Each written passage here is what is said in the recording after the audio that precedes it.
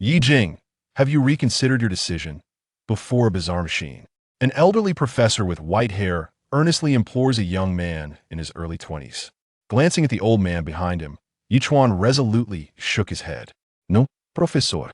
Entering the island is my only path forward. Besides, I am accustomed to being alone. Please do not pressure me any further.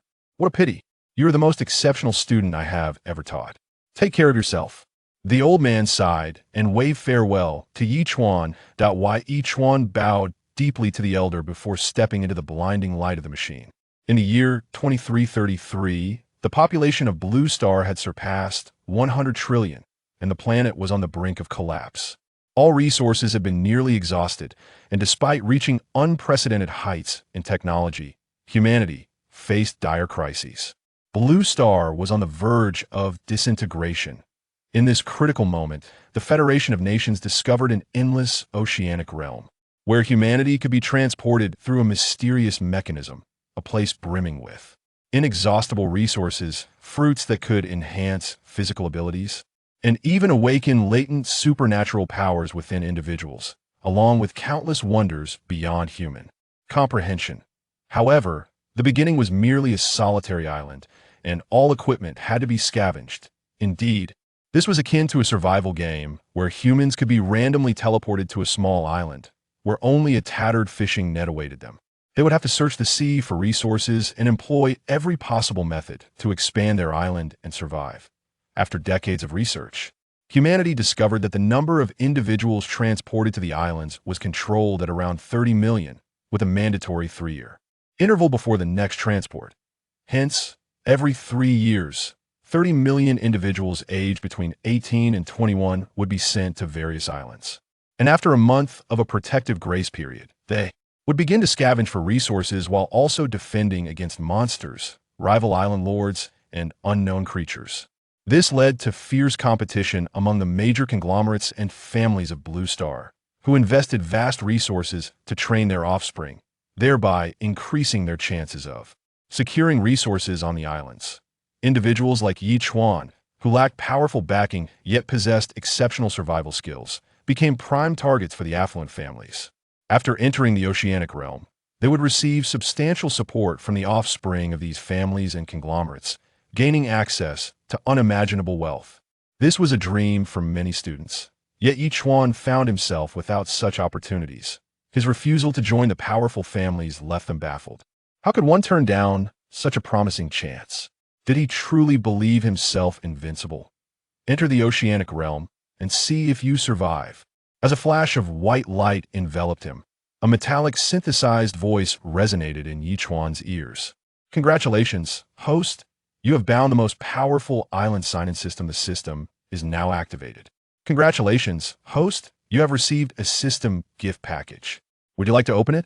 Open it. Yi Chuan replied without hesitation. The system gift package is opening. Please wait. Congratulations, host. You have obtained 1,000 island evolution points. Congratulations, host. You have acquired the coordinates for an evolvable island. You may select the coordinates to proceed. Select coordinates and proceed immediately. Yi Chuan exclaimed with excitement. The system is teleporting. Please wait. Indeed, this was Yi Chuan's reason for rejecting the influence of the powerful families, the strongest island sign-in system. With it, he could navigate the oceanic realm with remarkable success, whether it be assets in the tens, hundreds, or even thousands. Why should he be bound by those individuals? Moreover, by that time, money would become worthless. Resources would hold true value. Only a fool would agree to their terms.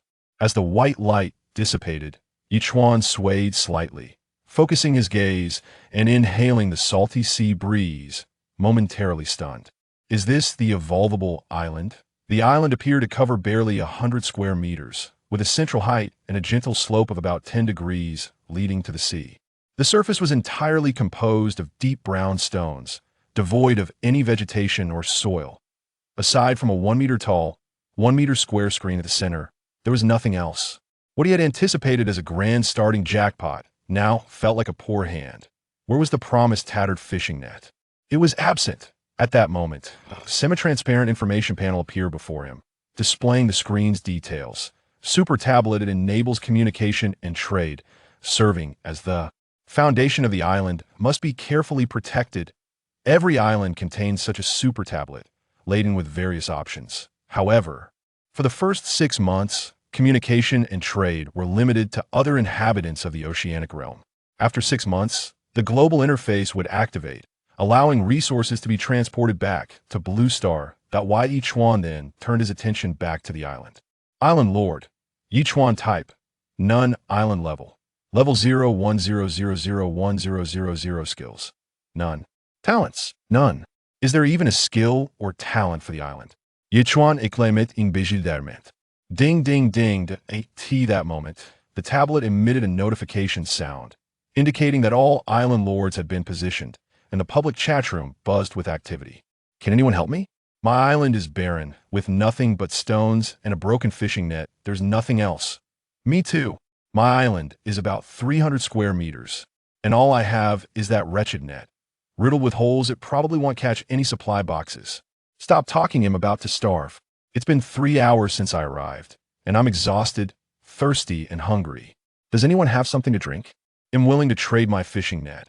Why do I feel like we spent 3 years learning survival skills that are utterly useless? Child, to strive to survive, dying on the island is a real death. As echoed in the chat room. This was no game, everything was genuine, with a death rate exceeding 80%. Out of 30 million, merely 100,000 might survive. Seeing the public chat room flooded with lamentations, Chuan promptly muted it and began to examine his island. Setting aside the matter of skills and talents, what did the island level signify? When a new player gift package was activated, the system had granted him 1,000 evolution points, which Chuan immediately allocated to the island level. In an instant, the island began to gradually expand. Although the change was subtle, it was perceptible to the naked eye. Within minutes, it grew from a mere few dozen square meters to over 300 square meters, and it continued to increase rapidly. It seemed that island level corresponded to evolution points. 1 evolution point equated to 1 square meter. The current 1,000 evolution points could elevate the island to 1,000 square meters splendid. While pondering this, Chuan caught sight of a 1 meter square wooden box floating on the nearby sea.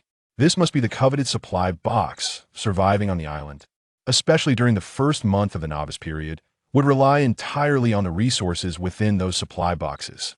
I wonder what treasures lie inside. Chuan rubbed his hands together in anticipation and promptly leaped into the sea with a splash. Chapter 2. The System Check-In. Is this a turtle?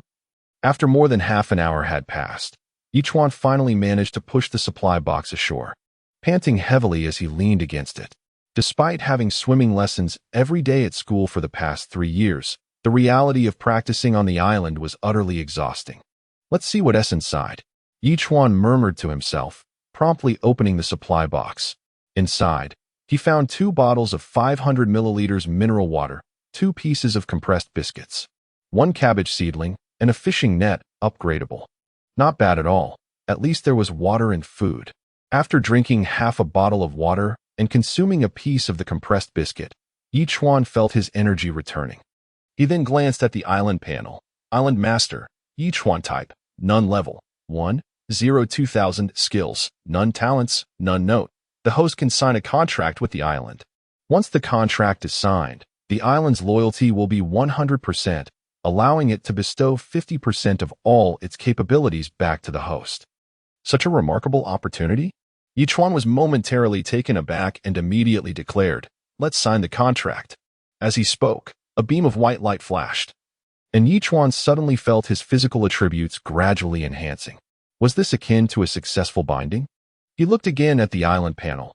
Island Master, Chuan type, sea turtle level, 1,02000 skills, none talents. Longevity. Staring at the panel before him, Chuan's emotions remained unsettled.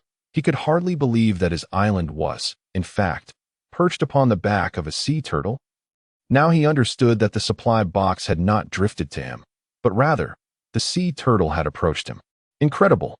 It dawned on Chuan why this island was named the Evolution Island and why it was deemed the strongest. Which other island could evolve and expand?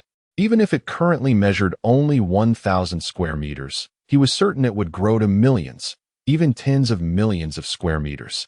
potentially surpassing the entire territory of the Great Chuan Nation. The system truly does not deceive me. Detection indicates the host has yet to check in. Would you like to check in? At that moment, the system's voice echoed once more. Check in.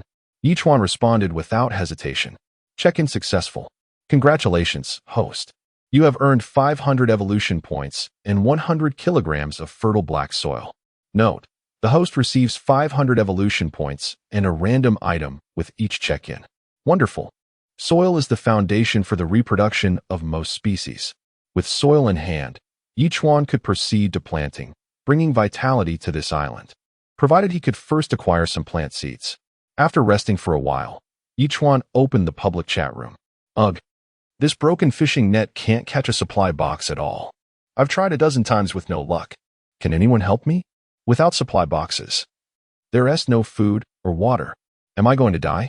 So frustrating. My island has no supply boxes nearby. Is my luck really that awful? Don't mention it. I did manage to open one supply box, but it contained only planks, metal scraps, and cloth pieces, no food at all. Hey bro, how did you get the supply box ashore? I'm begging for tips. Suddenly, a wave appeared before the island, and a turtle head, as large as a truck, gracefully swung around. The sounds of gurgling followed as a supply box and several sea fish weighing 4 to 5 pounds rolled toward Chuan. Wow, my turtle is truly an automatic harvesting machine. Chuan hadn't anticipated that the sea turtle could not only approach the supply boxes but also fish for them.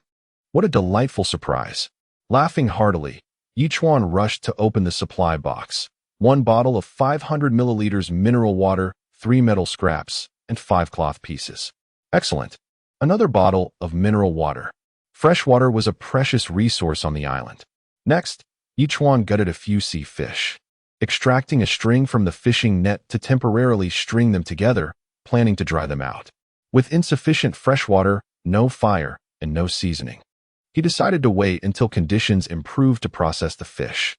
He spread all 100 kilograms of black soil on a flat area nearby and planted the cabbage seedling into the soil, pouring half a bottle of mineral water over it. Satisfied with his work, as he surveyed the tranquil sea, he found only his island in sight, which was somewhat comforting. After all, if there were other islands nearby, they might attack, given that all island masters were currently in a state of fear and madness, driven to do anything for survival. Brother Turtle, let us focus on searching for supply boxes. Chuan instructed the sea turtle, but he soon found himself in a dilemma. As night approached, he still had no place to rest, and a gentle sea breeze began to blow, bringing a slight chill, even in summer. However, with determination, he reasoned that there must be a solution. He quickly devised a plan to combine the 2 supply boxes to create a bed. Thus, the 2-meter-long, 1-meter-wide box could comfortably accommodate him. Though the wooden planks were rather hard, they were certainly preferable to sleeping on the ground. As night fell and stars filled the sky, Chuan checked the public chat room once more. I finally caught a supply box, but it only contained a bottle of water, and I'm still hungry. How can I sleep at night? I want to dig a cave in the mountain, but I have no tools. Am I going to freeze all night? If I catch a cold and fall ill, will we die without timely treatment? I've opened the trading panel. 10 metal scraps for 100 milliliters of mineral water. Is anyone willing to trade? Bro, what is the use of metal scraps? Only a fool would trade. Chuan quickly switched the public chat room to the trading panel, and indeed, hundreds of trade messages appeared, predominantly offering food and water. Chuan, still unsure of the significance of these items, chose not to engage. Exhausted from the day's endeavors, he crawled into the supply box and fell asleep. Detection indicates the host has yet to check in. Would you like to check in? The next morning, the system's cold mechanical voice awakened Chuan. He emerged from the supply box, stretched, and while massaging his stiff back, said, Check in. Check-in successful. Congratulations, host. You have earned 500 evolution points, a multifunctional toolbox, and a feather fragment. Note, 3 feather fragments can be exchanged for an angel feather, which may lead to unexpected occurrences upon use. Angel feather? Do angels truly exist in this world? Chuan chuckled and shook his head, then turned his attention to the multifunctional toolbox. Upon opening it, he found a hammer, an axe, a saw, Every small tool he could think of was included. Well, ha ha ha, it's as if the system knows my desires. Chuan laughed heartily, contemplating before picking up the saw and starting to work on the wooden box. While the supply box could shelter him from the elements, it was still just a box. Wouldn't it be more delightful to dismantle it and construct a wooden hut instead? However, after several minutes of sawing, he stepped back, stunned. Chapter 3: Fierce Battle with the Shark. In just a minute of sawing, the original supply box transformed into a pile of wooden planks and a dozen nails. Suddenly, information appeared. Wooden planks 10, nails 20. Interesting. Chuan chuckled. It seemed that a mere symbolic sawing could yield ready-made wooden planks and nails. Perhaps other items could be acquired with such ease as well. With this thought, Chuan repeated the process and received another 10 wooden planks and 20 nails. However, these materials appeared insufficient to construct a wooden house, did they? Is there a simple way to craft a wooden house? Chuan inquired. Since a mere symbolic sawing could provide materials, could the construction of a wooden house also be done symbolically? Simple wooden house. Blueprint 1, wooden planks 60, nails 140. Metal sheets 10. Did I still need a blueprint for the wooden house? Chuan was taken aback. Just then, the massive turtle head swung again, and several sea fish, along with another supply box, rolled onto the island. Fantastic. Chuan snapped his fingers and excitedly approached. What I wish for comes true. Opening the supply box revealed metal sheets 5, compressed biscuits 1, seawater purifier blueprint 1. A seawater purifier blueprint? Chuan's expression shifted as he quickly examined it. Required materials: seawater purifier blueprint 1, cloth 10, metal sheets 5. Note: the seawater purifier can convert 100 milliliters of seawater into 60 milliliters of fresh water per hour, with a maximum capacity of 2,000 milliliters, and is upgradable. Incredible! With this device, Woon and Appos, do I have an abundance of fresh water? Chuan laughed heartily. Now that he had enough metal sheets, he was still short 5 cloth pieces. Let us see if the turtle could fetch a few more supply boxes today. Perhaps luck would shine upon him, and he might acquire some cloth pieces. Observing the ordinary sea fish, Chuan, as he had done the previous day, proceeded to gut them and skewer them. With nothing pressing at the moment, Chuan opened the public chat room. Damn. I've been starving for 2 days and have yet to find a single supply box. Who can spare me something to eat? In 6 months, I'll be your loyal servant. I found 2 supply boxes containing metal sheets and some spear blueprint. What use is that to me? Damn it. I am the famous internet celebrity Blueberry Jam with 10 million followers. Just give me a bit of water, and I'll be your. Give it a rest. In this dire time, are we talking about internet romance? I'll trade 20 cloth pieces for 50 milliliters of water. Just then, several large bubbles suddenly erupted from the turtle's head. Chuan sprinted over to see a larger shadow in the sea attacking the turtle.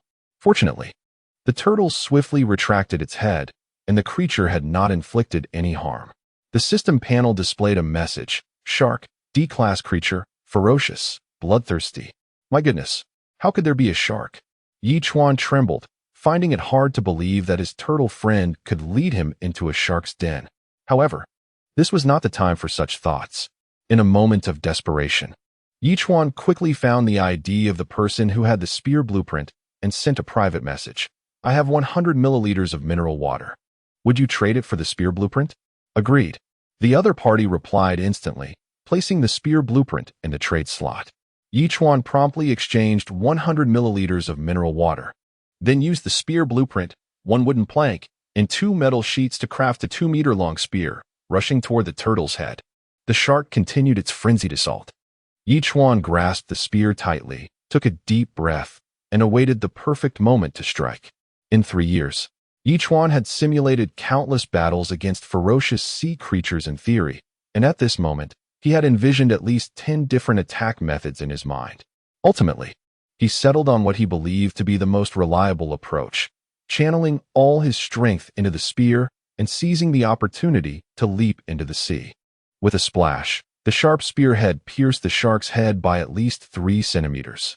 The shark, in pain, immediately swam away. Chuan firmly gripped the spear, planting his feet on the shark's back as he withdrew the spear, causing blood to spurt everywhere. The shark, in a desperate attempt swam forward but turned back after just a few dozen meters, intending to attack Chuan. This is bad. Chuan's expression changed dramatically. That strike hadn't killed it, but had instead enraged it. Clenching the spear tightly, Chuan held his breath as the shark opened its gaping maw, lunging toward him. With a forceful thrust, he drove the spear deep into its upper jaw, propelling it forward. As it neared collision with the turtle, Chuan summoned every ounce of strength, lifting the spear and thrusting it forward, managing to hoist the shark nearly a meter out of the water, its head crashing against the turtle's shell, rendering it motionless on the surface. Chuan withdrew the spear and laboriously crawled back onto the turtle's back, collapsing and gasping for air. Thankfully, he had harnessed half of the turtle's strength. Otherwise, he would have been utterly exhausted dealing with that shark. Suddenly, splashes erupted on the surface, and to his astonishment, 5 or 6 sharks were tearing at the unconscious shark's flesh, evidently drawn by the scent of blood. Chuan realized with a start that it must have been his own actions of discarding fish entrails into the sea that attracted the sharks. After all this, it turned out to be his own fault. Chuan couldn't help but laugh and cry at the same time. Congratulations, host. For your first kill of a D-class marine creature, you have received a lucky gift pack. Would you like to open it? The system's voice suddenly rang out, prompting Chuan to respond eagerly. Open it. Opening successful. Congratulations, host, for receiving fertile black soil 100 kilograms, special tree species 1, wooden house blueprint 1, lighter 1, usable 1,000 times. What a treasure. The lucky gift pack rewards are so generous. What wonders might the lucky mega pack yield? Chuan burst into joyous laughter. Most importantly, he had obtained the wooden house blueprint and a lighter, which surely meant he could prepare grilled fish. Wood is flammable. He could use the lighter to ignite the wood for cooking. Here, he had both wood and sea fish, which naturally carried a salty flavor, even without seasoning. It would be acceptable. System, besides being combustible, can wooden planks be crafted into fishing skewers? Chuan inquired. Wood, flammable material, each piece burns for 1 hour. Using a saw, one wooden piece can be crafted into 21 centimeter square sticks. Nice. Chuan snapped his fingers and immediately began the process. Skewering 2 fish and igniting the wooden planks with the lighter, squatting down to commence grilling. In just 20 minutes, a delicate aroma of grilled fish wafted through the island. Chapter 4. The Campus Belle survival on the island necessitates the art of barbecuing. My teacher does not deceive me. As I gazed at the perfectly grilled fish, crisp on the outside yet tender within, I found that despite the absence of seasoning, the subtle saltiness complemented the unique aroma of the wood, rendering it no less delightful than the grilled fish served in fine restaurants. It was simply splendid.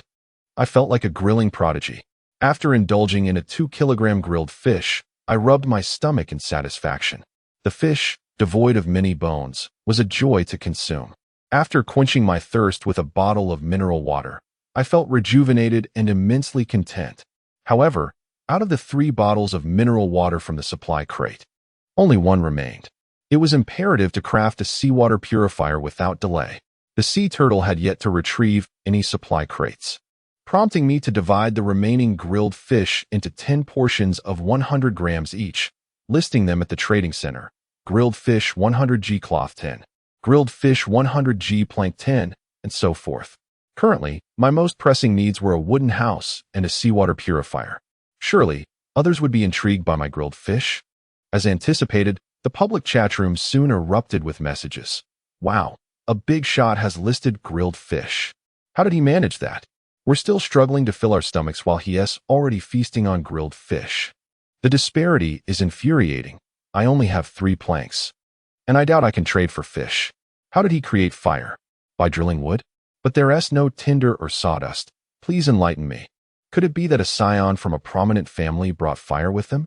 Is trading valuable food for useless planks and cloth a display of superiority? Enough. I have 10 planks. I must trade quickly. Amidst these messages, I heard the notification of a successful trade, accompanied by a flurry of private messages. Big shot. Could you spare me a fish? I'll follow you from now on. Brother, I'm the influencer Blueberry Jam with 10 million fans. Just give me some water, and I'll be yours.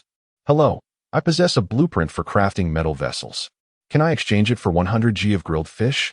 Big shot. How did you catch and grill the fish? Can you teach me? I promise to share half of my resources with you in the future. Among the numerous private messages, I noticed the one offering to exchange a blueprint for a metal vessel and promptly replied, sure.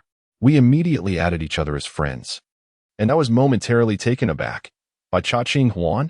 It seemed that the Campus Belle Lui, who consistently ranked just below me, had adopted this username.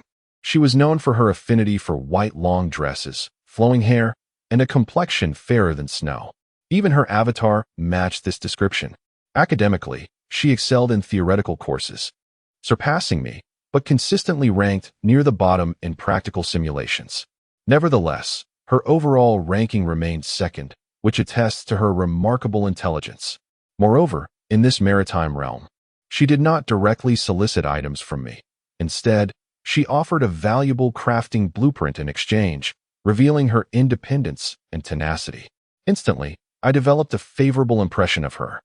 We proceeded with the trade, and I began to study the metal vessel blueprint, to which the system promptly provided an evaluation. Metal vessel blueprint, rare item, usable 3 times. Capable of producing various metal vessels according to the user's needs. I was astounded. Such a remarkable item. This metal vessel blueprint was worth far more than 100 g of fish, even exceeding 1000 g. After all, I currently lacked a large pot for boiling water and cooking, as well as a container for holding water. I promptly stated my intentions. I would like a pot with a 50-centimeter diameter and a stainless steel thermos that holds 10 liters. Pot, 50 cm diameter. Required materials, pot crafting blueprint, metal sheets 30. Stainless steel thermos, 10L. Required materials, thermos crafting blueprint, metal sheets 20, cloth 5. I currently possessed 6 metal sheets and 15 pieces of cloth, sufficient for crafting the seawater purifier. Without delay, I retrieved the crafting blueprints and created the seawater purifier. Then, I filled a container with 2,000 milliliters of seawater and placed an empty mineral water bottle at the freshwater outlet, patiently awaiting its filling. After grilling another fish, I listed it for trade. Grilled fish 100 g metal sheets 10. The public chatroom erupted once more. Oh my, is this the same big shot? He has listed grilled fish again. He just traded planks, and now he has trading metal sheets? The disparity is maddening. I was so hungry earlier that I had to eat my alligator skin shoes. Big shot, do you have any water? Can I trade you 5 metal sheets for 100 milliliters of mineral water? I miss my mom. At that moment, Lui sent another private message. Hello. Can I trade you 5 metal sheets for 50 milliliters of fresh water? I'm really parched. Sure, I replied without a second thought, accepting her request. In such an environment, a girl who maintained her composure and understood the concept of barter was already halfway to success. At least far superior to those who sought to take advantage without giving in return. We completed another transaction, after which Lui inquired. I feel like your username is familiar, and you always respond to me promptly. Do we know each other? Currently, I need metal sheets and planks, while I have enough food and fresh water for now, so I traded with you. I felt slightly guilty but responded nonetheless. I still have 5 planks. I'll give them to you. Upon hearing this, she immediately listed the planks in the trading section. Don't you know the purpose of these planks? I asked in confusion. I have no idea. It seems different from the theoretical knowledge we learned in school. My mind is still a bit foggy. Lui replied. If it weren't for my luck in finding 2 supply crates drifting just 5 meters from my island, I would still be empty-handed. The fishing net I had was utterly useless. I could relate to her sentiment. Although aware of the existence of supply crates, they usually contained food, tools, or seeds for crops and vegetables. Now, however, they yielded cloth, planks, and such. Without the system's assistance, I would surely be perplexed. It seemed the rules of the game had shifted. Can you cast a net? I inquired again. I grew up by the sea, so I picked up some knowledge through observation, Lui replied. Suddenly, amidst our conversation, the sound of splashing water caught my attention. The sea turtle had miraculously brought up 2 supply crates. I must go open the crates now, I exclaimed, rushing toward the supply crates and promptly opening both. Chapter 5. Grade A Fruit and Human Relationships.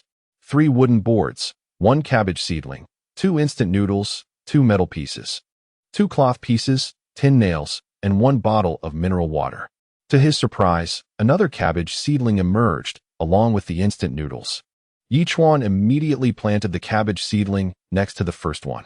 After a day, the seedling had grown significantly. The fertile black soil truly lived up to its reputation, as its growth rate was nearly 3 times faster than normal. Remarkable. Moreover, with 200 kilograms of fertile black soil at his disposal, any planting would yield exceptional results. It seemed he would soon be able to enjoy fresh cabbage. Turning to the trading panel, Chuan noticed that the first batch of fish had been entirely traded, and 6 pieces of roasted fish from the second batch had also been exchanged. Currently, he possessed 146 wooden boards, 110 nails, and 68 metal pieces. This meant he only needed 30 more nails to construct a wooden house. Consequently, Chuan roasted another fish, listing 3 portions, 100 g of roasted fish for 10 nails. Whether he could reside in a wooden house today depended on the success of the trade. Of course, if the trade failed, he could still manage a night in the 2 supply boxes he had yet to open. Chuan directly traded the remaining roasted fish to Lu Yi, but she did not respond. Perhaps she was busy scavenging for supply boxes. In his leisure, Chuan perused the trading panel. Most individuals were still exchanging goods for water and food, but he noticed a user named Cold Wind making several trades. 1 grade A pear for 10 wooden boards, cloth pieces for 10 wooden boards, and 1 peach tree seed for 20 nails. Could this person have obtained a crafting blueprint? Willing to trade away plant seeds and fruit? Chuan pondered in astonishment. After some thought, he exchanged 10 wooden boards for the grade A pear, as he had an abundance of boards but scarce fruit. System, what does grade A pear mean? After completing the trade, Chuan curiously inquired about the letters on the pear. The last time he killed a shark, the system indicated it was a D-grade creature. Why did these items have grades? As soon as Chuan posed the question, the system responded. Creatures are classified into 6 levels: D, C, B, A, S, and SS. Consuming grade A fruit can enhance physical constitution, prevent mild ailments, and alleviate fatigue. Upon receiving this explanation, Chuan promptly consumed the pear, feeling a warm surge rise from his abdomen, instantly dispelling the fatigue accumulated over the day, restoring him to peak condition. Moreover, upon splitting the pear's core, he discovered 2 seeds, grade A pear tree seeds. Planting these could yield a pear tree bearing delicious fruit. What a twofold gain! Chuan exclaimed joyfully. He immediately planted the 2 pear tree seeds in the corners of the prepared soil, pouring half a bottle of mineral water, and couldn't help but lick his lips. Although he had the soil, the greatest concern at this stage was rain. If it rained, soil erosion would occur, likely washing away much of the harder and fertile black soil. He needed to find a way to reinforce it, but alas, he had no stones, otherwise. Ding ding ding. Just as he was considering this, a notification pinged. Louis replied, "Wow, how could there be so many roasted fish? I can't accept such valuable items without any contribution," she continued, "but thank you for your kindness. It's all right.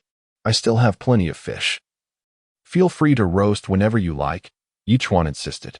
"You're a girl. Surviving alone on the island isn't easy." "How did you know I'm a girl?" Louis suddenly asked.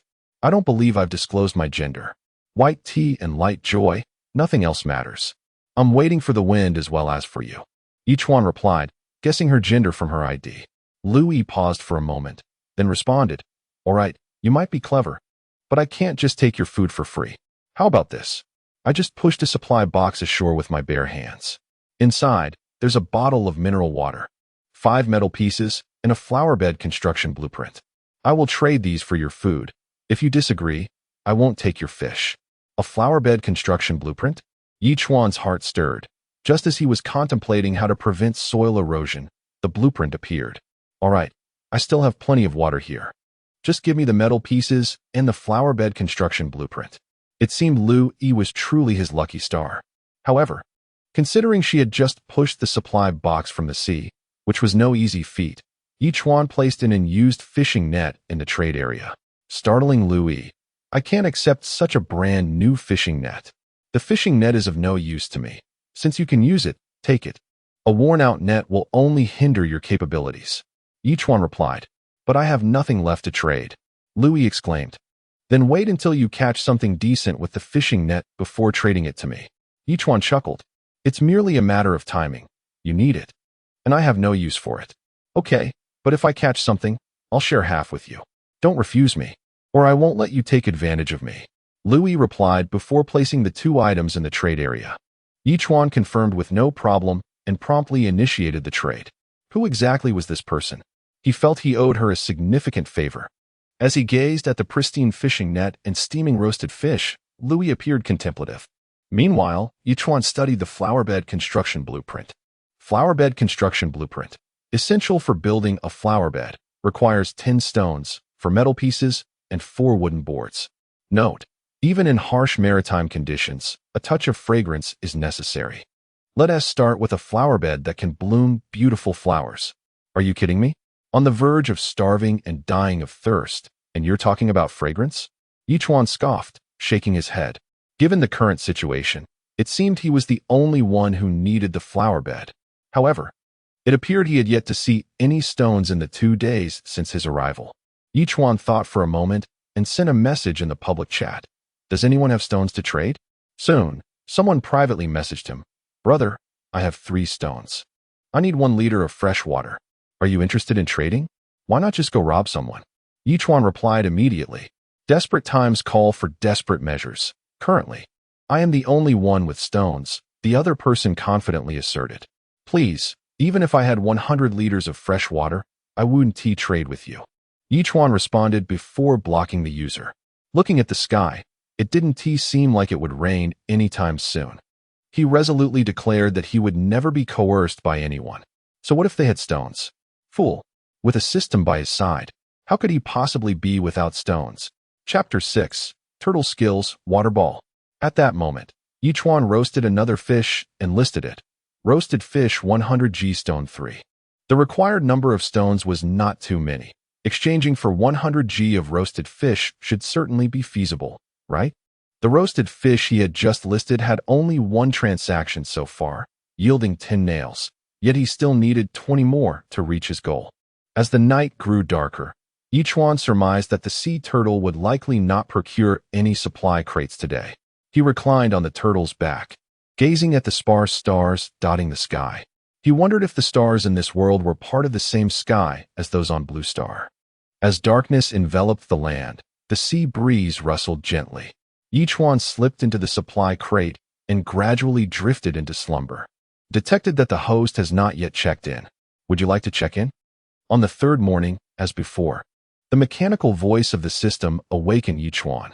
How swiftly time flies. It was already the 3rd day. Emerging from the supply crate, he performed some morning exercises while declaring, Check-in. Check-in successful. Congratulations, the host has received 500 evolution points, a double boost for 1 day, to be used. And 1 feather fragment. Note: 3 feather fragments can be exchanged for 1 angel feather, which will trigger unforeseen events upon use. A double boost? Chuan's expression shifted with intrigue. Does this mean that everything he acquires today will be doubled? Contemplating this, Chuan promptly exclaimed, Use double boost. As soon as the words left his mouth, he observed that the feather fragment transformed into 2, and his evolution points surged to 1,000. Wow, it truly is a double boost. This is fantastic. He chuckled. With the evolution points garnered from previous check-ins, the sea turtle now amassed 2,000 evolution points, allowing for another upgrade. Without hesitation, Chuan clicked to upgrade. In an instant, the island began to flourish once more. Chuan opened the island panel. Island Master. Chuan type. Sea turtle level. 203,000. Skill. Water ball. Beginner. Talent. Longevity water ball. Chuan's expression brightened, and he commanded, My turtle, let's see a water ball. With a swift shake of its head, the sea turtle tossed a supply crate onto the island, followed by 2 sea fish, before expelling a water sphere the size of a basketball toward the horizon. Bang! Moments later, the water sphere erupted into a spray of waves several dozen meters away. Incredible! Chuan exclaimed, slapping his thigh. Then he pondered. Since it could bestow half of its abilities upon him, Did that mean he had also acquired the water ball skill? With this thought, Chuan delved into practice. After more than half an hour, he finally conjured a water sphere, producing a small splash a few meters away. Although it was not perfect, it represented significant progress. How delightful. Ah, the feather fragments. Chuan snapped his fingers and retrieved 3 feather fragments. After examining them, he declared, "Exchange for angel feather. Angel feather exchanging, please wait." Angel feather exchange successful. Before him appeared a pristine white feather in the inventory. Angel feather, a 60 luck enhancement, likely to bring good fortune within 24 hours. Use. Chuan immediately activated the angel feather, hoping it might summon an angel, preferably a beautiful one. He mused with a chuckle. Oh, and my turtle has also retrieved a supply crate. Let's see what treasures await. With a beaming smile, Chuan opened the crate. Cloth 5, metal sheets 5, stones 2. Thanks to the double boost, each of these items had doubled in quantity. How exhilarating. The system's rewards were indeed generous. Stretching his arms with a satisfied grin, Chuan glanced at the trading panel. Only one transaction for stones had occurred, granting him 3 stones. With the double boost, that totaled 6 stones. And combined with the 4 stones from the supply crate, he had exactly 10 stones. What a joy. After dismantling all supply crates, the double boost had yielded 140 nails, 156 wooden planks, and 123 metal sheets. Holding back his excitement, Chuan approached the panel and announced, from this point, the northwest corner, commence the construction of a wooden house. With his words, a flurry of sounds echoed as the wooden house rapidly took shape. In just a matter of seconds, a 3-meter-tall, 5-meter-wide wooden house was established, and to Chuan's delight, it came with a 2-meter-long, 1.5-meter-wide wooden bed. This system is truly considerate. Now I need not fear the wind and rain. Next, Chuan promptly crafted a large pot and a stainless steel thermos. Then started a fire to boil the remaining bottled water and purified fresh water in the pot. All that was left was a cup or something similar. Chuan murmured, "Let's manufacture a cup using the metal utensil blueprint one last time." Cups, iron bowls, and other small items can be crafted without a blueprint. Soon, Chuan received a response. Such a wonderful surprise? His eyes gleamed as he expended 10 metal sheets to create a drinking cup, a stainless steel bowl for meals, and a pair of stainless steel chopsticks. Once completed, the pot's water came to a boil. Chuan used 500 milliliters of water to soak some instant noodles, pouring the remaining hot water into the thermos. Once, experts classified instant noodles as junk food, but at sea, they could rival gourmet delicacies, couldn't they? After inhaling the fragrant aroma of the noodles, he slurped up a bite, declaring, "Delicious, absolutely delightful." Before long, Chuan had consumed every last drop of broth and noodle. Patting his belly, he stepped out of the wooden house and surveyed his surroundings. He then decided to plant a flower bed 3 meters away at the 8 o'clock direction, mixing soil with 2 cabbage seeds and a pear tree seed. Notably, the first cabbage he planted had already sprouted a heart. With a few more days, he would be able to enjoy a delicious cabbage. After a busy morning, Chuan felt an overwhelming sense of satisfaction. Currently, it did not feel like a struggle for survival at sea. Rather, it resembled a vacation on the ocean. If the island masters who battled hunger were to witness this, they would likely be infuriated. Noticing that no further transactions had occurred for the listed roasted fish, Chuan decided to take 2 portions down for himself. Having had a hearty breakfast, 200 g of sea fish would suffice for lunch. He then engaged in a real-time chat in the public chat room. Just then, Lu Yi sent a message. "I have good news to share." "What good news?" Chuan replied immediately, adding a smiley face for good measure. Chapter 7. A Day Full of Harvest. In the recently obtained supply box, I discovered a bag of 500 grams of edible salt. Lu Yi exclaimed joyfully. "Now you can grill fish. With a sprinkle of salt, it should taste even better, right? Well done." Chuan's expression shifted, and he immediately praised Lu Yi. "This is edible salt, far superior to untreated sea salt." As she mentioned, although these seawater fish possess a hint of natural salinity, it is insufficient to replace the role of salt. Having edible salt is indeed a boon. At the very least, it can enhance our quality of life. By the way, please hand over all your current belongings to me.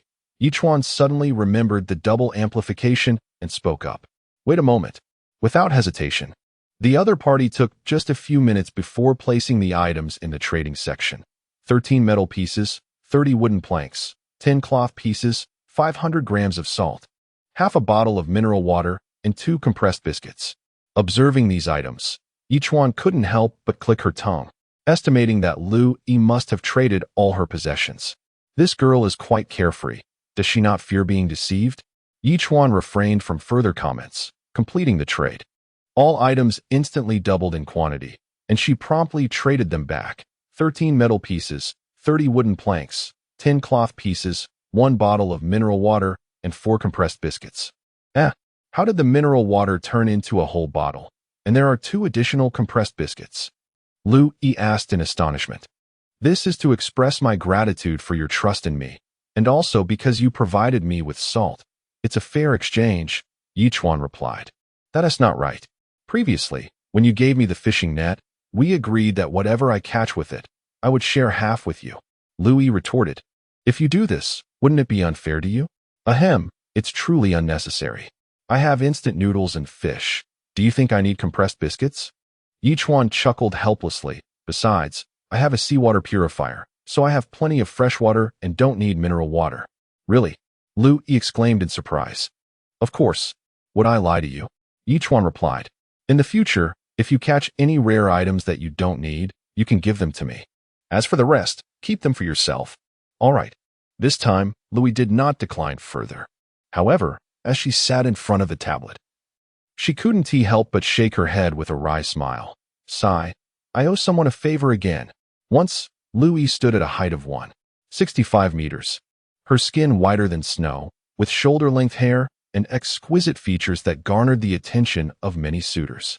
Yet, just 3 days on the island had taken a toll on her, causing her to lose weight and her skin to lose its previous luster. Fortunately, she still appeared relatively healthy. I must gather more supply boxes and strive to find more valuable items. Lu Yi clenched her small fist, rising to drag the fishing net in search of supply boxes. Meanwhile, Chuan gazed at a distant dark cloud approaching and couldn't help but sigh softly. It seems it's going to rain. As time passed, the chat room buzzed with activity once more. Oh my, a sea breeze has picked up here, and the clouds are ominous. It's terrifying. What should we do? Is it going to rain?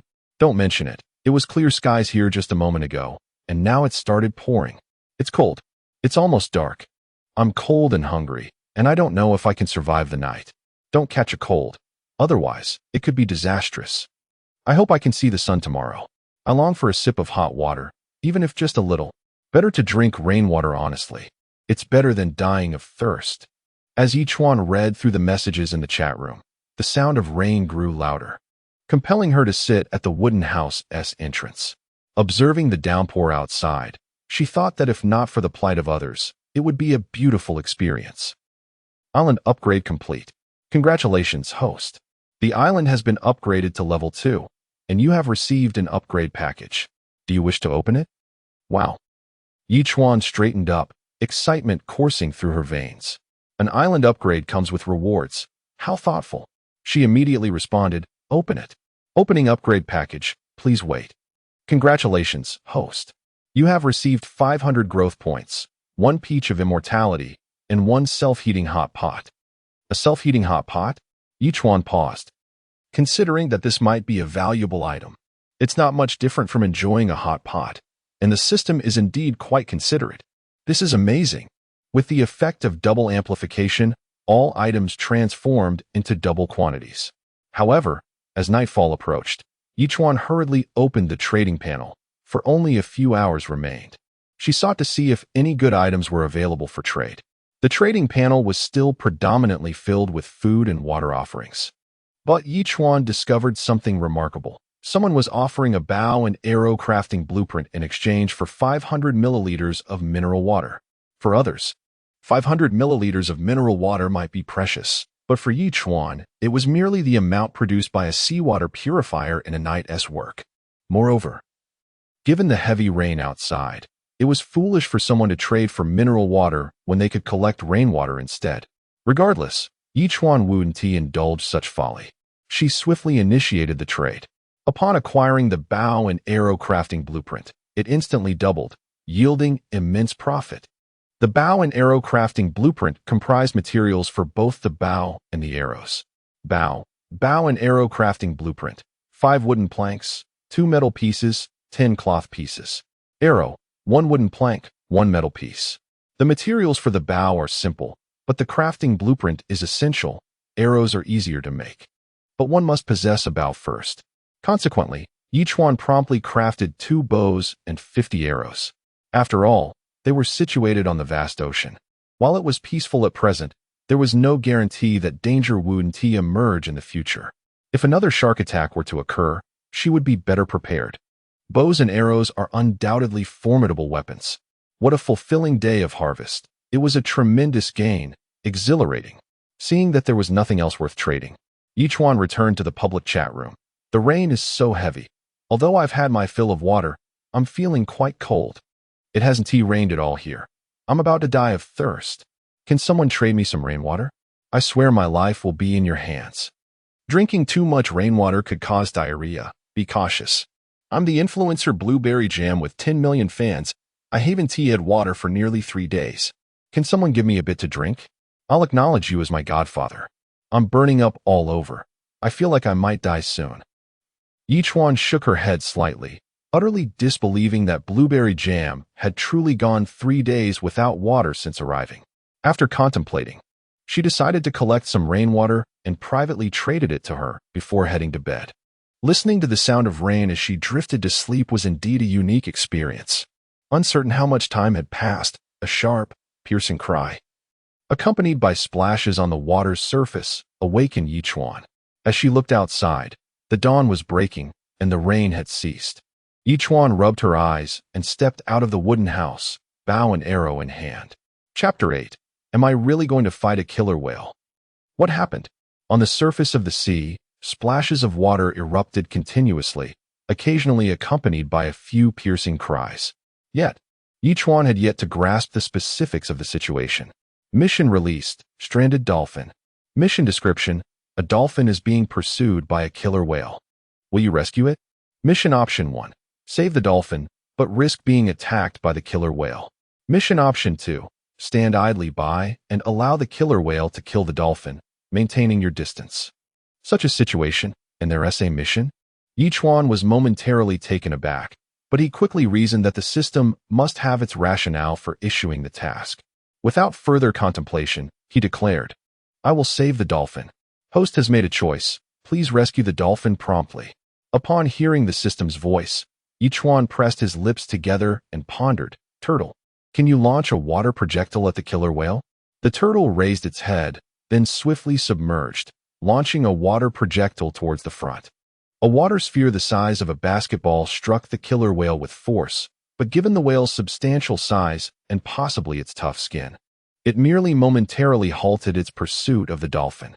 The dolphin, having spotted the turtle, immediately swam toward it. Chuan's expression shifted, and he swiftly drew back his bow, keenly observing the surface of the water. In the fleeting moment the dolphin passed, he released the bowstring.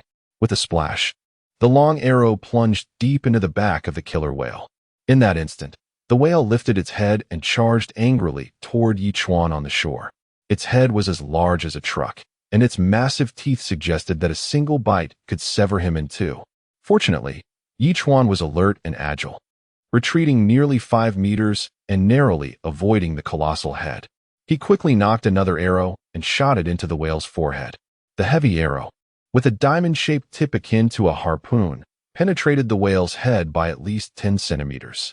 The killer whale howled in pain, twisting as it retreated into the water, only to whip its massive tail back toward Chuan as it submerged. Whoa! Chuan shouted, stumbling backward. Though he avoided the tail, the gust of wind sent him tumbling several meters before he regained his balance.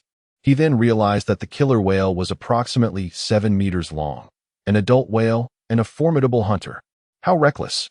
Chuan slapped his forehead, suddenly regretting his choice of mission 1. Had he simply chosen to ignore the situation, he would not have found himself in such peril. However, having committed to the mission, Chuan resolved to eliminate the killer whale and ensure the dolphin's safety. It was crucial to remember that adult killer whales possess intelligence comparable to that of a 14 or 15-year-old human. Having provoked it, if he failed to neutralize the threat, the whale could very well summon its companions for revenge, which would spell disaster. Thus, the killer whale must perish. That doggone system truly is a genius for assigning such a perilous task. If missions had ranks, this one would undoubtedly be classified as SS level. Chuan grumbled in frustration. Yet, the system offered no response, leaving only the half-risen sun in the east to accompany Chuan as he continued to fight. Taking a deep breath, Chuan stowed his bow and fashioned a spear. Although the bow and arrow were the most convenient means of attack, in this situation, a spear was the wiser choice. Should the killer whale close in, he would at least have a means of defense. The killer whale, with half of its head above water, gazed intently at Chuan. He could even perceive the malice in its eyes. However, moments later, it slowly sank beneath the surface and vanished. Has it left? Chuan immediately scanned the surroundings, unable to detect any trace of the whale. Surely it does not intend to overturn my turtle, does it? Does it possess the audacity to flip a creature weighing nearly 10,000 tons? After waiting for 6 or 7 minutes, Chuan felt the whale had abandoned its pursuit. Just as he began to lament, a sudden splash echoed as the killer whale leaped from the water, charging toward him with astonishing speed. Whoa! Chuan exclaimed in shock. He was still 5 or 6 meters from the shore, and the whale was willing to risk stranding itself just to reach him. In a split second, Chuan dropped to the ground, gripping the spear tightly. As the killer whale barreled toward him, he thrust the spear with all his might while rolling to the side. This series of actions flowed seamlessly, completed in under 5 seconds. Chuan could hardly believe he managed to execute so many movements in such a short span. Indeed, when pushed to the limit, one can achieve remarkable feats. If the killer whale could speak, it might well curse. Damn it. I may not be human, but you are certainly a dog. With a resounding thrust, the spear embedded itself deeply into the whale's abdomen. As it hit the ground, blood gushed forth, and the whale's tail whipped against the earth, causing it to roll over twice before plummeting back into the sea. Is it not dead? Chuan's eyes widened in astonishment. The surface of the water was now awash with blood, and more continued to flow forth. Logically, the killer whale should be in grave danger. I hope it does not attack again. Wait, with this much blood, it will likely attract sharks soon, won't it? Chuan furrowed his brow and called out, "Turtle, we must leave this place at once." As he spoke, Turtle Island began to drift slowly away. However, the turtle, having only reached level 2, could move at a mere 15 knots per hour. He could only hope to evade the approaching sharks. Is the mission still incomplete? After resting for a few minutes with no sign of the system's activity, Chuan muttered in confusion. Detected that the host has not yet checked in. Would you like to check in? At that moment, the system's voice chimed in, heralding the dawn. Check in. Chuan sighed and promptly responded. Check-in successful. Congratulations, host. You have received 500 evolution points, 100 kilograms of fertile black soil, and a lucky blind box 1.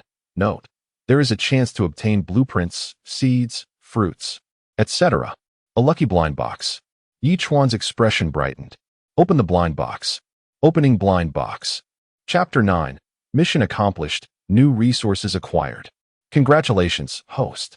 You have obtained an A-grade apple 1. An apple? Chuan's expression shifted, and to his delight, it was an effective A-grade 1. Splendid. Remarkably, he had acquired an A-grade apple, and the highlight was that consuming it would yield seeds. Chuan smiled broadly, noting that one apple could produce 1 or 2 seeds, enabling the harvest of fruit trees. This time, he refrained from hastily disturbing the fertile black soil, choosing instead to leave it in his inventory, for the soil he possessed was already sufficient. It appeared that, for the moment, there was no imminent danger.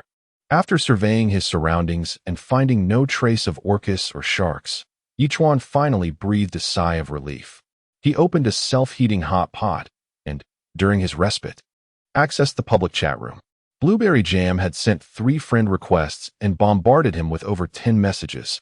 Brother, thank you for the water you gave me. I feel much better. Are you there? I have nothing here and don't know how to repay you. Could you please approve my friend request? I'll perform a striptease dance for you as a token of gratitude. How about that? Chuan was at a loss for words. It seemed this woman had become an internet sensation solely by skirting the edges of propriety. Ignoring her, he sent a message to Lu Yi. It rained all night yesterday. How are things now? After a prolonged silence, Chuan grew somewhat anxious, wondering if she was still asleep or out scavenging for supply crates. He decided to send her a bowl of instant noodles. Let me treat you to some noodles. Afterward, Chuan stretched lazily and began enjoying his self-heating hot pot. He could swear it was the most delectable hot pot he had ever tasted, complete with a few slices of bacon. Just as he was eating, Louis finally replied, I feel a bit feverish. I just woke up. Thank you for the noodles, but I can't accept them. They're too precious. Don't be polite. I'm currently indulging in a self-heating hot pot, and I'm not interested in noodles anymore. Chuan replied, adding, you might be catching a cold. Eat something warm to sweat it out. Otherwise, you're risking serious illness, and there are no medicines here. Do you plan on succumbing to your illness? She remained silent for over a minute before finally responding. Thank you. I'll give you all 3 supply crates I salvaged next, regardless of what essence side. They're yours. Silly woman. Chuan shook his head helplessly. After chatting for a while longer, Chuan exited the wooden cabin with his self-heating hot pot, gazing at the vast ocean as he ate. Meanwhile, hundreds of kilometers away on a small island, a robust man with a somewhat fierce appearance surveyed the timber and nails before him, a sinister grin spreading across his face as he declared, let the construction begin. In a matter of seconds, wooden planks and metal sheets rapidly assembled, and within moments, a 5-meter-long, 2-meter-wide wooden boat emerged beside the island. The man turned to glance back at the island, then climbed aboard the vessel, exclaiming, the island restricted my abilities. The ocean is my domain. From now on, everything in these waters belongs to me. He placed a gleaming dagger on the boat and began to row aimlessly toward other destinations. On another front, after more than 2 hours had passed, the turtle island had drifted approximately 30 nautical miles. Chuan suddenly heard sounds of a struggle and rushed to the shore to look out. He beheld a scene of a dozen sharks attacking a single orca, the very one he had previously driven away. This creature had swum 30 nautical miles, hiding beneath the turtle, and despite its grievous injuries, it was still alive, a true miracle. Perfect. I can sit back and watch the spectacle unfold. Chuan smirked, feeling a twinge of schadenfreude. Although orcas are inherently fierce and powerful, injured and facing off against a dozen sharks, it stood no chance. As time ticked by, the orca's strength and speed diminished by at least half within a matter of minutes, its body becoming a gruesome sight, torn and bloodied by the sharks. After letting out a pained cry, it finally sank slowly beneath the waves, leaving only a vast pool of crimson blood on the surface, surreal and haunting. Congratulations, host. Mission complete. Dolphin rescue successful. Congratulations, host. You have received a mission reward package. Would you like to open it? Splendid. Chuan responded eagerly. Opening package. Please wait. Congratulations, host. You have obtained the blueprint for a trash automatic recycling bin 1, dolphin friendliness 10, wooden planks 5, cloth 5, metal sheets 5, a trash automatic recycling bin. This is excellent. Chuan mused with a smile. Over the past 3 days, he had indeed accumulated some waste and had been vexed about where to dispose of it. Now, he had a place to discard trash, and it would be recycled automatically. How splendid. Without hesitation, Chuan examined the crafting blueprint.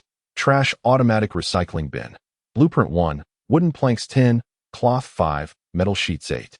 With all 4 materials at hand, he promptly proceeded to craft the bin. Soon, a trash bin approximately 1 meter high and 30 centimeters square was created, complete with a foot-operated lid. Chuan tidied up the accumulated waste and disposed of it all in the bin, instantly making the surroundings considerably cleaner. With some leisure time on his hands, he turned his attention to another reward, dolphin friendliness 10. What could dolphin friendliness be used for? As he pondered, a melodious sound reached his ears. The very dolphin that had been pursued by the orca had arrived beside the turtle, now poking its head out of the water. Nodding at Chuan. Chuan's expression brightened, and he approached the dolphin. The creature's body was predominantly silver, with vibrant colors in certain areas, making it exceptionally beautiful. Unable to resist, Chuan reached out and gently patted the dolphin's head. It immediately flipped over and swam back to him in a friendly manner. Chuan contemplated for a moment before tossing a fish into the water for the dolphin. To his astonishment, the dolphin leapt from the water, opening its mouth to swallow the fish. Instantly, a message appeared on the information panel: Dolphin Friendliness 5. Feeding the dolphin fish also increases its friendliness? Chuan mused, intrigued. He then asked, "System, what is the use of dolphin friendliness?" There was no response. The system seemed to be unresponsive. Not dwelling on it further, Chuan fed the dolphin a few more fish, and its friendliness increased from the initial 10 to 30. It was at this moment that the dolphin's information panel appeared. Chapter 10. Establishing a master-servant contract with the dolphin. Name: Dolphin Friendliness. 3100 level. None skills. None talents. None. Is it really this simple? All of it is nothing? Chuan asked, somewhat exasperated. However, aside from the dolphin circling him and letting out a few calls, there was no other response. Well, making a friend with a marine creature amidst the vast ocean is indeed a novel experience. Chuan shrugged lightly, allowing the dolphin to circle around him. He approached the turtle's head, observing the few fish it had just tossed up, along with a piece of wood measuring over 5 meters in length and 30 centimeters in diameter. He pondered, how peculiar. Where did this wood come from in the boundless sea? Immediately, the information about the wood appeared on the panel. Agarwood, weighing 100 pounds, resistant to moisture and insects. Promotes circulation and alleviates pain. Chuan's jaw dropped in astonishment. It turned out to be the precious agarwood renowned in the outside world. Unfortunately, this was the ocean world, where such items could hardly circulate. However, given that his wooden house was susceptible to dampness and pests, periodically igniting a piece of agarwood for fragrance could be a solution. Not dwelling on it further, Chuan stored it in the system's inventory and glanced at the private message from Louis on his tablet. I just fished out a supply crate. I've placed everything in the trading area. Please collect it. Items included 2 sausages, 5 wooden boards, 1 soap, 3 metal sheets. Chuan was taken aback. He had actually found sausages and soap. It seemed the supply crate contained a plethora of items, though he wondered when he would be able to retrieve a medical kit or something similar. After collecting everything, he split the soap in half and placed soap and 1 sausage in the trading area. Why are you trading back to me again? Didn't you say you would give it all to me? Louis replied, somewhat irritated. Yes, I received everything. I want to share these with you. Chuan responded. In this vast ocean, having someone to chat with and encourage each other was a delightful experience. You alleviated my loneliness. Sharing some items seems fair, doesn't it? Louis only replied with a string of ellipses. All right, just accept it, Chuan said, sending a laughing emoji. This time, Louis did not refuse again and accepted the items. Consider it a loan from me. I'll return it once I have more. Not a problem. Chuan agreed cheerfully. I won't chat for now. I need to rest a bit, and then go fish for more supply crates. Louis suddenly replied. The wind was quite strong last night, so more supply crates might drift by. I can't afford to miss them. Good luck. Chuan sent a message before switching to the public chat room. I discovered that by smashing a supply crate with a 100-pound stone, after 3 hits, it transforms into wooden boards and nails. Wow, really? I must try that. How bored must you be to think of smashing a supply crate with such a heavy stone? Are you that idle? I'm the internet celebrity Blueberry Jam with 10 million fans. I haven't eaten in 4 days. If anyone can provide me with food, I would be yours. Blueberry Jam, you're still alive? Even Chuan was astonished. A person could die of thirst after 3 days without water and starve after 7 days without food. He had given Blueberry Jam some rainwater yesterday. She had managed to survive, but she must be painfully hungry now. Chuan found it hard to comprehend how this woman, seemingly devoid of survival skills, could afford to play a survival game in the ocean. Even young adults aged 18 to 21 could apply to be exempt, and someone like her, a major internet personality, could easily pay to avoid such challenges. He couldn't fathom it, but Chuan chose not to dwell on her decisions. Everyone had their choices, but ultimately, survival depended on their own abilities. Time flew, and soon it was noon. Chuan took a bite of a peach, and an explosion of fragrance filled his mouth. Sweet beyond measure, even as juice dribbled down his chin, which he quickly wiped back into his mouth. Chuan could hardly believe that such a delicious peach existed in this world. As the flesh slipped down his throat, a gentle warmth spread throughout his body, akin to a refreshing spa followed by a sauna, a sensation he had never experienced before. The day's fatigue vanished without a trace. Blissful. Before long, he was left with only a peach pit, and the information panel displayed, Peach Pit A Grade 1, with a chance to grow into a peach tree that bears delicious fruit. Another A-grade seed, though the peach did not display a level. Judging by the exquisite taste he had just savored, it was likely at least a B-grade. Trusting that this A-grade seed would soon flourish into a peach tree, Chuan thought to plant the pit a meter away from the pear tree seed, watering it with some purified fresh water, glancing at the cabbage nearby, smiling contentedly.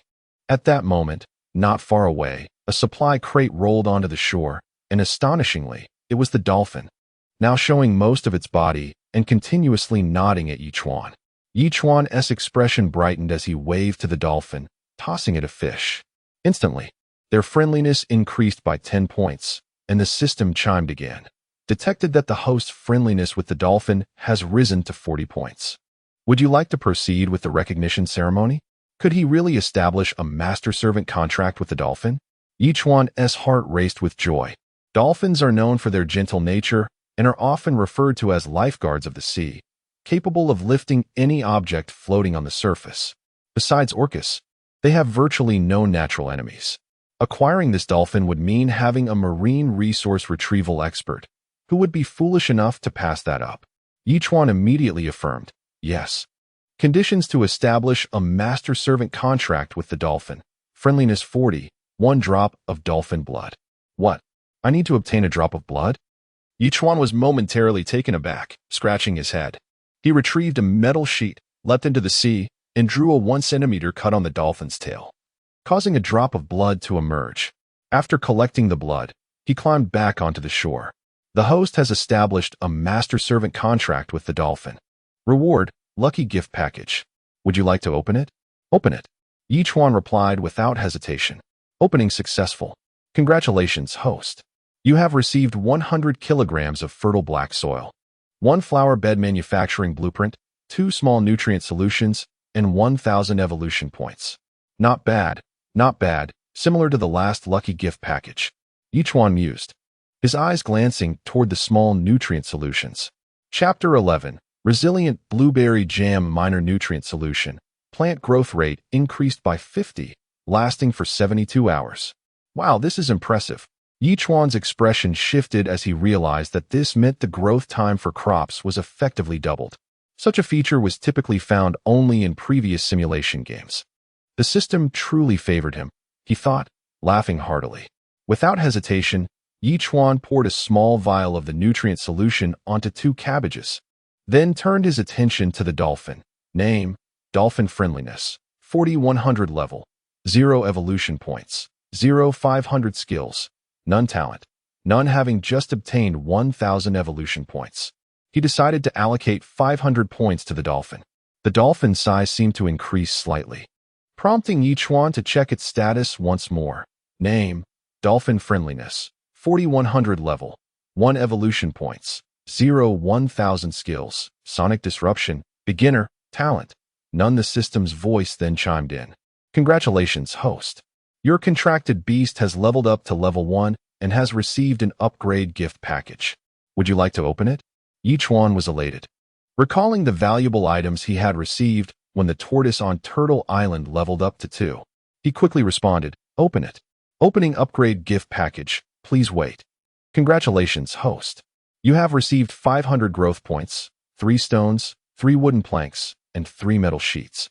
Perhaps due to the dolphin's low weight and influence, Chuan found the rewards underwhelming. However, with 1,500 evolution points accumulated, he would soon be able to level up again after 3 more sign-ins. Chuan shifted his focus to the dolphin's skill, pondering, what is Sonic Disruption? Sonic Disruption can launch soundwave attacks within a 20-meter radius, disrupting the actions of all entities. Came the response. That is quite a useful skill. Chuan nodded in approval, albeit puzzled as to why he hadn't received any feedback from it. Was it due to insufficient friendliness? Observing the dolphin swim in the ocean, he commanded, "Dolphin, learn from your brother the tortoise and try to salvage more resource boxes." It was unclear if the little creature understood him, but the dolphin swiftly swam away. Now that he possessed the blueprint for a flower bed, it was time to consider planting that special seed. After all, it had been sitting in his inventory since he acquired it. And who knew what surprises awaited if he planted it? Chuan roasted 2 sea fish, of course without salt, since they were not for him. Those famished creatures might even eat them raw. Once they were nearly cooked, he set them up for trade. 200 g of roasted fish, 3 stones. He listed 5 portions. Igniting the public chat once more. Wow, the big shot has listed roasted fish again. Each time at least 1 kilogram. How extravagant. How does he manage this? Why can't I catch any sea fish? I used to loathe fish, but now I wish I could eat one. Alas, I lack stones, sob sob. Is this world truly fair? Others feast on sea fish while I starve. Comparing oneself to others is disheartening. At that moment, a private message arrived. Brother, I am Blueberry Jam. I have 2 stones. Can I trade for a portion of roasted fish? Curious, Chuan replied. Haven't you been unable to salvage any resource boxes? How do you have stones?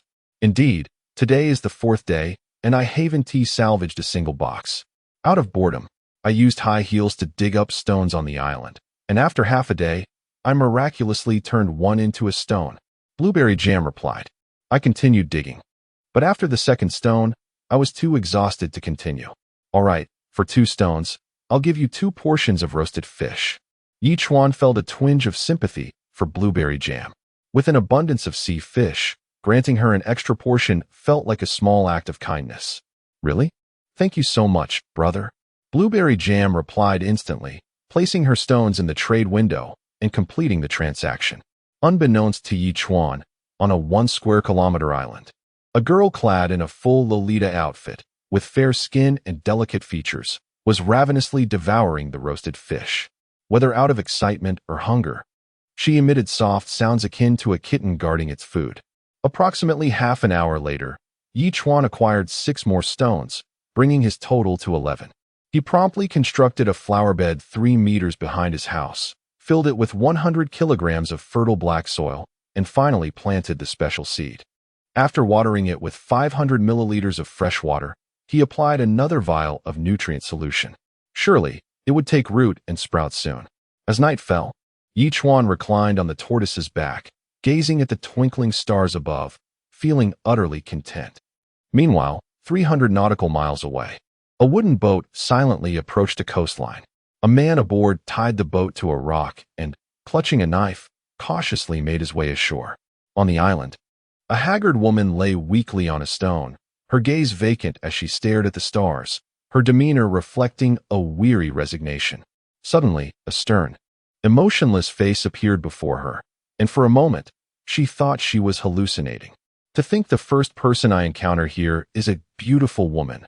What a fortune. The man smirked, his voice low. Realizing this was no illusion, the woman jolted in surprise and attempted to flee, only to be pinned down by the man.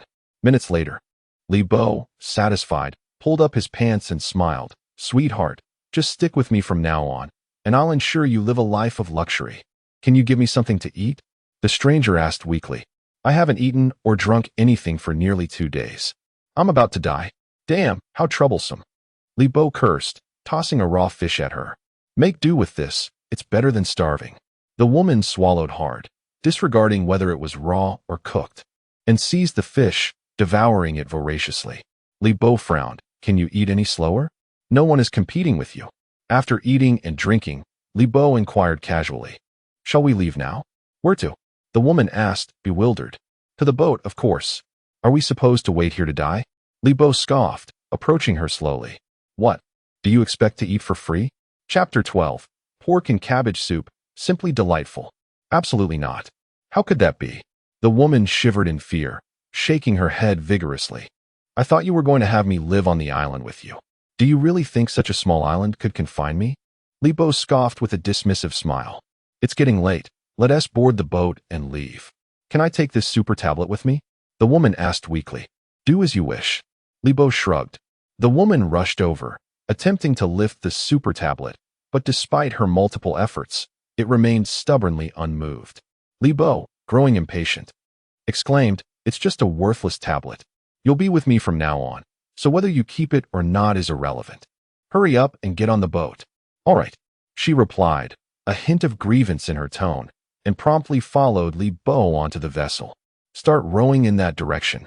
Li Bo handed her a paddle, speaking in a calm manner. "I'm rowing? What will you be doing?" she asked, taken aback. "Good heavens, I took you in. And now you eat and drink my provisions. Yet you have the audacity to complain about helping me row." Li Bo glared at her. "Even a dog knows to bring me a bone. Do you expect to mooch off me without contributing? I never said I wouldn't help. I'll row," she said, feeling a bit wronged as she took the paddle and began to row in the indicated direction. As time flowed by, Chuan suddenly jolted awake, his eyes snapping open. He had been gazing at the stars the previous night and unwittingly drifted into slumber, managing to sleep until dawn. It was quite remarkable, fortunately. His body had benefited from the sea turtle's essence and the consumption of pear and peach. Had his physique not improved significantly, he might have caught a chill. Detected that the host has not yet checked in. Would you like to check in? The system's voice chimed. Check in. Chuan responded with a smile. Check-in successful. Congratulations, host. You have received 500 evolution points, 2 cans of pork, and 1 feather fragment. Note: collect 3 feather fragments to exchange for an angel feather, which may lead to unexpected occurrences. Pork cans. Chuan exclaimed with excitement. Currently, he was in dire need of meat, and to receive 2 cans all at once was a delightful surprise. He recalled the angel feather. It seemed over 24 hours had passed without any fortunate events occurring. Surely, signing a master-servant contract with a dolphin could not be considered lucky? The issue was that he had undertaken the perilous task of slaying an orca to earn that dolphin. Damn it, this system is a scam. Chuan cursed angrily. Yet, the system remained silent, as if it had malfunctioned again. Damn, Chuan muttered again. The system appeared too capricious, selectively responding to his queries, leaving him utterly speechless. Then, he turned his gaze back to the cans of pork, contemplating a dish of stir-fried cabbage and pork, as he had a mature cabbage ready for harvest. After a moment of thought, he decided to pull out a large cabbage, fashion a makeshift knife from a blade, chop the cabbage, open the pork can, and pour its contents into the pot along with 2,000 milliliters of fresh water to start cooking. This way, not only could he enjoy a hearty meal of cabbage and pork, but he could also sell the broth in multiple portions for a handsome profit. Truly a win-win situation. In just over 10 minutes, the cabbage began to emit a tantalizing aroma. One could not deny the exquisite flavor of cabbage grown in fertile black soil. Just the scent alone was mouth-watering, enhanced by the fragrant pork. It was simply delectable. After a full 20 minutes, Chuan could no longer contain his impatience and ladled a spoonful of soup, exclaiming, its color, aroma, and flavor were all perfect. Chuan could swear this was the best vegetable soup he had ever tasted.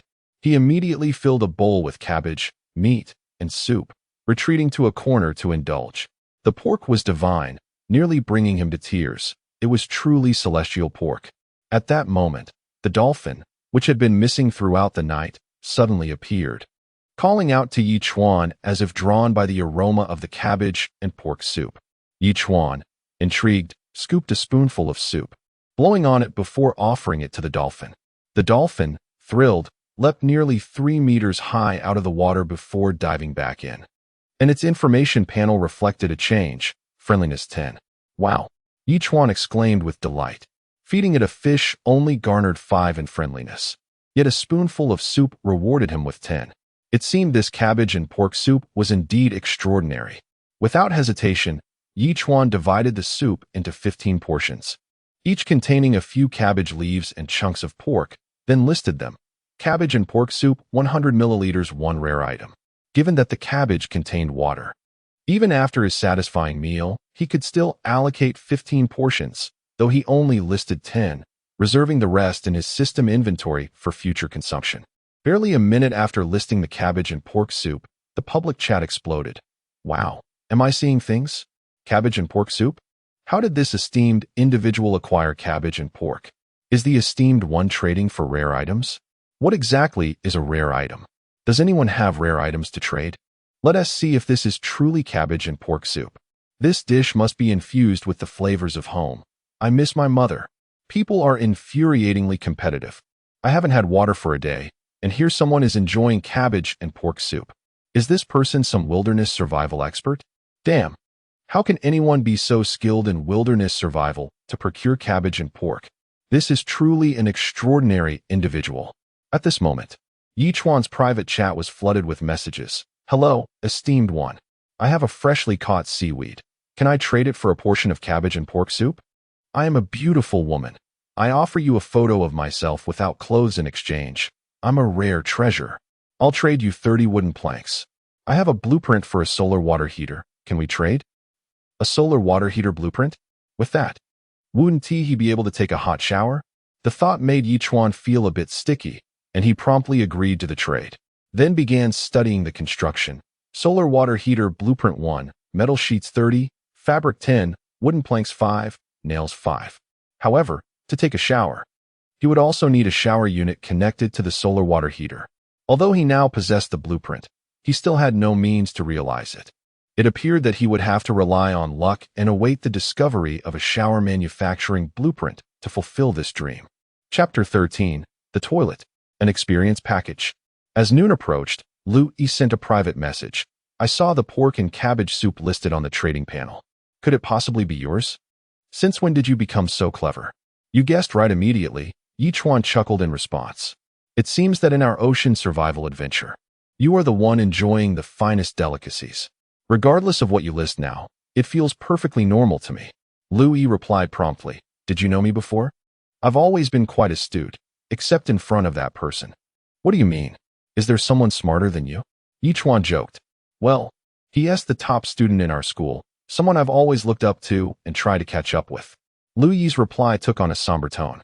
I heard he declined our teacher's offer to join a conglomerate and walked into the teleporter alone. I wonder how he is doing now. Why are you so concerned about him? Chuan asked, somewhat taken aback. If he is that capable, he must be thriving. I'm not sure. Since he is ranked first overall, he can't be doing poorly. I've just been trying to find his ID. But I haven't seen it in any public chat rooms or the trading interface. Do you know his online name? Chuan was startled again. Upon entering the ocean world, everyone could change their ID to their real name or an online alias. Chuan had chosen a new name, 13, which was simply his surname with the character for mouth removed and his surname reversed. Few, like Lu Yi, used their original names. Chuan suspected this was indeed Lu Yi, partly because of the matching online name and also because, behind the characters for white tea, clear joy, there was a unique little black dot, a distinctive mark. How could there be such a coincidence in the world? A classmate once shared his number with me. I mustered the courage to add him several times, but I ultimately didn't. Lu Yi sent a resigned expression, then quickly shifted the topic. By the way, I found a supply box this morning. Should I trade it with you? No, don't open the supply box just yet. Wait until I tell you to. Chuan quickly interjected. Since there was an opportunity to trigger a double amplification, there would surely be more in the future. Currently, he lacked nothing much and planned to wait for another double amplification before opening it. Wouldn't that yield double the results for half the effort? Sorry, I've already opened it. 3 wooden planks, 1 sausage, and 1 bottle of mineral water. Lu Yi replied after a few seconds. Well, it's done now. Just remember not to open the rest for a while. Chuan felt a tinge of regret, but said nothing further. He placed a portion of pork and cabbage soup in the trading area. What are you doing? Lu Yi immediately protested. Brother, you've helped me too much already. Are you planning to make me indebted to you? You can choose to repay my kindness when you find resources in the future. Chuan replied. Or you can join me when I form my fleet. A sailing fleet? Ha ha. I guess I'll oblige for now. This time, Lu Yi didn't hesitate and quickly accepted the trade. In the ocean world, when the global trading page opened 6 months later, families could freely enter the island lord's territory, making it easy to assemble a fleet. Lu Yi had long intended to join Chuan's ranks. In fact, after Lu Yi learned of Chuan's rejection of the professor's enticement, she also turned down external assistance. Despite her practical simulation course being among the lowest, she was determined to compete with Chuan. Even now, her resolve remained unshaken. Of course, Chuan was unaware of this. He was busy grilling 2 fish with the leftover instant noodle seasoning, sharing one with the dolphin. Afterward, he piled up the 3 supply boxes he had just caught from the dolphin and turtle before turning his attention back to his private messages. Do you want to trade for the toilet manufacturing blueprint? After sifting through several private messages, Chuan noticed this one. The toilet, indeed, was one of the indispensable tools on the island. After all, everyone has urgent needs. Chuan wasn't sure about others, but he certainly needed to eat daily. Yesterday afternoon, he had no choice but to relieve himself on a wooden plank and cast it into the sea. Although he knew it was extremely unsanitary, it was certainly better than dealing with it on the island, where the odor lingered for ages. Immediately, Chuan clicked on the trade and acquired the toilet manufacturing blueprint. Toilet manufacturing blueprint, essential for crafting an automatic intelligent flushing toilet. To craft the toilet, the requirements were 1 toilet manufacturing blueprint, 20 wooden planks, 5 metal sheets, and 5 cloth pieces. Currently, he had enough wooden planks and metal sheets, but he lacked cloth entirely. After some thought, Chuan quickly grilled another fish and listed it, grilled fish 200g cloth pieces 3. Then, he resumed checking his private messages. After filtering through several more, one new message caught his attention. Big shot. I have an experience package here. I wonder what it's worth. Could I exchange it for a portion of your pork and cabbage soup? Damn, this experience package. Others may not know its value, but surely I do. My turtle and dolphin desperately need it. After contemplating, Chuan replied, I'm not sure what this experience package does. It may not be a rare item, but I can trade for it to study its effects. Would you agree to 200g of grilled fish? Big shot. I've worked hard for this. Isn't 200g of grilled fish too little? The other party replied instantly. Fine, my maximum concession is 400g of grilled fish. If you agree, we can complete the trade. If not, then so be it. Chuan responded again. This time, there was a pause of nearly a minute before the reply came. All right then. Let us go with your offer, 400g of grilled fish. The other party promptly placed the experience package in the trading area, but Chuan intentionally left them waiting for several seconds before listing his fish. Eventually, the trade was completed, and Chuan let out a long sigh of relief. Fortunately, food was still relatively scarce, and many were hungry. Otherwise, if the other party had been stubborn and refused to trade, it would have been quite troublesome. Especially since the pork and cabbage soup was also difficult to obtain. What a relief. Once Chuan received the experience package, he burst into laughter and immediately clicked the button to open it. In an instant, the experience package transformed into 2,000 experience points. Wow, this is exhilarating. Seeing this, Chuan laughed heartily. With these 2,000 experience points, not only could he level up his turtle, expanding the island's scale, but he could also elevate his dolphin to level 2. I am truly a fortunate little master. Chapter 14. The Gratitude of 2 Women. At this moment, Chuan allocated 3,000 evolution points to the sea turtle. As the island gradually expanded, he opened the information panel of the island. Island Master. Chuan type. Sea turtle level. 3,04000. Skill. Water bomb. Novice. Talent. Longevity with this upgrade. The island's area would increase by another 1,000 square meters. However, neither skills nor talents had improved for the time being, likely requiring a level up to 4 for any changes. Seizing the opportunity while the island was growing, Chuan invested the remaining 1,000 evolution points into the dolphin. The dolphin's size increased slightly, prompting Chuan to check its panel. Name: Dolphin Friendliness, 50-100 level, 2 evolution points, 0-1500 skill, Sonic Disruption, Novice, Talent, Deep Dive, 200 meters, upon reaching level 2. The dolphin acquired the talent for deep diving, allowing it to plunge as deep as 200 meters. As its level increased, its diving depth would undoubtedly expand. It is well known that many resources lie on the ocean floor, and in the future, the island master would need to either craft submarines or tame large marine creatures to assist in resource exploration. the dolphin Yi Chuan had obtained would undoubtedly prove invaluable in the quest for underwater treasures. Congratulations, the dolphin has completed its upgrade, and the contract beast has ascended to level 2, gaining an upgrade gift pack. Would you like to open it? The system's voice chimed in. Open. Yi Chuan replied without hesitation. Opening upgrade gift pack. Please wait. Congratulations, you have received 500 growth points, 10 wooden planks, 10 pieces of cloth, and 1 small nutrient solution. Not bad. Yi Chuan nodded slightly, pouring half of the small nutrient solution into the pear tree seed and the other half into the peach seed. He then turned to the flower bed behind the house. Nourished by the small nutrient solution, the special tree species had sprouted a tender shoot overnight, and he believed it would grow taller soon. Delightful. Yi Chuan was quite eager about this special tree species, wondering what it would ultimately yield. Perhaps the legendary tree of life? After admiring the island, Yi Chuan approached the super panel, noting several private messages, though none contained any rare items. The best offer was 2 strawberry seeds from a girl. After some consideration, he decided to trade, planting the strawberry seeds as well. Having successfully traded 3 portions of grilled fish for 9 pieces of cloth, Yi Chuan promptly manufactured a fully automatic intelligent flushing toilet, creating a 2-meter square partition in the wooden house to accommodate it. He had amassed quite a collection of supplies, and after studying the toilet's manual, Yi Chuan sat down, enjoying the experience. Afterward, he was pleasantly surprised to find it even provided a spray feature, saving him from needing toilet paper. Bliss. As for where the waste went, he didn't concern himself too much. As long as his home remained fresh, he was indifferent. Evening soon arrived, and together, the sea turtle and the dolphin had retrieved 5 more supply crates, bringing Yi Chuan's total to 8, which he stacked together before starting to prepare fish soup. The evening sea breeze was rather brisk, and sipping fish soup was simply delightful. As the rich aroma of fish wafted through the air, the super panel's notification sounded again.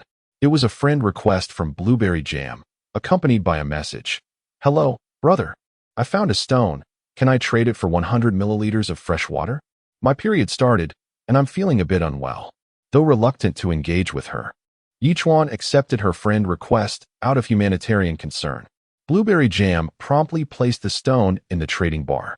Initially, Yi Chuan intended to offer her 100 milliliters of mineral water, but after a moment's thought, he decided to scoop a bowl of fish soup and trade half a fish instead. Minutes passed before Blueberry Jam sent a shocked expression. Oh my, you actually have fish soup? What's the matter? Not interested? Yi Chuan immediately replied. If you don't want to trade, then let us cancel it. No. I just can't believe it, Blueberry Jam quickly responded. I haven't had fish soup in ages. Just smelling it makes me feel so touched. You are too kind. I truly don't know how to repay you. Repayment isn't necessary. You traded for it with the stone, Yi Chuan replied. But I have always been curious. How does a million-follower female internet celebrity like you end up seeking survival in the ocean? At this, the other party hesitated. Oh, it's nothing. Just curiosity. You don't have to answer, Yi Chuan noted, choosing not to press further. Meanwhile, Lu Yi sent a private message. I just spotted a ship floating in the distance. I wonder if there's anyone aboard. What? A ship? Yi Chuan was taken aback. Is it truly possible that someone has already constructed a ship and is sailing around? Indeed, it's definitely a ship. Lu Yi confirmed. I'm not sure if they've noticed my island or if they will come looking for trouble.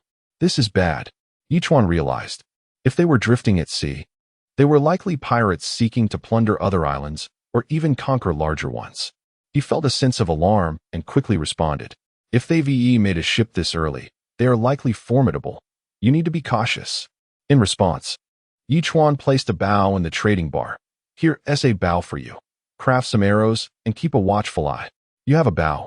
Lu Yi exclaimed in disbelief at the trading bar. My goodness, you are incredibly strong. Just a stroke of luck? I managed to acquire the bow and arrow crafting blueprint. Yi Chuan replied. I made 2. Keeping one for myself is sufficient. You take this one for self-defense. But this concerns our lives. Lu Yi protested. Yi Chuan swiftly countered. Take it. Just accept it. Don't forget you are the first soldier of my fleet. Keep me informed of any developments. All right. I want to be polite then. Lu Yi replied. Realizing there was no room for further discussion, she accepted the trade and began crafting arrows. Meanwhile, several nautical miles away from Lu Yi's island, Li Bo had already taken notice of Lu Yi's island, though he kept his distance. This puzzled the girl accompanying him. "Brother, why don't we go over? Do you know what kind of people are on that island and how strong they are?" Li Bo replied impatiently. "Let us wait until nightfall." "Okay." The girl nodded eagerly. As darkness approached, she suggested, "Shall we?" Observing the sun dipping below the horizon, Li Bo smirked and turned to the girl. Chapter 15.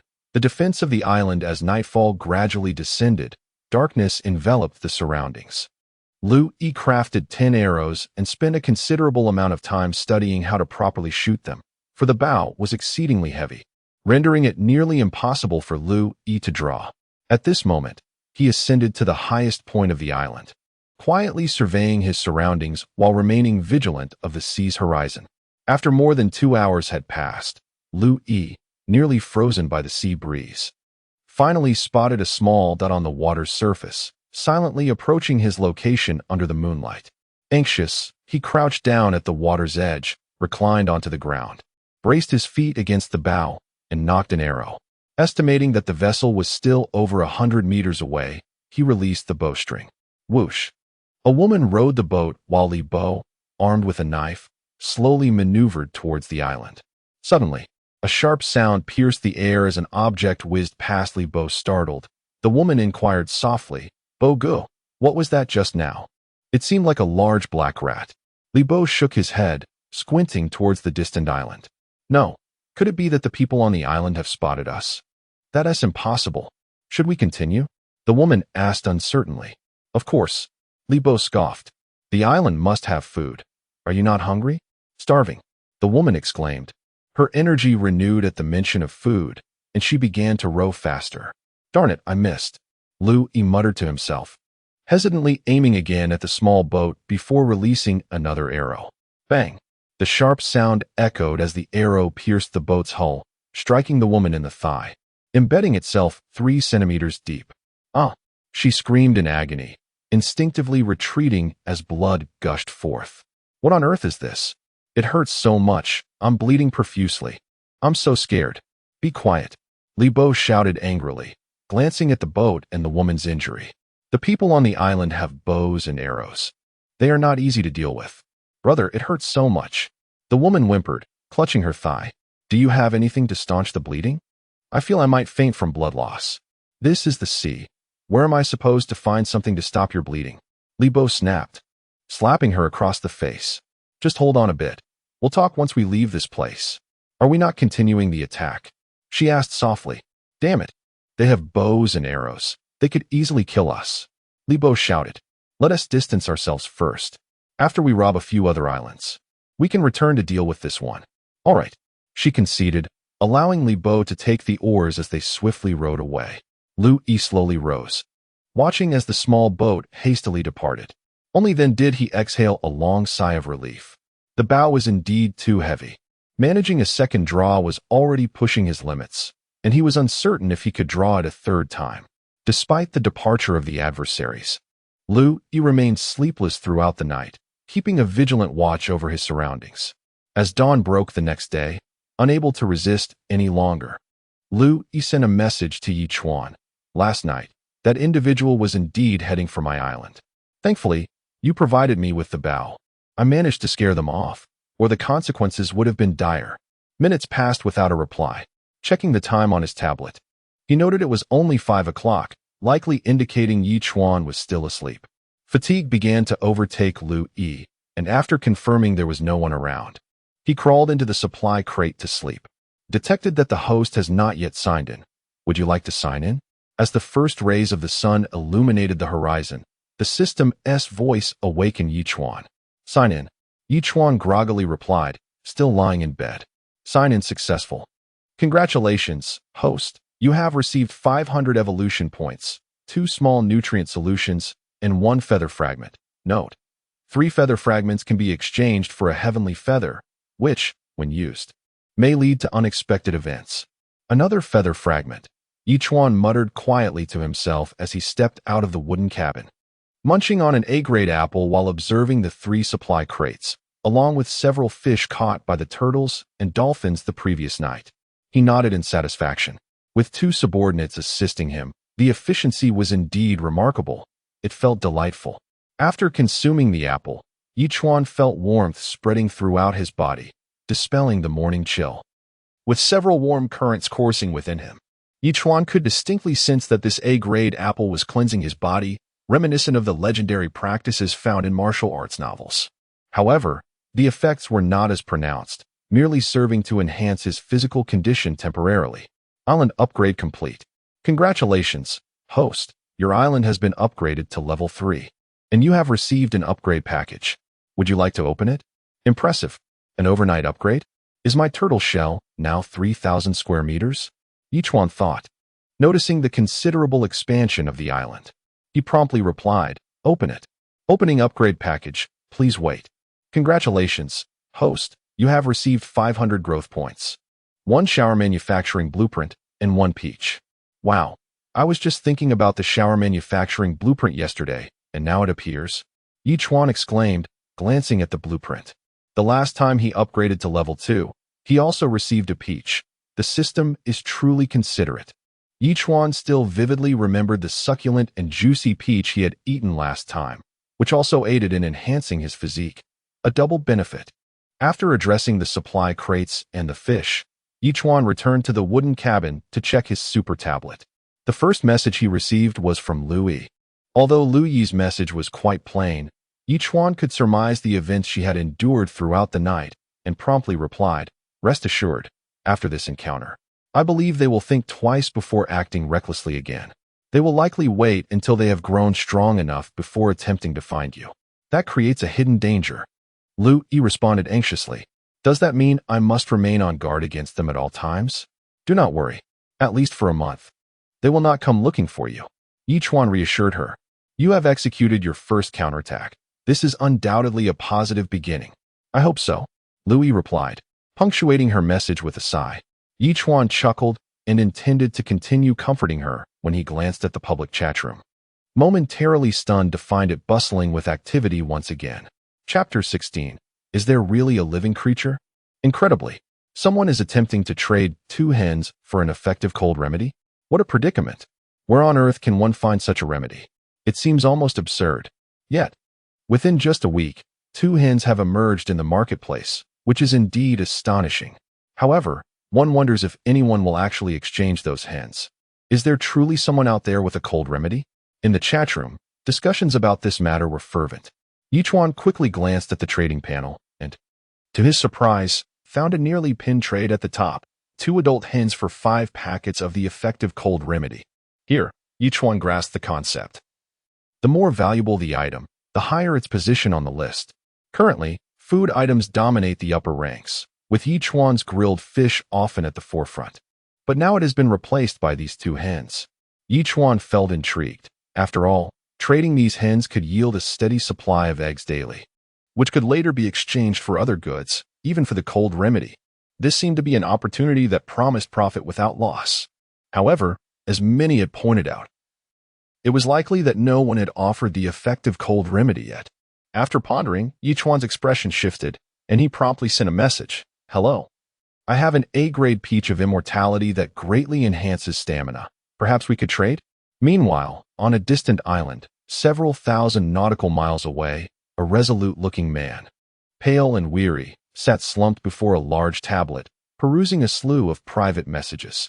Hey there, I have 500 milliliters of fresh water. I believe we could make a trade. You have a cold, right? I brought extra clothing and can offer you a sweater. It will help you sweat it out. Do you agree to the trade? In such a place, contracting a severe cold could only lead to death. Keeping those hens would be futile. Have some compassion and trade with me. I also have a piece of bread I can offer. As the man felt a mix of indignation and embarrassment at the messages, he finally spotted Chuan's message. After considering it for a moment, he replied, an A-grade peach of immortality that enhances stamina? Do fruits really have levels? Upon receiving the message, Chuan sensed a glimmer of hope and quickly responded. Indeed, all living beings are categorized into 6 levels: D, C, B, A, S, and SS. An A-grade fruit can enhance physical constitution, prevent mild illnesses, and alleviate fatigue. Is this true? The man inquired, his expression shifting to one of seriousness. How about this? You can trade me one hen first. If it proves effective, you can trade the second hen to me. Chuan contemplated for a few seconds before responding. Given your need for the effective cold remedy, it seems unlikely that you will find it anywhere else. I may be your only hope. All right. The other party did not hesitate this time and promptly delisted the hens, placing one in the trade slot. Zhao Feiyu, however, felt quite helpless. As a special forces soldier from the Great Huan Nation, he had arrived in this oceanic world just days before his 22nd birthday. Never expecting that he would catch a cold while surviving in the wild, a place he had once considered as familiar as his own backyard. He had thought to rely on his immune system to recover within a week, but before that time was up, his condition had worsened considerably. He was now nearly devoid of strength. Even owning a rare pair of hens among 30 million people seemed trivial in the face of life and death. Observing this, Chuan placed the peach of immortality in the trade slot, and the two completed the transaction without delay. Although it was a minor act, it was quickly noticed by many who erupted in the public chatroom. Is this for real? The big shot just delisted a hen. Has someone truly acquired the effective cold remedy? I can't help but feel that this esteemed individual is flaunting their wealth. Has anyone really offered the effective cold remedy? Regardless of whether others believed it, Chuan was convinced. Before the hens were listed, who could have foreseen such an offer? This realization boosted his confidence. If he opened a few more supply crates, he was certain to find living creatures, perhaps even a kitten or puppy to keep him company during these 6 months. My goodness, this hen is impressive, Chuan exclaimed, his expression brightening as the information about the hen appeared before him. Adult hen, 2 years old. Capable of laying 1 egg per day if provided with sufficient food, grains, corn, small fish. Though he lacked grains and corn, he possessed fish. Cutting large sea fish into smaller pieces would suffice for feeding.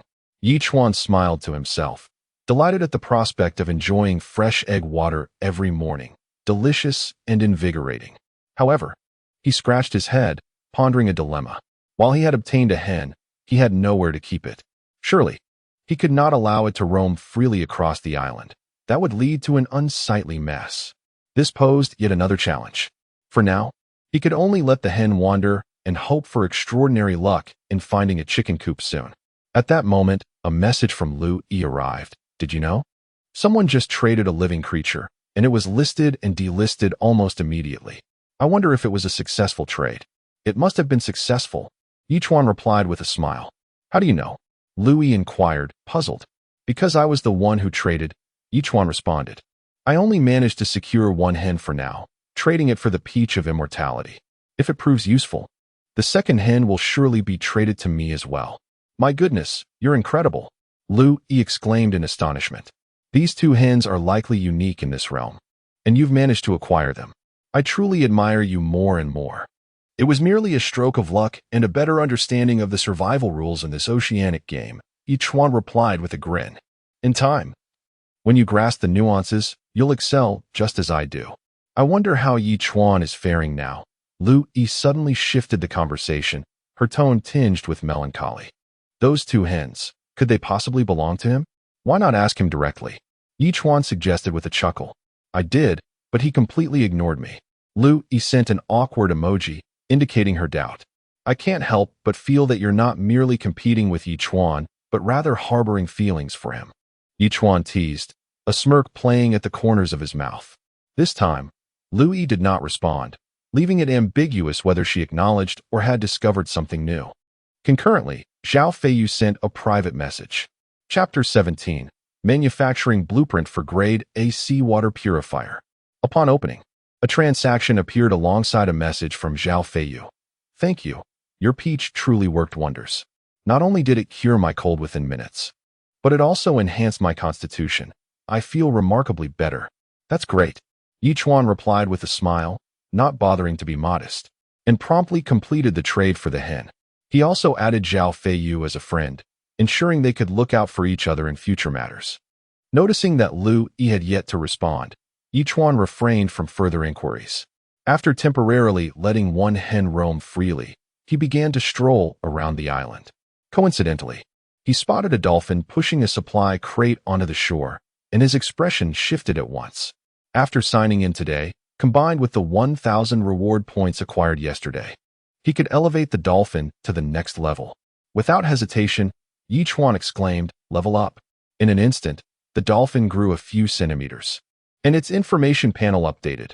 Name: Dolphin Friendliness, 60-100 level, 3 evolution points, 0-2,000 skill, Sonic Disruption, Basic, Talent, Deep Dive, 300 meters. It seemed that aside from the increase in friendliness and deep dive ability, nothing else had changed.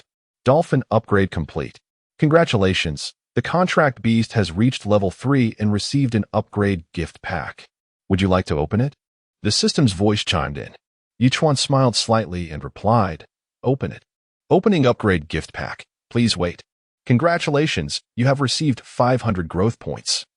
5 wooden planks, 1 henhouse manufacturing blueprint, and 2 yogurts.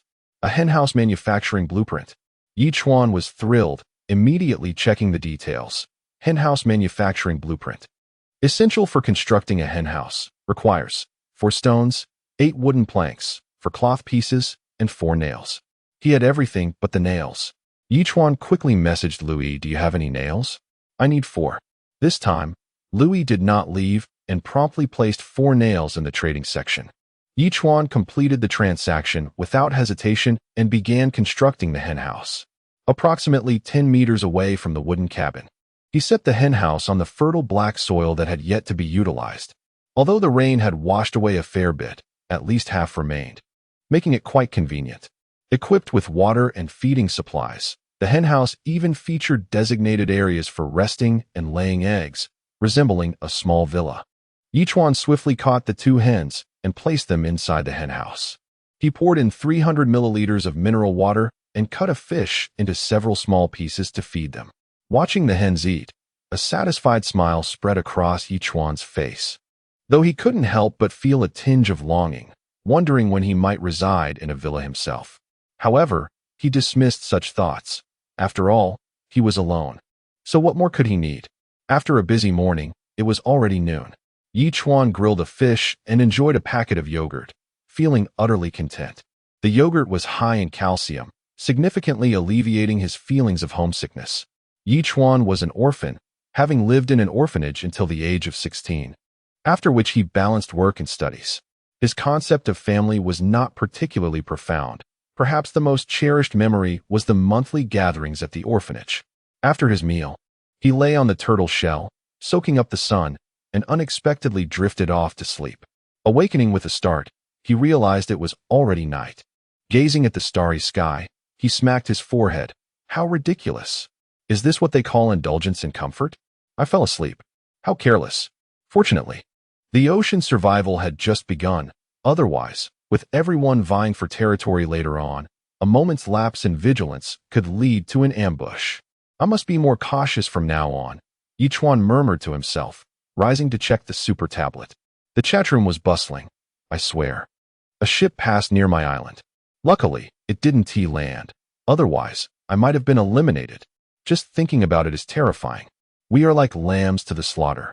If someone invades, it could spell doom for us.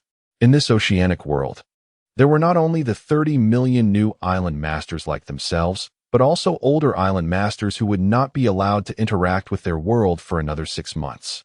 Surely, it couldn't be that the older island masters sent ships to scout.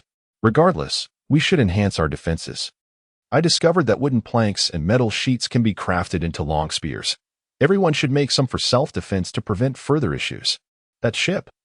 Could it be the one Louis encountered?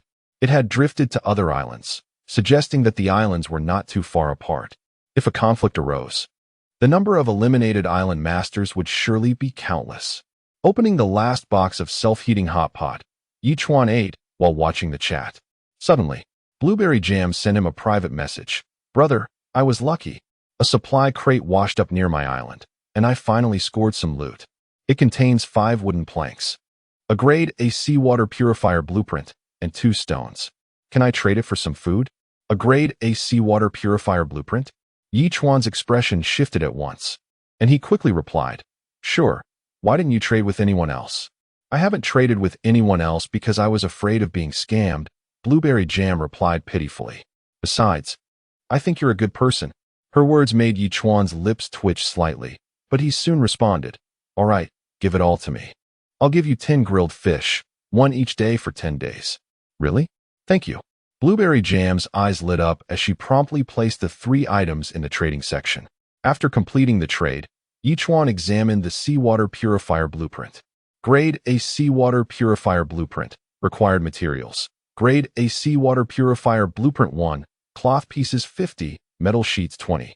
Note: a grade A seawater purifier can purify 100 milliliters of seawater into 5 milliliters of grade of freshwater per hour. Grade of freshwater enhances constitution, prevents mild illnesses, and alleviates fatigue. With a maximum capacity of 1,000 milliliters and is upgradable. Wow! Yi Chuan's eyes widened in astonishment. Initially, he perceived Blueberry Jam as merely ornamental, but it turned out she was a lucky charm. The first supply crate yielded such remarkable items. Her rise to internet fame must be due to more than just her looks. Currently, if grade of freshwater could be produced in bulk, it would be akin to a miraculous remedy. Immediately, Yi Chuan replied, "Wait a moment, I'll prepare a grilled fish for you. And moving forward, I will provide you with 100 milliliters of freshwater daily." Chapter 18. The Emergence of Double Amplification once more. At this moment, Yi Chuan immediately roasted a sea fish and traded 100 milliliters of freshwater for Blueberry Jam, before rushing off to study the manufacturing blueprint for the A-class seawater purifier. Unbeknownst to him, a Lolita girl on a distant island clutched a roasted fish in one hand and freshwater in the other. Her face streaked with tears. "There are still good people in this world. At least for the next several days, I won't starve." To fabricate the A-class seawater purifier, 50 pieces of cloth and 20 metal sheets are required. Currently, while the metal sheets are sufficient, there are only 6 pieces of cloth, indicating that a significant collection effort is needed. Fortunately, there is an abundance of sea fish, which can easily be roasted. Yi Chuan promptly roasted 2 more sea fish, dividing them into several portions. Roasted fish 200 g cloth 5. In the public chat room, even after more than a week, many were still distressed over their food shortages. Yi Chuan's several portions of roasted fish suddenly revitalized many. Is this for real? This big shot has put out dozens of roasted fish at once. What generosity! I must trade. Why is it all cloth? What does this big shot plan to do with so much cloth? Is he manufacturing something extraordinary? I think we shouldn't cooperate with him. He's taken all our accumulated items. What will we do when we need them? I think we should resist. It feels like he's about to monopolize the market. Yes, we should resist. I'll take the lead. I want to trade with him and let us see what he can do. However, Yi Chuan paid no heed to these comments. Noticing that it was getting late, he lay down on his bed and swiftly fell into a deep slumber. At that moment, Li Bo, accompanied by a woman, had rowed over 200 nautical miles. The boat was stained with blood, both dried and freshly spilled. The woman lay weakly in the boat, gazing up at Li Bo, and asked feebly, "Brother, I can't hold on much longer. Can you save me?" "Save you?" Li Bo scoffed, replying curtly, "I haven't eaten for a day and a night. Why don't you show some kindness and give me something to eat? But I have followed you for so long, risking my life. Are you really going to abandon me at this critical moment?" The woman implored weakly. "Look ahead. Do you see that small island? I'll give you a chance. Go up and attract their attention while I circle around to attack from behind. If it works, not only will you be saved, but I will also have food." Li Bo said coldly. "All right." With no other options, the woman nodded. Li Bo quietly maneuvered the boat, and just as they approached the island, he silently slipped into the water. The woman, weak as she was, began to shout, "Is anyone there? Can someone save me? Is anyone there? Can someone help?" A man, surprised, arrived at the edge of the island. "What? There is someone here. Who are you?" "I'm badly injured. Can you save me?" The woman asked feebly. "I think I'm dying. If you save me, I'll be yours." "Okay, just wait." The man did not think much and immediately jumped into the water, swimming towards the boat. However, just as he reached the side of the boat, a figure suddenly emerged from the water and struck at his neck. Before he could comprehend the situation, a gaping wound appeared at his throat, blood spraying forth. And he collapsed onto the surface of the water without a chance to react. "You just killed him," the woman exclaimed in terror. "This fool wouldn't he survive unless I did it," Li Bo retorted coldly, quickly returning to shore, knowing that sharks would soon be drawn by the blood. Sighing, the woman resigned herself to her fate, realizing that she could no longer afford to intervene. As long as she survived, she would do anything, even witness a murder. What did it matter if she were to commit one herself? Indeed, there was food, freshly traded roasted fish, and 2 bottles of mineral water. Once ashore, Li Bo's expression shifted as he tossed a fish head and a bottle of water to the woman. "Hurry and eat. After you finish, use the remaining water to clean your wounds. Whether you recover depends on your fortune." As he spoke, Li Bo turned his gaze to a distant spot, muttering coldly, "Wait for me. Soon, I shall return to avenge this betrayal." Detected that the host has yet to sign in. "Would you like to sign in?" The system alert rang like an alarm, waking Chuan promptly at 6 in the morning. Rubbing his eyes, he declared, "Sign in. Sign in successful. Congratulations. The host has received 500 evolution points, 100 kilograms of fertile black soil, and a feather fragment. Note: 3 feather fragments can be exchanged for an angel feather, which will trigger unexpected events upon use. With 3 feather fragments now collected, it was time to exchange for the angel feather. Chuan's eyes brightened as he immediately exchanged the 3 fragments for 1 angel feather and pressed the use button. The angel feather vanished in an instant, and just seconds later, Chuan heard a crisp sound followed by the system's voice. "Congratulations, the host has received a double amplification for 1 day, ready for use." Wow. This time only a few seconds passed before something good happened. Chuan exclaimed, quickly stating, "Use double amplification." What a delight. He had already amassed 11 supply boxes, waiting for the double amplification moment to open them, and he never expected this day to arrive so swiftly. With that thought, Chuan dashed off to open the supply boxes.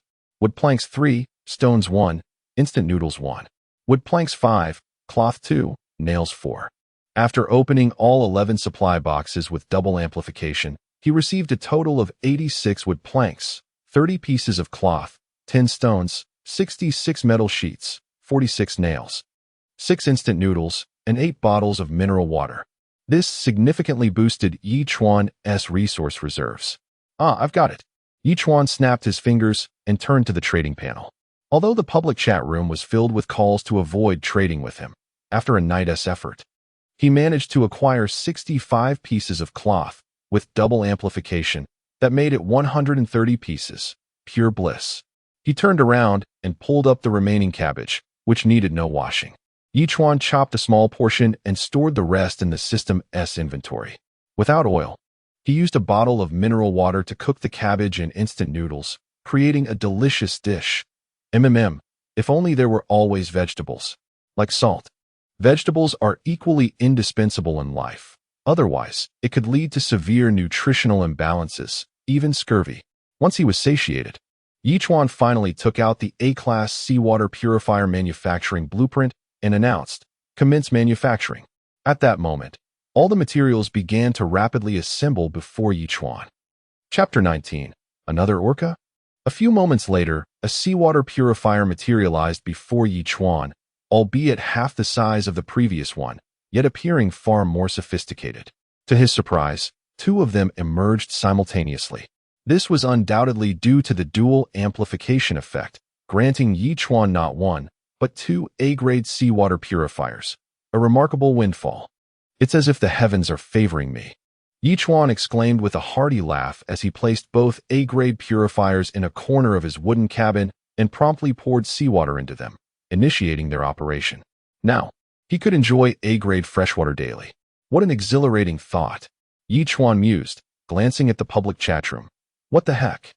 Aren't we all supposed to be resisting the big shots buying up fabric? How is it that the trades have already concluded? I haven't eaten for 2 days. Adhering to your boycott, and yet you all are so cunning. In this oceanic realm, one cannot trust anyone. Otherwise, you might find yourself in peril without even realizing it. Today, I have learned that lesson. Seriously, why trade when there's food available? We might become adversaries in less than 6 months, possibly even face off against each other. Who can you trust? The island lord? Foolish. Chuan shook his head with a chuckle. After converting an open supply crate into nails and wooden planks, he messaged Louis, "How many supply crates do you have? Trade them all to me." Moments later, Louis promptly traded 3 supply crates to Chuan. Although the crates were relatively large, they were indeed tradable. It was akin to opening blind boxes, with the contents potentially being mere planks or perhaps yielding water, food, or even crafting blueprints. Hence, most people were reluctant to trade unopened crates, uncertain of whether they would profit or incur losses. Upon receiving the 3 supply crates, Chuan wasted no time in opening them. 5 planks, 3 metal sheets, 2 sausages, 3 pieces of fabric, 2 planks, 1 stone, 5 planks, 1 flowerbed blueprint, and 500 grams of bread. Correspondingly, under the dual amplification, these items doubled in quantity. Chuan quickly traded everything back. Such an abundance of goods, including sausages and a flowerbed blueprint? Louis replied instantly, "Why trade them back? Just keep them. I've taken what I need. You can keep the rest." Chuan responded with a smile, feeling somewhat affluent now. "Just manage your own affairs." "All right." Louis nodded and accepted the items without hesitation. Chuan then proceeded to grill a fish and exchanged 100 milliliters of freshwater for blueberry jam. Blueberry jam, likely stationed in front of the super tablet, almost immediately accepted the trade, replying, "Brother, I've been constantly observing the entire island, hoping to strike luck and snag another supply crate. Someone like you, who can't even carry a load, shouldn't he expect to easily acquire a supply crate?" Chuan retorted without hesitation. "Surviving this long is already a miracle." This time, Blueberry Jam was momentarily silent, only responding with a determined emoji after several minutes. "I will strive." Chuan chose not to comment further. He constructed another flower bed at the 4 o'clock position in front of the wooden cabin, filling it with 100 kilograms of fertile black soil, eagerly awaiting the arrival of new plants to cultivate. Currently, of the 2 pear tree seeds, only one had sprouted, now over 20 centimeters tall. The peach seedling had reached about 10 centimeters, while the apple and strawberry seeds had yet to germinate, likely due to a lack of nutrient solution. As for the special tree species, they had grown to around 30 centimeters, but remained straight and tall. Chuan still could not discern their ultimate form. However, he was not in a hurry. After finishing his tasks, nearly noon had arrived, and Chuan finally had a moment to rest. However, he was interrupted by the sound of dolphins and a resounding call. "Is my dolphin in danger again?" As a dolphin, it had virtually no natural enemies in times of disaster, except for orcas. Yet, this mischievous dolphin had provoked an orca, which was now furiously pursuing it, seemingly intent on killing it. "Seriously, dolphin, what is wrong with you? I told you to focus on gathering supply crates, not to attract an orca." Chuan exclaimed in exasperation.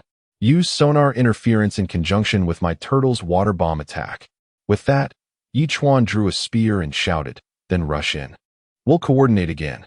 The dolphin seemed to comprehend Chuan's words, swiftly maneuvering beneath the turtle and unleashing a sonic attack against the orca, while the turtle's water bomb struck the orca's head with force.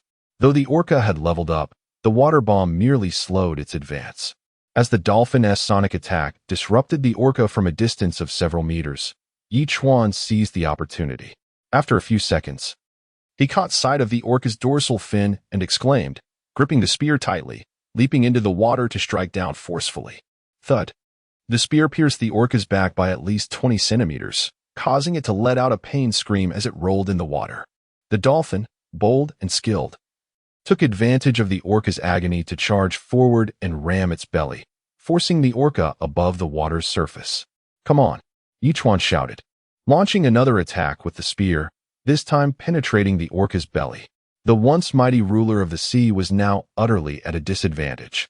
With perfect timing, the turtle twisted its head and unleashed a massive water bomb, propelling the orca several meters away.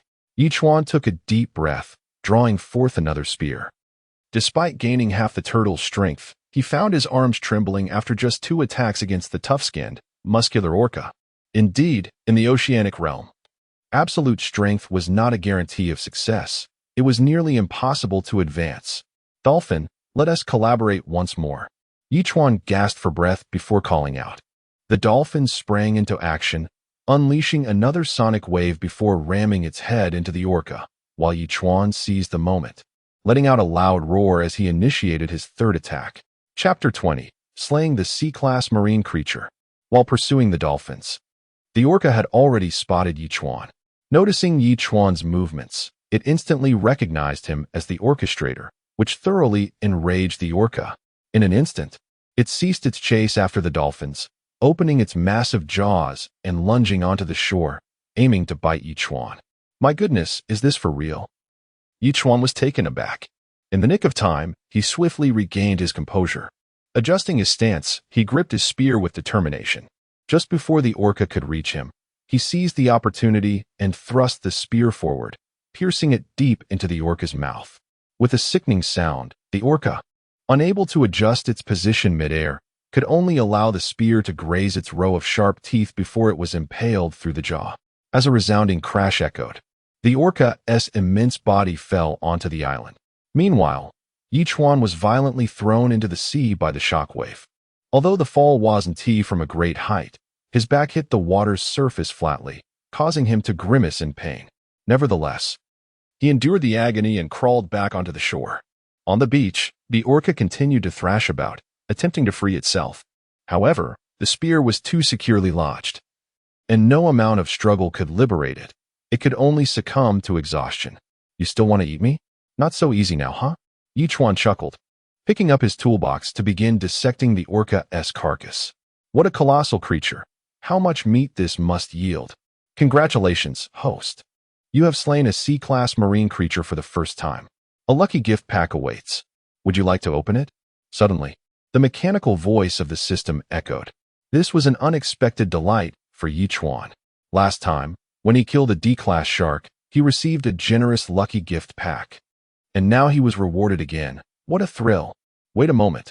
Chuan paused, perplexed. System, this should be the second orca I've killed, right? Why did I not receive a reward for the last one? But this one grants me a prize. Replying to the host. The previous orca was not slain by your own hand. Hence no reward was given. The system promptly explained. Well, this explanation, while somewhat tenuous, does hold a semblance of reason. Chuan smiled slightly and declared, open it. Opening successful. Congratulations, host. You have received 100 kilograms of fertile black soil, 20 spinach seeds, 5 chili pepper seeds, earjing variety, and 1 blueprint for a multifunctional barbecue grill. Vegetable seeds. Upon seeing these rewards, Chuan could not help but chuckle. Not only did he receive spinach seeds, but also chili peppers. For someone who relishes spicy food, this was a tremendous boon. Moreover, with the double enhancement, everything was doubled. What a delightful windfall. What a fantastic profit. With the angel feather, not only did he gain double rewards, but he also had the opportunity to battle the orca and acquire such valuable items. Luck and joy were both magnified. Chuan laughed heartily, his gaze shifting back to the orca. The orca, this is all meat. Chuan's expression shifted with excitement. This orca measured 8 meters in length and weighed 7 tons. He hardly needed to cook it. Instead, he could simply cut the meat and sell it. Just think of the trade value. Oh my goodness, I truly am a commercial genius. Without hesitation, Chuan took out a small cutting machine and began to saw the whale meat into portions, neatly arranging them on the stones. Such fine meat should not go to waste. Let us whip up a pot of fish soup to satisfy my cravings. Rubbing his hands together, Chuan promptly simmered a large pot of fish soup. After half an hour, he sampled it with a spoon, just the right amount of salt. The fish meat firm and fragrant, absolutely rivaling ordinary ocean fish in flavor. Chuan did not indulge alone. He listed a pound of whale meat for trade with Lu Yi. Enjoy some orca meat, he messaged.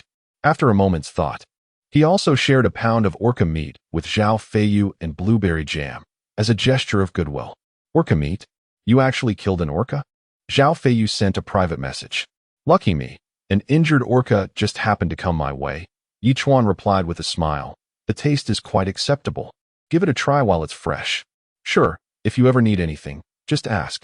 Zhao Feiyu responded without hesitation, eagerly tucking into the meal. Brother, you're so fierce. You can take down such a massive fish? Soon after, Blueberry Jam messaged. When we meet, I'll treat you well to repay your kindness. Just enjoy your meat. Chuan replied with a slight smirk. Lu Yi, however, had not yet responded. Yet, Chuan was not anxious. The items in the trading state would remain fresh for hours, even if it took longer for them to accept. After satisfying his hunger, Chuan meticulously cut the orca meat into 500-gram portions, slowly listing them.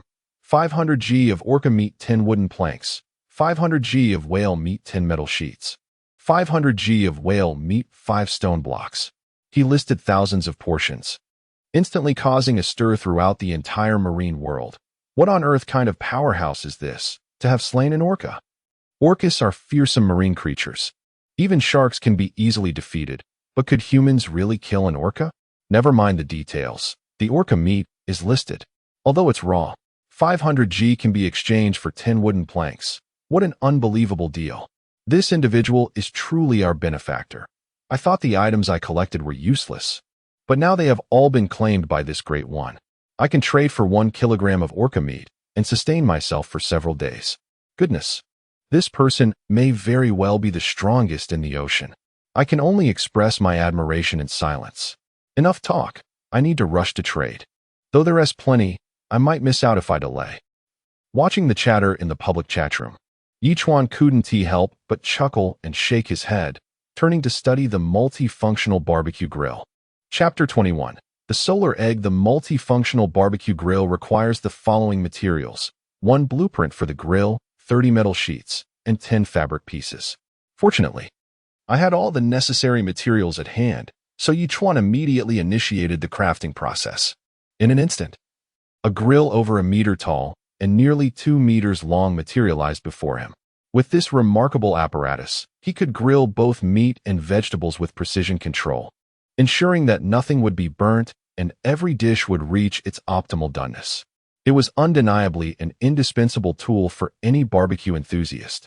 Without delay, Chuan cut a small piece of orca meat and prepared it as a teppanyaki dish. The flavor was exceptionally delightful, and he savored every bite, experiencing a delectable moment as it was his first time tasting grilled orca meat. While relishing the barbecue, he took out spinach and chili seeds, planting them in the flower bed to the right of his dwelling. 40 spinach seeds and 10 chili seeds, perfectly filling the space. After watering them with 1,000 milliliters of mineral water, he concluded the task. Now, he could only wait for the chili seeds to sprout, for that would infuse his culinary creations with true essence. The anticipation was exhilarating. Just as Chuan was enjoying the orca meat, a group of sharks, attracted by the scent, swam towards him, circling around a nearby sea turtle with predatory intent. Dolphins, drive these intruders away. The unexpected presence of these sharks unsettled Chuan, posing a threat to his safety, prompting him to issue a command to the dolphins. Upon receiving the order, a dolphin emitted a sonic attack, causing the sharks to scatter in panic, exhibiting no inclination to resist.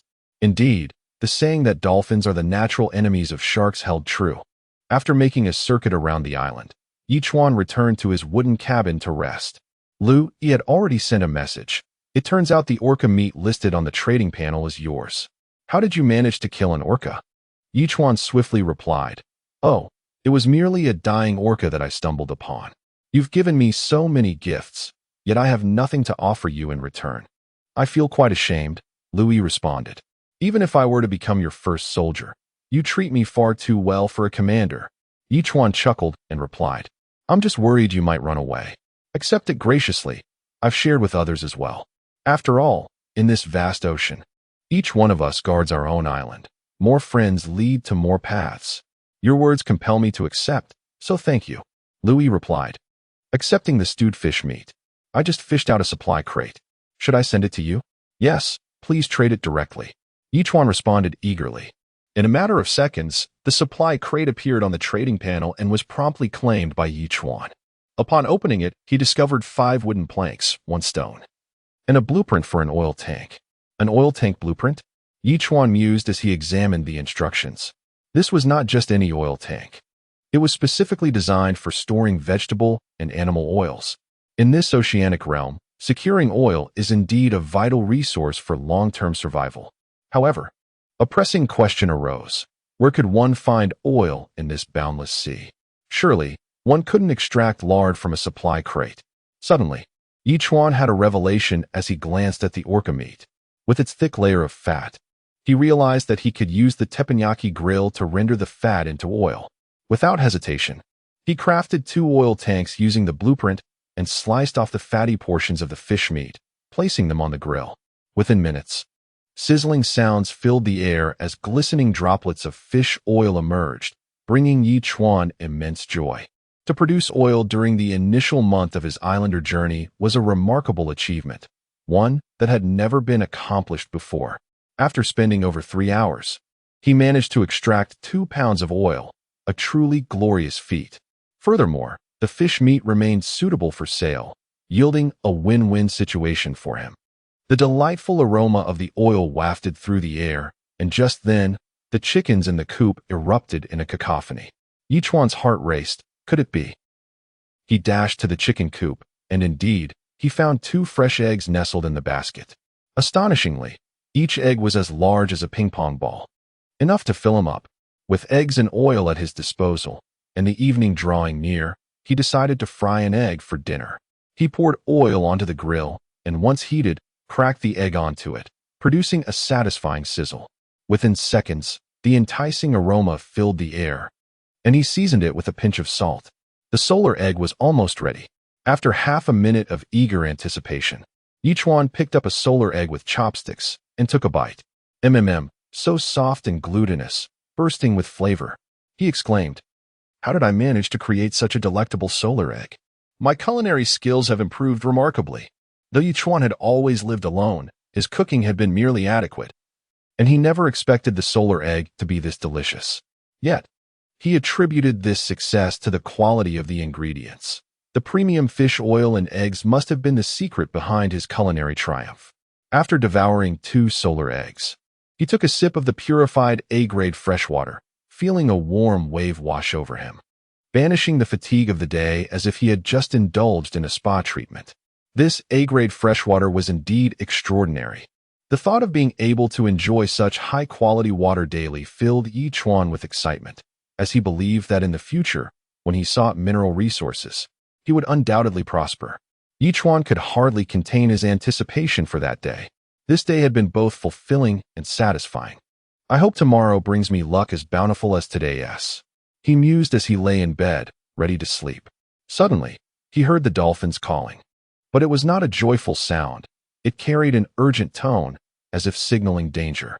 Alarmed, Chuan seized his bow and arrow and cautiously approached the dolphin's location, only to furrow his brow in disbelief. Lying on the shore was a person? Chapter 22. Steak and pizza, perfect. How did this fellow end up here? Chuan's expression darkened as he murmured softly. Brandishing his spear, he cautiously approached the man. Good grief. In the next moment, Chuan was startled to see the man lying face down on the water's surface, his body bloated and pallid from being soaked. This is truly a corpse. How peculiar. How could a body drift to this place?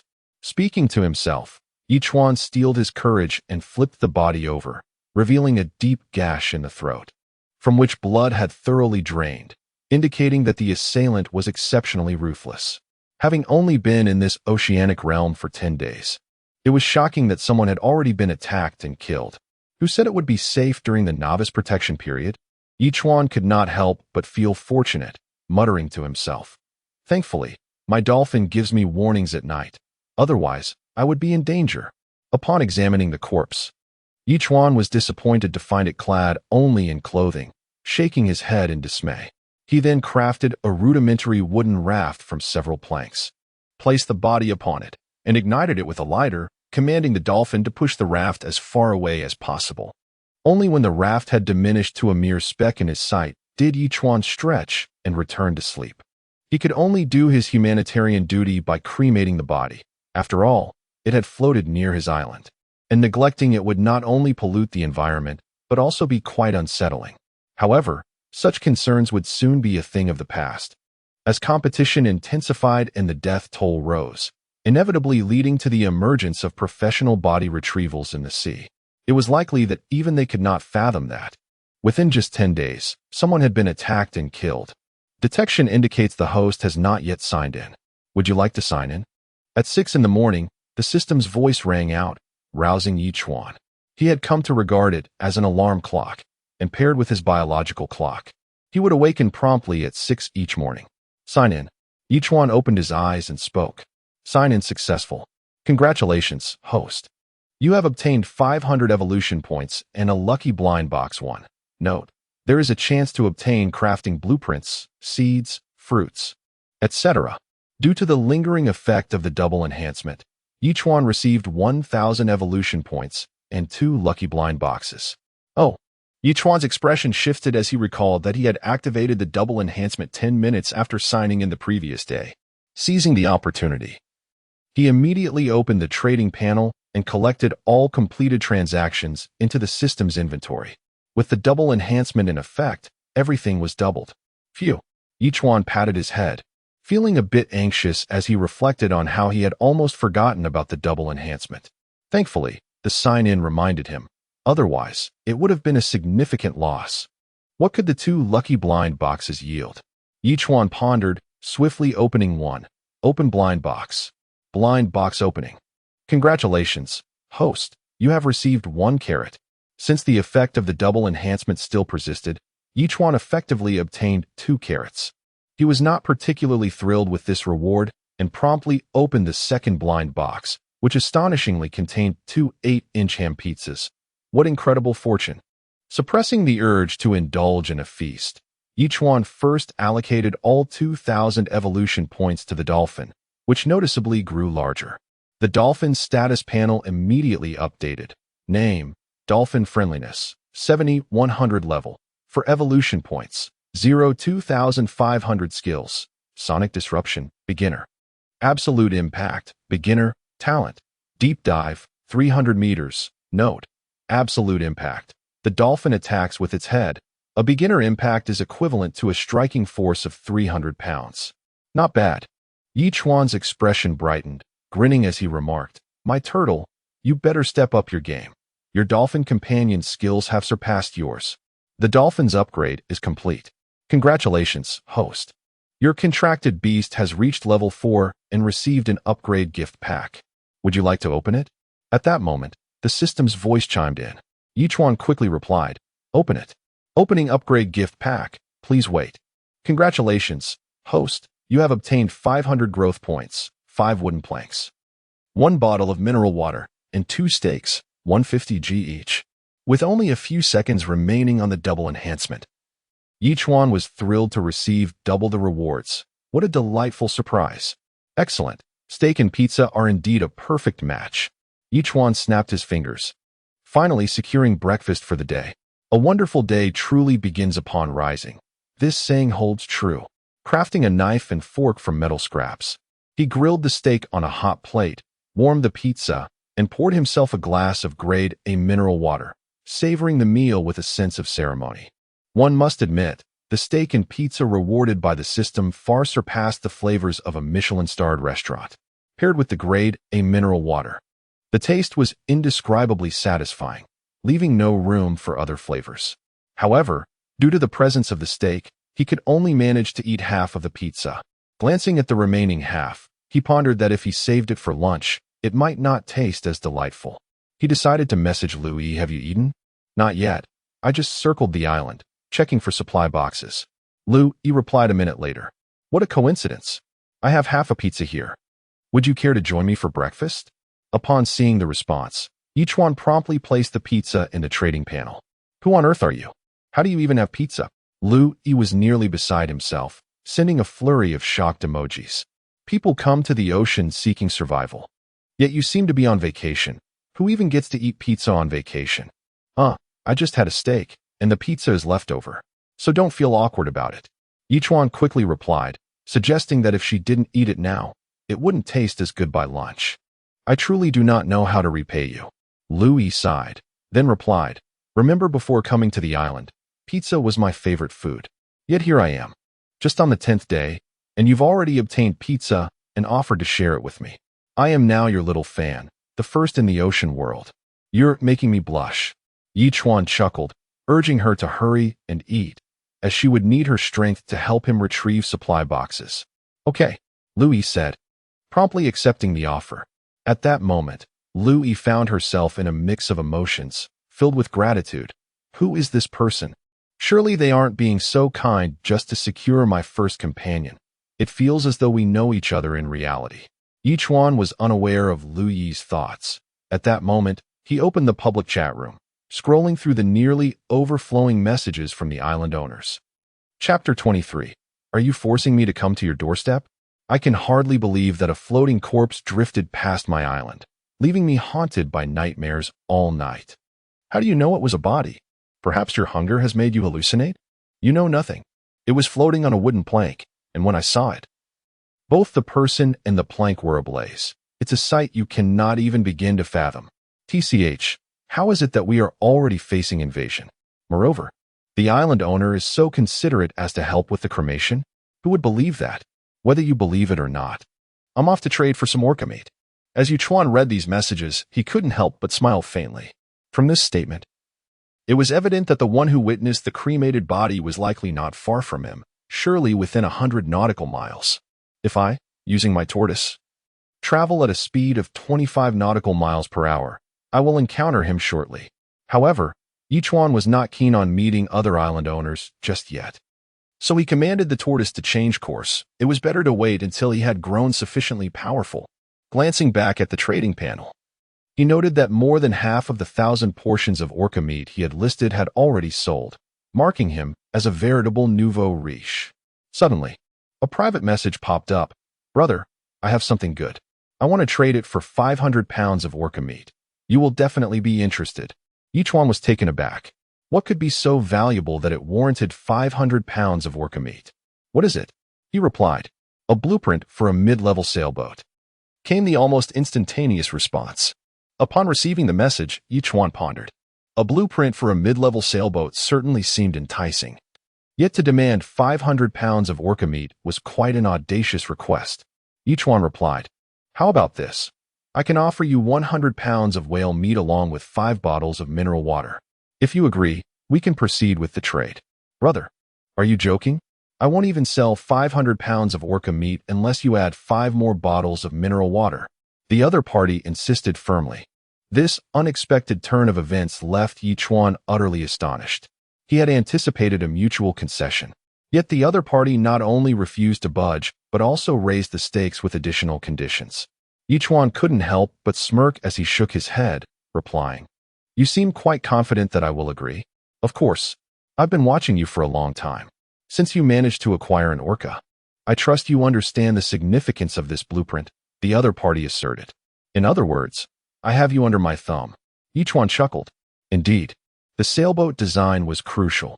For ordinary individuals, the first to construct a sailboat would seize the advantage. However, the other party had miscalculated. For Chuan was no ordinary individual. He possessed a system. You may keep it. At least for now. I have little interest, he concluded, dismissing the conversation entirely. Yet, Chuan's expression shifted as he glanced at the public chat room, smiling. The individual who had mentioned witnessing the cremated body must be nearby, suggesting he could reach that island within 4 hours at the latest. While the mid-level sailboat blueprint was significant, it was paramount for ordinary island owners, serving as a powerful tool for resource gathering in later stages. Since you dared to make such an audacious demand and claim to have me in your grasp, I'm afraid I must retrieve it myself. Chuan thought to himself with a smirk, giving the command for the tortoise to head toward that location. Meanwhile, on another island, Lu was fuming. How could that person refuse to exchange such a valuable item? His handsome face darkened as he slammed his fist against the supply crate. An orca weighs several tons. I merely wanted 500 pounds of meat. How stingy. Lu was frustrated. He hadn't eaten for a day. He had hoped to profit handsomely from the mid-level sailboat blueprint, but the very thing he desired was too expensive for him, and those with wealth were bargaining with him.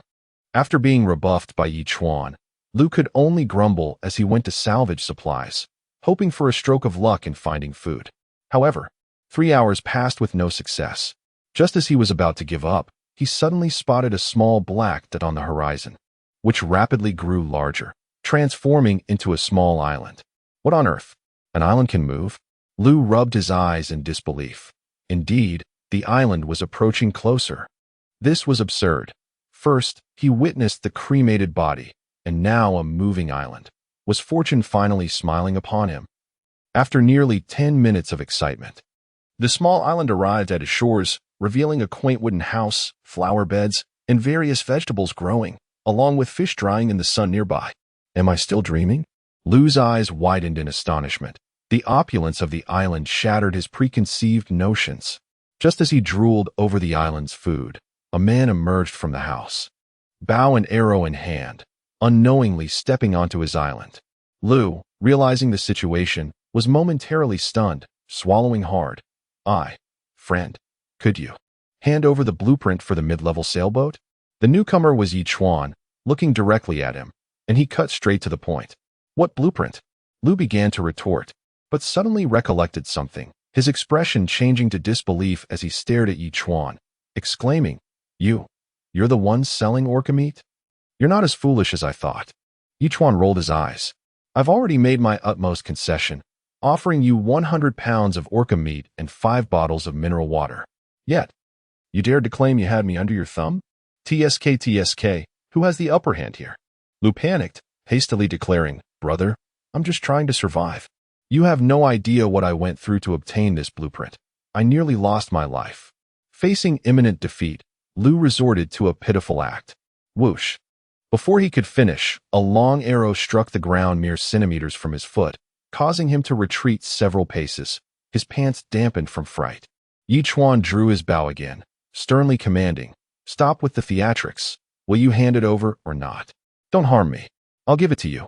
Lu, terrified, surrendered the blueprint, handing it over to Chuan without protest. That's more like it. If you had cooperated sooner, I wouldn't have had to come all this way. Chuan grinned, satisfied as he tucked away the blueprint. Rest assured, I will trade you the 100 pounds of orca meat and 5 bottles of mineral water. Each of us will get what we need. I'll comply, Lu exclaimed, elated, suppressing his excitement as he nodded fervently. He had feared being robbed and losing everything, but surprisingly, the other party was willing to provide him with food and water. Suddenly, he recalled the cremated body from last night at sea. It was likely that this formidable individual had killed someone and disposed of the body, which Lu had inadvertently discovered and mentioned in the public chat room, leading Chuan to him. You're quite perceptive. After I leave, we can finalize our trade. Chuan intended to depart, but reconsidered. Would this fellow dare to speak ill of him in the public chat room? He paused, performing a simple gesture that caused Lu to shudder, as if fearing a change of heart. Chuan merely cast a calm glance at him, warning, After I leave. You know what to say and what not to say, correct? I understand. Lu Shuai dared not protest, eagerly nodding his head like a pestle pounding garlic. If only it had been this way from the beginning, then there would have been no issues at all. Why must they force me? Before departing, Chuan let out a helpless sigh and remarked, Chapter 24, Conquering the First Island Master. Without further ado, Chuan returned to the island, heading in the opposite direction. Inside the wooden cabin, he began to study the blueprint for constructing a mid-tier sailboat. The requirements for crafting a mid-tier sailboat included a beginner sailboat, a mid-tier sailboat blueprint, 2,000 wooden planks, 1,000 nails, 500 metal sheets, and 100 fabric pieces. What? I need a beginner sailboat too? Chuan was momentarily taken aback, but soon came to terms with it. After all, a mid-tier sailboat is an upgrade from a beginner one, so requiring the latter was quite reasonable. The materials needed were indeed substantial, far beyond the means of an ordinary person. Congratulations, host. You have engaged in face-to-face communication with another island master for the first time and received a lucky gift pack. Would you like to open it? Suddenly, the system's voice echoed in his mind. Is this even possible? Chuan exclaimed with delight. Open it. Opening successful. Congratulations, host. You have received 100 kilograms of fertile black soil, 2 small nutrient solutions, and 1,000 evolution points. Excellent. A delightful windfall. Chuan nodded with a grin, but his stomach then growled audibly. He had been so preoccupied with the blueprint that he realized he had missed lunch, temporarily stowing the blueprint. Yuan utilized a metal sheet to craft a kitchen knife, slicing the carrots into pieces. He then retrieved the remaining can of pork, preparing a dish of stir-fried carrots with meat. Delicious. After satisfying his hunger, Yuan took out the small nutrient solutions, applying them to the chili and spinach seeds, while pouring another bottle onto the special tree species to expedite their growth. At this moment, the special tree had grown more than 10 centimeters taller, yet it continued to grow straight up without any branches. Yuan couldn't help but wonder if this tree would eventually reach the clouds. Was it possible that there were people living up there? Next, Yuan faced a dilemma regarding the fertile black soil. After all, receiving 100 kilograms of fertile black soil every few days meant these resources couldn't simply remain in the system's inventory indefinitely. Moreover, as Turtle Island expanded, apart from the 3 flower beds nearby, there wasn't a single stone in sight. The bare turtle shell appeared rather unsightly. With this in mind, Yuan inquired, "System, aside from constructing flower beds, is there any way to prevent soil erosion?" "Knotgrass," the system replied succinctly. "Knotgrass." Yuan paused, then asked, "Can I plant knotgrass in the fertile black soil? But how can I obtain knotgrass? It seems impossible to find it in chests." "The host can accept a mission to obtain knotgrass as a reward upon completion." The system responded once more. "Really? Can you be more specific?" Yuan expressed his frustration. "Finding a subordinate super tablet will grant you the knotgrass reward." The system clarified. "Your system is great, but it rarely takes the initiative to issue tasks." Yuan lamented, feeling somewhat powerless. "By the way, what does binding a subordinate super tablet entail?" "The host must conquer an island, making the other island master's super tablet your subordinate tablet. Note, the host's island must be within 1 meter of the other island master's super tablet." The system explained. "Oh, I see." Yuan suddenly realized, and then an idea struck him. "Isn't there a ready-to-go island behind me? Turtle, back we go?" Yuan chuckled, immediately issuing a command to the turtle. In no time, the turtle turned around and slowly swam towards the island they had just left. That was close, finally sending that pest away. On the distant island, Lu Shuai patted his chest with relief, watching Yuan disappear before finally exhaling in relief. Yet, the next moment, Lu Shuai's eyes widened in disbelief as he spotted another small dot on the horizon, heading towards his island. No way. Lu Shuai was utterly dumbfounded. Is the heavens playing tricks on me? Trembling with apprehension, he watched as the small island approached his own, and a familiar figure leaped off the island. Indeed, it was Yuan. With a grin, he glanced at Lu Shuai and confidently declared, "Buddy, this little island is now under my control, and from now on, it shall be my subordinate island." "On what grounds?" Lu Shuai was taken aback, instinctively wanting to resist, almost blurting out, "Just because my fist is bigger than yours." As Yuan knocked an arrow again, he added, "I'll give you 10 seconds to consider, either submit or..." Observing the glinting arrowhead, Lu Shuai's face fell. Just moments ago, his family had assured him that he wouldn't encounter any danger during the 6-month beginner period. Yet, here he was, just 10 days in, being robbed and now threatened into submission. 3, 2, 1. Yuan had completed the countdown, drawing his bow back, ready to take action. Lu Shuai panicked and shouted, "I submit. I submit." See, it was unnecessary to create such a tense atmosphere. You should have been prepared for this after your recent experience. Yuan's expression softened as he smiled. "Now, lead me to your super tablet so we can bind it." "Bind?" Lu Shuai looked on in skepticism. Yet he dared not question further, leading Yuan to his super tablet. The surroundings were rather shabby, but his island spanned about a square kilometer, complete with grass, trees, and stones. He had erected a tent using wooden planks and grass, providing some shelter from the elements. The super tablet stood beside the tent, still glowing. Yuan promptly instructed the system, "Begin binding." "Binding in progress. Please wait." "Binding successful. Congratulations, host. You have acquired your first subordinate island. From now on, any items obtained by the island master will be forcibly surrendered to the host at a rate of 30%. "Ah, this is splendid." Yuan's expression brightened, nodding with satisfaction. "Is that it?" Lu Shuai was still in a daze, completely unaware of what had transpired, only knowing that his tablet had been bound by someone else. Congratulations, host. You have conquered your first island master and acquired your first subordinate island. As a reward, the host has received a lucky gift pack. Would you like to open it? Simultaneously, the system's notification chimed in Yi Chuan's ear, confirming that the reward was ready. Chapter 25. Upgrading the cabin to a studio apartment. To his astonishment, he had received a medium lucky gift pack. How fortunate was that? After all, the previous 2 lucky gift packs had only yielded minor rewards, and now he had unexpectedly obtained a medium one. The anticipation of what treasures it might contain filled Yi Chuan with excitement. Brother, why are you so elated upon receiving my loyalty?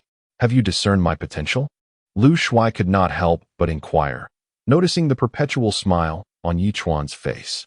My friend, becoming my subordinate island master is undoubtedly a stroke of good fortune for you. Yi Chuan patted Lu Shuai on the shoulder. Put in your best effort. I genuinely hope to witness your potential.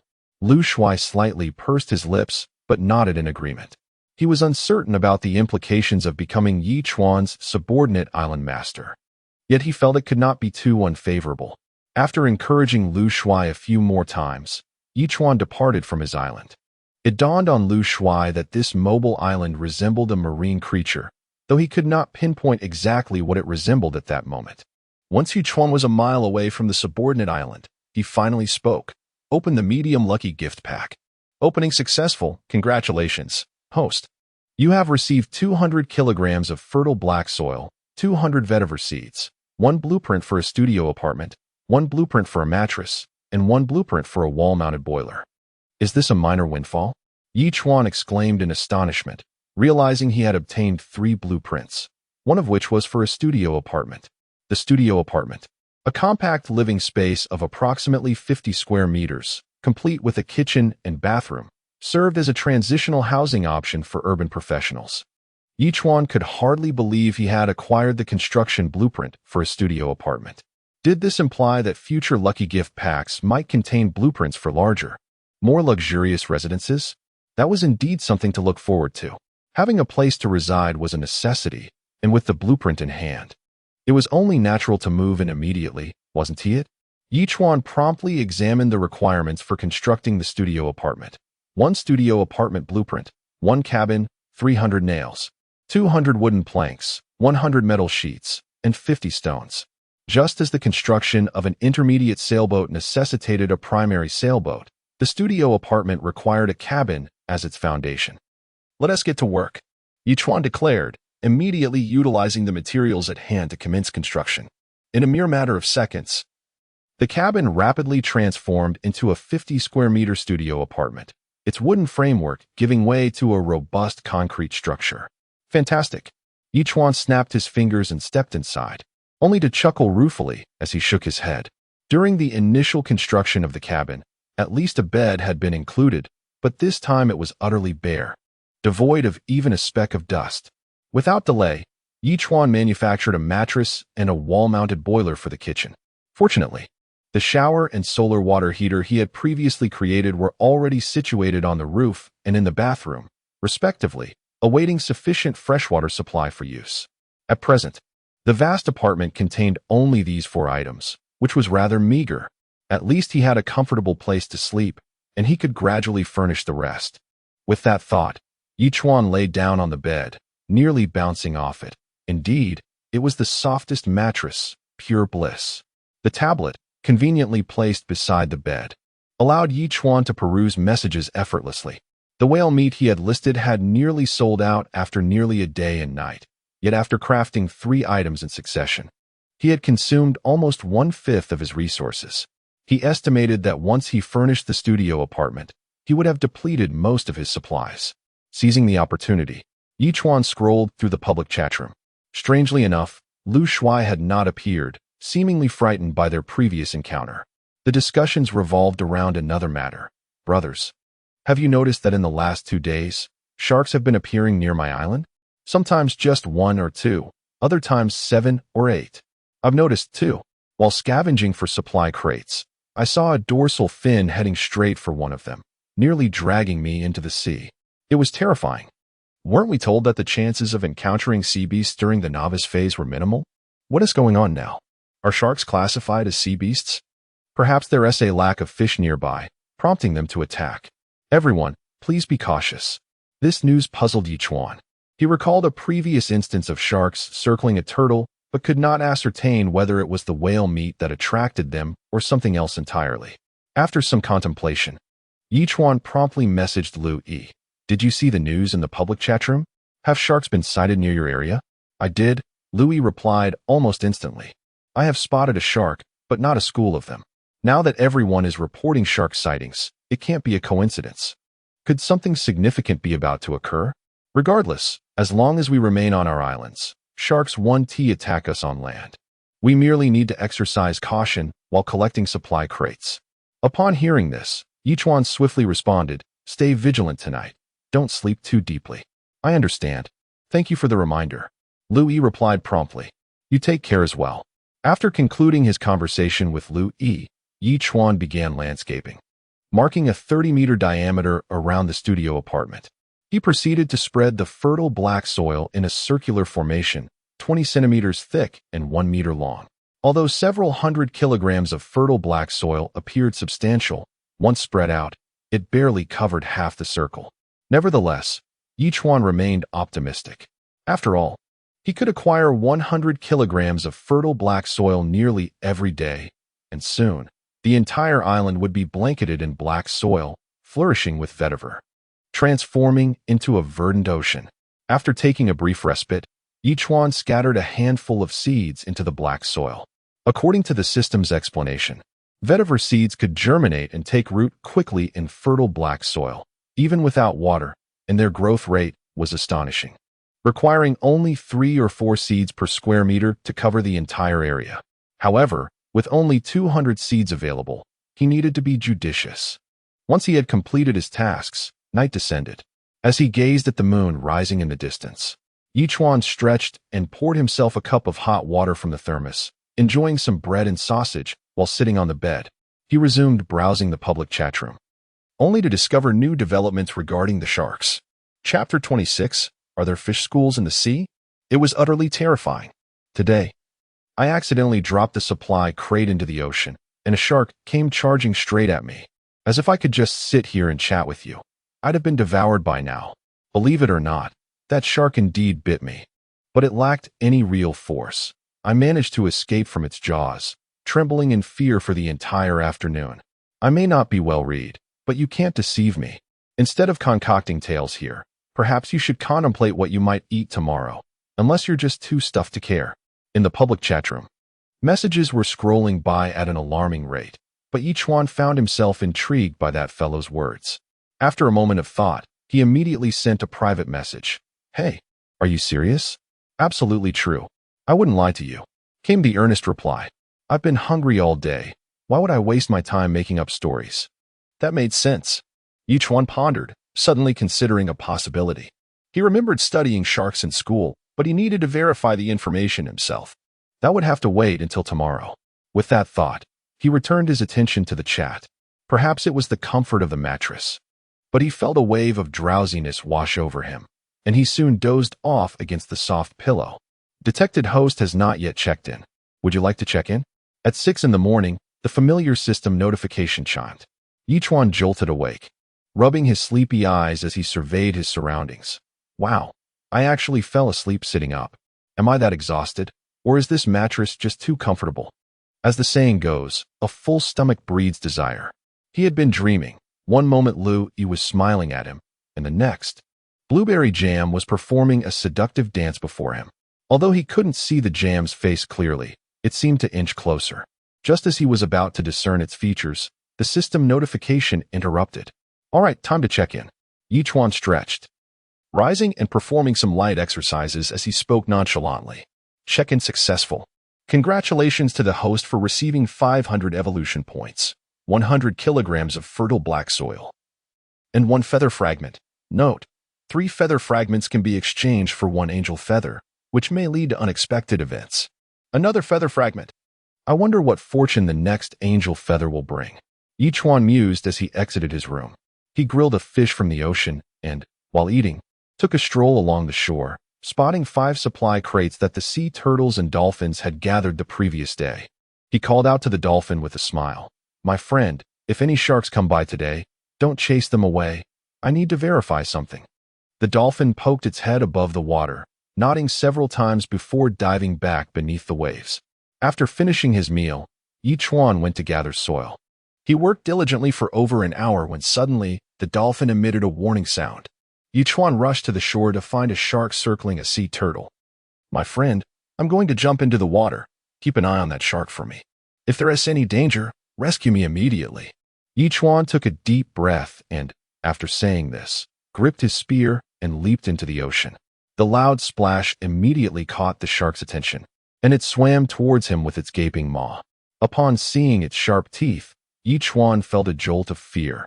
But he quickly noticed that the shark kept its mouth wide open, showing no intention of closing it, even when his spear was thrust into its jaws. Instead of biting, the shark charged at him, but fortunately, the dolphin was there to provide assistance. At the critical moment, it collided forcefully with the shark's belly, flipping it away. The shark regained its balance and darted off, still with its mouth agape. What a creature! Chuan turned back towards the shore, his expression a mix of seriousness and hidden joy. It seems my hypothesis was not far from the truth. Among the shark's natural enemies is a species called the flounder. When a shark swims near a flounder, the threatened fish secretes a milky toxin that paralyzes the shark's jaw muscles, preventing it from closing its mouth, resulting in the state he had just witnessed. If a single flounder could affect one shark, it was likely that a massive school of flounders was forcing all the sharks to the surface. The crucial point, however, was that while flounders are a bane to sharks, they are considered a delicacy by humans. But the pressing challenge remained: how to capture these flounders. That is indeed a conundrum. With no good solutions at hand, Chuan ceased his contemplation and returned to his apartment for a drink. Planning to open the 5 supply crates for a stroke of luck, perhaps he would find some useful tools. 3 wooden planks, 1 instant noodles, 1 bottle of mineral water. 3 wooden planks, 1 blueprint for a semi-automatic fishing net, 2 stones.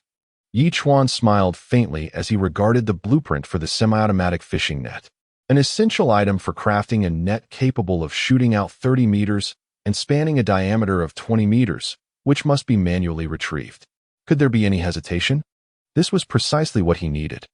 Chuan immediately set to work, and within moments, a semi-automatic fishing net was produced, which he affixed to the turtle's tail, embedding it into its shell.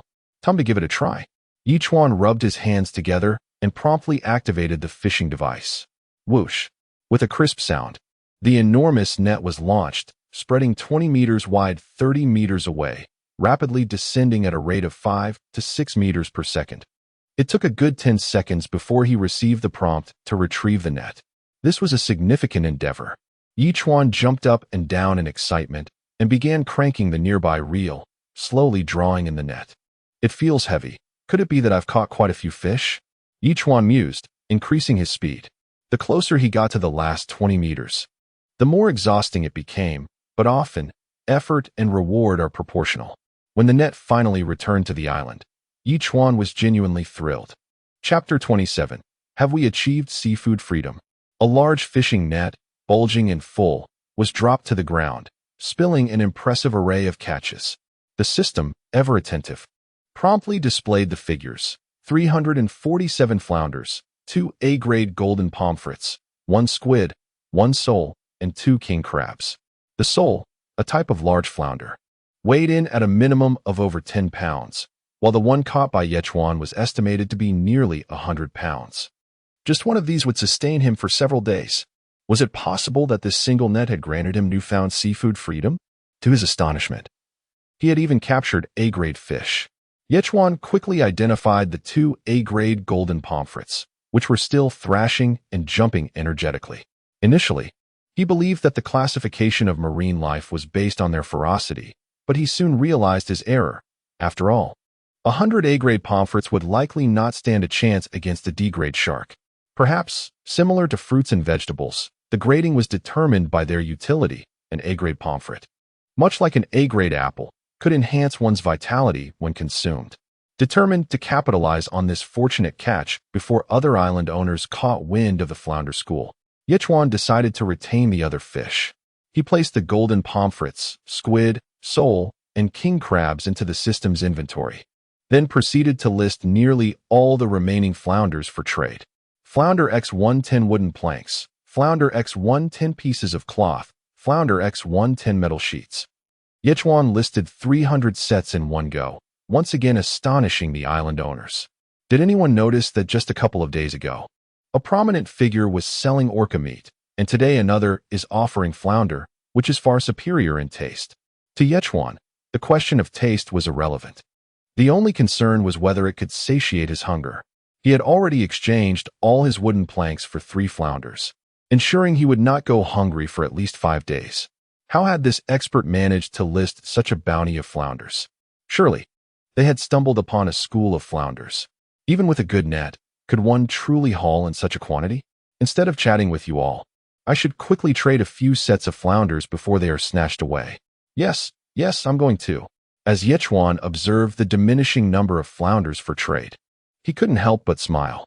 He promptly gifted 10 flounders each to Lu Yi, Zhao Feiyu, and Blueberry Jam. Louis was taken aback. Oh my, the flounders listed on the trading panel are you doing? You must have been lucky enough to encounter a school of flounders and caught them all in one go. Indeed, Chuan replied. I'm definitely going to stick with you from now on. Louis responded excitedly. By the way, I've caught 3 supply boxes over the past couple of days, but haven't opened them yet as per your suggestion. All right, hold off on opening them for now. Chuan replied. However, the fish are raw. Cooking them will be up to you. Lu Yi immediately sent an okay emoji. Brother, you are too good to me. Blueberry Jam chimed in. I haven't even finished the grilled fish you gave me, and now you've gifted me 10 flounders. I must dance a striptease for you. I've caught quite a few myself, Chuan remarked, choosing not to engage further. He felt inclined to share with her, perhaps due to a dream he had, or because he sensed it was unfair not to reciprocate for the A-grade water purifier blueprint she had previously given him. Who could say? Zhao Feiyu, however, declined the offer, simply stating, sorry, I don't have enough resources to trade. This is a gift for you, Chuan replied. One should not accept favors without merit, Zhao Feiyu retorted. Leaving it at that, this response left Chuan with newfound respect for Zhao Feiyu. In the current oceanic world, the greatest scarcity was water and food, and this individual had managed to resist the temptation of food, a true man of integrity. Chuan felt a pang of sympathy and resolved to befriend Zhao Feiyu. Once the 6-month novice period had passed, Zhao Feiyu would surely prove himself to be no ordinary individual. Wow. Now I truly understand the drawbacks of being a subordinate island master. Just as Chuan planned to sample the flounder, Lu Shu messaged him. I just fished up a supply box, but upon opening it, a third of the contents were missing. I'm left with only 2/3 of a bottle of mineral water. Did you take it? That's the rule. Subordinate island masters are required to surrender a third of their resources to their superior island master. Should I take the blame? Chuan replied with a smile. Besides, this is only temporary. In the future, you will see the benefits of following me. What nonsense! Lu Shu replied angrily. He was, after all, the young master of a small family, and before he could even begin to make his mark, he felt cheated. How infuriating! Chuan merely scoffed at Lu Shu's reaction. The clock had struck noon, and he swiftly prepared 2 flounders, seasoning them with the remnants of the last instant noodle flavoring pack, and began a teppanyaki feast. As anticipated, the flounder was extraordinarily delicious, far surpassing the taste of any other sea fish. Even without salt, its flavor was undeniably exquisite. Now equipped with a semi-automatic fishing net, he could effortlessly catch enough fish to last for months. After all, items placed into the system's inventory entered a vacuum state, ensuring perfect preservation. What a delightful state to be in. Once satiated, Chuan checked the trading situation for flounders. After sifting through numerous requests from the hungry, he noticed a message. Big shot. I have a wash basin blueprint. Can I trade it for 2 flounders? A wash basin? Just what he needed. Although he currently lacked running water, preparing for other essential requirements was still prudent. Without hesitation, Chuan placed 2 flounders in the trading slot and exchanged them for the wash basin blueprint. The wash basin required: wash basin blueprint X1, stone X5, metal sheet X5, plastic X5. Plastic? Chuan was taken aback. It seemed he had never come across plastic until now. He immediately posted a message in the public chat. Does anyone have plastic? I'm looking to trade. I have 2 plastics. I need water. Came a swift reply. Chuan agreed readily. How much in milliliters? 500 milliliters.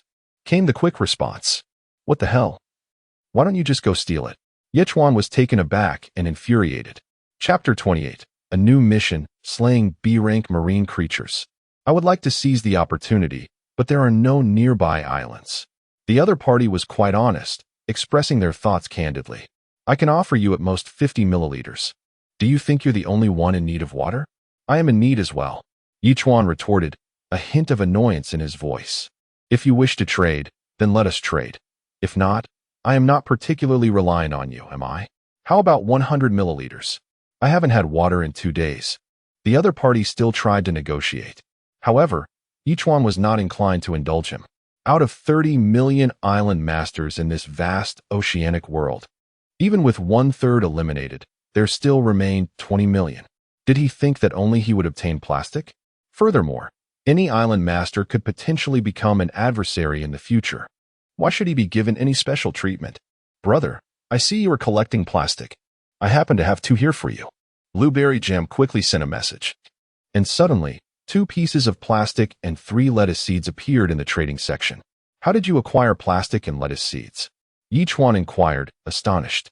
I found them early this morning, along with a bottle of mineral water. I won't plant the lettuce seeds, so I thought I would give them to you. Blueberry Jam replied honestly. If you manage to cultivate them, just let me have a few leaves to taste. If you succeed in growing them, I will gift you a seed. Chuan responded generously, promptly accepting the 2 items. Thank you, brother. Hee. Blueberry Jam replied with delight. Chuan couldn't help but marvel once again at Blueberry Jam's extraordinary luck. He had opened numerous supply boxes without acquiring any plastic. Yet she obtained it with her second box, along with 3 lettuce seeds. Though she might not excel in other endeavors, her luck was undeniably remarkable. Soon, another individual approached Chuan for a trade. Ultimately, he exchanged a flounder and 100 milliliters of mineral water for 10 pieces of plastic, which allowed him to create a wash basin. The wash basin was placed right at the entrance of the bathroom, as upon entering, one would encounter it. The use of plastic was due to a drainage pipe that extended directly into the ground.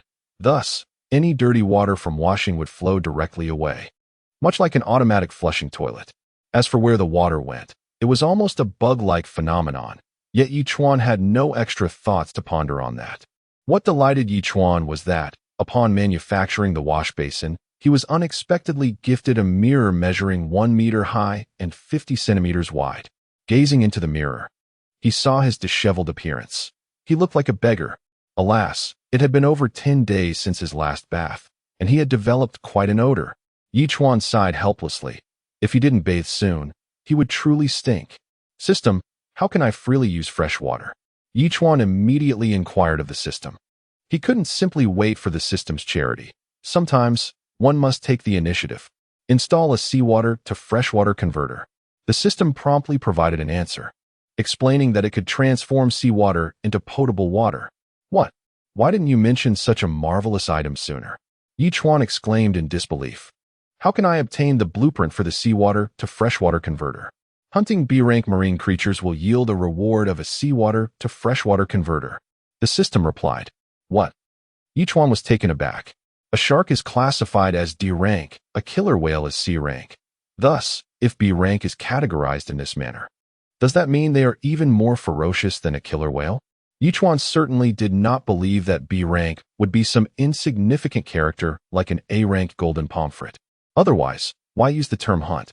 What kind of B rank marine creature is it? After calming himself, Chuan finally asked. The giant hammerhead shark. The system responded once more. Chuan was stunned again. The hammerhead shark is a marine creature that typically measures less than 1 meter in length. They possess an extraordinarily large jaw and highly calcified skulls, with a total of 50 teeth in their upper and lower jaws. They attack prey by lunging forward and biting down, twisting their bodies like a drill boring into air conditioning vents, creating a gash in their prey.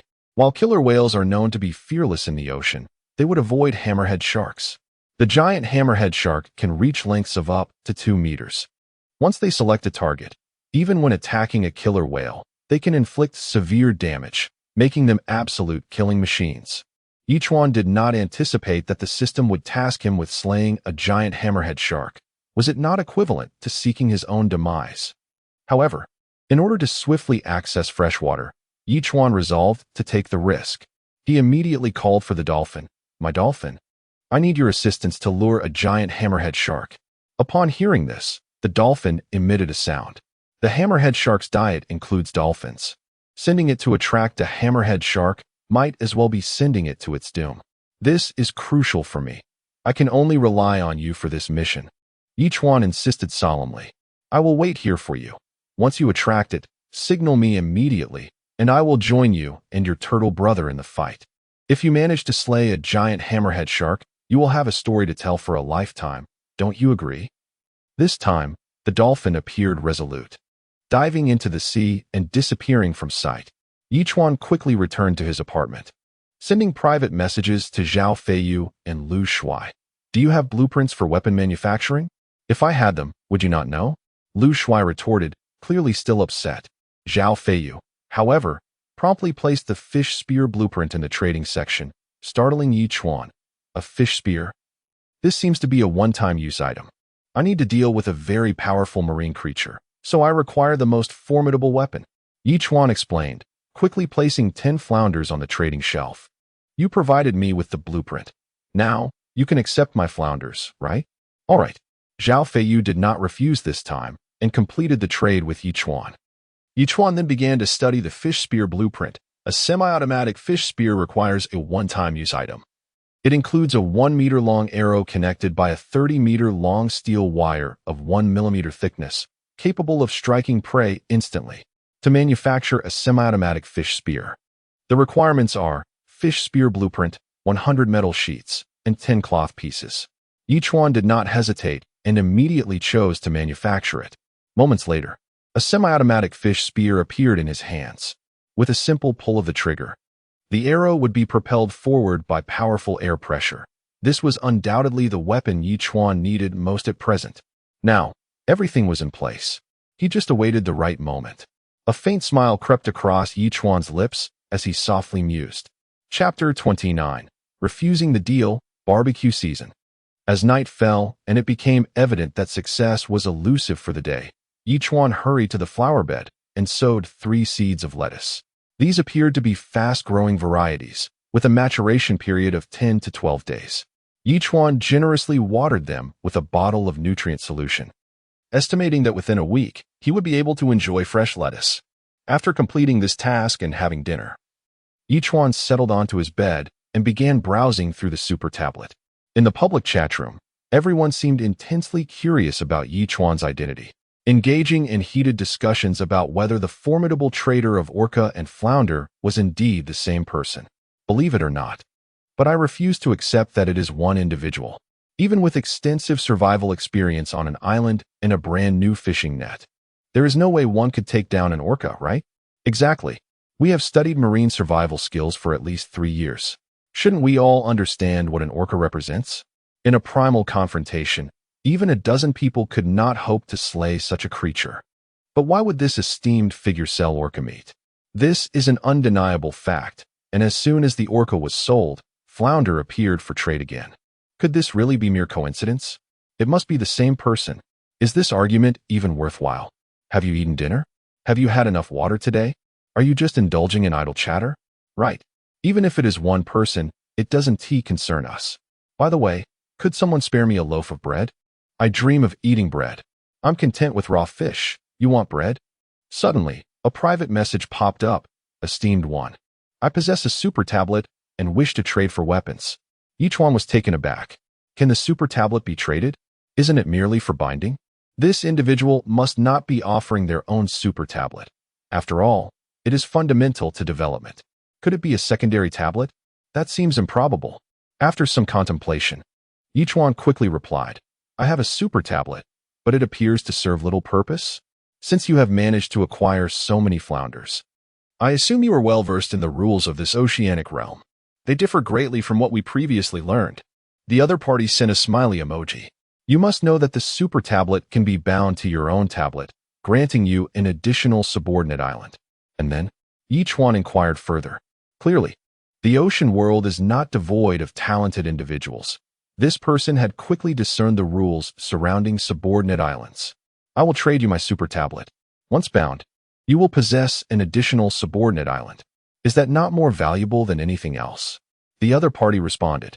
Apologies, but I am not interested. Chuan did not engage in further conversation, leaving that remark before promptly blocking the individual. If this person is aware of subordinate islands, they must also know that such islands are mandated to surrender 30% of their resources to the main island. How could they possibly offer something so precious merely for a weapon? This super tablet is most likely of no use anymore. In other words, the original owner of the super tablet has probably met their demise. Has he truly taken me for a fool? In a distant island, Li Bo, after being rejected, slammed the nearby tablet to the ground. Why won't he trade with me? Were my terms not enticing enough? Brother, please don't be angry. A woman beside him gently urged. Smack. Li Bo struck the woman's face, his twisted expression filled with fury. How can we seek vengeance against that island master without acquiring a formidable weapon? Don't forget, she almost killed you. We must return to the sea, find another island. Perhaps fortune will favor us, and we can encounter a wealthy island master. Then we will have everything. After a moment of silence, Li Bo decisively made his choice. But it's already dark. The woman cautioned, covering her cheek. What if? What if you stay behind and I go alone? You are just a burden. Li Bo dismissed her words and swiftly headed towards the small boat. Don't leave me behind. I will follow you. The woman exclaimed, startled, and hurried after Li Bo. A night of silence passed until the next morning when Chuan was awakened once more by the system's notification sound. He declared, Sign in. Sign in successful. Congratulations, host. You have received 500 evolution points, 100 kilograms of fertile black soil, and a lucky blind box 1. Note. There is a chance to obtain manufacturing blueprints, seeds, fruits. Open the blind box, Chuan said with a smile, calm and composed. Blind box opening. Congratulations, host. You have obtained barbecue seasoning 1. Barbecue seasoning? Chuan's expression brightened. Now he could indulge in barbecues at will. He hadn't expected the blind box to yield such a delightful surprise. After all, the most delectable seasoning he had encountered in recent days was instant noodle flavoring. Could that even compare to barbecue seasoning? Without hesitation, Chuan rushed to grill a flounder, sprinkling it with the barbecue seasoning. Even before tasting it, he could feel his mouth watering. Of course, one cannot fault Chuan. After being accustomed to small barbecues and enduring tasteless food for an extended period, how would one feel upon receiving a sumptuous barbecue feast? Exhilarated, Chuan savored the meal and then piled up the 100 kilograms of fertile black soil, scattering a few seeds of lemongrass before he began circling the island. The dolphins had yet to return. Last night, the sea turtles had managed to haul up 3 supply boxes, all of which Chuan stacked together before returning to the apartment and sitting in front of the super tablet. After filtering out the private messages begging for food and drink, he glanced at the trading panel. Flounders had sold over half. Yet compared to the previous speed of trading orca meat, this was noticeably slower. It seemed everyone had realized the importance of resources. Either they were hoarding them or had genuinely exhausted their supplies. In the public chat room, the discovery of sharks' secrets became apparent. No wonder that esteemed figure could list so many flounders. This morning, I dove into the sea to retrieve a supply box. And guess what I found? Spit it out already. If you have something to say, say it. Stop keeping us in suspense. I discovered a massive school of flounders. If that's the case, I suddenly recall that a certain secretion from flounders seems to affect the muscle tissue of sharks. What good does that do us? Can we even haul flounders up? By the way, don't flounders live on the ocean floor? How did they end up on the surface? Just as the conversation continued, an urgent call from the dolphins echoed outside, causing Chuan's heart to race. The giant mako shark is coming. Chapter 30. The Hunt for B-Class Marine Creatures. Chuan swiftly grasped his semi-automatic spear gun and long gun, dashing out to witness dolphins rapidly circling the island. It appeared that a colossal hammerhead shark was in pursuit. Without hesitation, he leaped onto the head of a sea turtle, concealing himself beneath its shell, and observed as the dolphin completed another circuit. 20 meters away, a slender fish, approximately 2 meters in length, was swiftly pursuing the dolphin, its mouth grotesquely circular and fearsome in appearance. Steeling himself, Chuan waited as the massive hammerhead shark passed by, then suddenly thrust his long gun forcefully into its side. However, the shark's speed surpassed Chuan's expectations, with a mere twist. It evaded the attack and swiftly turned to bite the tip of the spear, spinning like a drill. Chuan immediately released his grip, subtly aiming the spear gun at the beast. The hammerhead shark spun for several seconds, managing to sever the long gun with a powerful bite. Its animosity towards the dolphin was now redirected towards Chuan, and it lunged at him, mouth agape. Given the shark's terrifying reflexes, Chuan refrained from acting impulsively, instead watching as the creature barreled toward him. 10 meters, 7 meters, 5 meters, 3 meters. Now, at a mere 3 meters distance, Chuan decisively pulled the trigger. Although the hammerhead shark reacted, the speed of the spear gun was undeniable. It pierced the shark's neck, causing it to open its mouth wide in pain before it turned and fled. The sea turtle's massive head lunged from its shell, clamping down on the spear gun. With 30 meters of fishing line fully extended, the hammerhead shark was abruptly halted, blood gushing forth. With a shell spanning 3,000 square meters, the turtle's strength was formidable. Regardless of how much the shark struggled, it could not free itself. However, the arrow seemed to be loosening. The creature possessed extraordinary strength, and if it continued to resist, it could potentially escape the arrow. To prevent any mishaps, Chuan retrieved a chainsaw and, after surfacing to catch his breath, swiftly swam toward the hammerhead shark. A few minutes later, Chuan staggered onto the shore, collapsing and gasping for air. Despite having gained half the turtle's strength and consumed an A-class fruit to enhance his physique, he still struggled underwater, and the hammerhead shark nearly turned the tables on him. Truly, as a B-class marine creature, it was exceptional. Congratulations, host, on your first kill of a B-class marine creature. You have received a lucky gift pack. Would you like to open it? The system's voice arrived a few minutes later. Chuan had been awaiting this moment. He felt that all his efforts had been worthwhile. He promptly replied, "Open. Opening successful. Congratulations, host. You have acquired 200 kilograms of fertile black soil, 200 vetiver seeds, a manufacturing blueprint for a seawater to drinking water converter, a sofa blueprint, and a coffee table blueprint." Much like the previous lucky gift pack, it contained 3 manufacturing blueprints. Chuan immediately began studying the seawater to drinking water converter's design, which required 1 manufacturing blueprint for the seawater converter for 100 metal sheets, 100 nails, and 50 pieces of cloth. Excellent. He had all these materials at hand.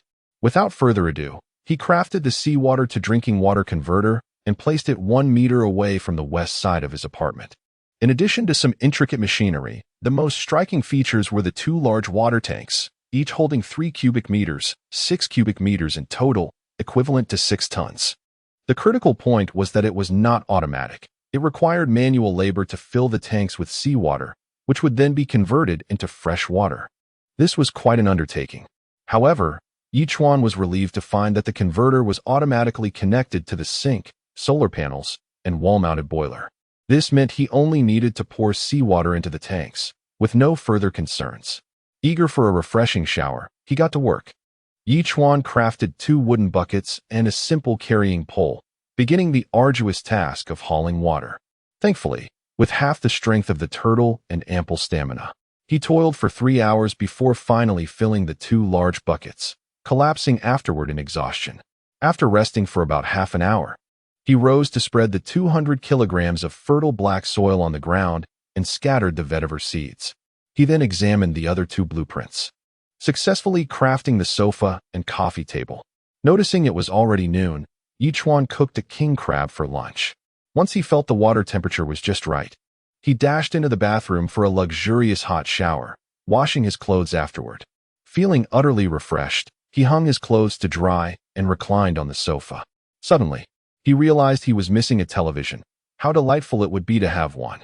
But then again, this was survival in the ocean, not a vacation. As he lay there, a private message notification chimed. It was from Blueberry Jam. "Brother, I just found an egg while scavenging a supply crate." An egg? Chuan was taken aback. Blueberry Jam promptly placed the egg in the trading bar, and upon receiving it, the system immediately provided an analysis. Pet egg. With a 1 in 10 million chance of being found. There is a 30% chance of hatching a pet. With a 10% chance of it being an S-class or SS class. What the heck? Chuan's jaw nearly dropped. With odds of 1 in 10 million. This meant that among 30 million island masters, only 3 could find it. And Blueberry Jam was one of those fortunate few? Calling her lucky was an understatement. System, how can I hatch the egg out here in the wilderness? Chuan pondered. Place the pet egg among burning wooden planks. Results will be evident after 1 hour. The system replied. That didn't seem too difficult. Chuan nodded and promptly traded back the egg, several wooden planks, and a lighter. Brother, why did you give me so many things? Blueberry Jam asked, puzzled. This is a pet egg. Placing it among the burning wooden planks will allow it to hatch.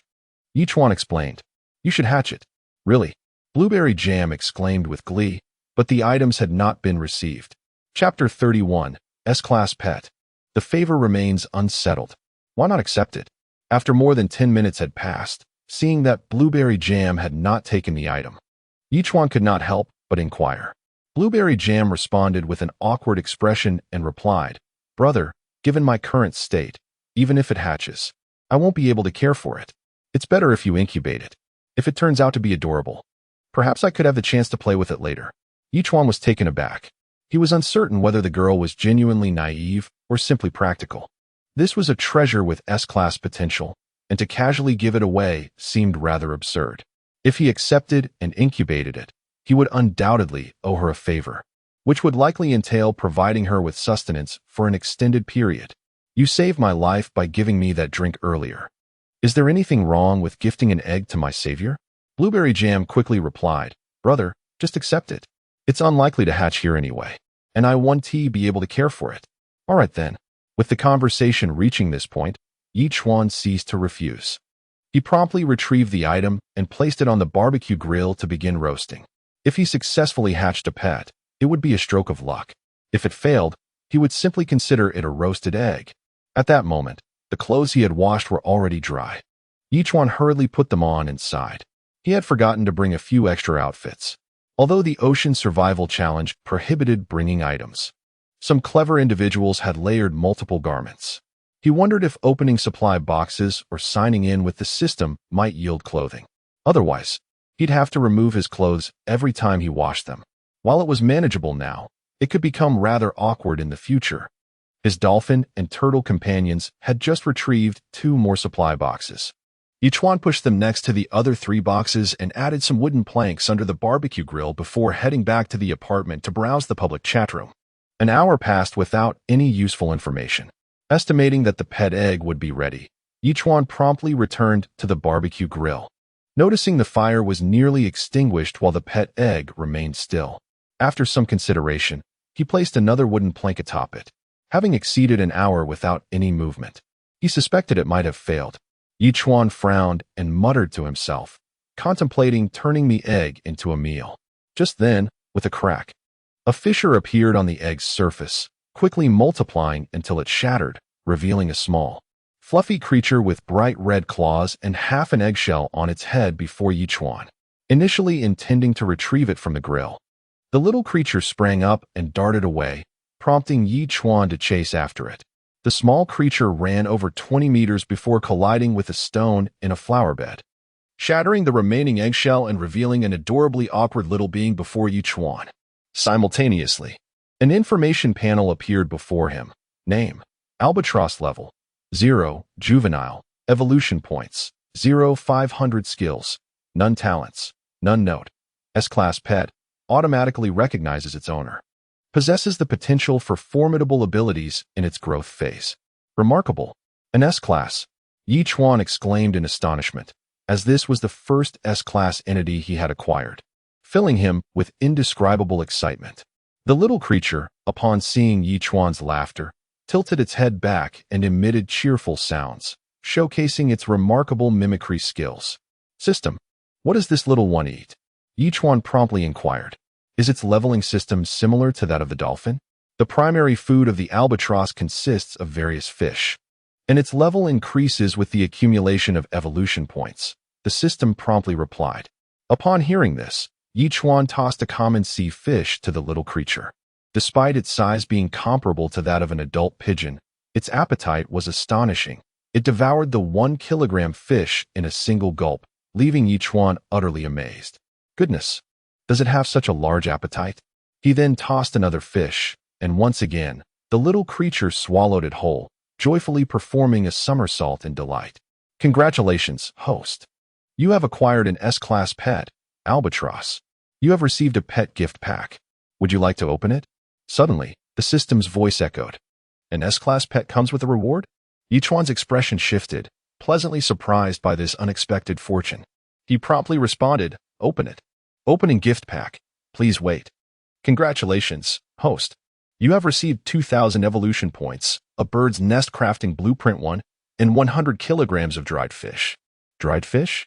Yi Chuan chuckled, feeling as if he were raising a small cat. However, 100 kilograms of dried fish would certainly keep this little one fed for quite some time. With 2,000 evolution points available for upgrading the creature, Yi Chuan pondered whether to allocate them to the albatross or his turtle. After deliberating for several seconds, he decisively assigned all the evolution points to the turtle, reasoning that the little creature required only 500 points to reach level 1. He could upgrade it after signing in the next day.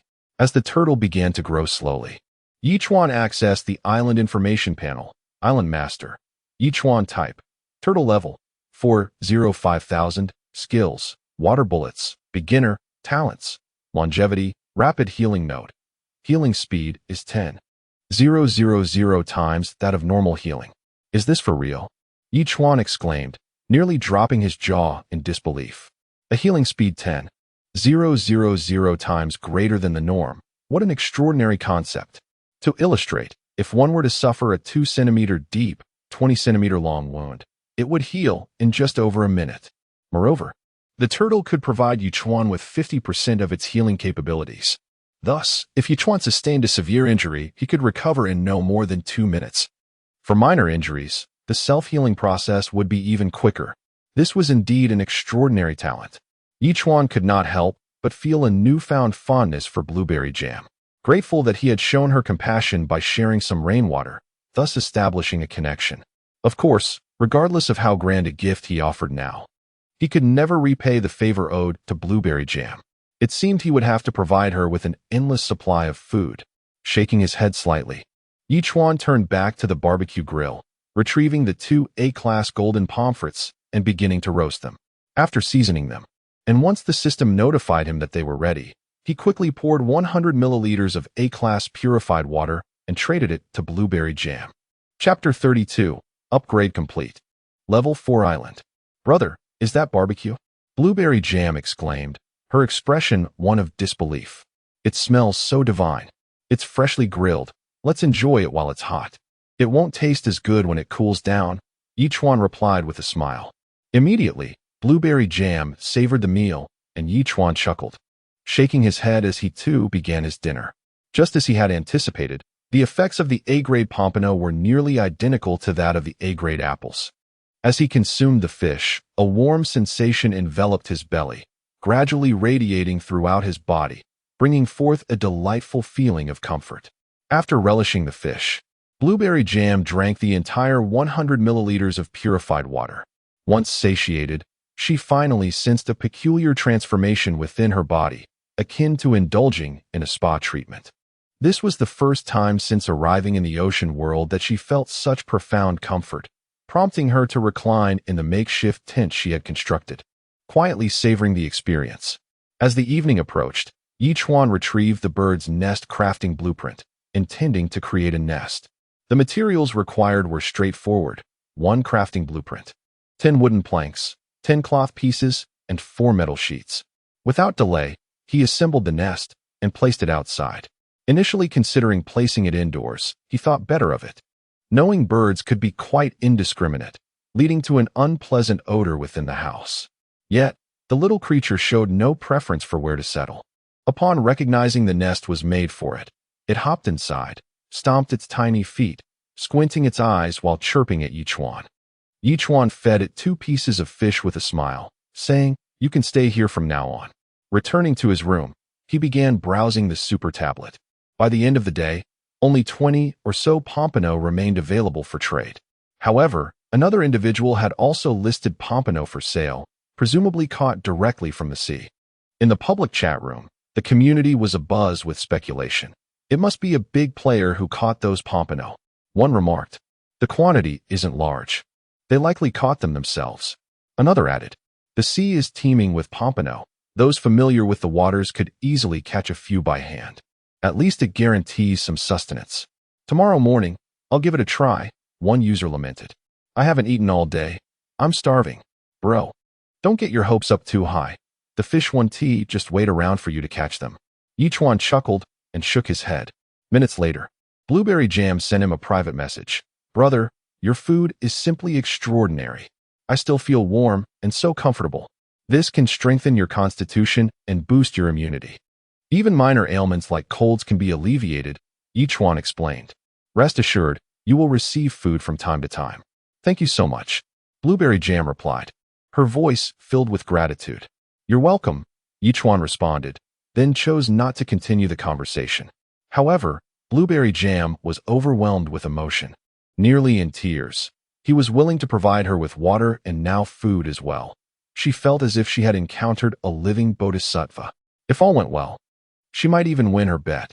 As he browsed the tablet, fatigue soon overwhelmed Chuan, and he lay down to sleep. The next day, just as the system's voice echoed, he immediately exclaimed, "Sign in. Sign in successful.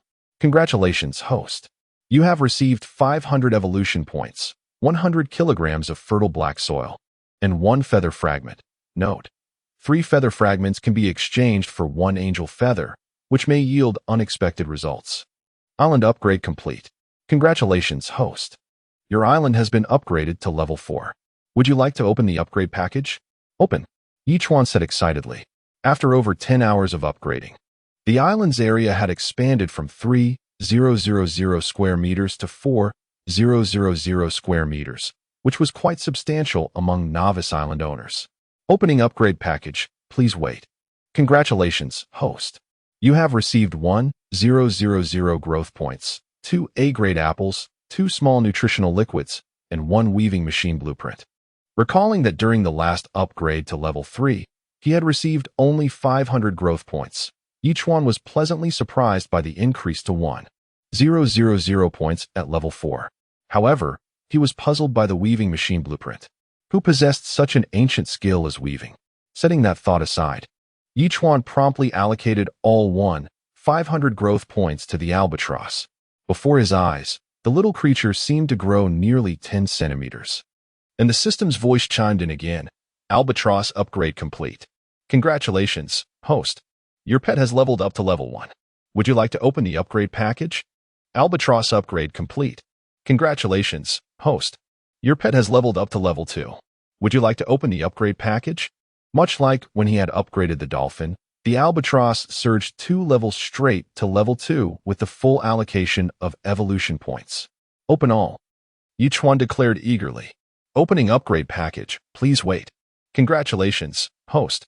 You have received 500 growth points, 1 stone, 2 wooden planks, and 2 plastics. Congratulations, host.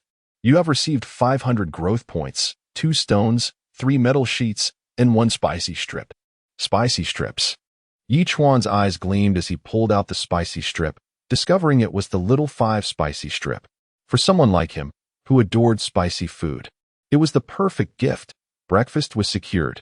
Stowing away the spicy strip, Chuan glanced at the albatross's information panel. Name: Albatross level 2 juvenile, evolution points 0 1,500 skills, none talents. None. How is it already level 2 without any skills or talents? Chuan wondered, scratching his head. Surely it could at least fly?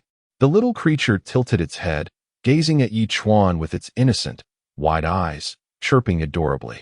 Chuan couldn't help but place 2 handfuls of dried fish before it. The albatross's eyes sparkled with delight, and it eagerly devoured the fish. "Take your time." Chuan chuckled, shaking his head. Next, he planned to elevate the little creature to level 4 in one go, hoping it might awaken some skills or talents. However, it was time for Chuan to have breakfast. Spicy strips awaited. Chapter 33, The Television. I boiled 500 milliliters of fresh water, added instant noodles, and then fished out 2 eggs. Soon, the delightful aroma of the noodles wafted across the entire island. With a mouthful of noodles and a sip of my drink, I was immediately drenched in sweat. It was pure bliss. Chuan now contemplated how, if there were internet and mobile phones on the island, he could create a food broadcast that would surely tantalize the other island owners to no end. He suspected that, at present, he might be the only one in this vast ocean capable of indulging in eggs and drinks. After breakfast, Chuan stacked the 3 supply boxes collected by the sea turtles and immediately watered the lettuce with a small nutrient solution. He diluted another bottle with 1,000 milliliters of fresh water and poured it over the spinach and chili peppers. Thanks to the nutrient solution over the past 2 days, the spinach and chilies had already grown to 3 or 4 centimeters tall, while the lettuce had sprouted tender shoots. He estimated that in a few more days, he would have full heads of lettuce. The special tree species had also reached 0.5 meter in height, with 2 vibrant green leaves finally appearing at the previously barren tip, a truly encouraging sign for Chuan. As for the vetiver grass, which had been planted first, it had also sprouted tender shoots, growing steadily even without the nutrient solution. After inspecting the surroundings, Chuan stood by the edge of the island for a while before returning to his room to perform the 8th set of radio calisthenics twice. However, he suddenly noticed a tattered crafting blueprint appear in the system's inventory, revealing only a fragment of the character for electricity. This piqued Chuan's interest. Could there be something related to electricity on this island? Since it was a fragmented blueprint, it must be connected to Lu Shuai. Perhaps this fellow had uncovered something remarkable.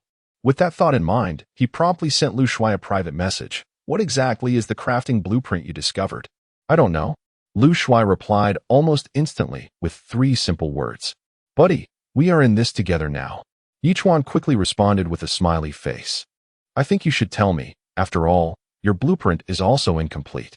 We need to combine them to form a complete crafting blueprint." This time, after a pause of about 10 seconds, Lu Shuai finally replied, "It's a crafting blueprint for a big-headed television." Just as he suspected, Chuan's expression shifted, and he immediately exclaimed, "Quickly trade me the remaining 70% of your blueprint. I'll exchange it for 500 milliliters of fresh water." Lu Shuai replied, "You dare to haggle with me? Do you want me to come over to your island and teach you a lesson?" Chuan shot back with a threatening emoji. "You have 10 seconds to decide." Lu Shuai fell silent, and it wasn't until the 10th second that he finally sent the tattered blueprint to the trading section. Chuan accepted the blueprint, obtaining the complete television crafting blueprint. Subsequently, Chuan examined the crafting requirements. 1 television crafting blueprint, 50 plastics, 20 metal sheets, 10 nails, and 2 pieces of glass.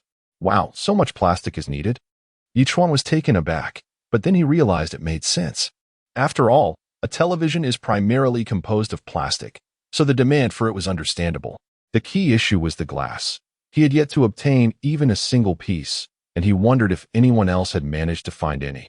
Currently, he had plenty of wooden boards, fabric pieces, metal sheets, stones, and nails, but not a trace of plastic or glass. It seemed that in the future, he would undoubtedly require these 2 materials. With that thought, Chuan promptly cast out a fishing net and began to pull it in with all his might. 278 flounders, 10 grouper, 3 ribbonfish, and 1 king crab.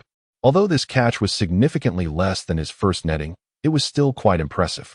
After collecting the other fish, he immediately put all the flounders on the market. 1 flounder, 2 plastics, 1 flounder, 2 glasses. In an instant, the public chat room erupted in excitement. "Did you see that? Another big shot has put flounders on the market. This time, they're collecting plastics and glasses. Have you found any glass?" "No, I've mostly found wooden boards and metal sheets. Plastic is scarce, let alone glass." What on earth does this big shot want to craft that requires glass? It's truly baffling. The world of the big shots is beyond our comprehension. I'm so envious. I feel like I'm on the brink of starvation. Simultaneously, a private message popped up. Big shot. I have 5 pieces of glass. I need 500 milliliters of water. Do you not realize that water is the most scarce resource in the entire ocean world? Asking for 500 milliliters is outrageous. Chuan replied irritably. That's quite a greedy request. I know, which is why I haven't seen fresh water for 3 days. If it weren't for my self-sustaining efforts, I might have perished. The other person replied, expressing their desperate thirst. This statement truly disgusted Chuan. Self-sustaining? What kind of thirst must one have to resort to such measures? Without further negotiation, Chuan promptly placed a bottle of mineral water in the trading section, and the other party immediately offered up the 5 pieces of glass. The trade was swiftly completed. By the way, how did you obtain your glass? Chuan inquired after a moment's thought. I got it from opening supply boxes, and I just found it this morning. The other party replied after a brief pause. I opened 5 supply boxes before this and found no glass. It only appeared today. Oh, Chuan nodded in understanding. It seemed that glass was a newly emerged resource, and he believed that in a few days, everyone would be able to obtain glass, just as they would plastic. While pondering this, Zhao Feiyu suddenly placed a crafting blueprint for a faucet in their private chat's trading section. I found a faucet crafting blueprint. I don't need it, but I think it might be useful for you. Yes. I truly need a faucet. Chuan replied immediately. Although he had a seawater to freshwater converter, several pipes were already connected to solar panels, leaving him with no surplus faucets or pipes. While the sink faucet could barely suffice, it was ultimately inconvenient. Chuan had originally conceived a way to generate income, but due to the inconvenience of accessing tap water, it had been temporarily shelved. Now, with Zhao Feiyu providing a faucet crafting blueprint, a significant problem was instantly resolved. Chuan eagerly accepted the faucet crafting blueprint and traded 5 flounders in return. Zhao Feiyu made no remarks and simply accepted the trade. Chuan then ventured out to inspect his surroundings and promptly asked, System, now that I have a faucet crafting blueprint, can I connect this faucet to the seawater to freshwater converter system? Chapter 34, Poison. In grave danger. Very well. The system promptly responded. Then place it outside the room, right next to the wall by the converter. Without hesitation, Chuan quickly fashioned a faucet, extending a 30-centimeter pipe from the wall, which culminated in a water tap. The urgency behind Chuan's desire for a faucet stemmed from his need for easy access to water. Observing the recent transactions, it became evident that water was the most coveted resource among the island lords, with their demand for it being at least thrice that of food. Chuan had previously sampled the treated tap water, which bore a distinct chlorine taste, akin to the ordinary tap water found at home, although it was not particularly palatable. In this oceanic realm where every drop of water was precious, one could hardly afford to be discerning. Following this, he intended to exchange 100 milliliters of tap water for resources, undoubtedly a swifter method than trading fish. However, this was merely a hypothesis that required validation through experience. In a matter of seconds, Chuan filled 2 bottles with tap water, dividing it into 10 portions, each of 100 milliliters, all available for trade in exchange for plastic. 5 pieces per 100 milliliters, astonishingly. Within mere moments, 5 of these portions were sold, and news spread rapidly through the public chatroom. Did everyone see?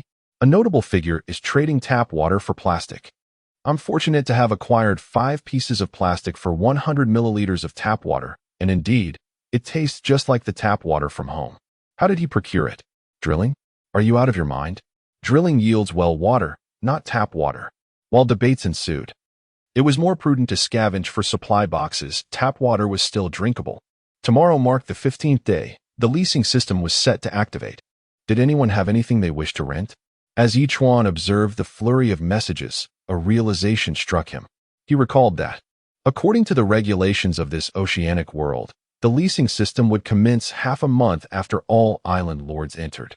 They could rent out tools they possessed. For instance, renting out a tool for an hour could require a wooden plank or 2 metal sheets, thereby enhancing the growth rate of the island lords. Some might wonder what would happen if the rented tools were not returned. Fortunately, the rules of the oceanic world ensured that, upon the expiration of the rental period, the tools would automatically revert to their rightful owners, eliminating such concerns. With this in mind, Chuan promptly messaged Lu Yi. Did you see what they were discussing in the public chat room?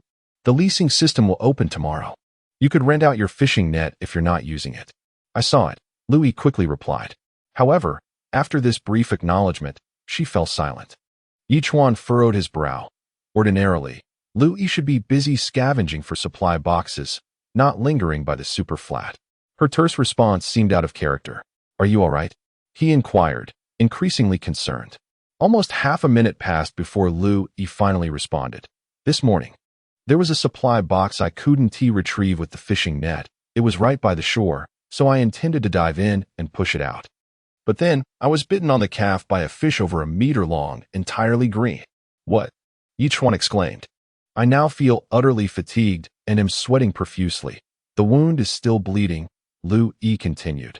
Could it be a sea eel? Such creatures typically concealed themselves among rocks. Generally harmless, they could turn ferocious if threatened, and a significant number were venomous. Based on Lu Yi's description, it seemed she had encountered a green moray eel, indeed known for its toxins. Yet, these creatures usually dwelled on the ocean floor. How could it have ventured to the surface like a flounder? Was there some anomaly occurring in the depths? However, pondering such matters was not Chuan's priority at that moment. He swiftly procured 200 milliliters of grade A freshwater and placed a newly acquired grade A apple in the trading slot. The creature that bit you is venomous. Without delay, pour half of the water onto your wound and drink the other half, then consume the apple. In her predicament, Lu Yi wasted no time in following his instructions. Presently, her complexion was devoid of color, almost ghostly pale. She recognized she had been poisoned, and in the oceanic world, there were no antidotes available. Perhaps she would simply have to await her fate. Having received Chuan's items, Lu Yi immediately rolled up her trousers and poured approximately 100 milliliters of grade of fresh water over her wound, then consumed the remainder. Instantly, a cool sensation washed over the wound, and the pain began to dissipate. A surge of warmth soon enveloped her entire body, and she felt her strength returning. Could it be effective? Lu Yi mused, her spirits lifting. Without hesitation, she devoured the apple entirely. Much like the water she had just ingested, the warmth intensified, and her strength continued to grow. Within mere minutes, she had regained half her vigor. Excitedly, she messaged Chuan. Your items are incredibly effective. In just a few minutes, I have recovered half my strength. I cannot express my gratitude enough. Spare me the thanks. It seems the only way to truly repay me would be to offer yourself. Chuan jested, attaching a playful emoji. Upon seeing his reply, Lu Yi blushed, followed by a flurry of laughter emojis. I will rest for a bit before heading out to scavenge for supply boxes. Chuan felt his jest may have been a tad too bold. He sent an approving emoji and exited the room. Gazing up at the azure sky adorned with white clouds, he inhaled deeply. Suddenly, a chirrup caught his attention. He turned to find the little creature had vanished from the island. Following the sound, he was astonished to see it emerge from the ocean. Clutching a fish in its beak, and with a swift motion, it swallowed the entire fish whole. Wait, Chuan gasped in disbelief. The little creature was catching its own fish? Yet, the information panel indicated that it was still utterly inept, with eating being its sole forte.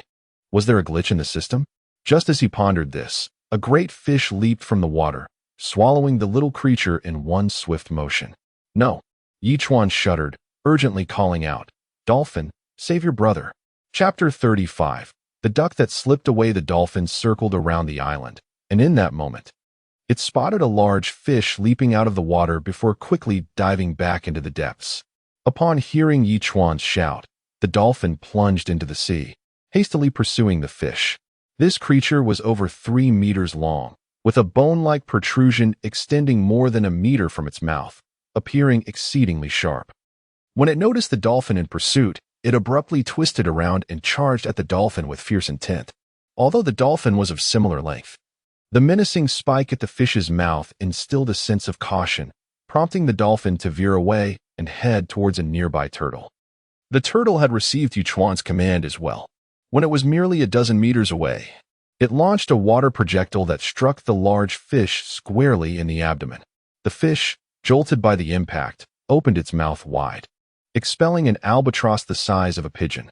The little creature plunged into the sea, immediately darting towards the surface like an arrow. The fish, unwilling to let its meal escape, pursued closely behind. After a few seconds, accompanied by sharp cries, the albatross soared into the sky, vigorously flapping its small wings until it landed safely. Meanwhile, the large fish also breached the surface, charging toward the small creature, its elongated, pointed mouth aiming to deliver a vicious strike. Chuan gasped in shock, swiftly dodging to the side as he drew his bow and fired an arrow, which struck the fish squarely in the head. The unfortunate fish merely sought a warm meal, but now found itself stranded on land, unable to return. With such long teeth, could this be a narwhal? Chuan pondered, astonished, glancing at the little creature. Why couldn't you simply wander around the island instead of venturing into the sea to catch fish? At such a young age, you're already trying to show off. Seemingly understanding Chuan's words, the little creature let out a few plaintive calls. Chuan smirked slightly, turning to check the little one's information panel. Name: Albatross level 2, juvenile. Evolution points: 0, 1500 skills. None talents. None. Just like before, it possessed neither skills nor talents. Yet this little one could fish and swim. Could it be that this was a hidden advantage not displayed by the system? Unable to decipher the mystery, Chuan decided not to dwell on it. He tossed a handful of small fish treats to the little creature and advised, next time you go into the water, call for your brother the dolphin to accompany you. At your size, even a moderately large fish could swallow you whole. The little creature chirped in response, squinting at Chuan, expressing gratitude and joy. Chuan shook his head in exasperation, then turned his gaze toward the narwhal. After a moment's contemplation, he treated it the same way he had with the orca last time, immediately slicing it into 500-gram portions of fish meat. He kept over 20 pounds for himself, while the rest was listed for trade, alongside flounder, for at least 1,000 portions to exchange for plastic and glass. The remainder would be traded for the more mundane resources. At that moment, many island dwellers had jumped into the sea to catch fish, as flounders had become rampant, making it possible for anyone who could swim to catch a few. However, Chuan's narwhal had stirred quite a commotion in the public chat room. Who is this great figure that has even caught a narwhal? Aren't they afraid of being impaled? This time, the figure's portion is 500 grams, yet the resources exchanged are similar to before. Does this suggest that our demand for food has significantly decreased? Compared to the previous orca, the narwhal is much more docile.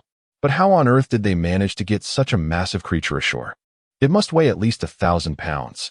Does anyone have antibiotics or anti-inflammatory medication? I was bitten by a fish while in the water, and I can't stop the bleeding. I feel like I'm on the brink. Yes, I was bitten too, but it's not severe. If I don't get a tetanus shot, I wonder if I might get infected. Watching the chat unfold, Chuan furrowed his brow.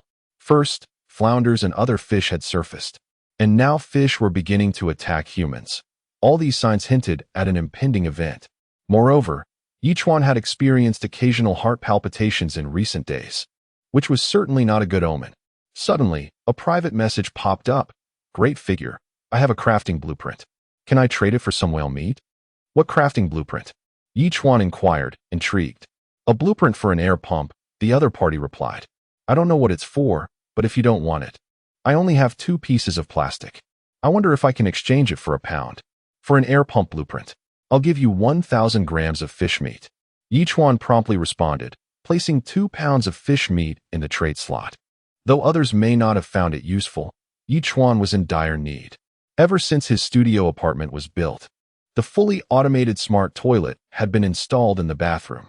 While it was clean, the odor remained a significant issue. Although a window had been opened in the bathroom, dispersing the smell took time. With the air pump, this problem would be easily resolved. After the trade was successful, Chuan immediately crafted the air pump and successfully installed it in the bathroom. Just as he was about to test it, he was suddenly struck by confusion. No power. He had been thinking about quickly crafting a television, but if the television was also powerless, it would be akin to a mere metal box. This was indeed a major problem. While it was true that problems needed solutions, Chuan truly had no idea how to address this one. He either needed to create a large generator or harness hydropower, but both methods required the system's support. System, when can we unlock the generator? Chuan pondered aloud. However, the system seemed to have entered a state of inactivity once again, yielding no response. Perhaps the timing simply wasn't right? Not wanting to dwell on the matter further, Chuan sent private messages to Zhao Feiyu, Blueberry Jam, and Lu Yi. Recently, there have been highly aggressive fish in the sea. It's best not to go into the water, as it may pose a life-threatening risk. Blueberry Jam quickly replied, "Thank you for the reminder. I saw the messages in the chat room too. Just a moment ago, there was a supply box nearby, but I didn't dare to dive in to retrieve it. Just be careful," Chuan replied. About half an hour later, Zhao Feiyu finally responded, "I've already gone into the water and killed an electric eel. Tonight, we can enjoy boiled electric eel." "Impressive," Chuan exclaimed, immediately replying, "By the way, I found another crafting blueprint. Take a look and see if it's useful," Zhao Feiyu said, placing a crafting blueprint in the trade slot. Chapter 36. Li Bo takes action, Chuan's crisis. The blueprint for the gas stove? Chuan was taken aback. Currently, he prepared his meals using a barbecue grill and a large pot outdoors. This gas stove would be perfectly suited for his kitchen, especially since his single apartment came equipped with cabinets. He could simply install the gas stove on the cabinet. Without delay, Chuan promptly saved the gas stove blueprint and offered a portion of the narwhal meat to Zhao Feiyu. Zhao Feiyu's expression turned to one of astonishment. "You killed this narwhal?" "Indeed, it was pure luck," Chuan quickly replied. "All right," Zhao Feiyu responded curtly, and then fell silent. Chuan paid little mind to it, but at that moment, Zhao Feiyu was engulfed in a tempest of disbelief. He couldn't fathom that anyone could kill a whale with their bare hands. Moreover, he had previously killed an orca, totaling 2 whales slain. As a special forces soldier, Zhao Feiyu understood the arduousness of battling oceanic behemoths. Even with modern weaponry, one might not prevail. Yet, this individual had succeeded. Who was he? A world-class warrior? Unbeknownst to Zhao Feiyu, Chuan had just crafted the gas stove and, with the system's assistance, positioned it in the kitchen. However, a perplexing issue arose. There was no natural gas. Without electricity or gas, what use were these modern tools? Would they merely sit unused? All his efforts would have to wait until he procured electricity and gas. Ultimately, Chuan shook his head with a wry smile, choosing not to dwell on the matter. As evening fell, Chuan cooked 3 grouper fish, trading one each with Blueberry Jam and Lu Yi. Lu Yi had initially been reluctant, but accepted it, considering his recent recovery. In contrast, Blueberry Jam was exuberantly ecstatic. "Brother, your life is simply splendid. You have a variety of fish to eat, and they're all exquisite. I'm starting to miss braised pork." Chuan replied, "Seafood must suffice for now." Yes. With your prowess, braised pork will certainly come." Blueberry Jam immediately responded. "Once my probation period ends in 6 months, I promise to buy you the most delicious braised pork in the world. I can't wait." After exchanging those words, Chuan went to have his dinner. Shortly after he finished, just as night began to envelop the world, the dolphin emitted a faint alarm, prompting even the small creature to emit a few cautious chirps. Chuan narrowed his eyes and stealthily exited his home, following the dolphin's gaze to a small boat in the distance. This boat floated on the water, seemingly fixated on his island. This reminded Chuan of a week ago when a similar boat had attempted to ambush Lu Yi's island. Had Lu Yi not been vigilant, they might have suffered a dire fate. Was this small boat owned by the same person? It remained motionless in the water, likely waiting for the cover of night to approach him. Chuan sneered. "All right, let me see just how formidable you are." On the small boat, Li Bo was covertly observing everything on the island through a monocular, his surprise evident. This person has reinforced concrete houses and an abundance of supply crates, along with some unfamiliar items. He is practically a tycoon. Could those fish on the trading panel be his catch? The woman asked quietly. "Perhaps," Li Bo replied nonchalantly. "But soon, these things will belong to us, in just 3 hours. He must have weapons. Are you sure you want to go ashore?" The woman asked cautiously. "In the past few days, we've plundered 2 islands. Do you really think this island can escape the same fate? Li Bo shot her a fierce glare. Get some rest. Tonight we feast on the island's riches. As time passed, the moon ascended high into the sky, draping the sea in a delicate veil. The woman rowed the boat silently, while Li Bo gripped a short knife, quietly approaching the island. However, despite being merely a nautical mile away, the woman rowed for an entire hour, and it seemed as though they hadn't moved closer at all. Li Bo furrowed his brow and turned to glare at her. Do you have any strength left? I'm nearly exhausted. The woman replied with a pout. It feels like we've hit a wall. We shouldn't be taking this long to get closer. Give it to me. Li Bo snatched the oar and began to row vigorously toward the island. Yet, despite his efforts, they still made no progress. After another hour of rowing, with the island still a mile away, despair crept in. As an atheist, he didn't believe in supernatural occurrences, but the situation was instilling a sense of fear. Had they exhausted half their energy before even engaging in battle? Would today end in failure? Brother, I feel like the island is getting closer, the woman suddenly murmured. Li Bo was taken aback and looked toward the island. Indeed, the distance had halved. What was happening? Was the island moving? The next moment, the woman voiced her hypothesis. Nonsense! Li Bo snapped, smacking her across the face in frustration. Islands can't move on their own. Just as he finished speaking, the island drew near their boat. Each one stood on the shore, mocking them. You two have been watching me all day, and now you plan to invade my island at night. What are your intentions? Li Bo was startled, incredulously staring at Chuan. Your island can really move. If it couldn't, do you think you could have chased for 2 hours without catching up? Chuan retorted. Damn it. Li Bo narrowed his eyes, calculating the distance between himself and Chuan. They were merely 3 meters apart. If he launched a sudden attack, he had a 70% chance of killing him in one strike, and then the island would be his. However, the fact that Chuan's island could move made Li Bo wary of hidden tricks, preventing him from making any rash moves. Thus, they found themselves in a stalemate. The woman, however, had a glimmer of mischief in her eyes and pleaded with Chuan. Brother, this man has kidnapped me and smashed my super tablet. Could you possibly rescue me? Kid, aren't you the one who intended to trade that super tablet with me? Chuan tapped his forehead and couldn't help but tease. Chapter 37. Can you actually choose your own clothes? Is it you? Upon uttering these words, Li Bo widened his eyes in disbelief. He never anticipated that his first proactive attempt at a trade would be met with rejection. Initially, he had envisioned a day when he would confront the individual for a proper lesson. Yet here he was, encountering them so soon. What a coincidence. Chuan chuckled. Brother. The woman gazed at Chuan with a look of deep sorrow, a sight that stirred pity in anyone who beheld it. Whoosh. Just as Chuan's gaze shifted toward the woman, Li Bo made his move. His speed was astonishing, almost beyond comprehension. Even Chuan could barely catch it, yet instinctively, he threw a punch. Bang! The force of the blow was akin to 1,000 pounds, sending Li Bo tumbling 7 or 8 meters away. He lay on the ground, momentarily dazed, yet laughed heartily, declaring, Kid, you're finished. Oh. Chuan was taken aback, slowly lowering his gaze to discover a gaping wound on his chest. Deep enough to see bone, blood flowing rapidly from it. However, Chuan paid little heed to the injury. Instead, he calmly approached Li Bo. Li Bo struggled to his feet, his grin unwavering.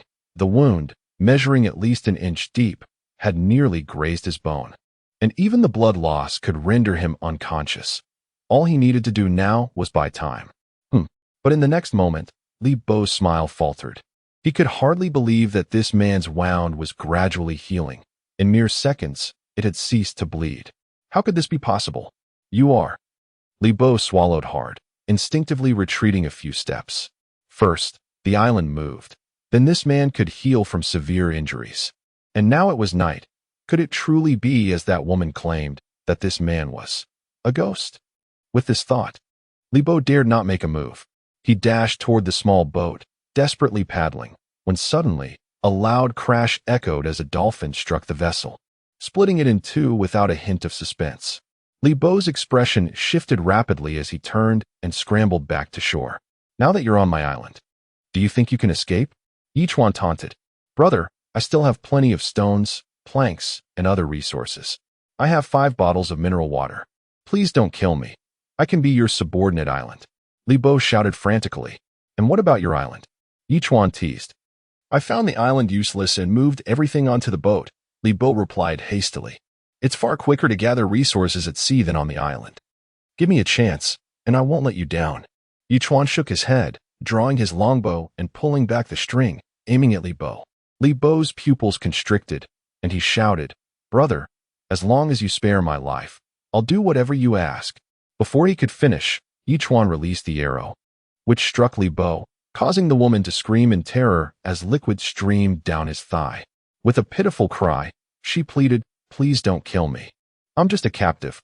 I want to kill you. You may leave, Chuan remarked indifferently.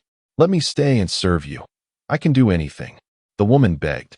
If you cast me into the sea, I will perish. You have 2 choices, death or departure. On my island, I do not wish for anyone else but myself. Chuan stated coldly. But, leave. The woman bit her lip, about to speak when Chuan's roar startled her into silence. She turned and leapt into the sea. Chuan advanced, tossing Li Bo's lifeless body into the ocean before directing a turtle to a specific location. He had no need to concern himself with the body.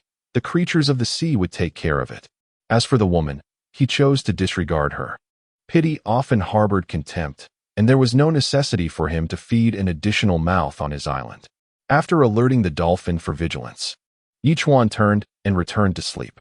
He slumbered soundly until dawn, stretching lazily before declaring, Sign in. Sign in successful. Congratulations, host. You have received 500 evolution points.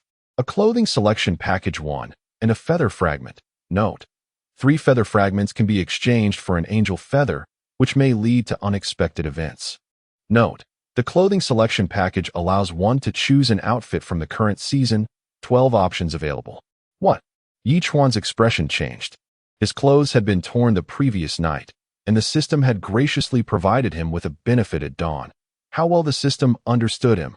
Without hesitation, Chuan opened the clothing selection package, revealing a panel before him displaying 12 outfits, all designer pieces that combined comfort with elegance. He chose a white shirt paired with black trousers, complemented by a purple leather jacket for colder weather. Simply put, it was cool. However, before donning his new attire, Chuan first took a hot shower, slipping into the clothes that fit perfectly and felt delightful. Looking into the bathroom mirror, he admired his handsome reflection, though regrettably, there were no hairstyling options available, and his facial hair had grown a bit long. If only he could acquire a razor and hair clippers, that would be splendid. After breakfast, Chuan opened his tablet to find the public chat room buzzing with discussions about the rental interface. This system is incredibly convenient. I just rented a fishing net for an hour with 10 planks and fished a supply box from nearby, which yielded a bottle of water and 2 sausages. What is this? I rented a fishing gun and caught a 2-meter-long mackerel. I won't have to worry about food for at least 3 days. While the rental system is indeed convenient, the current income and expenditure do not seem to align proportionately. I suggest that before the novice period ends, we form an alliance to share resources and ensure everyone survives until then. What does everyone think? I don't think that's a good idea. While it may benefit the foolish, it's not advantageous for seasoned players with abundant resources. Why should they share their resources to sustain you? Upon reading this proposal, Chuan paused. Indeed, it was a sensible approach. If implemented, those who banded together could potentially survive until the end. However, the feasibility was questionable, as human nature is inherently selfish. Next, Chuan tentatively listed the igniter on the rental interface. Igniter usage 10 plastics. Although it was a bit pricey, those possessing ignition devices were exceedingly rare, perhaps 1 in a million. Even at 10 plastics, he was certain someone would be willing to purchase it. Chapter 38. A System Alert. However, scarcely had Chuan launched his rental interface for 10 seconds when the public chatroom erupted. Oh my heavens. Someone is actually renting out a single-use lighter for 10 plastic coins. I see it too. 10 plastic coins might be a bit steep, but with it, I could finally have a cooked meal. Alas, I lack the necessary coins. Does anyone have plastic coins to spare? I'll light a piece of wood for you in return. Let us collaborate to kindle a flame, shall we? Who would trust you? What if you light your fire and then deny us? We'd be left in the lurch. Integrity is paramount, and I have never been one to deceive. While the chatter continued, Chuan's lighter had already been rented out. Within mere seconds, it returned to his inventory, truly convenient. He nodded in approval and resumed browsing the rental interface, which was brimming with options. Among them, he noticed the manual razor he had been contemplating, renting for half an hour at the cost of 200 milliliters of fresh water. Despite being listed for several hours, it had yet to be rented out, which suited Chuan just fine. The fewer people who used it, the cleaner it would be. Without hesitation, he rented it, boiling it in water for nearly 10 minutes before allowing it to cool. He then began shaving in front of the mirror, gazing at his clean reflection. Chuan exhaled a long, satisfied sigh. What a refreshing feeling. After placing the razor beside the wash basin, he turned to leave without haste, knowing that once the rental period was over, the system would automatically return the razor to its rightful owner. At that moment, the dolphin and the turtle surfaced with 2 supply boxes. After stacking them together, Chuan strolled around the island with his hands clasped behind his back, while a little albatross followed closely, strutting with an air of authority. Alert! Alert! In 48 hours, a 6.5 magnitude earthquake will occur underwater, likely triggering a tsunami. Please prepare accordingly. At that instant, the system issued a startling message, causing Chuan to shudder. An earthquake? A tsunami? Suddenly, he comprehended why the fish, typically dwelling beneath the waves, had emerged to the surface. They had foreseen the impending disaster. In the ocean, a 6.5 magnitude quake was not particularly alarming, but the subsequent tsunami posed a grave threat, especially since they were all on a barren island. Should a massive wave strike, the chance of survival would dwindle dramatically. This is outrageous. We are still within the beginner's protection period. A severe earthquake and tsunami should not occur. What could be the reason behind this? Chuan inquired solemnly. There was no response, leaving him uncertain whether the system was unaware or if there was another reason. Chuan then posed another question. What should I do? Since Turtle Island is characterized by its turtle, it can float like a small boat and withstand the tsunami and Apos' assault. The system replied. This answer provided Chuan with a modicum of reassurance. At least he would not be severely affected by the tsunami. Yet, what about the others? And what of the island owners? He pressed onto the system. Once again, the system faltered, leaving him without a response. After some contemplation, Chuan hastily messaged Lu Shuai, Zhao Feiyu, and Lu Yi. Open all the supply boxes you have that are still closed, leave none behind. He then posted in the public chat room, purchasing 500 milliliters of fresh water, seeking rope crafting diagrams. The more the merrier. Within mere seconds, 5 or 6 individuals responded privately. Hello. I have a rope crafting diagram, the climbing kind. Chuan wasted no time. He completed transactions for all available diagrams, ultimately acquiring 8, which he then used to craft 8 ropes, distributing them to Lu Yi, Lu Shuai, Zhao Feiyu, and Blueberry Jam. Brother, why are you giving me ropes? Blueberry Jam queried immediately. Do you have any large protruding rocks or sturdy trees nearby? Chuan asked directly. I have both. Blueberry Jam replied. What is up? Secure one rope to the tree and another to the protruding rock. Keep them stationary for now. I'll instruct you further later. Chuan responded. Remember to tie them tightly. Understood. Without further inquiries, Blueberry Jam set to work. Lu Yi and the others were likely busy retrieving supply boxes, as they had yet to respond or accept the ropes. During this interval, Chuan opened all his supply boxes, 3 wooden planks, 1 stone, 1 pack of instant noodles, 2 wooden planks, 1 cloth piece, and 3 metal scraps. Once he had opened everything, he let out a slight sigh. He had done all he could regarding this matter. As for what would transpire next, it was now left to fate. Beyond the island, the multinational alliance had also detected the impending earthquake, and the expressions of the oceanic world representatives were grim. In the Kingdom of Nine, a middle-aged man with a square face and thick eyebrows inquired solemnly, Have we ascertained the cause of the earthquake? Commander, it seems to be related to the octopus offshore. A tall woman replied softly. An alliance fleet composed of island owners from several nations is currently engaging it. Its tentacles have reached the seabed of the novice area. How vexing. The man clenched his jaw. I warned them not to provoke that creature, but they did not heed my counsel. And now look at the predicament. Is there any way to notify the millions of island owners in our novice area? Once 30 million island owners enter, the novice area is permanently sealed. No one can access it until the 6-month beginner period concludes. The woman shook her head helplessly, recognizing it as a calamity for them. Their survival hinged on fate and their own actions. Let this serve as a lesson. They should refrain from escalating matters further, or they shall be the ones regretting it.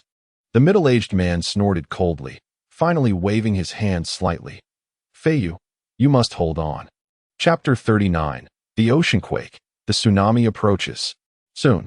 Zhao Feiyu and Lu Yi replied to the messages. Following the instructions given by Blueberry Jam, Chuan reiterated the details to the three of them. Except for Zhao Feiyu's island, which lacked large trees and protruding rocks, the other two had secured the ropes as Chuan had instructed. As for Zhao Feiyu, Chuan handed him a power drill from the multifunctional toolbox, allowing him to bore a hole into a massive rock, to which he affixed both ropes. Given the high likelihood of an impending tsunami, Chuan refrained from further embellishing the island. Instead, he promptly opened any supply crates retrieved by the dolphins, and to his delight, discovered 2 raw sweet potatoes. Initially, he contemplated consuming them immediately, but soon reconsidered. Why not plant them? In due course, he could reap far more than just the 2 sweet potatoes. However, Chuan decided to delay any action until after the tsunami had passed. In the public chat room, astute individuals engaged in discussions, nearly piecing together the unfolding mystery. What on earth is happening in the past couple of days? Why are so many fish from the ocean depths swimming to the surface? I just saw a water droplet fish. I'm not quite sure either. It seems like all the fish from the seabed have surfaced lately. It's perplexing. It feels akin to how some terrestrial animals behave as a warning before earthquakes or flash floods. Perhaps an earthquake is brewing beneath the sea. But we must be wary not of the quake itself, but of the tsunami it may provoke. A tsunami? If that happens, aren't we doomed? By the way, there's someone who has been buying rope manufacturing blueprints. Could he have sensed this and is preparing for the potential tsunami? Everyone, be cautious. If a tsunami truly occurs. Almost all island owners joined the discourse, pondering how to survive amidst the monstrous waves if a tsunami did materialize. Ultimately, they reached a grim consensus. Survival would be a mere 1 in 9 chance. For a time, the once bustling public chat room fell eerily silent. Brother, did you know in advance that a tsunami would strike, prompting all island owners to acquire what may be the only rope manufacturing blueprint in this oceanic realm? At that moment, Zhao Feiyu sent a private message, inquiring, how did you know a tsunami might occur? It's as they speculate. But I arrived at the conclusion much earlier, Chuan replied. If my calculations are correct, in approximately 40 hours, an earthquake will strike the seabed, triggering a tsunami. You must ensure you bind yourself to a massive rock with ropes. If you're swept into the ocean, your chances of survival will be almost non-existent. Thanks. The reply from Zhao Feiyu took several minutes to arrive. Shortly thereafter, Lu Yi and Lu Shuai also reached out privately. After briefing them, Chuan felt a sense of relief. He was no saint, nor did he care about the lives of others. But he would go to great lengths to protect his friends. Time ticked away, and before long, 40 minutes had elapsed. Chuan sent reminders to the 4, urging them to safeguard themselves. Just as dawn began to break, the surface of the sea started to tremble. The earthquake had commenced. Initially, the tremors were felt as violent shudders beneath the ocean, but mere minutes later, towering waves erupted, some reaching heights of over 10 meters, transforming the entire sea into a realm of tumultuous waters. While sea turtles often appeared cumbersome, it was in moments like these, amidst the towering waves, that their steadiness became evident. Even as monstrous waves surged, they navigated the tumult with remarkable grace. And the solitary apartment at the island's heart remained largely unscathed by the spray. Indeed, as the system had indicated, Turtle Island floated like a leaf upon the waves. It appeared that the earthquake was merely a moderate 6.5 on the Richter scale, and the tsunami had not escalated to a catastrophic level. It was still in its nascent stages. With this realization, Chuan finally felt a sense of calm. After all, if the waves had reached a staggering height, even the sturdy sea turtle might have faced peril. While concrete structures might withstand the onslaught, the flora would surely suffer devastation. Now, even as the waves continued to roll, Chuan was confident they were safe. Lu Yi had securely tethered herself to the rope, with the other ends secured to a massive rock and a sturdy tree. As she gazed at the rapidly approaching waves, she inhaled deeply, closed her eyes, and was promptly engulfed by the torrent. In truth, the entire island was consumed by the waves, and the recently opened supply crates were instantly swept into the ocean. Lu Yi was on the verge of being dragged into the depths, but thanks to the double protection of the ropes, she endured the tumult for several seconds. Fortunately, the ropes held firm, and she was not swept away, bringing her a glimmer of solace. At that moment, her sole desire was to survive the monstrous waves. Everything else was secondary. The waves surged relentlessly for what felt like an eternity, and it was only after nearly 10 minutes that the sea began to settle. However, it took another several minutes for Lu Yi to ascertain that the waves had truly subsided. Finally, exhausted, she collapsed to the ground, gasping for breath. And with a wry smile, she shook her head. "You saved my life once again. It seems I am truly unable to escape your grasp." Among those astonished, Lu Shuai was perhaps the most taken aback. Initially displeased with Chuan for commandeering the island and demanding a share of everything, he now found himself indebted to Chuan's ropes, which had saved his life. He began to question who this individual truly was, wondering how he had foreseen the tsunami and prepared accordingly. Was it merely a matter of common sense? Presuming the tsunami had indeed come to an end, Lu Shuai let out a sigh of relief and approached the super tablet, addressing the public chat room. "Damn it, I am overcome with a sense of having survived a catastrophe. I feel like crying. You can't fathom the terror I felt as the towering waves approached. In a moment of panic, I bound myself to a large tree using the only fishing net I had, which ultimately saved my life. I can only wonder how many island owners perished in this calamity. Those utterly unprepared likely found themselves dragged beneath the waves. Even if they survived the initial onslaught, they would succumb to exhaustion." Chapter 40, Another Island? Although everyone was engaged in lively conversation, Chuan could distinctly perceive that at least 1/3 of the participants had vanished. Coupled with the recent torrential downpour, it was estimated that out of the 30 million island masters, only about 15 million remained, perhaps even fewer. Suddenly, a private message popped up from Lu Shuai. "Brother, if it weren't for your foresight, I might have perished in this tsunami. I am truly devoted to following you now." Still throwing a tantrum? Chuan replied with a roll of his eyes, then inquired, "What is there to be upset about? Without your warning, I would have been done for." Lu Shuai promptly responded with a laughing emoji. "I've said it before, stick with me, and you'll be in for some surprises." Chuan then asked, "Is there still food available? How about some flounder?" "Absolutely. The supply crates have been opened, and I've stocked everything I could." Lu Shuai replied immediately. Shortly thereafter, Zhao Feiyu also messaged him. "Brother, I owe you a favor. Let us not be formal. We help each other out." Chuan replied without hesitation. Even without Chuan's timely warning, Zhao Feiyu, armed with years of extreme survival experience, would have likely survived this minor tsunami, albeit at a significant cost. Thanks to Chuan's assistance, Zhao Feiyu effortlessly evaded disaster.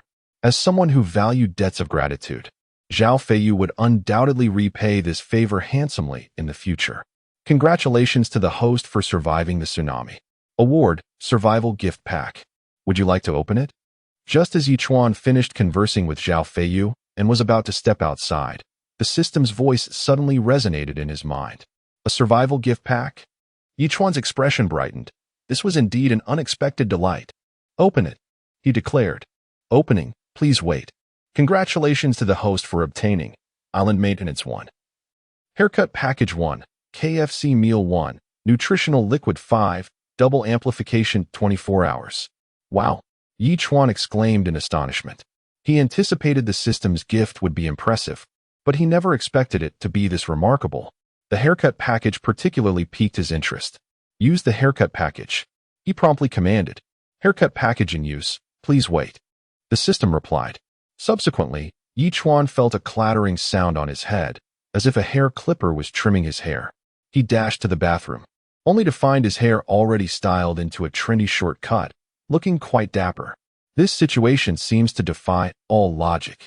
Chuan scratched his head, yet he quickly reconciled with the absurdity of it all. After all, the very existence of the system was inherently illogical. Why should he concern himself with trivialities? Use island maintenance. Chuan touched his head, then announced, simultaneously activating the double amplification. Island maintenance in progress. The turtle will remain inactive for the next 24 hours. The system's voice echoed. Chuan hurried out of the room, but found nothing amiss, leaving him puzzled about how the island maintenance was being conducted. Deciding not to dwell on it, he retrieved the KFC meal and began to eat, pleasantly surprised to discover a 1L bottle of soda within the package. Without hesitation, Chuan took several empty water bottles and filled them with 100 milliliters each to trade with Lu Yi, Zhao Feiyu, and 2 others, while he guzzled the remaining 600 milliliters himself, experiencing sheer delight. Is that cola? I haven't had cola in over half a month. I almost forgot its taste. Blueberry Jam sent a flurry of crying emojis. But Chuan did not respond, for he had already heard the alerts from the dolphins and albatrosses, prompting him to head toward the dolphins' location. A mere 100 meters away, he spotted a small island. It seemed that during the tsunami, the turtle had been swept here. However, surveying the vast ocean, this was the sole island visible. Preliminary observations indicated it spanned approximately 2 square kilometers and featured a wooden house identical to his own, with what appeared to be crops growing on it. Well, this person is impressive, Chuan marveled aloud.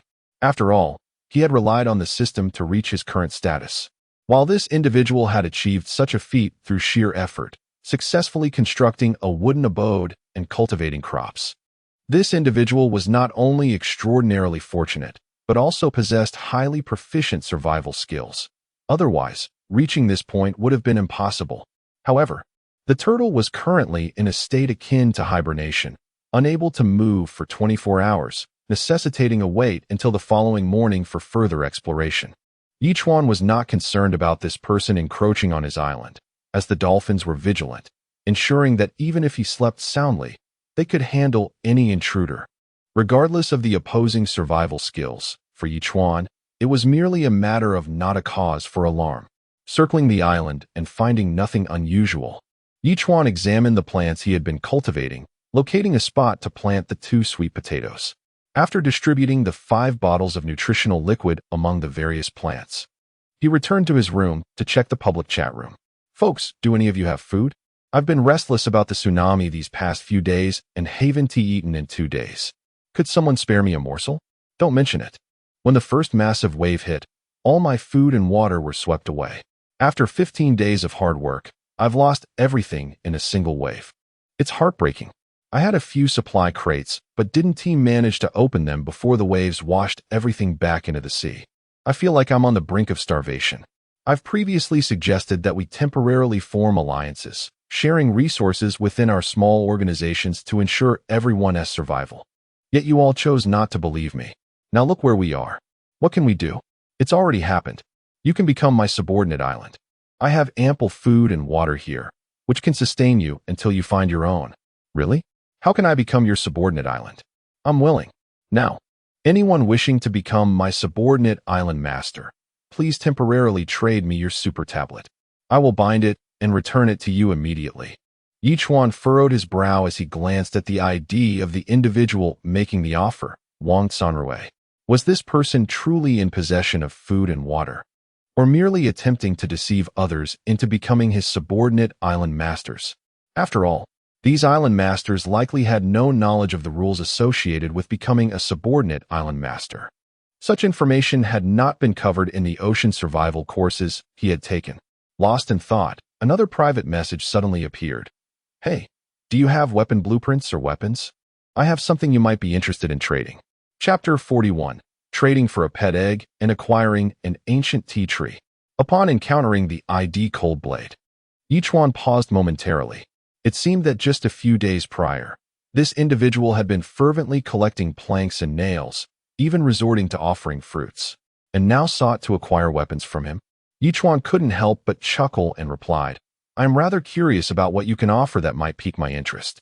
In response, Coldblade promptly placed a pet egg in the trading panel, stating, "I possess a pet egg. There are only 3 of these in the novice area of the ocean world." Astounded, Chuan realized that this person had also obtained a pet egg. Did this mean he possessed a system as well? However, he quickly dismissed this notion. If Coldblade had a system, he wouldn't need to trade for weapons. And surely his pet egg would have already hatched. Most likely, it was merely a stroke of luck. Considering this, Chuan scanned his inventory and ultimately placed the short knife he had previously acquired from Li Bo into the trading panel. "Apologies, but this is all I have at the moment. If you agree, we can trade. Otherwise, we can forget it." After sending the offer, silence ensued for a couple of minutes before Coldblade finally responded, "I recall that you once collected ropes. You must have some. I'll take this short knife, plus 1 rope." "All right," Chuan replied eagerly, placing a rope in the trading panel, and the transaction was completed. To his delight, under the influence of a doubling effect, the pet egg transformed into 2. What splendid fortune! 3 pet eggs in total, and I now possess 2 of them. Chuan laughed heartily and swiftly ran to place the pet eggs on the barbecue grill. Just like the previous one, they would either hatch into pets or become roasted. 2 choices. The little creature seemed to catch a whiff of something, scampering over with its eyes fixed intently on the pet eggs, occasionally chirping in curiosity. After about an hour, cracks began to form on the surface of the pet eggs, and with each passing moment, the fissures multiplied until 2 small beings burst forth simultaneously, darting away with a whoosh, the little albatross hot on their trail, covering nearly 100 meters in the blink of an eye. Why do they resemble the little creature so closely? Could it be that they are also albatrosses? Chuan mused as he chased after them. Just as he suspected, they were indeed 2 albatrosses, albeit smaller than the little one. The 3 birds appeared to have quickly familiarized themselves, chirping to one another in a language Chuan could not comprehend. At that moment, an information panel materialized before Chuan. Name, Albatross Level, 0 Juvenile, Evolution Value, 0/500 Skills, None Talent, None Note, S-Rank Pet, automatically recognizes its owner. Capable of exhibiting formidable abilities upon reaching maturity. Much like the little creature, these 2 were also S-Rank pets. Chuan's expression brightened as he chuckled with glee. With just a knife and a rope, he had acquired such a promising pet. What a delightful surprise. Yet, he remained resolute in his initial plan to level up the little creature to level 4 before considering anything else. With the little one leading the 2 youngsters, the trio of albatrosses began to frolic around the island. Chuan chose to disregard them, activating his semi-automatic fishing machine and casting a vast net over the ocean's surface. After about 20 seconds, Chuan began to haul the net with vigor, finding it considerably lighter than before. It seemed the underwater tremors had subsided, allowing the marine life to return to their habitats. Approximately 3 minutes later, the net surfaced, revealing no flounders at all. The system promptly displayed the catch: 53 cod, 46 salmon, 3 ribbonfish, and 1 king crab. Could it be possible to catch salmon? Chuan's heart raced. Salmon was the finest ingredient for sashimi. And to think there would be so many after the recent tsunami. After keeping a few salmon and cod for himself, he promptly placed the remainder on the market. Given that all island owners were likely in need of food, he anticipated making a tidy profit in the coming days. However, with the addition of 2 new albatrosses, 1 nest would surely be insufficient. Without hesitation, Chuan sent a message in the public chat room. Who has a nest blueprint? Willing to pay handsomely. Simultaneously, Blueberry Jam replied, "Brother, I have a nest blueprint." "You do?" Chuan inquired, astonished. Just as I was about to say, 3 supply crates drifted my way, and with minimal effort, I managed to pull them in. Wouldn't you know it? One of them contained a nest blueprint. Blueberry Jam sent a toothy grin emoji. "By the way, please give me everything you've gathered." Chuan quickly replied. Without further questions, Blueberry Jam traded the items to Chuan, who confirmed the transaction. All items were duplicated, leaving only the nest blueprint, which Chuan promptly returned to Blueberry Jam. "Brother, why did you return everything doubled?" Blueberry Jam exclaimed, surprised. That's none of your concern. Just accept it, Chuan said, dismissing any further discussion. He hurriedly crafted 2 nests and placed all 3 beside the chicken coop. Initially, he had placed the nest at the entrance to keep the little one company, but now that there were 3 little creatures, such considerations were unnecessary. Having completed these tasks, Chuan returned to his bed to rest. However, he soon received a private message. Big shot. I have a 100-year-old ancient tea tree. Can we trade it for some fresh water? A 100-year-old tea tree? Chuan questioned. Indeed. It was originally on the island, but I haven't tended to it. I've been thirsty for several days now and thought to trade it away, the other party replied. If you agree, I can dig it up right away.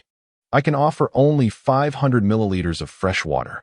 Chuan responded, as this was a survival scenario, not a vacation. Whether he drank tea was of little concern.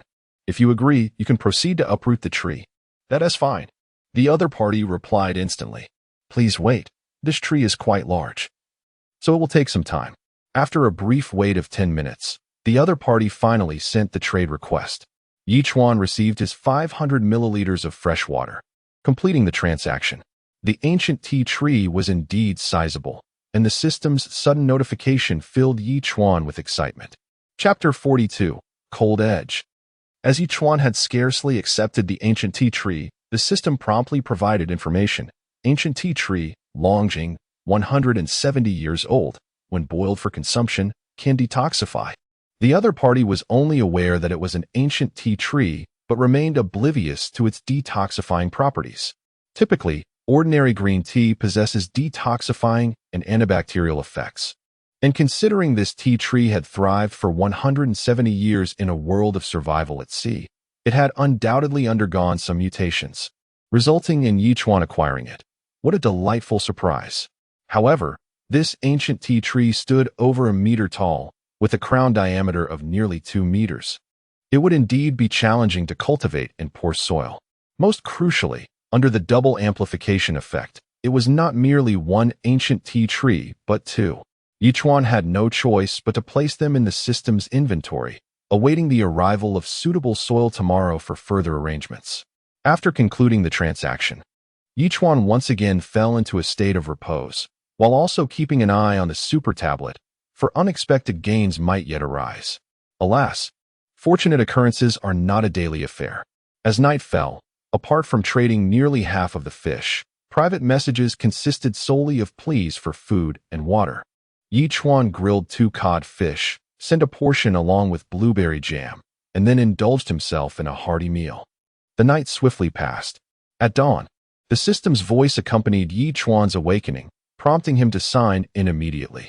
Sign-in successful. Congratulations to the host for obtaining 500 evolution points, 100 kilograms of fertile black soil, and a feather fragment. Note: 3 feather fragments can be exchanged for an angel feather, the use of which may lead to unforeseen events. With the double amplification in effect, the items obtained from signing in were directly doubled. The island maintenance system had finally concluded, and the sea turtles regained their freedom of movement. Chuan gazed towards the distant isle and prepared to take action. Minutes later, the distance between Turtle Island and the opposite isle shrank to mere meters. The turtle and Oppo's enormous claws could almost reach across. Yet, the entire island was eerily silent. Almost incredulous, there seemed to be no one present. Could it be that the tsunami had claimed them yesterday? Chuan pondered this, but remained vigilant, bow and arrow in hand, stealthily ascending the small island. After a thorough search, he found no signs of life and ultimately paused in front of a wooden cabin, cautiously opening the door. The cabin was merely 20 square meters. Upon entering, the layout was almost entirely visible, yet it too was devoid of inhabitants. This left Chuan perplexed. Just as he contemplated a further inspection, a short knife suddenly appeared at his neck, raising the hairs on the back of his neck. Quite audacious of you, daring to trespass on my island. The voice was devoid of emotion, coldly stating, "Who are you? How did you come to my island? And why is it now connected to mine?" I'm just as perplexed. It was like this after the tsunami. Chuan replied hastily. Just yesterday we were over 100 meters apart, and now we are joined. I thought it was your doing. Still trying to feign innocence? The other party scoffed. Come, We'll head to your island first, and I'll bind it as my subordinate island. Brother, I mean no offense. Chuan whispered, if I drew near, wouldn't it be natural to take a look? If it were you, could you guarantee you wouldn't be curious? Curiosity killed the cat, didn't you know? The other scoffed dismissively. However, since you've encountered me, it only signifies your misfortune. Come. Chuan gritted his teeth, choosing not to argue further. He seized the other's hand and forcefully pushed backward. The other's expression shifted slightly. He hadn't anticipated Chuan's resolute action. Blood immediately trickled down Chuan's neck. Yet this very action allowed him to break free from the other's grasp. Simultaneously, the turtle unleashed a water projectile, which crashed down upon the adversary's back at the moment Chuan broke free. The unfortunate individual staggered forward several steps, looking back in bewilderment at Chuan. What a close call. Chuan exhaled deeply, feeling the wound on his neck had already healed as he turned his gaze towards the other. Upon noticing the short knife in the other's hand, he couldn't help but slap his forehead. Cold Edge? You know me? Cold Edge appraised Chuan, quickly rummaging through his memory, yet after a long moment, he still could not recall having ever encountered such a person. That knife is the result of our transaction. Chuan retorted, exasperated. I truly am at my wit's end, trading you a weapon only for you to use my own against me. His words left Cold Edge at a loss for words. It was indeed a rather absurd situation. Since we've had a transaction, we might as well consider ourselves friends. There is no need for enmity now, is there? Chuan said with a smile. Besides, I'm not here to invade your island, merely out of curiosity. Before he could finish, Cold Edge suddenly made his move, yanking back abruptly. Chuan was instantly pulled down, but he quickly began to drag himself away. Are you playing dirty? Chuan's face changed dramatically. In that instant, he realized they were not on the same side. He waved his hand towards Cold Edge, and a small water projectile struck him fiercely, while the turtle, under Chuan's direction, launched an attack. Cold Edge dodged Chuan's strike, but could not escape the turtle's assault. The previous blow had nearly made him vomit blood, and the subsequent attack finally overwhelmed him, causing him to cough up blood. Seizing the opportunity, Chuan pulled back the rope, hastily stowing it in his inventory. Glaring at Cold Edge with simmering anger, he had never anticipated that the items he traded, both the rope and the short knife, would end up harming him. And had it not been for the turtle's assistance, he would have surely met his end at the hands of this foe. I intended to befriend you, yet you repay kindness with malice. Thus, your existence has become unnecessary, Chuan declared, drawing his longbow taut. Humph. Cold Edge scoffed, gripping his short knife tightly. His eyes filled with disdain. You're merely relying on assistance. Otherwise, do you truly believe you could be my rival? Chuan chuckled, releasing the bowstring, sending an arrow aimed at Cold Edge's head. Immediately afterward, he swerved and dashed into the small wooden cabin, shouting at the super tablet. Initiate binding. Ding. Cold Edge's expression shifted dramatically as he deflected the long arrow with a swift movement of his knife, racing into the cabin. Unfortunately, it was already too late. Chapter 43. The Three Exceptional Subordinate Island Masters. Binding in progress. Please wait. Binding successful. Congratulations to the host for acquiring the second subordinate island. From now on, any resources obtained by the island master will be subject to a mandatory 30% tribute to the host. What have you done? Cold Blade trembled with fury at the sight before him, yet he was powerless to act. A stringent rule governed this realm. If one became a subordinate island master, they could never attack an independent island master, for any injury inflicted upon the latter would be reciprocated upon the former. Despite Cold Blade's desire to eliminate Chuan, he found himself utterly helpless. I merely came to observe, yet you wish to slay me? In that case, I shall not hold back. Chuan shrugged, declaring, you have only yourself to blame. Damn it. Cold Blade gritted his teeth, casting a venomous glare at Chuan before ultimately resorting to a fierce curse. Incredible. I have unexpectedly acquired such an abundance of resources. It seems you have made significant progress. Chuan beamed at Cold Blade, giving him a thumbs up. However, I am curious. How did you amass such treasures, and what are those vegetables? Are they beans? What concern is it of yours? Cold Blade retorted darkly. Now that you have claimed nearly 30% of my possessions, can you leave? I am now your primary island master. Must you be so uncouth? Chuan rolled his eyes, stating, "We are now bound together like two crickets on the same string. Get lost." Cold Blade glared at Chuan, seething. "Otherwise, I shall inflict upon you the taste of severe injury, even at the cost of my own harm." "Very well, I shall take my leave for now. If I require your assistance again, I will reach out." Chuan shrugged and turned to depart. Upon arriving at Turtle Island, the turtle received its command and promptly began to swim in a specific direction. This scoundrel, his island, is capable of floating? Cold Blade finally noticed the island, a look of astonishment crossing his face. Previously, he had been bewildered by the situation, and now it dawned upon him. Without a moment's hesitation, he plunged into the water, gazing ahead in disbelief, nearly choking on the seawater. "How is this possible?" Cold Blade exclaimed incredulously. He beheld 4 colossal limbs gliding swiftly, along with a flat belly and a gigantic head occasionally dipping into the water. This was an enormous sea turtle. His island was, in fact, a sea turtle. All of this far surpassed Cold Blade's comprehension. What a tremendous gain! At that moment, Chuan surveyed the newly acquired items in his inventory: 15 bean sprouts, 5 corn seedlings, 56 wooden planks, 40 metal sheets. How on earth did he achieve this?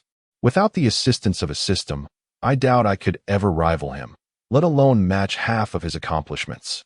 Chuan remarked seriously. Moreover, this fellow possesses remarkable skills. It was only through the combined efforts of my turtle and myself that we managed to subdue him.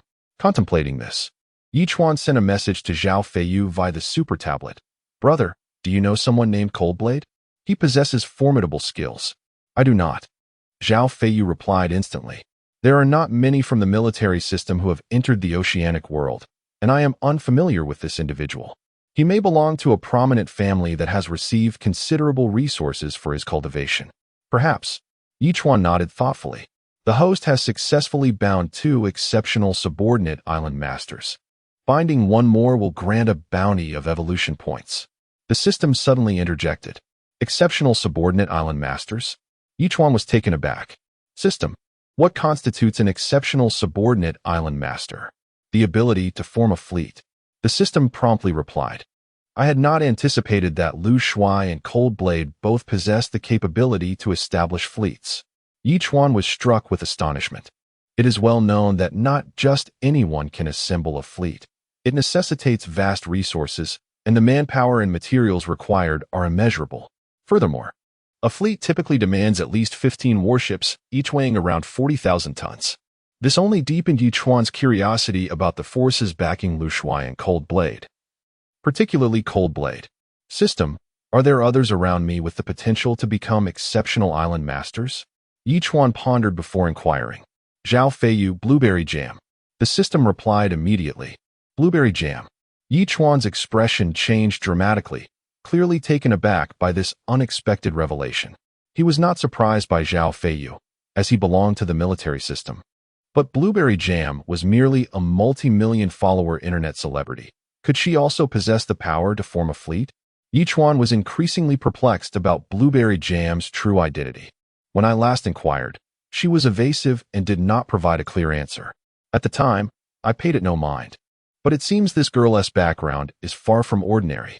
After contemplating for a while, Chuan ultimately decided to focus on Blueberry Jam. However, he still sent a message to inquire. "I need to bind a master island to become my subordinate island master. If I wish to bind you, would you agree?" "No problem." A few minutes later, Blueberry Jam replied. "Do not rush to answer." Chuan quickly responded. "If you become my subordinate island master, all your resources will automatically be subject to a 30% tribute to me, regardless of your willingness. The rules of this world will enforce the transfer of these resources to my possession." "Brother, are you jesting with me?" Blueberry Jam replied. "You saved my life, and you are to supply me with fresh water and food indefinitely. What could be wrong with binding me as your subordinate island master?" "You may do so whenever you wish." "Very well, please provide me with your super tablet." Chuan replied promptly. At that moment, Blueberry Jam transferred the super tablet to Chuan, who immediately began the binding process. ultimately making her his third subordinate island master. Congratulations to the host for binding the third exceptional island master, receiving a bounty of evolution points. Would you like to open it? With blueberry jams binding. The system's voice followed suit. Open it. Chuan grinned widely as he replied, opening the bounty. Congratulations to the host for receiving 10,000 evolution points. What? 10,000 points. Chuan was taken aback, finding it hard to believe. Not only could this little creature level up to level 4, but even the turtle could upgrade once more. Without delay, Chuan summoned the little creature, directly elevating it by 2 levels, propelling it to level 4. The little creature grew nearly twice its size, and the system panel finally underwent a transformation. Chapter 44, Pets and the Ascension of Contract Beasts. Name: Albatross Level 4, Growth Stage. Evolution Points: 2,500 Skills. Diving Talents: capable of grasping objects weighing up to 30 kilograms. Talents: diving, fishing, flying after ascending 2 levels. The little creature finally unveiled its skills and talents. Not only could it soar through the skies, but it also exhibited a skill known as diving talents. What precisely are diving talents? Chuan inquired, curiosity piqued. With a chirp, the little creature responded, taking a running leap into the air, soaring to a height of over 30 meters. It then executed a dive towards a turtle shell, its sharp talons glinting menacingly under the sun, leaving a 1 centimeter deep scratch on the otherwise impenetrable shell of the sea turtle. The depth of the scratch was a testament to its formidable power. What a remarkable skill! With the ability to lift 30 kilograms, could it assist in retrieving distant supply crates in the future? What a fortune this would bring! At that moment, the system's voice chimed in. Albatross upgrade complete. Congratulations, your pet has ascended to level 3 and received an upgrade package. Would you like to open it? Albatross upgrade complete. Congratulations, your pet has ascended to level 4 and received an upgrade package. Would you like to open it? Open all. Chuan promptly responded. Upgrade package opening. Please hold on. Congratulations, you have received 500 growth points, 2 wooden planks, 2 plastics, and 1 glass. Congratulations. You have received another 500 growth points, 3 metal sheets, and 500 milliliters of yogurt. The exhilaration of consecutively opening supply crates was truly delightful, and the acquisition of a 500 milliliters yogurt pack was simply thrilling. With 7,500 evolution points remaining, Chuan swiftly allocated the rest to the sea turtle, which began to grow once more at a gradual pace. Opening the sea turtle's panel, there were notable changes. Island Master. Chuan type. Sea turtle level. 5,06,000. Skills. Water bomb. Intermediate. Talents. Longevity. Rapid healing note. Healing speed post-injury is 1,000 times faster than normal. Upon evolving to level 5, the water bomb surprisingly advanced to an intermediate level. A most gratifying development. Chuan immediately tested the power of the intermediate water bomb. This latest iteration had a diameter nearly 5 centimeters larger than before, capable of reaching distances of up to 50 meters, and the resulting splash was significantly greater, nearly 1.5 times larger than its predecessor. If used against the cold front, it could likely defeat it in a single blow. Indeed, it was a remarkable upgrade. With 2,500 evolution points left, Chuan did not hesitate and allocated them to the dolphin, which immediately reflected changes in its information panel. Name: Dolphin Friendliness, 80-100 level, 5 evolution points, 3,000 skills. Sonic Disruption, Beginner. Absolute Impact, Beginner. Talents: Deep Diving, 500 meters. Note: Absolute Impact, where the dolphin strikes with its head, possesses a collision force equivalent to 600 kilograms. Deep Diving increased by 200 meters, and Absolute Impact gained an additional 300 kilograms of force, with no other changes noted. Dolphin upgrade complete. Congratulations. Your contract beast has ascended to level 5 and received an upgrade package. Would you like to open it? The system's voice echoed. Open. Chuan steadied himself and replied promptly. Upgrade package opening. Please hold on. Congratulations. You have received 500 growth points, 3 plastics, 1 mineral water, and 1 manual stone mill blueprint. A manual stone mill blueprint? Chuan paused for a moment. Then his expression shifted with realization. With beans now in his possession, once they matured, he could grind them to make fresh soy milk, tofu, or cornmeal for pancakes. Goodness! The manual stone mill had a multitude of uses and arrived just in time. However, it was not immediately needed, so he placed it in his inventory. As noon approached, Chuan prepared an iron plate squid dish, enjoying it while engaging with his super tablet. All the fish he had listed for trade had successfully sold, and the public chat room was rife with complaints directed at Wang Sanrui. That Wang Sanrui is truly despicable. He deceived us into becoming his subsidiary island masters. Yet the rules of this ocean world dictate that any rewards I receive as a subsidiary island master are subject to a mandatory 30 tribute to him. Indeed, I too have been ensnared, and there's no way to sever the bond unless my number of subsidiary islands surpasses his. What a con artist. This is infuriating. Such occurrences suggested that this man had duped dozens, if not hundreds, of others as well.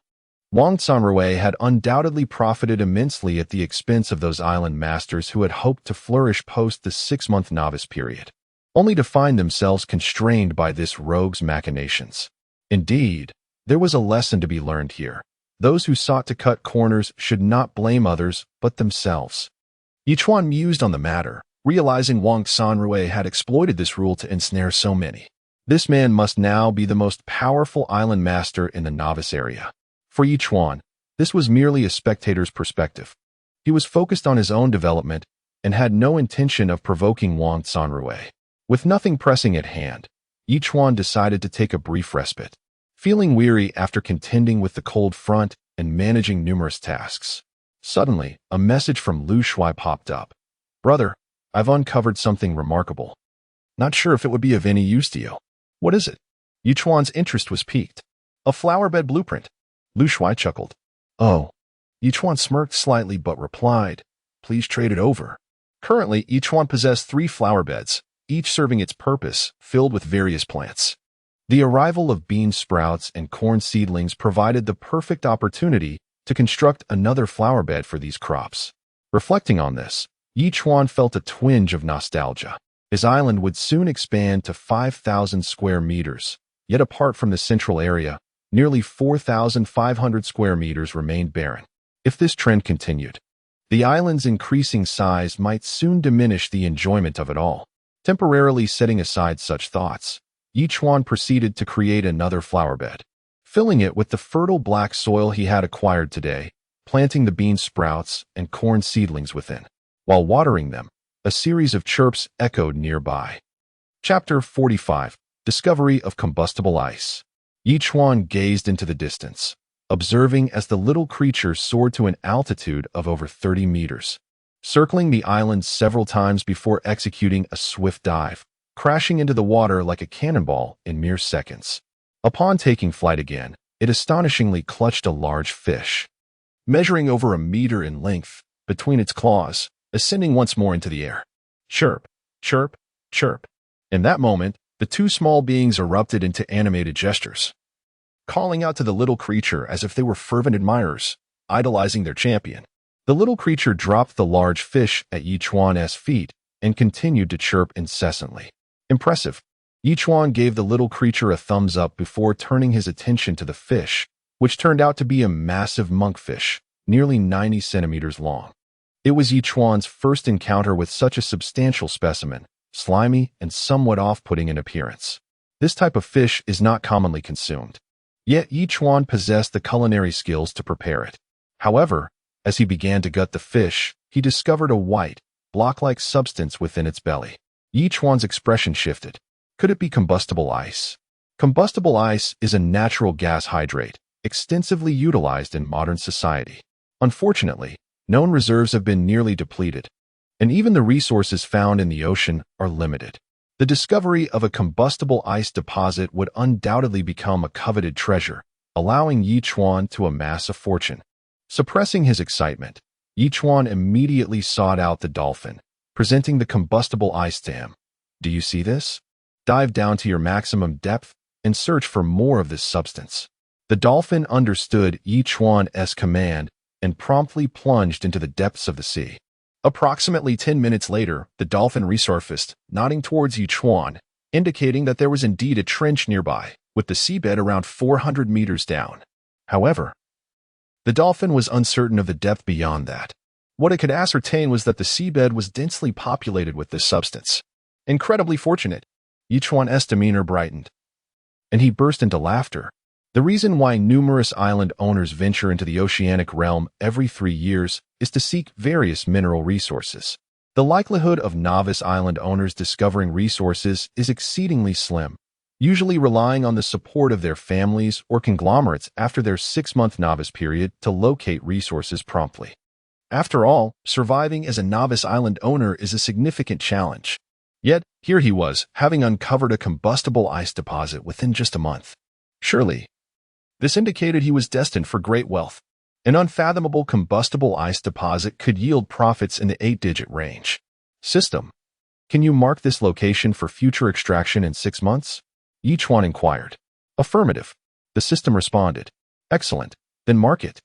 Chuan said with a smile. Marking in progress. Please hold. The system replied. This location, at least within 100 nautical miles, had no islands. Yet island owners typically explore nearby islands first, making it unlikely for anyone to discover this spot. He could simply return to extract resources later. Just the thought filled him with joy. Marking successful. The system announced a few minutes later. Delighted, Chuan snapped his fingers and turned his attention to the monkfish. After a considerable effort, he transformed the entire fish into barbecued delicacies, distributing 1 kilogram each to Lu Shuai, blueberry jam, Zhao Feiyu, and Lu Yi, while retaining 4 kilograms for himself. After savoring a portion, he stored the remainder in the system's inventory for future enjoyment. Upon receiving the fish, Lu Yi promptly placed a card in the trading panel. I'm out of water and opened 2 of the resource boxes, finding an island area expansion card. I thought you might find it useful. How large is your island? Chuan asked after glancing. About 1,000 square meters, Lu Yi replied. In that case, you should use this expansion card yourself. My island is a vast 5,000 square meters, significantly larger than yours. Chuan responded. How did your island become so large? Lu Yi sent an astonished emoji. A secret. Chuan replied with a smug expression before adding. So, you should use it. You might as well open all the resource boxes too. Okay, Lu Yi replied, and then there was silence. Chuan treated the 3 little creatures to some dried fish snacks before returning to his bed to rest. Casting a glance at the public chat room where island owners were fervently conversing. Today, I actually found an island area expansion card. Does anyone know what this is? Have you returned the knowledge you learned to your teacher? I've learned about this. It can expand your island by 500 square meters. Really? I don't recall that knowledge point. Could you be making it up? Seriously, who do you think you are to accuse me of fabricating things? Do you think your face is that big? However, the teacher mentioned that this thing has both advantages and disadvantages. What the downsides are remains unclear, and we'll need to explore that ourselves. High-priced purchase of island area expansion cards. One can be exchanged for 500 milliliters of fresh water. Act quickly. Once again, it was Wang Sanrui who had previously deceived them. Today, he had the audacity to make purchases. If Chuan had one, he certainly wouldn't sell it to him. Regarding this matter, Chuan chose not to dwell on it. He had learned that even the teacher was unsure of the pros and cons, and each island owner's situation differed. As night fell, Chuan stretched and prepared for sleep. Suddenly, the system's voice echoed again. Host Island is about to successfully upgrade to level 5. Upon upgrading, the island will randomly refresh various resources. In the absence of intervention, a qualitative transformation will occur. Please be advised. Various resources? Chuan was taken aback. System, what does that mean? For instance, if a location refreshes with stones, and the host does not intervene, over time, that area may develop into a stone forest or a small hill, the system patiently explained. Ah, I see. Chuan exclaimed, enlightenment dawning upon him. With this revelation, Chuan eagerly anticipated the transformation of his island, imagining the potential emergence of flora, fauna, and geological features. Contemplating this prospect filled him with excitement, even leading to a touch of insomnia. Chapter 46. The Evolution of Strawberries, Lettuce, and Islands. However, amidst the haze of slumber, Chuan slipped into the realm of dreams. In his dream, Blueberry Jam performed a tantalizing dance, shedding garments one by one.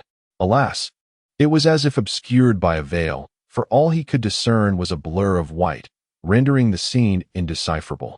To his surprise, Lu-E also appeared in his dream, beaming at him, which made him chuckle foolishly. Detected that the host has yet to check in. Would you like to check in? Just as he was laughing, the sudden voice of the system jolted Chuan back to reality. He then realized, to his embarrassment, that he had been drooling. Check in.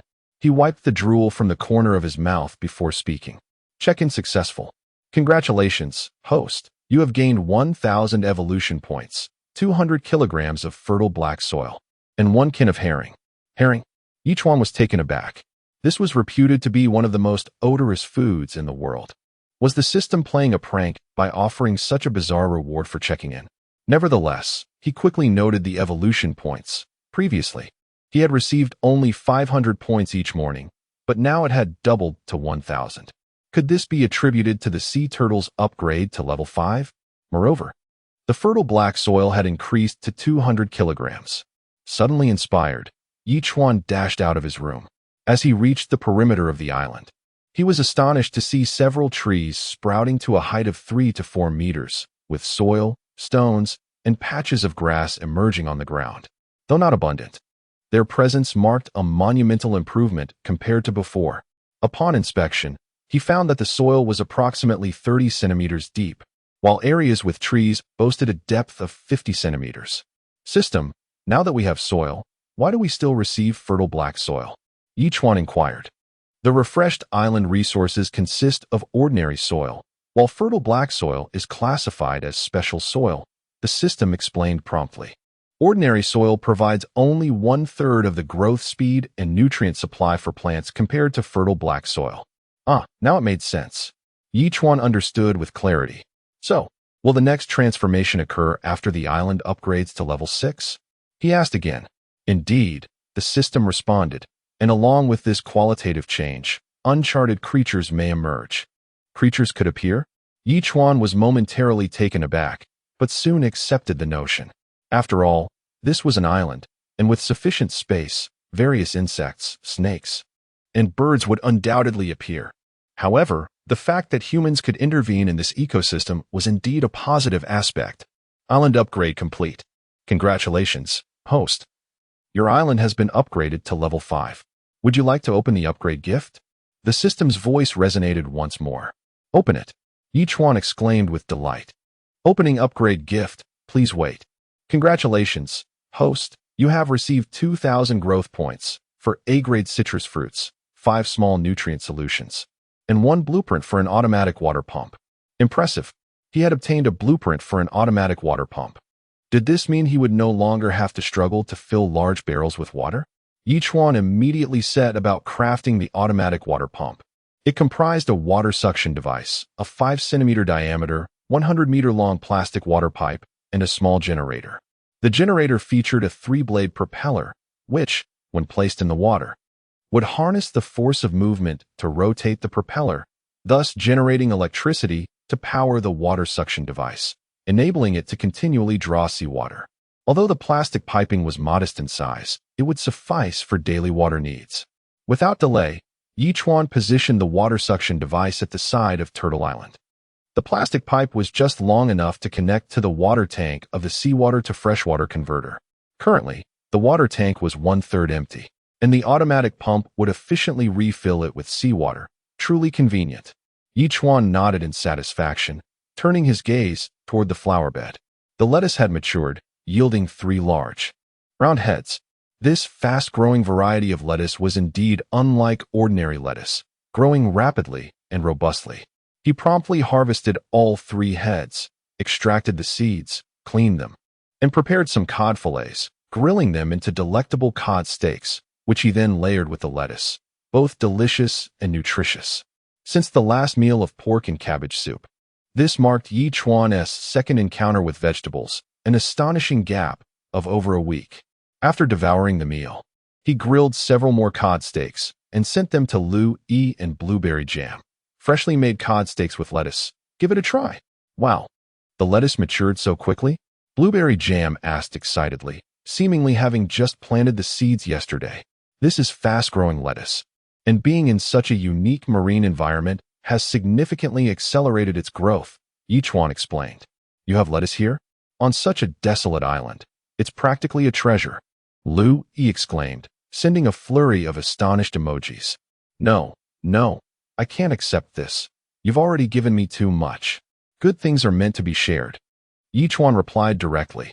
Besides, I've made too much to consume alone. How about this? Why not bind me as a subordinate island master? Louis suggested otherwise.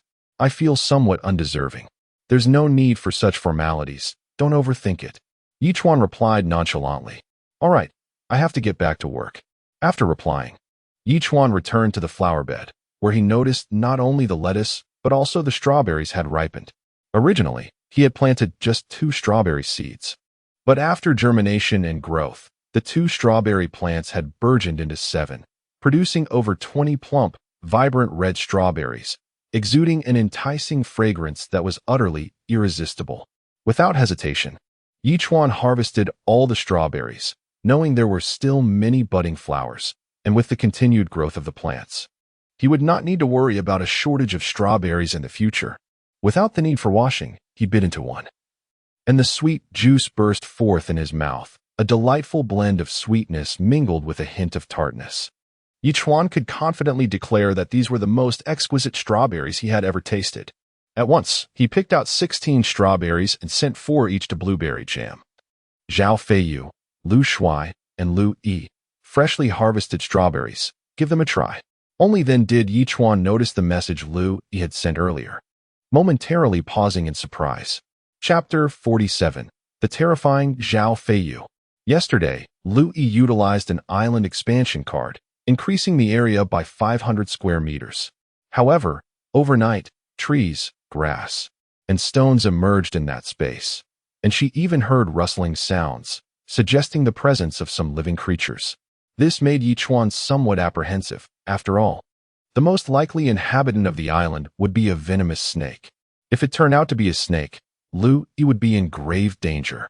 After some contemplation, Chuan promptly provided Lu Yi with 300 milliliters of class of fresh water, advising her, for the time being, avoid that 500 square meters.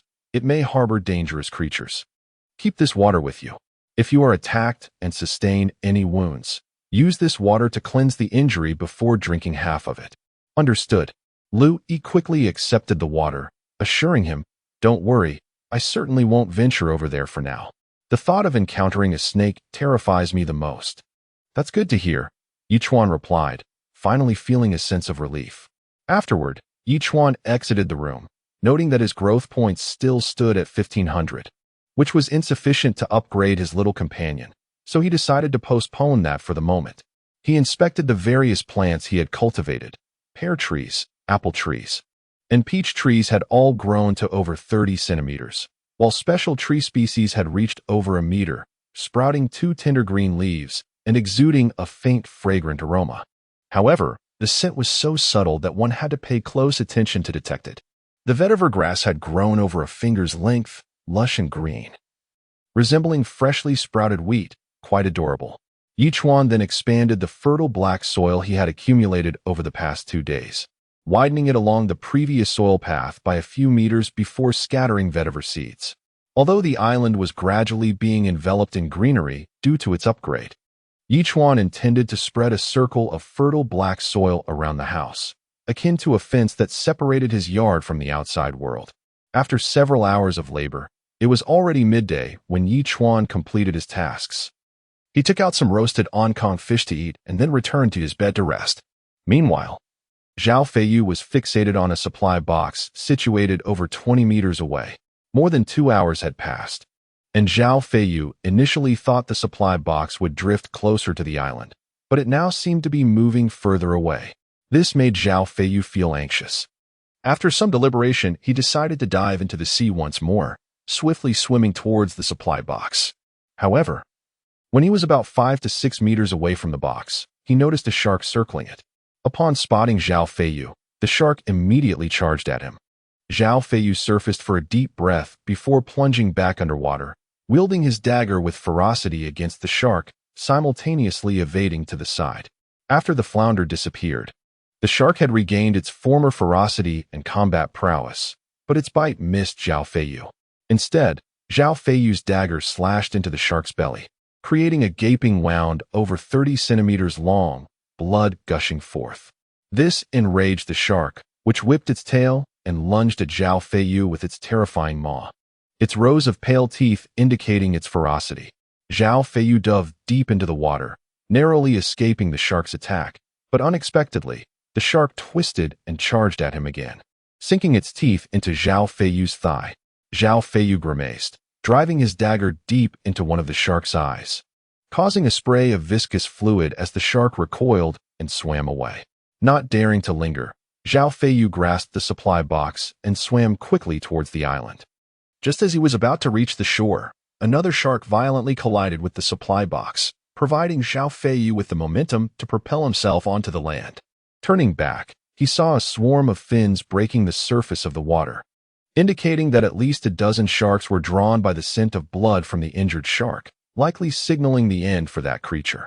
With a sigh of relief, Zhao Feiyu lay on the ground for over 10 minutes before inspecting his thigh. 2 rows of bite marks were visible. Fortunately, the shark's newly regained strength had not been too formidable. Still, he was bleeding. Regrettably, he mused that if only he had more power, he could have dealt with that beast in one swift blow. Zhao Feiyu let out a cold snort, baring his teeth as he glanced around, and then messaged Chuan privately. "May I borrow your igniter?" Chuan happened to be resting and immediately placed the igniter in the trading section without hesitation, asking, "What happened?" "I just went underwater to retrieve a supply box and encountered a shark, resulting in a wound and bleeding," Zhao Feiyu replied. "I need to burn some plant ash to stop the bleeding." "You're incredible, taking on a shark." Chuan couldn't help but send a series of thumbs-up emojis. Chuan knew that Zhao Feiyu's ability to confront a shark stemmed from his extraordinary strength, akin to that of a sea turtle, easily weighing over 1,000 pounds, coupled with remarkable agility in the water. Otherwise, he would never dare to confront a shark or even a killer whale. Yet, Zhao Feiyu, a mere mortal, had the audacity to battle a shark, truly formidable, a testament to his military background. Subsequently, Chuan provided him with 200 milliliters of class of freshwater, stating, "While plant ash can stop bleeding, it may contaminate the wound and pose a risk of infection. It would be better to use class of freshwater. Cleanse the wound with half and drink the rest." "All right, thanks." Zhao Feiyu hesitated for a few seconds before responding and then accepted the water. What a genuine powerhouse. Chuan shook his head in admiration. He had battled sharks before and knew just how formidable they were. Even 3 or 4 ordinary people could merely flee for their lives. Was Zhao Feiyu a true warrior? At this moment, following Chuan's guidance, Zhao Feiyu had tended to his wound and opened the supply box, momentarily taken aback before placing a manufacturing blueprint in the trading section. "I can't use this, but I believe you will find it essential." Upon hearing this, Chuan immediately took a glance, his expression shifting. "A blueprint for a beach set?" Chuan promptly accepted it, examining the items, a beach umbrella and a lounge chair, the latter crafted from wood and appearing quite luxurious, with the umbrella boasting a diameter of 3 meters. This was truly a treasure, precisely what I needed. With a grin, Chuan eagerly clicked on the manufacturing option. Chapter 48. 2 goats and the sale of sharks. The sunshade and beach chairs were swiftly assembled. Chuan placed them over 2 meters from his door, with the large 3-meter umbrella casting shade only after 3 in the afternoon, sufficient to provide comfort. After busily attending to these arrangements, Chuan noticed the sun gradually sinking into the sea. Stretching his limbs, he returned to his room, savoring the taste of fresh seafood while glancing at the public chat room. "Everyone, please take heed. Today, I discovered numerous sharks circling the island, and they show no signs of leaving, about 10 in total. Are we observing the same group of sharks? I have several here that refuse to depart, making it quite challenging for me to gather resources. It seems the last encounter with the flounder school left these sharks famished." They are now desperate enough to consider us as potential prey. Please, do not venture too close to the shore to avoid shark attacks. You may come to me for food and water. I currently possess a surplus. Ugh, it's that Wang Sanrui again. This fellow has deceived at least 30 individuals into becoming his subordinate island masters, effectively collecting tributes from them. Naturally, his stock of food and water is abundant. Initially, the discussion revolved around the shark situation, but following Wang Sanrui's interjection, the majority began launching personal attacks against him. Wang Sanrui, however, remained unfazed, retorting, "Though they have become my subordinate island masters, at least they are alive with my assistance. My subordinates have not complained. What right do you have to judge?" Wang Sanrui is truly despicable, cunningly manipulative. I would never become another subordinate island master. I have come with a mission. Indeed, what difference does it make from slavery? Stripped of all freedom. Reading through the chat logs, Chuan couldn't help but chuckle and shake his head. Wang Sanrui had expertly exploited the information gap, capturing more than 30 subordinate island masters who were unaware of the limitations that came with their status. Once his development reached maturity, he would undoubtedly reap substantial rewards. That evening, Chuan enjoyed a citrus fruit, drying its seeds before entering a deep slumber. It wasn't until the following morning that he awoke and completed his sign-in. Sign-in successful. Congratulations, host. You have gained 1,000 evolution points, 200 kilograms of fertile black soil, and a lucky blind box 1. Note: may contain crafting blueprints, seeds, fruits, etc. To his surprise, another lucky blind box had appeared. Suddenly, Chuan recalled having accumulated 3 broken feathers, which could be exchanged for an angel feather, potentially triggering a double bounty once more. With this thought, Chuan promptly exchanged 1 broken feather for an angel feather and clicked to use it. Initially, nothing seemed to happen, nor did the double bounty trigger. Perhaps other fortunes awaited him? Eagerly, he opened the blind box. Blind box opening. Congratulations, host. You have received 2 6-month-old goats, 1 male and 1 female. In disbelief, Chuan gasped in astonishment. He had acquired living creatures, a male and a female goat. What extraordinary fortune to have received both. This implied that not only could he enjoy goat's milk, but he might also savor goat meat once the kids were born. Wealth was within his grasp. At that moment, the 2 pristine white goats appeared in Chuan's inventory. He refrained from releasing them. Doing so would require grazing, and the fragrant grass was not yet fully grown. He lacked both pasture and a pen. If released, they would merely roam the island, leaving behind a mess of droppings. What a headache. It was best to wait until he had a pen and pasture before considering other options.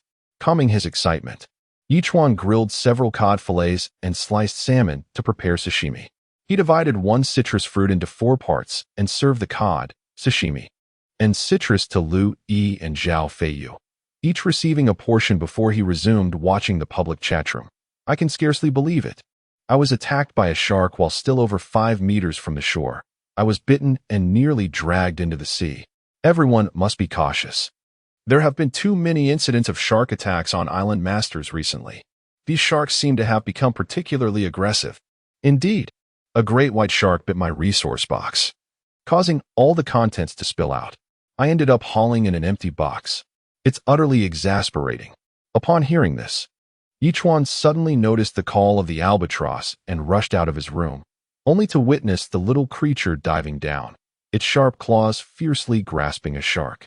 The tremendous force lifted the small shark from the water, a feat only possible due to its size. Bang! Another loud crash echoed as a dolphin collided with the shark. The 200-kilogram shark was thrust onto the shore by the dolphin, which, despite the shark's attempts to return to the ocean, struck again, propelling it nearly 7 or 8 meters from the beach.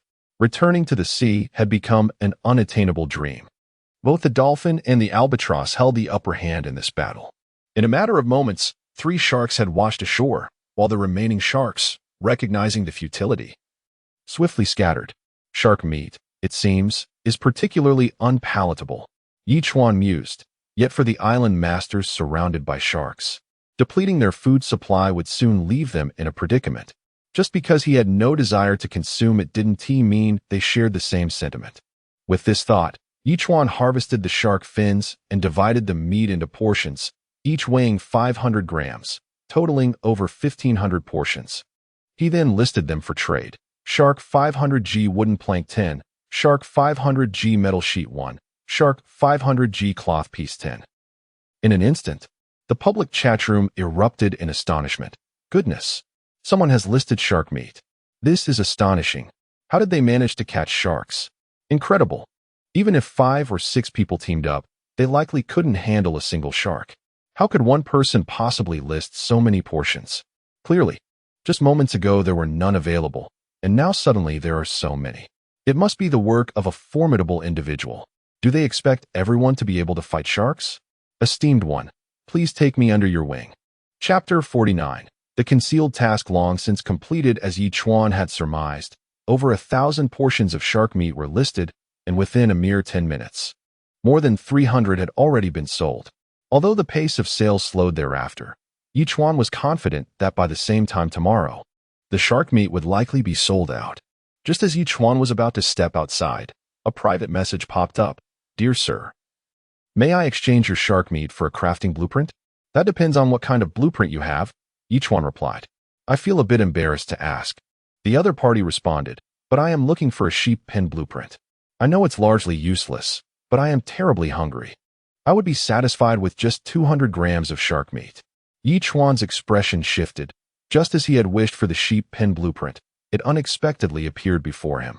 However, he hesitated for a few moments before responding. Never mind, I'll give you 500 grams instead. We are all facing difficulties. Besides, I still have plenty of shark meat. Thank you so much.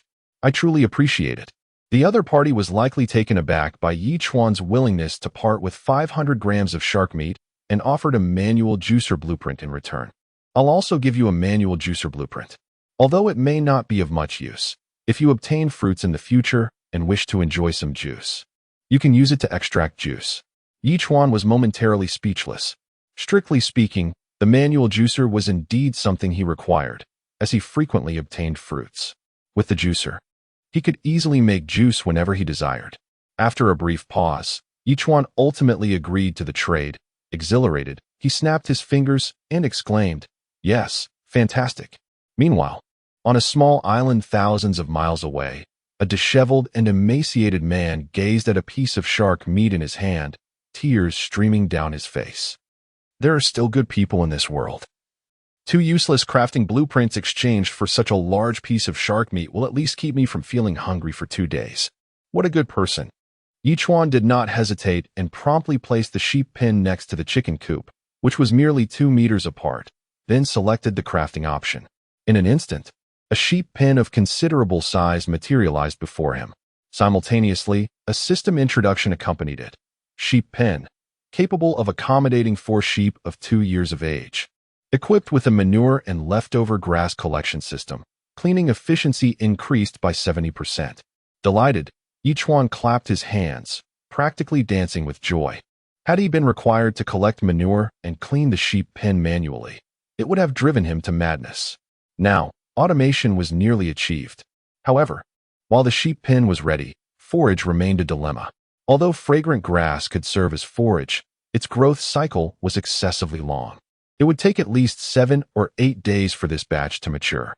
Chuan could not help but inquire of the system. System, do you have any forage that grows relatively quickly? You've given me sheep. Surely I can't just watch them? The host may accept a hidden task. Upon completion, there is a chance to obtain miraculous forage seeds, the system replied. Hidden task? Chuan was taken aback, but quickly inquired. What hidden tasks are currently available? Hidden task. The host must locate a mineral resource within a week to receive a generous reward. Do you accept? Accepted. Chuan decisively chose to accept. Detection indicates that the host has located a mineral resource. Hidden task completed. Would you like to open your surprise gift package? In the next moment, the system promptly inquired. Goodness. Chuan's lips twitched. How could this be considered a hidden task? He had unknowingly completed it. Fortunately, he had asked, or he would have missed out on this reward. Open. Chuan chuckled and then spoke. Opening surprise gift package. Congratulations. The host has received Evolution Value Package 1, Miraculous Forage Seeds 500, Citrus Fruits 4, Resource Package 1. Note: Miraculous Forage Seeds can grow a season of forage within 24 hours. As long as the root system remains undamaged, it can be harvested indefinitely and can reproduce slowly. Wow, a gift package nested within a gift package. Incredible. Yi Chuan's expression brightened, yet he could not help but critique. System, could you please refrain from being so haphazard with tasks in the future? Just create a panel listing available tasks.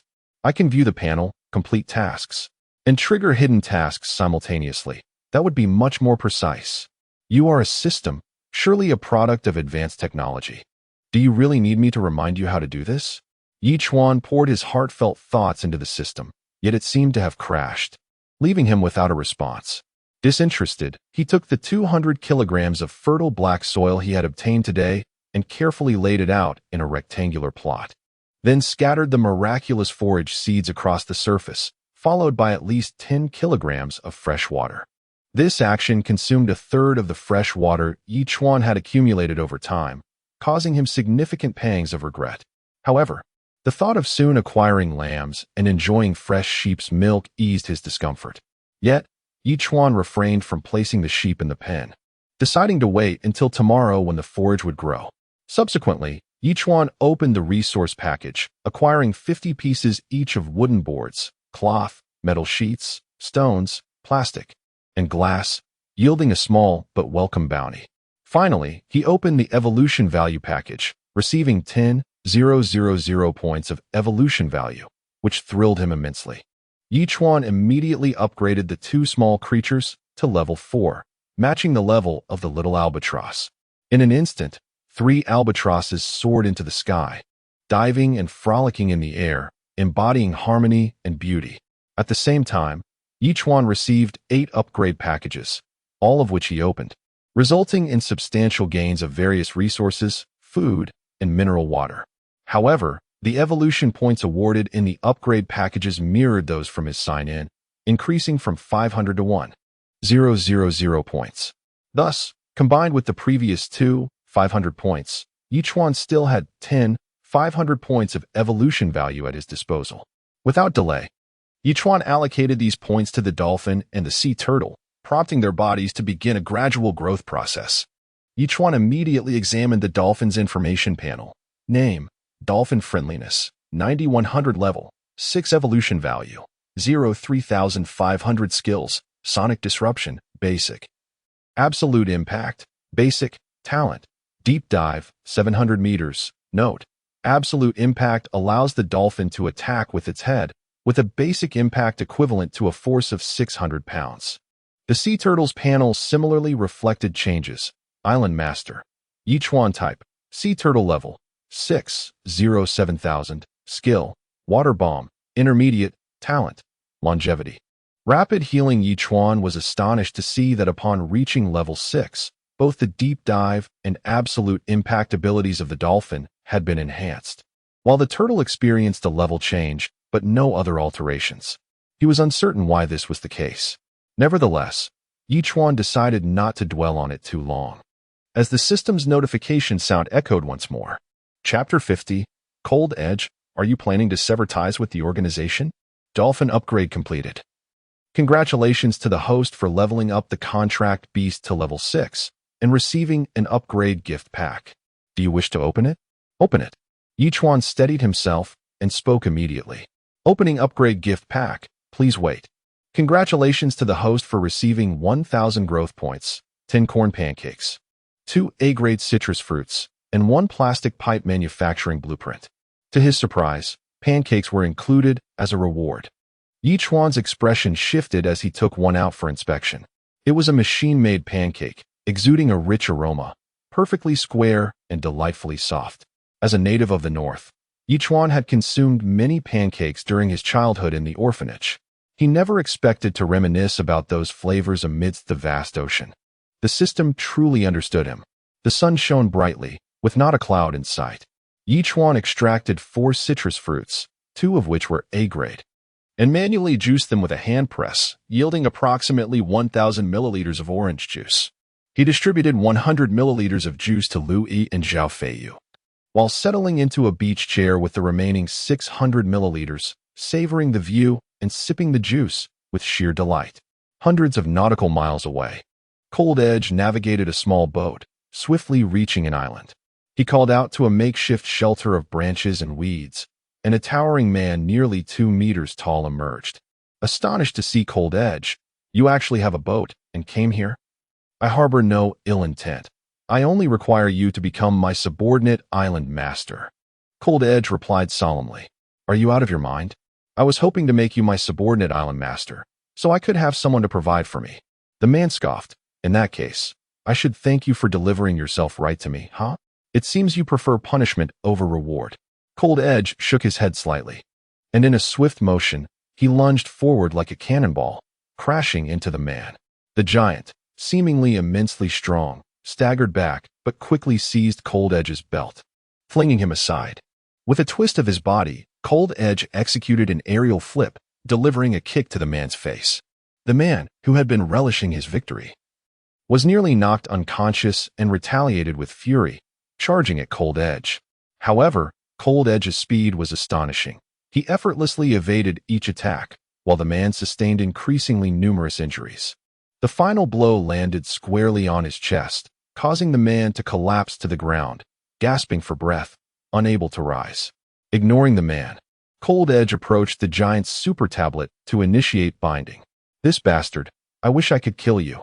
The man glared at Cold Edge with venomous hatred, wishing to dismember him, yet he was powerless, forced to watch as he transformed from an independent island master to a subordinate one, effectively losing his future.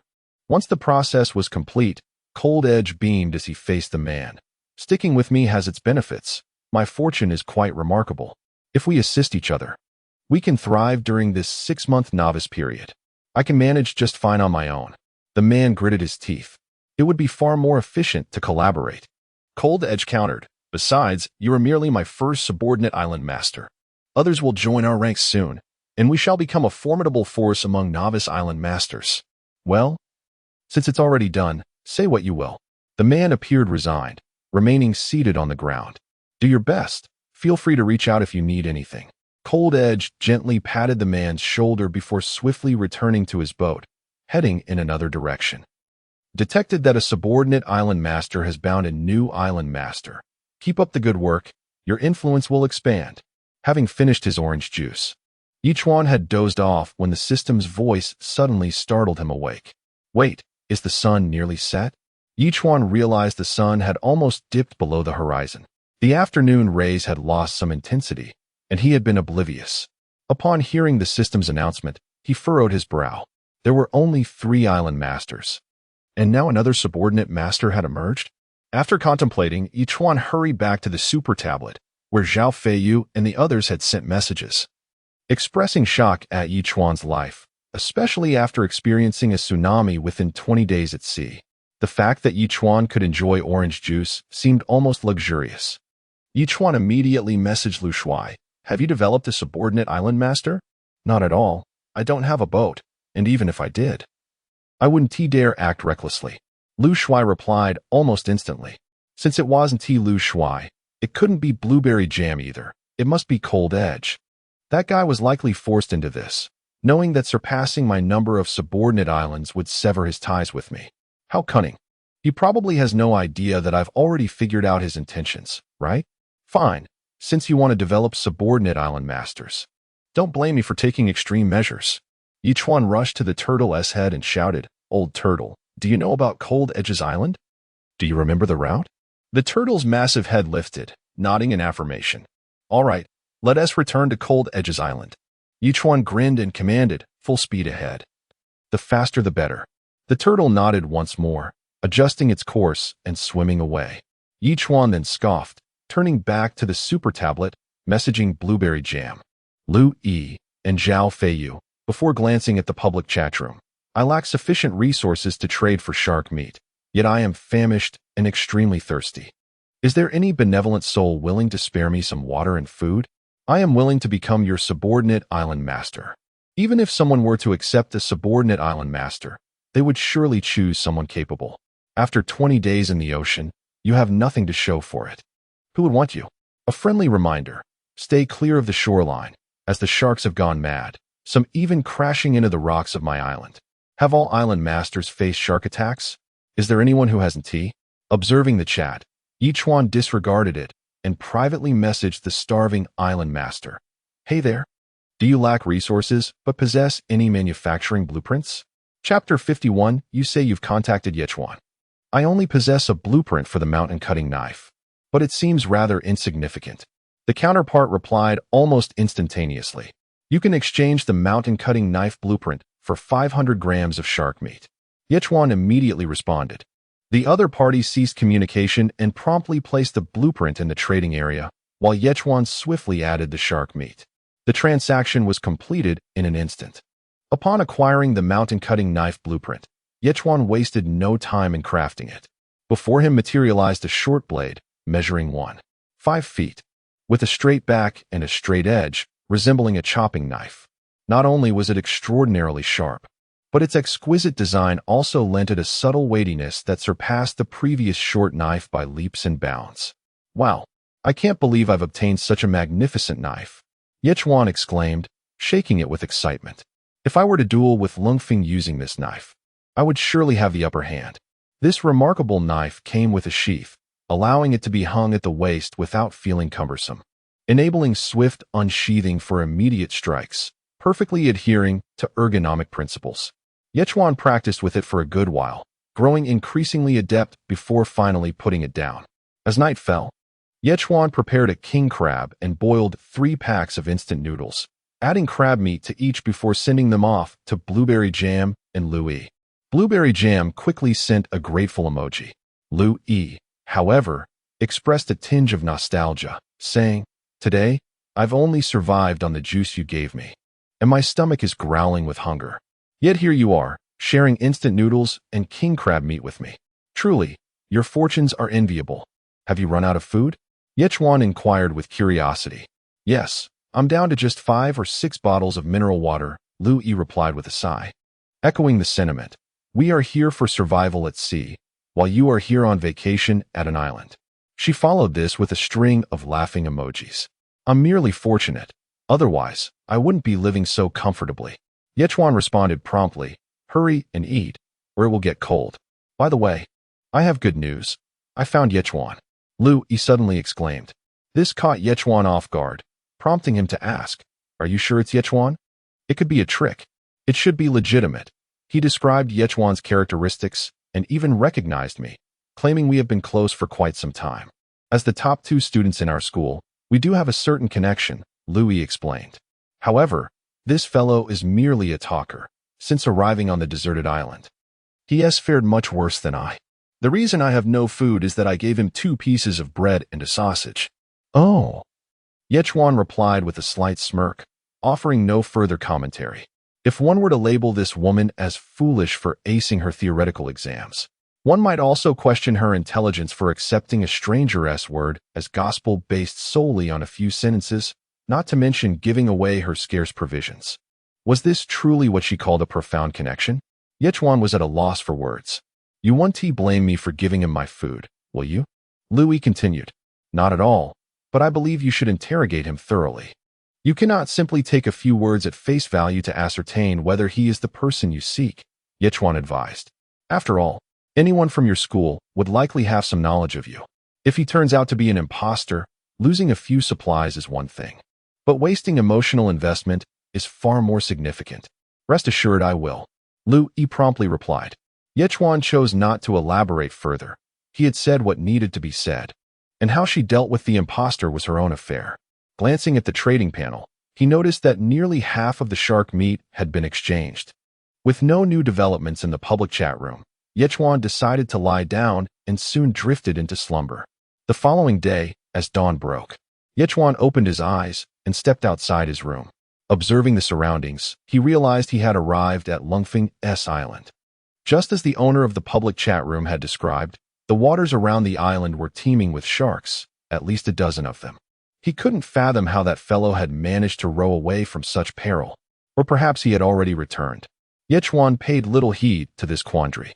Once the sea turtle established a complete link with the opposite island, he leapt across to the other side.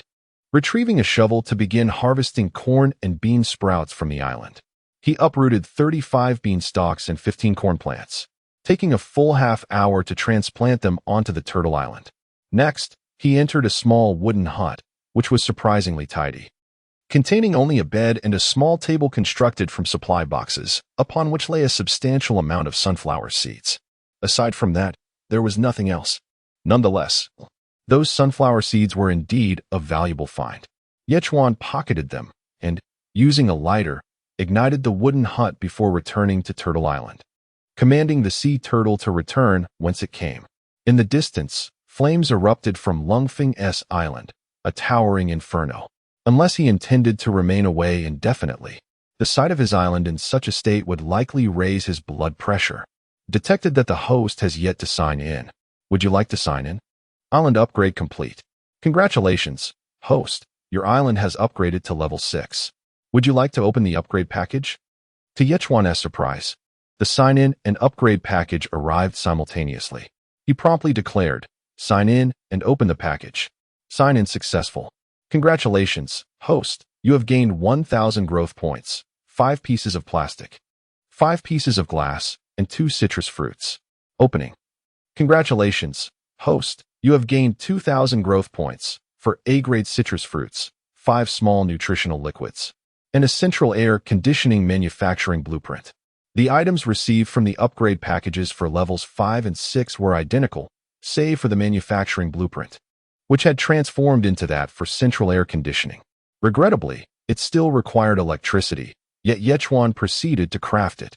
The system promptly affixed it to an appropriate location, and it did not appear out of place.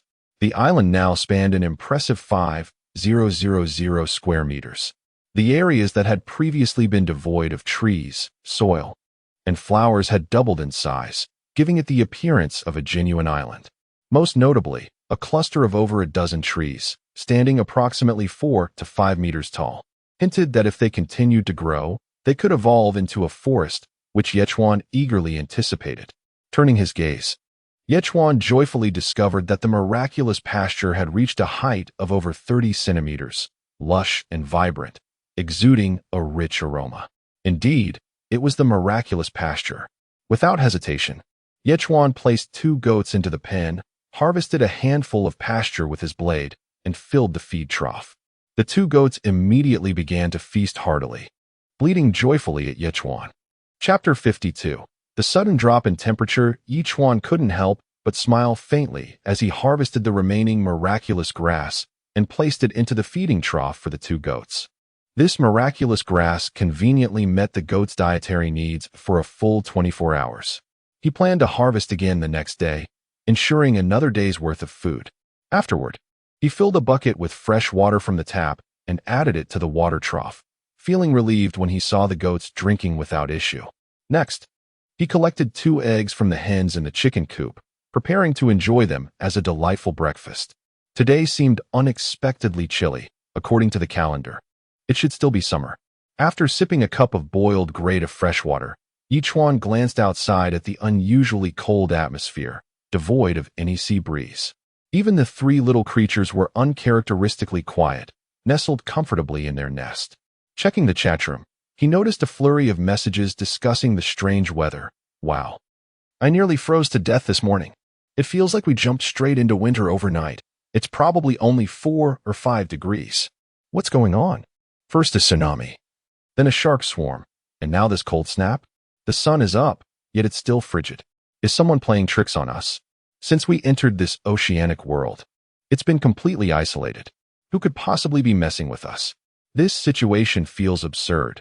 Something significant must be on the horizon. If we've truly entered winter, half of us will freeze. Realizing he wasn't alone in feeling the chill, Chuan understood that the issue lay within the oceanic realm itself. Dismissing his concerns, he hurried outside to open the supply boxes. After 2 days of gathering, 5 more supply boxes had appeared near the turtle's head. Chuan opened them all. 2 wooden planks, 2 pieces of plastic, 5 cotton balls, 3 metal sheets, 2 more cotton balls, and 1 bottle of mineral water. To his astonishment, he had unearthed 17 cotton balls. What could cotton be used for? Blankets? Chuan felt a wave of confusion regarding the rules of this world. It seemed vastly different from the theoretical and practical knowledge he had acquired.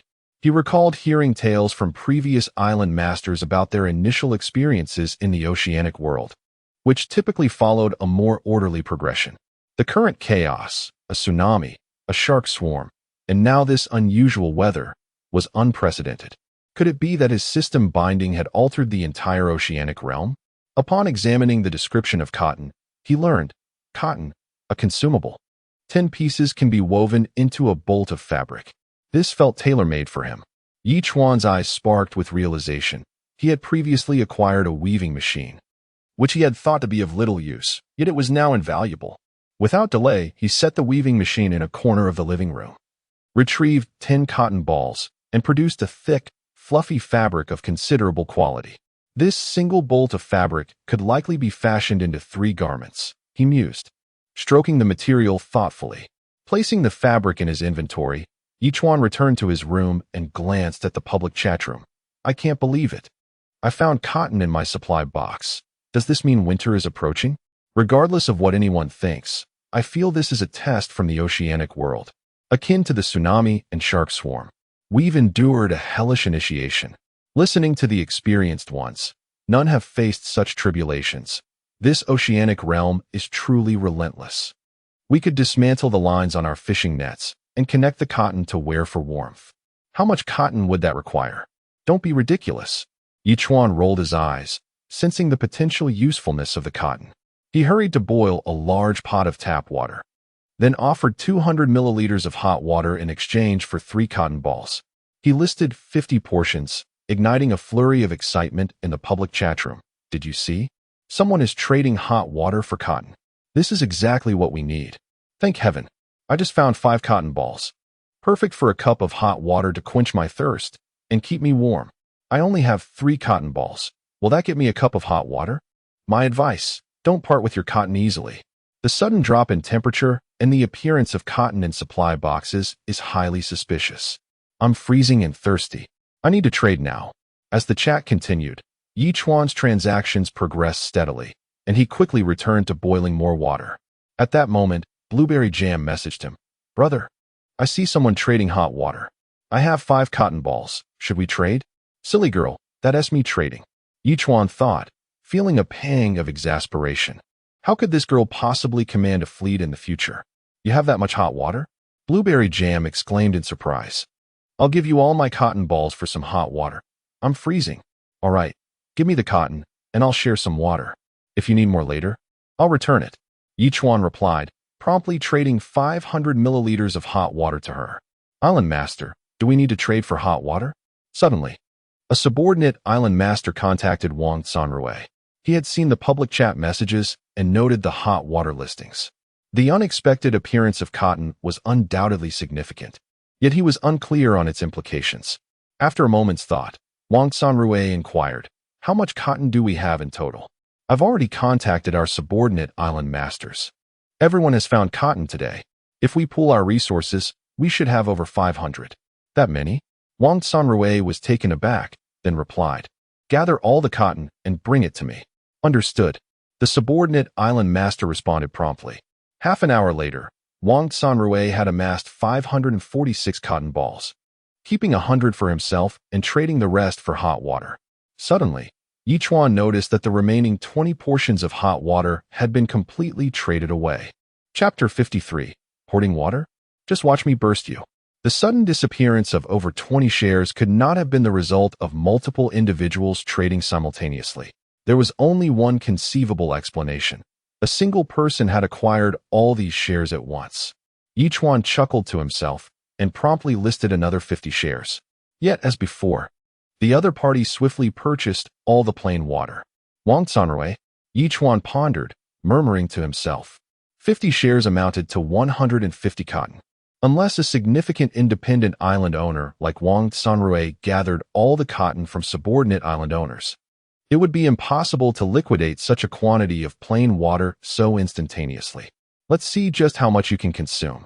Chuan smirked coldly, relisting another 50 shares, only to witness them vanish in an instant once more. Damn it, I refuse to believe this. Chuan paused, relisting another 50 shares.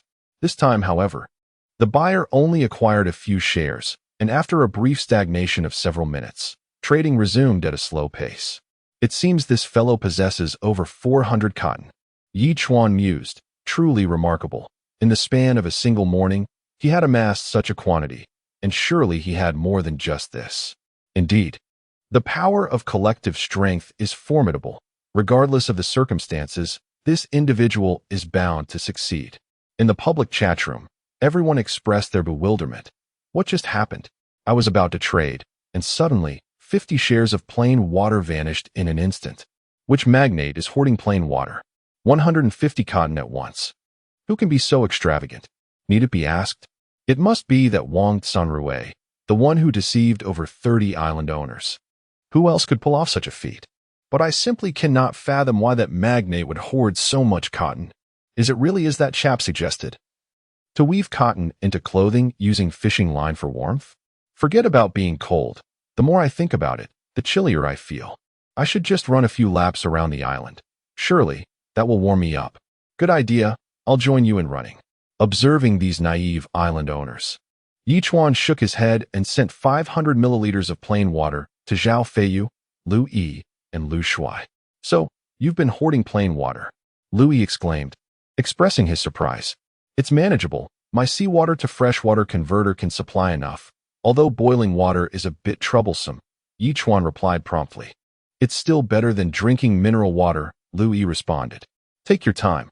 After all, it's merely the novice period. As time passes, it will surely become easier. Chuan replied with a smiling emoji. Just remember, this water is for you alone. Do not share it recklessly. These days, even the landlord's household has no surplus. Understood. Lu Yi replied immediately. The day grew colder. I hope the crops I planted won't freeze to death, Chuan muttered as he exited his room and glanced around. Then inquired, System, will the current low temperatures affect the crops on the island? The plants in the ocean have been specially cultivated to withstand temperatures around 0 degrees. If it drops lower, the host must find a solution, the system promptly responded. What? That has practically no answer at all. Chuan scoffed slightly, feeling disgruntled. It seems I can only wait and see. If it gets too cold, I'll have to burn a significant amount of wooden planks to warm these plants. In any case, they will surely survive. As he noticed that the fish he had listed for trade were nearly sold out, Chuan immediately employed the semi-automatic fishing net once more, pulling up a large catch. Among them, ordinary fish were the most plentiful, but there were also plenty of king crabs and squids. Chuan quickly listed all the ordinary fish for sale before heading to plant the sunflower seeds he procured from Cold Front, believing he would soon be able to enjoy a bountiful harvest of sunflower seeds. Merely having plain water is not ideal. It lacks flavor, Chuan thought as he poured a freshly boiled pot of plain water into an insulated container, shaking his head slightly. The 2 ancient tea trees he obtained from the last trade were still in his inventory. He had yet to find a suitable spot for them. Now that the island's soil had evolved, Chuan's expression brightened, and he inquired, System, can I plant the ancient tea trees in ordinary soil? Yes. The system replied instantly, but the ordinary soil will not enhance the quality of the ancient tea trees. It can only maintain their current state. That is good to hear. Chuan smiled broadly. He had already identified a location near a fertile black soil greenbelt, currently overgrown with some weeds. The soil depth was around 30 centimeters. So Chuan set to work loosening the earth, removing the weeds, and mixing 100 kilograms of fertile black soil with the ordinary soil, bringing the total depth to 50 centimeters, just enough to accommodate the root ball of one ancient tea tree. At once, Chuan took one of the ancient tea trees and planted it, followed by a small bucket of fresh water mixed with 500 milliliters of A-grade fresh water to ensure the tree's survival. After completing these tasks, Chuan wiped the sweat from his brow. Despite the cold weather, he had worked so hard that he was sweating. Ah, what a relief. Chuan exhaled deeply, grinning to himself. Although the ancient tea tree appeared lush and vibrant, Chuan intended to let it grow a few more days. He would harvest the leaves only once it was truly thriving. As for the other tree, he would wait to plant it when he received fertile black soil from his daily sign-in rewards. However, It was curious that today's sign-in rewards did not include fertile black soil. Could it be that after the island's soil evolved, fertile black soil ceased to appear? This thought made Chuan regretful. After all, his fragrant grass had only circled the house halfway. Even if fertile black soil no longer appeared, it would be best to wait until he had fully greened the house before worrying about it. While he was deep in thought, a sudden sharp sound caught his attention. The giant head of the sea turtle stretched out, and with a dramatic flourish, it tossed 2 resource boxes onto the shore. However, this time, the old turtle's show-off attempt slightly backfired, as one of the boxes veered off course and headed into the sea. Whoosh! Bang! With a resounding crash, a dolphin shot from the water like an arrow, colliding directly with the resource box, ultimately redirecting it back onto the correct trajectory, landing alongside the other box on the shore. Goodness, can sea turtles show off too? Chuan chuckled to himself as he approached, eager to see if there was any cotton inside. However, upon opening one of the boxes, Chuan was left utterly stunned. Chapter 54. The emergence of the tailoring machine to create cotton clothing. Cotton 2, Wooden Planks 2, Tailoring Machine Blueprint 1. To my astonishment, a blueprint for the tailoring machine has appeared. I had been fretting over how to turn the abundant cotton I had into fabric suitable for clothing, and now, here it is. Truly, it seems to be fate. Chuan could not help but let out a hearty laugh, examining the requirements for crafting the tailoring machine. 1 blueprint, 50 metal sheets, 10 pieces of plastic, and 5 fabric pieces. Fortunately, I possess all these materials, so Chuan promptly set about constructing the machine. Before long, a machine standing 1 meter tall and approximately 1.5 meters long and wide appeared before him. Chuan immediately transported it into his room, placing it alongside the weaving machine. After a brief study of the tailoring machine, he discovered that to produce a single garment, 1 piece of fabric and 5 fabric pieces were required. With 3 distinct modes, it could create 3 tops, 3 pairs of pants, or a complete outfit from 1 piece of fabric. Without hesitation, Chuan opted to make 3 tops, consuming 1 piece of fabric and 5 fabric pieces, resulting in 3 perfectly sized tops, neither too big nor too small, crafted from cotton fabric, providing warmth and comfort. At that moment, Chuan proceeded to create 3 pairs of cotton pants to match the tops. Thus, with just 2 pieces of fabric, he was able to produce 3 complete outfits.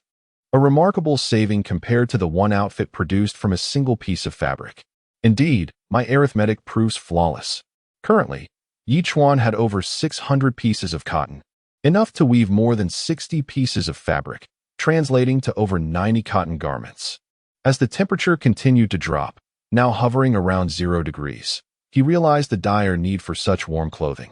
Without further ado, Chuan donned a complete outfit himself and set both the weaving and tailoring machines to work tirelessly.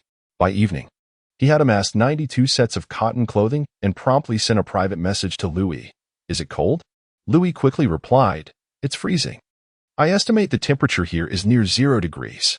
Observing Louis's message, Chuan smiled, placing a set of cotton clothing in the trading bar. "Hurry and wear it. Don't freeze." "Wow," Louis exclaimed upon seeing the cotton clothing. "How do you even have cotton clothing?"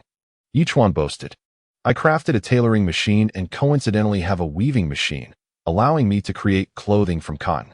Louis did not respond further, immediately accepting the trade. After a brief pause, she replied, "I've realized that whatever we need, you seem to possess. My admiration for you only grows." "Of course." Chuan responded with several laughing emojis, sending a set of clothing to each of Lan Mei, Zhao Feiyu, and the others. "Brother, you even have cotton clothing?" Lan Mei replied instantaneously, "This calls for a dance of gratitude upon our meeting. I must repay your kindness." "Must it be so serious?" Chuan retorted with a smirk. "Absolutely." Lan Mei sent a shy emoji, "And I am saving myself for the first time. Hee hee." Chuan was taken aback by her words and sent her 500 milliliters of boiled water, along with the fish he had prepared earlier, choosing to refrain from further conversation. Zhao Feiyu accepted the cotton clothing with a simple thank you. Meanwhile, Lu Shu lavished Chuan with compliments, but he ignored them, turning his attention to the public chat room. "Can someone explain what is happening? Is it a cold front passing through? Will tomorrow be any better?" "Brother, Your concern should be whether you can survive tonight. My bottle of mineral water has already frozen, and the temperature is around 0 to 1 degree. Who knows if it will get colder tonight? My heavens, this is not the novice period of ocean survival. This is a death trap. That fellow who traded boiled water for cotton, where are you? I need to trade for boiled water. Please put some up again. Chuan chuckled softly. Recognizing the necessity to gather more water and stockpile cotton for the production of warm clothing to barter for valuable items, he set off to fetch another bucket of water, only to find the tap dry. Surprised, he checked the water tank empty. Had a shark damaged the water intake mechanism? Suddenly, the realization struck him like a bolt of lightning. The island had expanded, and the plastic piping was no longer sufficiently long. The water intake and small generator had been pushed nearly 10 meters from the shore. Chuan's first thought was to lengthen the plastic piping, but then he pondered, if I extend it now, what will happen when the area expands again? Will I have to extend it again? This could go on indefinitely, ultimately requiring extensions of 100 or even 1,000 meters. Clearly, this is not the optimal solution. As twilight descended, Chuan resolved to tackle this issue the following day. He began filling a large barrel with water, and as night fully enveloped the sky, he finally replenished the tank. Subsequently, he boiled the water and listed 150 portions for trade, adjusting the price to 3 pieces of cotton for 100 milliliters of boiled water. In an instant, the public chat room erupted. Wow! The big shot has listed boiled water again, but now it's 3 pieces of cotton for 100 milliliters. This is outright exploitation. What a heartless merchant. Trade it, or how will we keep warm? It will be nearly 9 hours until dawn, without hot water. We might freeze to death. This guy is truly ruthless. I suggest we all unite against him and refuse to trade. He'll definitely increase the amount. Go ahead and resist. I'm freezing to death. I need to trade for a couple of sips. Hang in there, friend. As Chuan read the messages, he smiled faintly, listing 5 sets of cotton clothing without specifying what he was trading.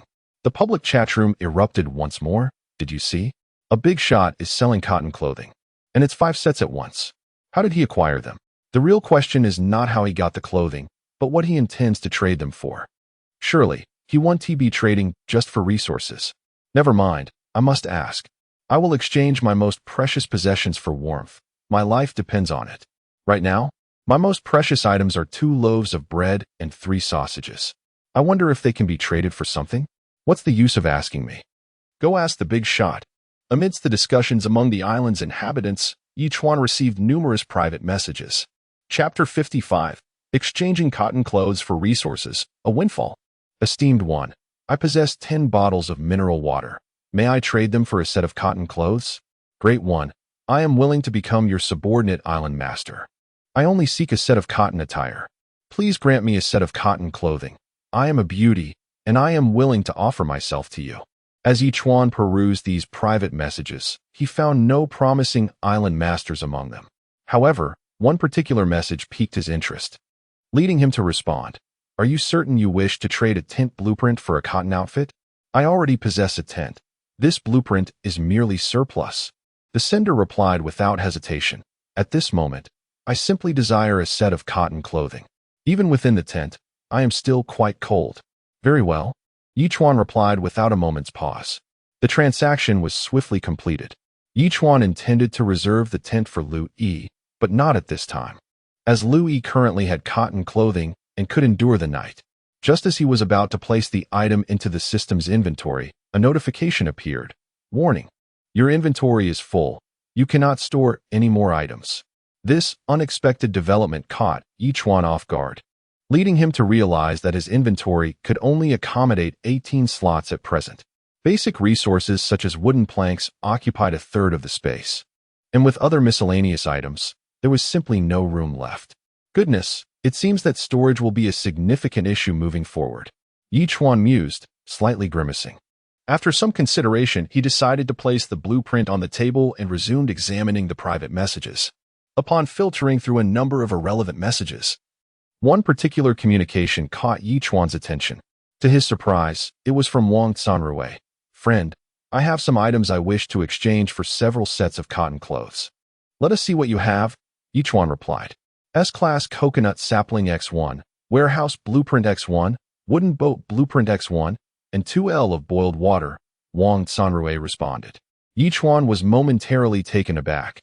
This individual possessed an S-class coconut sapling. Up until now, he had only managed to cultivate plants of A-class quality. A twinge of envy stirred within him. Moreover, if he was willing to part with an S-class coconut sapling for trade, he must possess more than just one. Consequently, Chuan replied directly, "For the first 3 items, I can offer you 3 sets of cotton clothing. The boiled water is of little value to me." Wang Sanrui, contemplating Chuan's proposition, swiftly responded, 5 sets in exchange for those 3 items. "You may exchange if you wish," Chuan replied, subsequently ignoring him and turning his attention to other private messages. Wang Sanrui was momentarily stunned. He had anticipated various responses, but did not expect such assertiveness from Chuan. However, upon reflection, it made sense. All island masters were currently in dire need of cotton clothing, making Chuan's boldness understandable. This scoundrel must be the one acquiring cotton with boiled water. Wang Sanrui muttered through clenched teeth. Not only did he possess an abundance of boiled water, but he also managed to turn cotton into clothing. Who exactly was this individual? Ultimately, Wang Sanrui acquiesced, trading his 3 items for 3 sets of cotton clothing. He promptly notified his subordinate assistant island masters. "I have 2 sets of cotton clothing. Inform everyone that good items are welcome for exchange." Understood. The assistant island master, astonished, expressed profound admiration for Wang Sanrui. "Truly a remarkable independent island master. I never expected you to acquire 2 sets of cotton clothing so swiftly." Upon receiving the 3 items, Chuan felt a surge of satisfaction.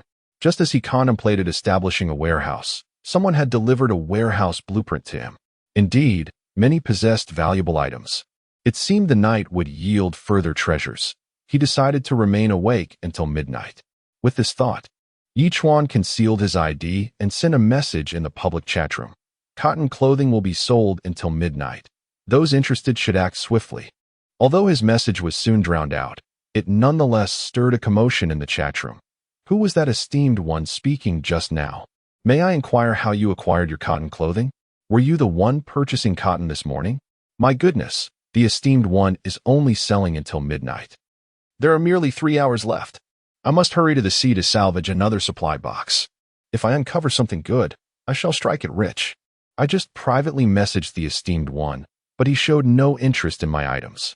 Alas, I have lost hope. Fortunately, I found a lighter that can be used 30 times. I lit the wooden planks and now feel quite warm around the fire. The planks should last through the night. Esteemed one, may I rent your lighter for a moment? I require it to light my wooden planks. My limbs are nearly frozen. It appeared that many possessed an abundance of wooden planks. Very well, I shall now list my lighter for rent. Let us endure together. As Chuan read through the chat logs, he pursed his lips. It seemed he was not the only one who had found a lighter. Since one individual had discovered a lighter, others likely had as well, perhaps even matches or similar items. Although he currently had the system at his disposal, he knew he must not become complacent. Time passed steadily, and before long, it was past 11. After 2 hours of private trading, Chuan had indeed acquired some valuable items. Some had even offered 5 sausages, 10 bottles of mineral water, and a jar of Laogan Ma in exchange for a set of cotton clothing. Others offered 100 of each of the 6 resources currently available for trade. As the hour grew late, the variety of items he received became increasingly eclectic, with food items overwhelmingly abundant. He realized that even without fishing, the food he had exchanged for that night would sustain him for an entire month. It seems it's about time to sleep. As the clock struck midnight, Chuan assumed no one would approach him for further trades. He stretched his limbs, preparing for slumber, when suddenly, a message from Lu Yi appeared. "Do you still have cotton clothing? Could you lend me a set?" "What about your cotton clothing?" Chuan inquired, sensing a troubling possibility. I was deceived. I knew Chuan had cotton clothing, so I suggested we each wear it for an hour, ensuring we could survive the night. After I lent it to him, he completely ignored me. It's been 3 hours, and I'm freezing. "Dear sister, do you still think he is Chuan?" Chuan asked, his lips twitching in frustration. Chapter 56, Artificial Intervention in Island Evolution. I am at a loss and cannot fathom why Chuan would engage in such actions. Lu Yi remains profoundly disappointed. The stark contrast between her perception of Chuan and the reality is disheartening. Chuan feels an overwhelming urge to confront her, as this woman, who ranks just below him academically, should possess a commendable intellect. Yet, at this moment, her reasoning seems astonishingly impaired. She has been deceived into dismissing him altogether, believing the perpetrator to be Chuan, leaving him utterly speechless. Nevertheless, he cannot bear to see her suffer through a night in the cold and promptly provides her with a set of warm clothing. I still wish to convey that I firmly believe Chuan is not the person you think he is. I hope this incident serves as a lesson for you. I understand. Thank you. Louis responds with a crying emoji. Chuan, at a loss for words, sighs and silences his notifications, drifting off to sleep. The following day, feeling the sun high in the sky, Chuan finally awakens, glancing at his tablet to discover it is already past 9 in the morning. To his astonishment, he finds an overwhelming number of unread private messages, over hundreds of thousands, startling him. After all, even if a torrential downpour and tsunami had swept away half the population, there remained 15 million individuals in the novice area, making such a volume of messages not entirely unexpected. Chuan quickly marks all messages as read, stretches lazily, and exits his room while exclaiming, "Check-in. Check-in successful. Congratulations to the host for acquiring 1,000 evolution points, 200 kilograms of fertile black soil, and 1 furnace manufacturing blueprint." More fertile black soil, along with a furnace blueprint. Chuan muses to himself, noting that the current temperature appears to be between 0 and -1 degrees, likely stabilized for the time being. This temperature is just within the tolerable limits for plants and crops, which may grow slowly but will endure. He retrieves a pancake, spreads it with Laogan Ma, and adds 2 sausage links. Taking a bite, he exclaims, "What a delectable delight. I wouldn't trade it for anything." After devouring the entire portion, he washes it down with 300 milliliters of glass of fresh water. He then prepares 4 more pancakes filled with sausage and Laogan Ma, distributing 1 to each of the 4 companions, igniting their excitement. After all, many enjoy spicy food, yet after such a lengthy period of subsisting on bland provisions, the arrival of Laogan Ma feels akin to a warm furnace in the depths of winter. For the moment, Chuan disregards the flood of messages, making his way to the water pump, pondering for a while. Initially, he intended to dig a canal to channel water this way, even if a steady flow was unattainable. He could at least draw water using buckets. However, upon reflection, he realizes that this is impractical. The island resembles a turtle's back, with a subtle slope, higher in the center and lower on either side, making drainage impossible. After several minutes of contemplation, inspiration strikes him, and he returns to his room. Posting in the public chat, "Does anyone have a pond manufacturing blueprint? I'm willing to trade a set of warm clothing." In no time, numerous individuals approach him via private messages, and he eventually notices one particular message. "Big brother, I have a canal manufacturing blueprint. Would you consider a trade?" A canal manufacturing blueprint? Chuan is taken aback. A canal can be manufactured? This revelation surprises him. Could it be possible to create a trench out of thin air? "All right, I'll trade a set." Chuan consents, exchanging his last piece of warm clothing for the blueprint before hastily exiting his room. He arrives approximately 10 meters from the seawater purification device and examines the canal manufacturing requirements. 1 canal manufacturing blueprint and 50 stones. This revelation astonishes him. Is a canal merely constructed from stones laid on flat ground? Yet, he senses there must be more to it. He swiftly adjusts the flow direction and initiates the manufacturing process. In an instant, a canal measuring 25 meters long and 50 centimeters wide is created. Only then does Chuan realize that the essence of canal manufacturing lies not in the stone structure, but rather in the curvature at the canal's base.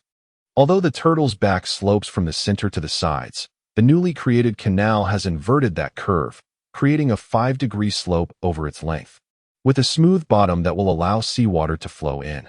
With this, Chuan returns the water pump and small generator to the sea, connecting plastic tubing to the canal and creating another plastic pipe that leads to the water tank. Thus, even if the turtle undergoes 2 more upgrades, it will not affect this setup. The system suddenly announces the host is artificially intervening in island evolution. The island may be evolving in an unknown direction. Chuan is momentarily stunned by the system's notification. I am interfering with the island's evolution? He muses aloud. Is this intervention beneficial or detrimental? By creating a canal, could a river potentially arise? Both positive and negative outcomes are possible. Only the next island evolution will reveal the truth. The system replies, "Goodness, how astonishing." Chuan cannot help but smile. He has inadvertently influenced the island's evolution. If this canal could indeed evolve into a river, he would be in an enviable position, as a river on this island would undoubtedly be freshwater. How exhilarating. After completing these tasks, Chuan returns to his room and checks the public chat, which remains lively. I nearly froze to death last night. I burned over 50 wooden planks just to survive. I didn't sleep at all. I ran laps every hour. Nearly 10 rounds. I'm utterly exhausted, yet still freezing. Let us eat. A full stomach will keep the cold at bay. Are you joking? Eating requires food. I finished the shark meat I traded for days ago, and now I'm cold and hungry. I fear I may not survive the day. Everyone is suffering. May the frigid weather pass swiftly. Glancing at the trade section, he sees that all the bottled water he listed has been sold, leaving him with 450 cotton fibers. He promptly crafts 45 pieces of cotton fabric and then utilizes the sewing machine to create 67 sets of warm clothing, promptly listing them for trade. Warm clothing for rare resources or manufacturing blueprints. Within moments, a multitude of private messages floods in, overwhelming Chuan. Yet, he quickly notices a trend. Many individuals are eager to trade furnace manufacturing blueprints for warm clothing. Could these blueprints have been obtained from resource chests? Chapter 57. The Grand Acquisition of the Furnace Manufacturing Blueprint. Chuan immediately inquired of an individual, "My friend, where did you acquire this furnace manufacturing blueprint?" "It was obtained from an item box." The other party promptly replied, "Boss, could you possibly exchange it for a set of cotton clothing? I am on the verge of freezing to death. You have no idea what I endured last night." Without even glancing at the remainder of the message, Chuan deleted the individual, murmuring to himself, "Since the furnace manufacturing blueprint has surfaced, is it not likely that charcoal will soon follow? If I procure the furnace manufacturing blueprint now, I could acquire other resources once charcoal becomes available, thus reaping substantial profits." Though theoretically sound, Chuan was still somewhat apprehensive and promptly asked, "System, with the furnace manufacturing blueprint being extensively circulated, will charcoal soon emerge?" "The oceanic realm will release charcoal in 6 hours." The system promptly responded. Upon hearing this, Chuan's expression shifted, and he hurriedly set about boiling water, preparing a large pot to be used for conversion. The exchange rate was quite favorable. 300 milliliters of boiled water equated to 1 furnace manufacturing blueprint, allowing him to obtain 50 blueprints in a single transaction, after which he continued to boil more. In the public chat room, fervent discussions erupted. Did everyone see? A prominent figure just exchanged 300 milliliters of boiled water for a furnace manufacturing blueprint. What could this blueprint possibly be used for? Surely, it must be for charcoal production. Yet, we have yet to procure a single piece of charcoal. Is it not merely staring blankly at the blueprint? Even with the blueprint, it seems futile. One might as well exchange it for boiled water. I believe it cannot be entirely useless. It is better to keep it for now. I and Oppos, LL wait 3 more hours. If charcoal is produced, I will be in luck. If not, I will promptly exchange for boiled water. Fool, do you think boiled water will wait for you for 3 hours? By then, it will be too late. Despite the island masters harboring fantasies about the furnace manufacturing blueprint, the reality was that boiled water was far more pressing. Regardless of the majority and Oppos' opinions, Chuan was steadily completing transactions. After more than 2 hours, Chuan had boiled 5 large pots of water, successfully exchanging for 250 furnace manufacturing blueprints. Although the transactions progressed slowly, Chuan remained confident that he would complete them all. Meanwhile, Wang Sanrue furrowed his brow, observing the trading interface where someone was using water to acquire furnace manufacturing blueprints. He suspected that the individual selling cotton clothing was the same person acquiring blueprints, as this individual always seemed to be one step ahead of the island masters in anticipating future developments. Could this present an opportunity for him? With a sudden realization, Wang Sanrui promptly asked his subordinate island master, "How much boiled water do we have left?" 20 L, the assistant rapidly replied. "Take out 10 L. Divide it into 40 portions, 250 milliliters for each furnace manufacturing blueprint." Wang Sanrui decisively commanded, "Brother, the other party is exchanging for 300 milliliters. Using 250 milliliters might not attract any exchanges." The assistant cautioned, "Do not forget the vast population of the oceanic realm." Wang Sanrui retorted coldly, "Hurry, time is of the essence." Understood. The assistant wasted no time and set to work. In the public chat room, another wave of excitement ensued. Another prominent figure is listing boiled water to acquire furnace manufacturing blueprints. I noticed too. Why are so many prominent figures seeking furnace manufacturing blueprints? What purpose do they serve? Regardless of their purpose, if those influential figures are acquiring them, they must hold some value. I have decided not to exchange my boiled water. Indeed, I will keep mine as well. One never knows when it might become valuable. Is someone competing with me? After completing the last pot of boiled water, Chuan noticed the trading information with a smile. However, Chuan was unconcerned. The vast population ensured that someone would eventually succumb to the temptation of trading, even if 1 million people possessed furnace manufacturing blueprints. Surely, among them, several hundred would not resist the allure of boiled water. Just as Chuan prepared to take a break, the sheep in the pen suddenly began bleating loudly, startling him. He slapped his forehead, realizing he had become so preoccupied that he had forgotten about the sheep, and the chickens needed feeding too. Immediately, Chuan fed the chickens some sea fish and added fresh water before rushing to harvest the miraculous grass, tossing it into the feed trough. "My apologies, my friends. You must be starving. I completely lost track of time this morning. And there are still so many items piled in my room that I haven't had a chance to store yet. Please forgive me."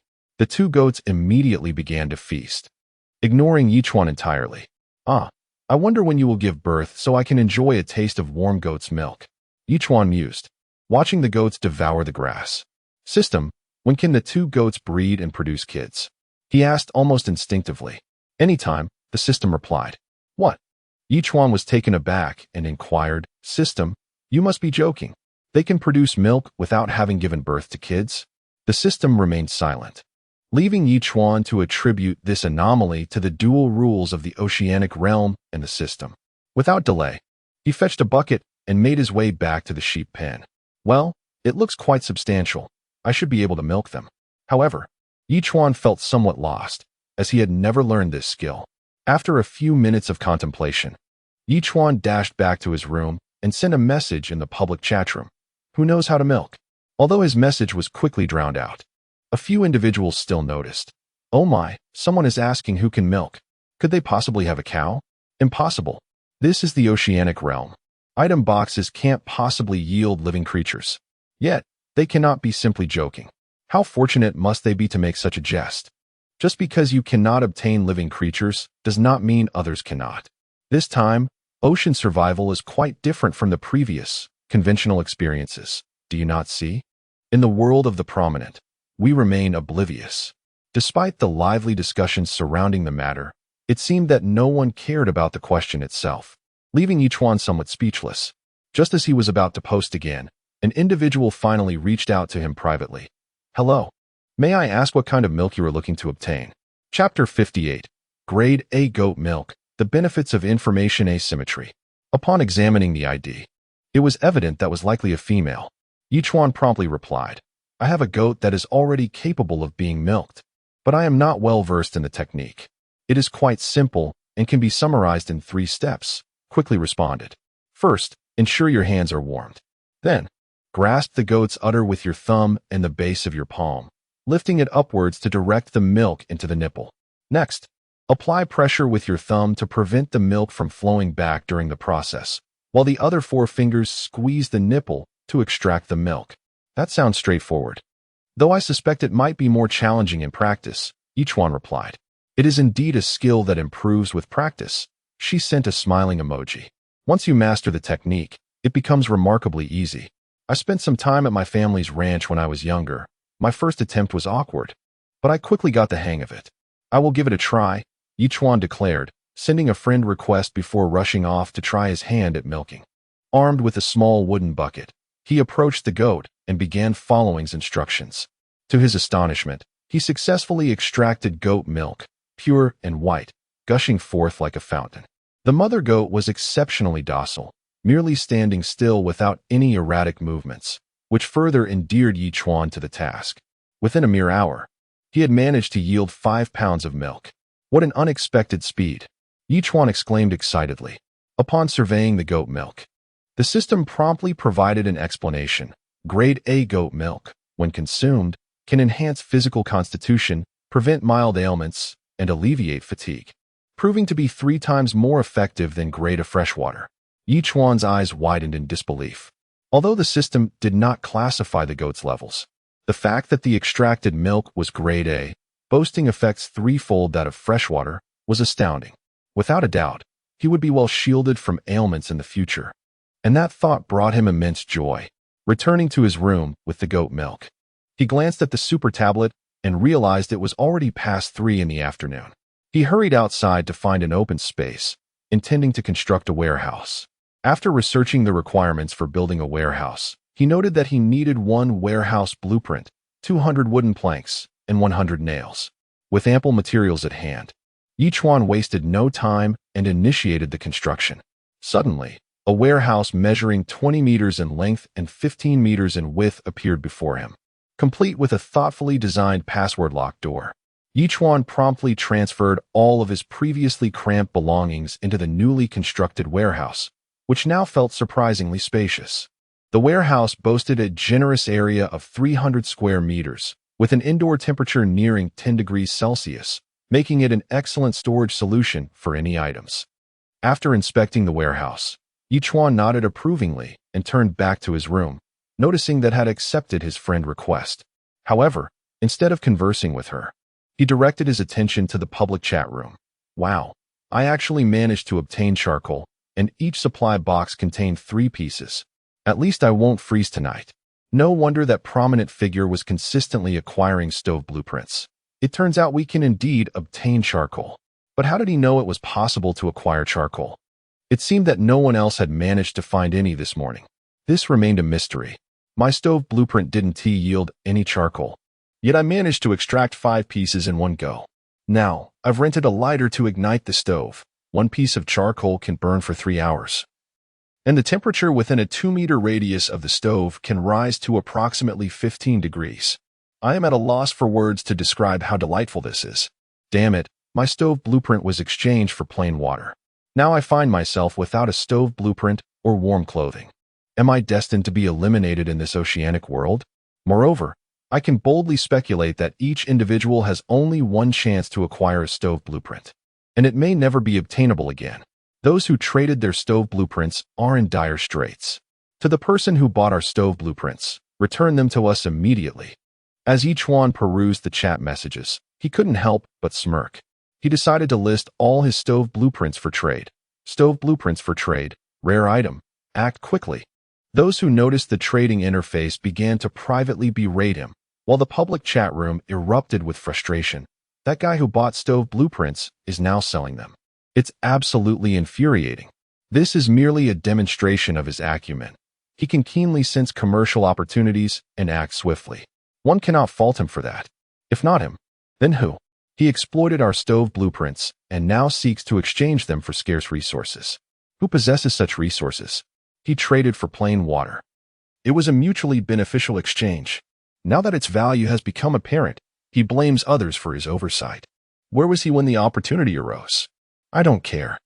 Just return our stove blueprints. Unfazed by the complaints, Chuan began to methodically sift through those seeking to purchase stove blueprints. He directly exchanged for valuable items, as he had hundreds at his disposal. Given the rules of this oceanic world, even if there were a population of 15 million, it would be improbable for each person to possess a stove blueprint. In a scenario of high demand and low supply, It was only a matter of time before someone sought him out. Meanwhile, Wang Sanrui erupted into laughter. I can't believe it. This is incredible. Following that guy's lead is certainly a path to profit. Without hesitation, Wang Sanrui listed his stove blueprints for trade, echoing Yi Chuan's message, stove blueprints for trade. Rare item. Act quickly. As the trading commenced, the sun began to dip below the horizon. Yi Chuan prepared dinner, serving a portion before boiling the goat milk. Many believe that goat milk, like cow's milk, need not be boiled and could be consumed directly after milking. However, Yi Chuan understood that goat milk must be boiled before it can be safely consumed. After boiling 5 pounds of goat milk, Yi Chuan promptly traded 200 milliliters to, and, while sending 500 milliliters to, was utterly delighted and immediately sent a private message. Why did you give me so much goat milk? This is far too generous. It is your guidance that allowed me to extract the milk. This is merely a token of appreciation for your advice, Yi Chuan replied. Drink it while it's warm. It can enhance your constitution and prevent various ailments. That makes it even more precious. Excitedly responded. By the way, hold on a moment. I have something I'm not sure if you could use. Chapter 59. The Cold Front Detachment. Urgent Warning. Moments later, Lu Yue placed a card in the trading section, and Yi Chuan was taken aback. A triple value card. Such a thing exists? Even with the system's assistance, this was his first encounter with such an item. Curiously, he inquired of the system, "What is this?" The system replied, "The triple value card can only be applied to specified items. For instance, using it on a single sea fish will yield 3. Yi Chuan understood at once and replied, "If you use this card on the 500 milliliters of goat's milk, it will become 1,500 milliliters. You need not give it to me. I merely guided you on how to milk the goats, and yet you offer me so much. I have never been one to owe favors." Lu Yue responded, "So just accept it." All right. With her insistence, Yi Chuan ceased to decline and accepted the card, awaiting a suitable moment for its use. After conversing with Lu Yue, Yi Chuan turned his attention to the private messages from Zhao Feiyu and the others. Once he had replied, he finally focused on Lu Yi, who, after expressing gratitude, mentioned Yi Chuan. "I forgot to tell you that Yi Chuan returned my winter coat. He said he discovered a supply box while wearing it and fainted after a fall, only to awaken nearly a day later. To apologize. He gave me 2 bottles of mineral water and 3 sausages. And you forgave him just like that?" Yi Chuan asked, a twitch at the corner of his mouth. "Yes. I thought it wasn't a big deal, and besides, I suffered no loss," Lu Yi replied. "In fact, he seems to be doing quite well. He mentioned he has built a boat and plans to come find me once he develops further." "Sister, are you out of your mind?" Yi Chuan laughed in disbelief. "Why else would he return your coat but to gain more from you after revealing the furnace manufacturing blueprint? You really fail to see through his intentions. You're a good person, but you see malice in everyone." Lu Yi sent a laughing emoji and reassured him, "Don't worry, I am aware and won't be fooled again." "Suit yourself," Yi Chuan replied, choosing not to engage further. If she still believed that deceiver was Yi Chuan, then let her continue in her misguided trust. One day, she would surely regret it. As night fell, Yi Chuan conversed with the island lords seeking the furnace manufacturing blueprint. After acquiring some resources, he went to bed. The following morning, Yi Chuan awoke early, glanced at the time, and heard the system's voice. "Detection shows the host has not yet signed in. Would you like to sign in?" "Sign in," Yi Chuan replied as he got up. "Sign in successful. Congratulations, host. You have received 1,000 evolution points, 50 charcoal, and a choice of 1 out of 6 super thermal outfits." "Is this real? A super thermal outfit?" Yi Chuan's expression shifted, and he immediately chose to use it. Various stylish garments appeared before him, all uniquely designed with thin thermal linings, resembling summer's end and autumn's beginning clothing. He promptly selected a black outfit with striking lines, replacing his cotton jacket. Truth be told, while the cotton jacket was warm, it was rather bulky, and he found the lighter attire much more comfortable. "Ah, refreshing." Yi Chuan stretched and smiled. "Detection indicates that one of your subordinate island lords has detached from you. Your number of subordinate island lords has decreased to 2. Please recruit more subordinate island lords soon, or rewards will be revoked." Just as Yi Chuan was about to have breakfast, the system's voice interrupted. He was momentarily stunned. He had forgotten about the cold front incident. To think, in such frigid weather, 3 island lords had indeed detached from his control, truly ruthless. Without delay, Chuan rushed to the public chat room and sent a message: 1 furnace manufacturing blueprint, 1 winter coat, 2 sea fish, and 500 milliliters of fresh water. Seeking 1 subordinate island lord. Perhaps due to the early hour, the chat wasn't particularly active, and it took a full 2 seconds for his message to be seen. However, this sparked a lively exchange in the public chat room. Did you see? A big shot is offering such generous terms to recruit a subordinate island lord. Is he out of his mind? Since he is recruiting subordinate island lords, there must be conditions. This isn't something to be taken lightly. I need to ask quickly. I have nothing right now. If I can align myself with a wealthy individual, I could strike it rich. They're only looking for 1. What use would it be for us to go? There are too many wolves for too little meat. I think I'll pass. How will you know unless you try? This message caught Wang Sanrui's attention as well. A person with such abundant resources must be a significant figure, and now they were recruiting subordinate island lords. Was the next trend the subordinate island lords? However, Wang Sanrui did not dwell on it further. After all, he already had over 30 subordinate island lords. Even if this became a trend, he had already secured an advantage. In no time, Chuan's private messages were nearly overflowing. He promptly instructed the system to begin filtering quickly. Since he was seeking subordinate island lords, he would only consider quality candidates. Ordinary island lords were not worth his time. Soon, he filtered through over 200 responses, yet none were of high quality. However, he did discover someone with the ID Chuan, who had sent him numerous messages. Seemingly determined to become his subordinate island lord, claiming they would supply him with valuable items. Chuan narrowed his eyes, sensing this individual was likely the one who deceived Louis. Just as he was about to inquire, the system suddenly alerted him of a quality island lord. Chuan's expression shifted. It was Liu Yue. He asked, "Are you also considering becoming a subordinate island lord? I sense a promising future for you." Liu Yue replied with an embarrassed emoji. "To be honest, my family is besieged on all sides. Our domestic enterprises are on the verge of collapse, and we've attracted the attention of a significant foreign force. I am the family's sole hope. With my own abilities, I cannot secure high-quality resources, and I cannot promise to rescue my family from their plight. I must seek external assistance." Understanding dawned on Chuan. It seemed Liu Yue's ascension as a quality island lord was a last-ditch effort from her family, banking everything on her and constructing a fleet for her. With this in mind, Chuan readily agreed. "All right, please transfer the super tablet to me." Chapter 60, Naming Pets and Opening the Cold Storage Room.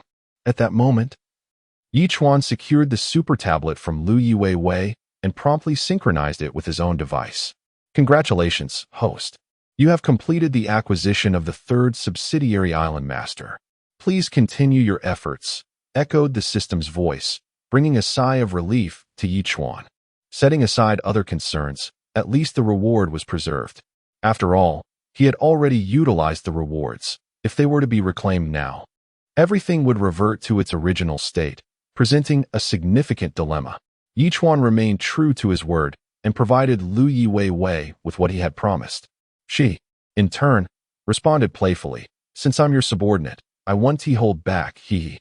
That would be too formal." Chuan chuckled heartily at her response.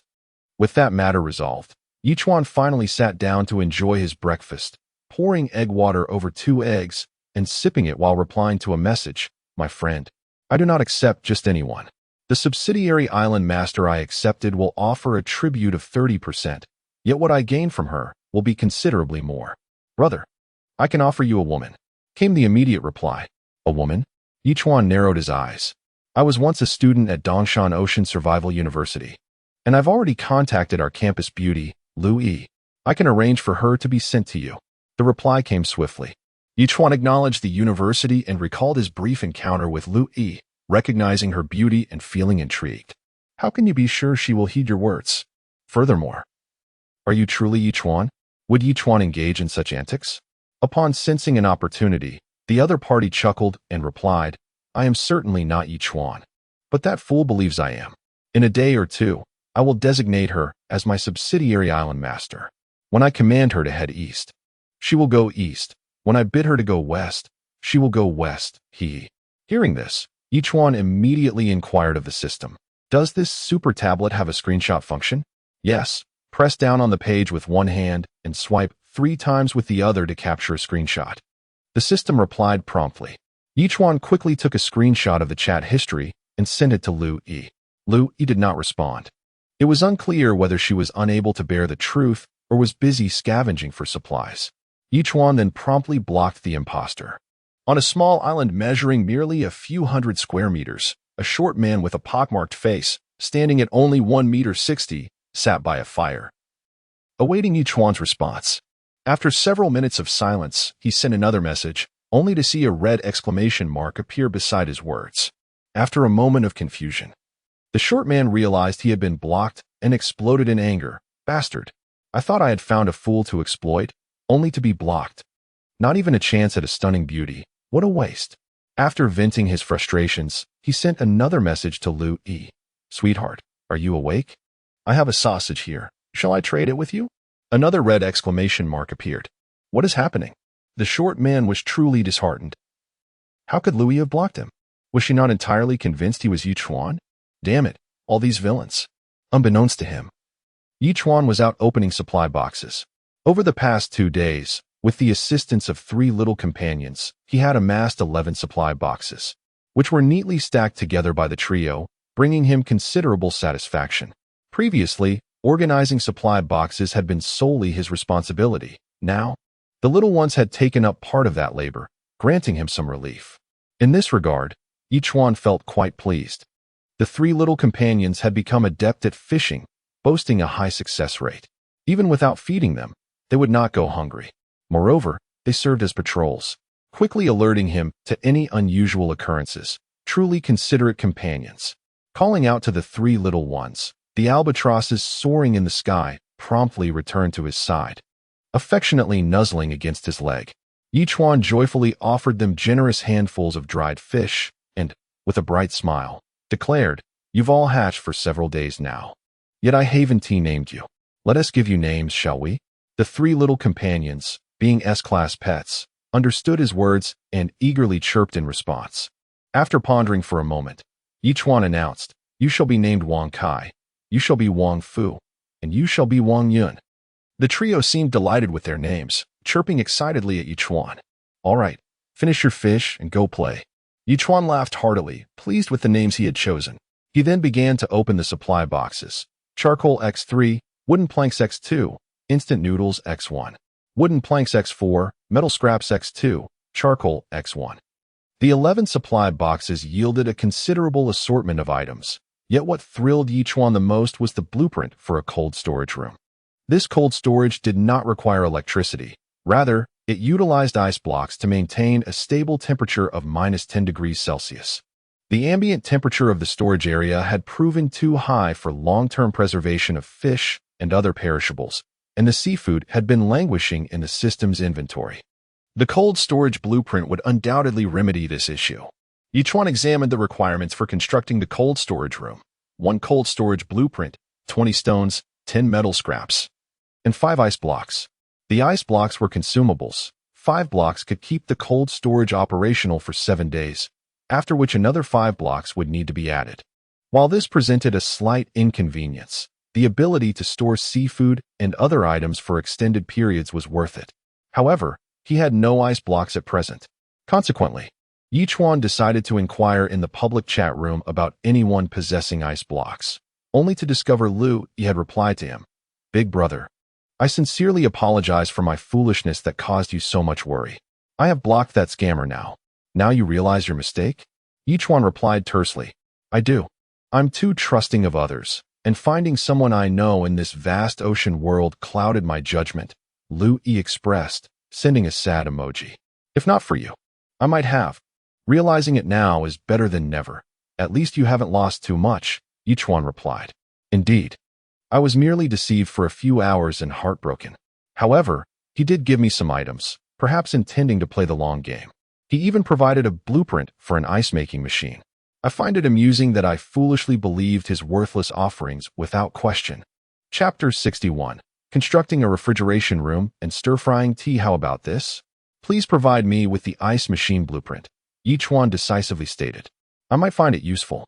All right, Lu Yi responded, promptly placing the ice machine blueprint in the trading section, while Chuan offered up a tent in exchange. Lu Yi's expression shifted to one of surprise as he exclaimed, "You actually have a tent?"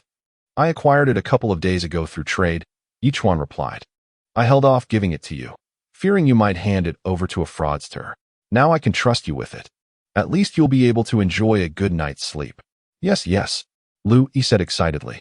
"You are truly too kind to me.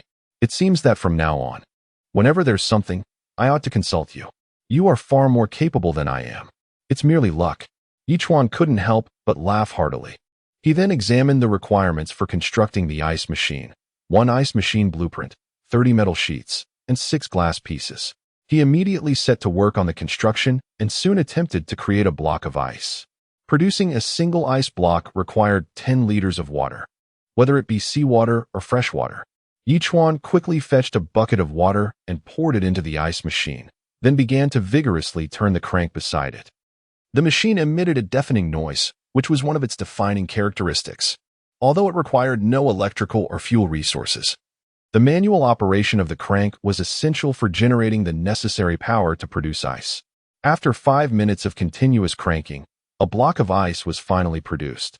Chuan's spirit lifted, and he continued to produce an additional 5 blocks. Fortunately, his physical condition had significantly improved due to the dual benefits of the sea turtle's nourishment and the A-grade beverages. Otherwise, cranking for over 20 minutes would have left him utterly exhausted. With the ice blocks in hand, Chuan proceeded to construct the refrigeration room. Before long, a refrigeration chamber of approximately 20 square meters was completed. He stepped inside to experience its chill. Even clad in super warm clothing, he still felt a hint of cold. Chuan immediately retrieved all the seafood products from his system inventory, feeling a great sense of relief as his inventory was nearly emptied.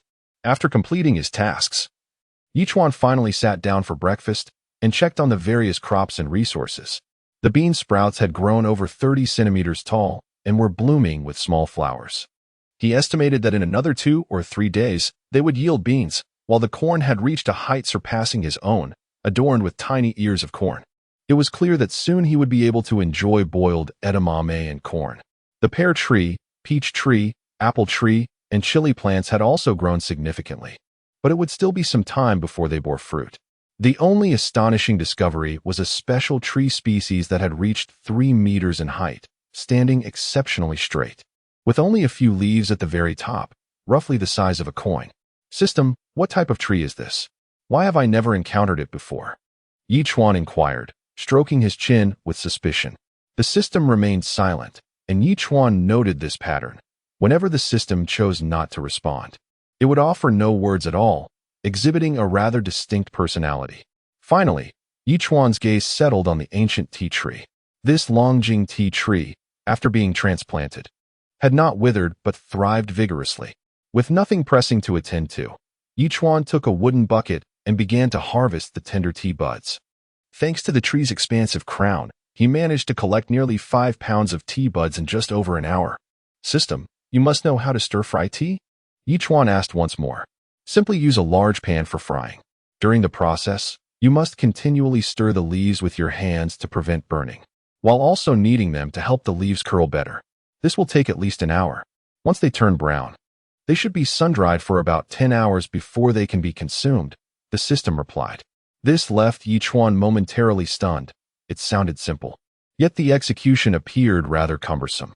However, he recalled the process of milking sheep and thought that he should have asked the system directly. Of course, if he had done so, he might have missed out on the opportunity to cultivate a quality subordinate island master like Lu Yue. Having both a large pot and the time, Chuan wasted no time and began the stir-frying process. After more than an hour had passed, just before noon, he finally completed the frying and laid the tea on a stone slab to cool. As noon approached, he quickly prepared several sea fish, distributing 1 portion each to Lu Yi and his companions while keeping 1 for himself along with a bowl of fish soup. As he ate, he glanced at the public chat room. "Today, while scavenging for supplies, I discovered a ship heading directly towards me. Wow, someone has actually managed to construct a ship? Why are they coming your way? Surely they don't intend to seize resources, do they? Everyone had ventured into this oceanic realm to quickly grow stronger and confront sea beasts, and it was not uncommon for some to resort to such means of rapid enhancement. After all, accumulating resources could never compare to the speed of conquest. Fortunately, I managed to drive them away with my crossbow. That fellow took an arrow to the arm. If he hadn't and Oppos T received timely treatment, he would have been doomed. Impressive. Great leader. You've actually crafted a crossbow. That's quite a remarkable item. Was it obtained from a supply box? Everyone, please remain cautious. If a strong figure like him is facing invasion, it might mean that we are at risk too, especially at night. Let's all stay alert. As Chuan read these messages, he raised his eyebrows. It appeared that not only Li Bo and Lung Feng had ships, but many others had begun to construct vessels as well, harboring ambitions of conquest. Moreover, some were even wielding automated weapons like crossbows, far surpassing his own bows and arrows.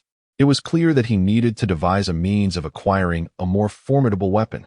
Previously, when observing the experiences shared by senior island masters, the first half of the year had been characterized by individual development, with little in the way of aggressive actions. Perhaps this time, the ocean survival experience differed from past encounters, prompting a surge of restlessness among the participants. Chuan could only hope that these individuals would not provoke him as Li Bo did. Otherwise, it would be a one-way trip. With this thought in mind, Chuan promptly placed the herring canned fish up for trade, canned herring in exchange for powerful weapons. Interested parties, come forth. Instantaneously, the public chat room erupted with excitement. Did you see that? A great leader has actually produced canned herring, a most extraordinary food item. Trading canned herring for weapons? Only a fool would accept that trade. Who would want such unpalatable food? Perhaps someone has a taste for it? We must act quickly to acquire weapons to defend against invaders. Chapter 62.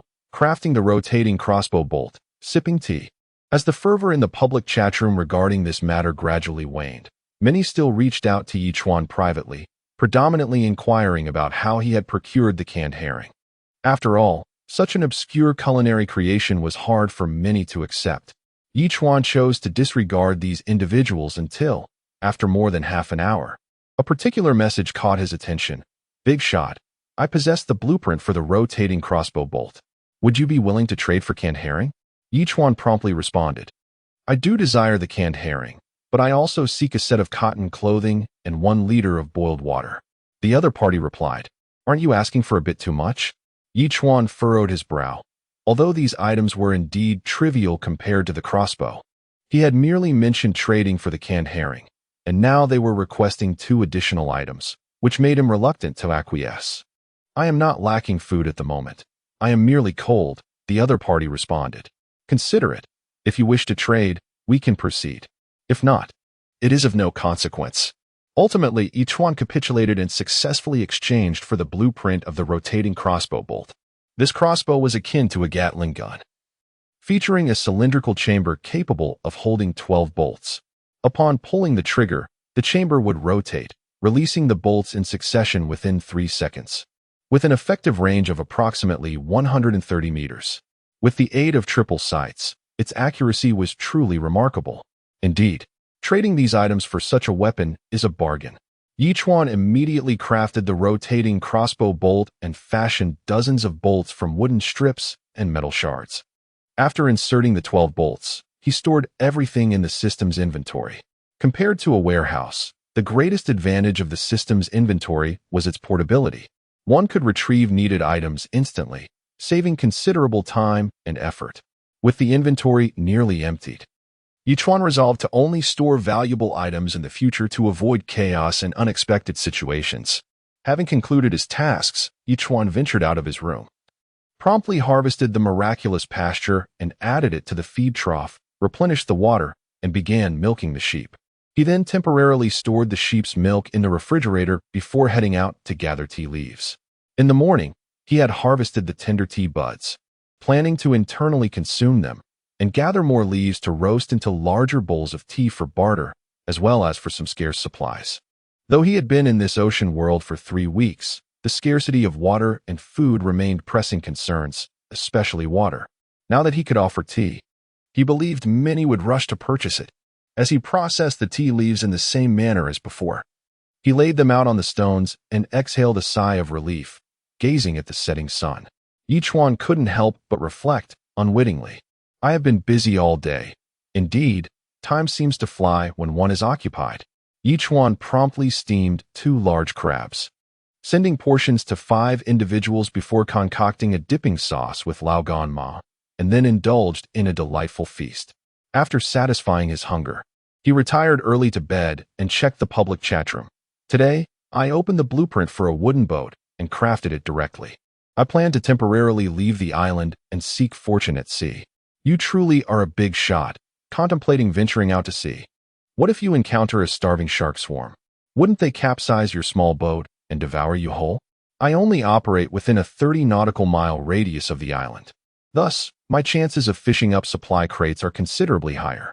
Once I unlock the blueprint for a medium or even large sailboat, I will completely depart the island to seek resources. That is certainly a strategy, but a medium sailboat may take at least 3 months to be available. As he read the messages, fatigue enveloped Chuan, and he fell asleep without realizing it, only to awaken the next morning, astonished to find he had slumbered for 9 hours. Detecting that the host has not yet checked in, would you like to do so? A few minutes later, after finishing his morning wash, the system's voice arrived as expected. Check-in. Chuan replied without hesitation. Check-in successful. Congratulations, host. You have received 1,000 evolution points. A complete set of purple clay teaware, 500 milliliters, and a feather fragment. Note: 3 feather fragments can be exchanged for 1 angel feather, which may lead to unexpected occurrences upon use. Indeed, what one desires often comes to fruition. Just yesterday, I had roasted tea leaves, and today I acquire a complete set of purple clay teaware. This means I can enjoy leisurely tea in the future. Furthermore, he had obtained a feather fragment, with 3 he could exchange for an angel feather. Without delay, Chuan proceeded with the exchange and activated its use, eagerly awaiting fortune to unfold. After stepping outside to collect 2 eggs, he prepared a breakfast of fried eggs, and after eating, he checked the roasted tea leaves, which had curled and dried, weighing approximately a pound. He immediately stored them in the system's inventory, then boiled water, placing the Longjing tea into the purple clay teapot for brewing. In an instant, a refreshing and rich aroma of tea wafted throughout the room. Taking a small sip, he found it both fragrant and sweet, far surpassing any tea he had previously tasted. Indeed, in this ocean world, everything seemed extraordinarily delicious, with flavors amplified at least threefold, perhaps due to the environment and the nourishing liquid. After enjoying a cup, Chuan promptly poured a cup for each of the 5 others, trading them a taste of Longjing tea. Heavens, you even have tea? Lu Yi exclaimed in astonishment. Luck, I obtained a plant during the trade and roasted it myself. Chuan replied with a smile. Not only is it delectable, but it also possesses antibacterial and anti-inflammatory properties. Truly a rare treasure. Impressive. Lu Yi could only express her astonishment. After enjoying the tea for a while, Chuan decided to brew a large pot of the remaining leaves, then set up his trade. Longjing tea 100 milliliters 10 wooden planks. Longjing tea 100 milliliters 10 metal shards. Longjing tea 300 milliliters scarce item. The introduction of tea into the marketplace was akin to a seismic event in the ocean world, igniting a frenzy among the island owners in the public chat room. A big shot is offering tea, and it's Longjing tea. How on earth did this individual manage to achieve this? I believe this big shot has connections. Perhaps they have a means to transport goods from the outside world. Otherwise, how could they possibly possess tea? Seeing others enjoy tea while I can barely obtain water is disheartening. I don't know what to say. TMD. In this frigid weather, I kneel and implore this big shot to accept me as a subordinate island master. Chapter 63. The battle with the giant octopus. Observing the barrage of messages, Chuan chose not to respond further. Instead, he turned and hurried to brew a large pot of tea. Once it was set up, he noticed several messages had arrived from his companions. Lu Shuai continued to shower him with flattery, exclaiming, "Brother, you are simply incredible. You are my idol. Even Longjing tea is at your disposal. My admiration for you flows like the endless rivers. Ignoring Lu Shuai, Chuan glanced at the other messages, mostly expressions of gratitude. However, as before, it was Blueberry Jam who dominated the conversation, even suggesting self-sacrifice. Chuan merely smiled faintly and left the room. At that moment, 3 small creatures were soaring high above, emitting sharp cries. Chuan's attention was drawn to a supply crate over 30 meters away, which the trio seemed intent on retrieving. Suddenly, he noticed fish, each nearly 30 centimeters long, leaping from the sea, gliding several hundred meters before splashing back down. Could they be flying fish? 2 of the small creatures, quick and nimble, had already caught one and were returning, while the third was just a few meters from the supply crate when a massive tentacle emerged from the water, striking at it with ferocity. As an S-class pet, the creature moved like lightning and deftly evaded the attack, soaring into the sky before diving back towards the sea. With a resounding splash, the tentacle lunged again. But the small creature, like a tactical genius, dodged effortlessly. It seized the supply crate with its claws and ascended rapidly. What on earth is that? Chuan's brow furrowed. The tentacle appeared to be at least 10 meters long and was a deep crimson, clearly targeting his companions. Perhaps it had grown accustomed to hunting, but today it had failed twice. Multiple tentacles erupted from the water, thrashing at the flying fish in what seemed like a fit of rage. An octopus. The thought struck Chuan. This octopus was astonishingly massive, each tentacle a staggering 10 meters long. It was hard to fathom the true size of its body. Just then, the island began to tremble slightly, causing Chuan's expression to shift. His first instinct was that the octopus was approaching. After all, even during the tsunami, the sea turtles remained remarkably stable. Such tremors were impossible without extraordinary circumstances. Chuan immediately plunged into the water, swimming towards the commotion. Indeed, he spotted a giant octopus grappling with a sea turtle, its 8 tentacles assailing the creature. Even with the turtle's air cannon and rapid healing abilities, it was struggling to cope. Chuan gasped in astonishment. This was the largest octopus he had ever encountered, especially those enormous eyes, which he could see clearly from over 100 meters away. Dolphins, engage! Chuan shouted as he returned to the island, racing toward the turtle's head. He drew forth his rotating crossbow, recalling the earlier position, and fired at a specific spot. In an instant, 12 crossbow bolts shot forth. Though the giant octopus possessed immense strength, it found itself somewhat outmatched in its struggle against such a large sea turtle. The 12 bolts pierced its body without reservation, inflicting pain that nearly drove it to madness. Just as it contemplated retreating to shore, a dolphin slammed into it with the full force of its 600-pound weight, sending the giant octopus reeling. In that moment, the tentacles relinquished their hold on the turtle. The turtle opened its mouth wide, unleashing another air cannon that struck the spot where the dolphin had collided, compounding the pain. The giant octopus writhed in agony, its tentacles thrashing wildly, yet it charged again towards the turtle with unrelenting speed, as if intent on toppling it. Having received Chuan's command, the dolphin had placed the giant octopus on its blacklist, spinning around before launching itself once more at the colossal creature. Chuan observed from the shore, readying another round of bolts. He tied one end of the previously unused rope to a nearby evolved tree and the other to himself, then leaped into the water just in time to witness the dolphin's next strike, flipping the octopus over several times. Suddenly, the giant octopus spotted Chuan and charged toward him at breakneck speed. Chuan scoffed and unleashed a flurry of bolts, 12 in total, in a mere 3 seconds. This time, submerged, his vision unhindered, he aimed directly at the octopus's mouth and eyes. Having already suffered a setback, the octopus attempted to evade, but the bolts traveled swiftly underwater. Despite its considerable speed, its large size hindered its escape, and all 12 bolts embedded themselves within its body. Meanwhile, the dolphin again barreled into the same spot. Good grief! Chuan could not help but exclaim even underwater. The normally astute dolphin had inadvertently propelled the giant octopus closer to him. Despite the octopus's pain, its rage fueled a retaliatory strike aimed directly at Chuan.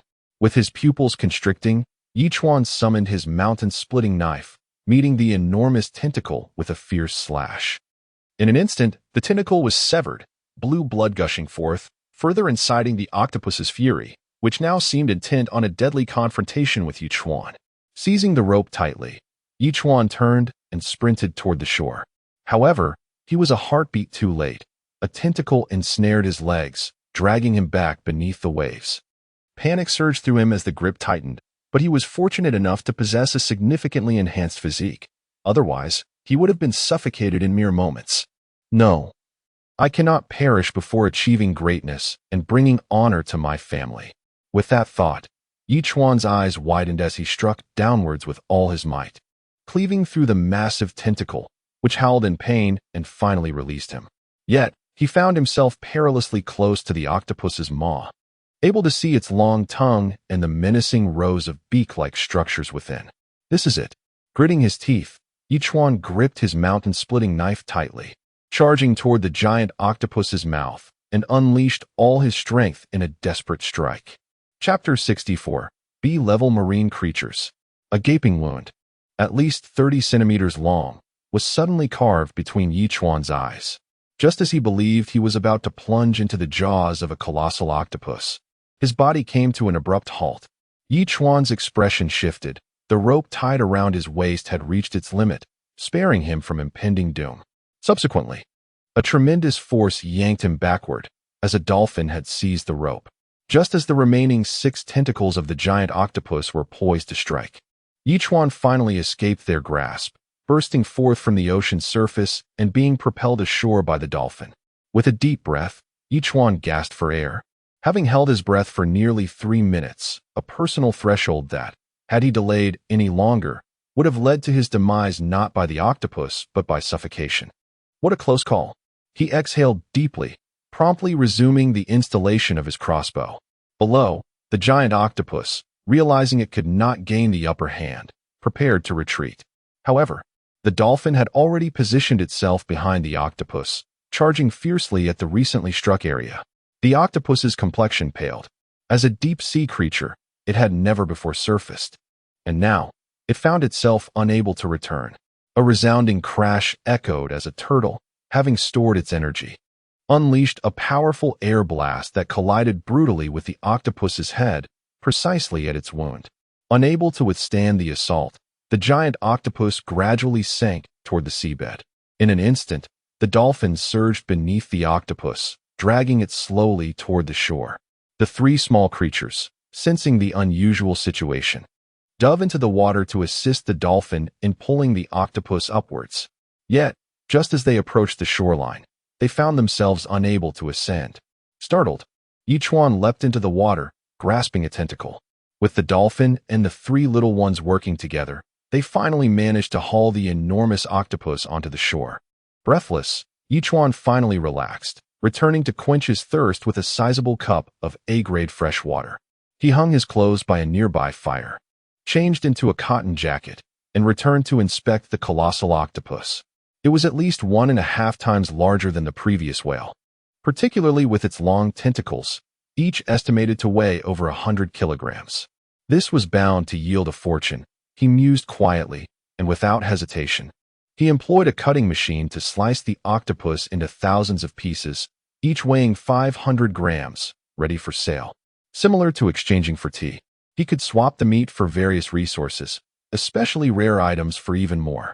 The public chat room erupted. Unbelievable. Someone is selling octopus meat.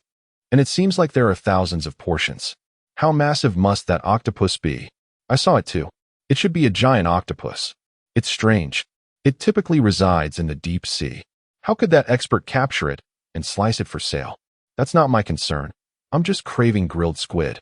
It's been over a month since I've had it. That must be delicious, right? I'm still struggling for water and food.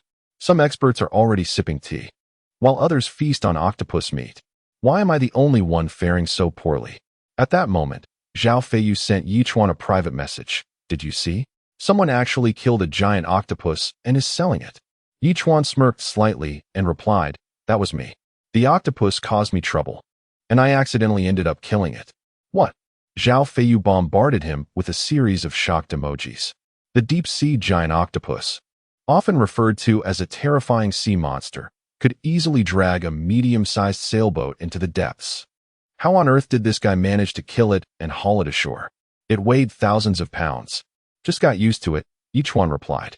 I've dealt with sharks and whales before. Suddenly, the giant octopus seems rather trivial. Impressive, Zhao Feiyu replied with these two words before falling silent. Even dozens of previous island masters had never encountered such a feat. Could a human truly challenge creatures like whales and giant octopuses? Zhao Feiyu found it hard to fathom. Brother, I have something you would surely find intriguing. Chuan noticed another private message, this time from Wang Sanrui. Let us hear it, Chuan promptly replied. However, I want to know where you got your tea leaves and how you managed to acquire that giant octopus, Wang Sanrui responded. Wang Sanrui had plenty of resources and merely aimed for steady development. He had previously considered himself exceptional among the millions of novice island masters, until he realized that the seller of tea and octopus meat was the same person, causing his mindset to falter. That's none of your business. Chuan replied without hesitation. I possess an island expansion card that can extend your area by 500 square meters. Wang Sanrui quickly replied. You have such a valuable item, but you probably only want to trade it for that information? Chuan replied. I know who you are, but I doubt you would be so generous. My island spans over 2,000 square meters. I'm not in a rush to expand, Wang Sanrui replied. However, I am quite interested in the two items you possess. All right, let us deal. I'll tell you. Chuan replied without a second thought. The two engaged in a transaction, and Chuan immediately replied. The tea leaves are from an ancient tea tree on my island. I only needed a cast iron pot recipe to process them. As for the octopus, it was already dead. A dolphin dragged it and pushed it onto my shore. Sometimes, fortune smiles upon us. Is that so? Wang Sanrui sent an okay emoji, but then slammed his fist onto the nearby table in frustration. He had hoped to gain useful insights, only to realize that it was all mere luck. After a moment, Wang Sanrui asked again, would you be interested in becoming my subordinate island master? I can offer you resources beyond your imagination. Chuan merely glanced at the message and promptly ignored it. Only a fool would become your subordinate island master. Congratulations to the host for achieving the first kill of AB level marine creature. The host has received a lucky gift pack. Would you like to open it? As Chuan contemplated taking a breath of fresh air, the mechanical voice of the system suddenly echoed. Chapter 65. The creation of wind turbines watching television? AB level marine creature. Chuan's expression shifted dramatically. Upon reflection, he recalled that the giant Dharma shark he had previously encountered was classified as a B-level marine creature. While formidable, it was indeed less challenging and perilous than this colossal octopus. Thus, it seemed reasonable to classify this giant octopus as B-level. However, Chuan was astonished to discover the existence of AB classification. It likely fell short of the A level, merely representing the pinnacle of B-level creatures. Activate, he declared with a grin. Activation successful. Congratulations, host. You have acquired 200 kilograms of fertile black soil, 5 medium nutrient solutions, 1 wind turbine manufacturing blueprint, 1 evolution value gift pack, and 1 seawater component separator blueprint. In comparison to the previous lucky draw, this reward appeared significantly more abundant, with the medium nutrient solution surpassing the previous small one, along with the wind turbine manufacturing blueprint. It was essential to note that his current apartment was in dire need of electricity and natural gas, with electricity being far more precious. Now, not only would he be shielded from the encroaching darkness at night, but he could also indulge in watching television. What a delightful prospect. Chuan hastily examined the manufacturing requirements for the wind turbine. 1 wind turbine manufacturing blueprint, 300 metal sheets, 30 plastic pieces, and 10 stones. Having all the necessary materials at hand, he wasted no time and hurried to the shore to commence the manufacturing process. In an instant, a wind turbine, towering approximately 20 meters with blades nearly 10 meters long, materialized before Chuan. Additionally, an automatic connection device was included. He promptly expended 50 plastic pieces and 30 metal sheets to connect all his household appliances to this automatic device. Watching as the wind turbine began to rotate slowly once everything was in place, Chuan couldn't help but chuckle joyfully. He dashed back to his room, switched on the energy-saving light in the living room, and indeed, it illuminated brilliantly. What a splendid feeling. With a snap of his fingers, he settled onto the sofa and turned on the television. To watch television amidst the vast ocean was an unparalleled delight, while others struggled merely to secure meals. He was already enjoying his shows. How infuriating it would be for other island lords to discover this. Suddenly, the television emitted a crackling noise, flickered to life, and then extinguished, plunging the energy-saving light into darkness.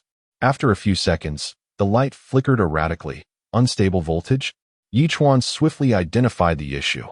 The wind turbine was insufficiently powerful, generating less than half a kilowatt of electricity with each rotation.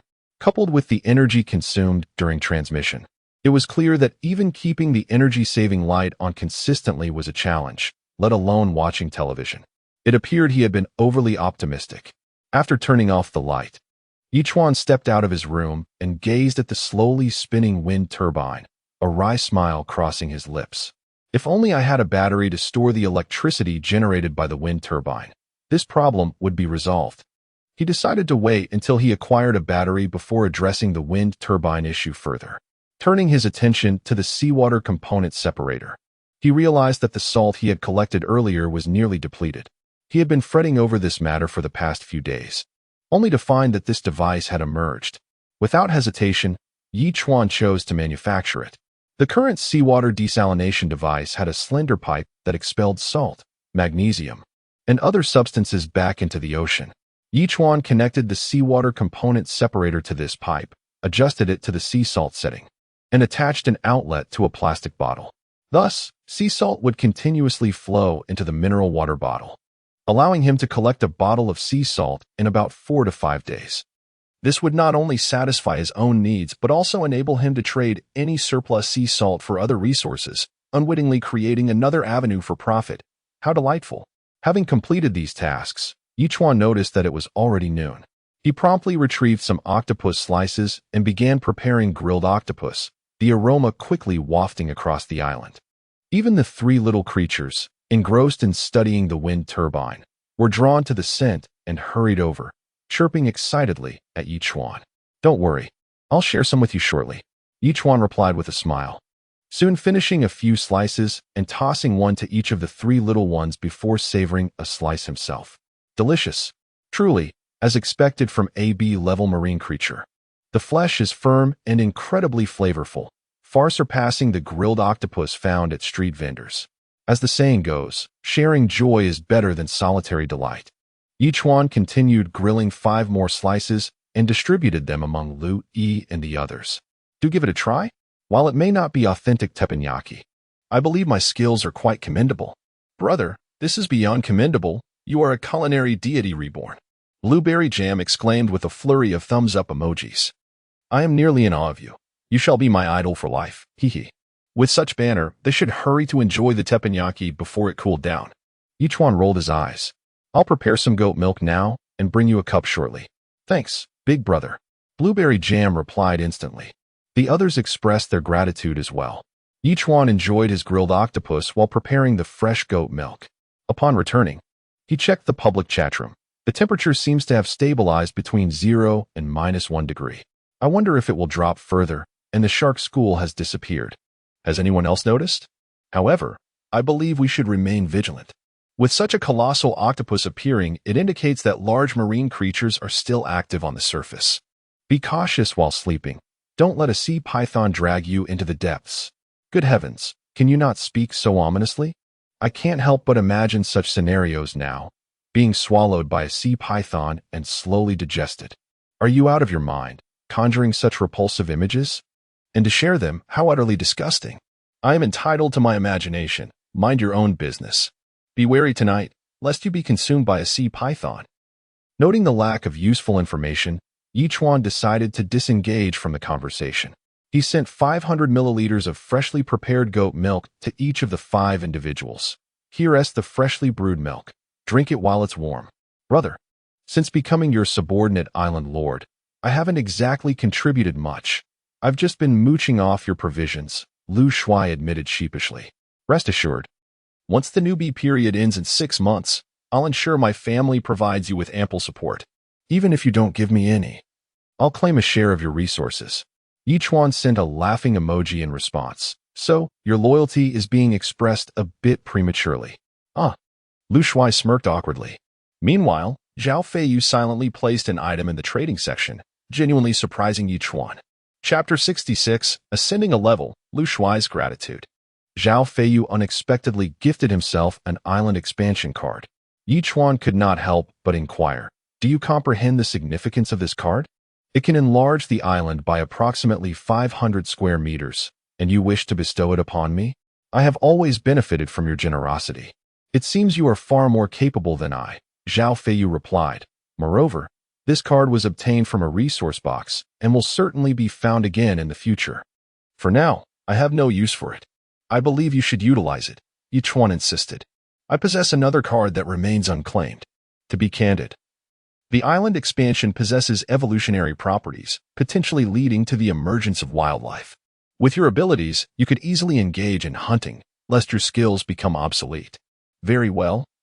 I shall temporarily make use of it, Zhao Feiyu conceded. However, when I next capture resources, you must not decline. Absolutely. Chuan responded with an okay emoji. Concluding his conversation with Zhao Feiyu, he then consumed 500 milliliters of goat's milk and stepped out of the room. Upon opening the evolution value gift pack, he acquired 1,000 evolution points. Coupled with the points accumulated from recent check-ins, he now possessed a total of 13,000 evolution points. After careful consideration, he allocated 500 points to the dolphin, which began to grow gradually larger. Chuan instinctively glanced at the dolphin's information panel. Name, Dolphin Friendliness, 100 level, 7 evolution points, 4,000 skills, Sonic Disruption, Beginner.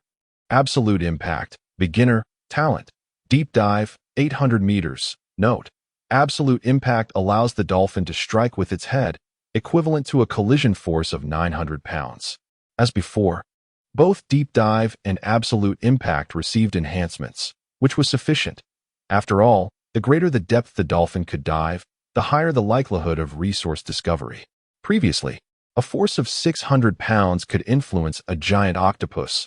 Now, with 900 pounds, it could likely cause it to flee after a few strikes. The dolphin upgrade is complete. Congratulations, the contract beast has reached level 7 and received an upgrade gift pack. Would you like to open it? Lost in thought, the system's voice interrupted him. Open. Chuan responded. Opening upgrade gift pack. Please wait. Congratulations, you have received 1,000 growth points, 10 white steamed buns, 4 grade A citrus fruits, and 1 island expansion card. Remarkable. I, too, have drawn an island expansion card. Chuan exclaimed, admiring the card in his hand. With the ability to enlarge his island by 500 square meters, he felt somewhat indifferent, as his island was already vast, and he intended to elevate the turtle's level shortly. Next, Chuan calculated that if he were to upgrade all 3 companions simultaneously, it would prevent him from elevating the turtle. Previously, he had prioritized the little creatures. This time, he resolved to grant the opportunity to the turtle. Thus, he allocated 7,000 evolution points to the turtle, causing its size to gradually increase. He quickly checked the turtle's information panel. Island Master. Chuan type. Turtle level, 7,080,000. Skill. Water Ball. Intermediate. Talent. Longevity. Rapid healing. The transition from level 6 to 7 resulted solely in an increase in size. No other changes occurred. The Water Ball skill remained at an intermediate level. Chuan speculated that perhaps upon reaching level 10, both skills and talents would undergo a qualitative transformation. Suddenly, a question struck him, and he inquired, System, if I utilize the island expansion card? Attention! Please use the island expansion card with caution. It may induce unforeseen changes to the island. The system interjected abruptly, issuing a warning. Taken aback, Chuan realized that his intention had been intercepted by the system's warning, a first since binding to the system. It appeared that he could not employ the island expansion card. Considering the unclear circumstances surrounding Lu Yi's island expansion and the inefficacy of blueberry jam, He promptly decided to gift the island expansion card to Lu Shuai. Lu Shuai, puzzled, asked, "Brother, what is this?" "It's used to expand the island by 500 square meters," Chuan replied. "Wow, this is astonishing. You've essentially gifted me 500 square meters of island space. How can I ever repay you? With my life? Are you out of your mind? You're a man, offering your life?" Chuan retorted in disbelief. Right. I got so carried away I forgot my gender." Lu Shuai slapped his forehead. "With you guarding me, my future will undoubtedly be smooth sailing. Rest assured, after my novice period ends in 6 months, I will not let you down. Be cautious. After you use it, new island areas may appear, forests, hills, and possibly even wild animals," Chuan cautioned. "Before using the island expansion card, ensure you are armed. Otherwise, you may face venomous snakes." Yes. Understood," Lu Shuai replied, slightly taken aback. After briefing Lu Shuai, Chuan resumed work on the 200 kilograms of fertile black soil he had obtained earlier, spreading it across the previously laid fertile soil and sowing fragrant grass seeds. He glanced at the seeds he had initially planted, which had now grown to about 20 centimeters in height. Not bad, Chuan thought, planning to harvest them once they reached 30 centimeters. This crop, akin to the miraculous grass seeds, would yield abundant milk when consumed by goats. Having nearly completed his tasks, Chuan returned to his room, seated himself on the bed to rest, and glanced at the public chat room. "Let me tell you, you probably won't believe this.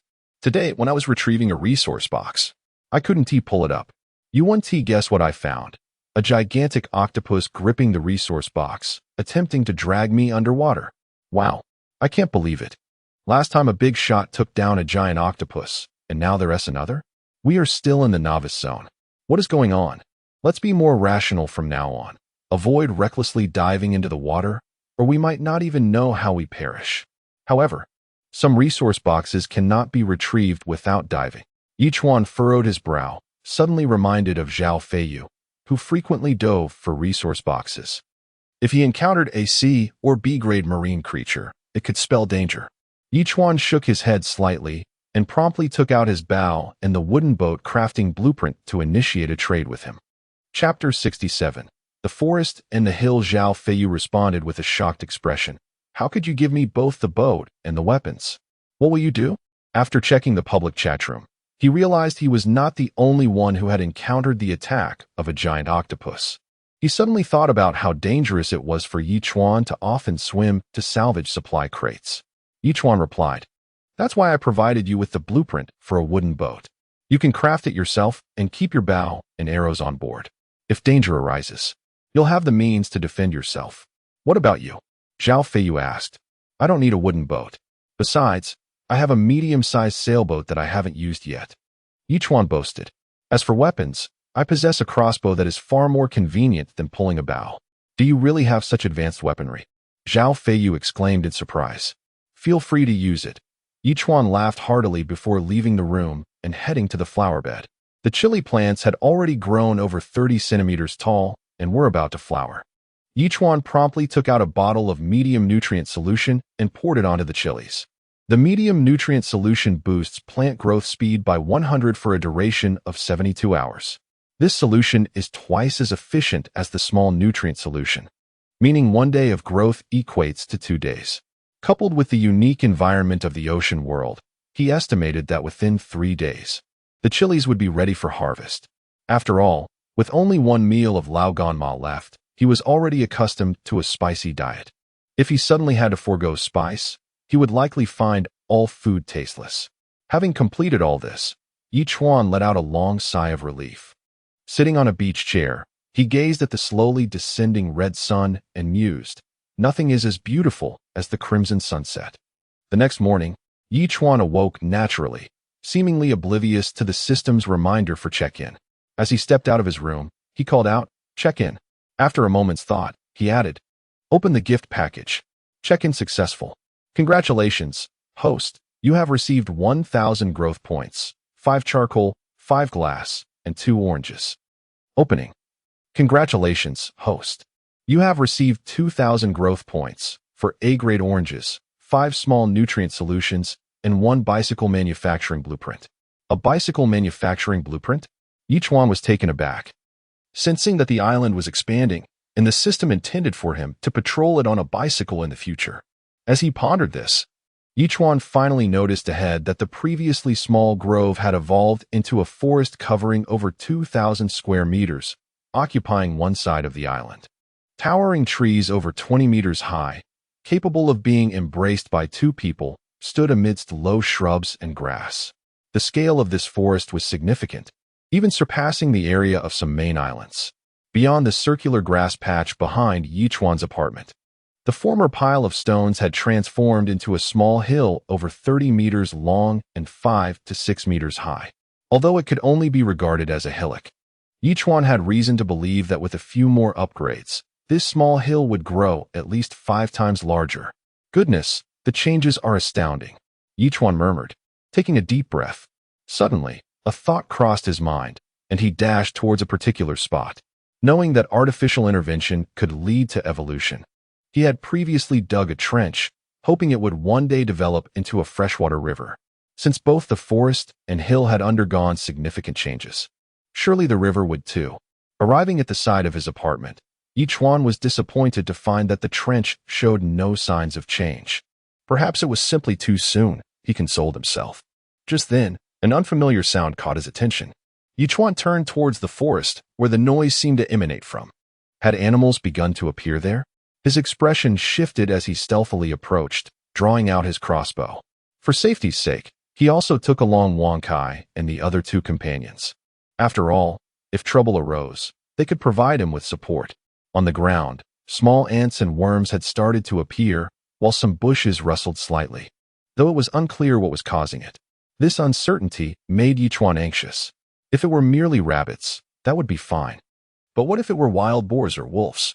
Even with the crossbow, he might not stand a chance against such beasts. Suddenly, a loud crash echoed, as if something had taken flight. Instinctively, Chuan raised his crossbow and pulled the trigger. Within a heartbeat, 12 bolts were launched in rapid succession, the sound of them ringing out. After several seconds, a wild chicken fell to the ground, struck by an arrow, lifeless upon landing. Who would have thought there'd be wild chickens here? Chuan exclaimed, rushing to retrieve the bird. Excellent. At last, I can enhance my meal today. It's been ages since I've had a proper meat dish. Just thinking about it makes me happy. With that, Chuan exited the forest, quickly prepared the wild chicken, and submerged it in fresh water, readying it for a barbecue at noon. After breakfast, Chuan assessed his situation. With the 3,000 evolution points he had gained that day, he currently possessed exactly 7,500 points, sufficient to upgrade all 3 of his companions to level 5 simultaneously. Without hesitation, he upgraded the 3 albatrosses. Instantly, their bodies enlarged by half, appearing rather dapper, and their information panels updated. Name, albatross level, 5, growth stage, evolution points, 0, 3,000 skills, diving talents, capable of lifting 50 kilograms, talents, diving, fishing, flying, long-distance navigation. Upon reaching level 5, the albatross's lifting capacity increased by 20 kilograms, and they gained an additional talent. This sparked an idea in Chuan's mind. If he were to learn Lu Yi and the others' coordinates, could he send an albatross to protect them? Though he was unsure, the thought seemed increasingly plausible. However, at present, no one was aware of their coordinates, so that plan would have to wait. Albatross upgrade complete. Congratulations, host. Your pet has reached level 5 and received an upgrade gift package. Would you like to open it? Open all. Chuan replied immediately. Opening upgrade gift package. Please wait. Congratulations, host. You have received 1,000 growth points, 5 glass, 3 charcoal, and 2 bottles of Erguo 42-degree liquor. Erguo 2. Chuan's expression shifted. Chapter 68. The system's tyranny. The prospect of being able to procure alcoholic beverages was something that Chuan had never anticipated. Though merely 21 years of age, he had already garnered 2 years of drinking experience, with a particular fondness for Erguo 2, both affordable and delightful. The very drink he had obtained was, fortuitously, Erguo 2, making it an opportune moment to savor it during lunch. How exhilarating! Upon reaching level 5, The wings of the three little creatures unfurled to an impressive length of over a meter. After a brief run-up, they soared into the sky, then dove down, engaging in a free fall, only to execute a swift turn and ascend once more, reveling in their unbridled freedom. Chuan watched with a smile as he harvested the magical pasture and filled the sheepfold's feed trough before crafting himself a bicycle, though its tires were made of rubber.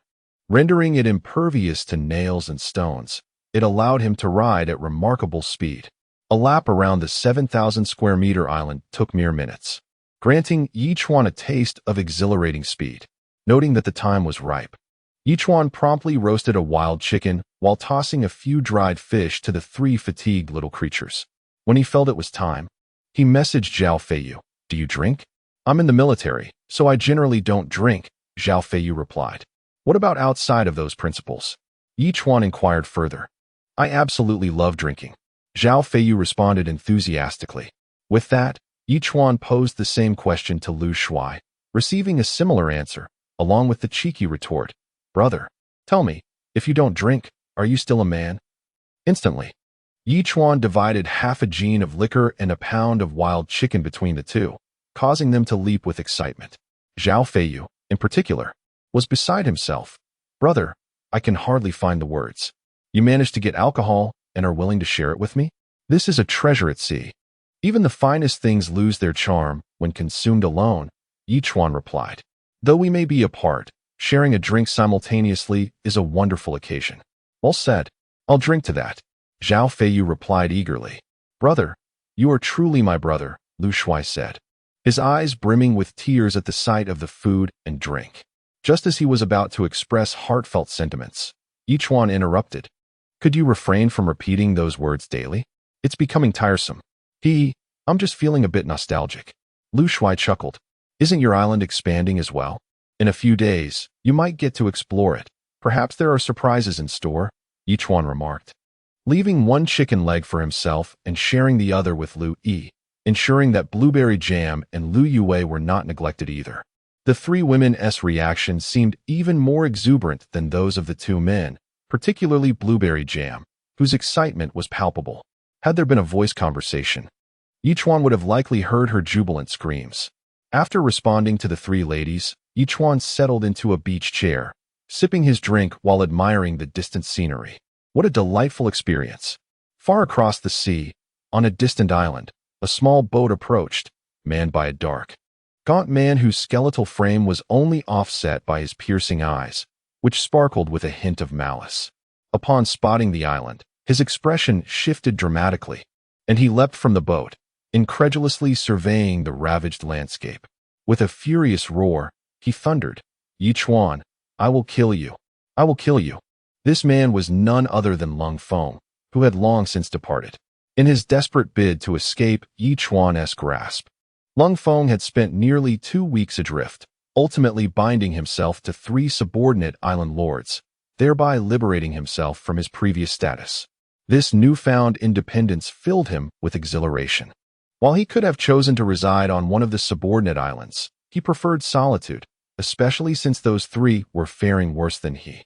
However, upon discovering his home in ruins, with corn and beans pilfered, he realized that he had plummeted from his lofty perch to the depths of despair.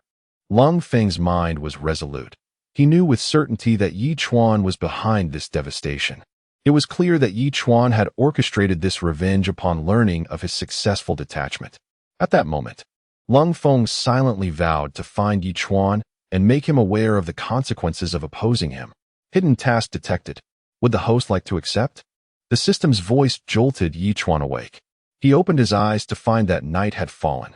Having not drunk in a long time, and especially not on the ocean, he had consumed half a gin in one go, leaving him drowsy as he collapsed onto his bed.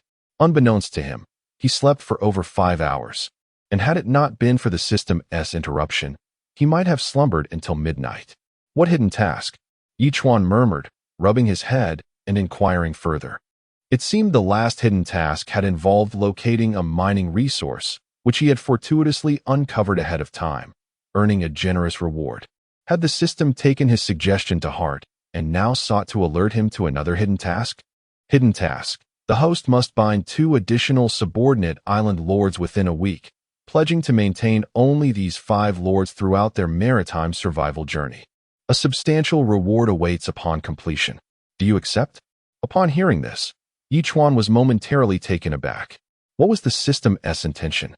If left unchecked, he could bind hundreds, if not thousands, of subordinate island lords. Yet this hidden task insisted he limit himself to 5. Was it truly a matter of quality over quantity? System, what is the nature of this task? Chuan queried, perplexed. Can I opt out?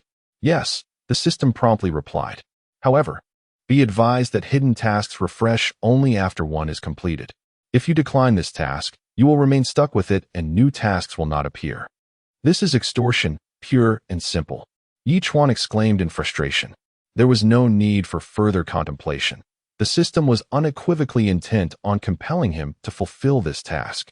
The host may choose to accept or decline. As Chuan fumed over this predicament, the system interjected once more. How absurd. Not only do you present such an outrageous task, but you also insist I make an immediate decision? Chuan was left in stunned silence, dumbfounded by the situation. Chapter 69. The Trading Thermostat. Is snow on the horizon?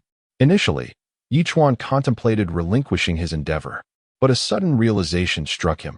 Refusing this hidden task would be an immense folly. The value of acquiring a single distinguished island lord far outweighs the collection of hundreds or even thousands of ordinary ones. With 3 esteemed island lords already at his disposal, recruiting just 2 more would undoubtedly yield a force akin to an army of thousands. According to the system's assessment, distinguished island lords are capable of forming fleets, indicating they hail from powerful families. This implies the existence of numerous other venerable island lords beyond the few he is bound. Thus, although he is currently linked to 5 distinguished island lords, the true number of formidable allies remains an enigma, save for the exception of blueberry jam. With this in mind, Chuan promptly declared his acceptance of the task. Detected that the host has accepted the hidden task. Please complete it promptly. The system responded. Note, Zhao Feiyu is a distinguished island lord. Completion is essential. I must act swiftly, Chuan muttered in irritation.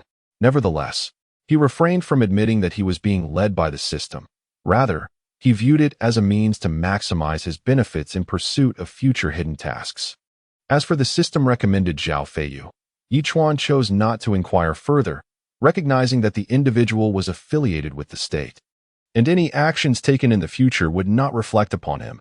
Better to avoid unnecessary entanglements. After stretching, Chuan proceeded to prepare a meal featuring iron plate grilled octopus, this time accompanied by steamed buns, 1 for each of the 5 individuals present. Today we have steamed buns. Let us savor the taste. My goodness, amidst this vast oceanic expanse, I can't shake the feeling of being a kept treasure. I might just end up gaining weight, Louis remarked, sending a shy emoji.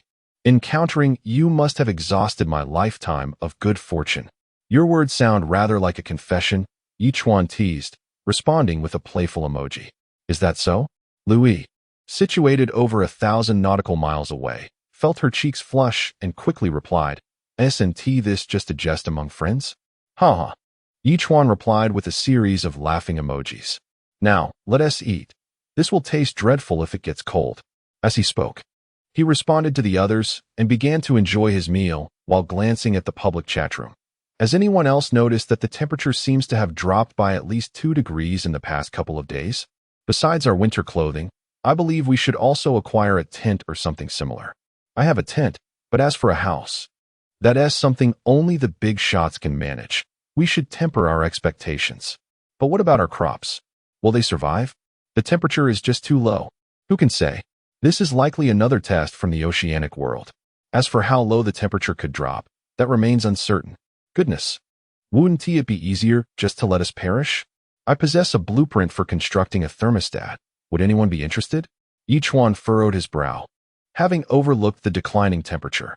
Immediately, he initiated a private chat with the individual who mentioned the thermostat blueprint.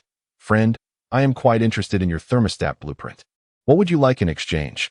Winter clothing, food, water, came the nearly instantaneous reply.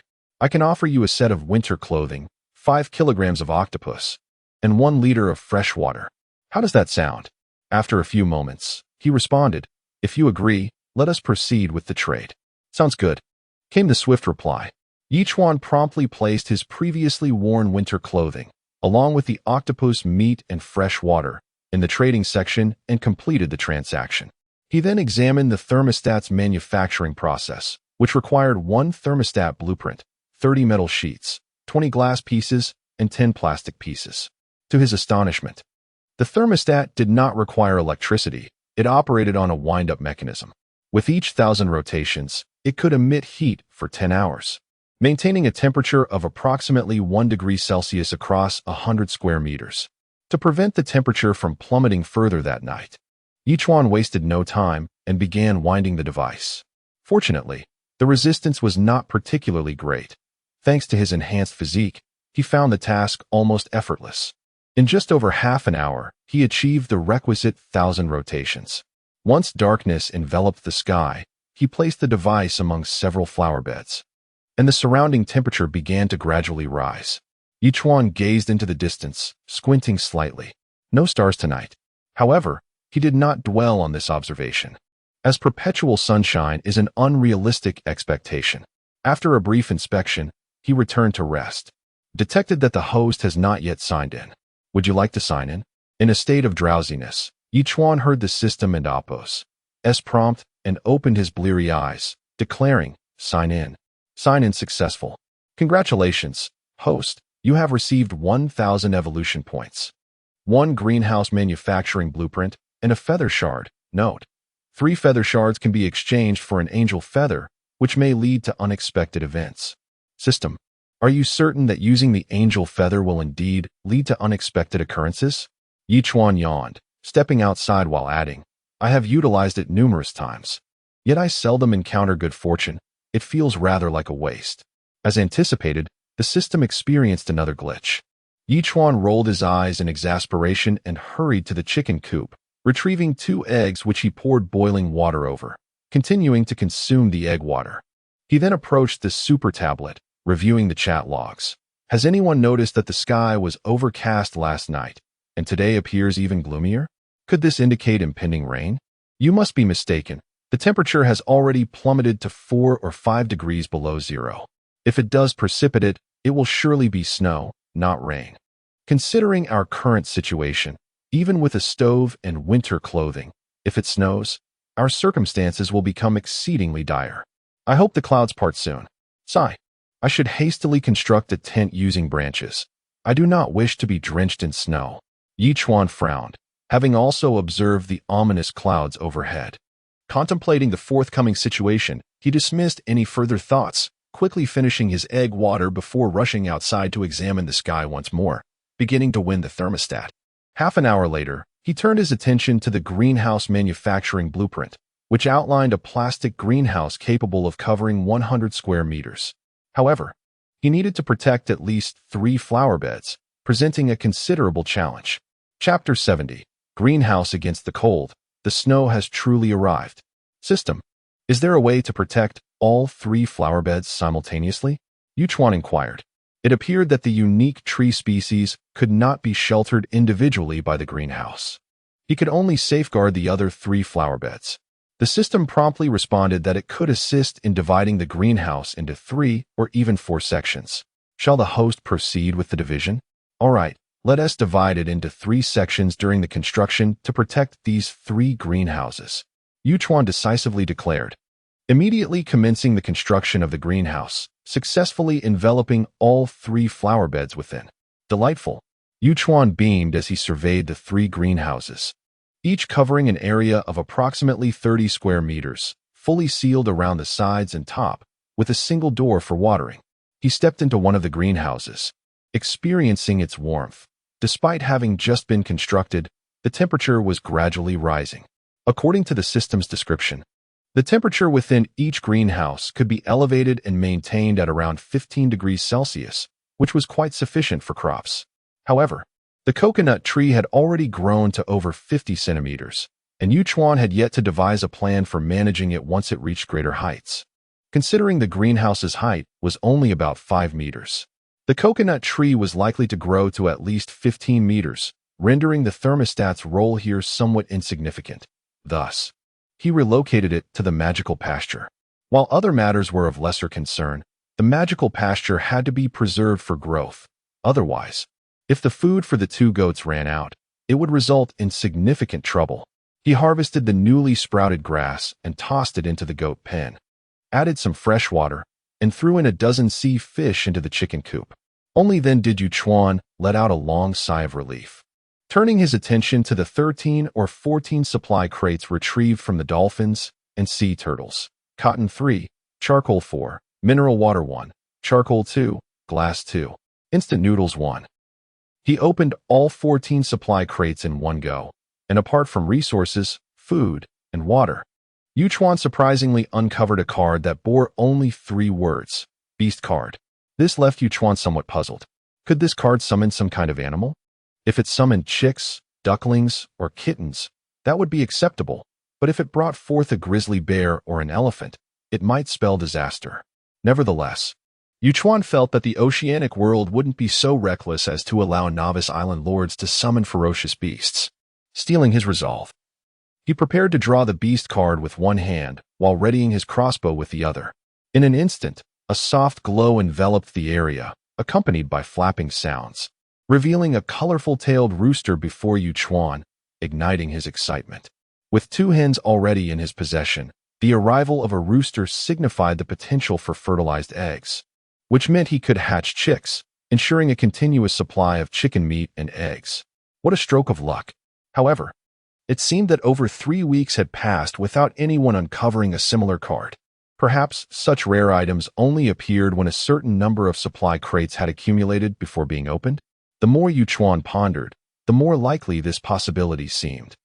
It appeared that other island lords would require more time to discover such treasures. He placed the rooster in the chicken coop, where it strutted around like a king, while the 2 hens observed without any territorial concern, even following the rooster in its path. This instinctive dominance of the rooster over the hens put Chuan at ease. He had feared that the introduction of a new member would lead to chaos in the coop, but the situation turned out to be more harmonious than he had anticipated. After completing these tasks, Chuan finally returned to his room, took a sip of water, and checked the messages in the public chat room. The weather has indeed turned colder. Last night, even wrapped in a cotton coat, I nearly caught a cold. I cannot fathom what the heavens are trying to do, if they wish to eliminate us. There is no need for such a blunt method. I'm at a loss for words. I predict the temperature will continue to drop. If it does, my strawberries will surely freeze before they bear fruit. Wow, big shot, you actually have strawberries? That is astonishing. I can barely get a meal. How did you manage to grow strawberries? Big shot, could you spare a strawberry plant for me? If I see you in the future, I'll plant strawberries on you. All right, only strawberries. You must eat my bananas too. Observing the increasingly off-topic chat, Chuan shook his head and promptly posted a message, recruiting subordinate island lords, offering 1 L of plain water and 10 kilograms of giant octopus meat, with further benefits to come. As with the last time, numerous island lords quickly messaged Chuan privately. He requested the system to assist in filtering the responses, ultimately discovering over 100 individuals but not a single quality island lord. Indeed, quality island lords are a rare find. Has anyone noticed? It's snowing, and the snowflakes are quite large. I see it too. There is not a breath of wind on the sea, and the sky is thick with clouds. With this snowfall, it's unlikely to stop anytime soon. Our lives will surely become more challenging. I hope it only snows lightly and ends soon, or we won't be able to move an inch, let alone salvage supply crates. We might only have death as an option. This is a hellish level of survival at sea. This novice period is anything but novice. The ocean world seems intent on eliminating us. What on earth went wrong? Let us quickly salvage the supply crates while the snow is light. If it intensifies, everything will become arduous. In the public chat room, the discussion about the snow surged, prompting Chuan to rush out of his room. Indeed, he witnessed vast flurries of snow drifting down from the sky, transforming the distant landscape into a sea of white. This snowfall appeared to be quite substantial. Chuan murmured to himself, inspecting his surroundings. Aside from placing a few wooden planks over the nests of the three little creatures, he had not intervened further. He brushed off the thin layer of snow from his body and hurried back inside. At that moment, Lu Yi sent a message. It's snowing here too. The public chat room is buzzing about the snowfall. Has it started where you are? I suspect the entire novice area is experiencing it, Chuan replied. You have a tent, so you should be fine. At least you won't get drenched. Just how long will this snow last? It feels like this ocean survival challenge is becoming increasingly unpredictable and difficult. Louis replied with a bitter smile. Don't worry, with me around, we will emerge victorious. Chuan reassured her. I believe in you. Louis responded with a string of thumbs-up emojis. By the way, I ventured into that 500 square meter forest this morning. Guess what I discovered? Chapter 71, Distributing Tents, Harvesting De-icing Agents. What have you discovered? Chuan inquired, astonished. In his eyes, although Lu Yi could not compare to the blueberry jam waste, she was merely an ordinary island master. Yet, her audacity to venture into the woods earned her a newfound respect from Chuan. Lu Yi remained silent and directly placed over 30 mushrooms in the trading bar. Mushrooms? Chuan's expression shifted. Upon entering the forest, I encountered small creatures like wild rabbits, but even with a bow and arrow, I was unable to catch them. However, I did manage to spear a snake with an arrow and later discovered these mushrooms behind a sturdy tree, Lu Yi explained. Though, I cannot ascertain whether these mushrooms are toxic. Chuan felt a pang of uncertainty and turned to the system for clarification. The system promptly replied, Lychee mushroom, renowned as the king of mushrooms in Lingnan, requires no additional seasonings. With just oil and salt, one can savor the most exquisite mushroom soup of their life. Chuan had indeed heard of this mushroom. By 2333, wild varieties had become nearly extinct, and even cultivated ones fetched prices exceeding 1,000 yuan per pound, making them inaccessible to the average person. Naturally, Chuan belonged to that unfortunate category. This is called lychee mushroom, a delicacy among delicacies, Chuan said, promptly collecting it.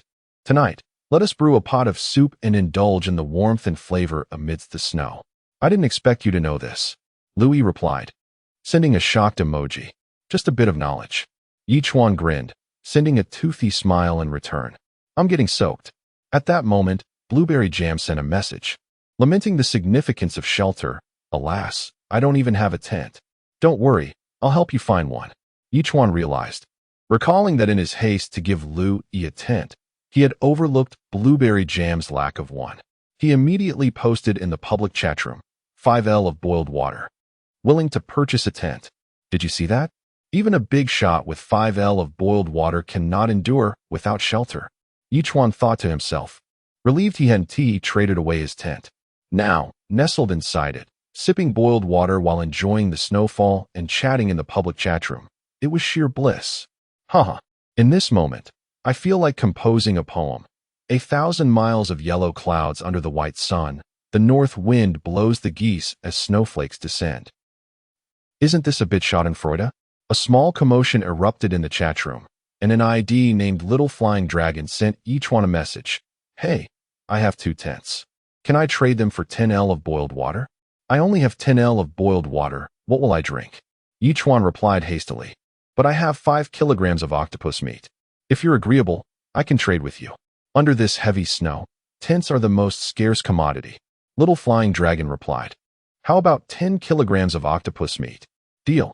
Without hesitation, Chuan listed the water and food, and they promptly completed the transaction. Suddenly, the system issued a prompt. Little Flying Dragon, Quality Island Master. Chuan paused, immediately asking, System, can you analyze Little Flying Dragon's current resources? Externally strong, yet internally weak, lacking water and food, the system provided an analysis. A paper tiger? Chuan pondered, quickly responding, let us add each other as friends. We may have future dealings. Sure. Little Flying Dragon promptly added Chuan as a friend. Chuan then traded a tent to Blueberry Jam, who sent a crying emoji. Brother, you are too kind. I just saw your message about the tent, and I don't know what to say. I'm just a mere internet celebrity hiding behind a computer. Don't say that. You have your own value. Chuan replied with a smile. also sending Lu Yue a tent. How did you know I was getting soaked? Lu Yue asked, astonished. Just a guess. After all, tents seem to be quite limited. Chuan chuckled. Hurry and set it up. We don't know how long this snow will last, and we don't want you to catch a cold. Yes, thank you. Lu Yue nodded enthusiastically in response. A smile crept onto Chuan's lips as he glanced at the public chatroom messages before turning to head outside. The snowfall had intensified, blanketing the world in white, visibility reduced to under 10 meters. Chuan promptly instructed the turtle to halt their advance, deciding to reassess after the snowfall ceased. With a splash, feeling as though he were accomplishing nothing, Chuan turned back toward the room, but was suddenly drawn by the sound of splashing water. He rushed over to find a dolphin had surfaced, bringing a supply crate. Wow, you are quite the hard worker. Chuan chuckled. Dolphin, let's take a break during this heavy snow. We can sort everything out once it stops. The dolphin nodded in understanding and swiftly dove back into the ocean. However, with only one supply crate, Chuan decided to open it immediately, as the snow had already accumulated significantly in just half an hour.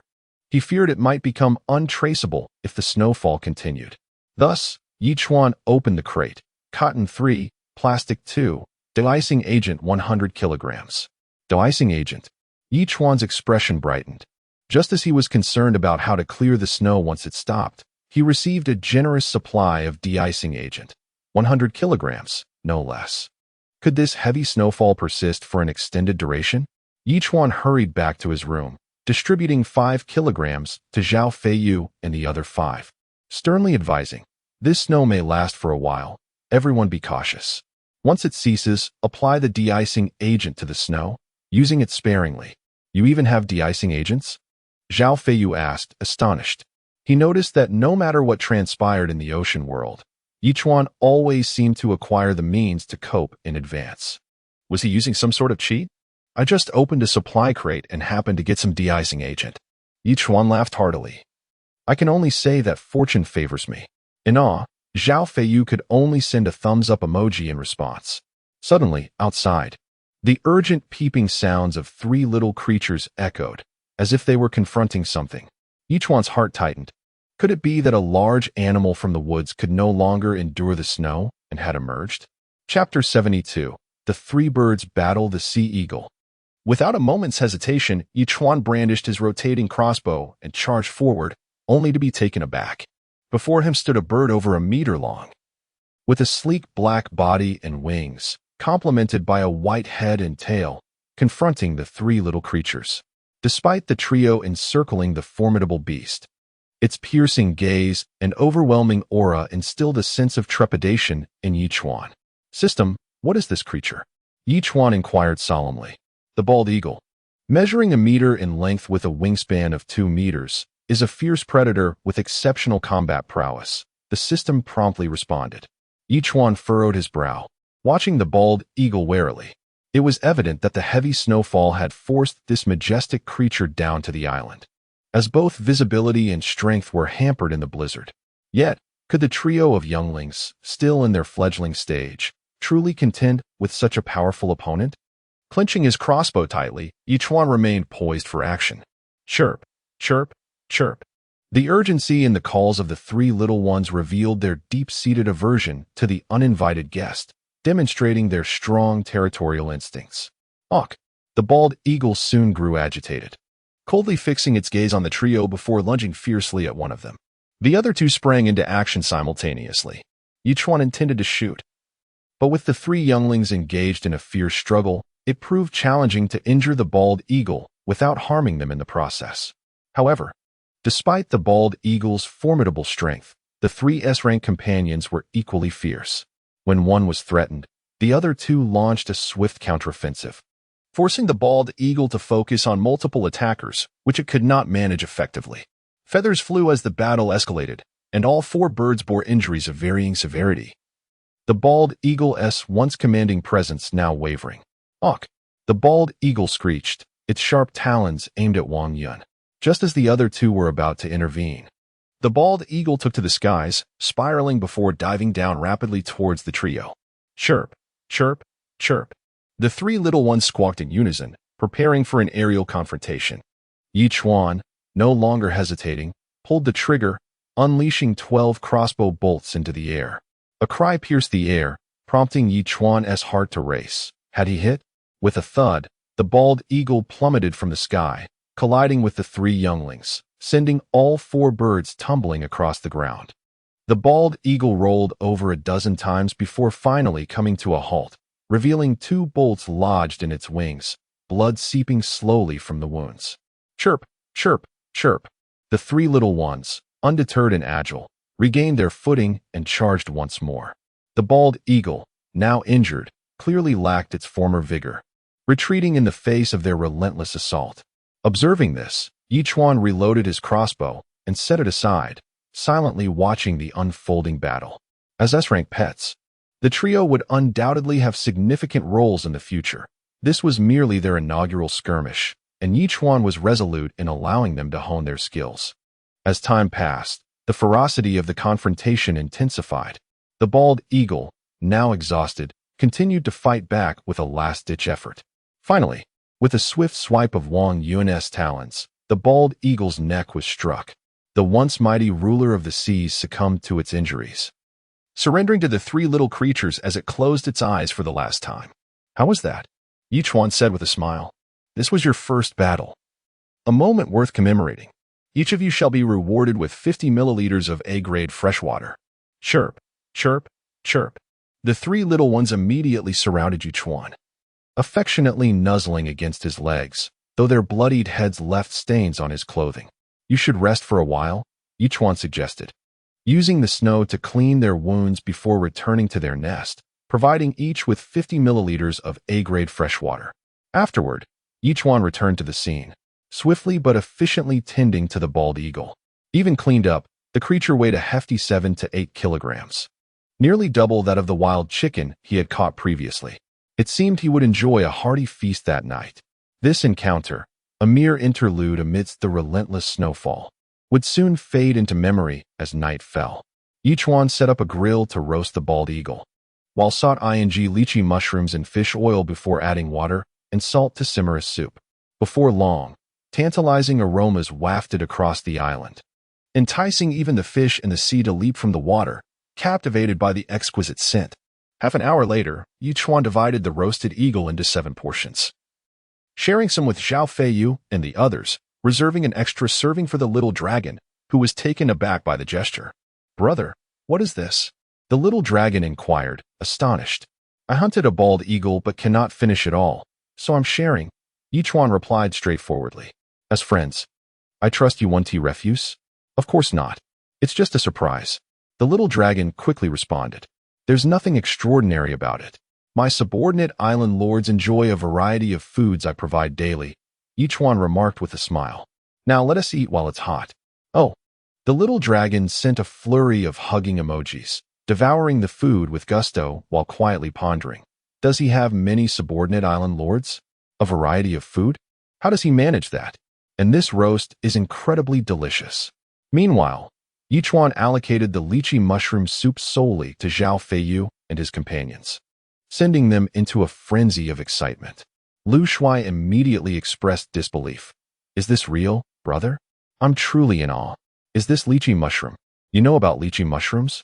Chuan asked with a chuckle, quickly realizing Lu Shuai hailed from a prominent family and was likely familiar with such delicacies. "I've had it a few times, but this soup is far more aromatic than any I've had before." Lu Shuai grinned. "Brother, if I were a woman, I would surely offer myself in gratitude. Just drink the soup," Chuan replied, rolling his eyes at Lu Shuai's antics. After exchanging a few more words with the other 4, he poured himself a glass of erguo too, enjoying a small drink while nibbling on some snacks as he perused the public chatroom messages. Chapter 73. A Grim Situation. The snow outside has persisted for several hours, and I dread the thought of waking up tomorrow to find myself buried beneath it. Then perhaps you should refrain from sleeping tonight and keep running. That way, you won't be buried. I retorted. Even if I were to be buried, it would merely be the tent that gets covered. If I remain inside, how could I possibly be entombed? Let go of such thoughts and cherish this night. After tomorrow, the temperature is expected to drop by at least 4 or 5 degrees. At that point, we may very well freeze to death. And I fear that neither my winter attire nor the stove will prove particularly effective. I can only hope that the situation does not deteriorate further. As Chuan perused these chat logs, a faint smile crept across his face. After finishing his drink, he felt a pleasant haze enveloping him and promptly retired to bed. Detection. Host has not yet checked in. Would you like to sign in? Early the next morning, the system's voice roused Chuan from his slumber. He inhaled deeply before responding. Sign in. Sign in successful. Congratulations, host. You have received 1,000 evolution points, 30 kilograms of de-icing agent, and 2 cans of pork. Once again, the de-icing agent was awarded. How substantial must this snowfall be? Chuan mused, hastily exiting his room. The snowfall had ceased. Yet the accumulation was astonishingly over 50 centimeters thick. Thankfully, there was a platform in front of his door. Otherwise, upon opening it, the snow might have tumbled into his abode. It seemed not far removed from the scenario he had envisioned. Chuan shrugged and immediately began to disperse the de-icing agent. The de-icing agent resembled coarse sea salt. Once sprinkled in a particular area, the snow would swiftly dissolve, revealing the ground beneath within mere minutes. Chuan diligently toiled for over 3 hours, pausing only for a bowl of egg soup, until he had entirely melted the snow across the island. However, the air had grown noticeably colder, and he estimated the temperature had dropped by at least 3 degrees. Fortunately, his super-insulated pants provided sufficient warmth, and he did not feel excessively cold. After harvesting the wondrous pastures and depositing them into the feed trough, Chuan stretched his limbs before returning to his room to check the public chat room. Damn, 50 to 60 centimeters of snow. How long must I clear this? I've only managed to clear a space of 5 square meters, and I'm utterly exhausted. However, you could consider it from a different perspective. This snow represents fresh water. If we collect it all, we could have enough to drink for at least a month. Thus, we need not worry about fresh water for the upcoming month. Let me warn you, just moments ago, I was attacked by an eagle. If I hadn't run swiftly, I might have been lifted away. My winter coat was torn to shreds. It nearly scared me to death. We must not only be wary of monstrous octopuses lurking in the waters, but also of the predatory birds soaring above. It seems we are not the hunters, but rather the prey. To hell with ocean survival. The weather is unbearably cold. My rhinitis is acting up, and I'm suffering immensely. Chuan chuckled softly, glancing at the remaining 50 kilograms of de-icing agent, and promptly listed it in the trading interface. 1 kilogram of de-icing agent for trade. Rare item. In an instant, private messages flooded in. Among them was a player named Little Flying Dragon, who, upon discovering that Chuan was the seller of the de-icing agent, expressed astonishment. What? My friend, you even possess de-icing agent? You are truly formidable. Just a bit of luck. After 3 hours of labor, I managed to clear my island. Chuan replied with a smile. If you need de-icing agent, I'll gift you 5 kilograms. Oh, that's too generous. Little Flying Dragon replied, feeling slightly embarrassed but accepting the offer nonetheless. He then murmured to himself, what exactly does this guy do? He seems to be the only one in this entire oceanic world with de-icing agent. How impressive. The de-icing agent quickly sold out, and Chuan acquired a wealth of resources. The public chat room erupted into lively discussions surrounding the topic. Thank the heavens. I traded 4 tomatoes for 2 kilograms of de-icing agent. Once I gather enough snow, I'll simply melt the rest away. What a delight. Who on earth possesses de-icing agent? This must be cheating. The powerful have their own ways. We mere mortals can only look up in admiration. If only I could become a subordinate island master to him. Do you think he would consider you? Dream on. For such a prominent figure, there are throngs clamoring to be his subordinate island masters. We shan't have a chance in the next life. At that moment, Wang Sanrui was also observing the public chat room. His method was rather rudimentary. After clearing a path, he ignited a stove to melt the snow directly. Though he utilized 10 stoves, he was relieved to find that the entire island was now cleared. Had he been a tad lazier and seen the announcement about the de-icing agent sooner, he could have spared himself considerable effort. Yet, he pondered this matter and speculated whether the individual selling the de-icing agent was the same one who had previously sold winter coats and Longjing tea. If that were the case, how formidable must this individual be? Beyond the ocean, the multinational alliance remained vigilantly attuned to the recent occurrences in the novice zone of the ocean world, diligently analyzing the underlying causes of these events. Their analysis revealed that, among the 30 million novice island masters, over 13 million had perished, nearly 3 times the mortality rate of previous cohorts. This rendered the situation exceedingly dire. Projections indicated that after the 6-month novice period, the number of novice island masters might plummet to merely 1 million. In the command center of the ocean world, a square-jawed man wore a furrowed brow, receiving a cup of coffee from a woman beside him as he inquired in a grave tone. Have we determined the causes of the unusual circumstances in the novice zone? Based on our comprehensive analysis, it appears that the situation is still related to that octopus. The tall woman replied, her voice tinged with fatigue. The intelligence was erroneous. It is not an SS-level sea beast, but rather an SSS-level sea beast. What? The man's expression shifted dramatically. The Alliance fleet barely escaped from that forbidden sea region. Of the 300 warships, only around 20 returned. The tall woman continued. That octopus seems to have triggered some form of restriction, resulting in the anomalies in the novice zone. Moreover, this is not even the worst-case scenario. Have we analyzed the worst-case scenario? The man pressed once more.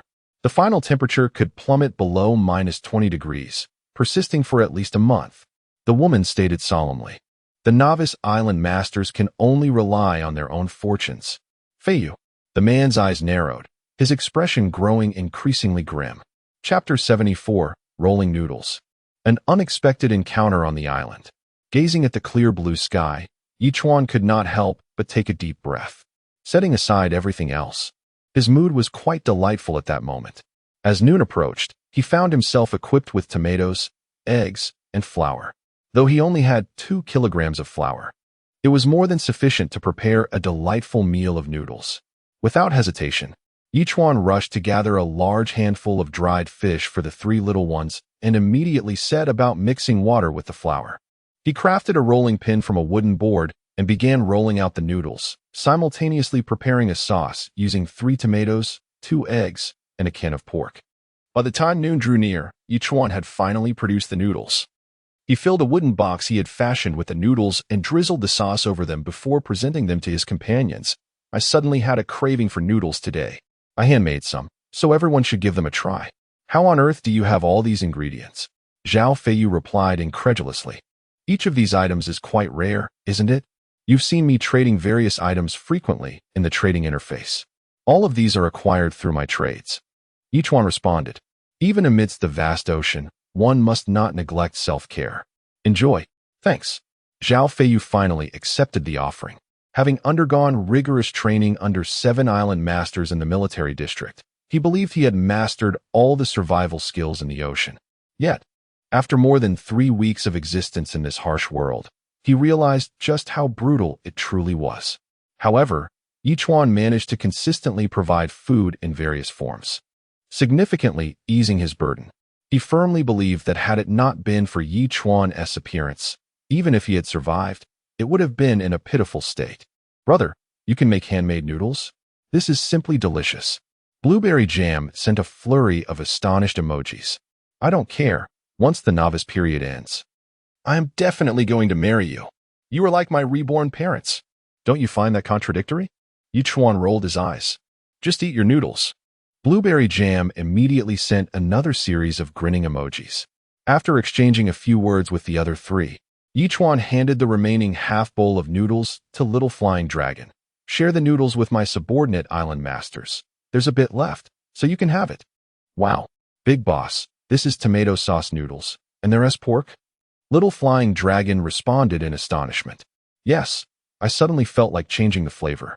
So I made a bowl of noodles. Chuan replied with a smiling emoji. Do you not want to eat? Shall I take it back? No. I just can't believe it. Little Flying Dragon accepted it right away. This bowl of noodles brings back the taste of home and reminds me of my dear mother. Enough with the sentimental talk. The noodles will get cold if you don't eat. Chuan replied with an eye-roll emoji and returned to his noodles. Yet, he couldn't help but feel a sense of nostalgia for the taste of home. The last time he had noodles was when the orphanage director had made them. Wasn't he it? After lunch, Chuan tidied up briefly and glanced at the flower bed. The beans and corn had matured, although not fully ripe. Boiled edamame and corn would still make for a delightful treat. Great, dinner is sorted, Yi Chuan exclaimed. Turtle, let us get moving. In Yi Chuan's understanding, staying in one place could bring unforeseen dangers. Only by moving could one seize the initiative. However, after moving just over 20 nautical miles, Yi Chuan discovered a small island. Not very large, measuring about 500 to 600 square meters. Yet, it featured a small wooden house and a warehouse, suggesting that its inhabitant lived quite comfortably. Initially, Yi Chuan hesitated to disturb the resident, but upon reflection, he considered it fate and decided to investigate. Who knows what unexpected gains might arise? The island's inhabitant had already noticed Yi Chuan's approach. Startled by the sight of a massive creature drifting closer, she immediately grabbed a multifunctional spear and warily observed this gigantic island visitor. Yi Chuan soon came into view, smiling broadly as he waved. Hello? Leave my island. The woman shouted fiercely at Yi Chuan. Otherwise, do not blame me for being rude. Hey, I've been drifting at sea and just happened upon your island. No need to be so hostile, Yi Chuan shrugged. Do you have any food or water? I could offer you some. Has the snow on your island melted? Did you use a snow-melting agent? She retorted angrily, aiming her spear at Yi Chuan. You have 3 seconds to leave, or I will kill you. Are you sure about that? Yi Chuan asked with a smile. You. Suddenly, a flurry of sounds erupted as the 3 little ones dived from above, snatching the woman's spear and soaring into the sky. The woman was taken aback, initially planning to resist, but the little one's strength was overwhelmingly powerful. To avoid injury, she had no choice but to let go when they were more than a meter above the ground, rolling to a stop and looking at Yi Chuan with uncertainty. Are these yours? Yes. I was feeling quite lonely by myself, so I kept these 3 little companions. Yi Chuan chuckled. Aren't they adorable? Warning, the other party is a high-quality island master. Please handle with care. The system voice suddenly chimed in. Wow, is this really my good fortune? Yi Chuan murmured in delight before turning to the woman with a smile. Is there anything you lack on your island? I can assist you. Why should I trust you? The woman replied, warily stepping back. Strictly speaking, every novice island master is a potential competitor, especially since the novice area is limited. Once the novice period concludes, the arrival of assistants would surely ignite a resource competition.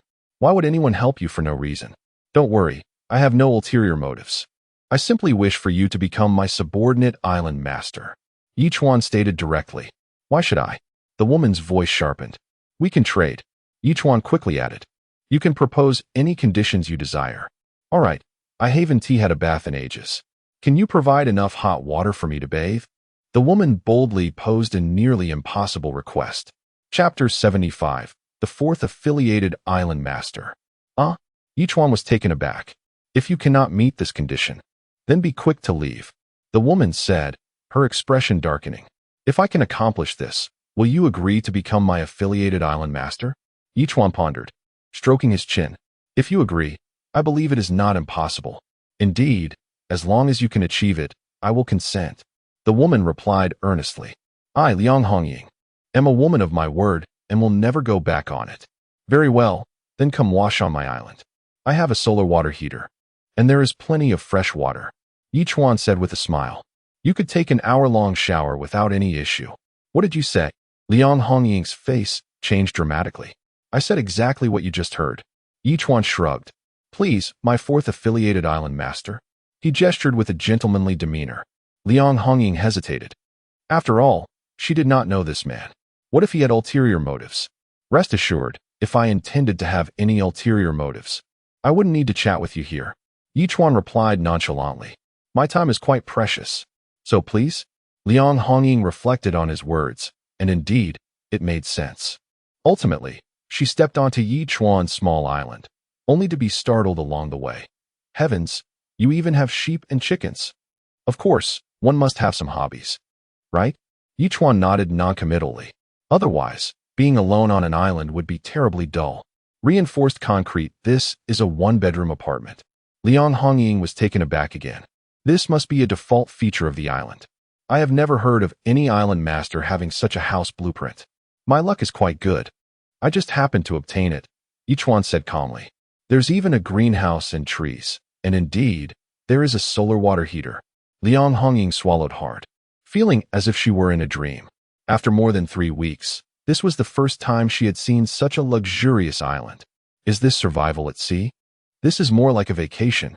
All right, you may go in to take a shower now. Leading Liang Hongying into the small room, Chuan said, the hot water will last you 40 to 50 minutes, but there is no soap. Rest assured, I will not peek. Liang Hongying bit her lip, wanting to say something else. However, Chuan's words made her pout and turned towards the bathroom. Soon, the sound of rushing water echoed from within. With nothing to do, Chuan glanced at the public chat room. Indeed, although the weather is clear, the temperature has dropped. It must be around -7 degrees now, even in a cotton coat. It feels a bit chilly. Who says otherwise? I fear getting my cotton coat wet while salvaging supply boxes. It's already cold. Getting wet would only make it colder. Everyone is currently facing a problem. The seawater is freezing. If it gets any colder, the seawater will truly freeze. And then we might not be able to salvage the supply boxes.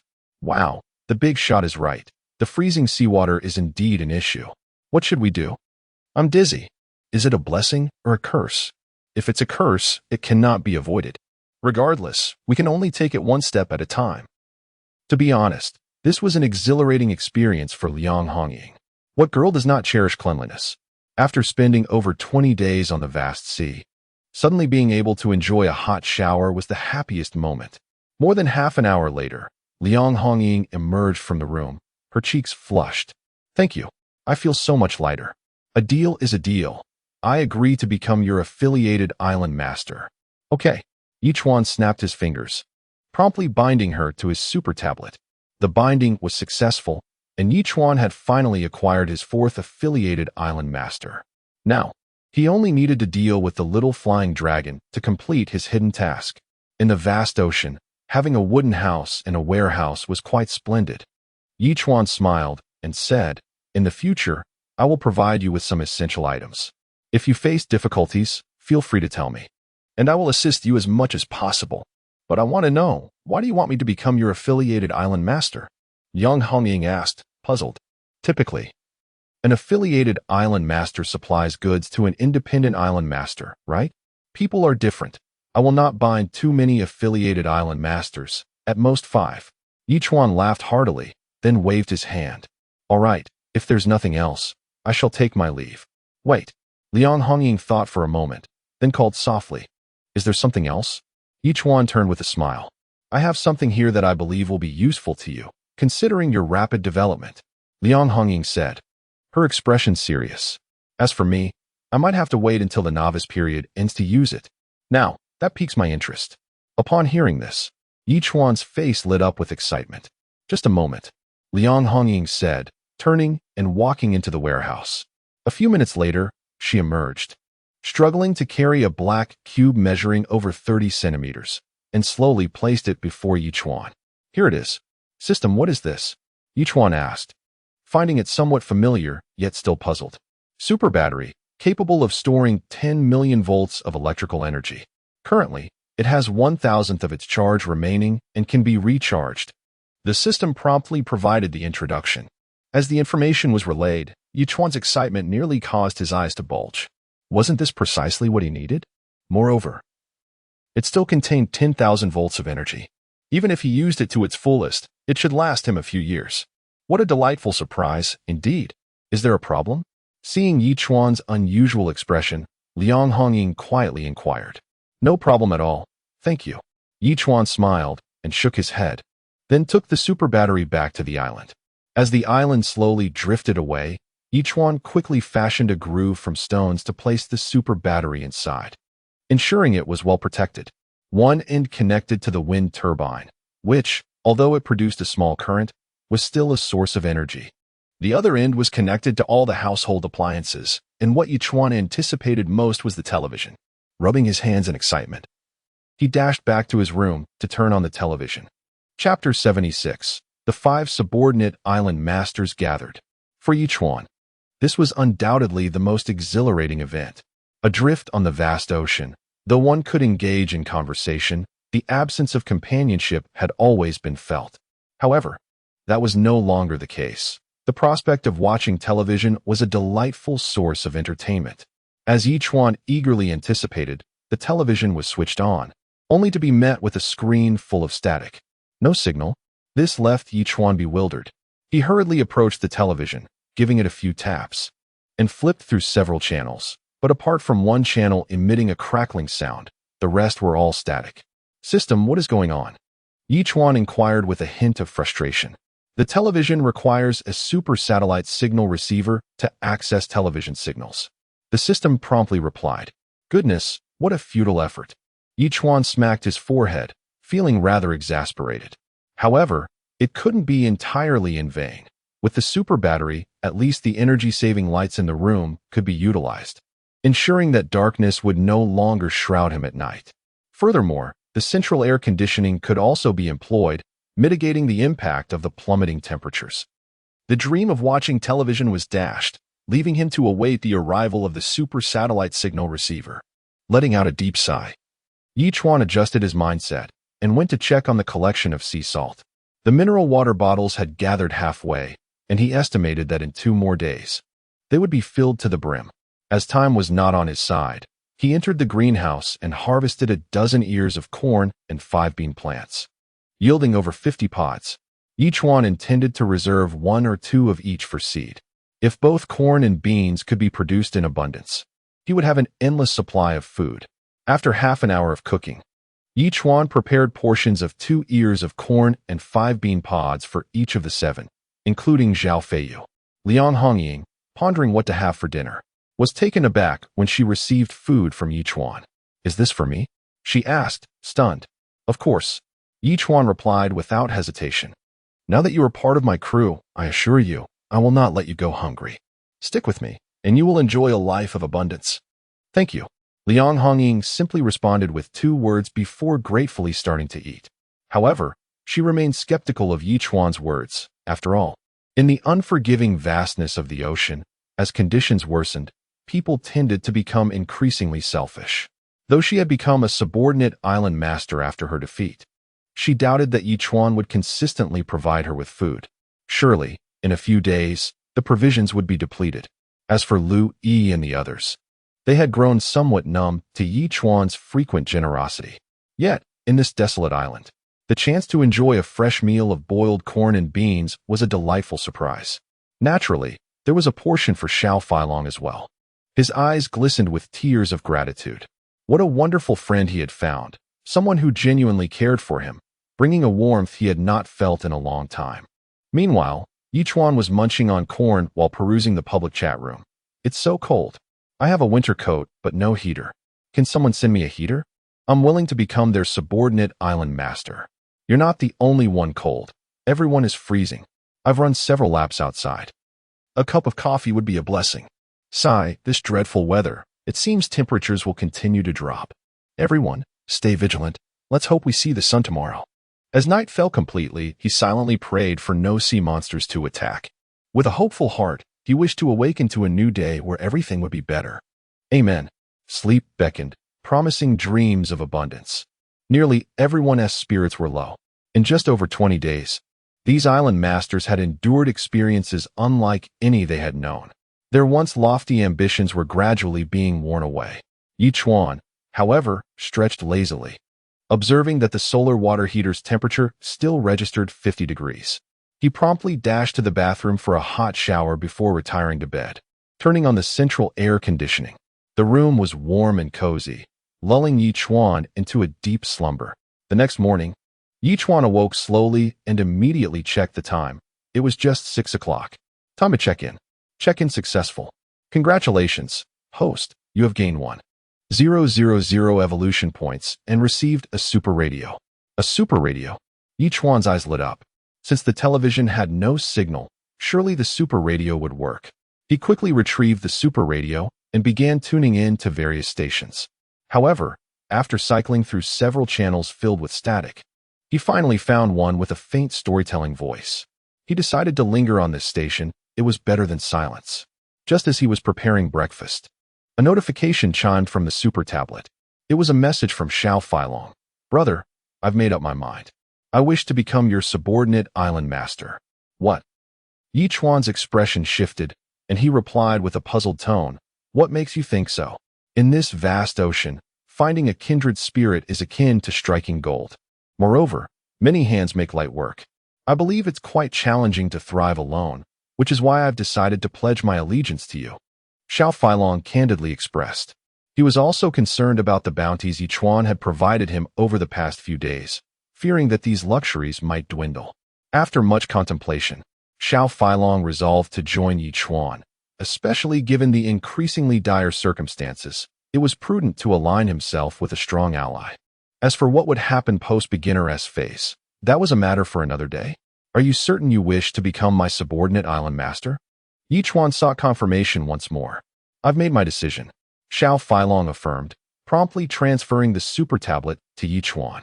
With Xiao Feilong's mind made up, Yi Chuan refrained from further discussion, accepted the tablet, bound it, and then returned it. Just then, the system's voice echoed, detected that the host has bound 5 subordinate island masters. Hidden mission completed. Reward, surprise gift pack. Do you wish to open it? So sudden. Yi Chuan chuckled, pleasantly surprised by the promptness of the system's reward. Open it, he exclaimed. Chapter 77, Toilet Paper, S-Class Seawater Purifier. A delightful surprise package has been opened, granting the host an evolution value package, a paper machine manufacturing blueprint, 100 grains of rice, and a resource package. A paper machine? Does one truly require a paper machine? Even for nature's call, the automatic spray system suffices. Pondering, Yi Chuan took a fleeting glance at the paper machine, his expression shifting. As expected of a reward from the system, it could produce various types of paper according to his needs: rice paper, cardstock, toilet paper, and more. Simply select the desired paper type, add a wooden plank, and it would be produced effortlessly. Yi Chuan smiled faintly and promptly manufactured the paper machine. He then selected toilet paper, and within mere seconds, a roll emerged, pure white, remarkably resilient, soft, and smooth. Truly a premium toilet paper. This could easily replace towels, he mused, and proceeded to create several more rolls, distributing 2 to each of Lu Yi and the others. Lu Yi was astounded. Brother, how did you manage to create this? It's incredibly useful. I obtained a paper machine that produces toilet paper, Yi Chuan replied with a grin, and the quality is exceptional. It's like a timely gift in the midst of winter. Lu Yi expressed her excitement, especially given the circumstances of the recent days. Yi Chuan smirked slightly. He understood her implication regarding those few days each month. He promptly sent Lu Yi 200 milliliters of A-class freshwater. During these days, avoid anything cold. This A-class freshwater will aid in recovery. Drink it, and reach out if you need anything. Thank you. Lu Yi blushed, accepting the gift, touched by his thoughtfulness. It was her first encounter with such an understanding young man who had discerned her predicament so intuitively. The toilet paper was indeed a precious commodity for her situation. The 3 men were relatively unfazed, while the 3 women displayed varying degrees of excitement. Blueberry Jam, in particular, thrilled, offered Yi Chuan several stones she had mined recently. Brother, these are the fruits of my labor from breaking stones. Though scarce, it's my heartfelt gesture. Excellent. Yi Chuan accepted without hesitation. He knew Blueberry Jam felt inadequate. Declining her offering might affect her confidence. He would keep it for her, should she require it later. Next, Yi Chuan listed a roll of toilet paper on the trading interface. Toilet paper 1, trading rare items. Instantly, the public chatroom erupted in a frenzy. No way. Someone is actually selling toilet paper? Am I dreaming? Is this real? I've never encountered anything related to paper before. How did this individual manage it? Quite astonishing. To be candid, since arriving on this island, I've had to rely on leaves, and at times, even stones. While one might underestimate toilet paper's value, in certain circumstances, it becomes invaluable. I must rush to trade with this individual. It will spare me from the discomfort of stones and dirt. Such a precious item. Do you think it can be easily exchanged? Wang Sanrui promptly noticed the roll of toilet paper and sent Yi Chuan a private message. Brother, what do you intend to offer in exchange for this roll of toilet paper? Such a commodity is exceedingly rare in this oceanic realm. Yi Chuan replied without delay. You surely grasp its worth. If you desire this toilet paper, you must contemplate what you can offer in return. I possess an upgrade card, which, according to its description, can enhance any item, Wang Sanrui retorted, though he was uncertain of the upgrade process. However, I believe one roll of toilet paper is insufficient. I do require at least 3 rolls. Yi Chuan frowned slightly at Wang Sanrui's audacity, but the notion of upgrading anything piqued his interest. Could an A-class item be upgraded to S-class? Just as he prepared to respond, Wang Sanrui continued, to be fair, while toilet paper is precious, I've managed without it thus far. If you truly do not wish to trade, then so be it. Very well, I'll trade. Yi Chuan finally responded after a few seconds. I only have 5 rolls, yet I believe this upgrade card could prove useful. Let us proceed with the trade. The transaction was swiftly completed. Although Wang Sanrui secured 3 rolls of toilet paper, he remained skeptical. Did the other party comprehend the upgrade card's value? Currently, those 3 rolls were indeed priceless. Confused, Wang Sanrui refrained from dwelling on it and promptly informed his assistant on the island. Let everyone know I have 2 rolls of toilet paper available for exchange with rare items. Understood, the assistant replied, astonished. Was the roll on the trading interface also his?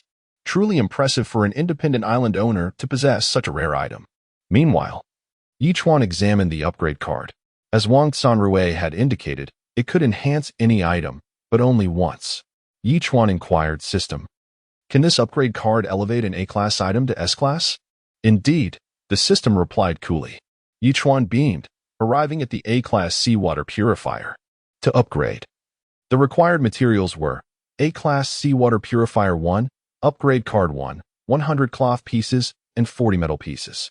Note, the A-class seawater purifier can be upgraded to an S-class seawater purifier, capable of converting 200 milliliters of seawater into 10 milliliters of S-class freshwater per hour.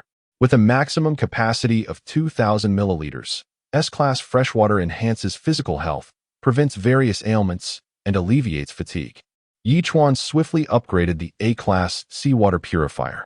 Within seconds, it transformed into an S-class seawater purifier. Its exterior significantly improved, exuding an aura of sophistication. Yi Chuan chuckled and promptly poured a bucket of seawater into the purifier, eagerly awaiting the conversion to S-class freshwater. Chapter 78. The sea surface is about to freeze. However, the transformation process remained sluggish. Yi Chuan temporarily stepped away and directly opened the evolution value gift pack, acquiring 10,000 points of evolution value. At present, he held a total of 14,000 evolution points. Without hesitation, Yi Chuan allocated 8,000 points to the sea turtle. Instantly, the turtle began to grow gradually, and Yi Chuan promptly accessed the turtle's information panel. Island Master. Yi Chuan type. Sea turtle level. 8,090,000. Skill. Water bullet. Intermediate. Talent. Longevity. Rapid healing. Crawling. Crawling? Yi Chuan was taken aback. He had initially assumed that new skills or talents would only emerge upon reaching level 10. To his surprise, a talent appeared at level 8. However, he mused, what use is crawling? He immediately inquired of the system, System, why has a seemingly useless talent like crawling appeared? What purpose does it serve? With a speed of 10 nautical miles, during the crawling phase, the turtle's shell feels no disturbance. The system provided a brief explanation before falling silent. Yi Chuan remained skeptical but decided to set it aside for the moment. With 6,000 evolution points still at his disposal, he allocated 4,000 points to the dolphin. The dolphin leaped out of the water, creating a magnificent splash. At first glance, it appeared to have grown to around 189 meters. Looking remarkably robust, a true champion of the seas. Yi Chuan quickly accessed the dolphin's information panel. Name, Dolphin Friendliness, 100 level, 8 evolution points, 4,500 skills, Sonic Interference, Beginner. Absolute Impact, Beginner, Talent, Deep Dive, 1,200 meters. Note, Absolute Impact allows the dolphin to attack with its head, with a force equivalent to 1,200 pounds of impact strength. Sonic Interference can unleash sound wave attacks on all entities within a 50-meter radius, disrupting their actions. As with the previous upgrade, Deep dive increased by 300 meters. Impact strength by 300 pounds. And the range of sonic interference expanded by 30 meters from the previous 20 meters. Although no new skills or talents emerged, the existing ones had been significantly enhanced. Even if confronted by B-class marine creatures, Chuan mused, the dolphin might be capable of holding its own without his intervention. The dolphin upgrade is complete. Congratulations, the contracted beast has reached level 8 and received an upgrade gift pack. Would you like to open it? Just as he was contemplating, the system's voice rang out. Open. Chuan replied. Opening upgrade gift pack, please wait. Congratulations.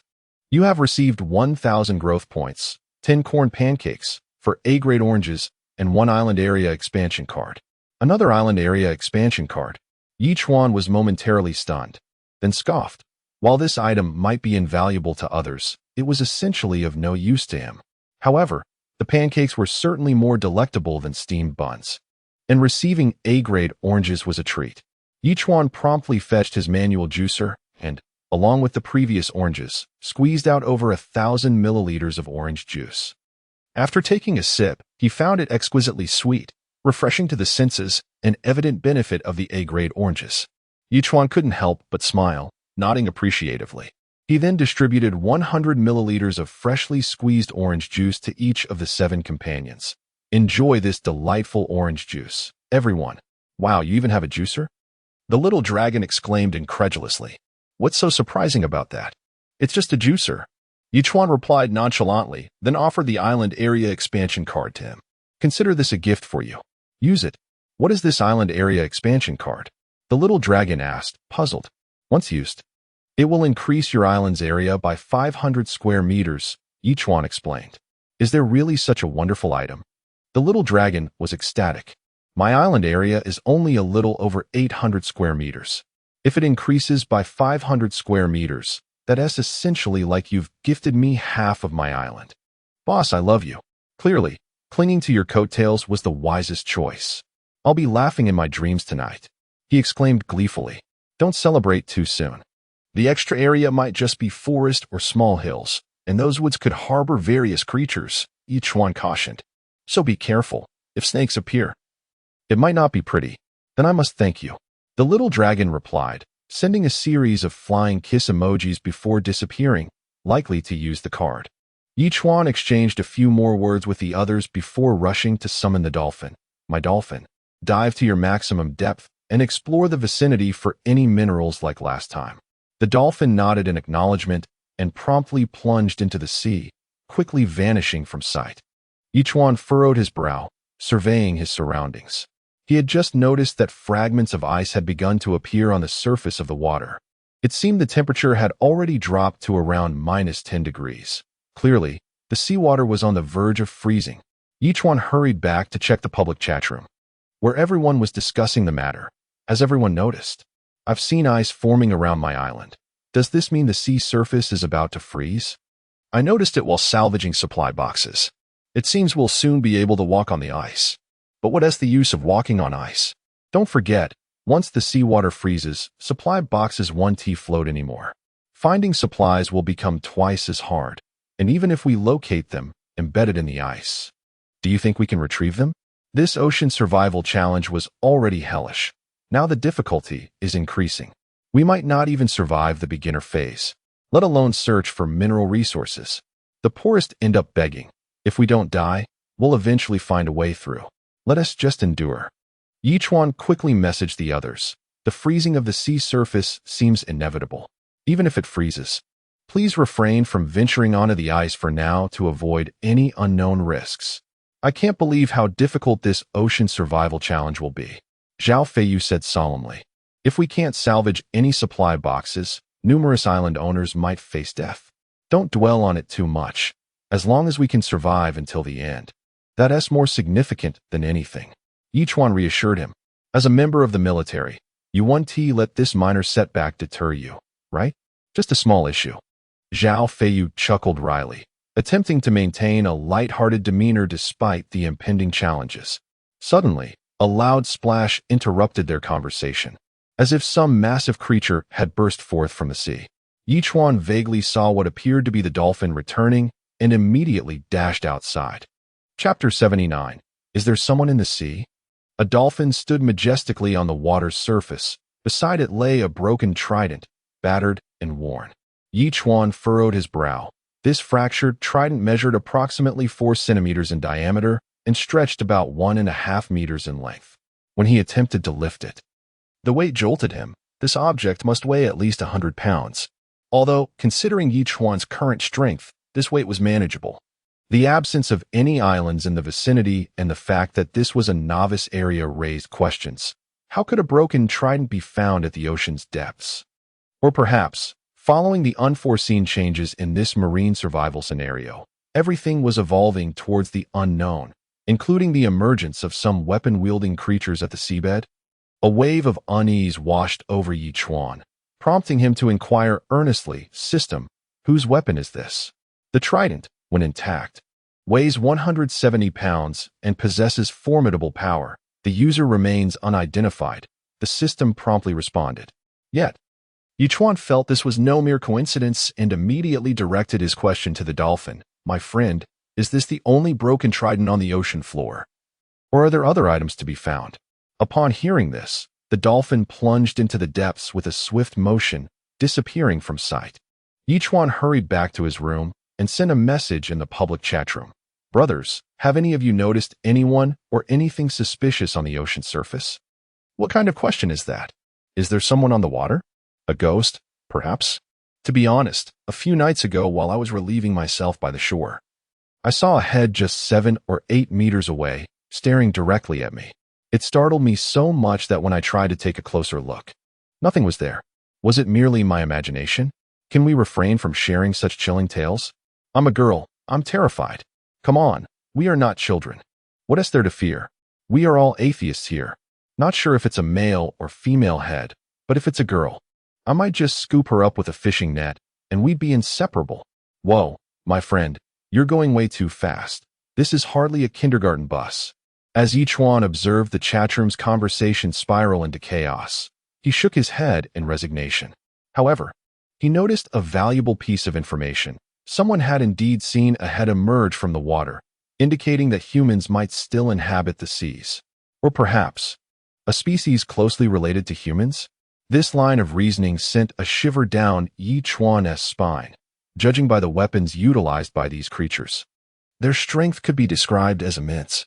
If just 1 or 2 appeared, it would be manageable, but if they came in droves, what would differentiate the islanders from lambs awaiting slaughter? On the bright side, the freezing surface of the ocean might work in their favor. Chuan contemplated this and promptly traded the broken trident to Zhao Feiyu, who was taken aback. "What in the world is this? You pulled it from the sea? I suspect there are still remnants of humanity lurking beneath." Chuan wasted no time. "We must exercise extreme caution and remain vigilant at night to prevent any potential issues before they arise." Remnants of humanity. Is that possible? Zhao Feiyu's heart raced at the thought.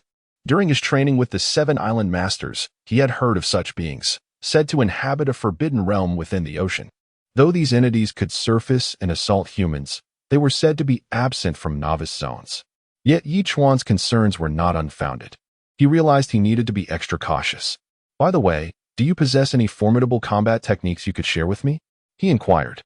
While he had surpassed ordinary limits in strength and speed, he lacked martial arts skills. Though one might triumph through wild punches, he was uncertain he could withstand a true master. "Our unit practices military boxing, but we are the elite among elites, training in combat techniques," Zhao Feiyu replied. "This system comprises 18 movements, each capable of offensive and defensive maneuvers. I will draft this technique on paper for you to practice during your leisure." "Sounds perfect. I'll fetch some paper," Chuan exclaimed, promptly utilizing a paper-making machine to produce a substantial stack of A4 sheets. He had previously received 2 pencils during an exchange of rare items, which proved fortuitous. He quickly traded them to Zhao Feiyu. Regarding the matter of oceanic creatures, Chuan chose to withhold this information from Lu Yi and the other 6. Their combat prowess was limited, and if they encountered danger, they would likely meet their doom. It was better for them to remain oblivious.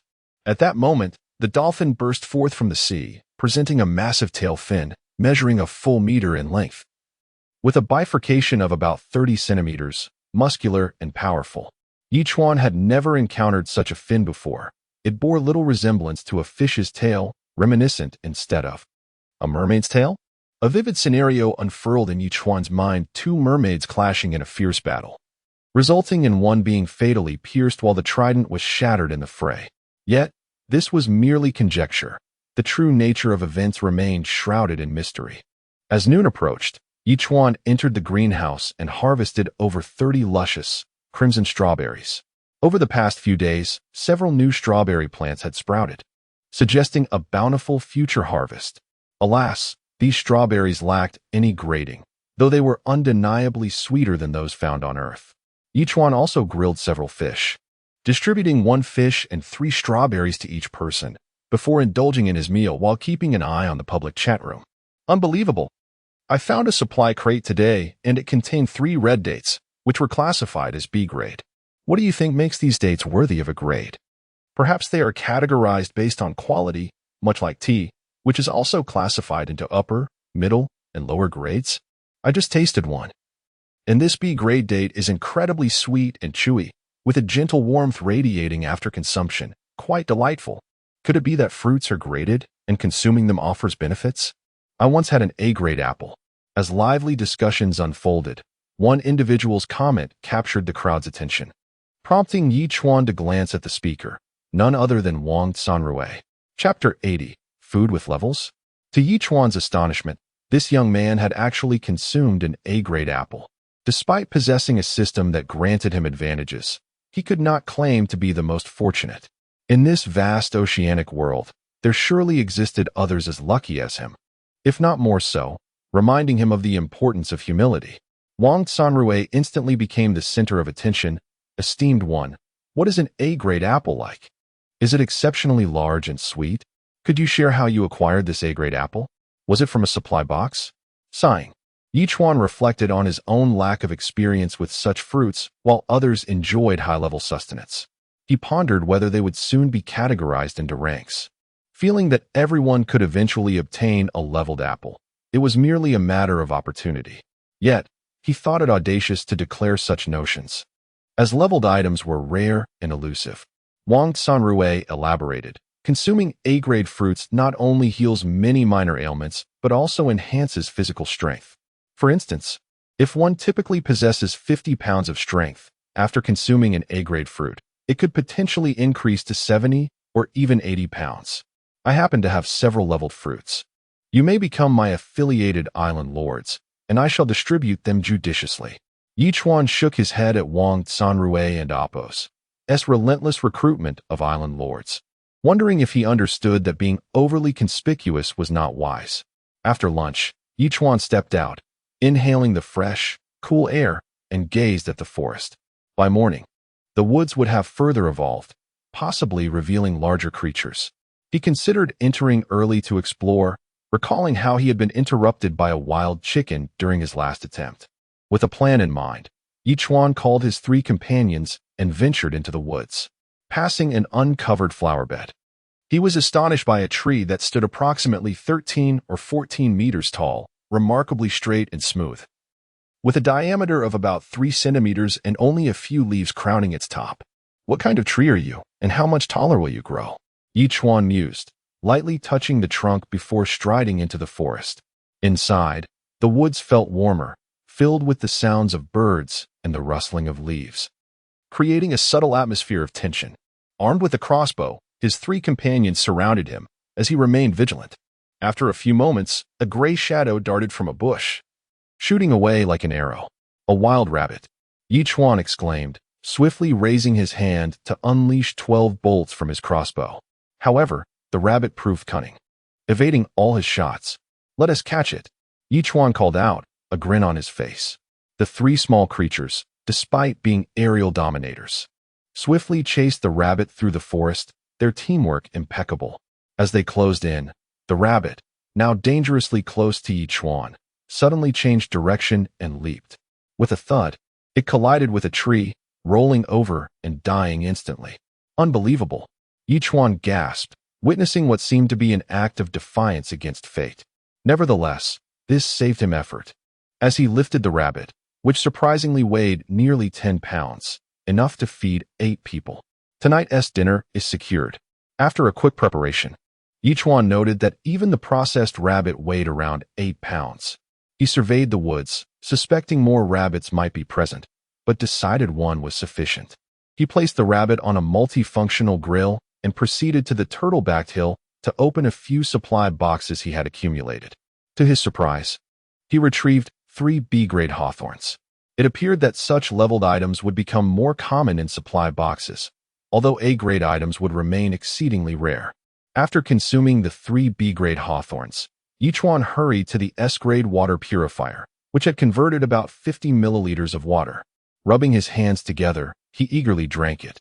A warm sensation traveled from his throat to his stomach, spreading rapidly throughout his body, creating an indescribable feeling of comfort. Chuan, momentarily entranced, sat down for several minutes to regain his composure.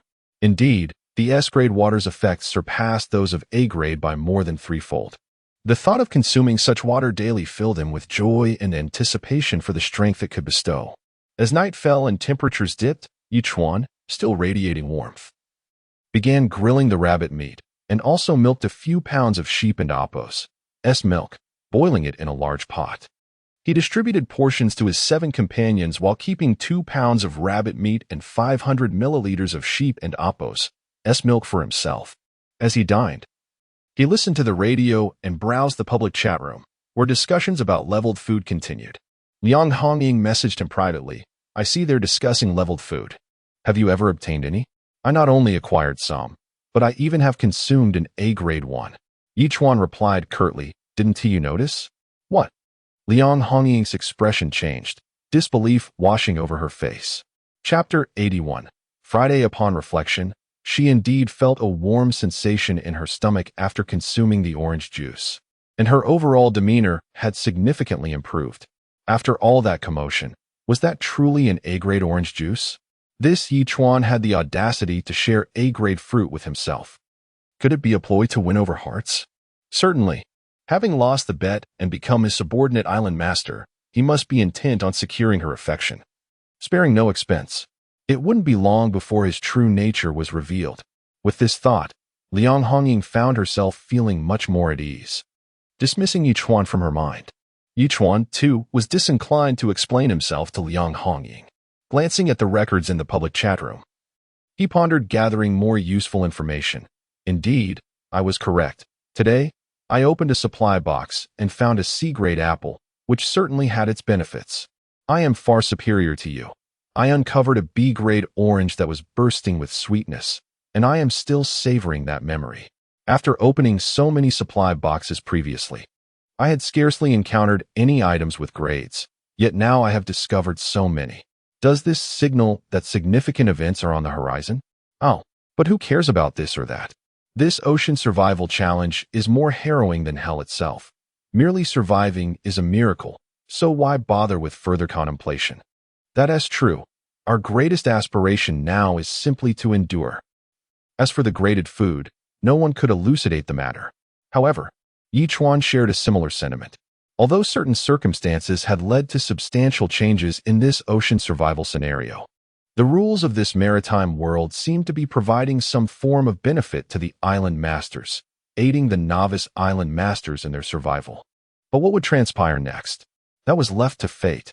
After perusing the public chat room for a while, without discovering any useful information, Chuan listened to the radio for a bit before opting for sleep. "Brother, I promised to perform a striptease for you. And now it's time to fulfill that promise," Blueberry Jam said shyly, gazing at Chuan as her body began to sway. "Chuan, do you think I look beautiful in this outfit?" Louie blushed as she stared at him, adding, "Or do you prefer me without clothes?" Detected that the host has not yet signed in. "Would you like to sign in?"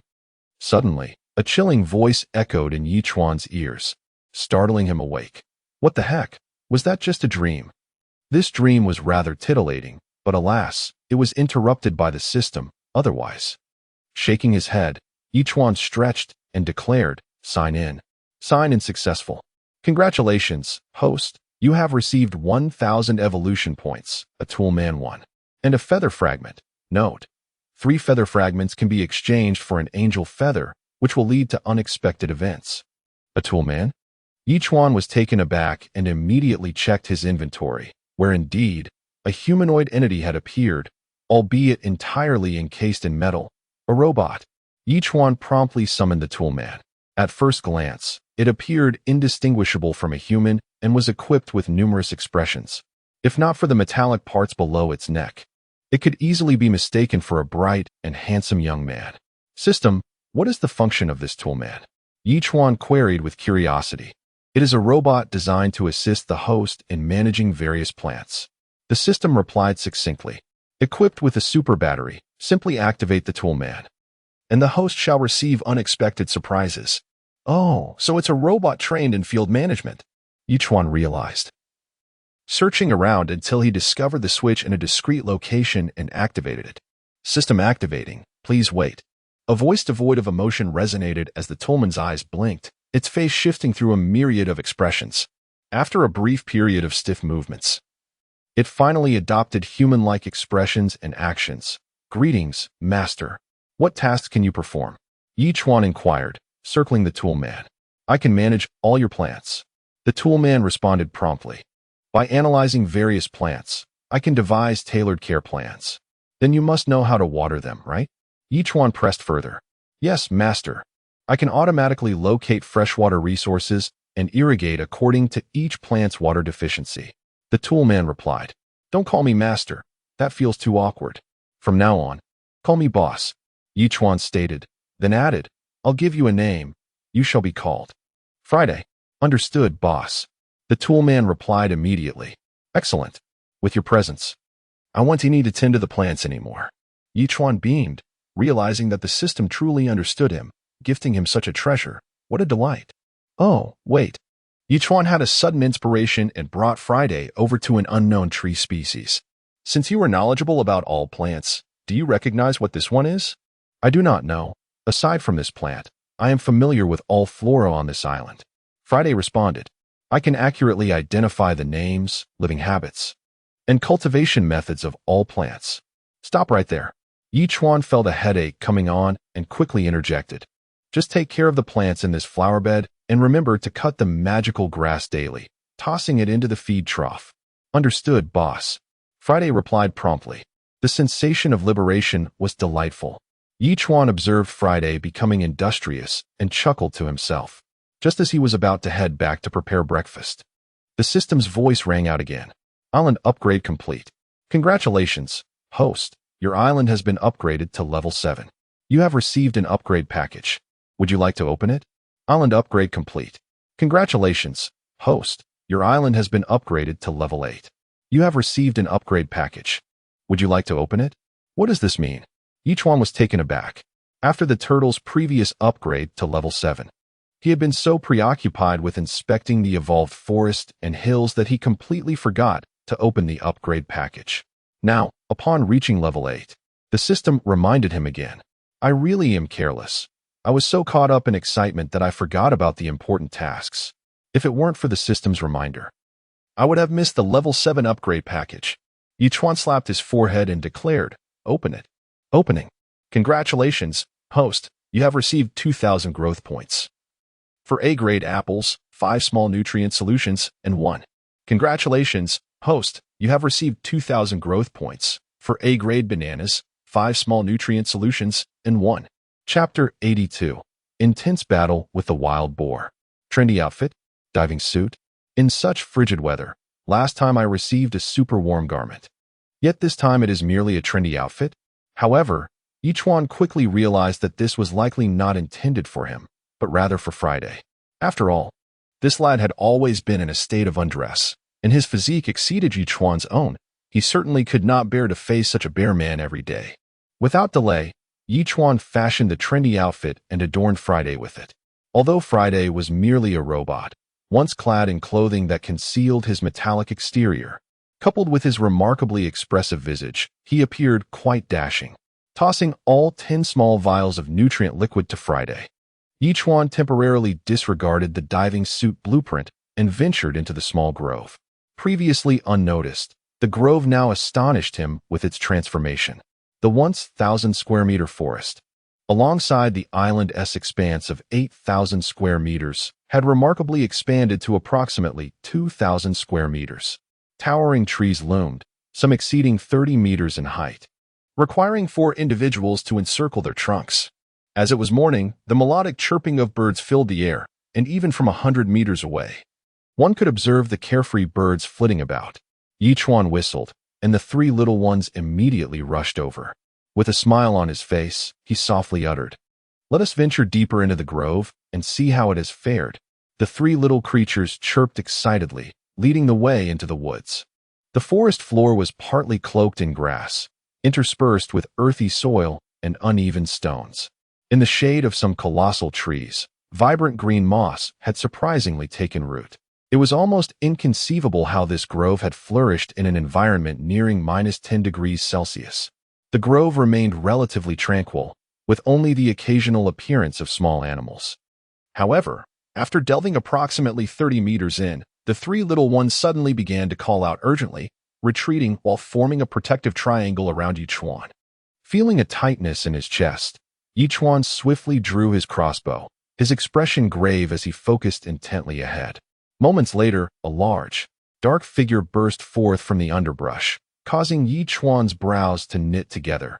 It was a wild boar, a fully grown one at that. Chuan was taken aback, finding it hard to fathom the presence of such a creature in a newly evolved grove. He knew well how aggressive these animals could be, and this particular boar likely weighed 600 to 700 pounds, its long tusks measuring more than 10 centimeters. Its small eyes had already fixed upon Chuan, emitting a series of deep grunts. "Well then, even if you don't seek me out, I must deal with you." Chuan chuckled, beckoning the boar mockingly. During this time, he had been cooking with fish oil, which lacked flavor and was unsuitable for many dishes. This hefty creature appeared to be quite fatty, and he estimated that he could extract at least a dozen pounds of lard from it. The boar, perceiving Chuan's provocation as an affront, let out a furious roar and charged at him. "Attack!" Chuan shouted, releasing 12 crossbow bolts that, astonishingly, merely ricocheted off the boar's tough hide. The 3 little ones had since taken flight, their sharp claws attempting to latch onto the boar's fur. But alas, this beast was far too heavy. Even united, the trio could only manage to lift 300 pounds, insufficient against the formidable wild boar. In its rage, the boar disregarded the tiny creature's efforts, only slightly slowing its advance. With the distance between them now merely 10 meters, it barreled straight towards Chuan. "Come on," Chuan shouted, brandishing his machete as he leapt up and delivered a powerful strike to the boar's head. With a resounding thud, the machete sank almost 3 centimeters into the boar's skull. But the tremendous force of the impact sent Chuan staggering backwards, landing on the ground. He quickly regained his footing and retreated 5 or 6 meters, leaning against a tree for support. The injured boar's eyes turned a blood-red hue, and it charged at Chuan once more, intent on exacting vengeance. Chuan let out a disdainful huff, leaping to evade the boar's brutal assault, which resulted in the creature colliding with a tree and uprooting a trunk measuring over 20 centimeters in diameter. "Come!" Chuan bellowed, clenching his fist, and as he descended, he delivered a crushing blow to the boar's head. The impact elicited a muffled grunt from the boar, which began to retreat unsteadily, staggering back 5 or 6 meters before collapsing to the ground, lifeless. Could I truly have slain a wild boar with a single punch? Staring in astonishment at his own fist, Chuan was filled with a sense of wonder. After all, he currently possessed half the strength of a sea turtle and had been consuming A-grade freshwater and A-grade goat's milk, resulting in a remarkable enhancement of his physical prowess. Perhaps he could even defeat a bison. What a bountiful harvest! Chuan chuckled heartily at the sight of the boar before seizing one of its legs and striding out of the grove. Without hesitation, he swiftly gutted the boar, extracting all the fat before separating the remaining meat from the bones. Once everything was properly processed, he placed it in the refrigeration unit. Regardless of the circumstances, he was determined to enjoy ribs today. Chuan cleaned the large pot, added 100 milliliters of fresh water, and tossed in thick slices of fat to commence the rendering of lard. This was the most primitive method of extracting lard in the Great Hua Nation, requiring only a gentle simmer over low heat. As time passed, The fat would gradually yield its oils. This process must not be rushed. If the fat were to burn, the resultant oil would turn bitter. After approximately half an hour, Chuan had produced a large pot of lard. He promptly fashioned an oil container from stone and poured the lard into it, yielding about 7 liters. At this temperature, once the lard cooled, it would solidify into a white substance. He planned to store 2/3 in the refrigeration unit and use the remaining third for cooking, which he estimated would last over a month. Gazing at the clock, which indicated only around 10 o'clock, Chuan couldn't help but chuckle. He retrieved 2 pig bones and a pork chop, cleaved them with his machete, and tossed them into the pot to begin simmering the ribs. While waiting, Chuan started to study the blueprint for the diving suit-esque construction. Chapter 83. The First Dive and the Capture of Tuna. To craft a diving suit, the requirements are diving suit blueprint X1, shark skin X1, cloth X10, glass X2. Shark skin is necessary, although the reason remains unclear. It fortuitously occurred that after processing the shark, I did not discard the skin. I never imagined it would prove useful here. Delight surged within me as I promptly fashioned the diving suit. This suit, a delicate shade of pink adorned with subtle flame-like patterns, is remarkably thin and features modest-sized flippers on the feet. Given that the ribs still require over an hour to cook, I seized the moment and donned the diving suit. The fit was snug, enveloping my entire body with only 2 nearly transparent lenses for my eyes. To my pleasant surprise, it came equipped with an oxygen reservoir, providing me with a generous 15 minutes underwater. For me, this was more than sufficient. First, I tested the water temperature, which, to my astonishment, seemed to be insulated, likely due to the shark's skin. Without further ado, I plunged into the sea, discovering a crystalline underwater realm with visibility extending at least 20 meters. Even upon descent, I could spot fish darting freely below. I called out to a dolphin and dove deeper into the ocean, swimming swiftly into the depths. With 15 minutes of oxygen at my disposal and my physical condition allowing me to hold my breath for about 5 minutes, I confidently descended for 10 minutes. After all, with the dolphin accompanying me, I would receive an early warning should danger arise. As I ventured deeper, a myriad of fish revealed themselves, some of which swam toward me curiously, displaying their charming demeanor. After descending over 100 meters, I encountered no large fish until finally spotting a bluefin tuna, approximately 1.8 meters long and weighing around 200 pounds. This catch, a prized delicacy in the present world, would make exquisite sashimi. Without hesitation, I retrieved my crossbow and aimed at the bluefin tuna, launching 3 arrows that struck its head with precision. To my surprise, the tuna attempted to struggle but was swiftly incapacitated by a dolphin's powerful impact. I kicked my legs vigorously as the dolphin and I emerged triumphantly from the water, returning to shore with our prize. This was indeed a remarkable catch. I could now indulge in sashimi whenever I pleased, a delightful way to refine my palate. As I removed the diving suit, I mused about the bluefin tuna. Thankfully, I had previously read an article on how to handle it, although I estimated I still wasted a fair amount in the process. Ultimately, I acquired around 100 pounds of fish meat, which I promptly stored in the system's inventory.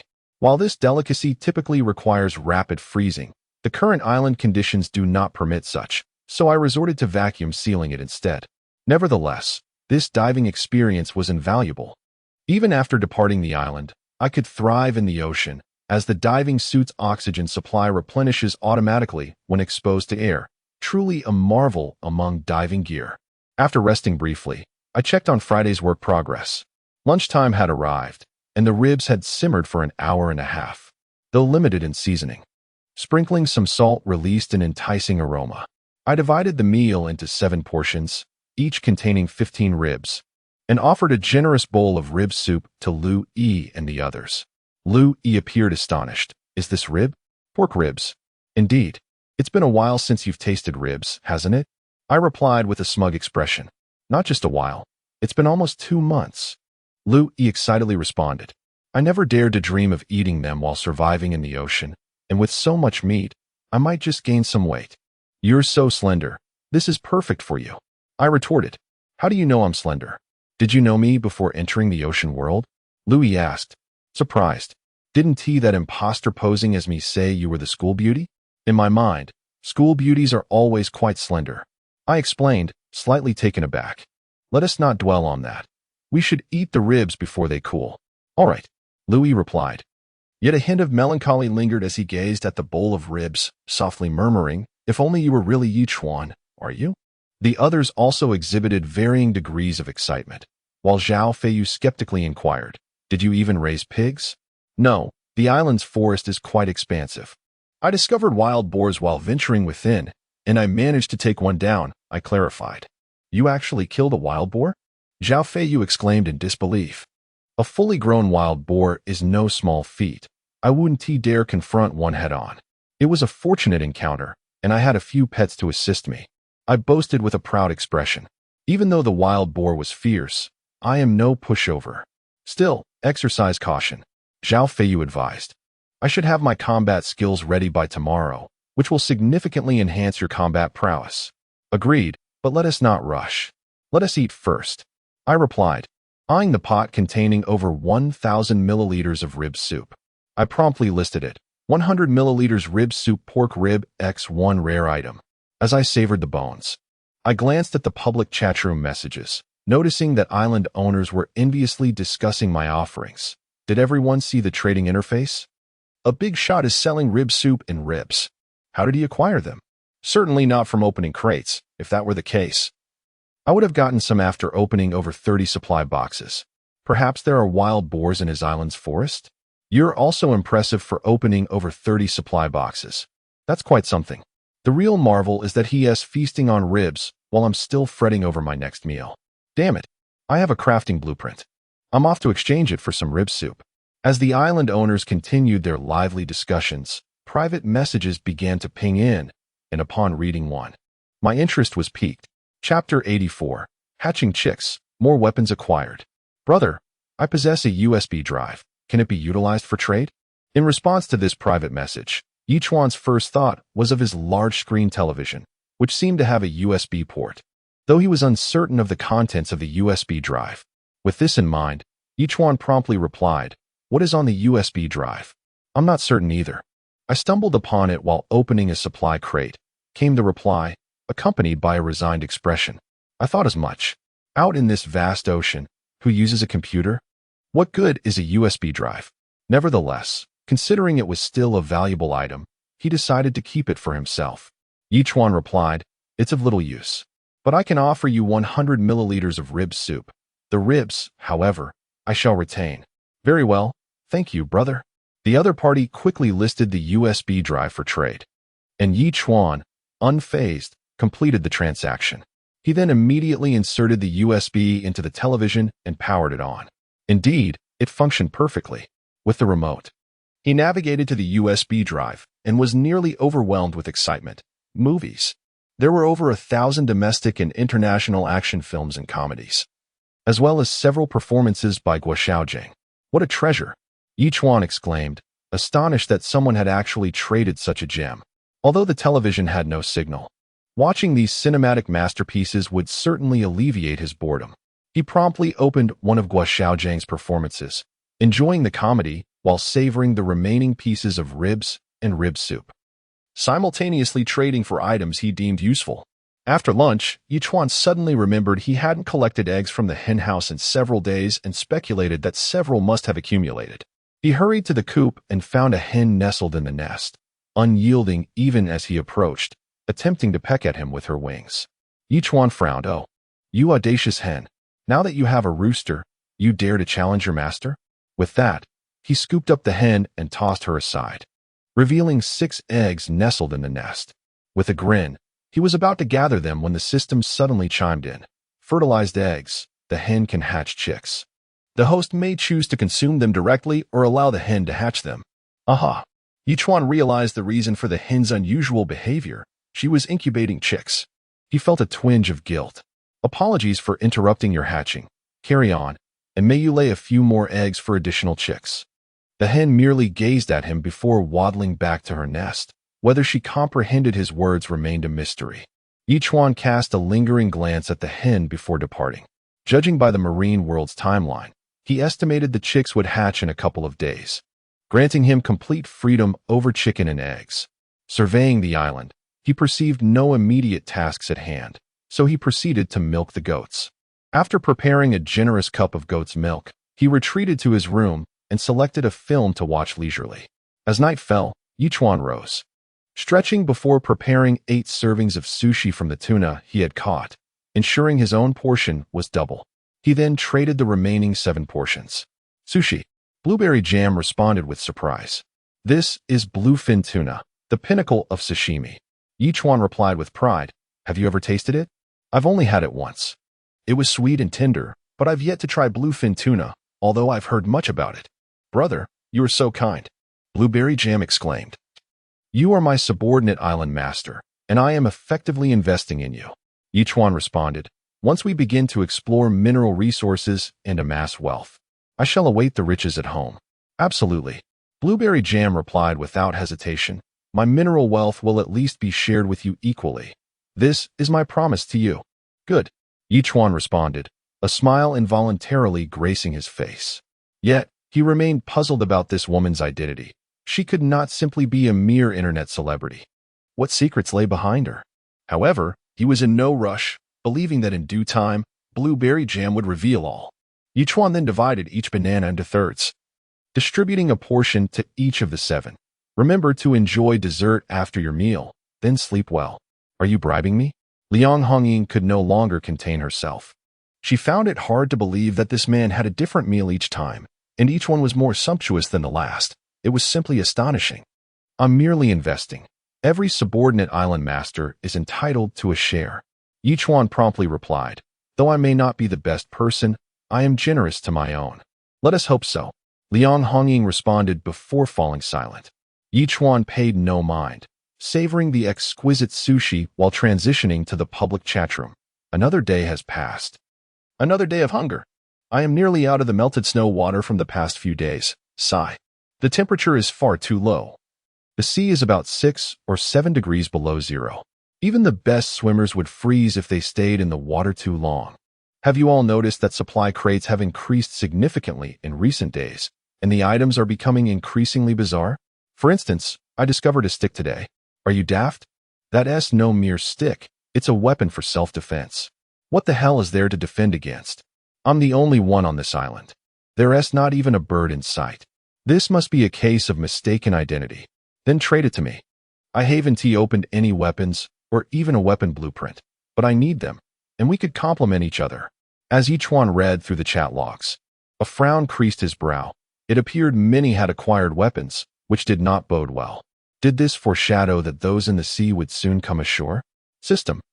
Who are the people in the sea, and when will they take action against the island? After a moment of contemplation, Chuan inquired. Silence ensued, indicating the system had no intention of answering, or perhaps it was still too early for the sea dwellers to surface. Brother, I have discovered someone. At that moment, a private message from Blueberry Jam left Chuan momentarily stunned. Chapter 85. The unexpected appearance of a mermaid. Chuan's speculation, has someone ventured onto your island? Chuan immediately inquired. No, it's a corpse, replied Blueberry Jam. I can only describe him as a person, though he feels distinctly unhuman. What do you mean? A person is a person. How can he not be one? Chuan asked, puzzled. One could say he resembles a merman, yet he is male. Aren't mermaids typically female? Blueberry Jam explained. He must be over 6 feet tall, incredibly robust. His upper body is human, but below the waist, he possesses a massive fishtail, with particularly large fin splits. This is a merman? Chuan furrowed his brow, suddenly realizing who the owner of the broken harpoon was. The existence of a merman in this oceanic realm was nothing short of legendary. However, upon reflection, considering he already possessed a system in the boundless ocean world, he mused. What could possibly be absent from the sea? It appeared that the island's master had indeed encountered a merman in the waters. Chuan pondered for a moment and promptly asked, Can you trade this entity to me? That seems unlikely. Blueberry Jam replied with an awkward expression. He is far too heavy for me to move. I just happened to stumble upon him while stepping out to use the restroom, and it nearly scared me senseless. Well, since he is deceased, he poses no threat. You should take a moment to rest and get some sleep. Chuan comforted her. All right. Hearing that from you gives me a great sense of security. Blueberry Jam responded before heading off to rest. Chuan then turned to Zhao Feiyu. Did any of your instructors ever discuss mermen? Yes, they have, Zhao Feiyu replied promptly. These mermen inhabit the open seas and constitute a vast community, commonly referred to as the Sea Clan. They are quite formidable and have clashed with our fleets on several occasions, resulting in casualties on both sides. Why do you ask? I have a subordinate island master who discovered a dead merman, Chuan replied. That is impossible. Zhao Feiyu's expression changed immediately. These mermen are incredibly powerful, and the rules of this oceanic world do not permit them to enter the novice area. Thus, our instructors have not provided us with information regarding mermen. Chuan sighed, realizing that for some unknown reason, a merman had appeared in the novice area. He wondered how numerous they might be and whether they would pose a threat to them. Whether it is a blessing or a curse, one cannot escape their fate, Zhao Feiyu scoffed. We can only proceed cautiously from here. Indeed, Chuan replied, lying down on the bed. The situation was becoming increasingly intricate, with everything shifting towards the unknown, be it the colossal octopus from earlier or the current merman. Both clearly belonged to the open seas. If that were the case, did it not imply that the novice area and the open seas would soon be interconnected? The so-called 6-month novice period had seemingly become irrelevant in this world. Let it be, since survival in the ocean has diverged from the norm. We must adapt accordingly, Chuan decided, ceasing to dwell on the matter. After drinking a glass of water, he went straight to sleep. The following morning, Chuan awoke naturally. Glancing at the time on his super tablet, it was nearly 8 o'clock. Stretching, he declared, Sign in successful. Congratulations, host, you have received 1,000 evolution points, 200 kilograms of fertile black soil, and a feather shard. Note: 3 feather shards can be exchanged for an angel feather, which may lead to unexpected occurrences. To his surprise, fertile black soil had emerged again, seemingly after a long absence. However, he need not worry about that. He would simply leave it to Friday. Next, Chuan looked at the feather shard, combined it with the other 2 to create an angel feather, and clicked to use, murmuring, System. I have always felt that utilizing an angel feather yields no different outcome than not using one at all. Nothing particularly fortuitous has occurred. This time, however, I hope you can assist me and grant me some luck. Afterward, Chuan retrieved a bucket of instant noodles, adding 2 marinated eggs, and while eating, he glanced at the public chat room.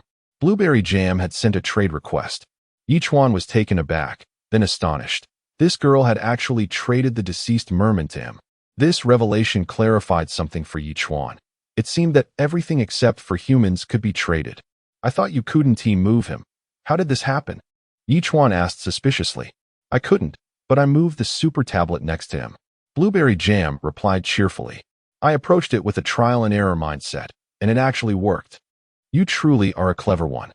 Chuan praised her with a thumbs up. After finishing his noodles in a few bites, he immediately began examining the merman's body.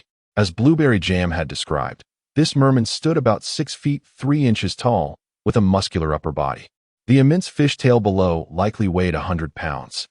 Even having lived in water, his hands bore calluses, indicative of wielding weapons or frequent tool usage. System, can you assess this merman? Chuan inquired. Immense strength, highly dangerous. The system succinctly replied. Is that all?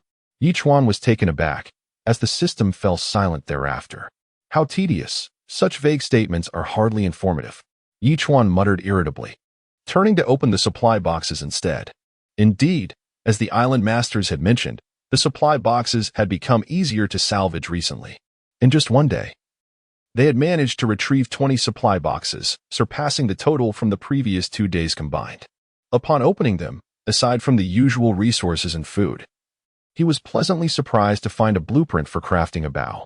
However, this bow was relatively light at only 40 pounds, making it unsuitable for him, but perfect for Blueberry Jam. Given the current situation appeared rather dire, with the emergence of mermen, it was perhaps time to arm everyone adequately. After observing Friday at work for a while, Chuan returned to his room. Noticing a trade message from Zhao Feiyu on his super tablet, he promptly accepted it. discovering it was a combat technique he had sketched. That was fast, Yi Chuan exclaimed in surprise. I drew it overnight. See if it's comprehensible. I can explain it to you, Zhao Feiyu responded. Chapter 86. The Art of Combat. The combat techniques consist of 18 distinct movements, each meticulously divided into 3 steps by Zhao Feiyu. In the span of a single day and night, he astonishingly illustrated 54 humanoid action diagrams. Though each figure resembled a stickman, they were remarkably lifelike. Yi Chuan responded, I find it quite comprehensible. Enough talk. Let me give it a try. With that, he stepped into the open space before the door and began practicing each movement. Yi Chuan's capacity for understanding was notably strong, and he felt that over this period, his comprehension had significantly improved, perhaps due to his continuous intake of grade of fresh water. For him, every movement was simple. Within just over an hour, he had memorized all the actions and found it relatively easy to combine the 18 movements. As Zhao Feiyu had mentioned, these movements could be freely combined. 2 movements could yield 2 combinations, 3 movements could form 6, and so forth, creating an endless array of possibilities. While Yi Chuan had memorized all the movements, mastering their integration would require additional time. Nevertheless, he remained unhurried, confident that with an hour of practice each day, he would soon wield them with proficiency. Once he had committed the entire sequence to memory, Yi Chuan inquired of Zhao Feiyu, is this set of combat techniques classified within the military? Not really.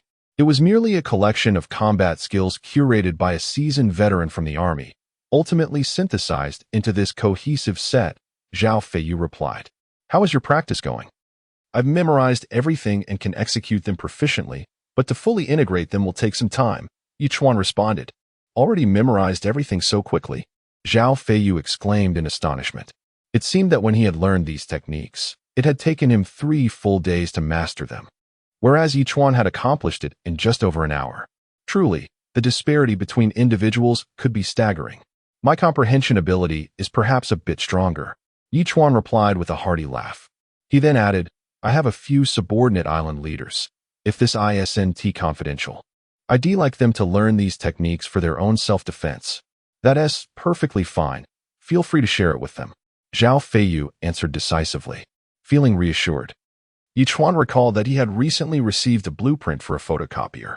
He decided to construct the machine and produced a batch of A4 paper, subsequently photocopying the combat movements into 5 copies, which he traded to Lu Yi and the others. This is the combat technique studied by the elite of our Jiuzhou military district. Practice it during your spare time. It can serve as self-defense in critical moments. Boss, you managed to get your hands on the combat techniques of those elite soldiers? Xiao Feilong asked incredulously. That's unbelievably impressive. Is it really that difficult? Yi Chuan replied calmly. Difficult? It's classified. If Xiao Feilong were beside Yi Chuan, he would likely hear him scream in disbelief. You have no idea how precious anything related to the elite of the military district is, especially this set of combat techniques, which far surpasses the martial arts of certain prominent families. Is that so? Yi Chuan was taken aback. It dawned on him that Zhao Feiyu's words reflected a sense of camaraderie and a desire to repay a favor. Indeed, Xiao Feilong replied earnestly. Our Jiuzhou Maritime Command is directly affiliated with the military district, and their authority surpasses that of all families and conglomerates. Now I understand, Yi Chuan realized. And he chose not to elaborate further, simply stating, you may learn it, but I implore you not to disclose it to anyone.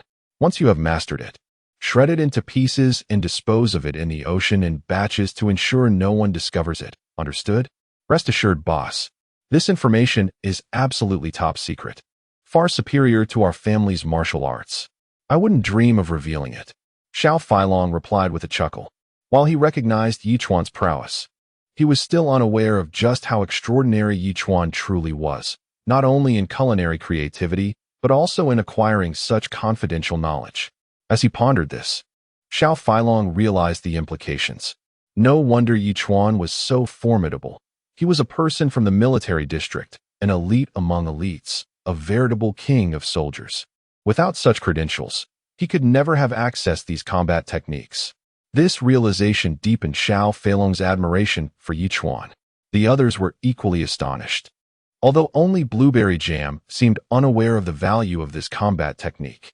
Nevertheless, she vowed to master it, striving to gain self-defense capabilities in the shortest time possible.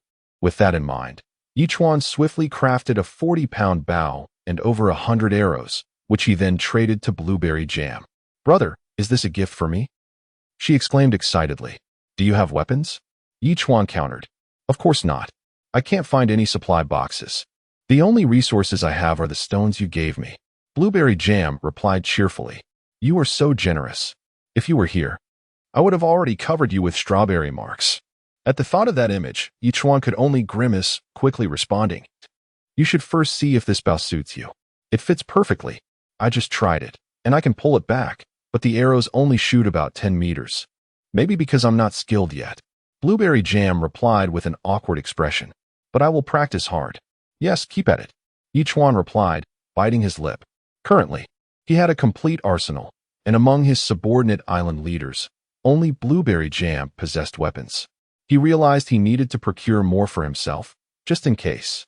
With that thought, Chuan activated the semi-automatic fishing net, casting it out and slowly reeling it in. The system reported the catch: 500 sardines, 3 squid, and 1 sea turtle. Chuan was momentarily taken aback as he noticed a creature struggling among the fish, a sea turtle with a shell nearly half a meter in diameter. Laughing, he gently returned the turtle to the sea, saying, "You're too small. Go home and find your mother." Afterward, Chuan returned to prepare the sardines for display, proclaiming, "Fresh sardines, 10 kilograms weapons, along with weapon manufacturing blueprints." Instantly, the public chat room sprang to life with excitement. Chapter 87. Let me slay a mermaid. To my astonishment, a prominent figure is collecting weapons. What could this signify? Alas, what does it truly signify? Collecting weapons is merely that. What concern is it of ours? A powerful individual surely has their own motivations. Yet, I cannot shake the feeling that you are a fool. If this individual is indeed gathering weapons, it must be in response to some imminent peril, for who would engage in such activity without cause? You are the fool, a grand fool, and your entire family shares in your folly. I must be unwell to converse with such a simpleton. I must cleanse my eyes. Damn it. I too must cleanse my eyes. Observing the absurdity of the chat, Chuan could not help but sigh.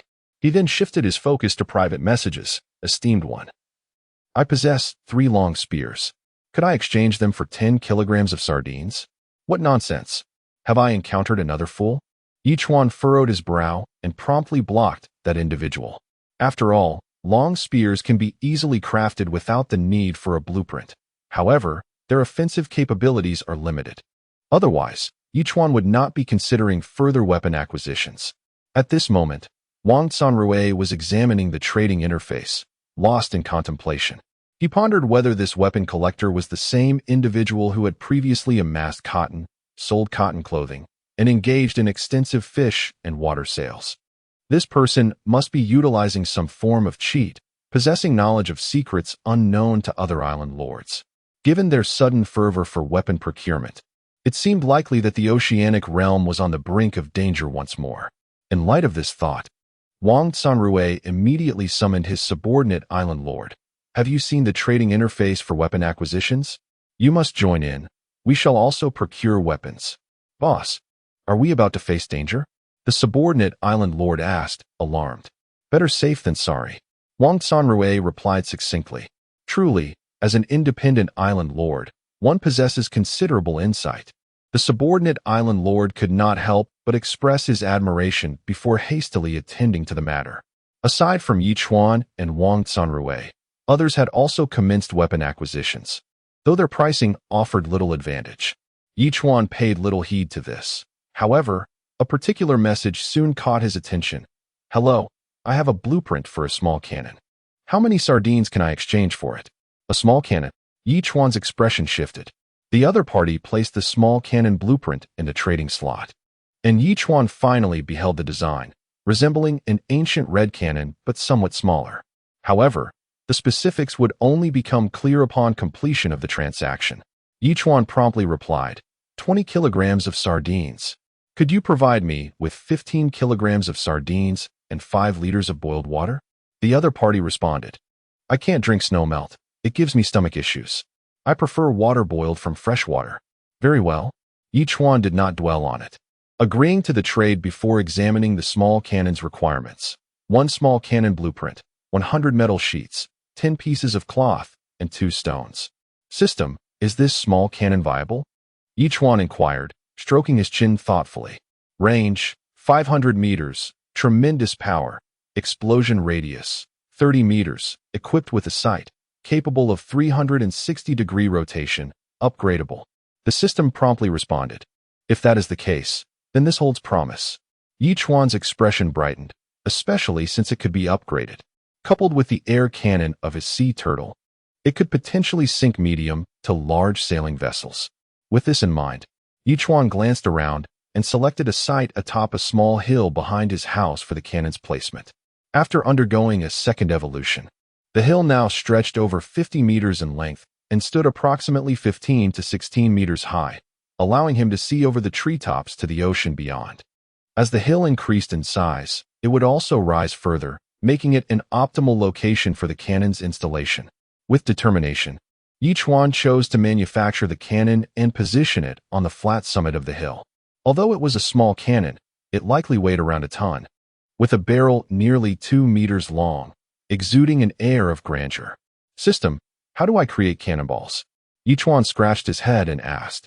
Cannonball production requires 1 small cannon, 1 saltpeter, 1 sulfur, 1 charcoal, and 1 stone, the system answered without delay. Where on earth can I find saltpeter and sulfur? Isn't that akin to the materials for creating gunpowder in ancient times? Chuan exclaimed, somewhat dumbfounded. Desperate, Chuan rushed to the public chat room, shouting, Who has sulfur and saltpeter? Willing to pay a high price. Goodness, there's even someone seeking to buy sulfur and saltpeter.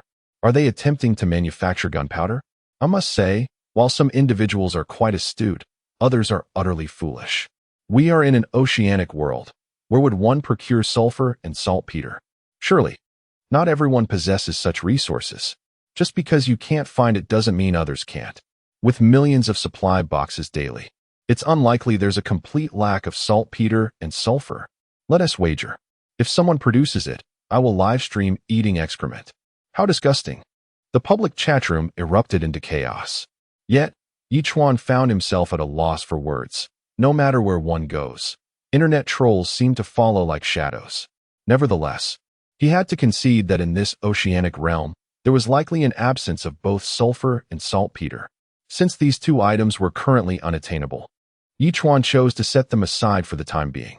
After all, with the small cannon on hand, cannonballs could surely be produced swiftly enough. Fortune often accompanies one like a shadow, does it not? Hidden task discovered. Does the host accept? At that moment, the system's voice suddenly chimed. What hidden task? Chuan's expression shifted.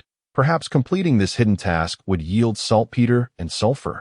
Hidden task. The host must slay a mermaid within 1 week to receive generous rewards. Will you accept? The system clarified. Chuan was taken aback. Are you jesting with me? Did you not just inform me that mermaids are formidable? Now you want me to slay one? Isn't that tantamount to courting death? The host may choose to accept or decline. The system reiterated. I accept. Chuan's lips twitched, compelled to shout. Declining would mean forfeiting future hidden tasks. Detected that the host has accepted the hidden task. Please complete it promptly. The system responded immediately. What a predicament.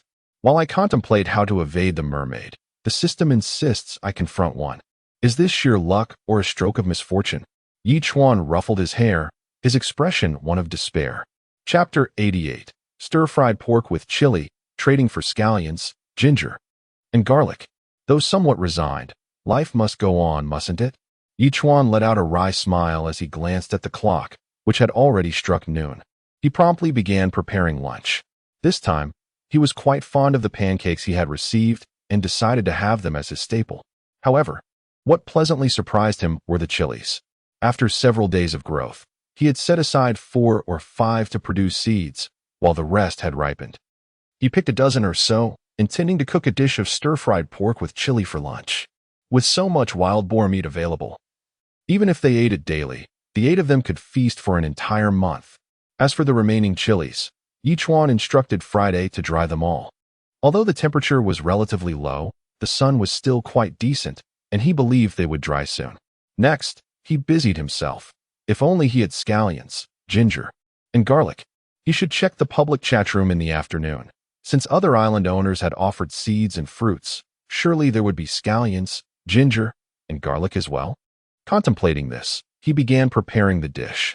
Although the quantity for 8 people resembled a communal pot, with the aid of lard and his previous experience as a cook at the orphanage, he managed quite well. 5 minutes later, the stir-fried pork with chili was ready. After tasting it, he found it quite flavorful despite the absence of soy sauce. The wild boar meat and chilies, influenced by their environment, lent the dish a certain soul. Chuan could only describe it with one word: aromatic. He chuckled with excitement, serving himself a pancake and a small plate of stir-fried pork with chili, and sent a message. For lunch today, we are having stir-fried pork with chili, and eating it wrapped in pancakes is truly the way to enjoy it. Oh my, we have chilies now. Louie replied with an excited emoji. Chilies are my favorite. Have you forgotten you can't eat too spicy these days? Chuan responded, slightly taken aback. Upon seeing this, Louie's face flushed a deep red as she hurriedly replied, I used to be a fan of spice, even the extreme kinds. So I am more than willing to accept a regular stir-fried pork with chili. That's good to hear. Chuan felt reassured after Louie's response. From several replies, he confirmed that everyone enjoyed spicy food, except for Blueberry Jam, who usually avoided it, not out of dislike, but due to concerns about breakouts affecting her appearance during live streams. However, that fear had dissipated now. After all, on the island, no one would see her for at least half a year. So what did it matter if she indulged in chilies? After finishing lunch in a few bites, Chuan savored a large cup of Longjing tea, feeling quite satisfied. He then sent a message in the public chat room. Is anyone selling scallions, ginger, or garlic, or their seeds? I am willing to buy at a high price. Who is this big shot? How fortunate their living conditions must be. To have food is already a blessing, yet they still desire scallions, ginger, and garlic? Some people might currently be in a state of deprivation, while others might have already accumulated plenty of resources. Human nature is inherently greedy. When life improves, the pursuit of an even better life naturally follows. Alas, comparing oneself to others can be disheartening. To be frank, I am still eating raw fish, lacking even the qualification to cook it. Congratulations, you are eating raw fish now. Impressive. Get lost. The public chat room buzzed with excitement, and dozens of private messages flooded in. All requests for food and drink, which Chuan chose to ignore. After waiting a few minutes without any substantial offers, he was about to step outside for some fresh air when a sudden message caught his attention. Big shot. I have scallions, ginger, and garlic. You do? Chuan replied, astonished.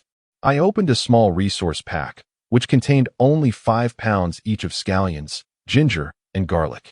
Isn't that a bit deliberate? I ended up eating 2 pounds of ginger out of sheer hunger, and now my mouth is covered in blisters. It's excruciating. So, you have 3 pounds of ginger and 5 pounds each of scallions and garlic? Chuan asked, filled with joy.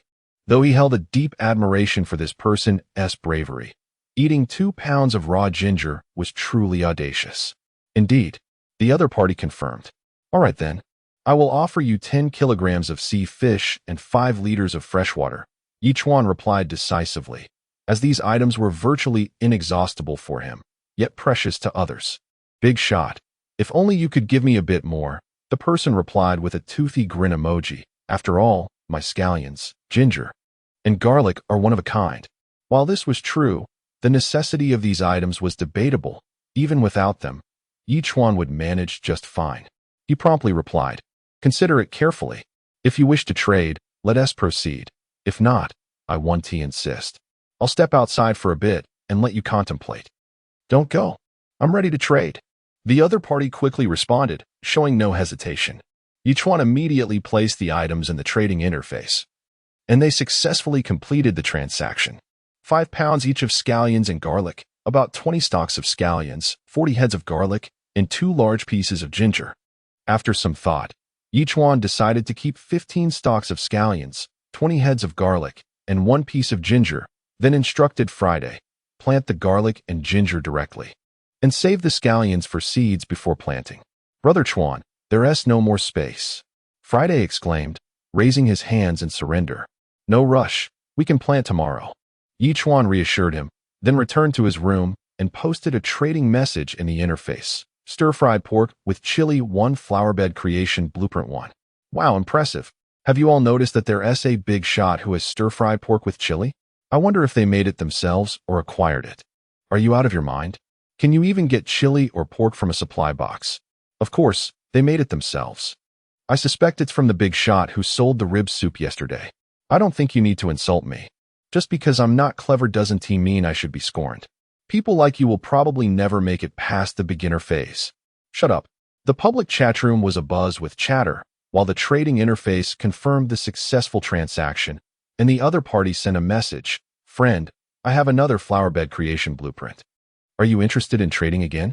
I don't have any stir-fried pork with chili left, each one replied. How about I offer you 1 liter of freshwater? 1 liter of freshwater for 5 kilograms of sea fish. The other party countered, knowing that Yi Chuan possessed sea fish. I also know that you're not the only one with a flowerbed creation blueprint. If I need it, I can always go back to the trading interface. Yi Chuan took several seconds before responding. I have something else that I think you might find interesting. It took the other party a full minute to reply this time. Chapter 89, The Pack of Hyenas. Now, I am curious to see what you have to say, Yi Chuan replied with a smile. The greenhouse manufacturing blueprint. The other party responded. In this kind of weather, it's quite challenging to grow anything. However, if you have a greenhouse, it would be a different story. What do you think? You have a point, Yi Chuan conceded. All right then, I will offer you 1 liter of fresh water and 10 kilograms of sea fish. If you agree, we have a deal. As he spoke, he placed the items in the trading slot. All right. The other party deliberated for 2 to 3 minutes before finally placing both manufacturing blueprints in the trading slot, completing the transaction. Immediately, Yi Chuan crafted the flower beds. Fortunately, the 200 kilograms of fertile black soil he had reserved for Friday remained untouched, which he promptly spread over the flower beds. He then divided the greenhouse to cover both flower beds. 1 flower bed would suffice for growing scallions, ginger, and garlic. As for the remaining flower bed, that could wait for another day. The freshly caught sea fish was depleting quickly, indicating it was time for another fishing expedition. Rubbing his hands together, Yi Chuan approached the semi-automatic fishing machine and pressed the button. With the net dropping into the sea, he waited a few minutes before swiftly pulling it back up. It seems heavier than before, Yi Chuan mused, accelerating his pace. Soon, he pulled up a large net filled with fish, and as before, it was teeming with sardines. The system promptly displayed the catch: sardines 367, king crabs 2, lost harpoon 1. Lost harpoon? Yi Chuan was taken aback, quickly searching through the fish until he found the harpoon, approximately 1.56 meters long and weighing over 20 kilograms. To his surprise, it was automatic. Pressing the button would launch a 30-centimeter long harpoon with a range of about 10 meters, connected by a thin steel wire. Reminiscent of the spear gun he had previously used. Could this have belonged to a mermaid? Yi Chuan pondered aloud. Such questions, of course, would not receive answers from the system. The catch was heavier this time, not only due to the harpoon, but also because the sardines were generally larger. Previously, it took a dozen sardines to weigh 1 kilogram. Now, just 5 or 6 would suffice.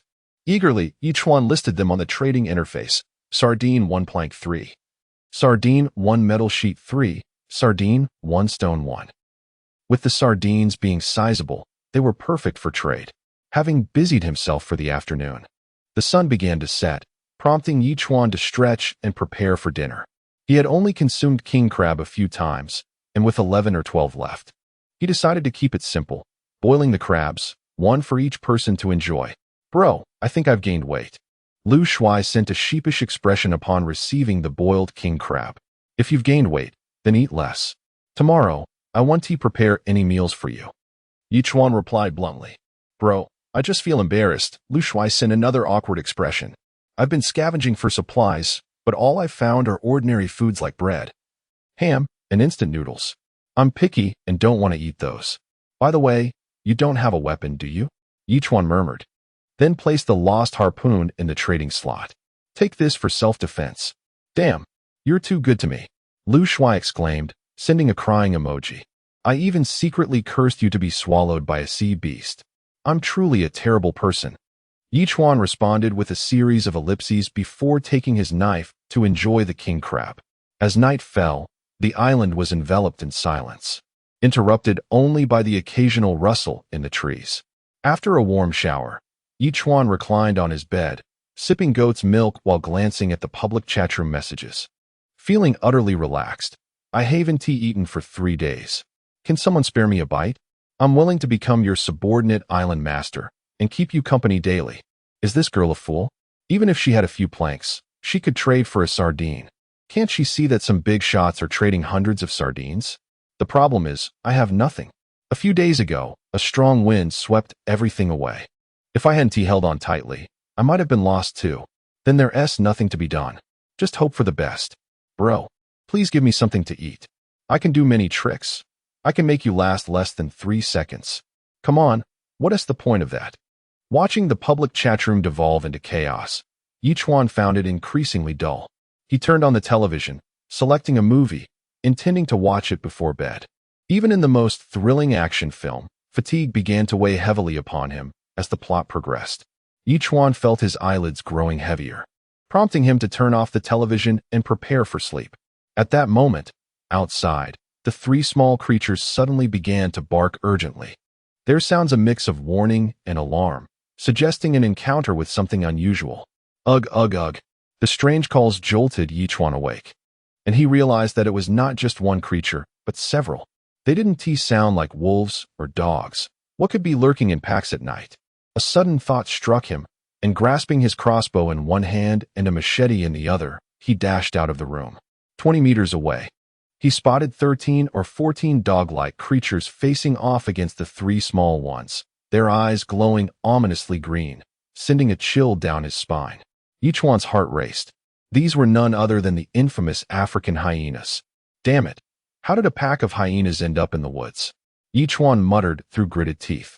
System, with my current strength and the combat power of the 3 small ones, can we take on this pack of hyenas? Silence reigned. The system offered no response, infuriating Yi Chuan to the brink of despair. System, are you off duty at night, or just cowardly? If I die, all your efforts will be in vain. The system remained silent, seemingly malfunctioning. We are in a dire situation. We can only confront them head-on. Yi Chuan cursed inwardly, taking a deep breath and instructing the 3 small creatures before crouching low, preparing for battle. The pack of hyenas, perceptive as they were, appeared to notice Yi Chuan's movements. With a single howl from one of the hyenas, the pack sprang into action. Chapter 90. Fierce Battle with the Hyena Pack. The 3 little ones cried out as they flapped their wings and charged forward, their sharp claws seizing 3 hyenas and swiftly ascending into the sky, leaving only the piercing screams of the hyenas behind. Yi Chuan let out a low growl, skillfully maneuvering his crossbow as he activated the trigger in a sweeping motion. 12 bolts shot forth in an instant, striking the 2 hyenas at the forefront. In less than 3 seconds, 5 out of 13 hyenas had been eliminated. However, the sheer number of hyenas was overwhelming, and the remaining ones surged forward, baring their bloody maws as they lunged at Yi Chuan. With a resounding thud, Yi Chuan fought back, one hand unleashing an air cannon while the other wielded a cleaver. As the air cannon struck one hyena, the cleaver cleaved into the skull of another. The unfortunate hyena was blasted back several meters, crashing into a large rock and collapsing in a pitiful wail. Despite Yi Chuan's air cannon having reached an intermediate level, he was only able to harness a fraction of its power, rendering it difficult to kill the hyenas despite being capable of sending them flying. Another hyena, however, met a grim fate. Its head was struck by the cleaver, and its eyes crossed into a dazed state as it howled in agony. Yi Chuan flung it away with a swift motion. Yet, despite his impressive speed, he was outnumbered, and 6 hyenas were still watching him intently. One hyena latched onto Yi Chuan's calf, causing him to grunt in discomfort. He retaliated with a powerful kick to its belly, prompting the hyena to release its grip and flee in distress, only to be struck on the rear by Yi Chuan's air cannon, causing it to crumple to the ground in a pitiful whimper. The remaining 5 hyenas, poised to attack, were suddenly interrupted by a series of resounding thuds. The 3 hyenas carried away by the trio plummeted from the sky, meeting their demise. Within 10 seconds, 8 hyenas had lost their combat effectiveness, and the remaining 5 finally grew timid, tucking their tails and retreating, ready to flee. Yet, 3 colossal figures swooped down from above. Despite the hyenas' swift escape, 3 were captured before they could reach the safety of the trees, screaming as they ascended into the sky. Only 2 hyenas remained. Though Chuan pursued them with great speed, they managed to evade him, disappearing into the dense underbrush. "Damn it," Chuan muttered angrily, glancing at the bite on his leg, which had already healed, though a hole in his clothing allowed the wind to seep in. Had he not been warmed by exertion, he would have surely shivered from the cold. With a series of dull thuds, the 3 hyenas that had taken flight met their end after a freefall. Chuan exhaled deeply, taking a moment to rest on a nearby stone, panting heavily. He turned to the trio, praising them. "Well done, my little friends. Without your assistance, I might have struggled to defeat them alone." The 3 little ones immediately rushed to him, nuzzling against his legs, their eyes squinting in delight at his commendation. Though the battle was won, the carcasses of the hyenas needed to be dealt with promptly. Delaying could lead to spoilage, making skinning a more arduous task. Without hesitation, Chuan gathered several wooden planks, igniting them to create a fire, and began processing the hyenas. As scavengers, the meat of hyenas was notoriously foul and inedible.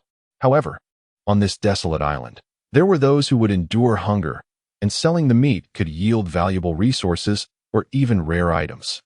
Chuan was particularly interested in the hides, as he possessed a sewing machine and could fashion several hyena skin coats for himself. Accompanied by the trio, Chuan toiled until the early hours of the morning, finally completing the task. He placed the meat and hides in a cold storage area. Stretching his limbs and noticing the dirt on himself, he could use a bath. After quenching his thirst with 100 milliliters of premium water, he took a hot shower, finally retiring to bed around 2 in the morning. At last, he felt a sense of tranquility. Exhaling a deep breath, he closed his eyes and drifted into slumber. In his dreams, he found himself battling a horde of hyenas, not just a dozen, but 40 or 50. Despite the support of his 3 companions, he was still grievously injured. Just as a scar-faced hyena lunged for his throat, Chuan awoke with a start. "Goodness," he gasped, sitting up and breathing heavily, still disoriented. It was only after several moments that he chuckled bitterly, realizing it had all been a dream. A glance at the clock revealed it was already past 10 in the morning. He had slept for over 8 hours straight. Such intense combat had indeed drained his energy. Muttering to himself, Chuan slowly rose, drinking nearly 500 milliliters of boiled water before stretching and stepping outside, calling out, "Sign in. Sign in successful. Congratulations, host. You've received 1,000 evolution points, a choice of 1 super warm suit from 6 options, and 1 rabies super immunity." Chuan paused, pondering. "System. Are you aware of my battle with the hyenas last night? You chose to remain silent?" As expected, the system provided no response. "Fine," he scoffed. Directing his gaze toward the forest, 2 hyenas escaped. "I must find them quickly. They could pose a threat. If they were both male, they might wreak havoc. But if one was female, they could breed and eventually create a larger pack, which would be troublesome." Setting aside those thoughts for now, Chuan proceeded to the sheep pen to collect milk, boiling it for storage. He then portioned the hyena meat into 5 kilogram servings, preparing a total of 70 portions. Ready to be traded. 5 kilograms of hyena meat for 10 wooden planks, 5 kilograms for 10 metal sheets, 5 kilograms for 5 stones. Given the strong odor of the raw meat, the 5 kilograms trade would be quite reasonable. As Chuan listed the hyena meat, the previously quiet public chatroom suddenly buzzed with activity. Chapter 91, Exchange of Resources, ascending to level 6. Hyena meat. And to trade it for resources with 5 kilograms of hyena meat. Who is this benevolent figure, so generous to all? You know nothing. Hyena meat is foul and repugnant, utterly unpalatable. Can you even stomach it? Oh, it appears you are indeed ignorant. In these trying times, having any food at all is a blessing, and I shall not concern myself with its stench. I am not exaggerating. I could even consume a lump of dung if it meant survival. Spare me your revulsion. It is like a warty toad perched upon my foot, harmless yet utterly nauseating. What I find perplexing is how we, all situated in the novice area of the island, encountered a pack of hyenas, and how one individual managed to vanquish an entire group alone. It is well known that the infamous African duo dares to provoke even lions.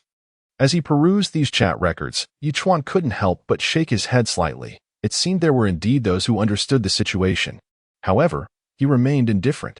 As time passed, the trade of hyena meat began to progress gradually. Chuan promptly retrieved the rabies super serum, administering a dose to himself as per the instructions. He then donned a set of black super thermal clothing, replacing his damaged attire, which instantly provided him warmth. Observing his old thermal clothing, Chuan expertly stitched up the holes with the thread he had acquired from previous trades and then declared in the public chatroom, "Super thermal clothing, slightly damaged but repaired. Seeking rare items in exchange. Friend, I am quite interested in your super thermal clothing. What do you wish to trade?" Almost immediately after Chuan sent his message, he received a private chat from Wang Sanrui. This fellow seems more preoccupied with the super tablet than his own development. "What do you have to offer?" Chuan replied, "This thermal suit is thicker than a standard garment, but infinitely warmer than a cotton coat. Truly practical. Island area expansion card." Wang Sanrui stated directly, "It seems I have traded with you once before, and you used an island area expansion card in that transaction." Chuan whispered, "I am curious about the origin of your numerous island area expansion cards. How did you acquire so many?" Wang Sanrui retorted, somewhat irked, "You are that fellow who hoarded cotton and sold cotton clothing at exorbitant prices, aren't you?" "I simply obtained these."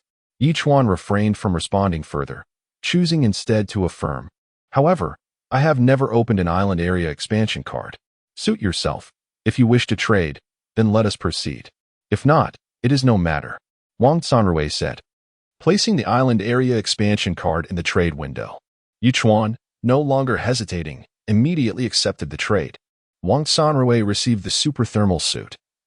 Examining the stitched repair on the calf area, the mending was competent, and while it might affect warmth, as Chuan had said, it was of a far superior quality than cotton.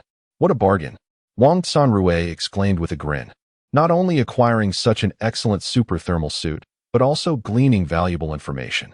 It appeared that the quality of items obtained from each regional supply crate varied significantly. It seemed he could solicit better goods from the owners of the affiliated islands in the future. Before long, noon arrived, and Chuan promptly prepared lunch, trading 300 milliliters of hot goat's milk to each individual. "I overslept this morning. Let us have lunch instead." "Did you see the trade for hyena meat?" Zhao Feiyu replied. "That is incredible. It must have involved at least 10 hyenas. I wonder who could be so formidable." "Stop guessing. It was me," Chuan replied with a toothy grin.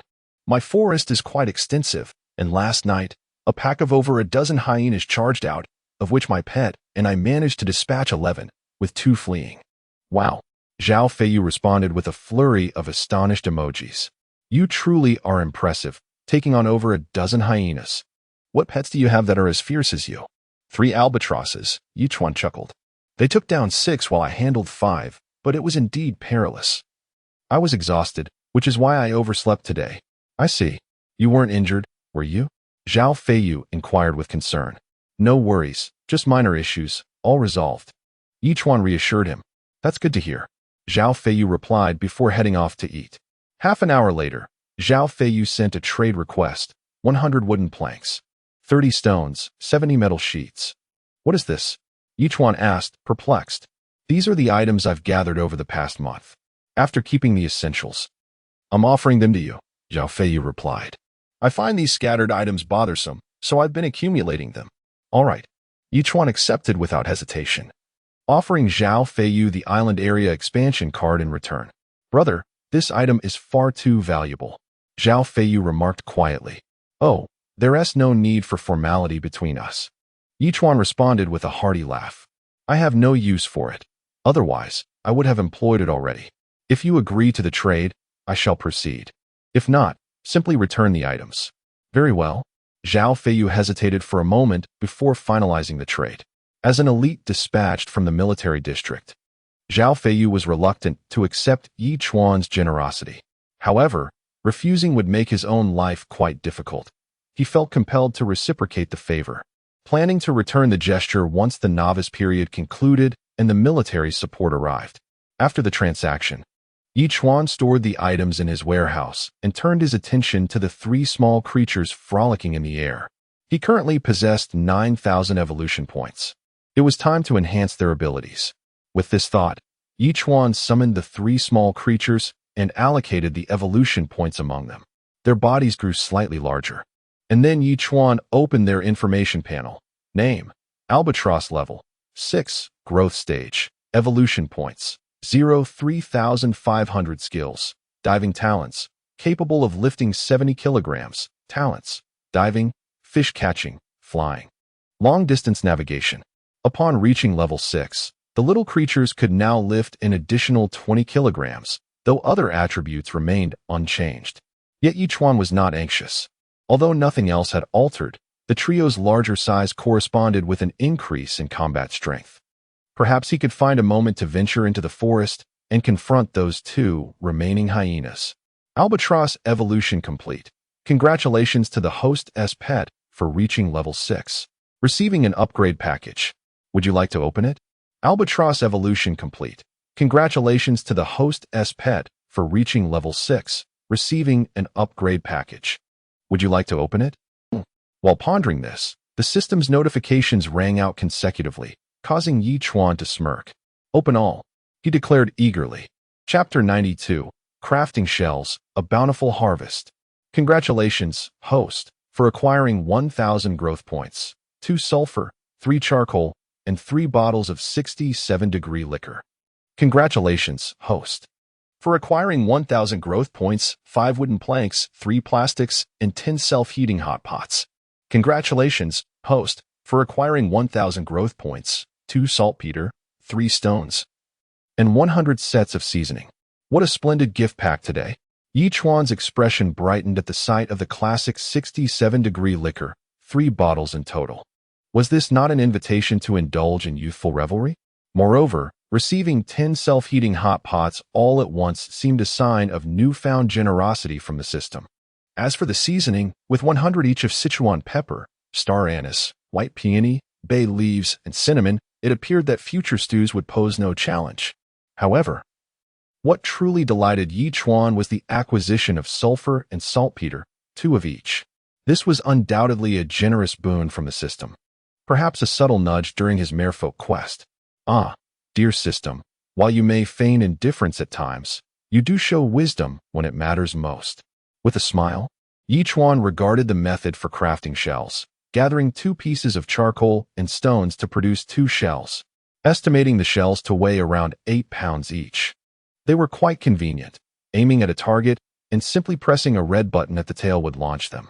Yet, Yi Chuan refrained from testing them, choosing instead to store the shells in the system's inventory, awaiting the right moment for their use. Brother Chuan, the soybeans are ready for harvest. Shall we proceed? Friday approached with a query. And the corn? Yi Chuan inquired again. The corn needs about another day, Friday replied. Then let us harvest the soybeans first. Yi Chuan nodded, deciding to gather the corn tomorrow.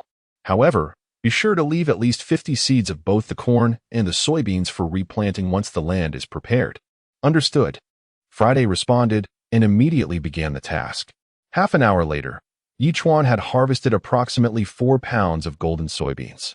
Taking a deep breath at the sight of the vibrant beans, he initially contemplated making tofu or douhua, but reconsidered. Both required gypsum, which he currently lacked, thus shelving that plan for the time being. With this thought, Yi Chuan returned to his room and sent a message in the public chat. High price for gypsum. Who has it? Private message me. Gypsum?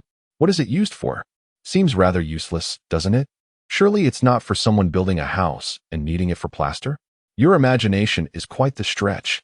Who in such a place would bother with walls? I think it might be for making tofu, but where would a big shot get soybeans? Don't try to guess a big shot's intentions. You won't figure it out anyway. Besides, we don't have any. Let's discuss the dropping temperatures. My seawater is about to freeze. How's yours? As the conversation drifted in another direction, Chuan felt exasperated, realizing he would have to wait patiently. Just then, a private message arrived. "Friend, could you tell me what you need gypsum for? Why does it concern you?" "I doubt you have any gypsum either," Chuan replied curtly. "I was just thinking, if you're doing something else, I probably don't have gypsum. But if you are indeed making tofu as mentioned in the public chat, it can be done without gypsum." The other person responded, "Indeed, I am making tofu. But how can it be done without gypsum?" Chuan asked, intrigued. "Tofu varies by region. Southern tofu uses gypsum, while northern tofu uses brine. We in the north need brine to make tofu," came the reply, complete with the familiar saying, "Brine curdles tofu. Every item has its counterpart." "And what exactly is brine?" Chuan asked, puzzled. "Brine is essentially crystallized seawater, primarily composed of magnesium chloride," the other person explained. "You only need to evaporate seawater to obtain those crystals. But separating the sea salt would be even better. I have that. If that's the case, it becomes straightforward." Chuan's interest piqued. "Do you know how to make tofu?" "I can guide you through the steps," the other person offered. "I'm not particularly familiar with it," Chuan admitted. "Very simple. First, wash the soybeans and soak them for a whole day. Then, grind the soaked beans into a paste, place it in a large pot over fire until boiling. After cooling for half an hour, add a few drops of brine to the boiling soy milk, stirring gently.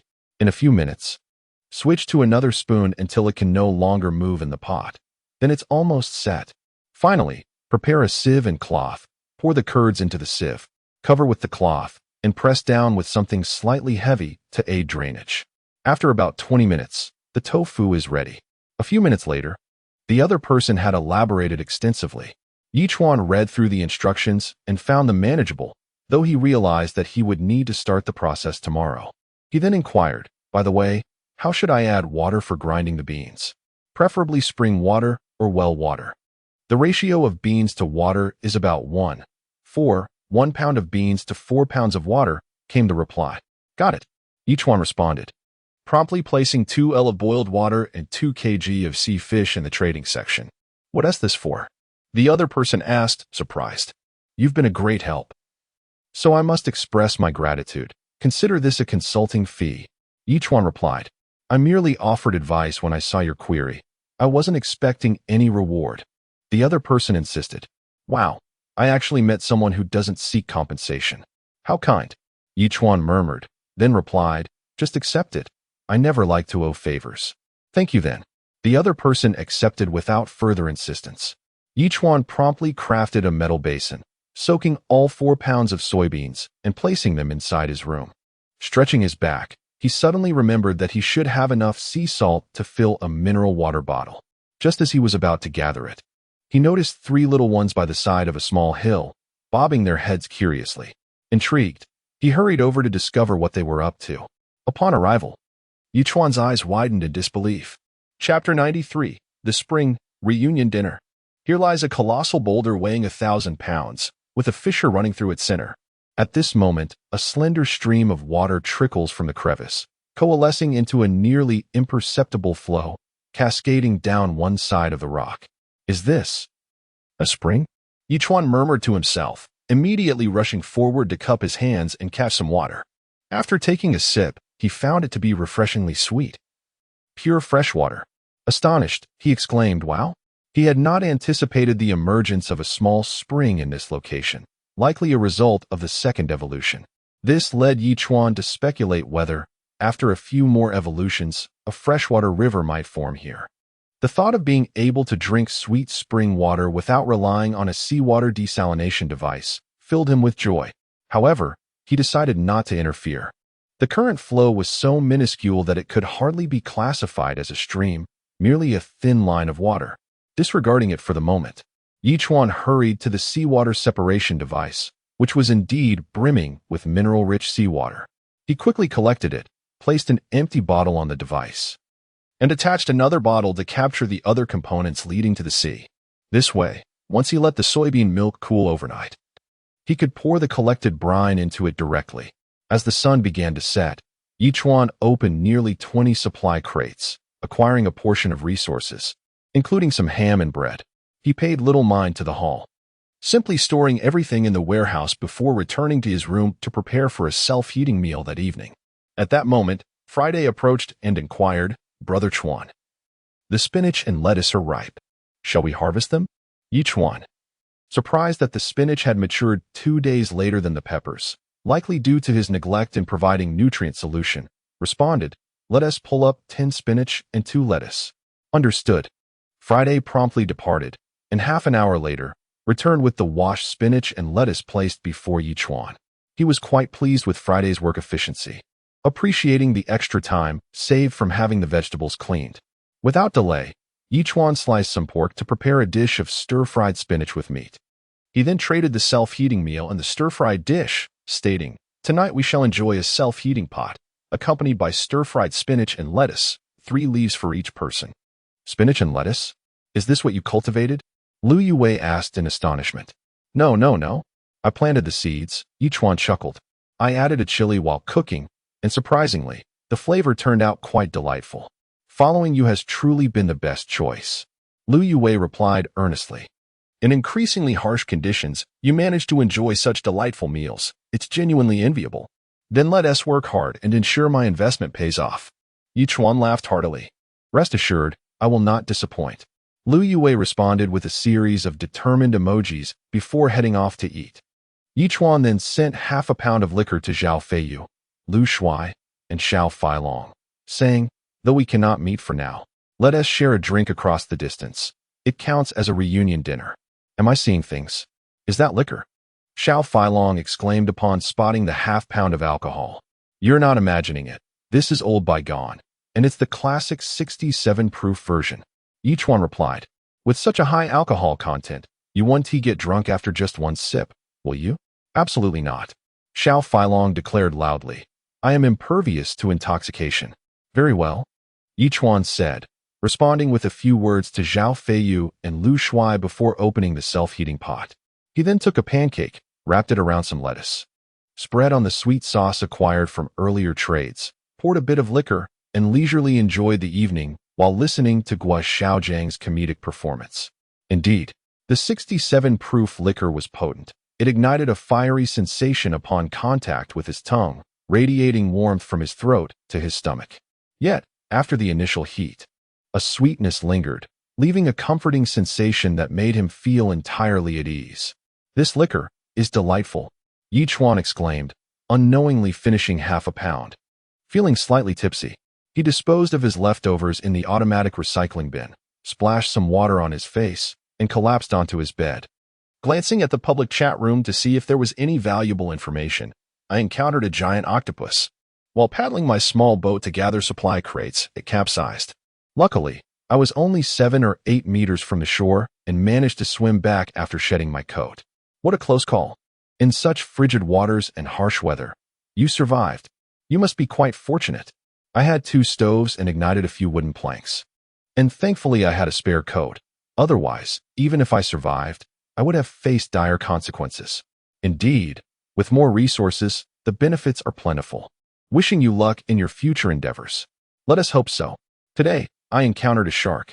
While I was on the shore, it leapt to attack me, but fortunately, I reacted swiftly.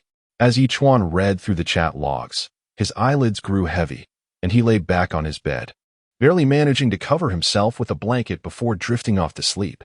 Detected that the host has not yet checked in. Would you like to check in? The next morning, Chuan was awakened by the system's voice, the clock striking 6. "Check in," he mumbled, rubbing his sleepy eyes. "Check-in successful. Congratulations. The host has received 1,000 evolution points, 10 charcoal, and 1 lucky blind box. Note: chance to obtain blueprints, seeds, fruits. Oh, it's been a while since I received a lucky blind box." Chuan exclaimed, intrigued. "Open the blind box." Opening blind box. "Congratulations, host. You have received a double amplification for 1 day, pinning use. Wow." Chuan shouted in delight, not expecting to encounter double amplification again after nearly 2 weeks. Without hesitation, he declared, "Activate double amplification." Afterward, Chuan glanced at his super tablet, eager to explore the trading interface for any valuable items, only to discover that Liang Hongying had sent him wooden planks 124, Stones 211. This woman seemed to have given him everything she owned, which made Yi Chuan uneasy. He couldn't help but ask, "What is going on?" "None of your business. Just accept it," Liang Hongying replied assertively. Chapter 94. The shock from Liang Hongying. "You are my subordinate island master. Do you have matters that prevent me from intervening?" Yi Chuan furrowed his brow and promptly responded, "This is an order. Answer me at once." A full minute passed, and seeing that Liang Hongying had yet to reply, Yi Chuan reiterated, "Currently, I am the only one you can rely on. Otherwise, you would not have entrusted all your resources to me." Finally, Liang Hongying replied, "I was attacked by a giant octopus. One of my legs is ensnared and broken by its tentacles, and there is a wound about 2 centimeters deep on my abdomen. The bleeding hasn't stopped, and I fear I won't survive until tonight. If you do not inform me, you truly will not last until nightfall. However, as your superior, I cannot permit your demise. Thus, you shall certainly survive." Yi Chuan replied with utmost seriousness. Upon reading this, Liang Hongying seemed somewhat irate. "Who do you think you are? Just because you say I won't die, does it make you a savior?" Yi Chuan did not respond but immediately rushed to the S-grade seawater purifier, where he found 150 milliliters of S-grade freshwater had been produced. He swiftly collected it all and traded 1 liter of cooled boiled water and a roll of toilet paper to Liang Hongying. "Now, follow my instructions. First, use the cooled boiled water to cleanse the wound, then wipe it with the toilet paper." Liang Hongying frowned, perceiving his demeanor as childish, and retorted dismissively, "I told you the bleeding won't stop. Are you blind? Do as I say." Yi Chuan insisted, his tone firm. Though Liang Hongying knew her time was short, no one willingly embraces death. She had no choice but to relent. Following his instructions, she began the process. Moments later, she responded, "I've finished, but it's still bleeding." Yi Chuan promptly traded another 150 milliliters of S-grade freshwater. Use 30 milliliters to clean the wound. Do not wipe it with toilet paper. Apply 20 milliliters to the fractured leg, and drink the remaining 100 milliliters. "Isn't it all just water? What's the difference?" Liang Hongying muttered impatiently. Yet she measured out approximately 30 milliliters of S-grade freshwater to cleanse the wound. To her astonishment, the once bleeding wound ceased to ooze blood, and she could distinctly feel the wound healing ever so slowly. "What kind of water is this?" Liang Hongying gazed incredulously at the liquid, touching the fractured area. Feeling a surge of strength, she found a crevice in a rock and forcibly realigned the misaligned bone, the indescribable pain causing cold sweat to stream down her brow. After several deep breaths, she applied 20 milliliters of S-grade freshwater to her wound, the cool sensation washing over her, and the pain diminished significantly. This left Liang Hongying even more astonished. She gulped down the remaining 100 milliliters of S-grade freshwater in one go. After the initial chill, a warm flow coursed through her limbs, causing nearly every pore to relax. She could now distinctly feel that the wound on her abdomen was indeed healing very slowly, and estimated it would be fully healed by afternoon. As for the broken leg, it would take some time, but at least she was assured of survival. The sense of having escaped death moved Liang Hongying, a resolute and resilient woman, to tears, realizing that the man she had silently resented had saved her life. Reflecting on her predicament, she acknowledged that it was her own wager that led her to become his subordinate island master, and during this period, he had consistently provided her with food in various forms. Perhaps he wasn't so bad after all. With these thoughts, Liang Hongying replied, "The bleeding has stopped, and it is healing slowly. I believe the fracture will mend in due time. Thank you. There's no need for formality among us." Yi Chuan exhaled in relief. "What kind of water did you give me? It's nearly miraculous." Liang Hongying inquired with curiosity. "S-grade freshwater," Yi Chuan replied. "It significantly enhances physical constitution, prevents various ailments, and alleviates fatigue." "Now it makes sense," Liang Hongying exclaimed in realization. No wonder its effects were so powerful. It was undoubtedly a priceless treasure. She had learned about it in public chat rooms and had even offered a C-grade apple herself. According to the grading system, above C-grade is B-grade, above B-grade is A-grade, and only the elite S-grade exists beyond that. One could only imagine the rarity of S-grade freshwater. Yet, He had unhesitatingly given her 150 milliliters, possibly all he had. In that moment, Liang Hongying found herself at a loss for words to describe her feelings towards Yi Chuan. By the way, please send me all the resources once more. Yi Chuan replied promptly. Without hesitation, Liang Hongying placed all her items in the trading column, and Yi Chuan accepted them all. Moments later, he traded them back. But this time everything was doubled. This left Liang Hongying puzzled. Why have you returned it all double? I simply replenished your stock. I have ample resources on my end. If you need more, I can acquire them from you again, Yi Chuan replied. Just accept it. Very well, Liang Hongying conceded without further politeness and accepted the items. Yi Chuan pressed his lips together, his expression turning serious. Observing in the chat room that many had been attacked, he was taken aback to learn that his subordinate island master had also faced an assault by a giant octopus. This was likely not a coincidence. Perhaps it was because the seawater was about to freeze, and these large marine creatures wished to feast before the ice encased them? If so, the hidden mission to slay mermaids must be prioritized. Otherwise, it would become exceedingly difficult once the ocean froze over.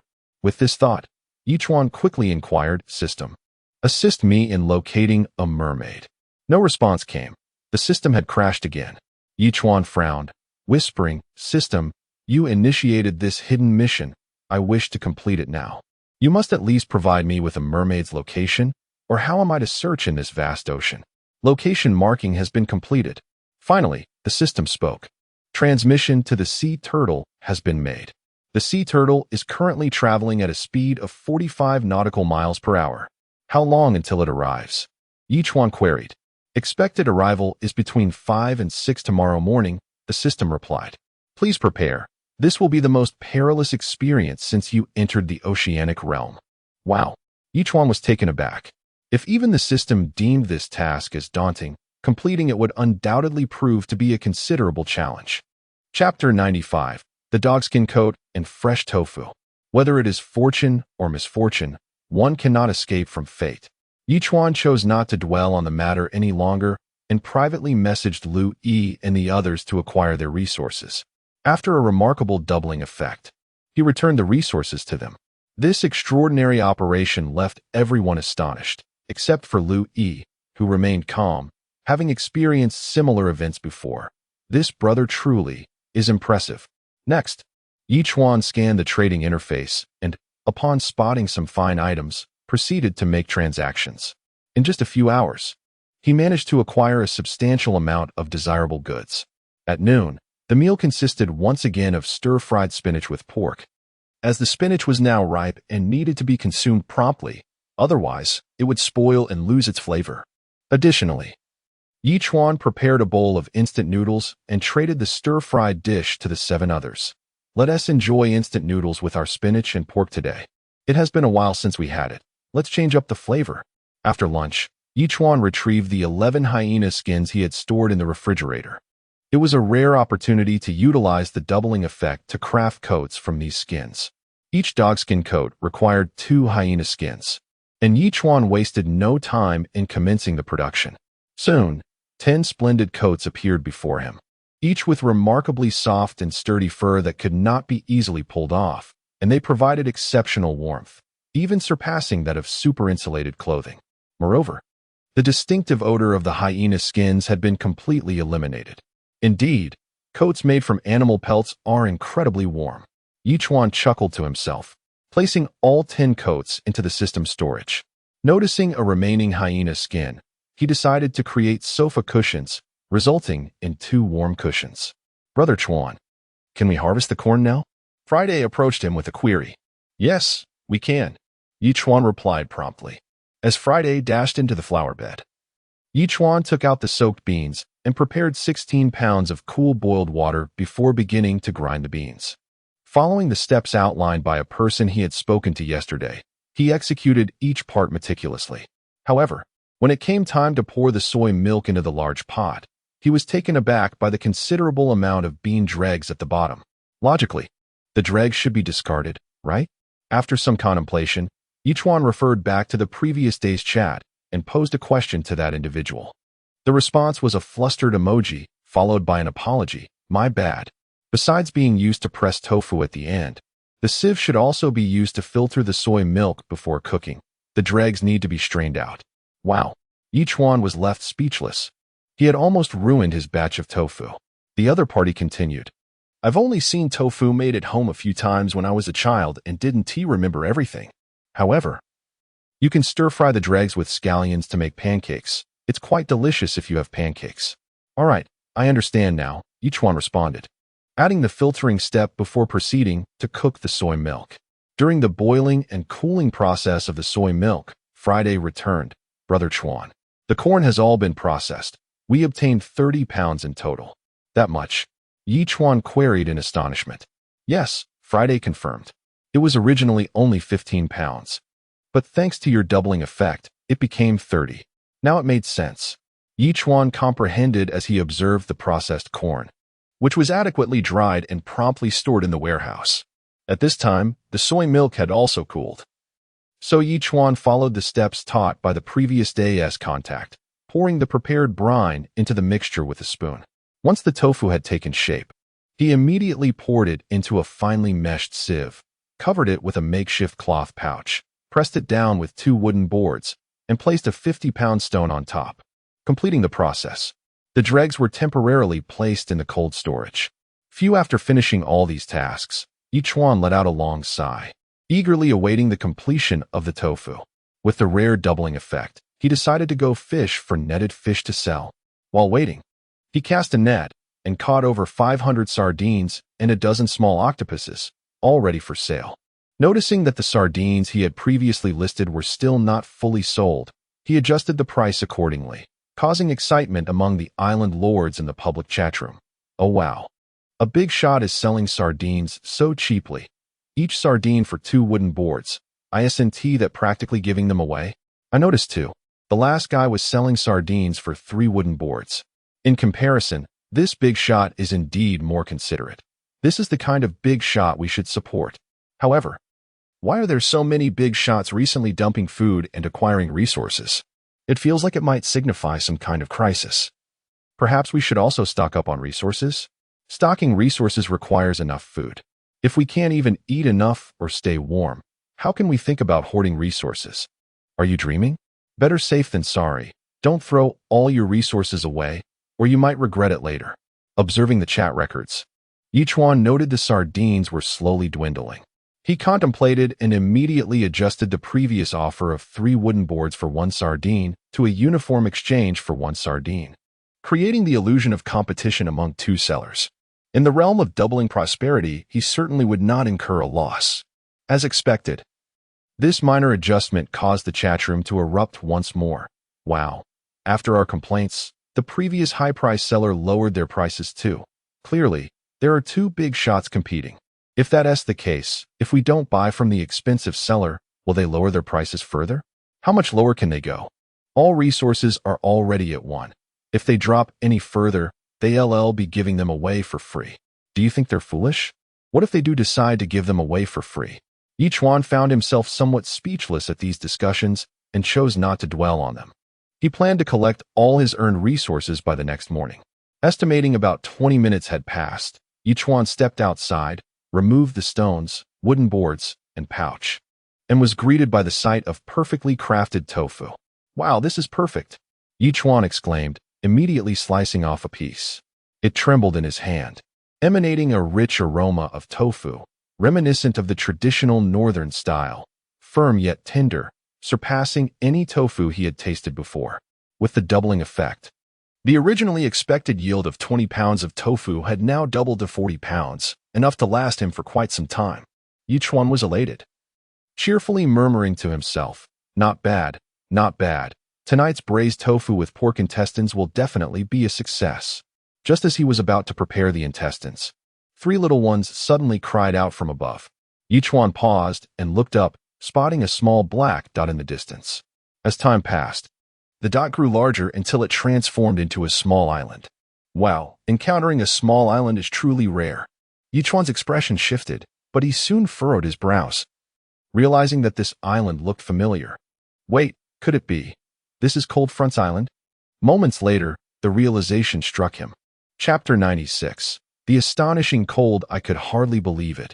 After a complete circle, I found myself back at Cold's place. I wondered if he had returned yet. Having practiced my combat skills over the past few days, I was eager to test my abilities, and who better to serve as my sparring partner than Cold? A master in martial arts? With this thought in mind, I spoke up. Let us make a detour and visit Cold's island. Upon receiving my command, the turtle adjusted its course, heading straight for Cold's island. As we drew near, I noticed a large greenhouse on the island, likely filled with plants. Although the previous wooden cabin had burned down, a stone house had emerged, indicating Cold had indeed come back. With a grin, I leaped onto the island and called out, "Cold, come out." There was no response. It appeared he had left. "I know you're on the island. What are you hiding for?" I chided. "I burned your home and moved your beans and corn. Don't you hate me? If you do, come out and kill me." Before finishing my taunt, I sensed a faint, chilling breeze racing towards me. Instinctively, I drew my machete and swung it behind me while jumping to the side. Cold stood there, coldly staring at me, clad in animal hide and wielding a dagger. He crouched low and said, "Once I unbound your super tablet, I vowed to find you and kill you. Unexpectedly, you delivered yourself right to me, saving me the trouble of searching. You were defeated by me last time. Do you think you can best me this time?" I asked with a chuckle. "Whether I can or not, we must try," Cold replied without further ado, brandishing his dagger and lunging at me with lethal intent. Recalling my recent combat training, I clumsily attempted to defend myself with the machete. Cold furrowed his brow. Although my movements were unrefined, he could clearly sense my significant improvement over the past few days. "Are you using combat techniques?" he murmured. "Ah, so you recognize combat techniques?" I replied, surprised. It was evident that Cold was not a military man. His strikes were ruthless and deadly, reminiscent of an assassin or a champion from an underground fighting ring. No wonder. "So, you're from the military district," Cold realized, but regrettably.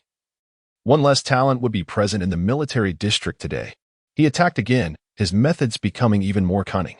Drawing from my previous experience, I had become somewhat adept at utilizing combat techniques. Although I could not fully counter Cold, I managed to withstand his attacks with some composure. Cold recognized this and concluded that I was not from the military district. Otherwise, I would not be so unfamiliar with combat techniques. Regardless of who I was, I seemed to have assumed the role of a sparring partner, gradually honing my mastery of combat skills. This realization made Cold uneasy. He had indeed encountered Special Forces soldiers skilled in combat techniques and understood their formidable nature, complex and challenging to master. Yet, this individual had progressed from clumsiness to a level of composure in such a short time. Whether through talent or learning ability, it was nothing short of terrifying.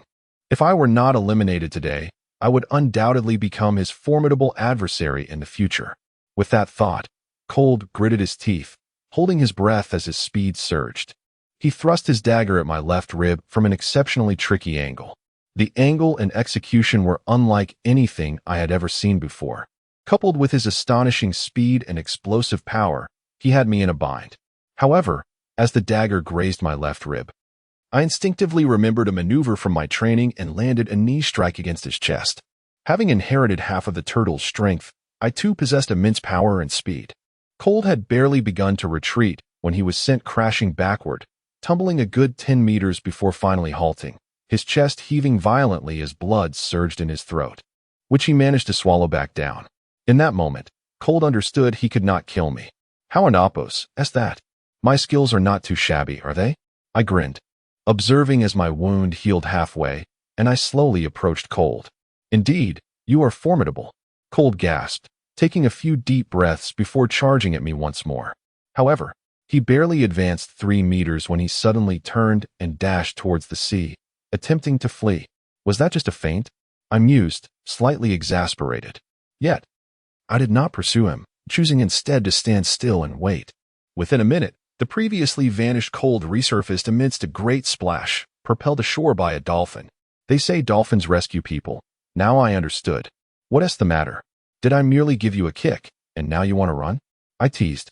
"Aren't you afraid of freezing to death in this icy water? What do you truly want?" Cold gritted his teeth, asking solemnly, "Didn't you want to kill me? I'm giving you the opportunity right now. Why not take it? I replied nonchalantly. Are you scared? Humph. Cold scoffed, his mind racing. After a few moments of contemplation, he declared, I can once again become your subordinate island master, utterly loyal to you from now on. Can I trust your word? I chuckled. Ding. Upon hearing this, Cold dropped his dagger to the ground and walked toward me. This should suffice to prove my sincerity, right? You currently have 3 subordinate island masters? I inquired, suppressing a smirk. Indeed, if I become your subordinate island master, they too will naturally follow suit, Cold affirmed. Thus, you would possess 7 or 8 island masters.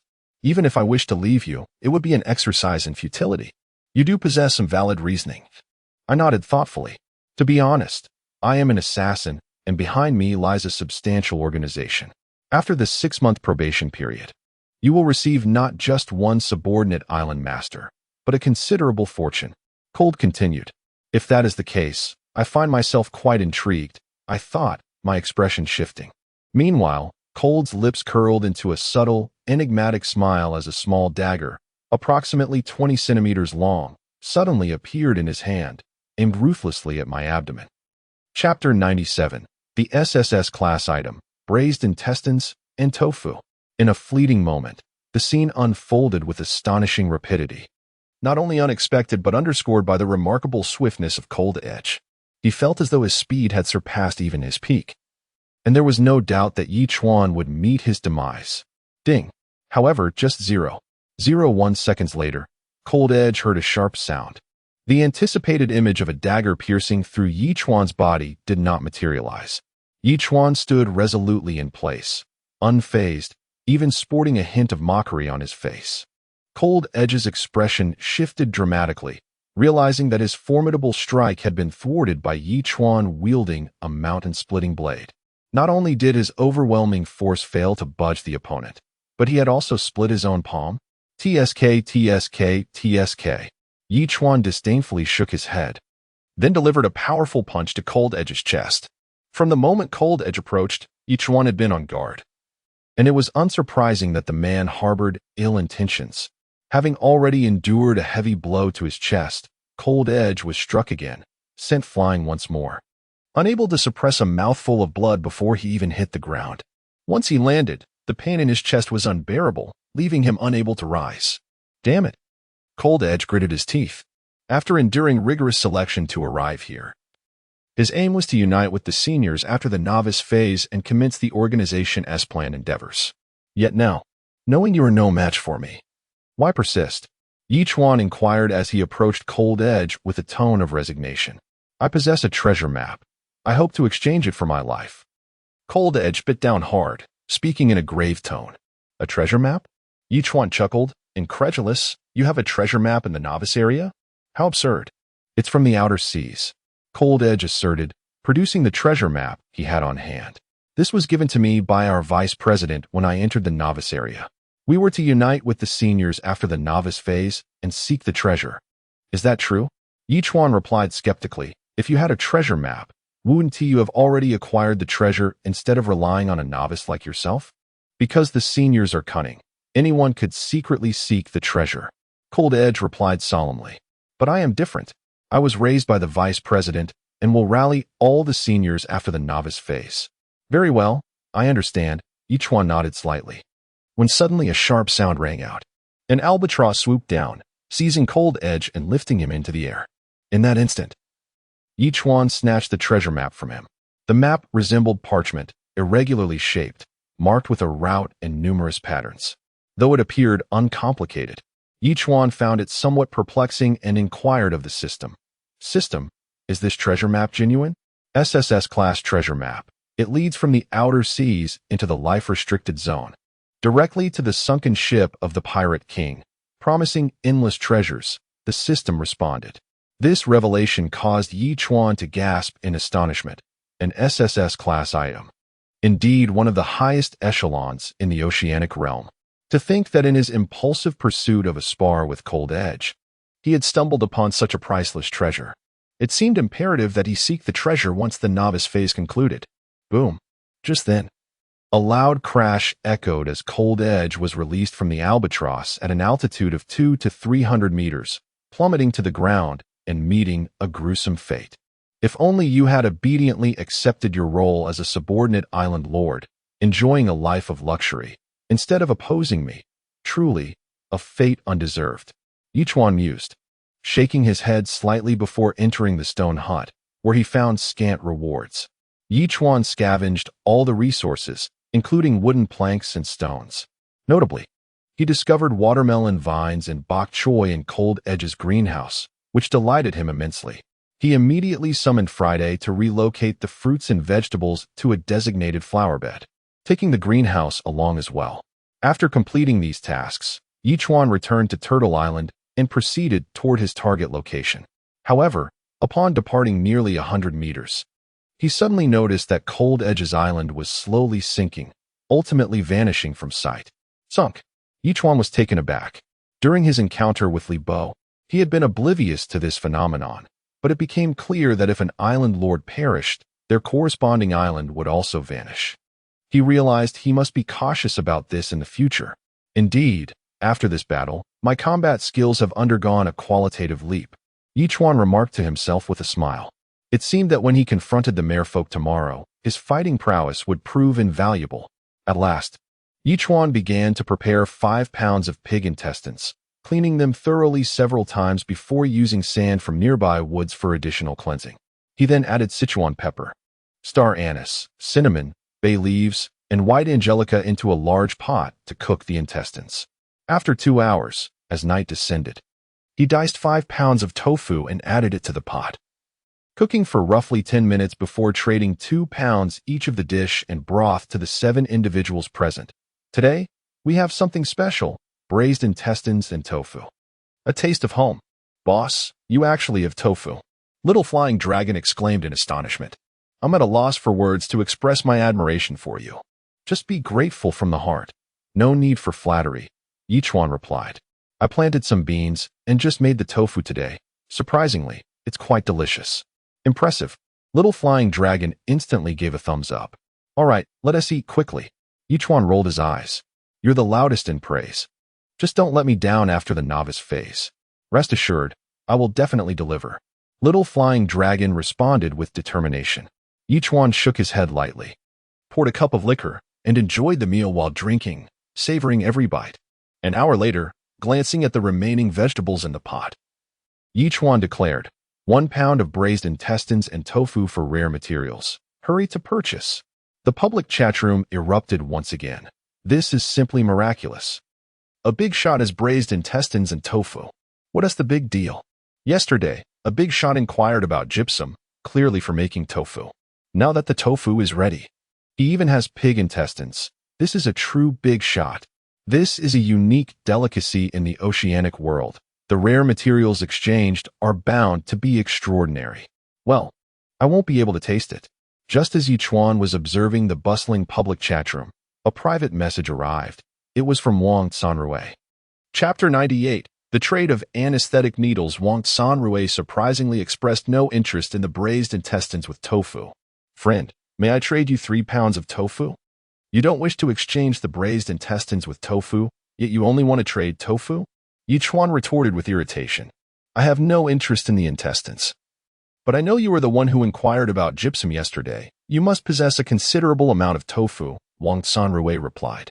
I enjoy scallion mixed with tofu, and was thinking of preparing a dish accompanied by a drink. Do you have scallions and liquor? Chuan asked incredulously. I have scallion seeds and 250 milliliters of erguo too, which I've been reluctant to consume, Wang Sanrui responded. Can we simply trade the tofu? I must first assess whether your offerings are worth that price. Chuan promptly replied. 2 island area expansion cards. Wang Sanrui bit his lip before responding. To be honest, the island area expansion cards are of little use to me. Do you have nothing else? Chuan inquired, his tone unyielding. This time, Wang Sanrui fell silent for a full 3 minutes before replying, I have an anesthetic needle. Are you interested? Anesthetic needle? Chuan paused, intrigued by the prospect. Indeed. It was obtained from a subordinate island master who opened a supply box. It can induce sleep in a brown bear for 10 minutes. Wang Sanrui stated earnestly, and it takes only 7 to 8 minutes to take effect. That could be worth trading, Chuan's expression shifted as he replied immediately. This is indeed a valuable item. I needed to deal with the mermaid, and while I am uncertain of their strength, administering anesthetics would certainly simplify matters. If you wish to obtain the anesthetic needle, it will not suffice with just 3 pounds of tofu. Wang Sanrui said nonchalantly, at least 20 pounds of tofu. Are you aware that the temperature will continue to drop? Chuan pondered before asking. Of course I know, but what does that have to do with our current discussion? Wang Sanrui inquired suspiciously. I will give you 3 pounds of tofu and a dog skin coat in exchange for your anesthetic needle and the 2 island area expansion cards. Chuan stated decisively. I can assure you, it is crafted from 2 hyena skins and is at least twice as warm as a cotton coat. Hyena meat, is that what you have listed? Wang Sanrui exclaimed, astonished. Did you hunt those hyenas? He had noticed the hyena meat available for trade and was astonished by Chuan's prowess. After all, hyenas are notoriously formidable in Africa, and even solitary lions tend to avoid their sharp teeth. To have slain over 10 hyenas in one go is certainly no ordinary feat. I didn't expect to find the right person. Let us not discuss anything else. Just tell me, do we have a deal? Chuan asked directly. All right. Wang Sanrui weighed the pros and cons and ultimately agreed. The anesthetic needle was of no immediate use to him, but the dogskin coat was indeed a necessity. As for the 2 island area expansion cards, he still had several in hand, and exchanging 2 for a single use was quite advantageous. Before long, Chuan completed the trade with Wang Sanrui. Wang Sanrui had intended to befriend him, but was outright rejected by Chuan. He had a lingering feeling that this young man was not to be trusted and preferred to minimize their interactions. This is indeed a splendid item. Chuan mused to himself as he examined the anesthetic needle. With it in his possession, his odds of success had increased significantly. Moreover, thanks to the double enhancement, the anesthetic needle had transformed into 2, and the island area expansion cards had multiplied to 4. Thus, he now possessed an additional anesthetic needle, which might prove invaluable in the future. Within the span of an hour, numerous portions of braised intestines with tofu were traded, and Chuan acquired several rare items. Although they might not serve an immediate purpose, it is always wise to be prepared for unforeseen circumstances. At this moment, Chuan listened to Guo Xiaojiang's comedic performance while glancing at the chat records on his super tablet. I feel like it's already minus 13 to 14 degrees. The seawater is finally about to freeze, and our good days are coming to an end. Have we even had good days? This hellish beginner phase has nearly tortured me into a wretched state. That said, the salinity of the seawater in this beginner zone is too high. It only begins to freeze after reaching minus 13 degrees. I'm at a loss for words. No matter how high the salinity, we can't extract it. What use is that? What time is it? Time to sleep. Cold. I can't sleep, yearning for a lovely lady to warm my bed. Indeed. It only starts to freeze after minus 13 degrees. The salinity is indeed quite high. Chuan nodded slightly, noticing the hour was late. He turned off the television and promptly drifted into slumber. Detection indicates that the host has not yet signed in. Would you like to sign in? In a haze. The system's voice echoed, causing Chuan's expression to shift as he abruptly sat up. Yesterday, it was stated that I should arrive at the mermaid's location between 5 and 6 in the morning. It is now already 6. However, Chuan quickly realized that he had spent at least an hour on Cold Front's island yesterday and estimated it would take at least another half hour to reach the mermaid's position. With this thought, Chuan exhaled in relief and promptly declared, Sign in. Sign in successful. Congratulations, host. You have gained 1,000 evolution points, 50 pieces of charcoal, and a choice of 1 from 6 super warm clothing options. Under the double enhancement, everything was indeed doubled. Now, Chuan felt the system truly favored him.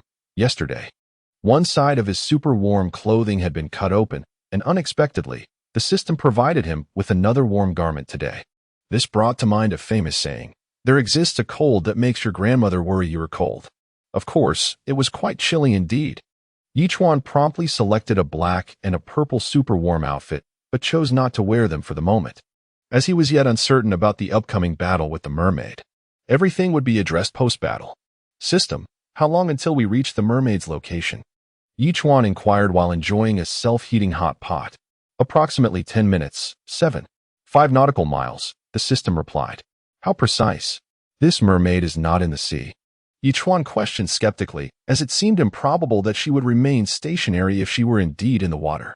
She has occupied an island belonging to a subordinate island master and appears to be executing some sort of plan, the system answered. Stop the turtle. Chuan pondered for a moment before speaking. The sea turtle immediately came to a screeching halt, its massive head slowly surfacing, looking at Chuan with confusion. Chapter 99. The Pinnacle of Combat Power, the Mermaid. Stay right here. Do not move. I will handle the rest. Chuan chuckled, contemplating for a moment before snapping his fingers. Instantly, the three small creatures that had been circling high above swooped down towards him. Chuan instructed, now, we need to advance 7.5 nautical miles. Wang Kai, I require your assistance to take me there. Woohoo! Wang Kai exclaimed joyfully. Wang Yun, if I require you to shoot a concealed weapon at a target, can you accomplish that? Chuan turned his gaze towards Wang Yun. After some reflection, he concluded that this honorable yet formidable task should be entrusted to the albatross, who could launch the tranquilizer from above, ensuring the element of surprise. Woohoo! Though Wang Yun was unable to speak, he nodded vigorously in agreement.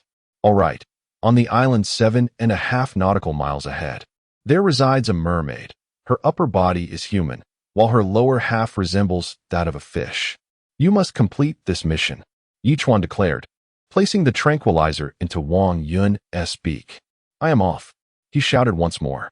The dolphin sprang into the air, leaping nearly 2 meters above the surface before diving back into the sea, resurfacing moments later. The mermaid, located 7.5 nautical miles ahead, is our adversary. Your task is to draw her attention while assisting Wang Yun in delivering the tranquilizer. The dolphin nodded earnestly before plunging back into the depths. Let us proceed. Chuan inhaled deeply and spoke. Wang Kai let out a series of enthusiastic calls, then took off into the sky, performing a swift turn to fly low. Chuan grasped Wang Kai's claws and soared upward. Thankfully, weighing just around 130 pounds, he was not too heavy for Wang Kai to carry. Now elevated over 100 meters above the ground, the rushing wind made Chuan feel slightly uncomfortable, nearly squinting against the gusts. Alas, how careless of me. I should have brought a pair of glasses. On a 1,000-square-meter island, a mermaid was preoccupied with some task when she suddenly heard a series of splashes, followed by an enormous splash of water. Her expression shifted as she grasped a trident, swiftly moving her tail towards the beach. Indeed, she spotted a dolphin leaping out of the water, mere 30 meters from the shore. A flicker of amusement crossed the mermaid's face as she brandished her trident, preparing to aim at the dolphin. Just then, with a fierce grin, she swiftly reached behind her to seize a small syringe, glancing upwards to see an albatross soaring overhead. Furious, she crushed the syringe in her powerful grip. She was certain that the syringe had been shot into her back by the albatross, yet she felt utterly powerless. Simultaneously, another albatross called out, gliding low to deliver Chuan onto the sandy shore before ascending back into the azure sky. What do you want? The mermaid inquired suspiciously, eyeing Chuan. What do you mean? Chuan replied, equally bewildered as he surveyed the mermaid, standing nearly 6 feet tall.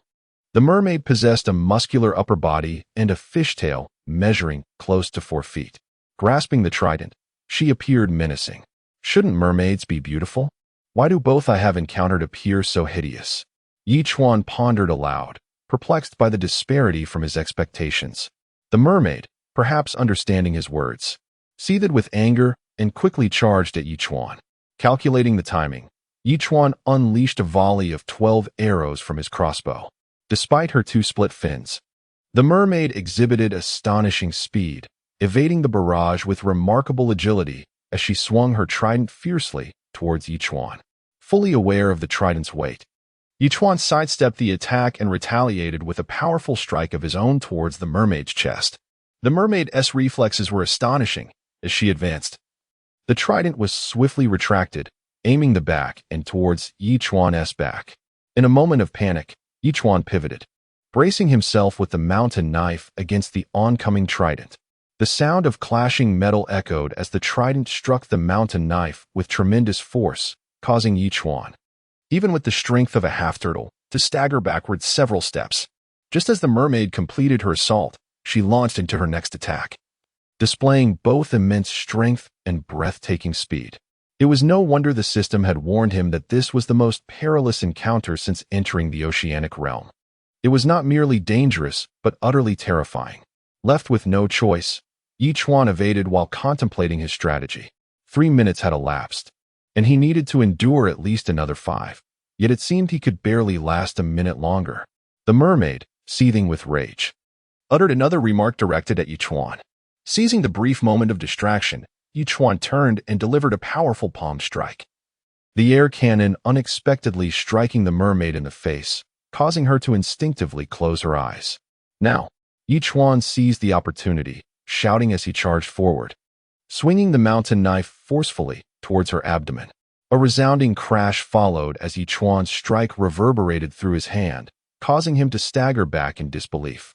Staring at the mermaid's wounded area, had he truly struck flesh? Was this creature made of steel? The mermaid let out a roar, glancing down to find blood seeping from her lower abdomen. Though Chuan had been jolted back by the recoil, he had indeed managed to inflict a wound, albeit shallow.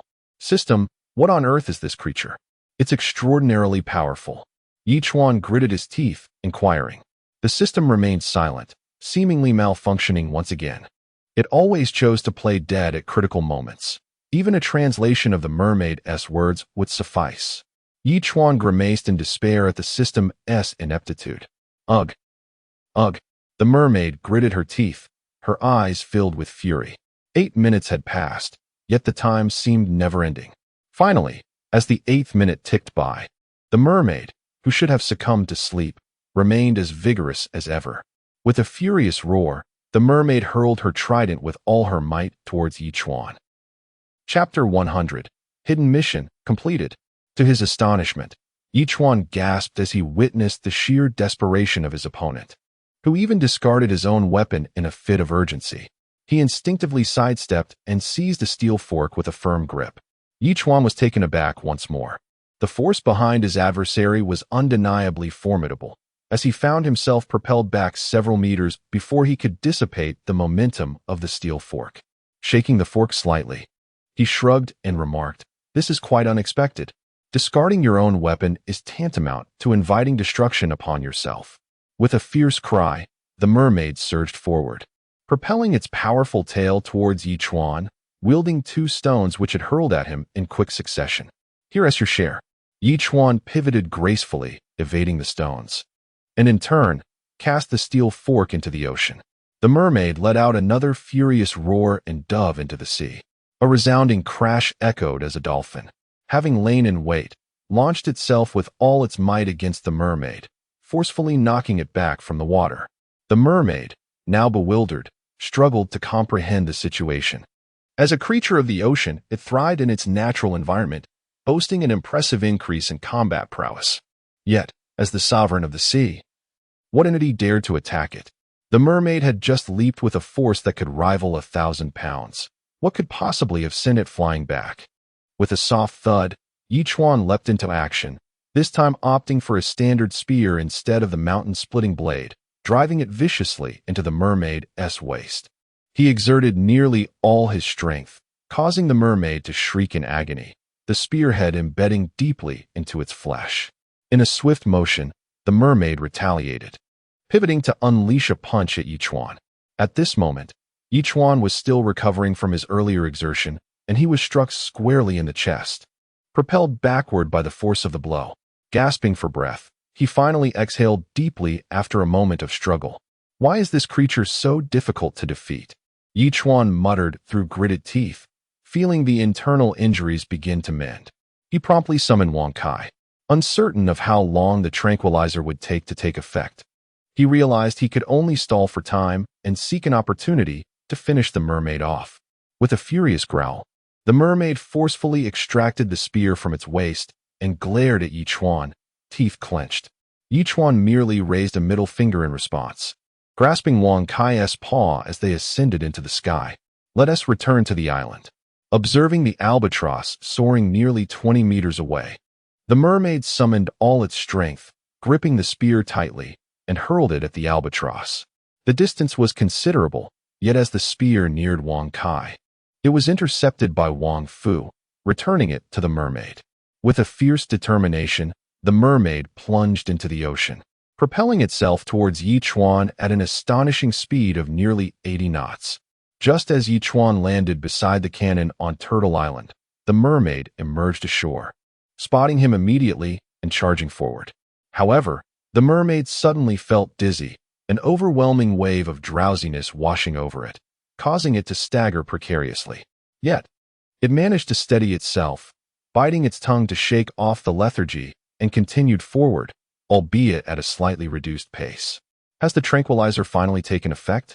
Yi Chuan's expression shifted as he observed the mermaid sway once more. It dawned on him that after nearly 15 to 16 minutes, the tranquilizer had indeed begun to work. Nonetheless, to err on the side of caution, Yi Chuan aimed the cannon directly at the mermaid. When they were still 12 or 13 meters apart, he pressed the button. With a thunderous roar, the mermaid was jolted awake, leaping aside instinctively. However, it underestimated the speed and power of the cannonball, which ultimately struck its side, obliterating an arm and a portion of its torso. Steady now. At last, Yi Chuan exhaled a sigh of relief, approaching the mermaid with a grin. How do you feel? The mermaid's eyes bore into Yi Chuan, and it muttered coldly, apologies. But it seems we are destined to be adversaries. If you do not perish, then it is I who must meet my end. Yi Chuan replied nonchalantly, I believe it is far more favorable for you to perish. The mermaid, now seething with rage, sprang upright and swung a punch at Yi Chuan. Startled, Yi Chuan swung his mountain-splitting blade at the mermaid's neck, ultimately losing his precious life just as the punch was about to connect. My heavens, this hidden mission is truly perilous. With a deep sigh, Yi Chuan plopped down onto the ground. Thanks to the dual effects of S-grade freshwater and the nurturing nature of the sea turtles, Yi Chuan felt no fatigue. However, the tension of the battle had left his nerves on edge. The pressure was overwhelming. Detected that the host has killed a mermaid within a week. Hidden mission completed. Surprise gift pack awarded. Would you like to open it? Moments later, the system's voice echoed in his mind. Fantastic. Yi Chuan's expression brightened, and he burst into laughter. Open it. Surprise gift pack is being opened. Congratulations, host. You have received an Evolution Value Pack 1, A-grade Coconuts 4. A Miraculous Pill, Resource Pack 1, with the double amplification effect, all 3 items transformed into doubles. To his surprise, the double time had not yet elapsed, which was exhilarating. Yi Chuan's eyes gleamed as he immediately opened the 2 Evolution Value Packs, gaining a total of 20,000 evolution points. Not an easy feat, but with these 20,000 points, I can elevate each of them by 1 level. Yi Chuan said with a smile, rising steadily to his feet, discarding the mermaid's corpse into the ocean. He then noticed the miraculous pill. What could this be? However, Yi Chuan dismissed it for the moment, observing the dolphin retrieve the mermaid's spear and nodding slightly. He now possessed another weapon, albeit a rather large one. The system indicated that the mermaid had been executing some plan on the island. It appeared he needed to investigate what this individual was truly up to. Contemplating for a moment, Yi Chuan commanded the turtle to head towards the island while he rushed to open the accumulated supply crates.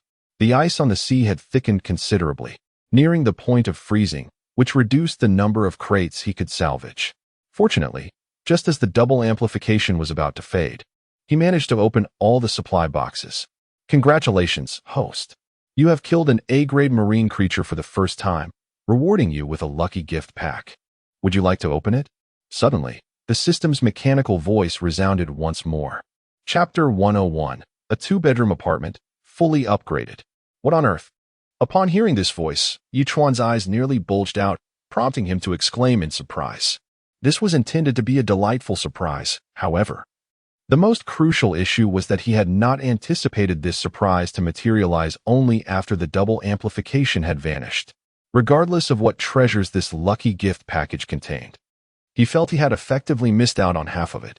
Yet, the system seemed indifferent to Yi Chuan's grievances, offering no further responses. He sighed and declared, "Let us begin. Activation successful. Congratulations, host.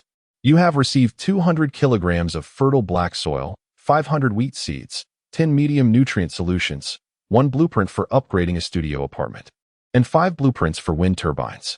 This is quite impressive. Yi Chuan's expression shifted. The acquisition of wheat seeds was unexpected, but he was particularly surprised by the blueprint for upgrading a studio apartment. How does this upgrade blueprint work? Contemplating this, Yi Chuan immediately inquired. The system promptly responded. The studio apartment will be upgraded to a 100 square meter 2-bedroom unit, complete with exquisite renovations. The host may choose which existing furniture or appliances to retain. Note: if any item is retained, the corresponding upgraded item will no longer exist. Astounding! Yi Chuan's expression brightened as he quickly examined the requirements for the apartment upgrade. 1 studio apartment upgrade blueprint, 1,000 nails, 500 wooden boards, 300 metal sheets, 150 stones, 100 plastics, and 50 glasses. He hadn't expected such a vast array of materials to be necessary. Thankfully, his resources were plentiful, or he would have truly been at a loss. Yi Chuan muttered to himself, opting to retain the fully automatic intelligent toilet, trash can, and the piping connected to the seawater desalination device, while replacing everything else. He immediately commenced the construction of the 2-bedroom unit. In merely 1 to 2 minutes, a brand new bungalow materialized before Yi Chuan. Just from the exterior, it appeared nearly twice as luxurious as before. Even the entrance door had transformed into a security door equipped with a password and fingerprint recognition. I am genuinely thrilled, Yi Chuan whispered in delight. After setting the password and fingerprint, he slowly stepped inside. A genuine leather sofa, a coffee table, a TV cabinet, dining chairs. Nearly every item needed for a household was present in this 2-bedroom apartment, and even the previous bulky television had been replaced with a wall-mounted curved smart TV. Yi Chuan glanced to the side, relieved to find that the USB drive was still there. The once ordinary mattress had now been replaced with a dual-purpose palm and spring mattress. Although it wasn't as soft as the previous one, it was far more ergonomically designed. It's no exaggeration to say that the comfort and experience of this 2-bedroom apartment was nearly double that of the former studio. Delightful. Yi Chuan laughed heartily, reclining on the leather sofa and turning on the TV. To his astonishment, the picture quality was 4K. Listening to Gui Xiaojiang's comedic performance felt as though he were right there in the audience. The action-packed films were immersive, making it hard to tear himself away. Yet, he lamented, being alone somehow felt lacking. Yi Chuan pressed his lips together and stepped out of the room. Currently, he possessed a total of 25,000 evolution points, sufficient to evolve all 5 of his creatures. Without hesitation, he decided to level up the sea turtle first. As the turtle's size began to gradually increase, Yi Chuan opened its information panel. Island Master. Yi Chuan type. Sea turtle level. 9,010,000. Skills. Water bomb. Intermediate. Talents. Longevity. Rapid healing. Crawling. It seemed that aside from its increased size, there were no other changes. Next, Yi Chuan leveled up the dolphin and subsequently opened its information panel. Name. Dolphin Friendliness. 100 level. 9 evolution points. 5,000 skills. Sonic Disruption. Intermediate. Absolute Impact. Intermediate. Talents. Deep Diving. 1,500 meters. Note: Absolute Impact allows the dolphin to attack with a force equivalent to 1,500 pounds of impact using its head. Sonic Disruption can launch sound wave attacks within an 80-meter radius, disrupting the actions of its targets. To his delight, the dolphin's Sonic Disruption and Absolute Impact skills had also reached the intermediate level, and its diving depth had expanded to 1,500 meters. An increased diving depth meant a higher success rate for detecting mineral resources. However, Yi Chuan refrained from instructing the dolphin to act just yet, as the mermaid was still present. The strength of the mermaid he was battling could provide insight into the potency of its species. However, such a formidable mermaid, presumably part of a larger species, was merely classified as an A-rank ocean creature. He couldn't help but wonder about the true strength of S, SS, and SSS-ranked ocean creatures. Especially the SSS-ranked beings. Could they effortlessly shake an entire oceanic region? The thought was almost too daunting to contemplate. Dolphin upgrade complete. Congratulations, host. Your contracted beast has reached level 9 and received an upgrade package. Would you like to open it? Just as he was reflecting on his circumstances, the system's voice interrupted. Open. Chuan replied with a hint of regret, realizing he should have utilized the double amplification today. He had undoubtedly missed out on numerous treasures. Opening upgrade package, please wait. Congratulations, host. You have acquired 1,000 growth points, 10 grain pancakes, for peaches, and 1 island area expansion card. The last time I received corn pancakes, and now it's grain pancakes. This is quite splendid. It seems the chance of receiving pancakes in the upgrade package is relatively high. Chuan said with a smile, noting that he now possessed 5 island area expansion cards. Next, Chuan allocated 500 evolution points to the 3 little ones, and their bodies began to grow slowly once more. Chuan then opened the information panel for the 3 little ones. Name, Albatross level, 7, growth phase, evolution points, 4,000 skills. Diving claw, can lift objects weighing up to 90 kilograms. Talents, diving, fish catching, flying, long-distance navigation. The weight capacity for lifting objects had increased by 20 kilograms. Despite reaching level 7, it remained in its growth phase. The little creature's wingspan was nearly 2 meters. Typically, adult albatrosses have a wingspan of about 2 meters. Could it be that the oceanic environment contributed to their larger size? This question would likely remain unanswered until it leveled up 2 more times. Albatross upgrade complete. Congratulations, host. Your pet has reached level 7 and received an upgrade package. Would you like to open it? Albatross upgrade complete. Congratulations, host. Your pet has reached level 7 and received an upgrade package. Would you like to open it? Just then, the system's voice chimed in, echoing the previous notifications, and Chuan, with a smile, rubbed his hands together and declared, Open all. Chapter 102. The Conspiracy of the Merfolk. Congratulations, host. You have gained 1,000 growth points, 2 plastic, 3 charcoal, 1 solar heating blanket. Congratulations, host.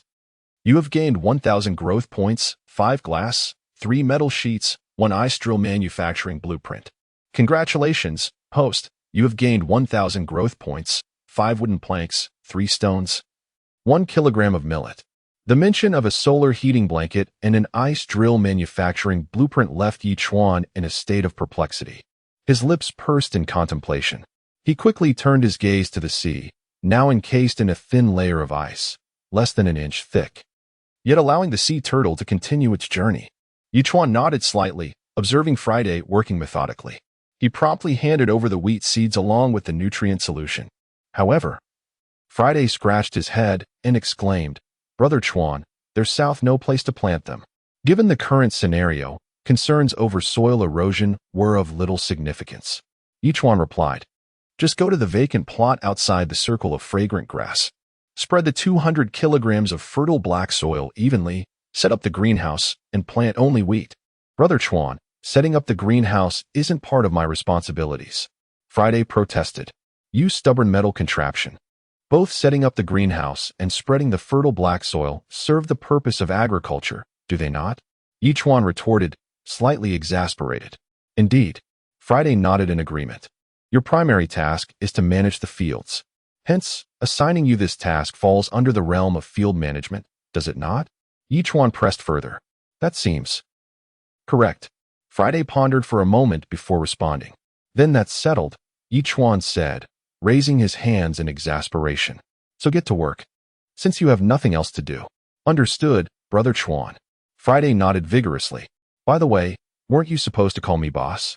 Why the sudden change to Brother Chuan? Chuan suddenly inquired. Calling you boss sounds a bit shady, and doesn't align with the programmed settings. Friday explained. The system selected the most appropriate title. Is that so? Chuan looked at Friday in disbelief, then waved his hand dismissively. Go on with your tasks. All right, Brother Chuan. Friday replied, and turned to get busy. At that moment, the sea turtle had reached the island, almost merging seamlessly with it. Accompanied by the 3 little ones, Chuan immediately set foot on the island, surveying his surroundings. There were tents, and he noticed watermelon plants, though the cold had long since frozen them to death. All of this indicated that the island had an inhabitant. But if the island's master were deceased, then this island should have sunk by now. Or perhaps the island master had not perished? Chuan pondered, calling out to the little trio to begin searching. A few minutes later, a series of sounds erupted from Wang Yun. Chuan hurried over to find a disheveled man tightly bound in a pit, his mouth stuffed with a pair of stinky socks. Upon seeing Chuan, he immediately began to whimper excitedly. Chuan promptly untied him, and the island master burst into tears, exclaiming, "I'm finally rescued. It's been so difficult. I thought I was going to die. Stop crying and tell me what happened." Chuan ordered firmly. "I don't know," the island master replied. "I was sound asleep when I was suddenly tied up and thrown into this pit. It's been 3 or 4 days. How have you not perished from thirst?" Chuan asked, his tone stern. "That mermaid forces fish and 100 milliliters of mineral water into my mouth every day, which is why I'm still alive. Please, can I use the bathroom first? I haven't gone in 4 days. I'm about to burst." The island master pleaded pitifully. Such a lazy creature. Chuan frowned. "I'll ask you one last question. What was that mermaid doing on your island? Digging pits and burying things?" The island master answered immediately. "Just 30 meters to the left of my tent. Brother, I truly can't hold it anymore. Get lost." Chuan cursed and walked over. Indeed, discovering fresh earth, something had been buried there. He turned to Wang Kai and the others, asking, "Can you 3 dig? If so, help me excavate this pit." The 3 little ones chirped excitedly and swiftly began to dig with their claws. After 5 or 6 minutes, they finally unearthed a 1-meter square pit, revealing a metallic object that emitted a red light every few seconds, appearing quite advanced. Could such seemingly barbaric merfolk create such sophisticated items? Chuan inquired. Tugging at it, it felt heavy. "System, what is this?" "A locator. The merfolk can use this device to breach the novice area barrier and invade the novice zone of the island masters." The system promptly replied. This locator was crafted by the merfolk. Chuan asked again. "Not exactly," the system responded. "Then who created it? Surely it wasn't developed in collaboration with humans?" Chuan questioned, incredulous. This time, the system remained silent, but Chuan couldn't shake the growing suspicion. After all, beyond the novice zone lay a vast inner sea filled with veteran island masters, encompassing millions of individuals, some of whom might have betrayed humanity to forge a pact with the merfolk. This device must be destroyed. Chuan gritted his teeth, resolute. He unleashed an airwave directed at the locator with great force. Boom! A thunderous sound echoed, yet the locator remained unscathed. "Is it really that durable?" Chuan marveled. Scratching his head, he called Wang Kai over, instructing, "Wang Kai, carry this locator up to 100 meters in the air and drop it onto the rocks." Wang Kai squawked and, with some effort, ascended slowly before releasing the locator. Thud! Another tremendous sound resonated as the locator crashed to the ground, shattering the rocks. Yet the locator itself appeared unblemished. "What on earth is this made of that it remains intact?" Chuan muttered in disbelief. "Brother, what exactly is this thing?" The island master chimed in. "That mermaid took 3 days to assemble it, and it's incredibly sturdy." "Assembled?" Chuan's expression shifted. Chapter 103. Friday's Tactics. Another Chuan, is it? The island's master replied. "Indeed, and I vaguely recall there being a rather crude manual. But it was subsequently swallowed." "When did it get swallowed?" Chuan immediately inquired. "It has been a day," the island master pondered, then suddenly froze. "I remember now. You're the formidable one who fought the mermaid. You didn't kill it, did you?" Chuan frowned. "If it has been a day, it's likely already decomposed. Searching for the manual seems rather unrealistic." He circled the locator several times, finding no flaws, and then glanced at Friday on Turtle Island, rolling his eyes before calling out. "Friday? Friday? Isn't today Thursday?" The island master interjected, confused. "Did I misremember? Brother Chuan, what are your orders?" Friday sprinted over to Chuan. "Friday, as someone exceptionally knowledgeable in agronomy, have you studied the disassembly of precision instruments?" Chuan asked solemnly. "I once contributed a portion of code for precision instruments." "I can only claim a slight understanding," Friday responded. "Then tell me, can you handle this device?" Chuan gestured to the locator. "Brother Chuan, I solely manage matters related to various plants." Friday raised his hands in exasperation. This falls outside my area of expertise. Let me ask you this. Your ability to manage various plants hinges on my existence, does it not? Chuan queried sharply. Yes, and if I were to cease existing, you would be unable to manage, potentially leading to your reclamation and loss of freedom? Indeed, if this locator is not disassembled, we risk being attacked by the merfolk, and I could very well vanish. This means if you do not dismantle it, you too will face reclamation, losing your freedom, and perhaps worse. Shouldn't you then dismantle it? Perhaps I should. Let us begin. Chuan nodded, gesturing for Friday to proceed. Friday scratched his head, squatting down to examine the device. Boss, we are all solitary beings, yet you possess such a vast island and companionship? The island master questioned, perplexed. Then, as if struck by a thought, he trembled and asked wide-eyed, how did this island come to be here? From this moment on, if you dare utter another word, I shall end your life. Each one gritted his teeth. You three, if he speaks again, give him a fierce scratch. Chirp, chirp, chirp. The three little creatures instantly cheered. The island master watched the trio, a spark of life flickering in his eyes, but it quickly dimmed, and he dared not utter another word. I wonder, how long will it take to open? Chuan inquired, sitting beside Friday. The fastest would be a few hours, the slowest, a day. Friday replied, his eyes unblinking. He only dug this one hole, right? Chuan asked, contemplating. The island master nodded vigorously. With confirmation, Chuan declared, transport this iron lump to our island. We shall depart and not waste time here. Understood, Friday said, lifting the locator and swiftly making his way back to Turtle Island. Such strength? Chuan was taken aback, then fixed a cold stare at the island master. Everything you have witnessed today is merely a dream. Nothing has transpired. Do you understand? I fear I may not be able to restrain myself. The island master clenched his fists. Then weigh your options carefully. If you cannot hold back, I shall return to eliminate you. Chuan stated, landing a punch on the island master's cheek. Unsurprisingly, the island master fell unconscious, and Turtle Island swiftly changed direction, departing. As midday approached, Chuan began preparing lunch, squeezing goat's milk and, once boiled, distributing 200 milliliters to each person while listening to comedic dialogue and reviewing chat records. Wow, it's already frozen here. It's quite frustrating. How are things on your end? It's frozen here too. I roughly checked, and the ice is about 2 centimeters thick, almost sturdy enough for a person to walk on. Does this mean the supply crates are drifting further away from us? I have an idea. When the ice reaches 5 centimeters, you can safely walk on it. At that point, if you find a supply crate nearby, you can break the ice with stones. Are you a fool? If I break the ice, I'll just fall into the sea. Are you trying to get me killed? That's your problem then. Reading these chat records, Chuan stepped outside to observe, and indeed, the ice layer on the sea had thickened since before. However, the strength of the turtle rendered this thickness inconsequential.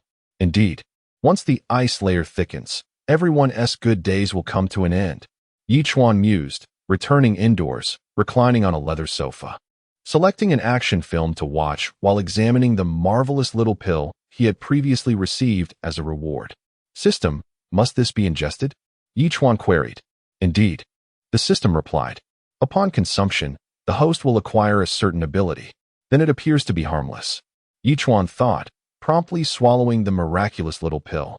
After a few minutes, estimating that the pill had dissolved, he felt as though he had not gained any ability.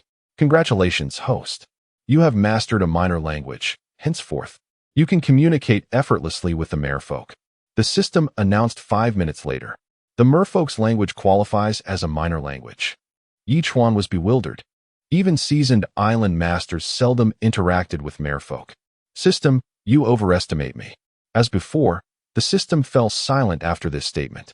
Chuan had grown accustomed to this and paid no mind. If it was a minor language, so be it. Skills are never burdensome. And perhaps one day it might prove useful.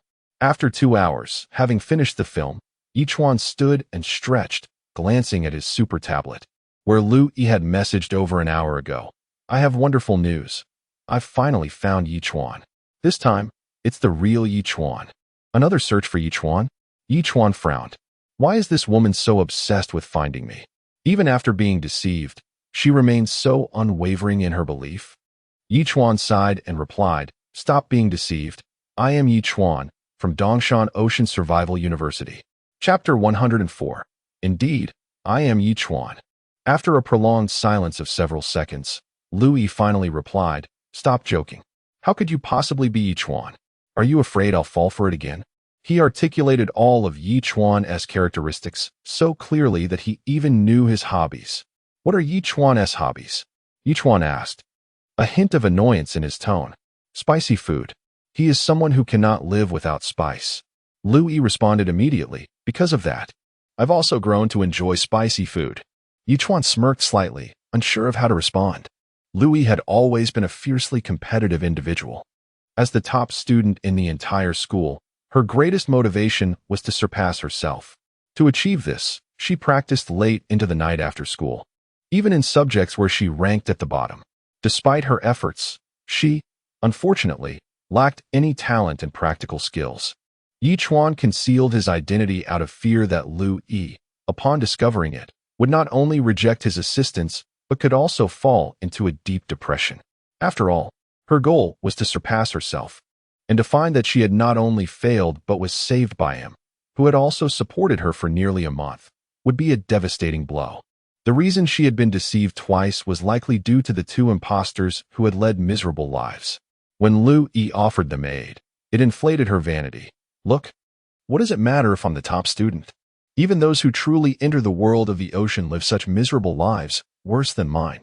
However, to prevent Louis from being deceived further, he had no choice but to reveal his identity.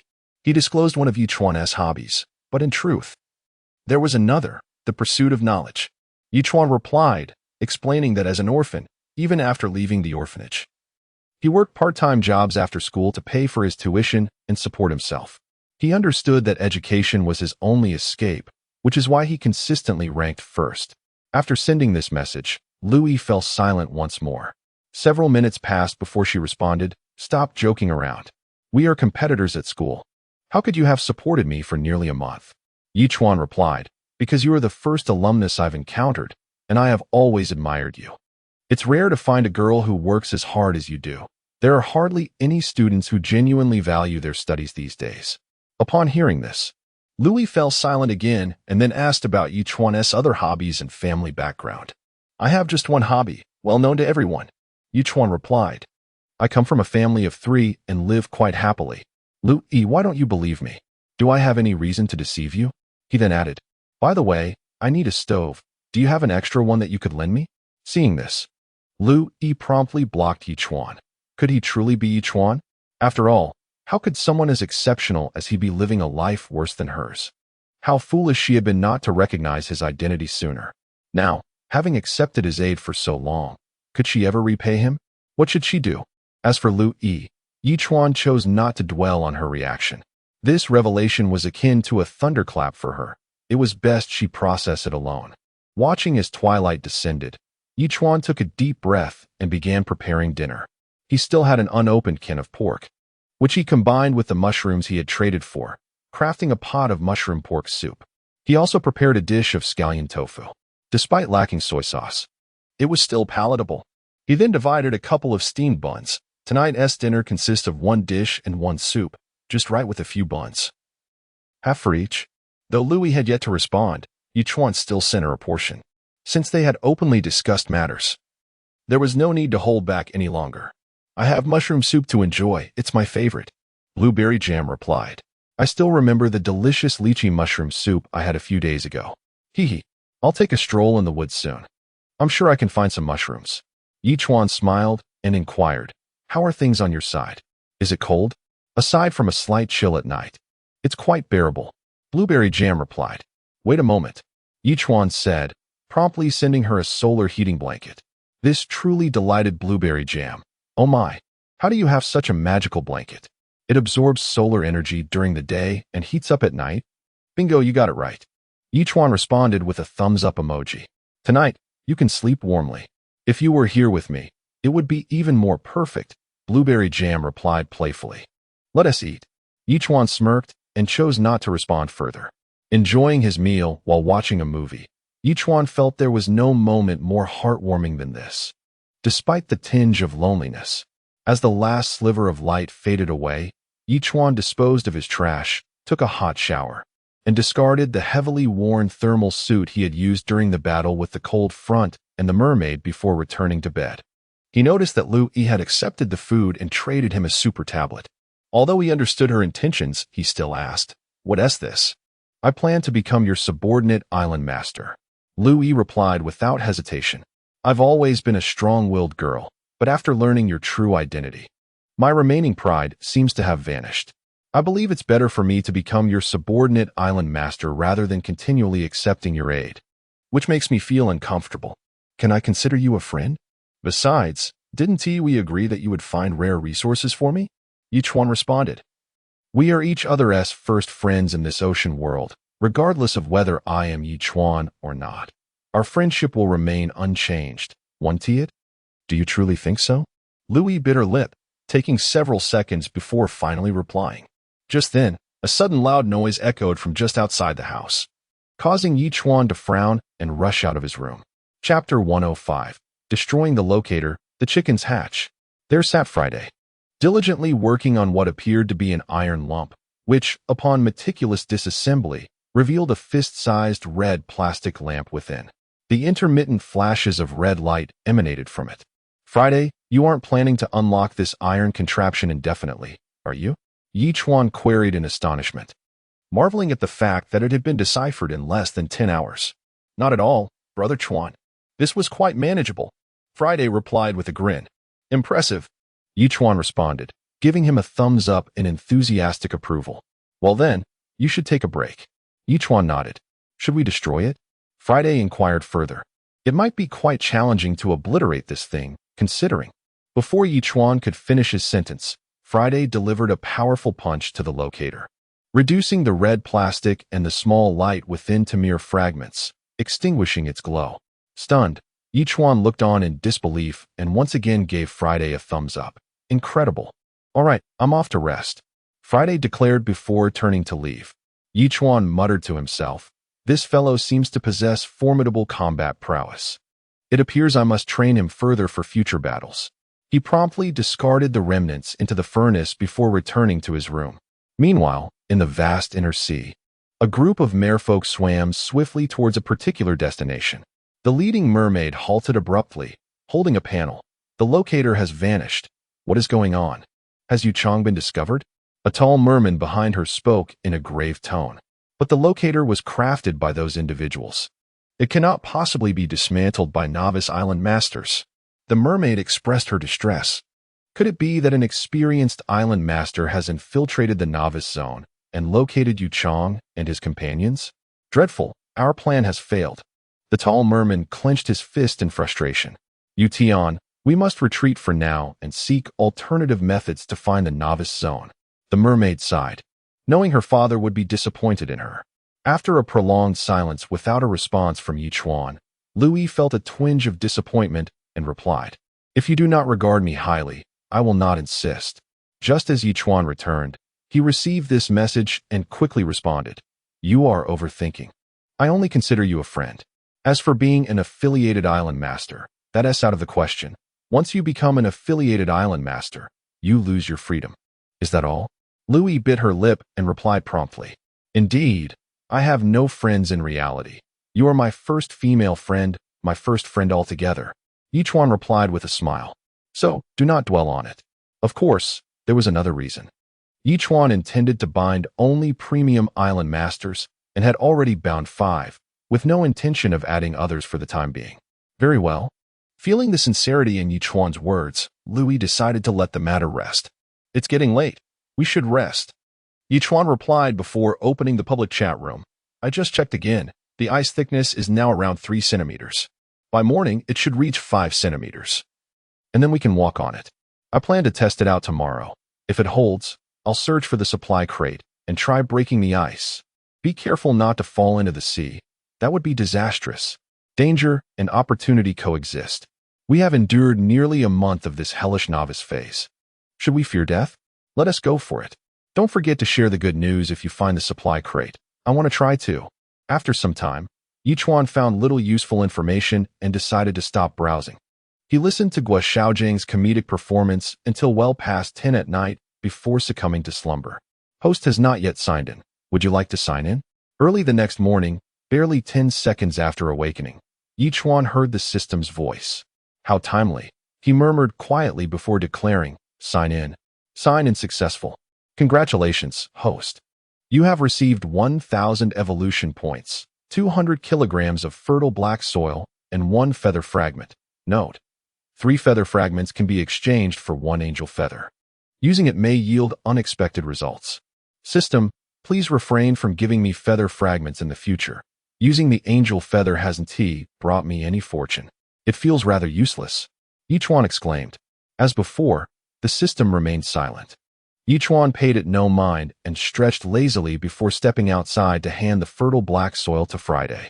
Suddenly, he heard a faint chirping sound. Pausing for a moment before realizing, is that the sound of chicks? With that thought, he hurried to the chicken coop and was greeted by a sight of lively yellow chicks scuttling behind a hen, looking quite healthy, albeit shivering in the cold. Chuan quickly fetched 2 furnaces and placed them in opposite corners of the coop to gradually raise the temperature. These chicks can't eat sea fish. Should be fed millet instead? Observing both hens pecking at the ground, seemingly searching for food for the chicks, Chuan muttered softly.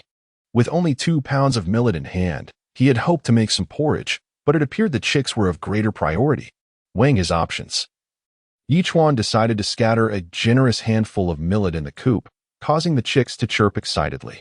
The rooster, eager to partake, was promptly chased into a corner by the hen, who spread her wings protectively. Typically, hens would not confront roosters, but in the face of maternal instinct, all rules were subject to change. Watching the chicks joyfully pecking at the millet, Chuan felt less optimistic. 2 pounds would likely be consumed in a couple of days, prompting him to consider alternative food sources. However, he needed to ponder this issue carefully. Island upgrade completed. Congratulations, host. Your island has upgraded to level 9. You have received an upgrade gift package. Would you like to open it? Just then, the system's voice chimed in. Perfect timing. I hope it contains some millet. Chuan thought eagerly before responding. Open it. Opening. Congratulations, host. You have received 2,000 growth points for A-grade peaches, 7 small nutrient solutions, and 1 blueprint for manufacturing rotating crossbow arrows. Why another rotating crossbow? Didn't I already acquire one? Chuan inquired. The host can manufacture another rotating crossbow or use the blueprint to upgrade the existing one, the system clarified. Upgrade. Chuan's expression brightened. After all, the current rotating crossbow could barely pierce the skin of a wild chicken. When faced with thicker-skinned creatures like wild boars, it would become utterly ineffective. With that in mind, Chuan promptly resolved to upgrade the rotating crossbow. Chapter 106. Upgrading the crossbow bolts. Desiring to explore the forest. To upgrade the rotating crossbow bolts, one requires a rotating crossbow bolt 1, a rotating crossbow bolt manufacturing blueprint 1, 10 wooden planks, and 5 metal sheets. Immediately, Chuan crafted the enhanced version of the rotating crossbow bolts, which weighed approximately an extra pound compared to the previous version, increasing the count from 12 to 16 bolts. Furthermore, upon completing the bolts, Chuan noted that each bolt was also slightly heavier by about 5 coins, a minor increase, yet distinctly perceptible. After loading the 16 bolts, Chuan swiftly positioned himself outside the forest, aiming at a robust tree trunk, and pulled the trigger. Within 5 seconds, all 16 bolts were released in rapid succession, accompanied by a faint whooshing sound as they embedded deeply into the trunk, each penetrating nearly halfway in, requiring considerable effort to extract. It appeared that their power had more than doubled compared to the earlier bolts. Should he encounter the wild boar again, these 16 bolts would surely incapacitate it. Chuan surveyed the bolts with satisfaction, nodding approvingly. Notably, the upgraded rotating crossbow bolts featured a more user-friendly design, unlike their predecessors, which required rotation for loading. These could be loaded from a single position thanks to an automatic rotating mechanism. In a combat scenario, this would significantly save time. Additionally, one could choose to fire all or half of the bolts merely by pressing a button, rendering it exceedingly convenient. Thrilled, Chuan beamed and gave a thumbs up. At that moment, Chuan noticed that the forest had expanded by an additional 500 square meters, now totaling approximately 2,500 square meters, larger than most islands owned by other island masters.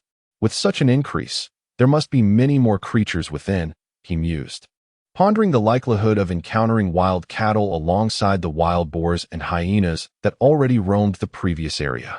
Although uncertain about the details within, Chuan resolved to explore after breakfast, as it was vital to understand the specifics of his territory. Chuan then felt a stir of excitement and made his way to the evolving hillock. Currently, the hill stood over 60 meters long and approximately 22 to 23 meters high. The previously discovered spring had further widened its fissures, and the flow of spring water had thickened, estimated to fill a mineral water bottle in about an hour. However, Chuan decided against intervening with the spring water for now, preferring to wait until it formed a river before channeling it for domestic use. After all, fresh water derived from seawater could hardly compare to the delightful taste of naturally formed spring water. Subsequently, Chuan returned to his room, preparing the steak acquired from earlier transactions, and traded an A-grade peach and 200 milliliters of goat milk for each person. It's getting late. I assume no one has had breakfast yet. Today, we feast on steak and A-grade peaches. A-grade peaches. Lu Yue exclaimed in astonishment. Brother, that seems rather extravagant. Oh no. It appears that everything I possess holds great value, he replied, prompting Lu Yue to send a playful emoji in response. I can't possibly consume all of this myself, so I'm sharing it with everyone. Chuan continued. By the way, I recall you mentioned you spent some time on a ranch. Yes, why do you ask? Lu Yue inquired, puzzled. Do you know what else, besides millet, can be fed to chicks? Chuan questioned eagerly. There are quite a few options for chicks. They can eat insects, greens, corn kernels. And I believe I've even offered bread before. Perhaps you have an abundance of bread. You could feed them breadcrumbs, she suggested. I do have some bread. Chuan replied, his interest piqued. Then I shall feed them breadcrumbs. Lu Yue promptly traded 500 g of bread too and added, make sure the breadcrumbs are slightly drier. I have 2 bags left. You can take them. She continued, also, newly hatched chicks are quite fragile. You should find a way to strengthen them. Otherwise, they could easily fall ill or be infected by germs, which would be regrettable. I understand, Chuan replied, contemplating the situation. To dry them out, I could simply leave all the bread out for a short while, but to strengthen them, perhaps S-grade fresh water? That seems excessively luxurious. I haven't even indulged myself much. Wait. Chuan's expression shifted as he recalled possessing 2 A-grade seawater purifiers. After upgrading one, he had left the other unused. It seemed prudent to reactivate it, as it could provide for the chicks and several subordinate island masters, truly a twofold benefit. With this thought, Chuan retrieved the unused A-grade seawater purifier, poured in seawater, and commenced the purification process. Meanwhile, he enjoyed breakfast while perusing the messages in the public chat room. It's really frozen to about 5 centimeters. I even stepped on it to test if it could support a person. Did you consider looking for a supply box? Maybe you could try breaking through the ice to retrieve it? Are you out of your mind? What if I fall in? I wouldn't have a proper burial. Only you could think of such a ridiculous idea. Honestly, with your level of risk-taking, you'll never enjoy a feast. Do I need your approval? Who do you think you are? Reading through the chat records, Chuan shook his head slightly, cleaned up the remnants of his meal, and exited his room. Taking in the damp, chilly air, he inhaled deeply before calling for his 3 companions, ready to venture into the forest. The 3 small creatures unconditionally agreed, forming a protective triangle around Chuan, creating a sense of imminent danger despite his lack of awareness of any threats. In this environment, he remained alert, aware that something could potentially emerge to threaten him. He held a deep fondness for his 3 S-grade pets. Suddenly, as they walked, Wang Kai, leading the group, barked sharply, prompting Chuan to furrow his brows and come to a halt. From the thicket ahead, rustling sounds echoed ominously, indicating that some perilous entity was drawing near, causing the 3 small ones to instinctively retreat a few steps. What is this? A python? Chuan's eyes widened in astonishment as he beheld the massive creature slowly slithering out from the low shrubs. Chapter 107. The Battle with the Python. Cooking snake soup.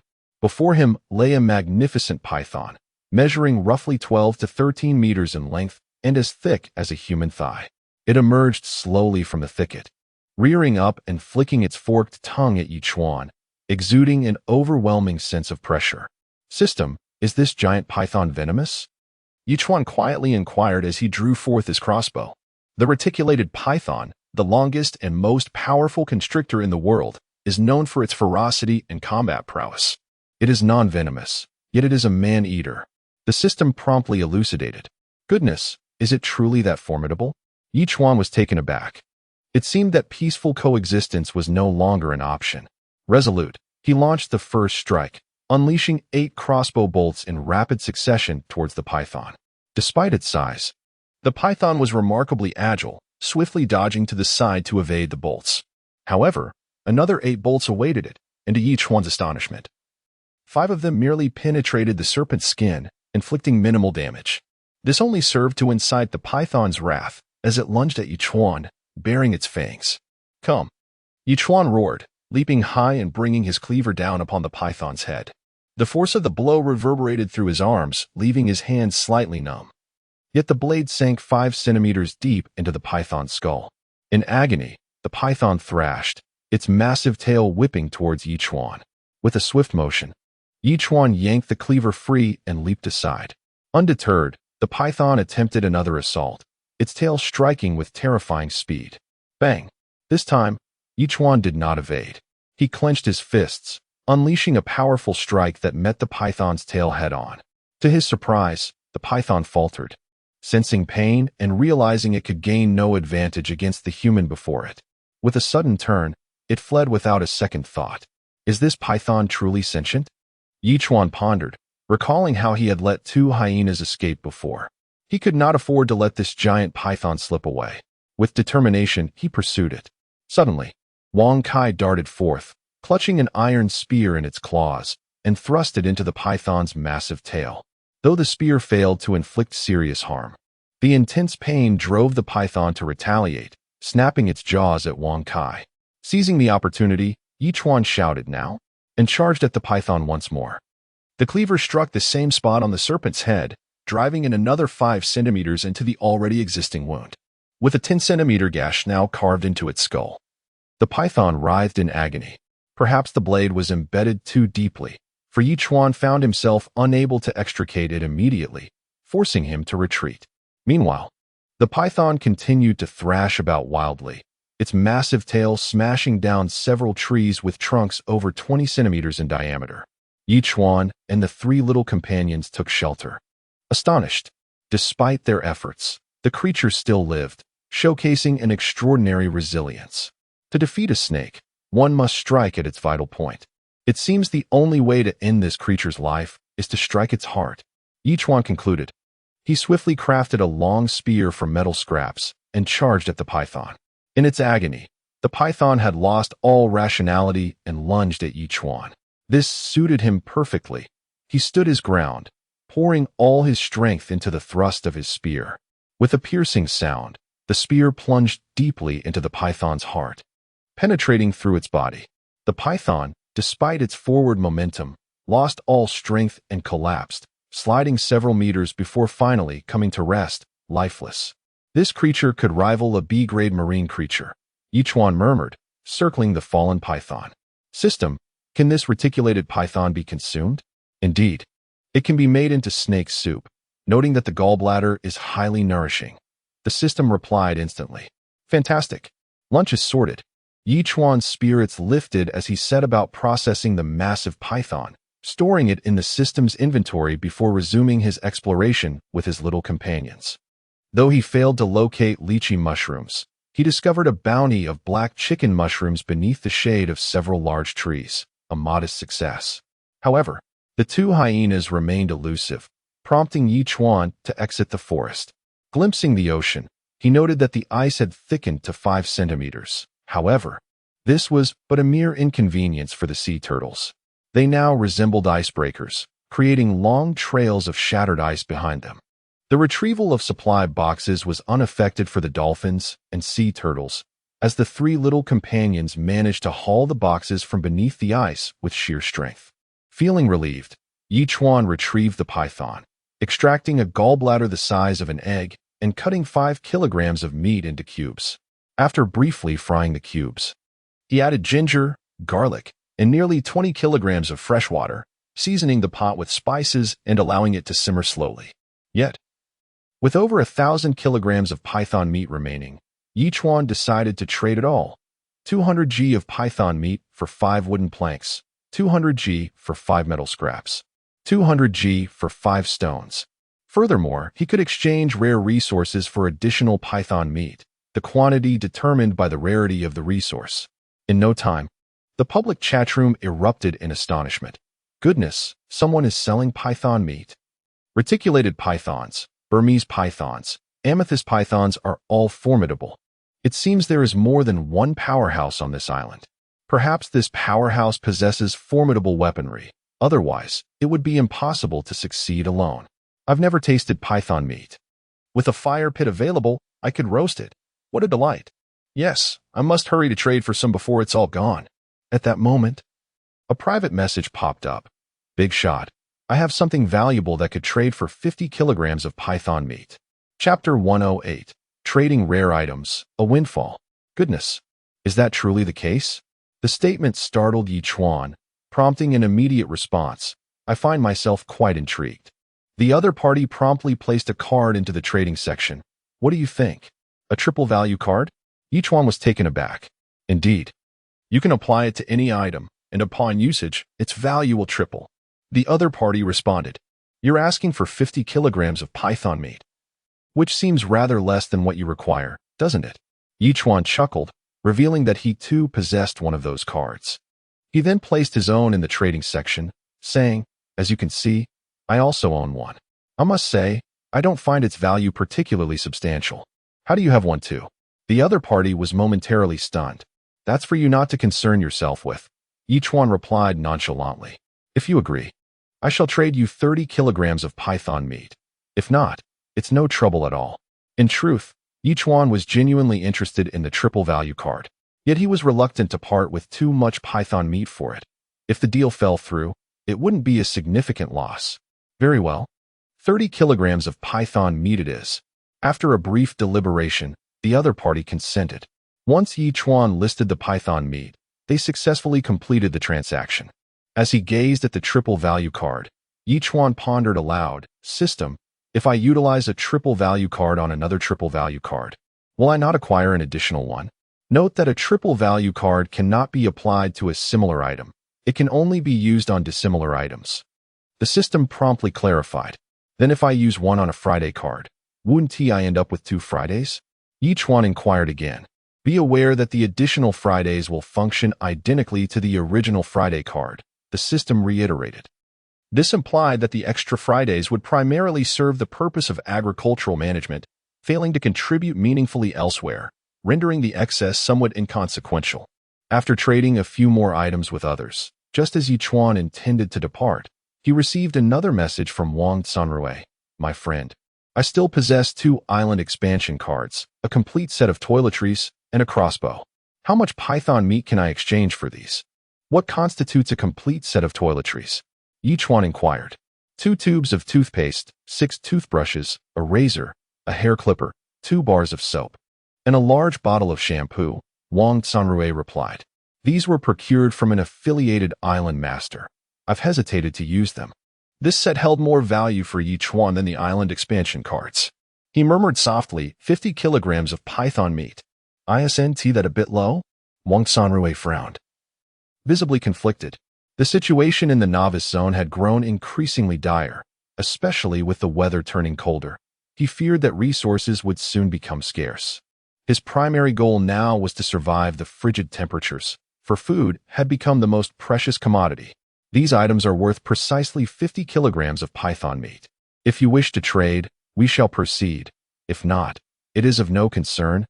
Chuan sent a smiling emoji. After all, in such extreme weather, food and water were paramount, were they not? All right, I accept the trade. Wang Sanrui gritted his teeth and promptly completed the transaction with Chuan.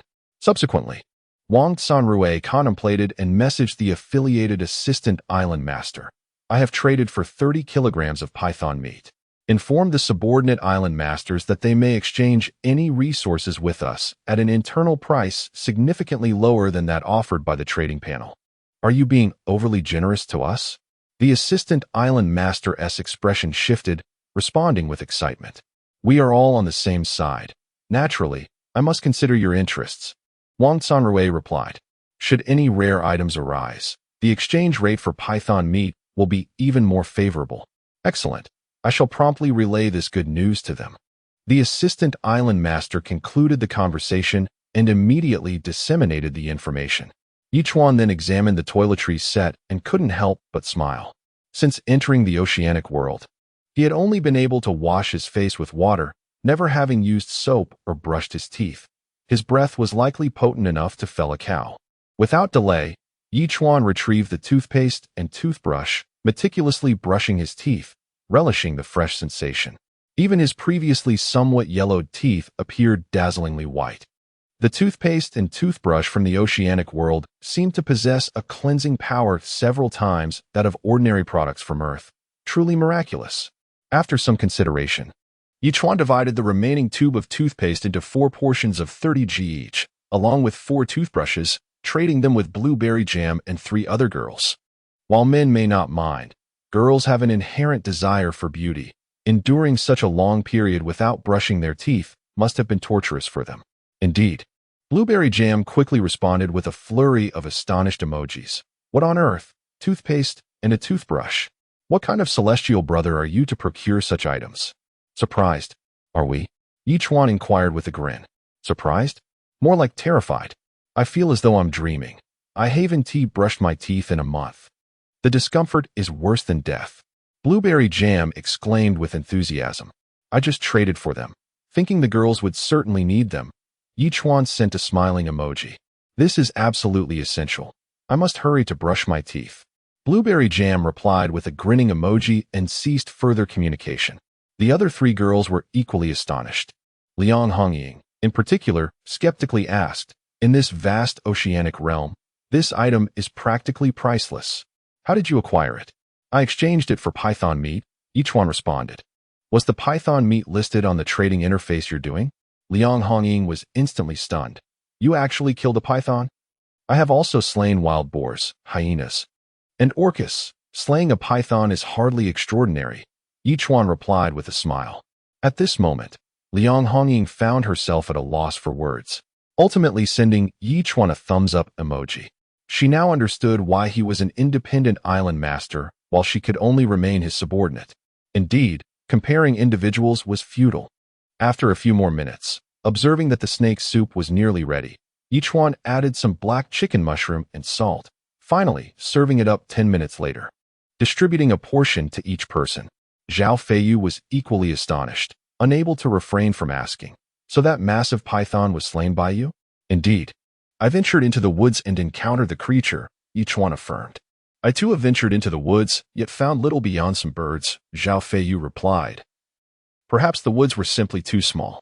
Upon hearing this, Chuan immediately placed an island expansion card in the trading section. Chapter 109. The Omnipotent Gardener, do you still have the island expansion card? Zhao Feiyu inquired, astonished. I only drew one, and I haven't drawn another since. It was exchanged for python meat, Chuan replied. You can use another one. Let's see how things unfold tomorrow. All right. Zhao Feiyu responded without hesitation. He had grown immune to his gratitude towards Chuan. All he could do now was repay him through future actions. After chatting with the others for a moment, Chuan began to savor the snake soup while perusing the messages in the public chat room. Emergency. Emergency. I have spotted someone observing my island from the water. Isn't everything frozen? How can someone be peering out from the water? Are you hallucinating? It's real. This person has made a hole in the ice and is halfway out. How on earth is he doing that? What you're saying is rather unsettling. Are you joking? It's a mermaid. Oh my gosh. He can walk with his tail fin, and he is coming straight for me. What should I do? Is he going to kill me? Oh no. Is this for real? I suggest you hide quickly. Where is everyone? Why is no one responding? It wasn't until Chuan finished his snake soup that the individual remained silent. Although everyone felt it was merely a prank, Chuan understood the gravity of the situation. Everything was indeed true. The owner of the island was likely in grave danger. However, Chuan pondered the motive of the merfolk wanting to enter the novice area. Was it merely to kill?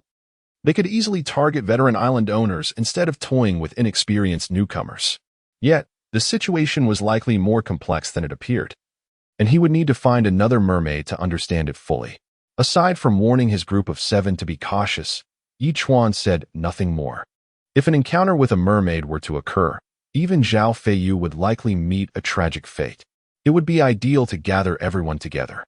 Not only would it ensure safety, but it would also alleviate loneliness, a win-win situation. However, for the time being, such thoughts were merely wishful thinking, as they were unaware of each other's coordinates. If only they could deploy an albatross to fetch them. Perhaps one day, with satellites or similar technology, this could become a reality. Observing the thriving surroundings, Chuan entered the greenhouse for a closer look. The coconut tree had grown to about 5 meters, nearly reaching the top of the greenhouse. It seemed that this tree had reached its maximum height and had already bloomed white flowers. As for pollination, that was something he would need to inquire about with Friday. The peach, pear, and apple trees had also grown nearly 2 meters tall and were about to bear buds. It seemed they too faced the challenge of pollination. This was a significant issue. If not handled properly, all previous efforts would go up in smoke. Friday. Stepping out of the flower bed, Chuan called out, "What can I do for you, Brother Chuan?" Friday promptly approached. "I see these fruits are on the verge of blooming. How do you plan to pollinate the flowers?" Chuan asked. "I will personally handle the pollination," Friday replied without hesitation. "You?" Chuan was taken aback. "You possess that capability?" "I have mastery over all operations related to plants. That is the essence of my existence," Friday stated earnestly. "Rest assured, Brother Chuan. In at least 10 days, you shall enjoy delicious coconut water, and the other 3 fruits will be ready for you in about half a month." "And what if we add nutrient solution?" Chuan contemplated, inquiring once more. "The maturity period I mentioned is based on the addition of nutrient solution," Friday clarified. "Oh, by the way, those dozen sunflowers have also reached maturity. They grow quite rapidly, and we can harvest the seeds within 5 days at the latest. You've done an excellent job." Chuan smiled broadly, pleased with Friday's report. Truly, as an expert in field management, he need not worry about these plants. He could simply await the harvest. In such circumstances, if only he had a chef robot, he could relax for a while. He hoped that during his next sign-in, he might acquire a culinary assistant. That would indeed be remarkable. After wandering around and observing everything proceeding in an orderly fashion, Chuan had a thought and called for the dolphin. With a thunderous splash, the ice was shattered as the dolphin leaped from the water, repeatedly closing its mouth towards Chuan. It seemed that due to the freezing, the dolphin had not interacted with him for the past few days, resulting in an unusually affectionate display. You can now dive to the nearby seabed and investigate if there are any mineral resources available, Chuan instructed. As he spoke, he presented the previously obtained flammable ice to the dolphin, saying, "From now on, whenever you arrive in a new location, search the seabed. If you notice anything unusual, inform me immediately." The dolphin nodded vigorously before diving into the depths, disappearing from view. Chuan couldn't help but press his lips together. Following his previous encounter with the merfolk, he had gained some understanding of them, and he still possessed a tranquilizer. Even if the dolphin were to encounter a mermaid, he would be prepared for a confrontation. Hidden task detected. Will the host accept? The system's voice suddenly echoed as he awaited the dolphin's return. Another hidden task? Chuan's expression shifted. He had just completed the previous hidden task 2 days ago, and now a new one had emerged. The system was indeed rewarding him. Rubbing his hands together in anticipation, he inquired, "What is this hidden task?" Hidden task. The host must uncover the reasons behind the merfolk's impending invasion of the novice area within half a month. A generous reward awaits upon completion. Will you accept? The system responded. Chuan couldn't help but smirk. He had just been contemplating this very issue, thinking he would clarify it when the opportunity arose. He hadn't expected the system to issue a task regarding it. It seemed he was destined to pursue this matter. The host may choose to accept or decline. Perhaps sensing Yi Chuan's hesitation, the system spoke directly. Of course, I choose to accept. Yi Chuan chuckled. After all, the task you issued aligns perfectly with my own intentions. Detection confirms the host has accepted the hidden task. Please complete it promptly. The system immediately acknowledged. At that moment, a tremendous splash erupted as the dolphin returned. Chapter 110, Yellow Phosphorus, a submarine emerges. As the dolphin leapt from the ocean's surface, it expelled a solid yellow substance towards the shore, encased in a water sphere that dissipated upon landing. Yi Chuan, who had just witnessed this curious phenomenon, was momentarily bewildered. The yellow solid resembled combustible ice, yet he was certain he had never encountered such a variant. Moreover, his knowledge of minerals did not include any yellow substances. Could it possibly be sulfur? He picked it up and inhaled, detecting no sulfuric odor, but rather a scent akin to garlic. Surely, it could not be spoiled garlic, could it? System, what is this substance?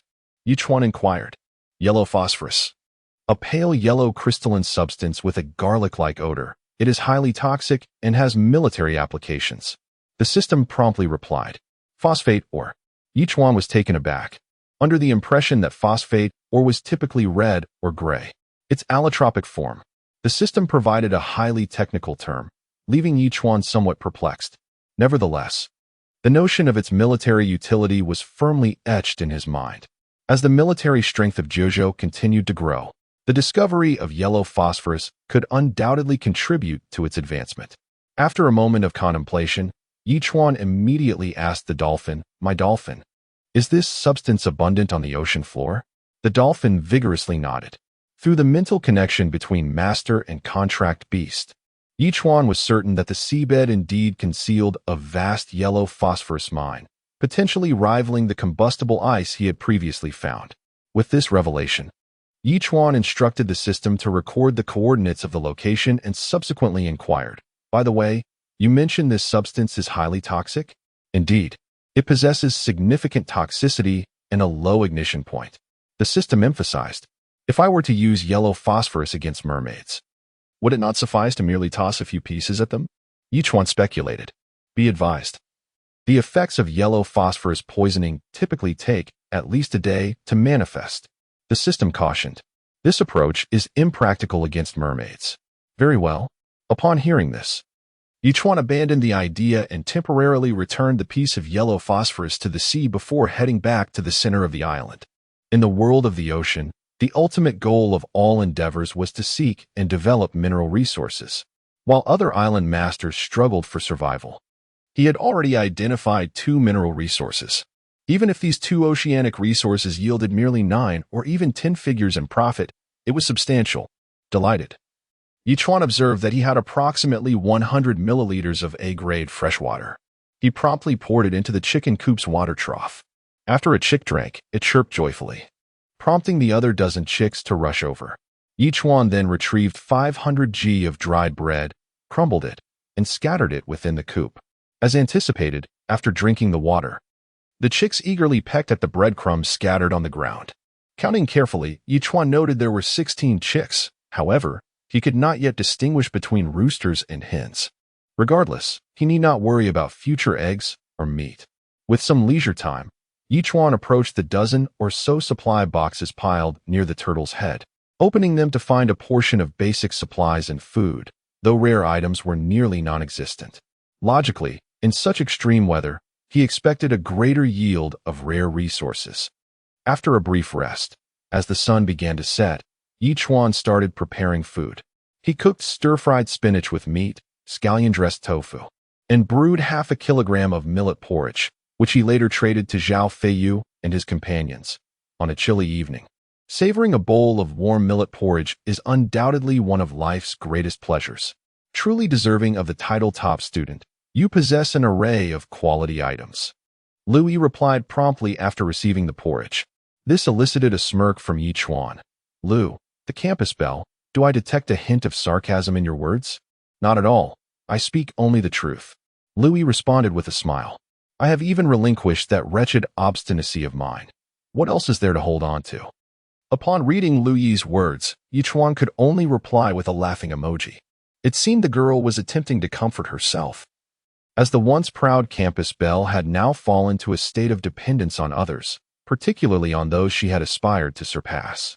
Such a stark contrast certainly required time for acceptance. Transitioning to the public chatroom, Chuan dined while observing the conversation. Let me share a true story. Do not be alarmed. I swear, when I was relieving myself earlier, I spotted a submarine surfacing directly from beneath the ice, lingering for 3 to 4 minutes before submerging back into the sea. You fool, if you have something to say, just say it. Stop playing coy. What kind of nonsense is this? Indeed, what I say is true. I swear on my life, I witnessed it. As Chuan read further, he nearly felt nauseated. These fools, he thought. Could they not speak in a more refined manner while he was trying to enjoy his meal? However, Chuan sensed the island master's account bore an air of authenticity, akin to the unfortunate master who had perished at the hands of a mermaid that morning. It was merely deemed impossible by all, thus labeled false. Yet, how could a submarine possibly appear in the novice zone? Surely, it could not be piloted by those savage mermaids. Contemplating this, Chuan quickly sought out the island master, privately messaging, "My friend, is it true that you saw a submarine? Is there any doubt? Zhang Shengchun has but one flaw in his life. He cannot lie," came the immediate response. "I suspect I am being monitored. Are you certain it was observing you?" Chuan probed further. "I can only speculate. Yet it did surface within 100 meters of my island.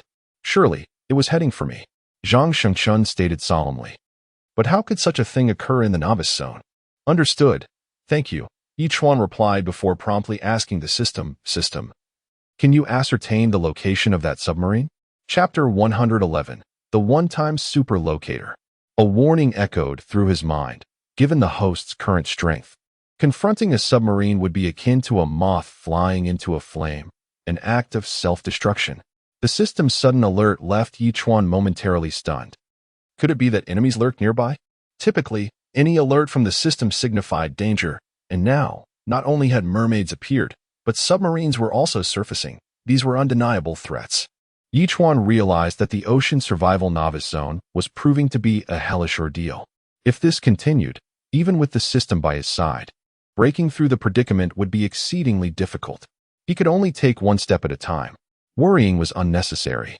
So Chuan instructed the dolphin and sea turtle to promptly inform him of any unusual occurrences before settling in to watch a movie. By 10 o'clock, he retired to bed.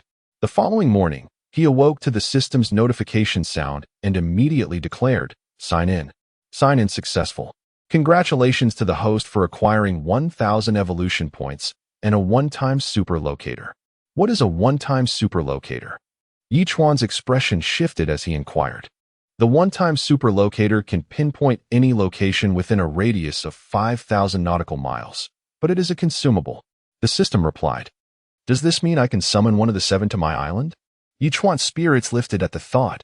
This was indeed a valuable item. However, choosing one from 7 was no trivial task. Eureka! Chuan had a flash of inspiration and immediately applied a triple value card to the one-time super locator, transforming it into 3.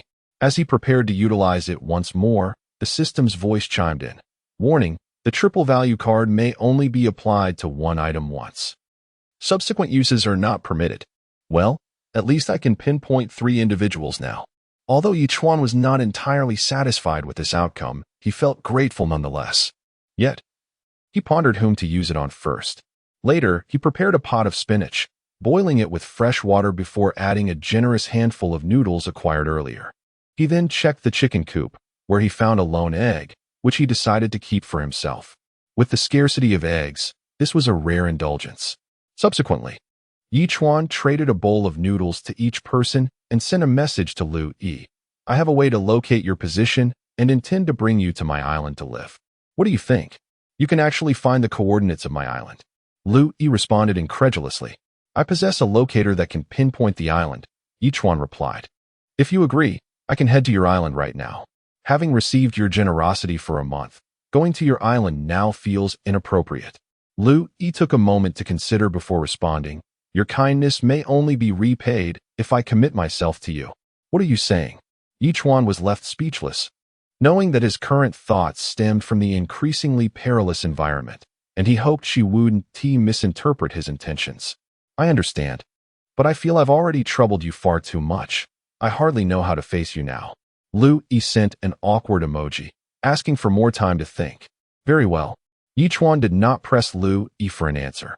Unsurprisingly, he recognized that beneath her surface, she retained a final streak of stubbornness. She would not take that last step unless absolutely necessary.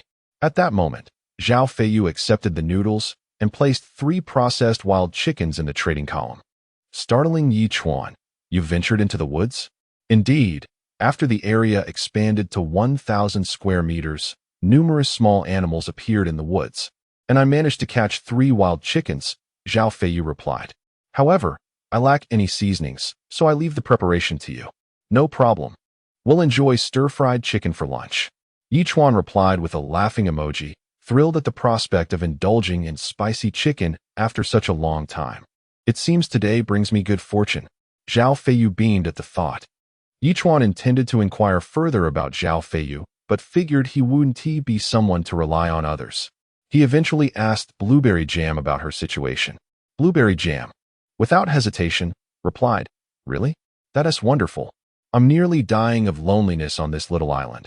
It's perfect to have an older brother for company, hee. Are you certain? Chuan asked with gravity, as this decision could have irreversible consequences on your future. I've been certain for a while. Blueberry Jam sent a grinning emoji, expressing her fear regarding the discussions of mermaids and submarines in the public chat. All right. Chuan decided against further discussion and promptly used the one-time super locator on Blueberry Jam. In an instant, a virtual interface appeared before Chuan, revealing a small dot in the distant southwest, leaving him momentarily speechless. This seems quite far. After examining the virtual interface, he quickly calculated the distance, 3,200 nautical miles. So far, Chuan exclaimed in disbelief, but then recalled how during the heavy rains, many island owners had been discussing the weather in the public chat, while Blueberry Jam had nearly perished from thirst. That indicated just how distant her location truly was. Calculating at a speed of 45 nautical miles per hour, I should. Warning. Due to ice formation on the sea surface, the turtle's speed is impeded, currently advancing at only 30 nautical miles per hour. As the ice thickness increases, the turtle's speed will continue to decrease. As Chuan pondered this, the system's timely reminder interrupted him. They've slowed down so much. Chuan was taken aback, quickly calculating that at 30 nautical miles per hour, it would take over 4 days, and with the ice thickness increasing daily, it might take a week or more. Ultimately, Chuan estimated, it will take approximately a week for me to reach your island, so please wait around 7 days. No problem. Blueberry Jam replied with a flurry of grinning emojis. After enduring a month of solitude, she was thrilled at the prospect of having her older brother come for her. After relaying the coordinates to the turtle and commanding it to proceed toward the target, Chuan began eating his noodles while glancing at the public chat. Am I seeing things? Or is there indeed a mermaid rowing a small boat toward my island, accompanied by someone else? Chapter 112, The City in the Sky? Spicy chicken. My goodness, are you joking, my friend? A mermaid has come to your home as a guest? Isn't the sea frozen? How could a mermaid row a boat? What a ridiculous notion. Could it be that the islander who claimed to have been attacked by a mermaid has somehow befriended her? If that were the case, that fellow must be quite pleased. Feeding bananas to the mermaid, what a delight. And at such a time, racing around? That mermaid is male, mind you, and they have already come ashore. To my astonishment, that chap has actually been tied up. A mermaid kidnapping incident? In the public chat room, voices clashed in a cacophony of speculation. Yet the individual who mentioned the mermaid's arrival, with the username Big Clever, fell silent. Chuan couldn't help but furrow his brow. It appeared that the last person he encountered, who had seen the mermaid, had indeed been captured, but rather than being harmed, he was taken to another island leader. What could this creature possibly intend? Surely, it cannot be to treat humans as sustenance, can it? Chuan chose not to dwell on the matter further, resolving instead to head towards the Blueberry Jam while seeking to unravel the mermaid's intentions to fulfill his hidden quest. It can only be said that the road ahead is long and arduous. With no other pressing tasks at hand, he promptly turned his attention to the wild chicken. As he chopped the chicken into pieces and soaked them in a basin of blood, Chuan picked 5 chili peppers, preparing ginger, garlic, star anise, and bay leaves. Unfortunately, he lacked soy sauce. Otherwise, this spicy chicken would have been perfect. Even so, in the aquatic realm, this dish is undoubtedly a unique delicacy. Riding his bicycle, he circled the island, observing his surroundings. After feeding 3 small creatures several handfuls of dried fish and milking some goat's milk, he provided fresh water for both the chickens and goats. Over an hour had passed. Around 10 o'clock, Chuan added a spoonful of lard to the pot, followed by Sichuan pepper, star anise, cinnamon, bay leaves, and cumin, along with half of the ginger and garlic. After sauteing until fragrant, he introduced the dried chicken and sauteed until the moisture evaporated, before adding 3 liters of water. Once it reached a boil, he simmered it gently. The 3 wild mountain chickens were mature and required at least an hour and a half to cook, yet once prepared, their flavor would be exquisite. During this time, Friday approached with a large handful of strawberries. Brother Chuan, the strawberries are ripe, totaling 46. So many this time? Chuan's expression shifted. Last time, there were only 20-odd strawberries. To his surprise, after planting a few more strawberry seedlings, the count had nearly doubled. Everyone could enjoy a few more and indulge their appetites. The special tree species had grown to over 30 meters tall. Elated, Chuan glanced at the unique tree. He was astonished by its cold resistance. It could still thrive in temperatures as low as -17 or 18 degrees. However, the tree's thickness was only about the size of an infant's arm. With only a dozen leaves appearing at the top, still merely leaves, without branches. Yes, to preserve its nutrients. I specially watered it with a bottle of nutrient solution last night, Friday replied. I believe it will surprise us in the near future. Do you know what type of tree it is, and are deliberately withholding that information from me? Chuan asked, scrutinizing Friday with suspicion. Brother Chuan, you are mistaken. I truly do not know, Friday quickly explained, but I vaguely feel it might be related to the city in the sky. What on earth is the city in the sky? Chuan asked, bewildered. I don't know either. It just flashed through my mind when I was created, and I only remembered that name. Nothing else. Friday responded loudly. You had better not be deceiving me, otherwise I will have you remade. Chuan warned fiercely, then inquired of the system, what is the city in the sky? Warning, host is approaching a taboo subject. Please refrain from mentioning it, or bear the consequences. The system's voice seemed to chill in that instant. Chuan couldn't help but scoff. It's not as though I wished to ask. It was Friday's words that piqued my curiosity, as if anyone would want to know. With that, he huffed and placed the strawberries on the dining table. Glancing at the large pot, the broth had reduced by more than half, prompting him to add the chilies and salt, along with the remaining ginger and garlic, turning up the heat to reduce the sauce.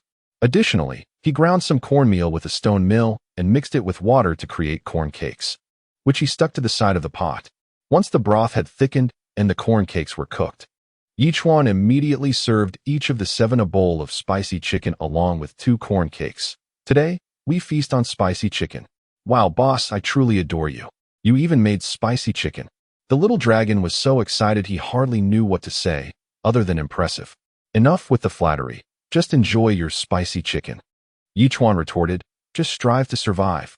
With you around, not only can I survive, but I've even gained weight. The little dragon replied with a grinning emoji.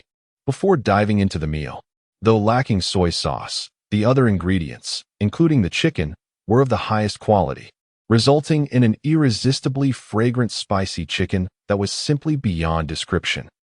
He exclaimed joyfully, at last, I have had my fill of spicy chicken.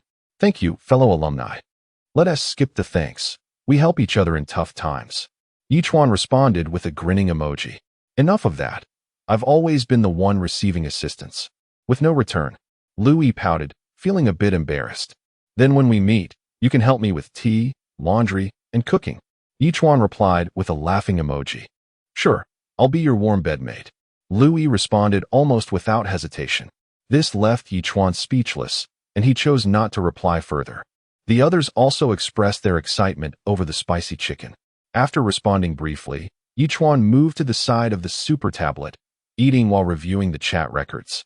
When he noticed someone seeking to purchase items, high price for medium-sized sailboats or blueprints for medium-sized sailboats. Hey, didn't the mermaid land on your island? Are you alright? Why the sudden interest in purchasing a medium-sized sailboat? Is it that this chap is buying, or is the mermaid in search of one? After all, the mermaid had previously rowed a small boat. Less chatter. If you have it, message me privately. If not, shut it. Hey, with that attitude, I wouldn't sell you a medium-sized sailboat, even if I had one. Seriously, do you think you can row a boat on frozen seas? What a fool. Chapter 113. The scheming mermaid encounters a submarine. Upon reviewing the chat records, Chuan's expression subtly shifted. If he was not mistaken, the other party was either a mermaid or a sea island master manipulated by a mermaid. It was utterly impossible for this clever individual to have acquired it independently. Chuan pondered for a few seconds and promptly sent a private message. Hello, I possess a medium-sized sailboat, but this is no ordinary vessel. I wonder what you have to offer in exchange. Are you familiar with mermaid oil? After a brief pause, the other party replied, I have mermaid oil, crafted into a lamp that can burn for a millennium without extinguishing. Are you jesting with me? We are in a survival situation on an island, and I can barely feed and clothe myself. What use is mermaid oil to me? Chuan retorted, offer something else. I have a knife, weighing 56 pounds and measuring 50 centimeters in length, capable of slicing through iron as if it were mud. It can cleave 1,000-pound stone in two. After another brief interval, the other party resumed the conversation. Show it to me. Chuan's expression flickered. Why would I give you my sailboat without assurance? That would be akin to throwing it away. Are you a swindler? The clever individual replied. Chuan immediately placed the medium-sized sailboat in the trading column. But 10 seconds later, he withdrew it. Do you see? I genuinely possess a medium-sized sailboat, but I must ascertain the quality of your knife first. Otherwise, should I be deceived, where would I seek redress? True enough. The clever individual conceded, promptly trading the knife to Chuan. Upon receiving the knife, Chuan found it sufficiently weighty, but just right for him. When he brandished the mountain-cleaving knife with force, it surprisingly revealed a small notch. This is extraordinary, Chuan exclaimed, his excitement mounting. After all, previously, whether battling the net-patterned python or the mermaid, the mountain-cleaving knife had proven less than effective, nearly becoming a useless item. With this knife, Chuan felt an absolute confidence that he could dispatch the net-patterned python with a single strike. Even against a mermaid, one blow would suffice. How about this knife? The clever individual inquired. Unusable. It's too heavy for me to lift. It's utterly impractical. Chuan replied. Then forget it. I no longer wish to trade. Please return the knife. The clever individual became impatient. You're not the only one with a medium-sized sailboat. Did I not mention? If the knife drops, I cannot lift it. Chuan responded. How can I trade with you if I cannot even lift it? Are you jesting with me? Are you foolish? Intentionally provoking me? The clever individual's expression turned icy. Kid, do not think I am unaware of your location. I possess a super locator. If you do not comply, I will have to use it against you. Feel free to do so. Chuan declared, promptly blocking the clever individual. On a small island several hundred nautical miles away, the clever individual weakly gazed at the towering mermaid beside him. Fish brother, he has blocked me. Ugh. The mermaid gritted her teeth as she slapped his cheek, sending him stumbling to the ground, with his translator device tumbling out of his ear. The clever individual hastily donned the receiver, exclaiming, Fish brother, since you have a super locator, find him. Not only can you exact revenge, but you may also acquire the medium-sized sailboat and perhaps other valuable items. It's a win-win. For now, that is all we can do. The mermaid nodded thoughtfully and dashed out of the wooden hut to utilize the super locator. The other party possesses a super locator as well. I wonder whether it belongs to the mermaid or the clever individual. Chuan mused, yet I had intended to seek him out. And he plans to find me first. That's fortuitous. I merely need to remain vigilant and wait for him to come to me. After alerting the dolphins and the three little ones to maintain vigilance, Chuan fondled the knife with great fondness.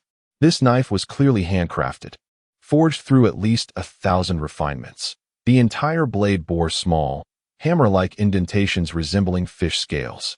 The blade, however, gleamed brilliantly, and at the junction of the blade and handle, a tiny character was engraved. Was the knife's creator named Earth? After toying with it for a while, Chuan stored the knife back in the system's inventory, allowing him to summon it with a mere thought whenever needed, which was quite convenient. He then traded the mountain-cleaving knife to Liang Hongying, who expressed her surprise. "Why are you giving me a knife? I know you can handle yourself." "So I'm giving it to you for self-defense," Chuan replied. "The situation is becoming increasingly dire. Both mermaids and submarines may appear. Be cautious. This mountain-cleaving knife has a notch." Liang Hongying questioned, her brow furrowed. "That notch is from my previous battles, but it does not affect its use." Chuan explained with a grin. "If you find it unsatisfactory, I can wait until I find a perfect weapon to give you. I was merely curious." "This weapon appears quite commendable." Liang Hongying quickly accepted it, sending a smiling emoji in gratitude. "No need for formality among comrades." Chuan responded with a laughing emoji. "I await a substantial return on my investment. Rest assured, I shall astonish you." Liang Hongying replied with a laughing emoji. Suddenly, the three little ones began to call out urgently, causing Chuan's heart to race. Could it be that the mermaid has found me so quickly? Chuan squinted and dashed out of the room, only to see the three little ones spiraling in the air. As soon as he emerged, Wang Kai dove down, and in the moment Chuan reached out to grasp its feet, it whisked him into the sky, flying swiftly to the left. After 5 minutes, 25 nautical miles away, Chuan spotted a white lump protruding from beneath the ice layer. Had it not been for the damaged ice surface revealing a circle of red at the top of the white lump, he might have easily overlooked it. "This is the submarine Zhang Shengchun mentioned?" Chuan furrowed his brow, muttering to himself. He had never anticipated that this submarine would appear so close to him and at such a rapid pace. Undoubtedly, this submarine had already detected Turtle Island. Encountering such a massive sea turtle would likely provoke some reaction. "System, you say confronting the submarine would be akin to a moth to a flame, courting destruction. Yet, here they are, seeking me out. What should I do?" Chuan slowly returned to the ground, exasperatedly questioning. Chapter 114. Crisis Averted, Harvesting Krill. The system remained silent, leaving Chuan to ponder whether it had grown timid or was simply unresponsive. He slightly curled his lips in contemplation before asserting with gravity, "Dolphin, keep a close watch on that submarine. Report to me immediately if there is any movement." Since the sea turtle's water cannon had only been upgraded to a mid-level, its range was limited to 50 meters, rendering it ineffective in this situation. His most formidable asset at present was the small cannon, yet its utility was nullified underwater. The only viable force was the dolphin, but even the dolphin's impact of 1,500 pounds would likely only tickle the submarine. Indeed, as the system had indicated, his chances of victory were virtually non-existent. If the adversary employed large-scale destructive weaponry, even the sea turtle's rapid healing ability might not suffice for survival. Desperation loomed. After considering several strategies, none appeared feasible, and Chuan finally gritted his teeth, muttering to himself. 10 minutes later, the dolphin leaped from the ocean and called out to Chuan. He paused, surprised. The submarine had fled to the left after submerging. With a sigh of relief, he sank onto the ground, exhaling deeply. He had anticipated a battle with no chance of victory, only to realize that the submarine had ignored him, indicating it was not piloted by merfolk, but rather humans. Furthermore, they must be seasoned island masters from the outer seas. Though the reason for their incursion into the novice zone remained a mystery, having narrowly escaped calamity, this was undoubtedly good news. A celebration was in order. Chuan mused as he heated the leftover spicy chicken, finally finishing his lunch around 1 in the afternoon. Observing the trading interface, he noted that all the sea fish he had listed had been sold. It seemed time to exchange another batch of sea fish and freshwater for supplies. Moreover, with the sea surface now frozen, the island masters' demand for resources was significantly lower than their need for food and water, a fact he could exploit to procure additional supplies. The appearance of the submarine had illuminated Chuan's insignificance. Even with the system's backing, when faced with overwhelming power, he realized he could still succumb to death. After consolidating his resources, he discovered he had 9, 324 wooden planks, 8, 303 metal sheets, 8, 512 pieces of cloth, 7, 922 stones, 6, 577 plastics, and 6, 213 glass pieces.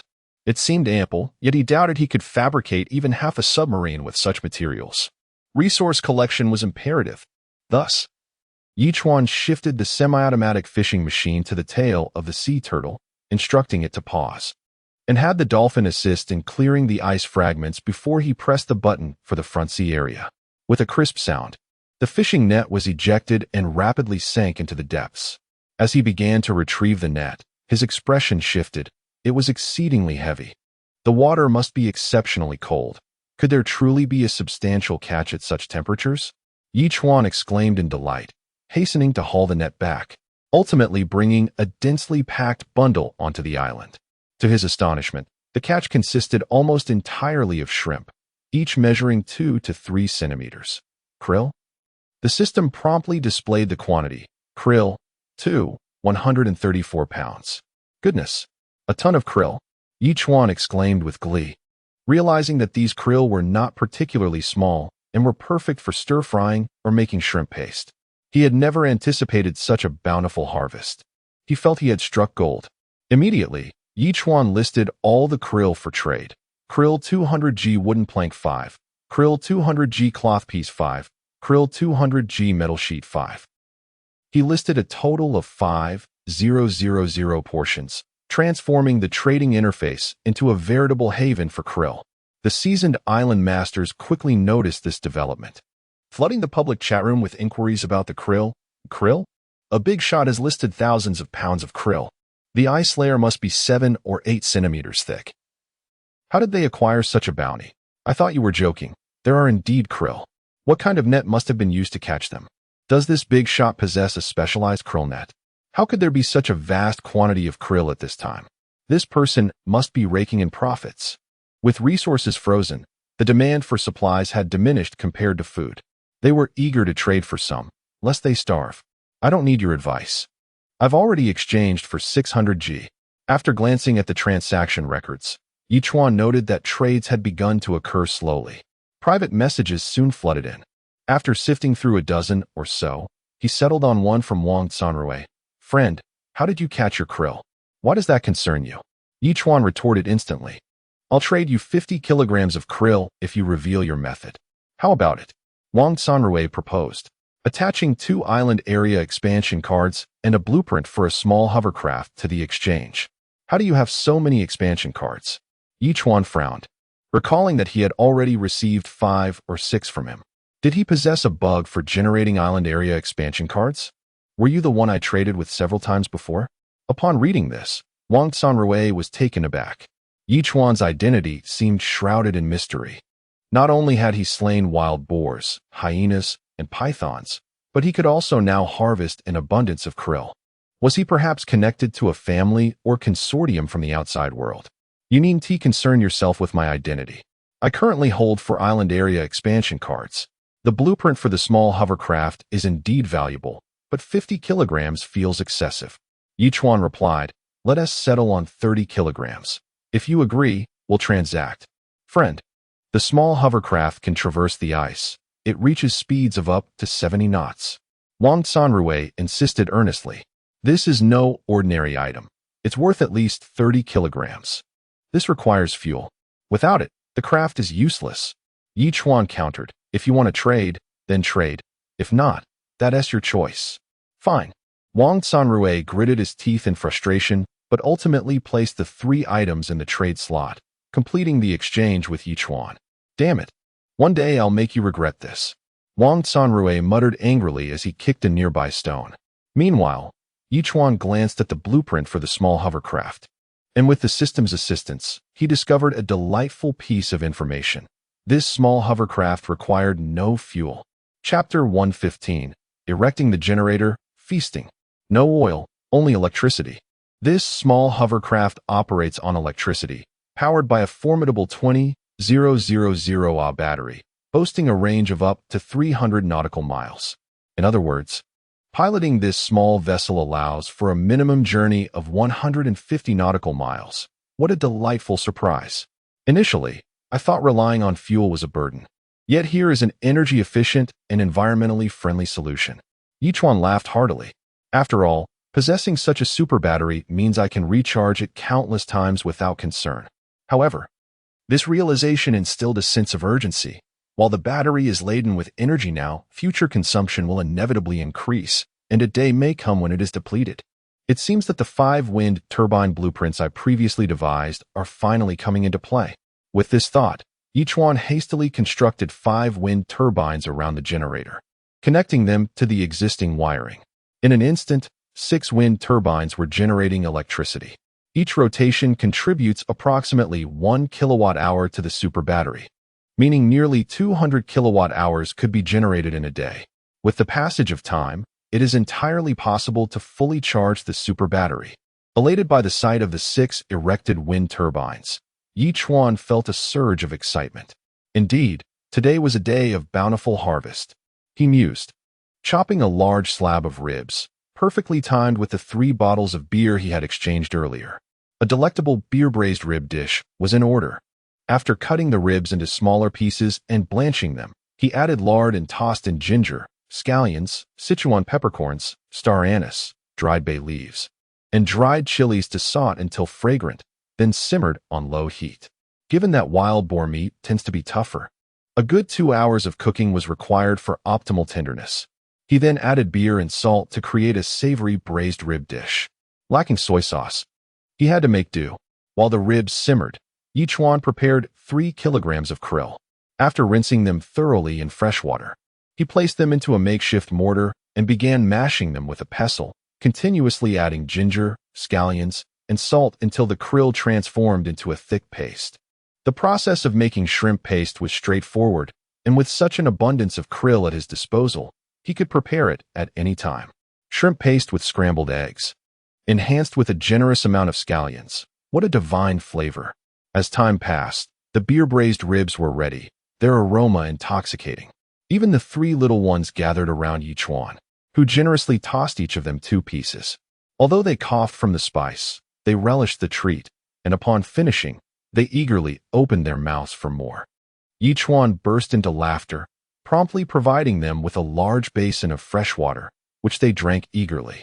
Once the beer-braised ribs were plated, Chuan snagged 2 eggs and swiftly prepared the shrimp paste. Since salt was already incorporated into the paste, it merely needed to be cooked through. He then distributed a multi-grain pancake to each of the 7, inviting them to savor the delightful offerings: beer-braised ribs and scrambled eggs with shrimp paste.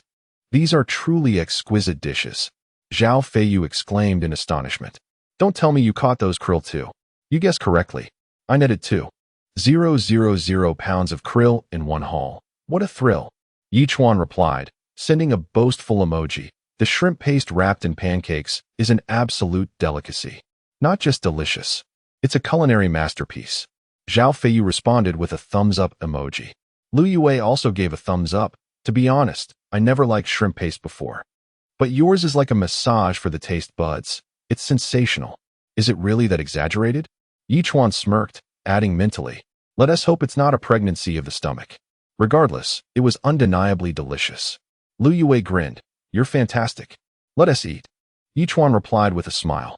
He then poured himself a glass of strong liquor, indulging in a cinematic action film while savoring his meal, leisurely enjoying 2 hours of relaxation. It wasn't tea until after 10 that Chuan washed up and settled into bed. Glancing at the public chatroom messages, the ice layer is nearly 9 centimeters thick. Even stones struggle to break through. This world is maddening. A supply crate is right there, yet I can't reach it. You could pierce a 2-centimeter hole in the ice with a long spear, strip down, and do push-ups. What kind of bizarre operation is this? How did you come up with that? A genius. Just trying to find joy amidst hardship. I'm nearly starving here. Can't I have a little fun? No offense, but I truly don't understand why you're so detailed. Let me off this ride. I want to go to kindergarten. Chuan shook his head in disbelief, lacking any sense of crisis. After cautioning the 3 little ones to remain vigilant, he promptly fell into a deep slumber. The following morning, Chuan awoke to bright daylight, having surprisingly slept past 8, thanks to the effects of alcohol. Waking naturally felt wonderful. Stretching, he stepped outside, observing the sun halfway risen in the sky, already radiating warmth. Dolphins leaped from the sea at opportune moments, conveying messages to Chuan, allowing him to fully relax. The submarine was now 200 nautical miles away from Turtle Island and continuing to drift further. It appeared he would indeed not encounter it again. By the way, how far is that mermaid from me? It has been half a day and night. Yet she hasn't arrived? Chuan pondered quietly. It can't be too far, can it? He decided not to dwell on it. Even if she were 20 to 30 nautical miles away, the three little ones would alert him. He would wait until she was within 20 nautical miles before taking action. Sign in. Chuan called out. Sign in successful. Congratulations, host. You have received 1,000 evolution points, 200 kilograms of fertile black soil, and 1 lucky blind box. Note, may contain manufacturing blueprints, seeds, fruits, etc. Luck seems to be on my side. Another blind box. I wonder what fortune awaits within. Chuan smiled and declared, open the blind box. Blind box opening. Congratulations, host.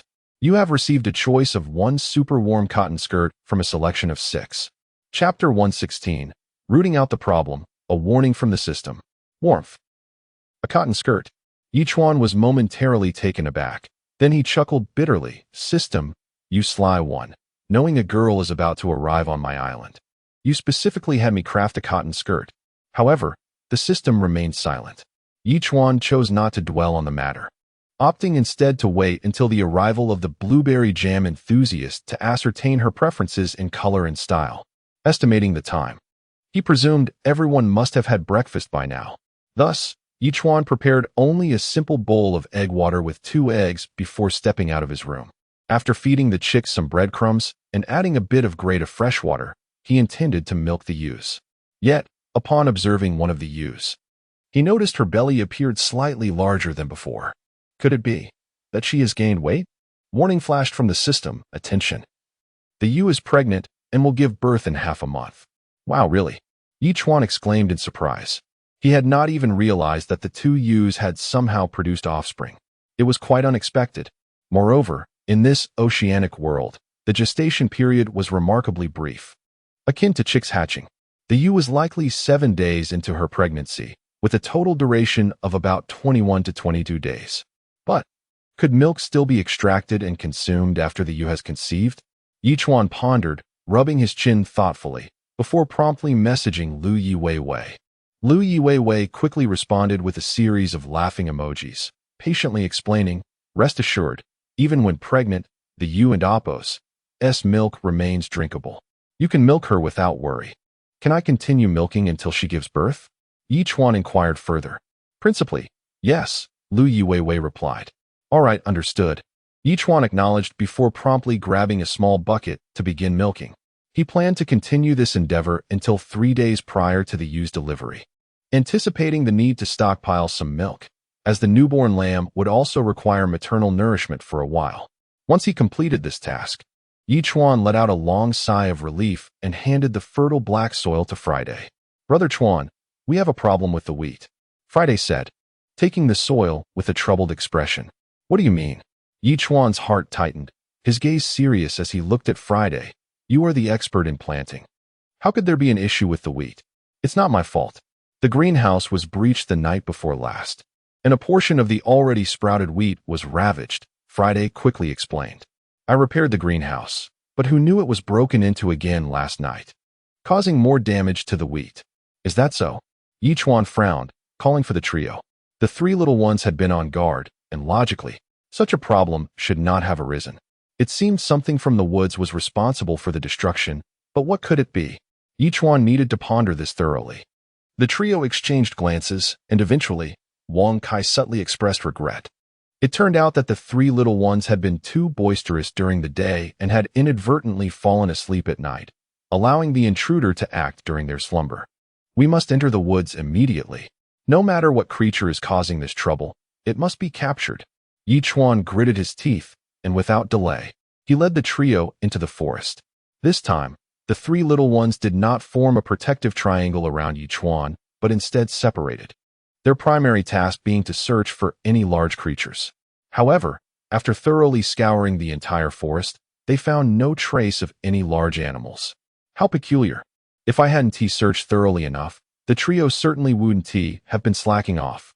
Chuan rubbed his chin, analyzing the situation seriously. Could it be that the culprit had already stealthily exited the woods while they were searching? Three little ones. Chuan called out sharply.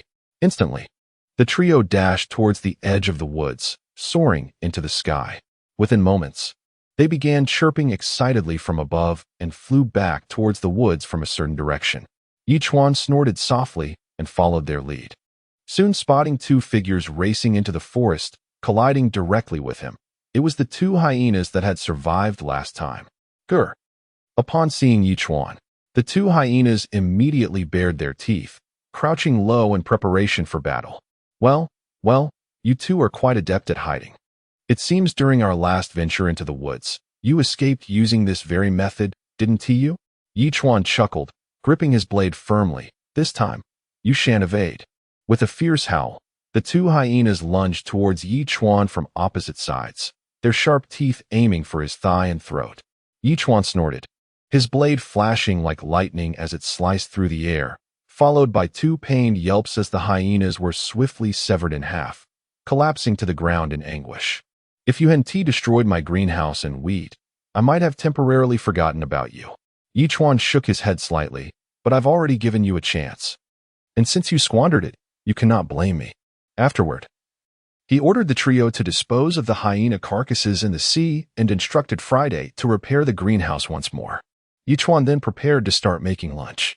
The pursuit of those two hyenas had consumed over 2 hours of Chuan's time, and now, as it neared 11 o'clock, he felt his stomach grumble.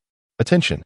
In 3 days, the ice thickness will exceed 30 centimeters, and the sea turtles will encounter maximum resistance in their movement, rendering them unable to swim. Suddenly, the system's warning resonated. At that point, the sea turtles will have to crawl to move forward and will no longer be able to forage for food on their own.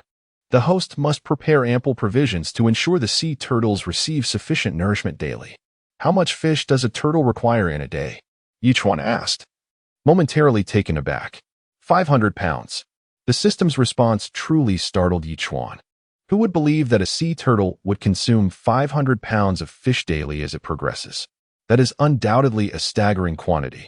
It appears that for the foreseeable future, I must focus solely on fishing to ensure the sea turtles do not face starvation during the icy period.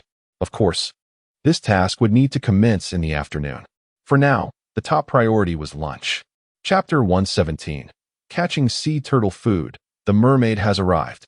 In that instant, Chuan promptly produced a large piece of fresh bluefin tuna. Following this, he chopped up some chili peppers, heated oil in a pan, and added scallions, ginger, Sichuan peppercorns, and star anise. After frying until fragrant, he strained out the solids and poured the oil over the crushed chili to create a rudimentary chili oil. Using this chili oil as a dipping sauce for the fresh tuna, he deemed it a unique offering. Subsequently, Chuan activated a multifunctional grill and roasted 8 squid, distributing 200 grams of sashimi, a small serving of dipping sauce, and a roasted squid to each of the 7 individuals. Sashimi again. This plate would cost at least 10,000 yuan outside. Lu Shuai exclaimed excitedly. I didn't eat breakfast this morning. I've been anticipating this feast. Having woken up late and busying himself for a while, noon had arrived before he knew it. Chuan displayed a helpless expression, eager to taste the tuna dipped in chili oil, anticipating a delightful burst of flavor. In this environment, anything feels satisfying, especially since you always have me try different dishes. I feel like I'm becoming utterly useless, Lu Shuai remarked awkwardly. No one expected the beginner's zone to present challenges of hellish difficulty. The knowledge they had gained seemed nearly useless, rendering their efforts futile. Do not be disheartened. Everyone will find their skills useful one day. Chuan responded with a hearty laugh. Then, while enjoying his lunch, he began to peruse the messages in the public chat room. Icebound these days. My food supply has dwindled. I'm on the verge of starvation. Can anyone help me with some food? Didn't some experts trade krill for various resources? Don't tell me all your resources are subpar. I've already traded all my resources once. Everything edible is gone.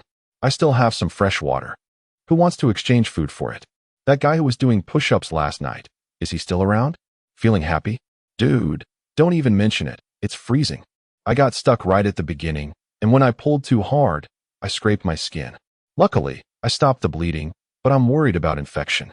If I can't use it later, I want to be able to pass on my lineage. Serves you right, haha. Reading through the stream of messages. Chuan couldn't help but smirk. There truly are some peculiar individuals, staying up all night to do push-ups in an ice hole, not finding anything of value.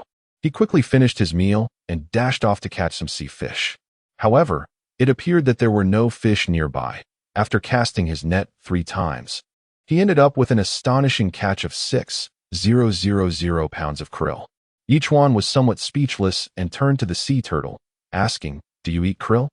The turtle's massive head slowly emerged from the water, nodding in affirmation, which finally relieved Chuan's concerns.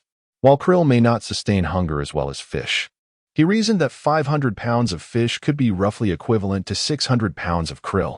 Thus, this 6,000 pounds of krill would at least spare the sea turtle from the hunt for food for 9 days. With the sun shining brightly, Chuan took a deep breath and cast his net 3 more times. In addition to the 6,000 pounds of krill, he also caught a dozen king crabs. Tonight, they would feast on king crab. The 12,000 pounds of krill would provide the turtle with at least 18 days' worth of sustenance. Chuan decided to rest for the day and resume fishing tomorrow. After all, 6 nets had consumed nearly 2 hours.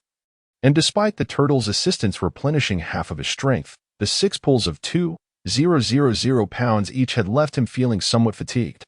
Placing all the krill in a designated item slot within the system, Chuan quickly drank the over 300 milliliters of purified S-grade freshwater he had produced. Instantly, his weariness dissipated, replaced by the invigorating sensation akin to a refreshing post-workout experience. This S-grade freshwater was indeed a valuable resource.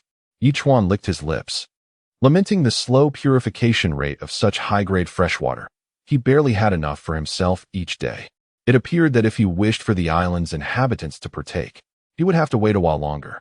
After surveying the island and watching Friday tend to the crops, Chuan returned to his room, planning to rest until the afternoon.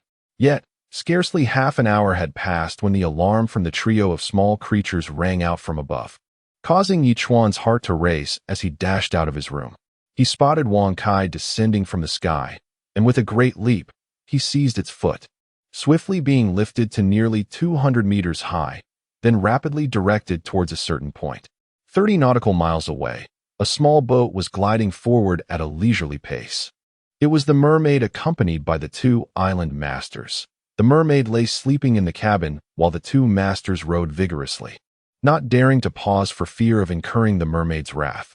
After observing for several seconds without being detected, Chuan was whisked back to Turtle Island by Wang Kai. Now he comprehended why the boat could navigate the surface. The bottom was outfitted with metallic strips resembling ice skates, likely 3 blades that elevated the small vessel above water. By merely using the oars to paddle against the ice surface, they could propel the boat at least 3 times faster than traditional watercraft. Who would have thought he would face a second mermaid so soon? Pacing back and forth on the island, Chuan felt a surge of excitement. After all, he had expended tremendous effort to defeat the previous mermaid, and if he were to engage this one using conventional methods, he feared he would still be no match for her. With that thought, Chuan swiftly retrieved the remaining tranquilizer dart and handed it to Wang Kai. He had noticed that although the mermaid was sleeping, at least half of her lower body was exposed. If he were to launch the dart from a height as he had before, it could easily penetrate her body. What else should he consider? As he pondered, he scanned his surroundings and nodded. Yes, we mustn't fight on the island. Otherwise, our hard work in constructing it could be in vain. Friday, Chuan suddenly called out, an idea forming in his mind. What is it, Brother Chuan? Friday hurried over. Come with me to fight, Chuan declared earnestly. Brother Chuan, I am a management-type robot, not a combat model. Friday protested, raising its hands. You've asked me to set up tents and dismantle the locator, which I tolerated. But now you want me to engage in battle? Isn't that a bit much? Oh dear. Chuan found himself momentarily speechless at Friday's righteous rebuke. Chapter 118. If you wish to fight, then fight. With a solemn expression, Chuan inquired, what is the purpose of your existence? Of course, it is for the management of the fields, came the straightforward reply from Friday. For whose fields? Chuan continued his questioning. Yours, Brother Chuan. Friday answered again. I am about to confront a mermaid whose combat prowess surpasses mine. I cannot defeat him alone. Chuan gently coaxed. I must engage him in battle. And there is a possibility that I may be overpowered and killed in the process. You cultivate the land and find joy in it, but if I perish, your fields will vanish, and you will no longer find happiness. You might even be reclaimed and cease to exist in this world. Would you wish to disappear? Not at all. Friday shook his head vigorously. Then you must assist me in this fight. Chuan stepped forward and patted Friday on the shoulder. I am heading into battle now. Do give it some serious thought. With that, he disregarded Friday and, accompanied by Wang Yun, journeyed 20 nautical miles beyond Turtle Island. 3 minutes prior, Wang Kai had successfully administered a tranquilizer to the mermaid's lower body. Though the mermaid awoke and removed the needle, the anesthetic had already entered his system. Glaring at the distant figure of Wang Kai, the mermaid gritted his teeth in anger, exclaiming, Yulawala, brother fish. The one we seek has likely discovered our presence and taken action against us. The island master of Islander respectfully stated. Should we Yulawala? The mermaid shot a fierce glare at Island Master A, silencing him instantly. Brother fish, look. At that moment, Island Master B shouted, pointing ahead. The mermaid turned to see a solitary figure traversing the ice, appearing utterly desolate amidst the vast expanse. Yulawala? The mermaid muttered, grasping a harpoon as he leaped from the small boat and strode towards Chuan. Greetings, brother fish. It is a pleasure to finally meet you. Chuan greeted the mermaid with a smile. The mermaid was taken aback, incredulous as he gazed at Chuan. You can converse with me? Quite fortuitously. I have studied the language of your kind. Chuan chuckled. To think you traveled such a distance to find me. It is truly an honor. You fool. You stole my weapon. I came here to kill you and seize your island for a fortune. The mermaid declared in a low voice, slightly shaking his harpoon. Before that, I would like to pose a question. Chuan interjected. How did your kind arrive in the novice zone? And what are your intentions there? Do you believe that you, a lowly human, have the right to know? The mermaid scoffed, stepping forward to initiate the attack. Chuan furrowed his brow, observing the mermaid's harpoon piercing towards him. He swiftly drew his sword, slicing through the air in a bold strike. Clang! The sound rang out as the mermaid stumbled back 2 steps. While Chuan staggered nearly 5 meters, deep scratches appearing on the ice beneath him. Prior to his arrival, Chuan had crafted a pair of rudimentary spiked shoes, allowing him to grip the ice firmly, preventing him from being at a disadvantage due to the icy terrain. The mermaid was engulfed in astonishment. His strength surpassed that of an ordinary human by at least 20 times. Even seasoned island masters, with significantly enhanced physiques, struggled to triumph in one-on-one battles against merfolk. The fact that this novice island master in the beginner zone could match his power was nearly inconceivable. Unless are you a seasoned island master? The mermaid asked, suspicion evident in his voice. You refuse to answer my questions, so why should I respond to yours? Chuan retorted irritably, beckoning the mermaid with a finger. Come on. Let us continue. Today, you shall surely meet your demise. The mermaid's expression darkened at Chuan's audacity, prompting him to attack once more. Chuan focused intently, his sword clashing repeatedly against the mermaid's strikes. Although he exhibited impressive combat skills, the mermaid's speed gradually increased. Despite Chuan's strength being on par with the mermaid's, his speed and agility were still lacking. Within mere minutes, the mermaid exploited an opening, driving his harpoon forcefully towards Chuan's back. Chuan held his breath and sidestepped, his sword swinging back just in time to block the harpoon. However, the immense force propelled him forward, and in a critical moment, he summoned a crossbow, firing 8 bolts at the mermaid. Clang! The mermaid's speed was remarkable. He managed to deflect 7 bolts during their return, while the 8th was grasped in his hand. Despite the tremendous force behind the shot, it still propelled the bolt forward several inches before embedding itself nearly an inch deep into the mermaid's flesh, which he ultimately seized firmly. "You're quite impressive. You actually managed to wound me." The mermaid scoffed, discarding the bolt onto the ground. "I thought you were formidable. Turns out you're just another one of my underlings." "Indeed, I am no match for you, and I may very well meet my end at your hands," Chuan replied resignedly. "Before I die, could you at least enlighten me about your kind's motives for entering the novice zone?" "Absolutely not." The mermaid shook his head. "It is better for you to remain in ignorance." With that, he stepped forward, intent on delivering a lethal blow to Chuan. In a flash, 8 more bolts surged forth, causing the mermaid to furrow his brow in surprise. He hurriedly prepared to defend himself, while Chuan leaped into action, swinging his sword towards the mermaid's shoulder. Unharmed, the mermaid's expression shifted as he briefly neglected the incoming bolts.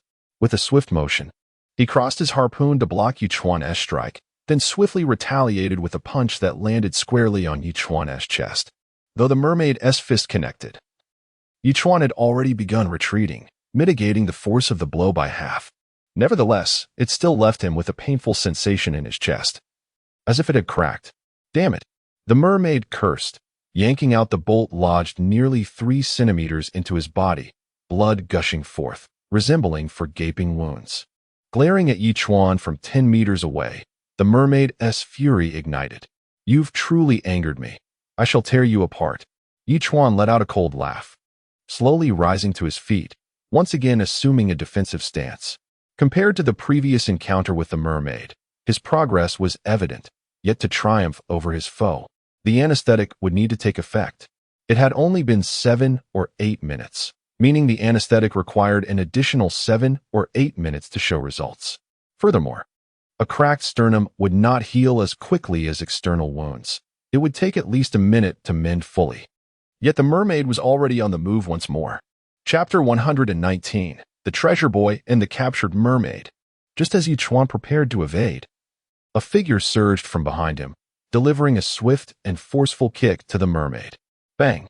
The mermaid, shifting from offense to defense, crossed her harpoon in front of her chest, absorbing the blow and staggering back several steps.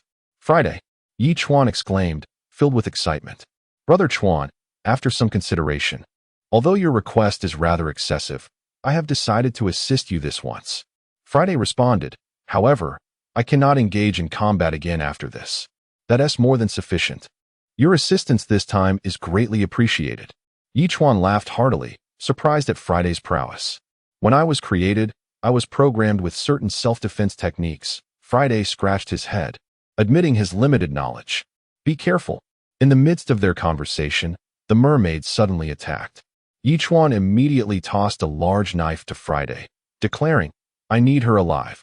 Clang! In that moment, knife and harpoon clashed, producing a dazzling spark as both combatants recoiled. The mermaid was once again astounded. This fellow possesses strength even greater than that other one. "How dare you?" The mermaid scoffed, shouting at Friday. "Brother Chuan, what is he saying?" Friday inquired, puzzled. "He is hurling insults at your mother." Chuan retorted irritably. To his surprise, Friday, who seemed knowledgeable about many things, was unfamiliar with the merfolk language. "Ask your mother." Friday snapped back, brandishing the knife as he re-engaged the mermaid. After some time, Chuan's ribcage had finally healed. Utilizing the system, he secretly fashioned a 30-pound iron rod from metal scraps, waiting for the right moment to strike. 15 minutes had passed. Time flew by. Although Friday was steadily being pushed back, he managed to hold his ground until the tranquilizer took effect.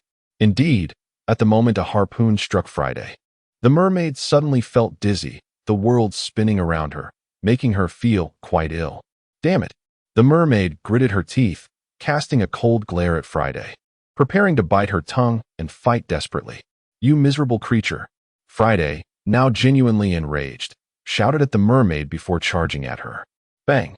As they collided, Chuan seized the opportunity to strike the mermaid on the back of her head with the iron rod. In that instant, the mermaid froze, turning to glance at Chuan. Chuan distinctly observed the mermaid's eyes spinning in different directions before she offered him a courteous smile, her body collapsing straight to the ground, unconscious. Brother Chuan, what kind of being is this? Friday asked. She is formidable. A-class marine creature. This is merely one. If a swarm were to arrive, we would truly be finished. Chuan replied solemnly, handing the previously acquired rope to Friday, instructing him to bind her securely to prevent any escape. Rest assured, Brother Chuan, I have some knowledge of binding techniques. Friday assured him promptly. Chuan was astonished to discover that Friday was indeed a treasure boy. As he muttered to himself, he stepped outside the small boat. The leaders of Islands A and B immediately jumped off the vessel, giving Chuan a thumbs up. Boss, you are truly remarkable. You dealt with that fish fellow.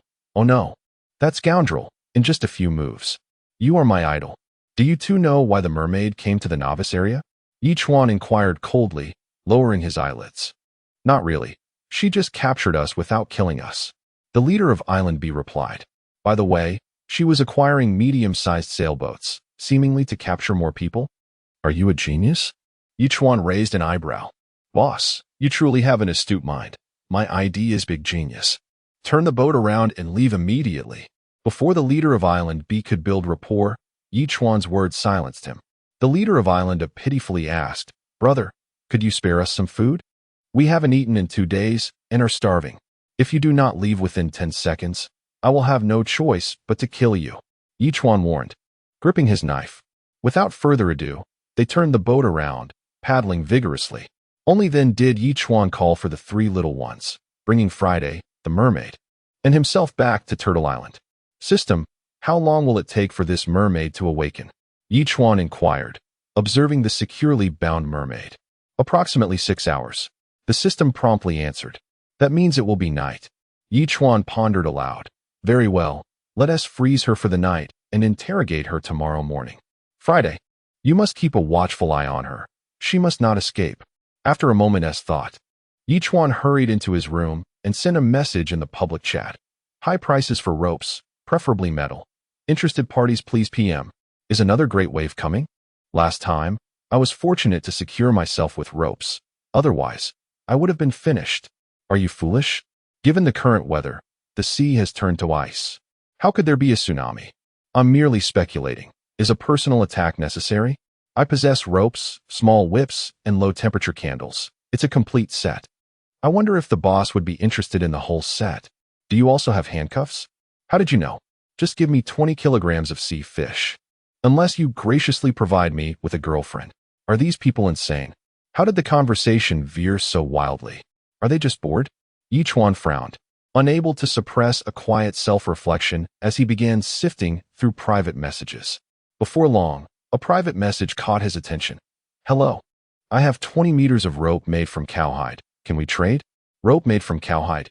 Chuan replied, I'm curious. Where did you acquire the cowhide? My island is essentially a 2,000 square meter forest, home to wild cattle. I killed them using traps, the other party responded. Then you must have plenty of food. Why haven't you put it up for trade? Chuan asked in astonishment. With the bones and meat, you must have at least 2,000 pounds. Who knows what the future holds? And with the temperatures dropping, I am reluctant to trade essential supplies. I simply wish to survive. The other party replied. I currently have ample food and water. These are my only guarantees for survival. What do you wish to trade then? Chuan asked, momentarily stunned. Chapter 120. Beef brisket stewed with tomatoes, an electric shock device. Ideally, I would prefer an island area expansion card. The other party spoke without hesitation, expressing their need to enlarge the area of their island to procure more sustenance and potentially enlarge the freshwater spring on their island. You still have a spring on your island? Chuan was astonished. It was his first encounter with an island master who was not distressed over food or water, and who also knew that the island area expansion card could influence the evolution of the island, which was indeed surprising.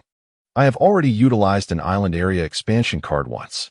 The other party replied, the small spring was the result of that evolution. I possess an island area expansion card, but it is unreasonable to trade it for a mere piece of cowhide rope. After contemplating, Chuan immediately stated, If you provide me with 10 kilograms of beef bones and 10 kilograms of fresh beef, I will exchange the island area expansion card with you. The other party hesitated. Think it over, but opportunities do not wait. If someone else offers a better rope, I shall trade with them instead. After Chuan concluded his statement, he ceased further communication. It was not until over 20 seconds later that the other party finally listed their items. All right, but I can only offer you 5 kilograms of beef, and the remaining 5 kilograms will be in brisket. That's acceptable. After Chuan replied, he promptly listed an island area expansion card, and the two completed the trade. Chuan immediately tossed the cowhide rope to Friday, instructing him to reinforce the mermaid's binding. Then hurried to blanch 3 kilograms of brisket with 10 g of aged liquor, followed by adding 15 to 16 pounds of fresh water, a piece of ginger, and spices including Sichuan pepper, star anise, cinnamon, bay leaves, and dried chili to commence the cooking process. There was only 1 tomato left from the last transaction of 4. But fortunately, he had traded for 2 more afterward. Although 3 tomatoes were insufficient, they could still manage to create a delightful beef brisket stew with tomatoes. The wild beef from the ocean world was tougher than wild boar meat, having simmered for nearly 3 hours. Reducing the 15 to 16 pounds of water to merely 3 pounds, finally rendering it tender and flavorful. He then added the chopped tomatoes, 3 tablespoons of salt, along with scallions and garlic, and began to simmer over high heat to reduce the broth slightly. What is that aroma? The mermaid, still in a dazed state, had her nose twitching numerous times within half an hour, eventually awakening with a start, demanding, "Who has bound me? Release me." "You're awake?" Chuan asked with a smile. "Whether it be death or dismemberment, I submit to your wishes, but why bind me?" The mermaid retorted angrily. "How dare you insult me?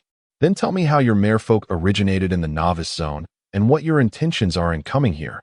Chuan said calmly. "You shall never know in this lifetime." The mermaid scoffed. "Very well, then you shall remain here for the night, and tell me in the morning." Chuan waved his hand and turned to leave. The mermaid struggled vigorously, but Friday's binding technique was exceptionally skillful, leaving the mermaid no strength to escape. Then she asked, "What are you cooking, and why does it smell so good?" "Guess for yourself."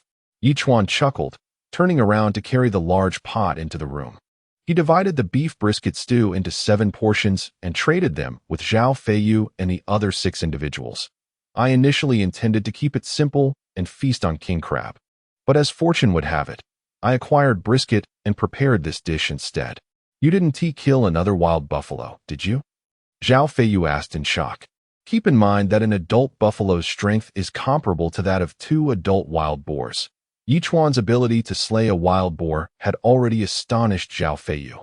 If he had indeed slain an adult buffalo, then "I wish I could, but there aren't many large animals left in my forest." Chuan expressed with a sigh. "I traded for it with another island master. The other party was capable of killing a buffalo. Indeed, there are always greater talents beyond our own." Zhao Feiyu marveled. "This world is truly a place where hidden talents abound. We may think ourselves strong, yet there are undoubtedly stronger individuals." Chuan stated with gravity, "So let us strive onward." "Strive onward," Zhao Feiyu replied with a determined expression. After chatting a bit longer with the others, Chuan began to enjoy his brisket while watching a film.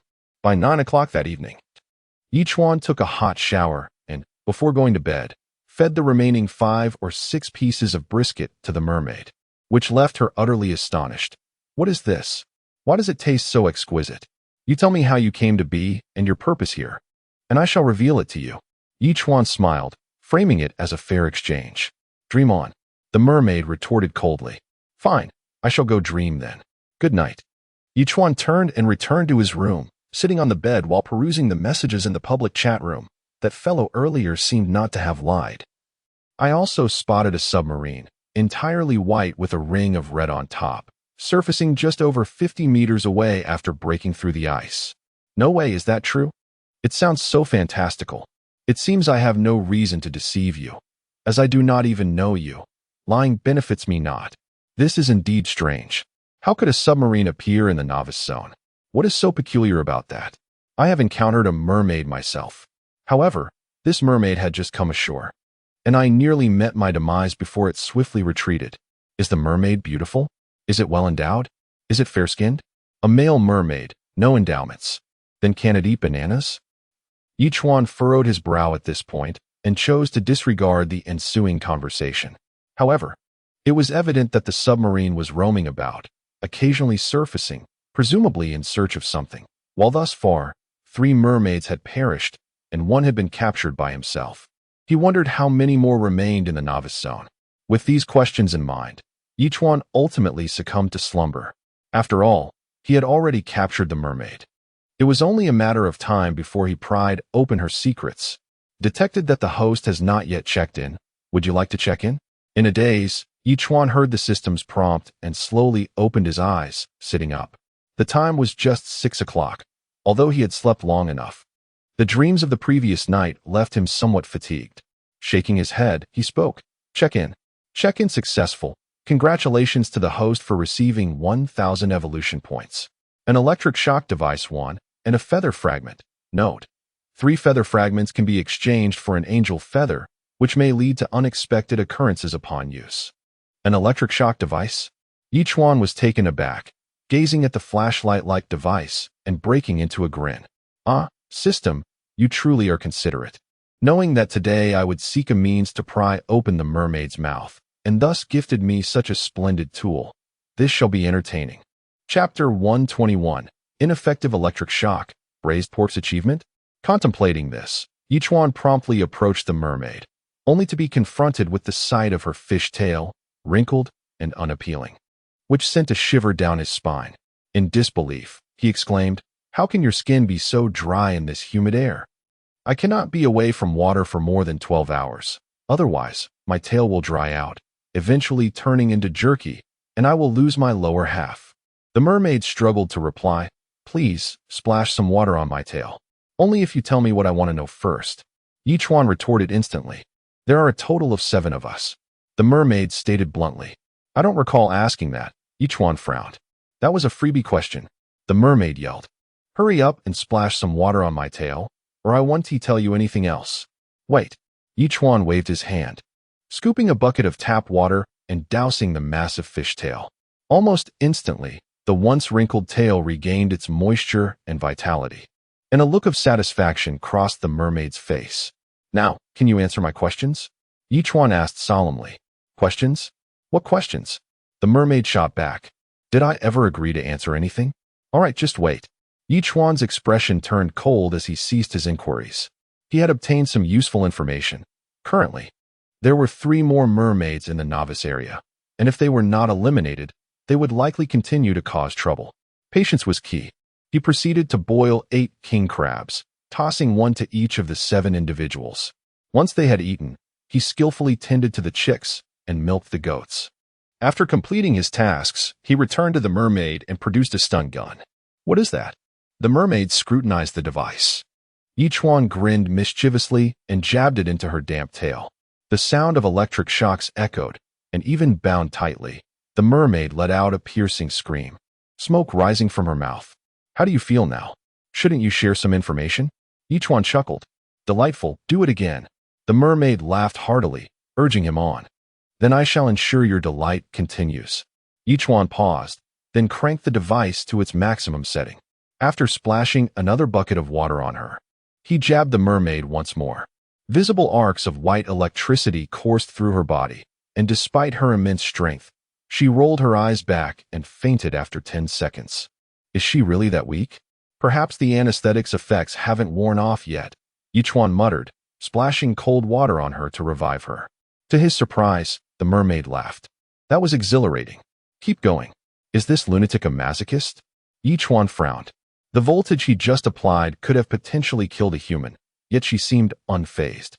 Did mermaids possess an inherently high tolerance? Reluctantly, Chuan stowed away the stun gun and said solemnly, "My friend, I advise you to answer my questions honestly.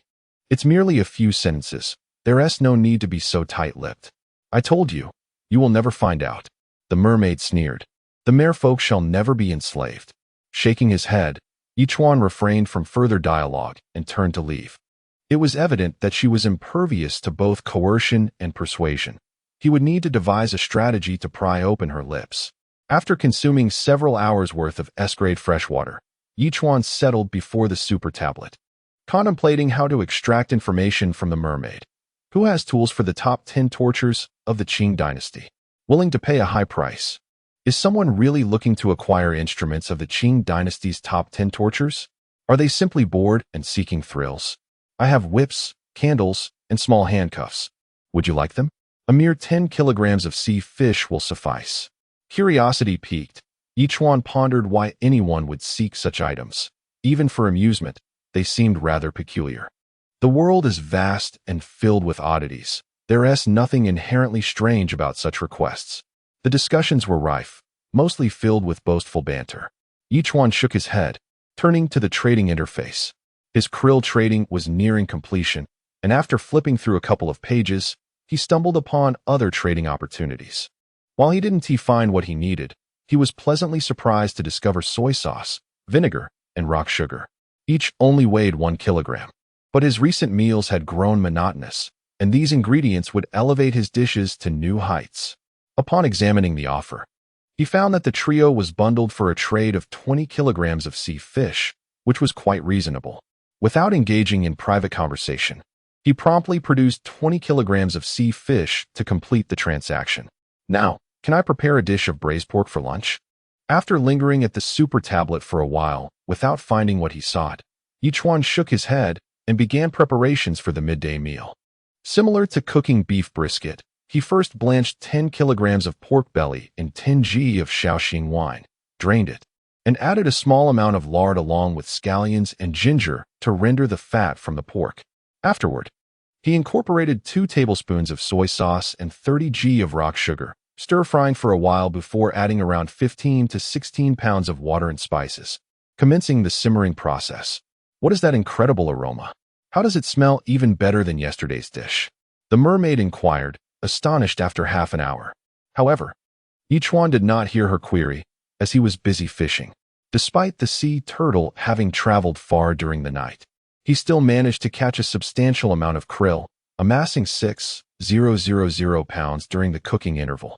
He set aside 2,000 pounds for basic resource trading while storing the remaining 4,000 pounds, ensuring the turtle would have food for another 6 days.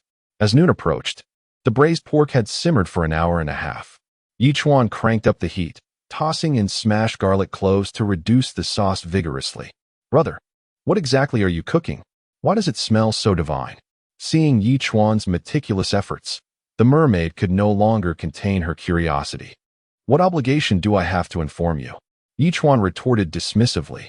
The mermaid fell silent, not uttering another word until the sauce thickened and the pork gleamed with a rich, enticing color, filling the entire island with its mouth-watering fragrance. Finally, she exclaimed, "Let me taste your creation, and I will reveal the answers you seek." Really? Chuan narrowed his eyes. I swear on the future of my merfolk. She insisted urgently.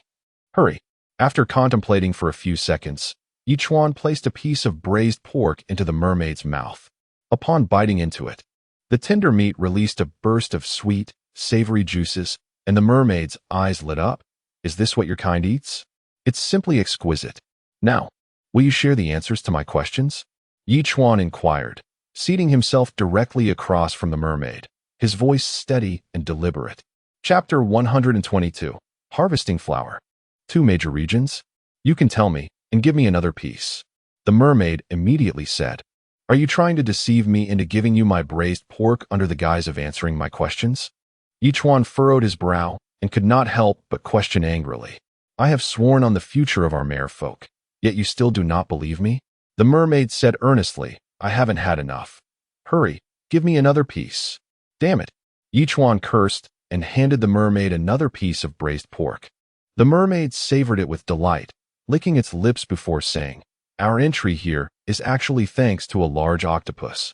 Its tentacles extended into the seabed of your novice area, causing a fissure to open, and we came in through that gap. Since you discovered the fissure, why did only the 7 of you enter, instead of the entire merfolk tribe? Chuan asked again. Good question. The mermaid chuckled and explained. We have always operated in teams of 7, divided into several smaller groups to search for the entrance to the novice area, and ultimately, our team found it, allowing us to enter. What is your purpose? At this point, Chuan finally asked the crucial question. We are essentially the vanguard. Once we activate the locator, the main force of our merfolk will enter and capture all of you novice island masters. The mermaid boasted, thus enabling us to threaten Zhao Taifeng. Who is Zhao Taifeng? Chuan's lips twitched. He is a veteran island master who has roamed the ocean world for 18 years, one of the strongest among the seasoned island masters. The mermaid explained. Just as it said this, it opened its mouth towards Chuan. Ah. Damn. Chuan cursed again and tossed the mermaid another piece of braised pork. Hee. The mermaid laughed, finishing its food before continuing. In one of our territories, there is an iron mine with an iron content of 83. Zhao Taifeng discovered it, and not only did he seize our territory, but he also imprisoned over 30,000 merfolk, including our prince. We plan to hold you novice island masters hostage to negotiate with Zhao Taifeng, demanding the withdrawal from our territory and the release of our kin. Why not just go to war with him instead of setting your sights on us? Chuan asked suspiciously. Did I not mention? He is among the strongest of the veteran island masters, with over 100 warships and thousands of powerful warriors. If we rashly engage him in battle, the consequences would be dire. I see. Chuan suddenly understood. Detection indicates that the host has figured out the merfolk's plan to invade the novice area of the ocean world within half a month. Hidden task completed, reward received. Would you like to open it? So sudden? Chuan's expression shifted as he couldn't help but smile slightly, immediately stating, Open. Lucky gift package opening. Congratulations, host. You have received Evolution Value Package 1. Flour 50 kilograms. Resource Package 1 what? Previously, I would have received a crafting blueprint. But this time it is turned into 100 pounds of flour? Chuan's expression brightened. It seemed dumplings were on the horizon. Buddy, give me another piece of braised pork. And I'll gift you a question. Seeing Chuan muttering to himself, the mermaid took the initiative to speak. What answer could possibly be worth my attention? Chuan scoffed. For instance, when will the two major regions merge? The mermaid pondered for a moment. You surely do not know this? What major regions? Chuan asked in confusion. One hand delivers meat, one mouth provides answers. The mermaid immediately replied. Chuan frowned, but fortunately, there was plenty of braised pork, so he quickly served the mermaid another piece. After finishing it, the mermaid immediately said, There are 30 million novice island masters worldwide, but they are not all in one novice area. The human population in Jiuzhou is greater, comprising a major region with 10 million people, while another major region contains 20 million, gathering novice island masters from all other countries. That can and Opos, be true. If it were, why Haven and Opos? We learned about this? Chuan questioned suspiciously. Moreover, the previous island masters never paid attention to this issue, because the novice period lasts for 6 months, and during the 4th month, the two major regions will merge, leading to inevitable bloodshed. The mermaid chuckled. The island masters will not realize this is due to the merger. They will mistakenly believe it is a resurgence of foreign novice island masters. In reality, the novice island masters in the foreign region have already battled among themselves, and their overall strength far surpasses that of Jiuzhou. System, is this true? Seeing that the mermaid did not seem to be lying, Chuan could not help but ask the system. There is a transparent barrier between the two major regions, so no one knows who is in the novice area. After 4 months, the barrier will disappear, and the two regions will naturally merge into one. At that time, the super panel will also upgrade from the regional channel to the world channel, the system explained. So, the foreign region is undergoing the same experiences as our region? Chuan said gravely. Indeed, both major regions started from the same point, the system replied. Damn it, there has been such a hidden layer to this. How has no island master raised questions over the years? Chuan stomped his foot in frustration. Has no one noticed that everyone in the public chatroom communicates in Chinese? Are you dumbfounded by this revelation? The mermaid chuckled. Our merfolk only discovered it after nearly a century of observation. Not just Jiuzhou, but island masters from other countries are also completely unaware of this secret. Indeed, practice is the only criterion for testing truth. Chuan, exasperated, lamented. After 3 years of studying ocean survival, I've learned nothing useful. In truth, knowing about this matter is inconsequential. The foreign region has been battling among nations, while you Jojo have been competing internally, making you no match for them. The mermaid remarked indifferently. Thus, you Jojo have suffered significant losses, out of 10 million. It would be fortunate if only 20,000 survive. This is a secret, and it is indeed crucial for me. Chuan looked at the mermaid, initially contemplating killing it once this was over, but now he had new thoughts about it. What do you intend to do with me? The mermaid felt a chill as it noticed Chuan's gaze was somewhat off. Is this guy planning to make me his island mistress? But I am a male. Chapter 123. For the sake of Culinary Delights, betray the clan. I intend for you to gather the other 3 mermaids, and together, you 4 shall venture into foreign territories to unleash a massacre. Chuan stated solemnly, it would be best to eliminate all potential novice island masters. Are you out of your mind? The mermaid burst into laughter. Our mission is to guide the main force of the merfolk, and you tempt me to foreign lands? What are you thinking? At least you could save your life. Chuan retorted with a scoff. Do not forget, I initially intended to kill you. Sparing your life means you owe me a debt, and I expect your assistance in this matter. Are you unwilling? This would mean betraying the merfolk. The mermaid coldly replied. You have already betrayed us by answering my question. Chuan waved his hand dismissively, my friend.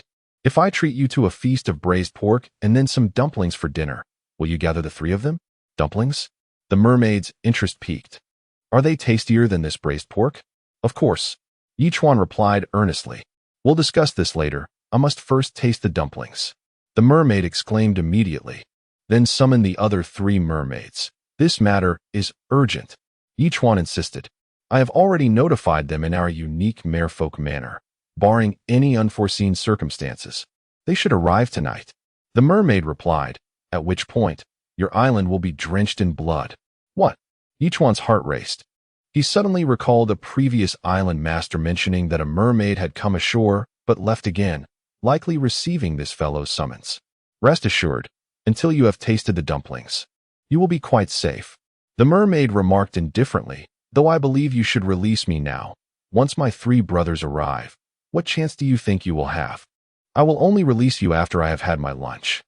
Chuan stated seriously, participation brings fulfillment, and this afternoon, we shall collaborate to make dumplings. With that, Chuan turned and left. At this moment, it became evident that this mermaid was indeed a glutton, willing to betray her kin for the sake of food. It remained uncertain whether a mere serving of dumplings would truly capture her heart. Chuan then traded the still warm braised pork among 7 individuals. Lu Yi was immediately astonished. The braised pork. Is it genuinely this authentic? Surprised, are you? Chuan winked. Today I managed to trade for soy sauce, vinegar, and sugar, so I promptly prepared this dish of braised pork. I miss my mother, Lu Yi suddenly expressed with sadness, whenever I was ill. She would make my favorite braised pork. The last time I had her cooking was 3 months ago. Once the novice phase is over, I will have Auntie make some for you. Chuan smiled. The environment is growing increasingly dire. Can we endure until the novice phase concludes? Lu Yi remained somber. Fear not. We shall. Chuan replied with a determined expression. With me around, the impossible shall become possible. Indeed. Lu Yi responded earnestly. Meanwhile, on an island nearly 1,000 seas away, clad in cotton clothing, Lu Yi held the braised pork, tears streaming down her face. This bowl of braised pork had completely broken her defenses. She had initially intended to message Chuan, asking him to locate her and come to fetch her to his island. But after some contemplation, she ultimately refrained from sending the message. As she savored the braised pork, Chuan glanced at the public chatroom messages.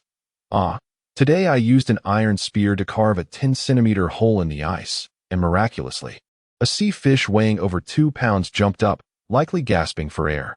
What a stroke of luck. I must give it a try. If I can indeed catch sea fish, not only will we have food, but we can also preserve our resources for phosphorescent shrimp. Beware of encounters with other marine creatures. In these circumstances, it is not just the sea fish that require fresh air. Whatever, let's give it a shot. With little useful information, Chuan swiftly polished off a bowl of braised pork, accompanied by a piece of steamed bread, before discarding the remaining pieces of pork to the mermaid and loosening her bonds. Chuan was also on guard against her. The three little ones lay in wait in the shadows, ready to spring into action at the slightest sign of her treachery. Clearly, Chuan had made the right bet. This fellow was indeed a glutton.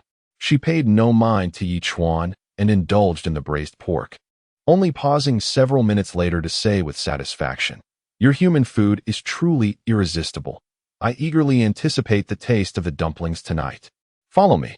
Chuan beckoned, leading the mermaid to a nearby flat stone, where he set up a cutting board and placed 5 kilograms of beef upon it, instructing, "Use your harpoon to pound this beef into a paste. My weapon is meant for killing. You want me to pound a piece of meat?" The mermaid asked angrily. "This is a step in making dumplings. If you wish to taste them, then do as I say." Chuan insisted. "I hope you are not deceiving me." Staring at Chuan for a full minute, the mermaid finally took his weapon and began to pound the beef. Chuan then took out Sichuan pepper, star anise, cinnamon, and fennel, placing them in a mortar to grind. For the filling, 5-spice flour is the finest, but lacking cloves, he could only rely on the other 4 spices. After grinding them to a powder, Chuan chopped 5 large scallions and 2 ounces of minced ginger, then sat aside, awaiting the mermaid's beef.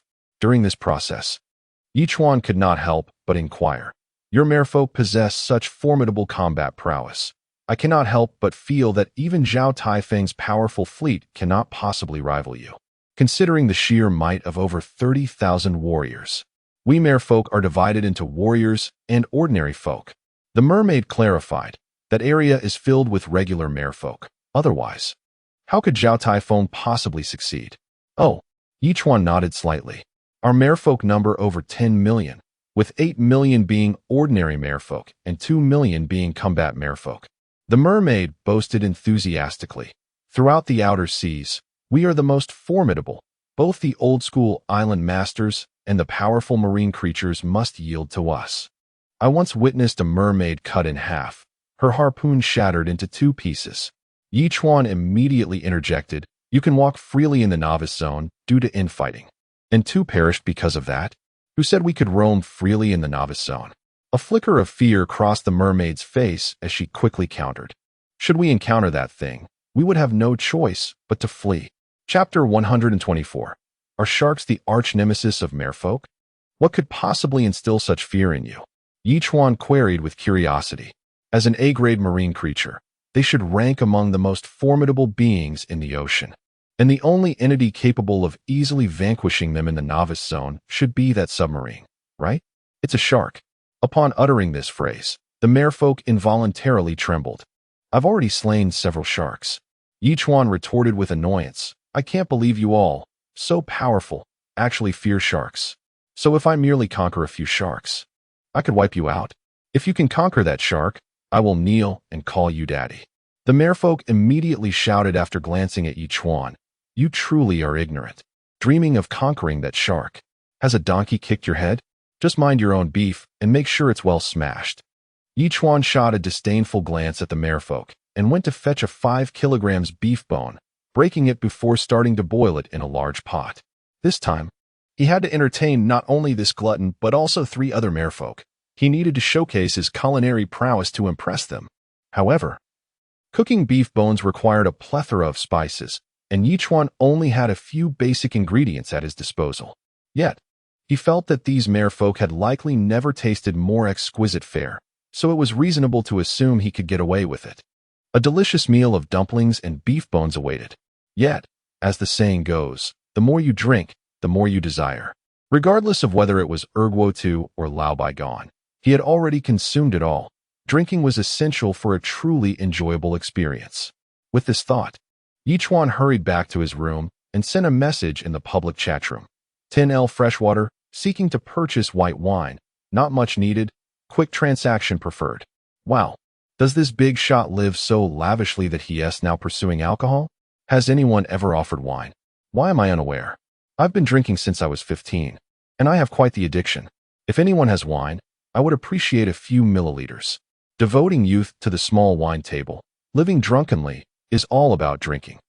It seems this big shot is also quite the character. Dear, Are you referring to me? Do you have any wine? Who do you think you are, begging for charity? I was talking about the big shot seeking to purchase white wine. Dare to insult me? You're courting death. The public chat room erupted into lively banter. Wang Sanrui also witnessed this scene and promptly sent Yichuan a private message. Friend, I have 2 bottles of wine. 5 liters, 52-degree Mendealu. Are you interested? You probably wouldn't be satisfied with just 10 L of fresh water, right? You're right. 2 bottles equate to 3 L. Is that a fair exchange? Yichuan quickly replied. Indeed. 2 bottles are equivalent to 3 L at a 3-to-1 exchange rate. Is that feasible? Wang Sanrui responded calmly. I require 20 L of fresh water and 20 kilograms of krill. Friend, your appetite seems rather excessive. Yichuan frowned in response. I don't have much freshwater left. This is my most sincere offer. I, too, am a connoisseur of beverages, but I have refrained from consuming them. If I were to give them to you so easily, would I still be myself? Wang Sanrui stated with composure. He was confident that Yichuan would accept his offer. His current food reserves were adequate. This 20 L of fresh water would sustain him for quite some time. As for the 20 kilograms of krill, it would certainly allow him to take advantage of the Subordinate Island masters. All right, I truly have a use for this wine. Otherwise, I wouldn't consider trading. Yichuan weighed his options. Given the current abundance of both freshwater and krill, acquiring 3 L of Mendealu was indeed a bargain. Thus, the two promptly completed the transaction. Looking at the 2 items before him, Wang Sanrui wore a look of skepticism. Currently, all the large quantities of food and freshwater available on the super tablet, as well as those occasionally purchasing at high prices, are all thanks to this guy.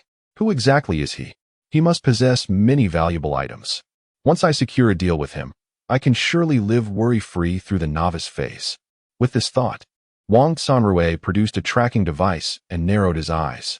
After nearly 2 hours of combat, sounds of the merfolk echoed outside. Yichuan stepped out to take a look. Indeed, they had been thoroughly beaten into a pulp. Satisfied, Yichuan nodded. Very good, now it's my turn. He proceeded to place all the beef into a large iron basin, adding 4 fragrant spices, green onions, minced ginger, 4 tablespoons of soy sauce, and 3 tablespoons of salt, stirring vigorously for several minutes before bringing it into the room. What is next? The merfolk asked, perplexed. You should rest for a bit. Later, I will teach you how to make dumplings. Yichuan remarked, immediately taking out nearly 15 pounds of flour to knead into a dough, which he then set aside to rest. I must say, your island is astonishingly a massive sea turtle. The merfolk circled the island in disbelief, even in the open sea. I have never seen such a large sea turtle. It's decent, I suppose. Yichuan chuckled. Luck would have it that my island is indeed a sea turtle. That shouldn't be possible. The merfolk pondered, stroking their chin. Neither in the open sea nor the forbidden zones has there ever been an island formed from a sea turtle. It would limit their development. That is my concern, and you needn't worry about it. Yichuan replied curtly. Now, let us go make dumplings. It's bound to be quite entertaining. Intrigued, the merfolk followed Yichuan into the room. After Yichuan pressed out dozens of dumpling skins, the merfolk said, just follow my method. With that, they began to methodically craft dumplings at a slow pace. Although they were somewhat clumsy and unappealing, their success brought a sense of accomplishment to the merfolk. Wow, I can actually cook. What do your kind usually eat? Yichuan inquired, suspicious, as this individual seemed entirely resistant to food. We eat whatever we find. Sometimes when we encounter seaweed, we give it a try, the merfolk replied honestly. Yichuan couldn't help but smirk. No wonder they were so indifferent to food. Living not much better than a tiger. At least tigers could feast on meat, while this creature only consumed fish and was an omnivore. As night fell, the two had managed to make nearly 40 pounds of dumplings, totaling over 1,200. The merfolk sighed in relief. Wow, that was no easy feat. It felt like battling. The beef bones are nearly done. Once the dumplings are ready, we can feast, Yichuan announced. Chirp, chirp, chirp. Just then, the 3 little ones suddenly called out excitedly, and the merfolk's expression shifted as they dashed outside. Chapter 125, Dumplings and Wine. The more you eat, the more you enjoy. Yichuan felt a tightening in his chest as he readied his great knife and spinning crossbow. although he had managed to communicate with the gluttonous mermaid. The situation regarding the other 3 mermaids remained uncertain.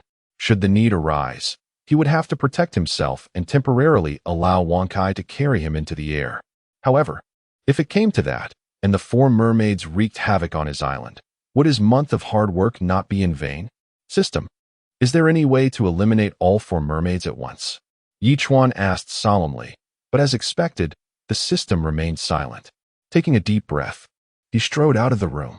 Before him, the 4 mermaids had gathered. As soon as the 3 mermaids spotted Chuan, they readied themselves for a fight, only to be stopped by the gluttonous mermaid. What are you doing? We are all allies here. Captain, what do you mean, allies? One of the mermaids gazed incredulously at the gluttonous mermaid. Have you forgotten our purpose in entering the novice zone? The locator has been destroyed, and Princess and the others cannot find us. The gluttonous mermaid replied seriously. Moreover, with the rift in the novice zone healing automatically, we may never return. Then let us capture all the humans in the novice zone and, after that, negotiate with Zhao Taijun for hostages, another mermaid suggested. Capture millions of people? Do you think that is feasible? The gluttonous mermaid scoffed. Even if we managed it, how would you provide them with food and fresh water? The 3 mermaids exchanged glances, clearly troubled. This is a new human friend of mine. We've just prepared a meal. Let us eat first, and then discuss other matters. The gluttonous mermaid waved her hand with authority. I warn you, no one is allowed to act recklessly without my permission. All right, since the captain has said so, we shall refrain from further discussion for now. The 3 mermaids reluctantly agreed, putting aside their murderous intent for the time being. Chuan secretly breathed a sigh of relief, smiling as he said, Come, let us dive into the dumplings. Meanwhile, the water in the pot had come to a boil, and Chuan promptly dropped in more than 200 dumplings. The 3 mermaids looked on in confusion. Captain, what is this? This is called a dumpling. It's a type of food. It's truly frightening how uncultured you are. The gluttonous mermaid shot them a disdainful glance, clearly not wanting to associate with them as it lowered her standards. Food. For eating? The 3 mermaids exchanged curious glances. After about 5 minutes of boiling, Chuan prepared to serve the dumplings, adding 2 spoonfuls of salt to prevent them from sticking together. 50 dumplings each, a plate of beef bones, a dish of vinegar, and a cup of 3 Tails strong liquor, Chuan cheerfully announced. This can be considered an interspecies friendship. We, from Jiuzhou, enjoy drinking wine when hosting friends, and I happen to have some here. But take small sips to avoid choking. With that, he lifted his cup and took a small sip. The liquor was strong, yet upon swallowing, it revealed a smoothness that was different from the harsh spirits he was accustomed to. This is actually quite delicious.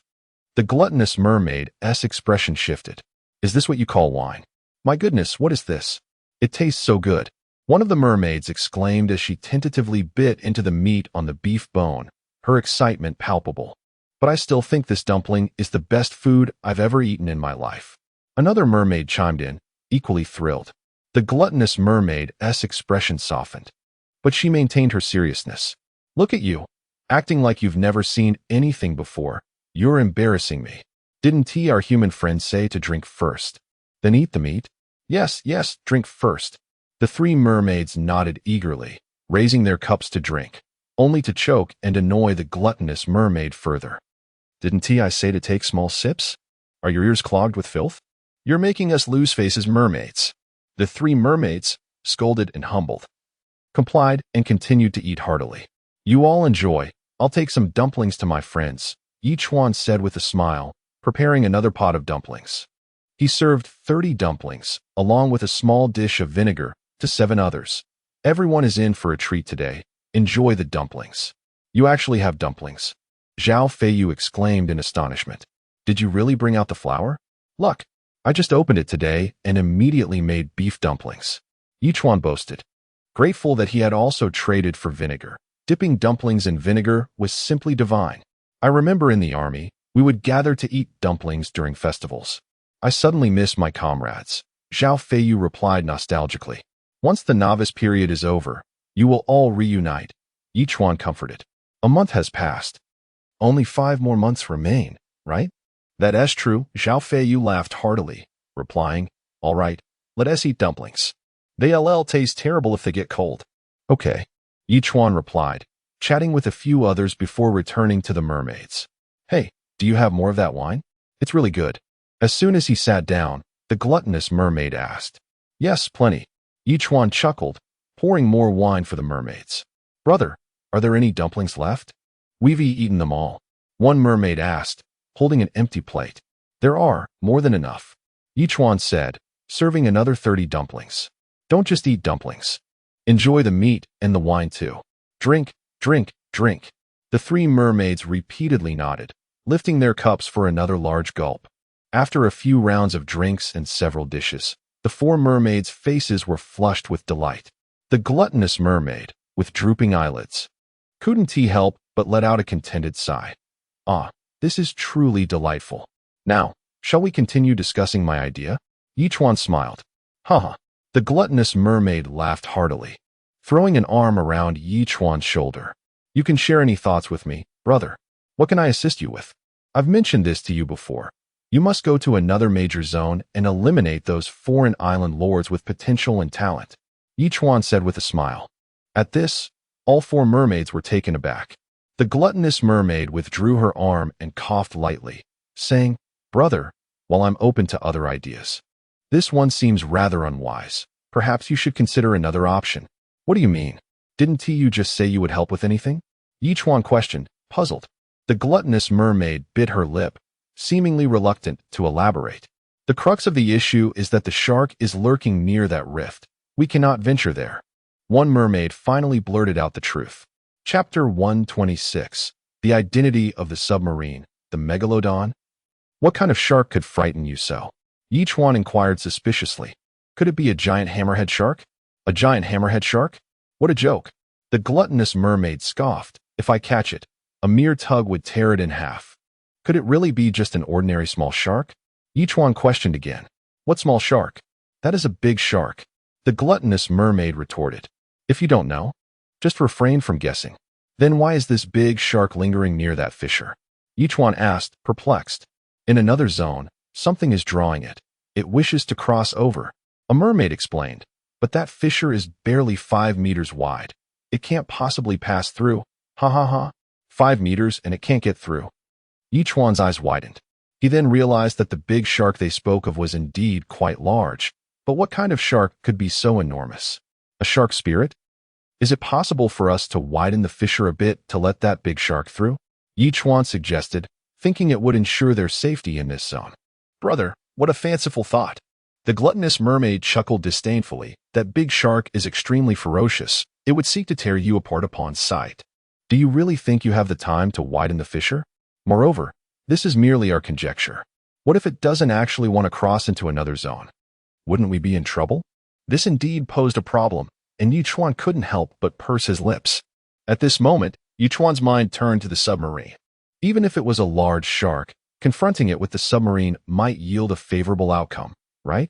By the way, are you familiar with a submarine? Chuan continued to inquire. Damn, just mentioning that submarine makes me furious.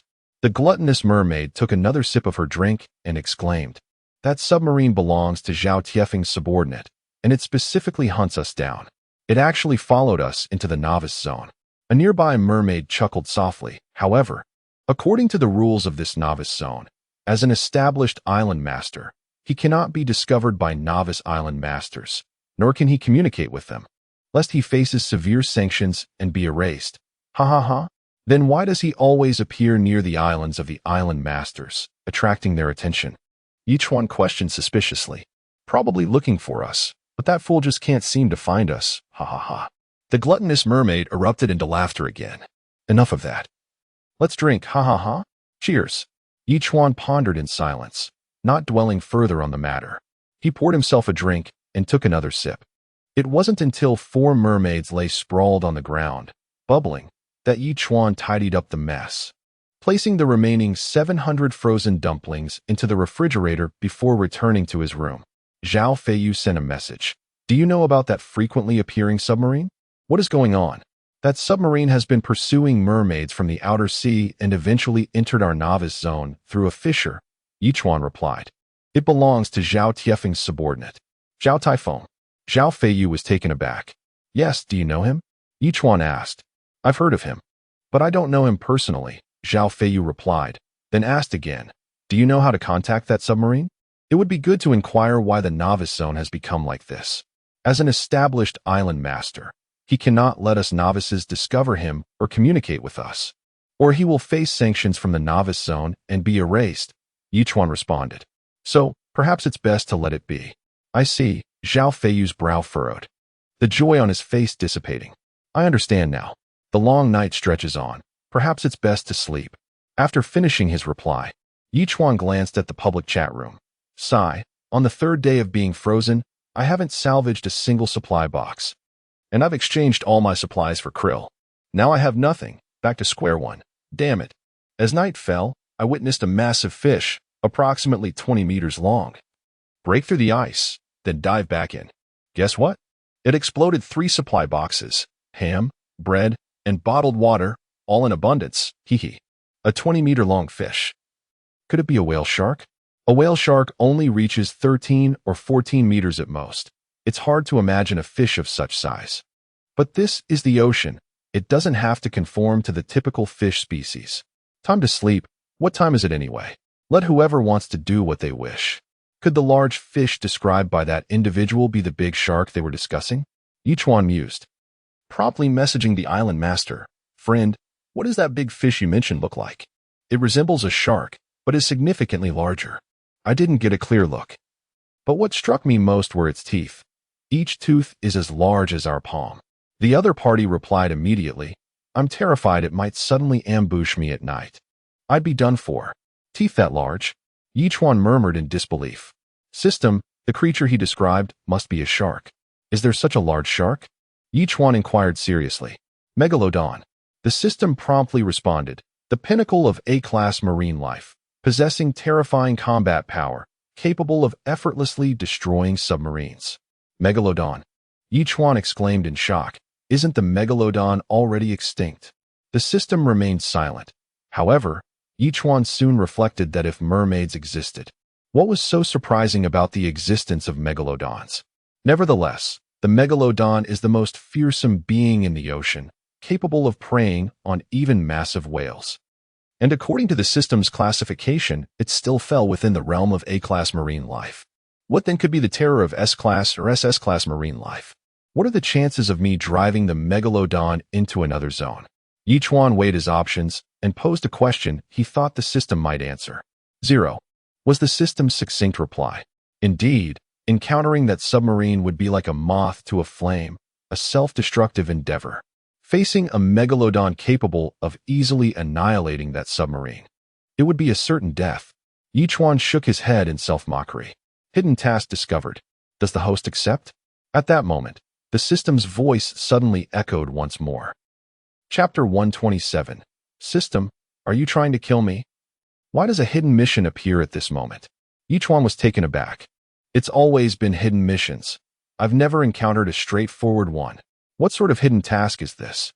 Hidden mission. The host must either kill the great white shark or drive it out of the Jiuzhou region with substantial rewards upon completion. Do you accept? The system replied. Chuan was at a loss for words. After a full 30 seconds, he grimly questioned, System, are you trying to send me to my doom? You just mentioned that the likelihood of driving the great white shark to another major area is 0. And now you either want me to drive it away or kill it. This must be intentional, right? The host may choose to accept or decline. The system responded once again. I accept. Chuan declared fiercely. Detection. The host has accepted the hidden mission. Please complete it as soon as possible. The system promptly replied. Rest assured I will. Chuan muttered with a heavy sigh. Fortunately, this hidden mission did not have a time limit. It merely required completion in the shortest time possible. Thus, Chuan decided not to dwell on it any longer, climbed into bed, and went to sleep. Due to the effects of alcohol, Chuan opened his eyes the next day, and it was nearly 9 in the morning. Exiting his room, he gazed at the sun rising high in the sky, stretched, and said, Sign in. Sign in successful. Congratulations, host. You have received 1,000 evolution points, a super anesthetic gun 1, and a lucky blind box 1. Note, there is a chance to obtain a crafting blueprint seeds, fruits, a super anesthetic gun? Yi Chuan's expression shifted. The super anesthetic gun can render an elephant asleep for 10 days and nights, with an activation time of 7 minutes. The system promptly provided the details. If an elephant can sleep for 10 days and nights, how long for the great white shark? Yi Chuan immediately inquired. 30 minutes. The system provided the precise answer. What the hell? Yi Chuan exclaimed in disbelief. An elephant sleeps for 10 days and nights, yet the great white shark only for half an hour? The disparity is astonishing, but it also underscores just how terrifying the great white shark truly is. This must be the system's way of providing me with an advantage against the great white shark, right? Yi Chuan bit his lip and opened the blind box. Blind box opening. Congratulations, host. You have received a giant automatic fishing gun 1. A giant automatic fishing gun? Yi Chuan was taken aback and immediately took a look. This fishing gun is an impressive 10 meters long, with a 5-meter barrel and a massive retractable hook at the front, each hook nearly 50 centimeters long. Once it pierces the creature's body, pressing the button causes the hooks to latch onto the flesh, rendering escape futile. Additionally, the rear of the gun features a 2,000-meter reinforced steel wire rope, intended for reeling in fish. If this were any other time, I would have scoffed at receiving something like this from a blind box, but this time, Yi Chuan was overjoyed. This is the perfect tool to deal with the great white shark in conjunction with the super anesthetic, coupled with the assistance of the 4 mermaids. Relocating that great white shark to another major area would be a trivial task. Hey, bro, what are we having for breakfast? At that moment, the voice of the gluttonous mermaid drifted over. Despite having eaten plenty yesterday, I am absolutely famished now. How about sashimi? Yi Chuan suggested without hesitation. What is sashimi? The gluttonous mermaid asked, puzzled. Yi Chuan didn't explain further and promptly produced 30 kilograms of tuna, slicing it into large pieces, and prepared a spicy oil and soy sauce dipping sauce. Holding a piece of fish, one could dip it into either of the 2 sauces to enjoy. What is the difference from us eating raw fish? One mermaid questioned skeptically. You haven't even tried it, and you're saying that? Yi Chuan retorted. You think I can deceive you country bumpkins? The gluttonous mermaid shot a fierce glare at the other mermaid. Eat, she said, picking up a piece, dipping it in spicy oil, and chewing it. Suddenly, her eyes lit up with disbelief as she exclaimed, Is this really raw fish? Although it is raw, I have treated it specially, Yi Chuan clarified. My heavens, what kind of fish is this? How can it taste this incredible? I sincerely apologize for my earlier rudeness. This is raw fish, yet it tastes nothing like raw fish. It's more akin to fatty meat. So delicious. So delicious, it's making me foam at the mouth. The 3 mermaids were instantly ecstatic. Now, with the super anesthetic and the giant automatic fishing gun in hand, Yi Chuan felt ready to confront that great white shark. While the 4 mermaids feasted heartily, Yi Chuan broached the matter once more. When we 7 teamed up, we lost 2 members, and only 5 escaped.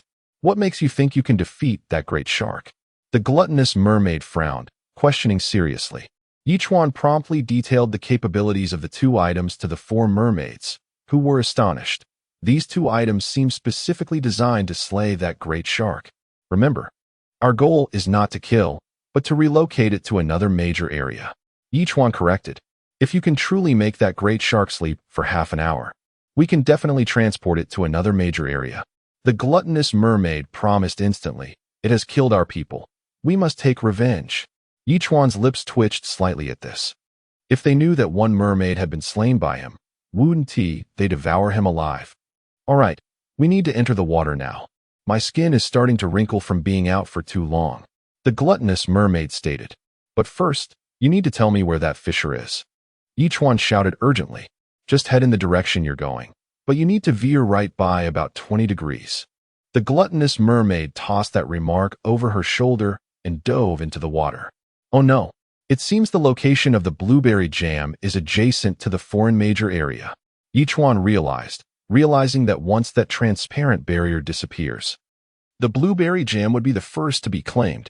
He immediately instructed the sea turtle to veer 20 degrees to the right and continued to ponder where to place the giant automatic fishing gun, as he would need the sea turtle to help reel in the great white shark later.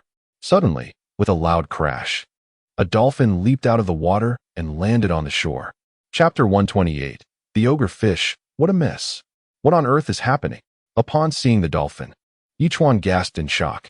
The once formidable creature of the ocean had lost a third of its tail, and a deep tooth mark marred its belly, appearing as though it had embedded itself into the dolphin's flesh. Had it not been for the last-minute leap onto the shore, it would likely have met its demise. What kind of beast could inflict such damage? It surely cannot be those four rascals, Chuan murmured, listening to the dolphin's anguished groans. He immediately poured half of the S-level freshwater he had transformed yesterday over the dolphin's tail and belly, while the other half he coaxed the dolphin to drink. Previously, Chuan had constructed a channel which had since expanded significantly during the evolution of the island. It was still capable of accommodating the dolphin, and it was also filled with seawater. Observing the dolphin gradually regaining its vitality, Chuan felt a wave of relief and promptly rushed to the shoreline to investigate, only to hear a splash as four mermaids returned. My dolphin has sustained severe injuries, seemingly from some creature's attack, Chuan stated solemnly. Do you know what the situation in the sea is? There are hideously repulsive fish, about a meter long, with extremely aggressive tendencies, the gluttonous mermaid replied. The krill are almost gone, entirely consumed by these grotesque fish. It's utterly revolting. Grotesque fish? Giant clownfish? Chuan inquired skeptically. Aren't they supposed to be quite adorable? How could they be so aggressive? Fortunately, there are only a few thousand around. After we dispatched 70 or 80, the others were deterred from attacking us, the gluttonous mermaid explained. They have also been attacking your sea turtle, but its wounds healed instantly. It seems to pose no threat to it. That is only natural, Chuan chuckled. After all, sea turtles possess remarkable healing abilities, unless faced with irreversible harm. They treat injuries as mere trifles. However, if this continues, it will be a torment for my dolphin. Chuan added gravely. If we could drive them away, it would be a liberation for my turtle. With that, Chuan pressed down on the fishing net behind him and called for the gluttonous mermaid to assist. Intrigued by this method of capture, she wasted no time in helping him haul it in. In an instant, the net was teeming with lively fish. The system promptly reported, ogre fish, 70 pieces, krill, 126 pounds. Chuan was taken aback upon seeing these creatures. The nearly meter-long fish exhibited a dark brown hue and appeared almost entirely skeletal. Its head was disproportionately large, bearing two sharp, elongated teeth on both the upper and lower jaws, each nearly 30 centimeters long. Yet, despite their repulsive appearance, they possessed strikingly blue eyes that prevented them from being completely unappealing. System, aren't piranhas freshwater fish? How can they be found in the ocean? Chuan questioned warily. Ogre fish, the predators of the deep sea, the system clarified. In ordinary marine environments, ogre fish measure only 15 centimeters, yet in the oceanic realm, they can grow up to 2 meters. It appears my dolphin was indeed harmed by these ogre fish. Chuan pondered gravely. However, the presence of several thousand around raises concerns about how to drive them away. System, can these fish be consumed? Chuan posed a crucial question. There are 2 strips of soft flesh on their backs, which are edible and quite delicious.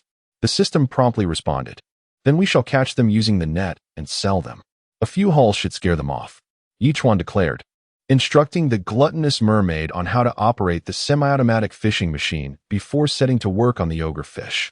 Ogre fish 1 3 wooden boards. Ogre fish 1 3 stones. Ogre fish 1 3 metal sheets. Chuan deliberately set the prices low, hoping to sell the ogre fish quickly, as their appearance was quite off-putting, even to him. In the public chat room, upon seeing the ogre fish, discussions swiftly shifted focus. Who on earth has listed these ogre fish? They look horrendous. Can they really be eaten? I used to enjoy watching documentaries on deep-sea fish. I recall this one being described as entirely skeletal, except for 2 strips of soft flesh along the spine.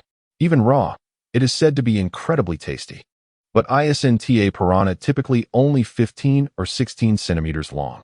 How can they be so large? A fish so hideous can be delicious? I was ice fishing and got bitten by one of these fish on my arm. I'm still bleeding profusely. Can someone help me? I'm willing to offer all my rare resources for my life. With teeth that large, if it bites you, you're likely to contract tetanus. Do you really think you'll survive? You might as well wait for death. Currently, all the S-level freshwater had been used on the dolphin. Chuan contemplated inquiring about the situation, but given that A-level freshwater might not be particularly effective, he decided against it. After all, a careless island master likely possessed few valuable resources. Meanwhile, Wang Sanrui had already made contact with the individual. What rare resources do you possess? Are you certain you have something to staunch the bleeding and prevent infection? The other party immediately retorted. Wang Sanrui remained silent. Placing an S-level coconut in the trading area, this is an S-level treasure. After breaking it open, apply half to the wound and drink the other half. I guarantee you will feel revitalized within 3 minutes. You actually have S-level items. The other party responded incredulously. He was aware of the value of S-level items. Previously, he had encountered a B-level apple, and the benefits it conferred were beyond description. The value of S-level items was self-evident. This is something I found shortly after entering the oceanic world. I have refrained from using it, Wang Sanrui stated seriously. So, do you believe your rare resources are worthy of this S-level coconut? Absolutely. The other party replied, immediately placing a manufacturing blueprint in the trading area. This is the blueprint for an attack-type medium-sized sailing ship, equipped with 3 heavy cannons capable of striking enemies up to 200 meters away. Compared to standard medium-sized ships, it has been reinforced by at least double. I can assure you it is the only attack-type medium-sized ship currently in the entire oceanic realm. Chapter 129, Sour Soup Fish. The ogre fish comes ashore.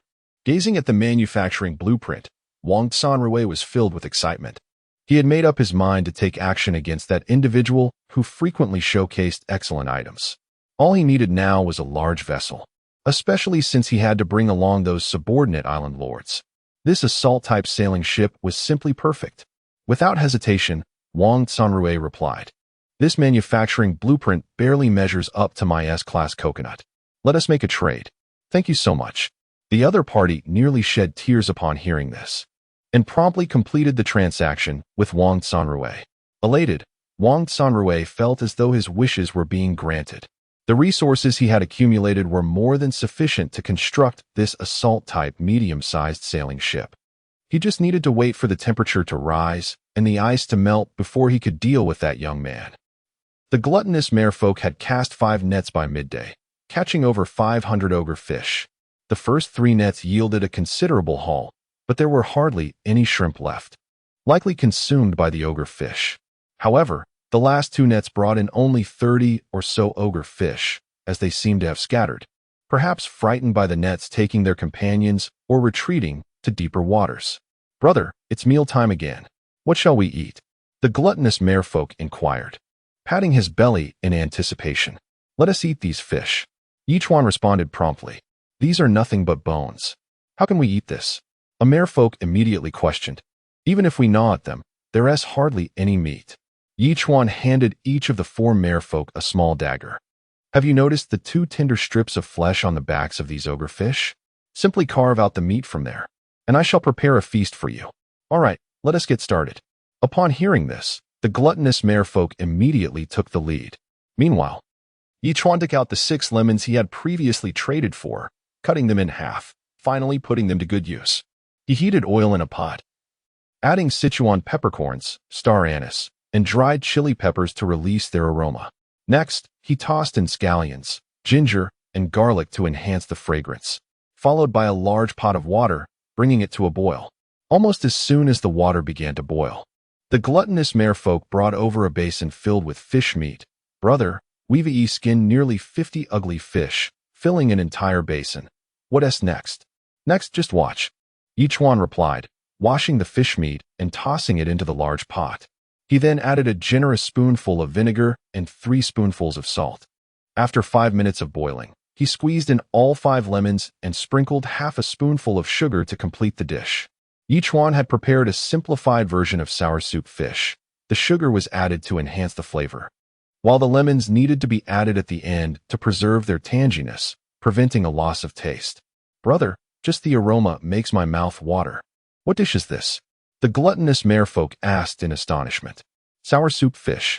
However, I lack seasonings like chicken essence or pickled vegetables. So this is the best I can do, Chuan explained as he served each of the 4 merfolk a bowl, watching as they relished their meal. He then divided the remaining portion into 8 parts, trading each one to them. This is wonderful. Eating different dishes daily warms my heart, even amidst the frost. Liang Hongying sent a heart emoji. Without you, I would surely be struggling. Ah, even Liang the beauty knows how to be sentimental? Chuan chuckled. I've always understood how to be sentimental. Liang Hongying shot back. I know who treats me well. With your words, I feel reassured. I will strive to live on. I still look forward to your return. Chuan replied with a laughing emoji. At that moment, Blueberry Jam also responded, though we lack pickled vegetables. I just tasted a piece, and it was utterly delicious. The fish is incredibly fresh. Of course, just look at who prepared it. Chuan boasted, concurrently trading a selection of 6 warm cotton skirts to Blueberry Jam. This, a cotton skirt? Blueberry Jam exclaimed in surprise. I initially intended to gift it to you when we met, but it seems it will take me another 7 or 8 days to arrive as I have another matter to attend to. Chuan replied with a smiling emoji. So I thought I'd send it to you first. Even though it's a selection of 6, there's a Lolita-style cotton skirt that I adore, navy collar and purple. Simply stunning. Blueberry Jam replied excitedly, brother, you are so good to me. Love you to bits. Let us eat now, Chuan said with a smile. Engaging in a brief chat with others before finally beginning his meal. He glanced at the public chat room. That big shot selling ogre fish? I've got some too. They completely lost their minds, crashing through the ice. Can you believe it? That ice is nearly 30 centimeters thick. Now, the sea was teeming with ogre fish. In the same location, one ogre fish could break through the ice with repeated impacts. Were they desperate for fresh air? How absurd. These ogre fish can walk on the ice with their fins. They're trying to reach my island. Who has a weapon they could lend me? I beg you. Is this real? Are they truly amphibious? Terrifying events unfolded one after another. Were we to become the ogre fish's next meal? Observing the chat records, Chuan furrowed his brow slightly. He had studied these ogre fish and knew they had symmetrical fins on their bellies. But the fact that they could traverse the ice was rather fantastical. With such formidable attack power, if one were unarmed, they could indeed become prey. However, Chuan chose not to dwell on this matter for the time being. After all, he had 4 formidable bodyguards at his side. He needn't lift a finger to eliminate them. Having feasted, the 4 merfolk basked in the sun on the rocks. Meanwhile, Friday approached Chuan. Carrying a dozen sunflower heads, Brother Chuan, the sunflower seeds are fully matured. Weren't you saying it would take another 5 days? Chuan asked, puzzled. After you gave me a bit of nutrient solution, I diluted it with water and distributed it to the sunflowers, causing them to mature ahead of schedule.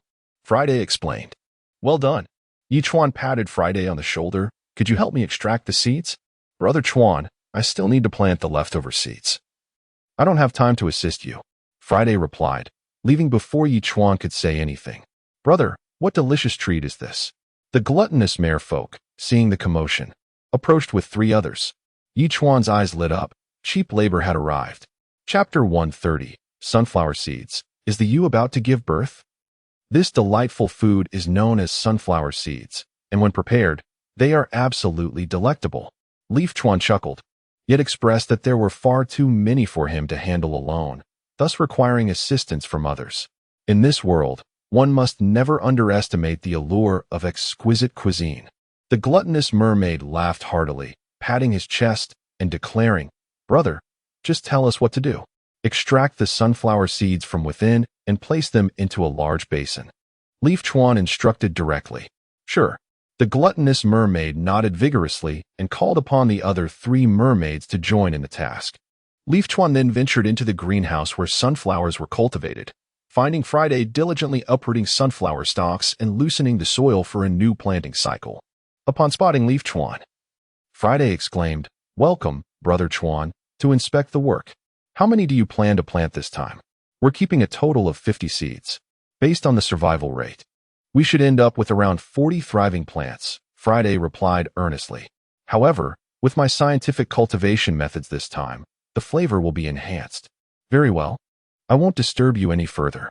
Make sure to conduct thorough research, Leaf Chuan said, patting Friday on the shoulder as he prepared to leave. Yet Friday quickly interjected. Brother Chuan, the ewe is about to give birth. Analysis suggests a high probability of complications, so we must prepare in advance. Aren't you an expert in agriculture? Don't you have some knowledge about livestock as well? Leaf Chuan inquired, astonished. When I was created, a small portion of code was embedded regarding various fields. So I possess only a rudimentary understanding of livestock, Friday explained.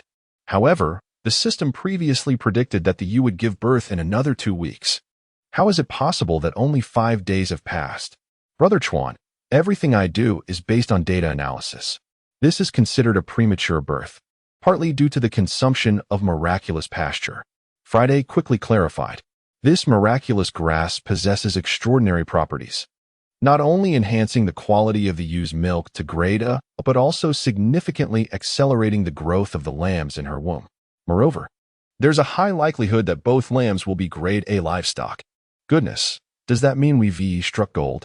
Leaf Chuan's expression shifted. But then he pondered and immediately asked, what about the complications during the ewe's delivery? I have no idea, Friday admitted helplessly. Brother Chuan, I can only speculate that she will give birth between midnight and 2 in the morning. As for solutions, I'm uncertain. Indeed, you only possess a rudimentary understanding. Leaf Chuan remarked with a slight smirk, promptly seeking out Lu Yi Wei.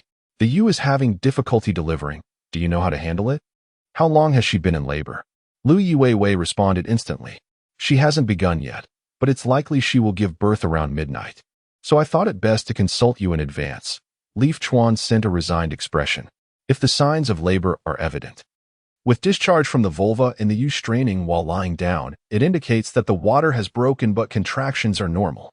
If she has been laboring for an extended period without giving birth, you must prepare lubrication and gently insert your index and middle fingers to locate the lamb and slowly pull it out. Lu Yi Wei replied succinctly. Alternatively, if the lamb's 2 legs or head are already protruding but the ewe is unable to deliver further, you simply need to pull it out. Are those the only 2 scenarios? Leaf Chuan asked skeptically. The situations of dystocia in ewes are varied, but I have described the most straightforward and common occurrences. Lu Yi Wei responded. I will wait for you tonight. If any other issues arise, just message me. Understood. Leaf Chuan replied promptly. Brother, we've completed our tasks. What is next?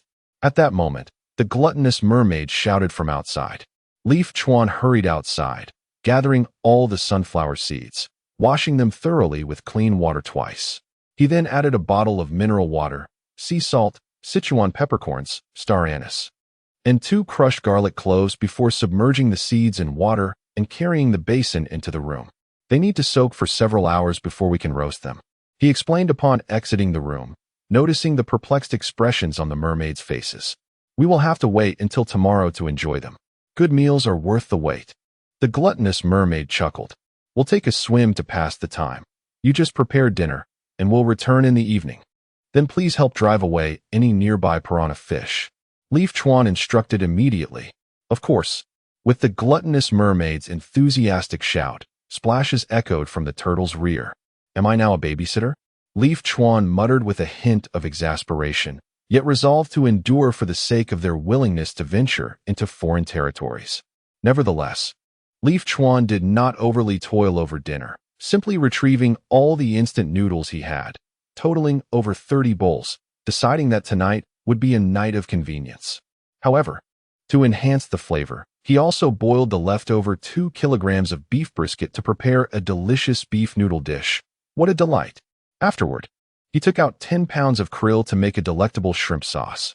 It seemed that the tastes of these 4 mermaids had been spoiled by him, thus requiring even more exquisite flavors to satisfy their palates.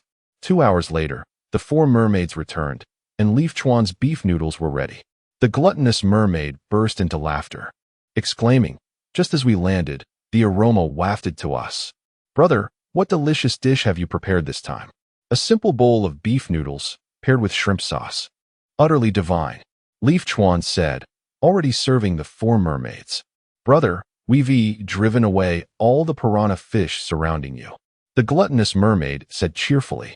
I believe you can release your dolphin back into the sea now. Really? Leaf Chuan's expression brightened. and he inquired, "How long until we reach the rift?" "At this pace, we should arrive by noon tomorrow." The gluttonous mermaid considered before replying. "If the freezing continues, the turtle's movement will be impeded, and I estimate we may arrive the day after tomorrow, either in the morning or at noon." "Then let us eat." Leaf Chuan nodded slightly before portioning out 7 servings, delivering one to Lu Yi and each of the others, saying, "Tonight, let's keep it simple with beef noodles." As he enjoyed his noodles, he glanced at the public chat room messages, and one particular message caught his attention. "Damn it, after much effort today, I finally fished out a supply crate." And it contained a pair of beach shorts. TMD. Chapter 131. Grade A Lamb. Signs of Rising Temperatures. Is it true or false? Even the heavens seem intent on your demise. Wearing beach shorts in such frigid weather. How utterly absurd. The temperature has likely plummeted to -20 degrees Celsius. And yet you still have the audacity to don beach shorts and venture outside? I feel like I might perish from this madness. Who would want beach shorts? I would give them away without a second thought. Haha. Only a fool would desire such folly without considering the climate. Upon reading this message, Chuan couldn't help but press his lips together and promptly sent a reply. "Did you acquire those beach shorts from a supply box?" "Indeed," came the instantaneous response. "I'm nearly at my wit's end. Even a pair of cotton shoes would suffice. What use are beach shorts? I'll give you 2 kilograms of shrimp if you trade me those shorts." As he spoke, Chuan placed the shrimp into the trading slot. The other party's expression shifted. They immediately set up the trade, fearing Chuan might have a change of heart. Chuan, stroking the beach shorts, turned serious and asked the system, "Does the appearance of beach shorts signify an impending rise in temperature?" There was no response. The system had crashed again. Nevertheless, Chuan felt there was merit to this notion. Since a colossal octopus had disrupted the settings of the novice zone, the emergence of extreme cold must inevitably be accompanied by extreme heat. He believed that day was not far off. "Brother, do you have any more? This dish is simply delectable, and I'm still hungry." At that moment, the gluttonous mermaid knocked on the door, exclaiming loudly. Chuan dashed out and divided the remaining beef noodles among the 4 mermaids, each of whom ate with great satisfaction. He then urged them to find a place to sleep while he settled down to watch an action film. After all, the Yu was about to give birth, and it was better to wait than to sleep and risk missing the event. It wasn't particularly late anyway. As time passed, Chuan finished watching the first installment of Police Story, and midway through the second, he suddenly heard a commotion from the sheep pen. His heart leaped, and he rushed over. The Yu lay on the ground, panting heavily. After several tense moments, with a forceful effort, 2 hooves became faintly visible from her rear. The Yu seemed to be giving it her all, but could only manage to deliver 2 small hooves. No matter how hard she tried, it was to no avail. Just as Lu Yuwei had described, this was indeed a common case of dystocia. Chuan murmured softly to himself, feeling a bit anxious yet resolute. He reached down and grasped the 2 hooves, pulling with all his might. The Yu sensed his strength and cooperatively exerted pressure. With a sudden squelching sound, a white lamb was pulled into the world. Perhaps due to being premature, the little creature appeared feeble, and despite the sheep pen's manageable temperature, it was still a trial for the newborn. Chuan hurriedly fetched 2 stoves, and after the charcoal burned for a while, the temperature finally rose above 0. Watching the Yu lapping up the fluids from her newborn, he suddenly had an idea. He dashed to retrieve 500 milliliters of grade of fresh water. The lamb seemed to instinctively know the benefits of the water and began to drink eagerly. Just then, a sharp sound startled Chuan. The Yu had given birth again. 2 lambs in 1 litter? What a stroke of fortune. Chuan quickly divided some of the grade of fresh water and fed it to the newly born lamb. At that moment, the system chimed in. Grade A mountain goat, Yu, with growth, has a chance to produce S-grade fresh milk. Goodness. That simple proclamation sent Chuan leaping with joy. As predicted by Friday, both newborn lambs were of grade A, and just like an ordinary Yu producing grade A milk, these 2 grade A Yus could yield S-grade milk, which would have benefits thrice that of S-grade fresh water. This was truly a windfall. Chuan was overjoyed, dancing with glee. With the situation in the novice area becoming increasingly dire, once the S-grade milk began mass production, both he and his friends would see a significant enhancement in their physiques, ensuring they could confidently confront the mermaids. Just the thought filled him with elation. At that moment, Chuan summoned the 3 little ones, instructing them to guard the 2 lambs, and only then did he feel at ease returning to his room. After all, lambs instinctively know how to nurse, so he need not worry excessively. He would address everything in the morning. After reassuring Lu Yiwei of his safety, Chuan took a quick hot shower before sinking into slumber. In his dreams, he encountered Blueberry Jam, a remarkably beautiful and kawaii girl, dancing around him. "Brother, I want to perform a dance where I remove my clothes piece by piece." He detected that the host has not yet signed in. "Would you like to sign in?" Just as Blueberry Jam was about to undress, the system's voice abruptly awoke Chuan. "Damn you, system." Chuan cursed, exasperated. "Couldn't you have waited a moment longer to remind me? Could I be so foolish as to forget to sign in? Truly nonsensical." Despite his irritation, Chuan complied. "Sign in. Sign in successful. Congratulations, host, for obtaining 1,000 evolution points and a choice of 1 summer trendy outfit from 6 options." "Did I just receive summer clothing?" Chuan was taken aback, then skeptically asked, "System, how long until the temperature rises?" As expected, the system ignored him completely. Chuan decided not to dwell on it, setting aside the summer outfit for the time being, waiting for the temperature to genuinely rise. Stepping out of his room, Chuan instinctively shivered.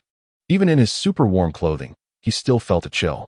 He then noticed that the ice layer had thinned to the point where sea turtles could no longer swim beneath it and were now crawling on the surface. However, the turtles maintained excellent stability. He hardly felt any bumps, as if he were walking on solid ground. "Thank you, turtle, for your hard work," Chuan said, pressing his lips together in appreciation. Crawling was certainly not as comfortable as swimming in the ocean, especially with such a substantial load on its back. It was no easy feat. Chuan promptly fed the turtle 600 kilograms of shrimp and a portion of fresh water. Given the current situation, it seemed they would only reach the fissure by noon the next day. Sitting near the turtle's head, gazing at the endless expanse of ice, Chuan couldn't help but mutter to himself, "Currently, I possess 24,000 evolution points, which can temporarily elevate both my turtle and my porpoise by 1 level, thereby increasing our odds against the megalodon." With a plan in mind, Chuan immediately allocated 10,000 evolution points to the turtle, causing it to slowly grow larger. He then opened the turtle's information panel. Island Master. Chuan type. Sea turtle level. 10,012,000. Skills. Water Blast. Intermediate. Backflow technique. Beginner. Talents. Longevity. Rapid healing. Crawling. It seems I have acquired the backflow technique. Chapter 132. Reverse current technique. Upgraded crossbow arrows. What is the reverse current technique? Chuan inquired with a hint of confusion. The reverse current technique generates a flow of water that impedes the advance of enemies. The system elucidated promptly.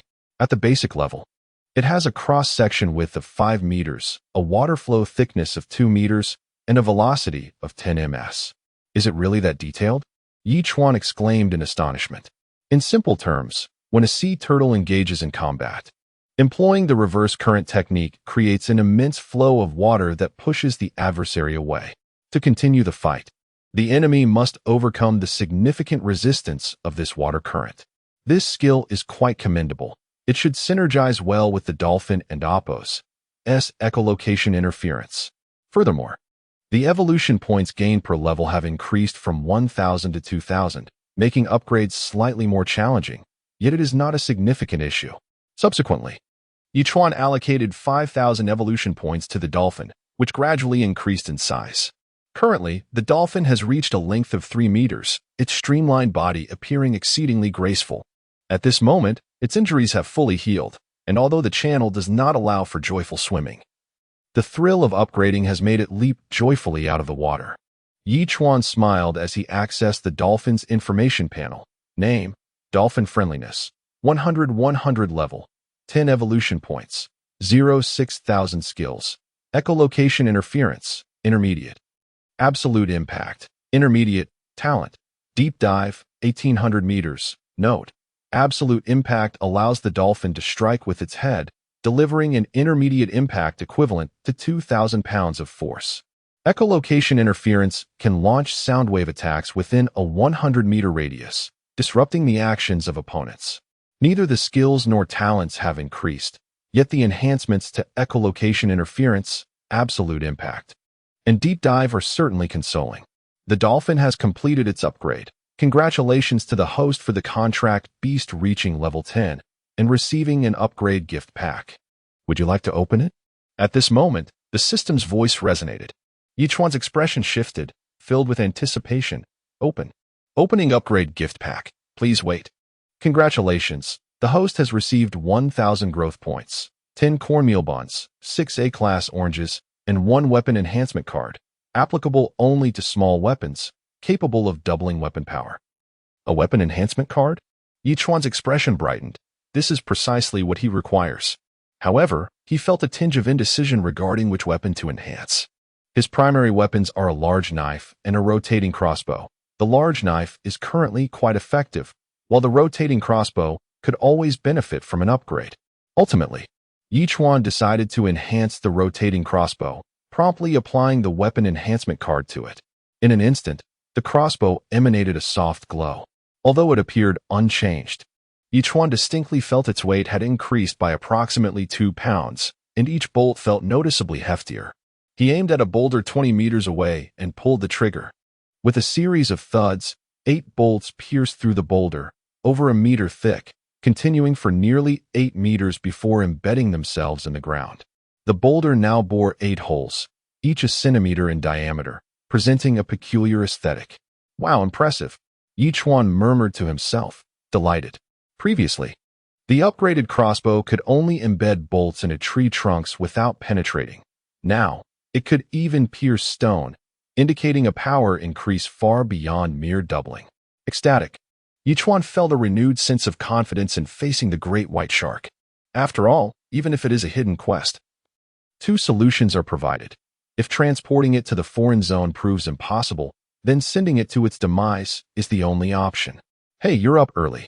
What's for breakfast? The food-loving mermaid appeared at Chuan's side, grinning mischievously. Let us have barbecue. Chuan replied immediately. What is barbecue? The nearby mermaid chimed in curiously. Are you silly? Barbecue is obviously both grilled and roasted. Is that even a question? The food-loving mermaid shot a glare at the other mermaid, adding, from now on, just eat without asking questions, or you'll look foolish. The mermaid pouted but ultimately refrained from arguing. After having slain that massive octopus, there were still several pieces of octopus meat in the freezer. Chuan placed them on the grill, also toasting the cornmeal buns until the aroma wafted across the island. Only then did he distribute 2 large pieces of octopus meat and 2 buns to each of them. The 3 mermaids were unconcerned about the heat, stuffing their mouths eagerly, even yelping in surprise at the heat, but refusing to cease chewing. The food-loving mermaid sighed in exasperation. How did I end up with such teammates? It's utterly embarrassing. With that, she turned away, feigning elegance as she ate. After distributing the remaining octopus meat, Chuan traded it to Zhao Feiyu and others. Let us have some barbecue for breakfast. I'm too lazy to prepare anything else. Having barbecue for breakfast. Who among the island owners could possibly have it better than us? Lu Shui sent an awkward emoji. Boss, I feel embarrassed to tell you, but when I went to relieve myself this morning, I realized I needed to loosen my belt by a notch to fasten it. So you're saying you've gained weight? Chuan retorted, among all these new island owners. Who in their right mind could gain weight during the grueling initial 2 months? It just means your meals are too good. Lu Shui boasted, sending a proud emoji. It's simply too blissful. I wonder if my family knows about the unusual happenings in the rookie zone. They might be worrying themselves sick, unaware that I've put on weight. Keep on boasting. Chuan sent a facepalm emoji, then turned to the public chat as he began his breakfast. The ice layer has reached a thickness of over 40 centimeters, with temperatures around minus 23 degrees. I wonder if it will continue to get colder. I feel that even my winter coat and heater are inadequate against this bitter cold. This morning, I attempted to break through the ice layer. My spear was unable to penetrate. After half an hour of effort, I only managed to break through 20 centimeters. The previous method of creating holes for fish to jump up seems ineffective now. Alas, I'm at my wit's end. quickly running out of supplies. If no one comes to my aid, I may meet my end. Perhaps death is preferable to enduring this torment. Even seasoned island owners would find it insufferable during this hellish rookie phase. I broke through the ice layer. Guess what I found? Chapter 133, 10-Level Evolution. The Giant Lobster. Speak if you wish, or be gone. Why the delay? A four-legged snake. A snake is a snake. How can it possibly have 4 legs? Are you babbling nonsense this early in the morning? Curse it, you fool. I have already captured this 4-legged snake, and I shall place it in the trading interface for you to see. Look at you, you deceitful charlatan. With that, Chuan swiftly navigated to the trading interface. After refreshing the screen twice, he indeed discovered the 4-legged snake, which measured over 2 meters in length. Its form was nearly indistinguishable from that of a serpent. Yet it possessed 4 limbs, each adorned with webbed toes, resembling the very embodiment of embellishment. System, what is this creature? Chuan inquired, his curiosity piqued. It is a sea python, a lizard of the ocean, highly venomous and inedible. The system promptly replied. Could it be that the disappearing ogre fish has been supplanted by such a sea python? Chuan murmured to himself. What does this signify? Marine life emerges in waves. But what does it foretell? After a brief contemplation, Chuan dismissed further thoughts on the broader implications of the oceanic world. He lacked the authority to intervene in its course. All he could do was foresee dangers and prepare accordingly, which sufficed. Island upgrade complete. Congratulations, host. Your island has advanced to level 10, granting you an upgrade package. Would you like to open it? Having just finished breakfast and stepped out of his room, the system's voice arrived belatedly. May it yield something splendid. Chuan whispered before promptly responding. Open it. Opening. Congratulations, host. You have received 2,000 growth points, 6 A-grade citrus fruits, 9 small nutrient solutions, and 1 super locator. Once again, he acquired a super locator. Currently, aside from the one intended for blueberry jam, he possessed 3 additional units. He decided to assess who else might wish to join him after reuniting with the blueberry jam. Gazing ahead, he noted that, following a recent expansion, the forest had increased by several hundred square meters.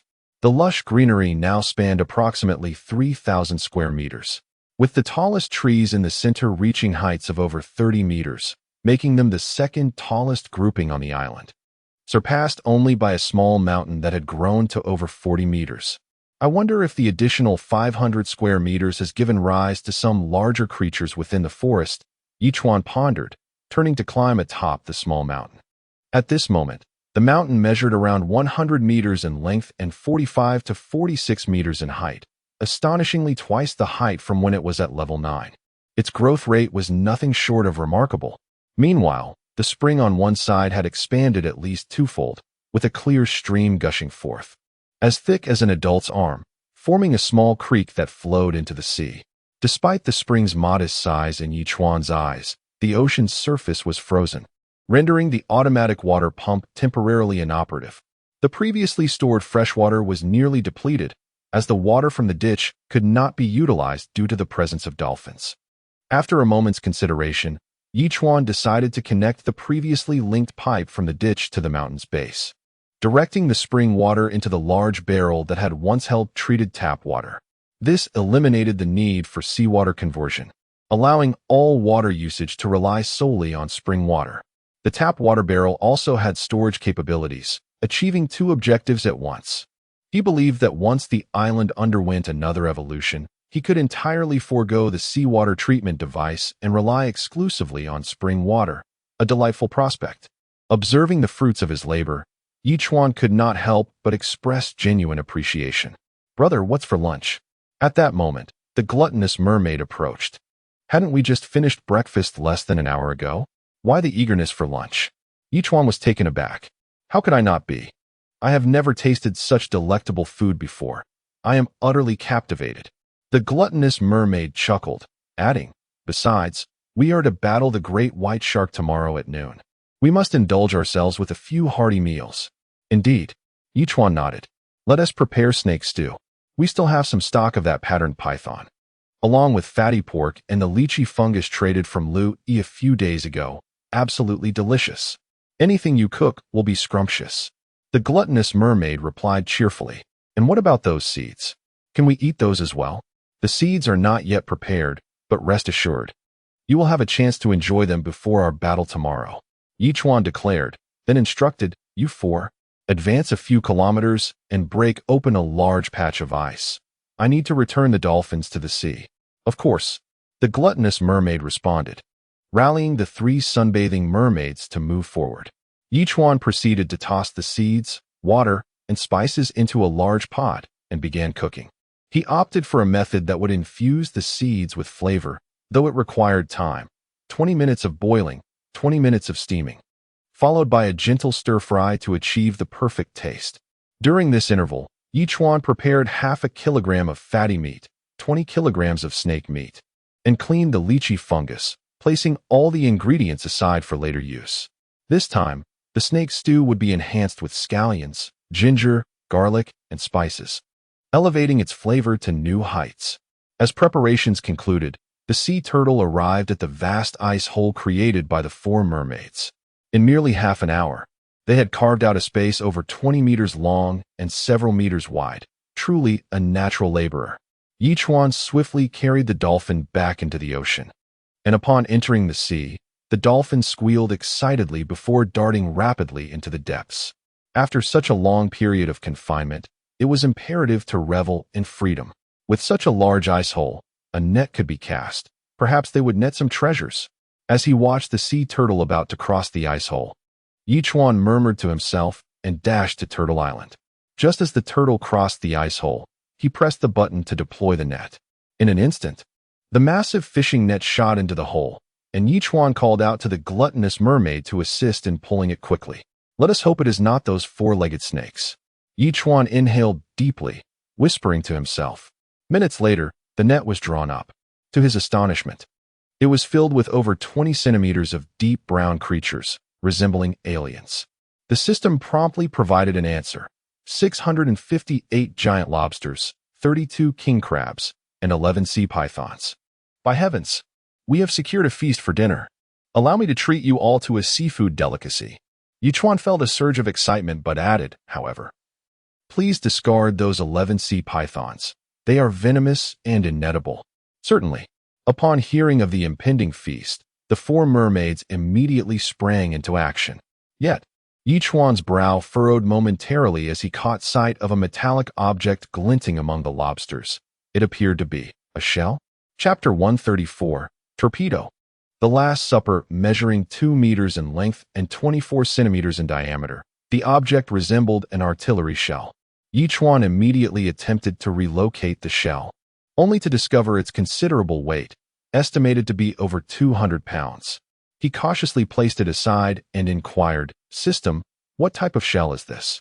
"A trigger torpedo with immense destructive power," the system promptly replied.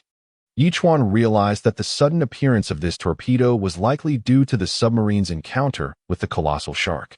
For reasons unknown, it had not detonated and had instead been inadvertently retrieved by him. "Can this torpedo still be utilized?" Chuan asked, perplexed. "Indeed. It requires only 50 kilograms of trigger force to detonate. The explosion would affect a radius of 10 nautical miles." The system responded. "Goodness, is it truly that formidable?" Chuan exclaimed in astonishment. "Is this a compressed torpedo, akin to a hand grenade?" Nevertheless, he understood that if the need arose, deploying this torpedo would undoubtedly send the giant shark to its demise. Subsequently, Chuan placed a large lobster on the trading platform, this time opting to exchange private items rather than resources, determining the lobster's value based on private goods. This action astonished many island owners. My heavens. An island owner is selling lobsters. These lobsters appeared to weigh at least 2 pounds each. Who among them had the prowess to break the ice and catch such a prize? Was it possible that the lobsters had surfaced due to the lack of oxygen at the ocean floor caused by the freezing temperatures? In these desperate times, this scoundrel sought to extract their last drop of blood through lobster sales, a veritable modern-day usurer. They resolved to unite against him and refuse any transactions. At this moment, abstaining from trade would spell doom. If one refrained from trading, could one prevent others from doing so? Is it truly selfish to act in this manner? Does missing a meal truly threaten your existence? Damn, keyboard warriors. Despite the calls for a boycott, many individuals privately messaged Yi Chuan, prompting him to chuckle. Indeed, numerous island owners possess valuable items, including super locators. After a brief conversation, Yi Chuan exited the room to take a breath of fresh air, extracting seeds to begin the water control process. Next, he went to check on the two young lambs. Now able to stand, one lamb was warming itself by the fire while the other nursed from its mother, occasionally springing up as if startled. Observing their well-being, Yi Chuan fed the adult sheep some A-grade freshwater, aware that the lambs could not yet drink but would benefit from the mother's nourishment. Though lambs typically begin grazing only after a week, in the oceanic realm, they would likely be ready in just 3 days. By then, the lamb's condition would stabilize completely. Departing the sheep pen, Yi Chuan promptly headed to the chicken coop. A dozen chicks had grown considerably since hatching, lively and energetic, nearly outgrowing their enclosure. Having recently acquired a rare item, a blueprint for enlarging the coop, Yi Chuan immediately set to work, expanding it by 1/3. Noticing that noon was still some time away, he checked on the greenhouses. The spinach and lettuce had already been harvested and stored in the system's inventory. The new sprouts had just emerged and would require some time to mature. Since Friday's pollination of the coconut flowers, the blossoms had withered, yielding small coconuts that were still in abundance. However, they would need considerable time to mature fully. As for the apricot, peach, and apple trees, they had all begun to bear tiny fruits. Though pollination occurred later than with the coconuts, it appeared they would mature first. He believed he would soon enjoy the fruits of his labor. "Brother, it's getting late. Hurry up and cook." At that moment, the gluttonous mermaid chimed in loudly. "Don't rush, I'll start shortly." With approximately an hour until noon, Yi Chuan called out and immediately began frying fatty pork. Once the lard was rendered, he added spices, ginger, and garlic, followed by snake meat, which he sautéed before adding water to simmer. He eagerly anticipated the delicious lunch. The gluttonous mermaid rubbed her hands together, ceasing her chatter and simply watching. After more than 40 minutes, seeing that the snake meat was nearly ready, he added salt and lychee mushrooms, simmering for another 20 minutes before serving. After dishing out generous bowls to the mermaids, Yi Chuan traded a bowl to each of the 7. "Oh my goodness, this is simply divine. I nearly bit my tongue." One mermaid exclaimed. "Boss, what kind of meat is this? It's unbelievably delicious." "It's snake stew," Yi Chuan explained with a smile. "With perfect timing and the flavor of lychee mushrooms, it creates the most exquisite broth. I wish I could always live by your side. How wonderful this world would be." The mermaid couldn't help but exclaim, "Quit the melodrama. Can't the deliciousness silence your tongue?" The gluttonous mermaid shot a glare at her, reminding her, "Don't forget, we have a mission tomorrow at noon." "Absolutely, given that the boss provides us with such delectable meals daily, we mustn't let him down," the mermaid declared, earning the agreement of the others. For dinner, Yi Chuan prepared garlic lobster, grilled lobster, and steamed lobster, making over a dozen of each. Considering they would be heading to battle the next day, he also brought out the unfinished drunken donkey, eliciting cheers from the 4 mermaids. In summary, that evening was filled with merriment and indulgence. The following day, Yi Chuan awoke to discover it was already past 9 o'clock, with the 4 mermaids still sprawled outside, having drunk quite a bit. It must be said that mermaids were remarkably resilient to the cold. In sub-zero temperatures, they still snored heartily, truly deserving of their classification as A-grade marine creatures. "Sign in." Yi Chuan stretched and announced. "Sign-in successful. Congratulations to the host for receiving 1,000 evolution points, 200 kilograms of fertile black soil, and a miraculous pill 1. The system's voice rang out as expected. "Another miraculous pill? The last one granted me a command of a minor language.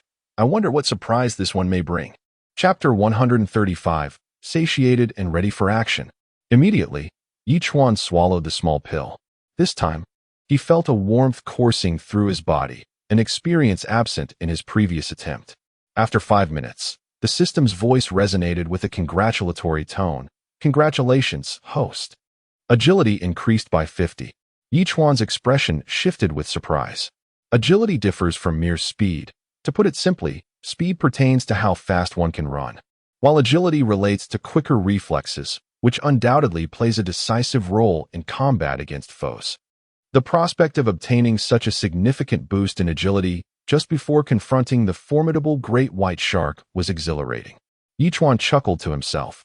Noticing the time, he surmised that Zhao Feiyu and the others had yet to dine, so he promptly prepared a dish using wild boar meat, spinach, eggs, and leftover lychee mushrooms from yesterday. Then cooked the noodles. Everyone, rise. It's past 9 o'clock. We must eat quickly and move. As the noodles neared completion, Chuan roused the food-loving mermaids. Well, I can't believe I slept for so long. That was refreshing. One mermaid exclaimed, stretching lazily. I just caught a whiff of something delicious and thought I was dreaming. Did you really cook? On a chilly day like this, a bowl of noodles is perfect. We have only 2 hours before the battle begins. Chuan said earnestly. We cannot falter then. Boss, the water is quite cold. If you were to join us in the sea, it might not be feasible. One mermaid responded gravely. Should we lure it closer to the island? That won't be necessary. Chuan quickly replied. Moreover, I do not intend to let my turtle approach the great white shark. I have a boat that can take us 100 nautical miles away. Are you certain? The food-loving mermaid asked seriously. Your turtle possesses some combat capability. Its assistance could significantly enhance our chances of success. I wish that were the case, but I fear that if the great white shark goes wild, it could inflict irreversible harm on my turtle. Chuan pursed his lips. Even a mere bump from it could be catastrophic, no? The massive shark cannot be compared to your turtle in terms of weight or length. We are indeed no match for that great shark. Yet for it to contend with your turtle, it would be at a considerable disadvantage. The food-loving mermaid analyzed. Thus, the risks are manageable. System, what is your take? Chuan directly inquired. In critical circumstances, the turtle can retract its head and limbs, rendering it impervious to the great white shark's assault. The system promptly provided its analysis. While the turtle's cumbersome form is ill-suited for combat, it can serve as a valuable ally. This revelation eased Chuan's concerns. He abandoned his initial plan and began serving noodles to the mermaids while simultaneously trading a portion to Zhao Feiyu and the other 7. I have crucial matters to attend to at noon and 1 have time to cook. So please eat early. Brother, what significant task do you have? Is it dangerous? Xiao Feilong inquired with concern. I'm going to slay a great white shark. Chuan replied flatly. Goodness, isn't it better to stay alive? Why provoke such a terrifying creature? Xiao Feilong exclaimed in shock. Our family has records of a great white shark annihilating one of our fleets. In the end, it took multiple torpedoes to bring it down. We are merely novice island masters. Even a regular great white shark is formidable, let alone a great white shark. So enjoy your meal. Chuan concluded, choosing not to respond further.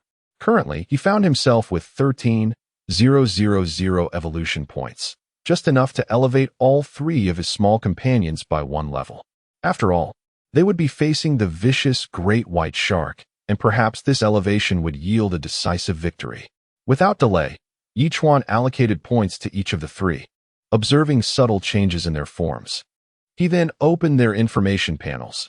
Name, Albatross level, 8, growth phase, evolution points, 4,500 skills, diving talents, capable of lifting 120 kilograms, talents, diving, fishing, flying, long-distance navigation. The weight it could lift had increased by 30 kilograms, equating to the weight of a torpedo.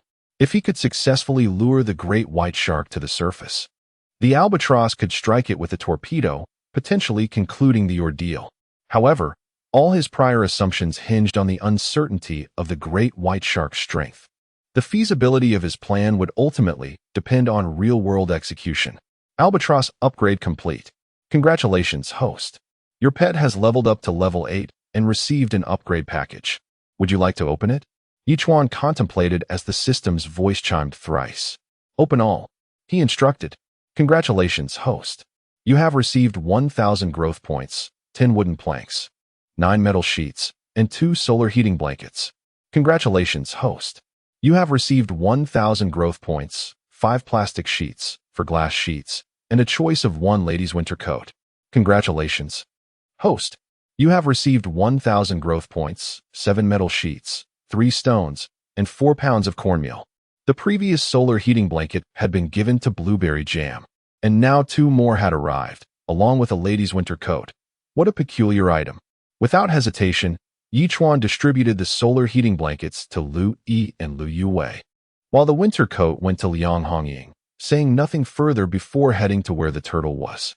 4 mermaids stood there, preparing their harpoons, and the food-loving mermaid stated seriously, "We have arrived at the location and detected the great white shark's position, approximately 3,000 meters below the surface.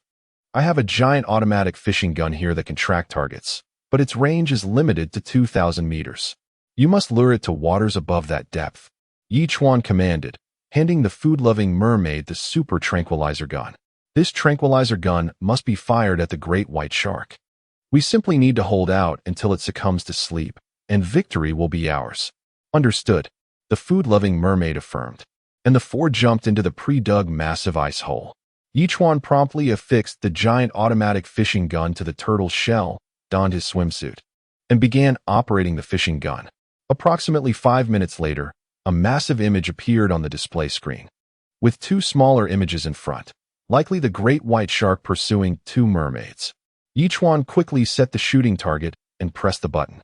With a whoosh, the 5-meter-long fishing gun was launched into the water, hitting the target 20 seconds later. Yi Chuan immediately pressed the button to activate the barbs on the fishing gun, and the reinforced steel wire tightened instantaneously. Even the nearly 1,000-ton turtle was unexpectedly dragged toward the ice hole.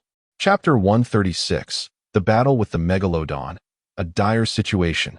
Goodness, how powerful can this megalodon be to drag my nearly 1,000-ton weight?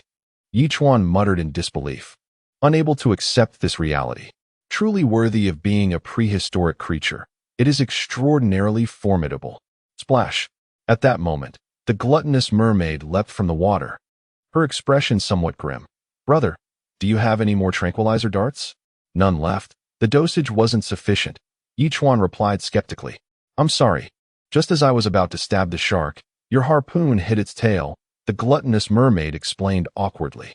"It went berserk and dashed into the depths of the sea, its massive tail knocking me away, and the tranquilizer was lost." "Damn!" Yi Chuan stared in astonishment at the gluttonous mermaid, at a loss for words. The key to defeating this megalodon lay in the tranquilizer, and this fool had managed to ruin it.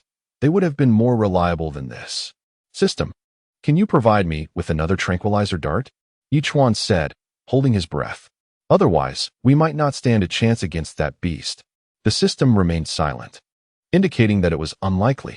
Yi Chuan could only turn to the mermaid and say, "Brother, we must rely on ourselves. It's either it dies or we perish. Let us fight. Rest assured, for the sake of my 2 comrades, I will ensure it pays with its life." The gluttonous mermaid snorted, diving back into the water. "Try to lead it towards the surface," Yi Chuan shouted immediately. Crack! At that moment, with a tremendous roar, the massive ice layer shattered instantly, and the sea turtle was forcefully dragged into the ocean by the megalodon. However, in the water, the turtle was evidently much more agile than on the ice, gently moving its limbs to stabilize itself. No matter how the megalodon struggled, it could not budge the turtle an inch. With this, Yi Chuan breathed a sigh of relief, handing the torpedo to Wang Kai, instructing it to remain vigilant regarding its position and to drop the torpedo when necessary. He then donned his diving suit and plunged into the sea. Indeed, the sharkskin diving suit kept him warm even in the icy waters below zero and with enhanced agility. He moved through the water as if it were second nature, swiftly swimming along the reinforced steel cable. In just 3 minutes, Yi Chuan spotted the megalodon. However, mere imagination could not convey its true size. Upon seeing it now, he could not help but gasp in astonishment. It was estimated to be around 24 to 25 meters long, with a mouth capable of crushing a submarine. And its teeth were not merely the size of an adult's hand, but rather 3 times that size. The 4 mermaids swam with a speed rivaling that of world-class sprinters. Despite the megalodon's brutal ferocity, they still managed to engage in combat with it, although their harpoons seemingly failed to pierce its defenses. The gluttonous mermaid, seizing an opportunity, thrust her harpoon forcefully into the megalodon's body, but instead of penetrating its skin, she was violently tossed aside. The megalodon finally found its moment, opening its massive jaws to bite down on the gluttonous mermaid. If it connected, she would undoubtedly be severed in two. Chuan immediately drew his crossbow and fired at the megalodon. 8 crossbow bolts shot forth, leaving a trail of fine bubbles in the water. Yet they only penetrated 3 centimeters into its skin, likely not even breaching the shark's tough hide. Nevertheless, this infuriated the megalodon, which turned to charge at Chuan. Chuan turned and fled while summoning the dolphins. After a minute or so, he reached the area beneath the sea turtle. The megalodon was hot on his heels. Merely 30 meters away, the sea turtle and the dolphins were already in position, simultaneously unleashing their countercurrent technique and sonic interference to strike at the megalodon. The shark's speed noticeably diminished, especially at the moment the sonic interference struck, causing its body to convulse violently, as if it were not accustomed to such an attack. Boom! Without needing Chuan's command, a massive water blast surged toward the megalodon. Although it did not inflict significant harm, it greatly disrupted its movements.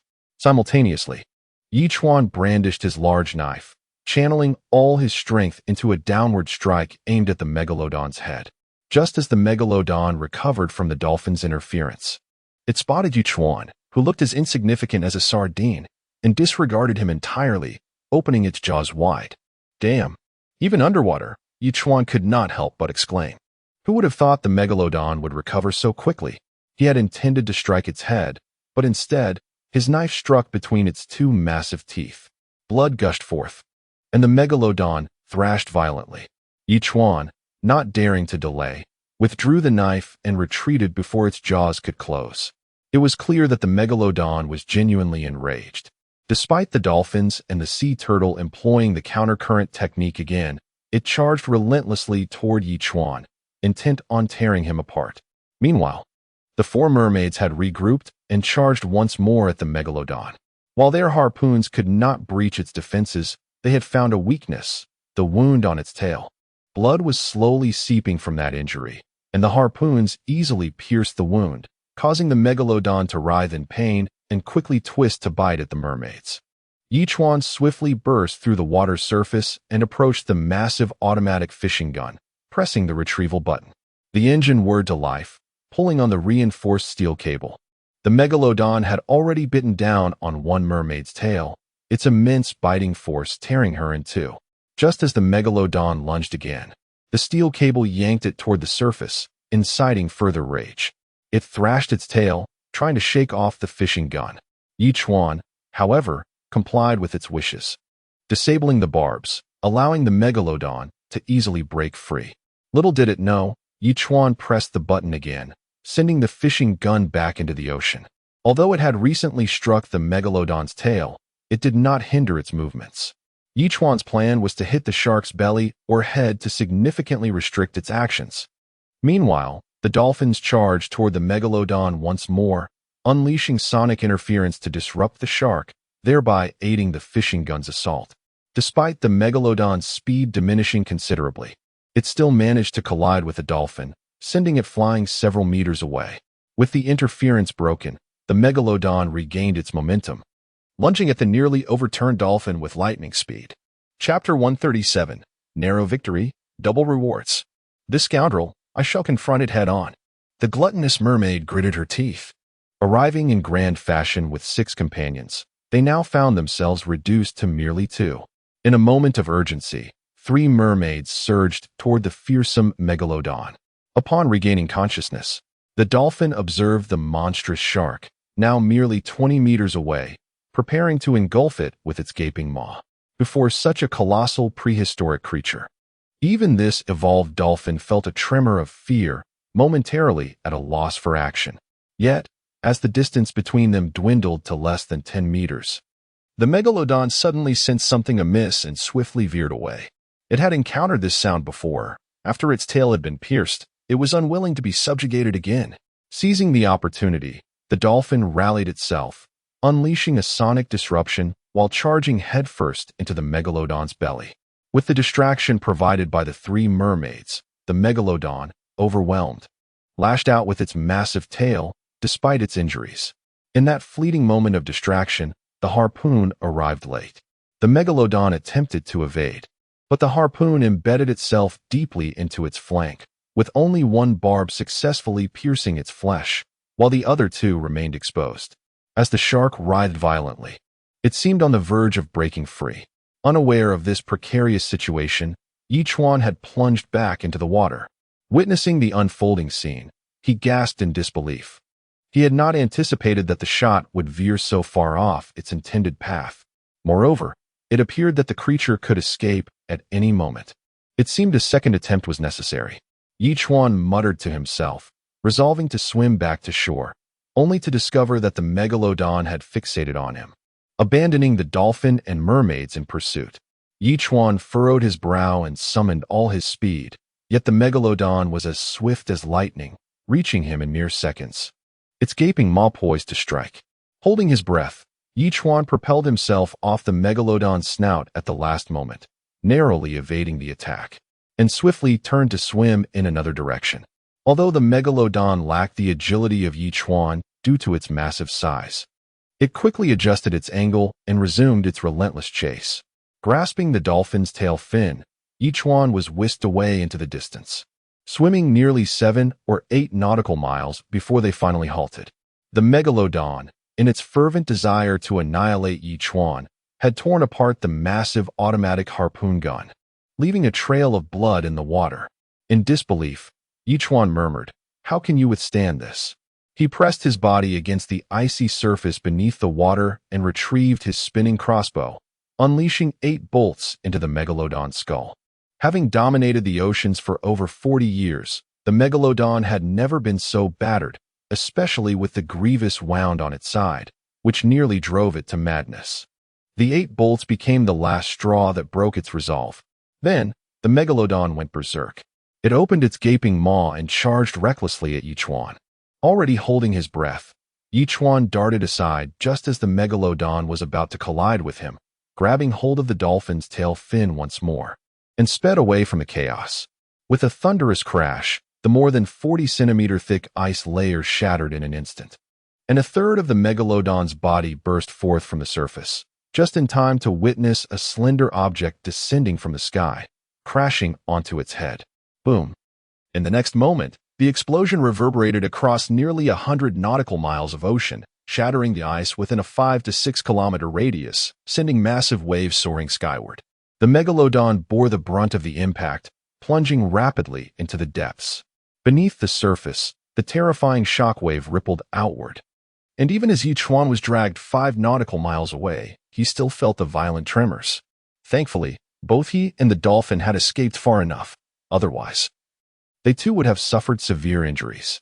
The 3 mermaids finally swam over and surfaced. The gluttonous mermaid lamented, "I truly apologize. We were of little help and even lost one of our brothers." Everyone did their utmost. Chuan shook his head. After all, even the slightest assistance was invaluable in such dire circumstances. Before he could finish speaking, the dolphin suddenly issued a warning. Chuan frowned and dove back into the water, only to see the megalodon ascending from the depths. Its skin appeared nearly stripped away, one eye blinded, its body drenched in blood, and its teeth bared like a skeletal visage. "Damn it, to survive this. You are truly the battle shark among megalodons." Chuan felt utterly drained of words and turned to activate the massive automatic harpoon gun once more. At that moment, a dozen sharks approached from the distance, beginning to tear into the megalodon's flesh. After sustained attacks, the megalodon's combat efficacy plummeted, yet it still fought fiercely against the swarm of sharks, claiming 3 of their lives within mere seconds. Gritting his teeth, Chuan swam towards the megalodon again, and as he was about to make contact, he hurled the ice drill he had crafted but never used. Though the drill was electric, it possessed formidable power, boring a hole into the megalodon's belly, attracting even more sharks to its maimed form. Though the megalodon attempted to struggle, an increasing number of sharks converged from afar, assaulting it while dragging it deeper into the abyss. "This time, let us see if you survive." Chuan huffed disdainfully, choosing not to linger on words. With the dolphin's assistance, he swiftly returned to Turtle Island. Crash. Moments later, the gluttonous mermaid erupted from the sea, furiously pounding her chest. We came as 7, and now only 3 of us remain. Thankfully, the great shark has been vanquished. We avenged our fallen. One of the mermaids promptly offered consolation. Indeed, that is some solace. The gluttonous mermaid managed to find some comfort, her gaze falling upon the sunflower seeds hanging by the door. Now, perhaps only those seeds could soothe the wounds within my heart. Detected that the host has slain the megalodon. Hidden quest completed. Reward, surprise gift package. Would you like to open it? Congratulations, host, on your first kill of an A-level marine creature. Reward, lucky gift package. Would you like to open it? As Chuan prepared to respond, 2 notifications from the system ignited a surge of excitement within him. Chapter 138, Roasted Sunflower Seeds and Seafood Dumpling Soup. Alas, could this be described as a double delight? Chuan couldn't help but chuckle inwardly as he promptly declared, "Let's open them all." Congratulations to the host for receiving an Evolution Value Gift Pack 1, Rice 100, A-Class Citrus 6, Resource Pack 1. Opening successful. Congratulations to the host for acquiring 200 kilograms of fertile black soil, 500 wheat seeds, 10 medium nutrient solutions, an intermediate attack sailing ship Blueprint 1, and a medium oven Blueprint 1. What a bountiful harvest. Chuan couldn't help but beam with joy, particularly at the unexpected acquisition of an intermediate attack sailing ship Blueprint. While he only possessed a standard intermediate sailing ship, he had never anticipated the existence of an attack variant. However, given his ownership of Turtle Island, it seemed that naval assets were presently unnecessary for him. As for the medium oven, it was undoubtedly a tremendous boon for a foodie. Brother? After the foodie mermaid mentioned eating sunflower seeds, Chuan stood dumbfounded, alternating between seriousness and smiles, causing the foodie mermaid to worry that he might be suffering from some sort of mental affliction induced by a great white shark. Chuan snapped back to reality, quickly waving his hands. No worries, these sunflower seeds are nearly dried. A gentle stir-fry for half an hour, and they'll be ready to eat. Then let this glorious yet arduous task fall to me. The foodie mermaid declared eagerly, I wish for our last meal before departure to be crafted by my own hands. Absolutely. Chuan laughed heartily, immediately sharing the sunflower seed preparation method with her. The foodie mermaid, accompanied by 2 other mermaids, began their culinary exploration. Meanwhile, Chuan entrusted the wheat seeds, medium nutrient solutions, fertile black soil, and rice to Friday, who scratched his head in response. Brother Chuan, I haven't dealt with the rice you gave me last time. Do you intend to plant it or consume it? There's only 200 grains of rice. It could be devoured in a few bites. What's the use? Chuan replied somewhat irately. Of course, we will plant it. We have fertile black soil here. We can simply clear a patch for it. Should I set up the greenhouse myself then? Friday retorted, slightly irritated. You're quite perceptive, Chuan exclaimed, casting an approving glance at Friday. Work diligently, and I shall endeavor to find you a suitable partner. To Chuan's surprise, Friday shot him a glare before turning away. Chuan chuckled and proceeded to observe the foodie mermaid roasting the sunflower seeds. Half an hour later, the sunflower seeds were ready. Chuan tasted one, finding it delightfully crunchy and richly flavored with 5 spices. One of the mermaids couldn't contain herself and exclaimed, Boss, are you sure this is delicious? It's bitter and hard to chew. Are you daft? You need to shell the outer layer and eat only the seed. Chuan explained loudly. Did you not see how I just consumed it? Exactly. This kind of food is meant for leisure snacking, not a full meal. The foodie mermaid scolded, playfully swatting the offending mermaid on the head. Don't waste my hard work, or I might just give you a good thrashing. That said, brother, are we having a farewell feast of sorts? It would ease our departure and alleviate any guilt on your part. All right, since you insist, we'll have a later lunch. Eat your fill before you leave. The foodie mermaid's words left Chuan with no choice but to comply. He then divided the sunflower seeds into 50g portions and traded them with Lu E and the others. Little Flying Dragon remarked, I knew it. Big brother. Instead of idly slaying giant sharks, you heeded my advice. The giant shark has already been dispatched, Chuan replied nonchalantly. It's no big deal. Wow. Little Flying Dragon gasped. Utterly astonished, unsure of how to respond. After all, what kind of man could slay a giant shark? Was he even human? Eventually, little flying dragon ceased replying, needing time to process the information. Brother, how long until you can come for me? Blueberry Jam sent a message. My right eyelid has been twitching. I feel something ominous is approaching. Don't be superstitious. It's all nonsense. Chuan quickly replied, I've completed my tasks and am rushing towards you. Don't worry. I am truly looking forward to our meeting. Blueberry Jam sent a beaming smiley face. I'm so excited I can hardly sleep. Try not to overthink it, otherwise you'll end up with dark circles under your eyes, which wouldn't be attractive. Chuan retorted with a smirk. Really? That can't be true. Blueberry Jam exclaimed, alarmed. I must ensure I get enough rest. After finishing his conversations, Chuan set about cracking open 5 or 6 king crabs and lobster meat. He diced some fatty meat and spinach, stir-frying the meat before adding ginger, garlic, and scallions to enhance the aroma. He then tossed in the spinach, added fresh water, and introduced the crab and shrimp meat into the pot. Having just concluded a battle, Chuan preferred not to exert too much energy on intricate dishes and decided to prepare a large pot of seafood dumpling soup instead. This dish, with ginger as its soul, required an ample amount for optimal flavor. In the interim, Chuan retrieved 5 kilograms of flour, incorporated the 6 eggs he had accumulated over the past few days, and added a small amount of water to knead into dough.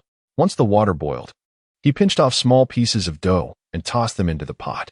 Brother, what culinary delight is this? It doesn't seem very complicated, the foodie mermaid inquired curiously. Leaning in, seafood dumpling soup. Chuan elaborated, though it's simple, its deliciousness is undeniable. You shall see shortly. Having just fought, I admit I am rather hungry. The foodie mermaid mused, patting her belly. I must ensure I am satisfied with this final meal. Rest assured, you will not be disappointed. Chuan assured her solemnly. This dish is easy to learn. I believe once you capture the island's master, you can have them prepare it for you. What a splendid idea. Hearing you say that makes me less averse. The foodie mermaid's eyebrows perked up, and she smiled broadly. Look what I've found. As the two conversed, a mermaid suddenly emerged from the ocean, holding a fist-sized object that radiated a golden sheen. Chuan was taken aback, accepting the stone and examining it, incredulously asking, Where did you find this? Right from the sea. The mermaid replied, bewildered, Boss, is this poisonous? Chapter 139, Informing Others About Fish and Special Nutrient Solution. Chuan shook his head. This was gold ore, and upon its acquisition, the system had already rendered its judgment. Gold ore, with a gold content of 7/1000. What does this entail? 1 ton of gold ore can yield at least 7 kilograms of gold. In contrast, the richest gold mines on Earth can extract a mere 500 grams from a ton of ore, which equates to 14 times that of Earth's gold mines. Even if I sell the gold ore, I shall reap substantial profits. After all, what is the purpose of my venture into the oceanic realm, if not to amass wealth? Little brother? The gluttonous mermaid inquired softly as Chuan fell silent again, quickly gesturing to the other mermaid. You fool! Hurry up and discard that stone. No, this item holds some utility for me. Chuan smiled and promptly clarified. Where did you find it, and approximately how much is there? From the seabed here. I can't precisely calculate how much is present, but if I were to compare it, there are likely around 100,000 down below. The mermaid scratched her head. System, immediately record the coordinates of this location. Chuan commanded, his expression shifting. I estimate that the profits I make here will surpass those from combustible ice and phosphate ore. Excellent, he exclaimed, his spirits lifted. Now, let us not dwell on this any longer. It's time to eat. With hearty laughter, Chuan beckoned the 3 mermaids to a nearby stone table, each receiving a large bowl of seafood dumpling soup. The fragrance of the seafood dumpling soup was not particularly intense, leading the gluttonous mermaid to harbor doubts. However, upon tasting it, her expression drastically changed. Oh, this is indeed delicious. What do you call this again? Sea dumpling soup. Seafood dumpling soup. Chuan reiterated. Yes, seafood dumpling soup. The gluttonous mermaid nodded vigorously. I've essentially mastered the process. Given the opportunity, I shall prepare it myself in the foreign regions. Wonderful. Chuan laughed heartily, distributing 7 portions to Lu Yi and the others. So, you not only excel at grand dishes, but also at such down-to-earth home cooking. Lu Yi grinned, expressing her surprise. I thought I knew you well enough, yet you continue to astonish me. Of course. Chuan chuckled in response. You have only scratched the surface of my capabilities. How can I delve deeper into understanding you? Lu Yi posed a curious expression. Should I explore both your inner and outer self? Let us eat. Chuan's response left him momentarily speechless. He dared not continue the conversation and promptly joined the 3 mermaids for their meal. Half an hour later, noticing the sky darkening, the gluttonous mermaid finally spoke. Little brother, it's getting late. It's time to bid farewell. Once you reach the other side, do not concern yourselves. Simply confront the island lord. Chuan advised, wishing to avoid future conflicts that would require time and effort to resolve. Rest assured, we will handle it with clarity. The gluttonous mermaid snapped her fingers. I shall escort you. After some contemplation, Chuan donned his diving suit. Under the guidance of the dolphins, they swiftly swam underwater. Descending to around 300 meters, Chuan spotted a fissure over a meter in length, extending downward. The deeper he went, the wider the fissure appeared, entirely transparent. Were it not for the gluttonous mermaid's close escort, he would have never noticed it. The gluttonous mermaid waved at Chuan, passing through the fissure and quickly vanishing from his sight. Returning to the ocean's surface, Chuan felt a twinge of nostalgia, from enemies to allies. They had vanquished a great white shark together, and now her sudden departure left him a bit wistful. As darkness enveloped the sky, with merely 2 hours since their meal, Chuan decided against dinner, opting instead for a cup of light tea and a handful of sunflower seeds while he indulged in a movie. It was not until past 10 at night that Chuan prepared a glass of juice from 3 A-grade oranges and retired to bed. Sipping while perusing the public chatroom. This is my final message.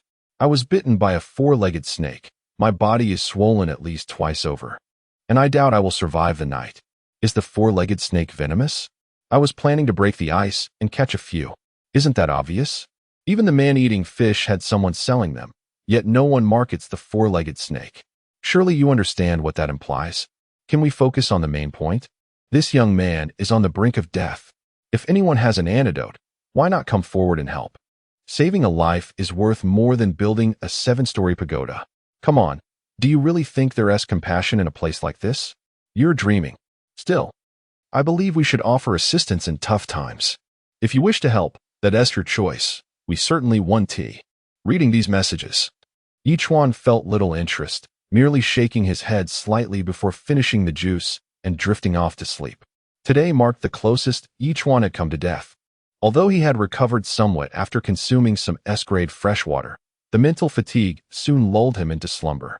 It was not until the sun was high in the sky that Chuan finally awoke, feeling refreshed and revitalized. Stretching contentedly, he stepped out of his room, only to notice a dark cloud slowly drifting toward him. Could it be that snow was imminent? After some contemplation, Chuan approached his tablet and glanced at the public chatroom. The discussions appeared to still revolve around the island lord's fate, seemingly oblivious to the approaching cloud. Or perhaps it had only just emerged and hadn't yet captured anyone's attention. Not wishing to dwell, Chuan declared, Sign in. Sign in successful. Congratulations, host. You've received 1,000 evolution points, A-grade oranges 3, and a lucky blind box 1. Note, there is a chance to obtain manufacturing blueprints, seeds, fruits, another lucky blind box. How delightful. Chuan smiled and promptly commanded, Open the blind box. Blind box opening. Congratulations, host. You've received a special nutrient solution for miraculous tree species 1. The system's voice startled Chuan momentarily. A nutrient solution for miraculous tree species? This was the first time he had drawn something related to miraculous trees. Curious about its effects, he glanced at the bizarre tree that had grown over 30 meters tall without further growth. Immediately pouring the special nutrient solution over it. Chapter 140. The coming blizzard. No response? After waiting for several minutes, the tree remained unchanged, showing no signs of reaction. Chuan began to suspect that the medicine was either counterfeit or expired. System, how could you provide me with such a fraudulent product? Chuan lamented helplessly. Just as he was about to leave, he suddenly noticed some fissures appearing on the tree trunk, resembling a hardened shell. In no time, the trunk, which had originally been as thick as an infant's arm, visibly expanded to the girth of an adult male's arm. On both sides of the trunk, symmetrical small protrusions emerged, with pairs appearing every 40 centimeters, stretching upwards. What on earth is this? Chuan mused, eyeing the tree with curiosity and confusion. He reached out to touch it. The surface was remarkably hard. Even when he pushed with considerable force, the 11-centimeter diameter trunk did not budge. How extraordinarily solid, he thought. However, he chose not to dwell on it. Chuan was the kind of person who preferred to set aside puzzling questions, believing that the truth would eventually reveal itself in due time. He then opened the resource and evolution value packages, yielding a modest bounty. Noticing that it was nearly 10 o'clock, he decided to forego breakfast. Upon returning to his room, he glanced at his super tablet, where Blueberry Jam had sent a message. "Brother, have you seen a dark cloud? It's coming towards me, and it looks frightening." "I see it. It seems like a heavy snowfall is imminent," Chuan replied. "I'm not certain, but the wind blowing from that cloud feels quite warm." Blueberry Jam responded. "Doesn't that mean this cold weather will soon come to an end? There have been signs of warming, but I can't say exactly when it will happen," Chuan replied. "Don't worry, I'll be there in just a few days." "Okay." Blueberry Jam quickly sent a cute emoji. Chuan then checked the public chat room, where someone finally noticed the ominous cloud. "Wow, I just realized there's a massive cloud in the north, and it seems to be drifting slowly towards us. This is definitely going to be a terrifying blizzard. Are you still half asleep, dreaming? What cloud are you talking about?" "It's just the wind stirring up clouds over the vast ocean. Are you a sea swallow? You're being ridiculous. I'm discussing something serious here, and you seem out of your mind. Anyway, the sky above me is clear, with no clouds or sea swallows. It's unnecessary to fabricate such stories just to get attention." Reading through these messages, Chuan couldn't help but press his lips together. This would indeed be a significant blizzard, and the slow movement of the cloud was likely why some people noticed it while others did not. Perhaps he should bring Blueberry Jam to safety before the blizzard struck. Given the distance, they were over 400 nautical miles apart due to a previous deviation from the course. The hovercraft could travel a maximum of 100 nautical miles, leaving 300 nautical miles remaining. The sea turtle's current crawling speed was 10 nautical miles per hour, which meant it would take around 30 hours to reach her by the following afternoon. He should be able to arrive before the blizzard hit. After feeding the sea turtle 600 pounds of krill, he also provided fresh water to the sheep and chickens, giving the chicks some breadcrumbs and adding 2 pounds of krill to the feed trough before returning to his room. Under the current circumstances, everything had become increasingly challenging. Even Chuan, after several days of accumulation, only had 5 supply boxes, all obtained from dolphins breaking through the ice. Other island owners might struggle to catch even a single supply box, and if this depletion continued, it would only be a matter of time before they ran out of resources. However, this was of little concern to Chuan. For these future competitors, assisting them was a matter of kindness, while not assisting was merely a matter of principle, an uncomplicated situation. After snacking on some seeds, Chuan promptly prepared a broth using scallions, ginger, and spices, adding salt, soy sauce, and sugar to create a flavorful mixture. He then prepared pork, dividing it into 8 portions weighing 2 pounds each, marinating them for about half an hour with chili powder before placing them in the preheated oven at 200 degrees Celsius, allowing them to roast for half an hour. Suddenly, the 3 little birds, who had been circling high above, returned, with Wong Kai squawking incessantly at Chuan. "What's going on?" Chuan inquired, puzzled. Wang Yun then dove toward Chuan, who understood immediately and jumped up to grasp Wang Yun's foot, getting lifted into the air. After flying nearly 50 nautical miles, Chuan finally spotted an island. However, this island appeared devoid of human presence, lush and sprawling over several thousand square meters, much larger than Turtle Island. How could there be such a vast island here? Chuan marveled aloud. "System, does this island have inhabitants?" "Naturally, it is a natural island." The system clarified. It has a self-sustaining ecosystem and a chance of discovering abundant mineral resources, though significant risks are also involved. How could a natural island appear in the novice zone? Chuan asked, astonished once more. With the changes in the novice zone, all previous rules have been disrupted, giving rise to new, unknown regulations. The system responded. Surely, the duration of the novice period cannot be shortened or extended. Chuan questioned incredulously. If the novice period remained normal, his development level would equate to that of a novice island master after 5 to 6 months. However, whether time was shortened or not held little significance for him.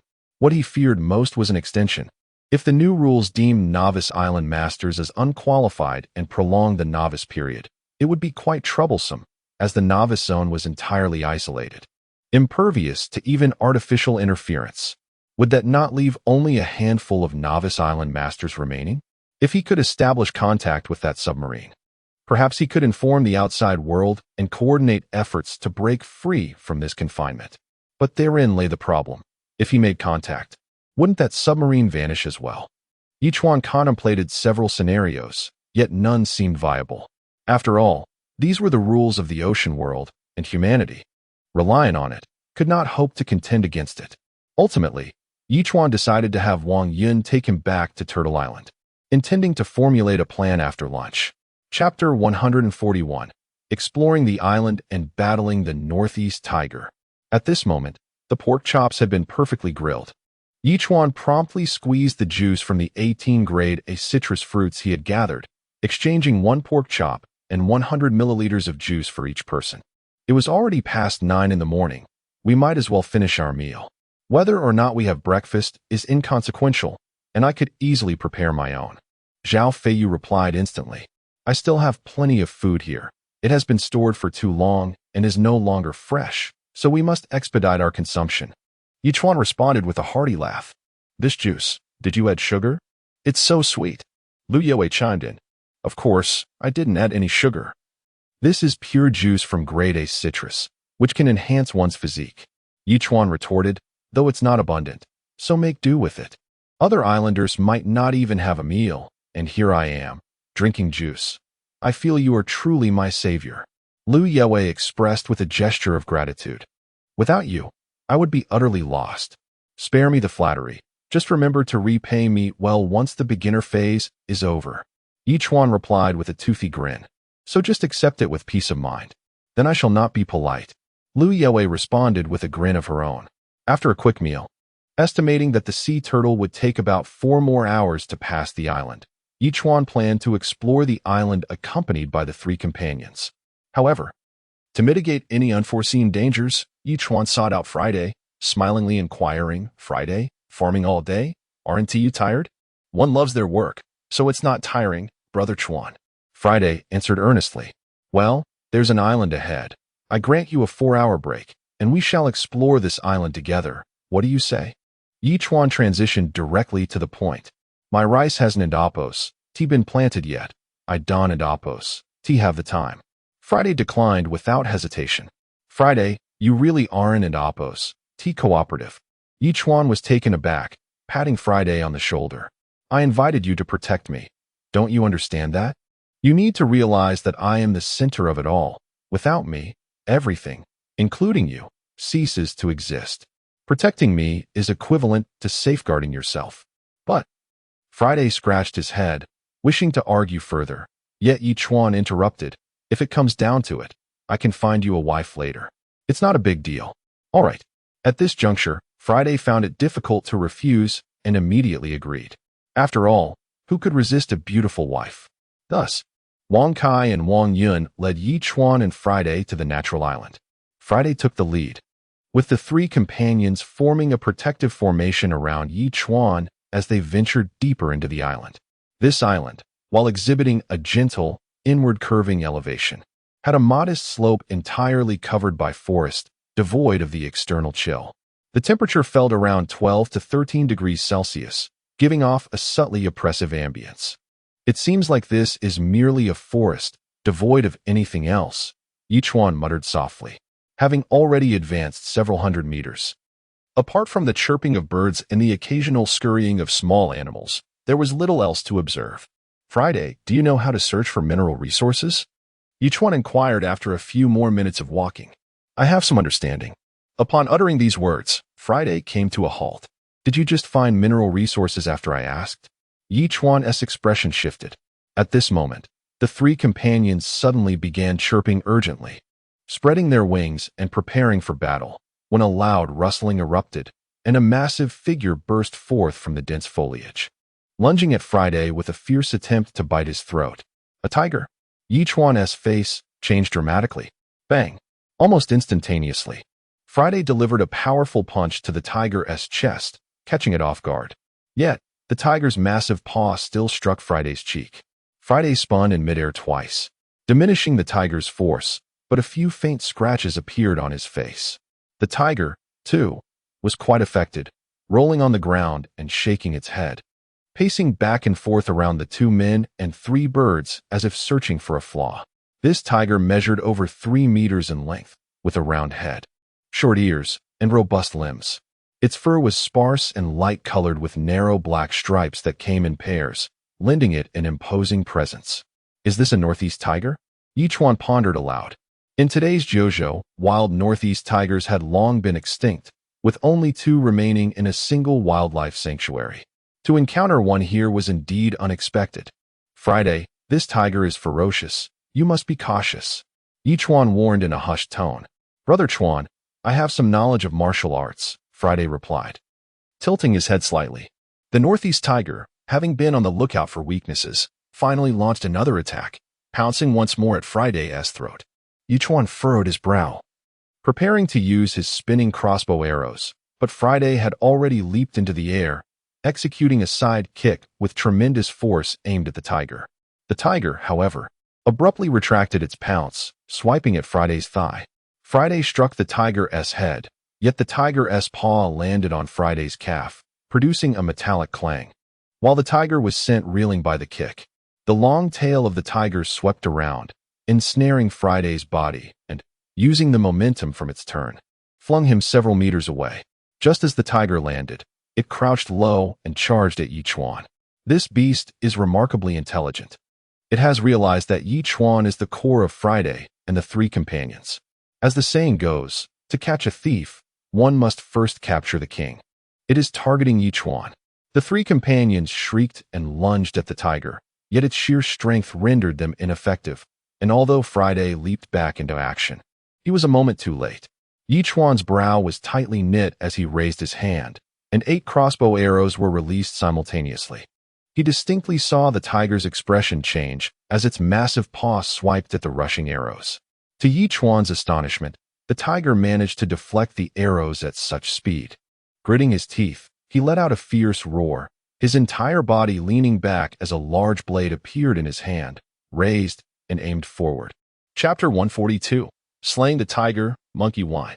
The tiger was rendered utterly speechless by Chuan's unexpected reaction. It had never anticipated that Chuan would deviate from the conventional approach. Even a simple evasive maneuver would have sufficed. After all, it could have swiped at him with its claws.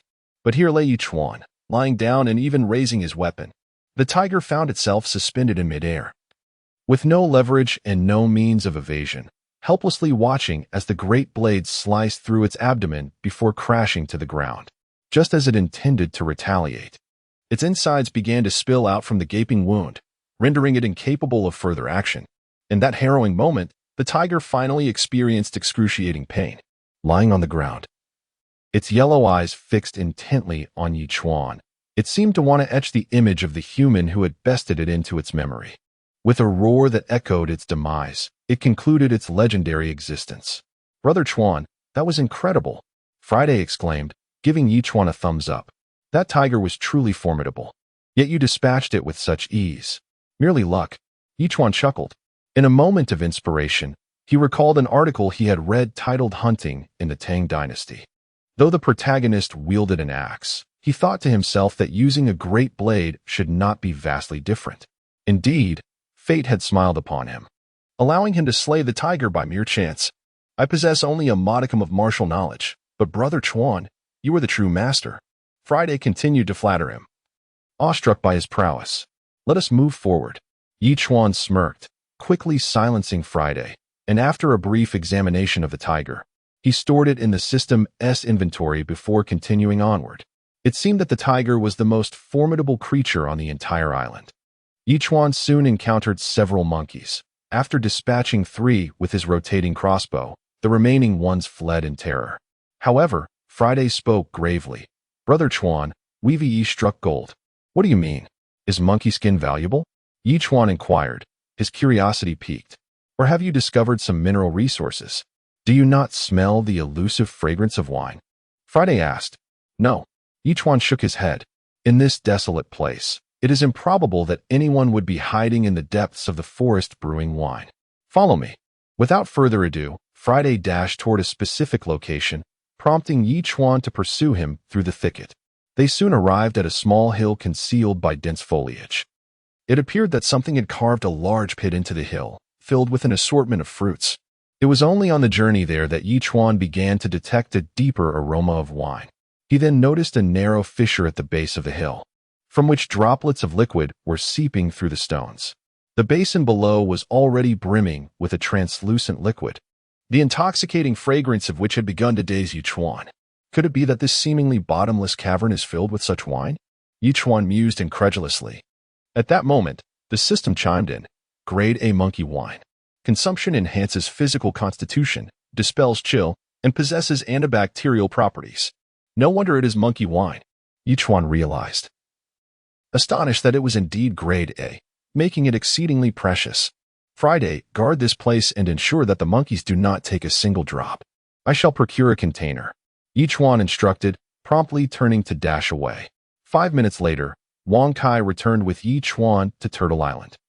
Chuan immediately posted a message in the public chat room. High-priced purchase of containers for storing wine. Those wishing to sell, act swiftly. Serious inquiries only. This message successfully stirred up a flurry of discussion in the chat room. Containers for storing wine? Could it be that some big shot is living comfortably and brewing wine in their spare time? In such a frigid maritime world, where even basic sustenance is scarce, who has the luxury to brew wine? How much grain must be sacrificed to procure containers for storing alcohol? Your lack of provisions does not imply that others are similarly deprived. My friend, do not measure others by your own standards. Not everyone is as inept as you. Who are you calling inept? Who are you calling inept? You. Meanwhile, private messages flooded in. Chuan's attention was drawn to Wang Sanrui, prompting him to ask, "Do you possess any containers for holding wine? I recently unearthed a supply crate while ice fishing, and it contained 2 wine pouches." Wang Sanrui replied, "Each pouch can hold 10 L of wine. I assume you have less than 20 L, right? What is the asking price?" Chuan inquired directly. 1 L of wine, Wang Sanrui stated without hesitation, adding, plus 20 kilograms of meat. Deal. Chuan rolled his eyes and promptly agreed. Having 1 liter of the muddled donkey wine left from his previous transaction with Wang Sanrui, he could not simply hand it over. Fortunately, the bottle of white liquor he had consumed previously remained untouched in the corner of his living room. Chuan swiftly transferred the muddled donkey into 2 bottles, added the 20 kilograms of wild boar meat, and placed everything in the trading section. 67-degree white liquor, absolutely classic. After Wang Sanrui listed the 2 wine pouches, the 2 completed the transaction without delay. I truly am clever. 2 wine pouches in exchange for 1 L of white liquor. Finally, a change in flavor. Wang Sanrui chuckled as he eagerly unscrewed the cap. However, his smile quickly froze in place. Muddled donkey. Wang Sanrui's expression darkened further. You traded back the very muddled donkey I gave you. It seemed Wang Sanrui had struck it rich. He had acquired 4 bottles of 6 L muddled donkey, traded 2 to Chuan, and consumed the other 2, hoping for a different flavor, only to find himself with muddled donkey once more. How dare you? Wang Sanrui seethed. Sending Chuan a message, you scoundrel, did you trade back my muddled donkey? Nevertheless, Chuan chose not to respond.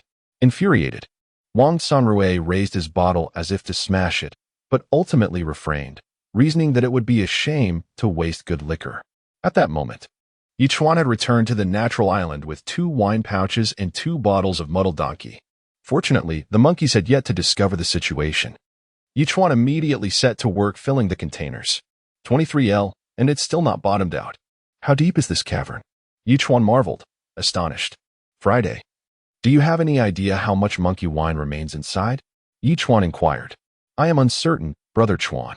However, this monkey wine has been amassed by the monkeys over many years, so there is likely still a substantial quantity. Friday speculated. In that case, I shall retrieve more containers. Chuan grinned mischievously. Yet at that very moment, a white-furred monkey wielding a stick had stealthily led over 30 smaller monkeys to surround the area. Chapter 143. The formidable S-class monkey Brother Chuan. Friday murmured with a slight smirk. Chuan glanced at Friday with suspicion, then noticed the white-furred monkey, preparing to draw its crossbow. It dawned on him that he had exhausted his arrows during the encounter with the tiger and the 3 monkeys, prompting a chuckle. Brother Monkey, your liquor is truly exquisite. Gigi. The white-furred monkey screeched, gripping its staff and lunging at Chuan with remarkable agility and ferocity. Instinctively, Chuan raised his blade to block the assault, grateful for the 50% agility boost he had received, which allowed him to withstand the strike. However, the monkey, undeterred, launched another attack, its staff techniques as fierce as if the legendary Wukong had returned. Brother Chuan, I'm coming to assist you, Friday shouted.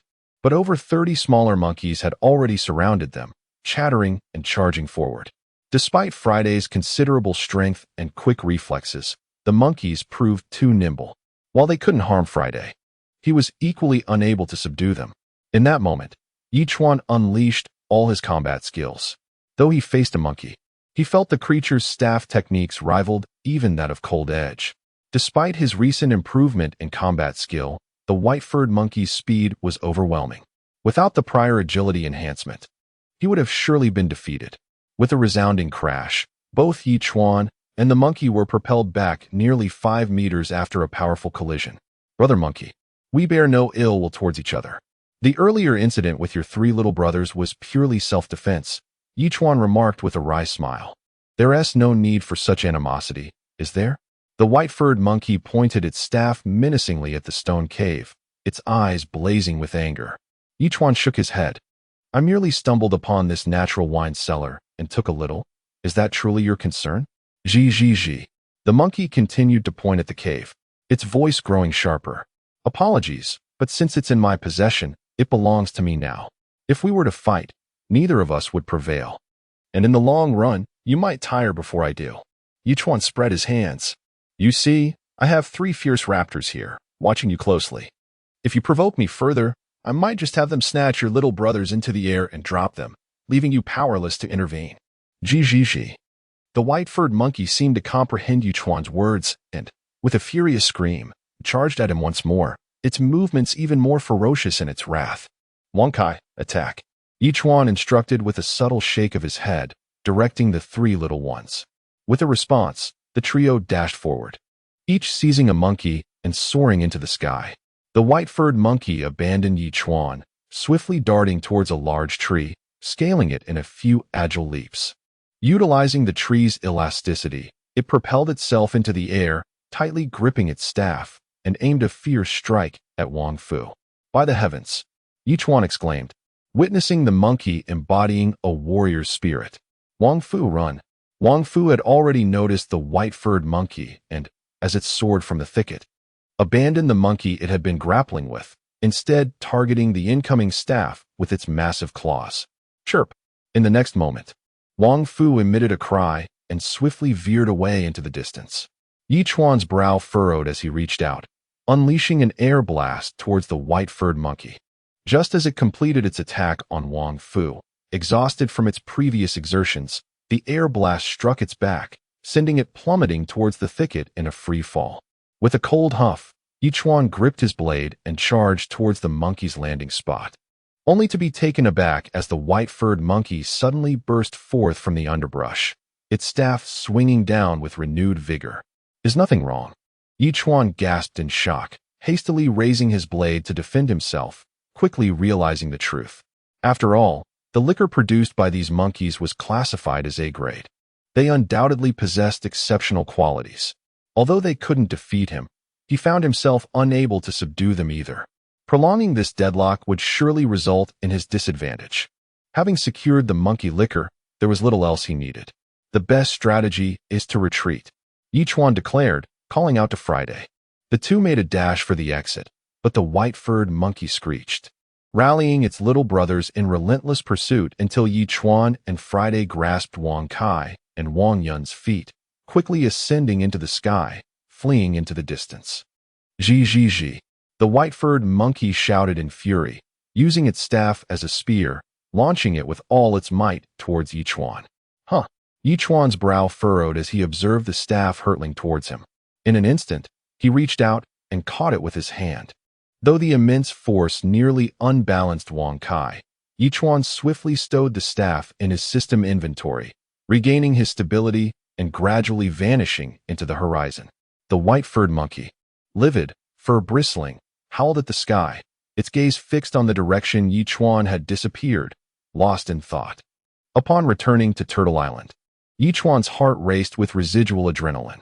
Who could have anticipated such prowess from a monkey? He promptly inquired of the system. System, what kind of monkey was that? To possess such martial skill? Black-faced leaf monkey, an S-class species with formidable combat strength and a vengeful nature. The system promptly responded. No wonder, it was an S-class monkey. Chuan realized, retrieving the black-faced leaf monkey's staff. And what of this staff? Unnamed staff, material unknown, length 1.5 meters, weight 10 pounds, indestructible. The system replied again.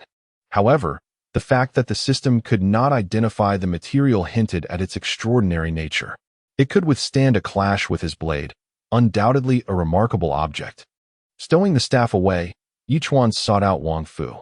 Only then did he grasp why Wang Fu had returned abruptly. One of its claws had been broken by the staff. This monkey is utterly brutal, Chuan grumbled, quickly finding a metal piece to stabilize Wang Fu's injury and administering 100 milliliters of S-class fresh water. Wang Fu, take the time to heal. Don't wonder about too much, Chuan advised, offering a generous handful of dried fish. At the insistence of Wang Kai and Wang Yun, Chuan provided them each with 50 milliliters of water and another large handful of dried fish. Subsequently, Chuan prepared to deal with the tiger he had captured. It was only at that moment that he noticed a smooth, fist-sized mass within the tiger's abdomen. It appeared to be a stone. Chapter 144, Liver Yellow. Roasted whole deer. With a gentle touch, I found it slightly soft, and aside from the natural scent of the tiger, there was no other peculiar odor. System. What exactly is this? Chuan could no longer contain his curiosity. The gallstones in cattle are known as Niu Huang. So should the stones in a tiger be called Hu Huang? Liver yellow, which forms within the bile ducts, is said to neutralize toxins, enhance physical strength, and possesses certain unknown benefits. The system promptly provided an explanation. Goodness, is that not even more remarkable than S-grade freshwater? Chuan's expression shifted. While he hadn't paid much attention to the other effects, the ability to neutralize toxins was undoubtedly the most impressive. Should this be swallowed raw or cooked? Chuan posed one final question. Swallow it whole. The system replied once more. This is larger than my fist. You want me to swallow it whole? Chuan felt exasperated, yet he recognized the value of this item. To waste it would be a grievous error. After taking several deep breaths, he cleaned the liver yellow, applied a bit of lard for lubrication, and after retching 3 times, finally managed to swallow it whole. Ugh, this is truly inhumane. Chuan still felt somewhat uneasy, retching several more times before downing 200 milliliters of S-grade freshwater. He sat down, taking a few minutes to recover before that discomfort finally dissipated. Onward. After a brief respite, Chuan began the proper processing of the tiger. The tiger's skin, bones, and whiskers were separated, leaving only the flesh. As a creature at the pinnacle of the food chain, the tiger was muscular throughout, with thick fibers, tough meat, and a slightly sour taste, making it unsuitable for consumption. However, just because he wouldn't eat it didn't mean the starved islanders would refuse. At that moment, Chuan sliced off 3 kilograms of tender meat from the tiger's belly, hurriedly cut it into chunks, and stir-fried it with scallions, ginger, garlic, and spices, adding sugar and soy sauce to simmer it slowly. He then portioned the remaining tiger meat into 500 g servings for display.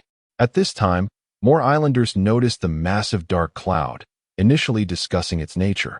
But the display of tiger meat left them utterly astonished. Who is this great figure? Step forward and speak. Did you truly slay a tiger? You must be joking. It's likely a dead tiger encountered by chance. I can hardly believe a mere human could kill a tiger. Then tell me, can an ordinary human kill a wild boar, a shark, a killer whale, or even a giant octopus? Just because you cannot doesn't mean others cannot. You're merely a keyboard warrior, occasionally emerging to spew nonsense. What else can you do? I'm just stating facts. There's no need for personal attacks. I'm launching a personal attack. What is it to you? Some continued to hurl insults at one another, while others began trading. Chuan promptly exited the public chat room, noticing Zhao Feiyu had sent him a trade request for a spotted deer. This genuinely surprised Chuan. Did you hunt this from the woods? Indeed. I also have 2 island expansion cards. I figured you wouldn't use them. So I applied them to my island. I happened to wander in and stumbled upon this spotted deer. Zhao Feiyu replied. Deer meat is quite delectable. We're in for a treat. Chuan chuckled. The spotted deer was not particularly large, and the multifunctional barbecue grill could easily accommodate it. The thought of roasting a whole deer tonight, alongside the braised tiger meat and delicious monkey wine, was simply delightful. Thus, Chuan began processing the spotted deer, which took a full hour before placing it on the grill to slowly turn. As it was a whole deer, it would require over 2 hours to roast thoroughly. Perfectly timed with the onset of night, when the tiger meat would also be ready, promising a feast to remember. At that moment, Friday approached, carrying 11 or 12 sweet potatoes. Brother Chuan, the sweet potatoes you planted have matured. Oh, I had almost forgotten. Chuan exclaimed, staring at the 11 evenly sized sweet potatoes. Did you save any seeds? Not yet, Friday replied candidly. These should be planted whole, correct? Chuan continued. I remember last time, I planted 2 whole sweet potatoes, and they yielded this many. That's truly high yield. Sweet potatoes need to be grown from seedlings. And then the seedlings are planted, Friday explained. Each sweet potato can produce 3 seedlings. Goodness, Chuan was taken aback. Previously, he had planted the sweet potatoes whole. And luckily, they had blossomed and bore fruit. Otherwise. All right, take these 3 sweet potatoes to cultivate seedlings. We'll eat the remaining 8 tomorrow. Chuan said, accepting only 8 sweet potatoes, which he promptly washed and placed in the medium oven, setting the timer to start roasting at 7 o'clock tomorrow for an hour. Considering the hearty meal and drinks tonight, a light breakfast tomorrow seemed quite reasonable. As night descended, the dishes were finally prepared. Chuan swiftly allocated the braised tiger meat and deer meat, each of the 7 individuals receiving 500 milliliters of monkey wine, before announcing, tonight, we feast on braised tiger meat, roasted whole deer, and A-grade monkey wine. Ladies, even if you indulge, there will be no ill effects. Was that tiger truly slain by you? Lu Shuai asked, astonished. When I saw the tiger meat on the trading interface, I suspected it was you, but I didn't expect it to be true. I had assistance. Slaying a tiger is no grand feat. Chuan replied nonchalantly. What kind of wine is this? It's even more delectable than the 120,000 yuan fruit wine I typically drink. Liang Hongying inquired suspiciously, noting its similar yet richer flavor profile. Don't overthink it. It's just wine, so drink up. Chuan replied with a hearty laugh, for this wine was truly unique in the world. All right, Liang Hongying responded, falling silent thereafter. She had never been one for curiosity, more akin to a tough woman, and as Chuan said, it was simply wine, drink and enjoy. After replying to a few others, Chuan turned on the television, drinking and watching a movie. Despite feeling a tinge of loneliness, everything else was nearly perfect. Unbeknownst to him, however, a figure lurked 500 meters away, stealthily following the slowly advancing sea turtle. Chapter 145, The Monkey's Revenge, Unyielding.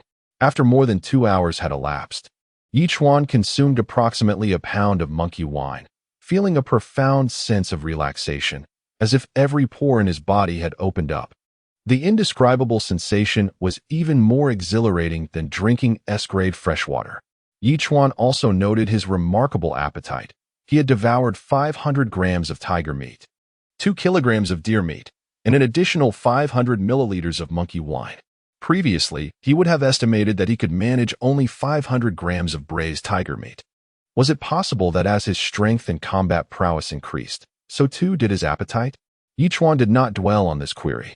After disposing of the leftover food in the trash, Chuan was preparing to sleep when he suddenly heard a faint knock at the door. This startled him, as he was the only living soul on the island. Who could possibly be knocking? Had the three little ones failed to keep watch? Contemplating this, Chuan immediately opened the door to find Friday striding in. "What on earth are you doing, Friday?" Chuan questioned with suspicion. "Brother Chuan, there's a tail following us closely," Friday replied with a serious expression. "It appears to be that monkey. Should we?" He made a gesture as if to slice his throat. This took Chuan aback. He scrutinized Friday and asked, "I say, Friday, are you truly an agricultural scientist? Your actions now resemble those of a street thug. You seem to think it inappropriate to call me boss." "Brother Chuan, I merely have a basic understanding," Friday responded, feeling a bit embarrassed. Rolling his eyes, Chuan chose not to pursue the topic further. After a moment of contemplation, he shook his head and remarked, "The system has analyzed that this fellow harbors a vendetta. We must either eliminate him or subdue him. Otherwise, he will inevitably become a nuisance. What do you suggest?" "I shall follow your lead," Friday responded without hesitation. "Let us do it this way." Chuan mused, a plan forming in his mind. The black-faced leaf monkey advanced several hundred meters before halting, spotting Friday, who regarded it with a mocking expression, disdainfully saying, "You little beast, what are you following us for? Have you been captivated by my handsomeness?" Squeak. The black-faced leaf monkey, already furious, had intended to stealthily infiltrate the island for revenge under the cover of night. But upon encountering Friday, it let out a shriek and charged at him. At that moment, an unremarkable stick appeared in Friday's hand, and he swung it at the black-faced leaf monkey. A sharp crack resounded as both combatants staggered back 3 steps. Friday then noticed that the black-faced leaf monkey had also produced a stick, identical to his own. The black-faced leaf monkey bared its teeth at Friday and lunged again. In an instant, the two became embroiled in a fierce tussle. Despite the monkey's agility and lightning-fast movements, Friday, wielding the stick with exceptional skill, showcased a mature style of combat. However, the black-faced leaf monkey quickly identified a flaw in Friday's defense, landing a blow to his chest with tremendous force, causing Friday to stagger backward. Seizing the opportunity, Friday grasped the end of his stick and swept it toward the monkey. The black-faced leaf monkey, remarkably nimble, appeared to anticipate Friday's move, leaping back just in time. Yet, as its feet barely touched the ground, a large hand emerged from the ice hole beneath, tightly grasping the monkey's foot and pulling it toward the water. Caught off guard, the black-faced leaf monkey was yanked into the icy depths. In a moment of desperation, it managed to place its stick across the hole, preventing itself from being fully submerged. For a brief moment, both combatants were locked in a stalemate. Within a minute, Friday approached the edge of the hole, observing the struggling monkey. He leaped high, exerting all his strength to kick at the side, while simultaneously jumping to the side. A crack echoed as the ice fractured, finally pulling the black-faced leaf monkey completely into the sea, just as the stick struck down on the hand that had grasped it. Chuan immediately released his grip, drawing his blade and slashing at the monkey. Despite falling into the water, the black-faced leaf monkey moved with lightning speed, effortlessly evading Chuan's attack. After a brief moment of confusion, it began to retaliate. A dolphin, lurking nearby, seized the moment and surged forth from the depths, colliding with the black-faced leaf monkey and launching it out of the water. "I'll take care of it," Friday shouted, leaping into the air with both hands gripping his stick, striking the airborne black-faced leaf monkey squarely. The unfortunate creature let out a pained cry, collapsing on the ground, blood oozing from its orifices, a pitiful sight. Chuan emerged from the water, removing his diving suit as he said nonchalantly, "Little creature, we harbor no deep-seated animosity. There's no need for you to pursue me relentlessly. After all, it is you who stands to lose. Don't you agree?" Squeak. The black-faced leaf monkey screeched angrily at Chuan, though its words were unintelligible. Chuan waved his hand, instructing the sea turtle to pause momentarily, then continued, little creature. If you abandon your vendetta, we could become friends. Just nod your head. However, if you insist on revenge, and one of us must perish, then shake your head." The black-faced leaf monkey glared at Chuan with venomous eyes before shaking its head. "Goodness, how stubborn," Chuan exclaimed, taken aback. He then called out Friday. "Bind it up for me." "Understood." Friday immediately showcased his binding skills, securing the black-faced leaf monkey tightly. "I have an idol who is akin to you. I truly do not wish to kill you, but I must impose upon you," Chuan declared, tossing the black-faced leaf monkey onto Turtle Island, instructing Friday to keep watch over it before turning to return to sleep. Detected that the host has not yet checked in. "Would you like to check in?" At 6 o'clock the next morning, as the system's voice rang out, Chuan awoke and promptly declared, "Check-in. Check-in successful. Congratulations, host, you have gained 1,000 evolution points and a compressed wine barrel, capable of storing 100 liters of liquid in a completely vacuum-sealed state. This compressed wine barrel is splendid. It saves me the trouble of purchasing expensive wine containers."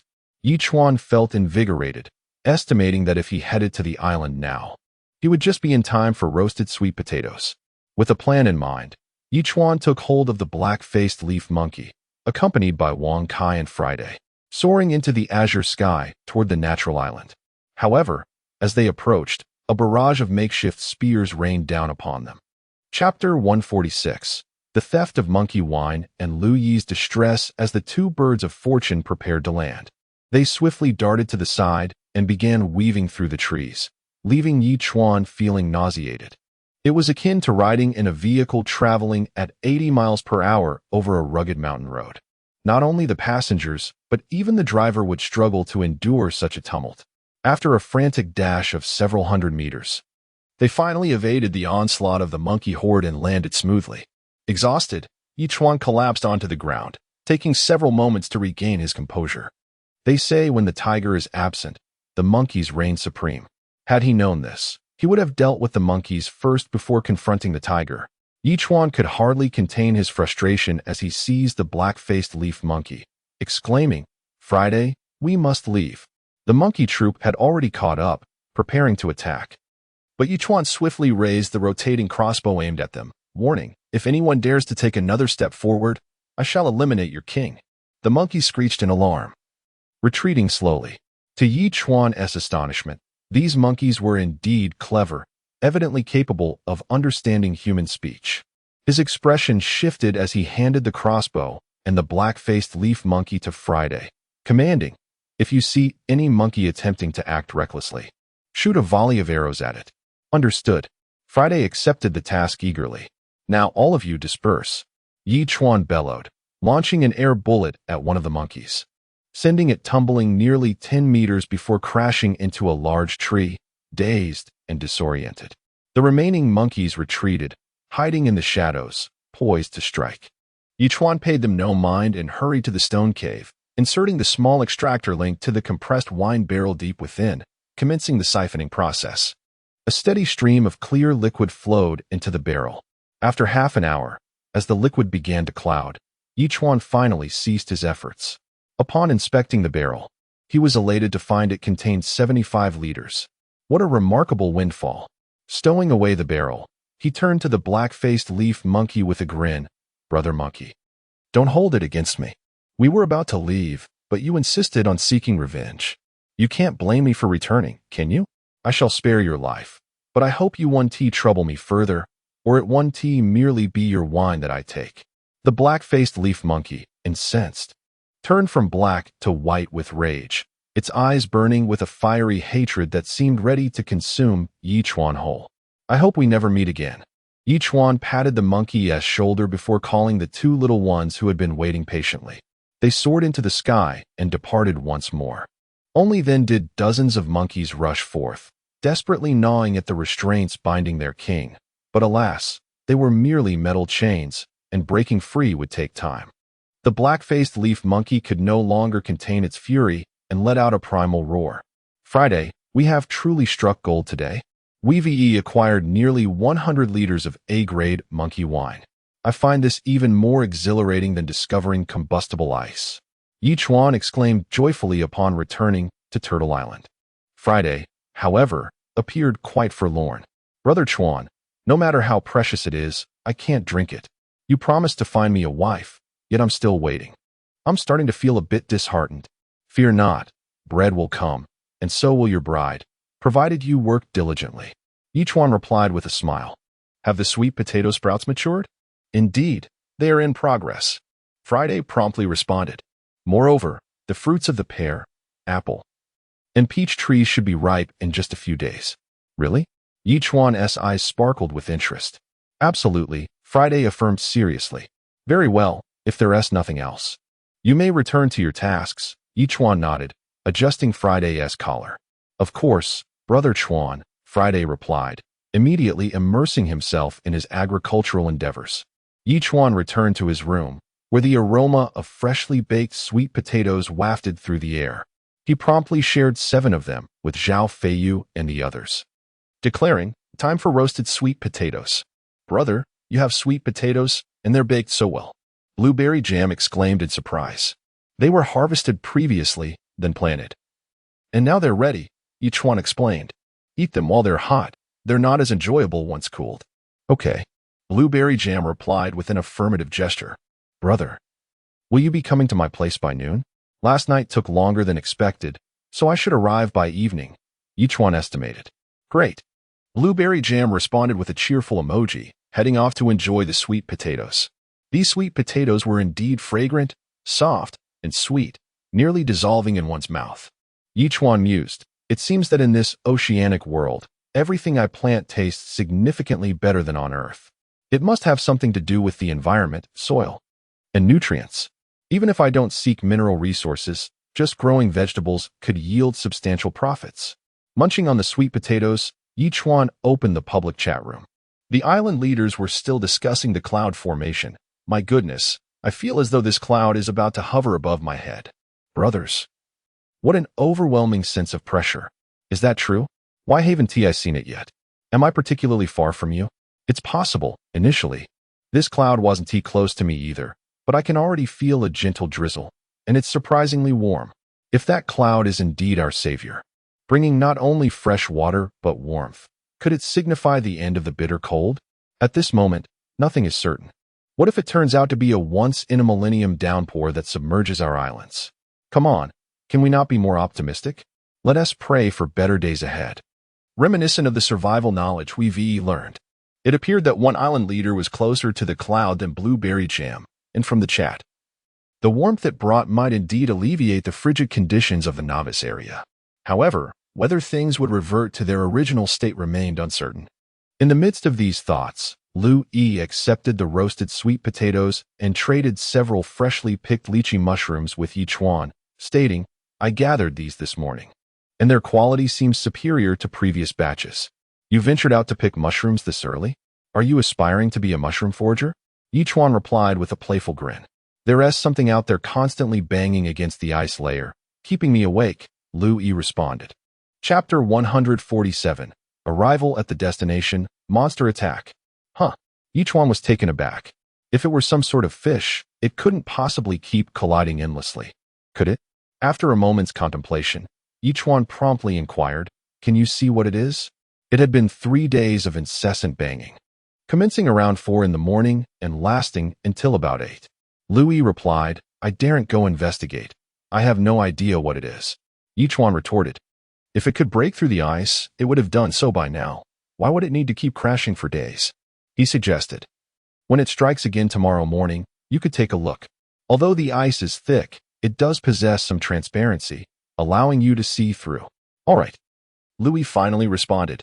In truth, she longed to confide in Chuan about her fear and ask him to come fetch her. But she ultimately deleted the carefully crafted message. Chuan, oblivious, awaited Lu Yi's actions the following morning.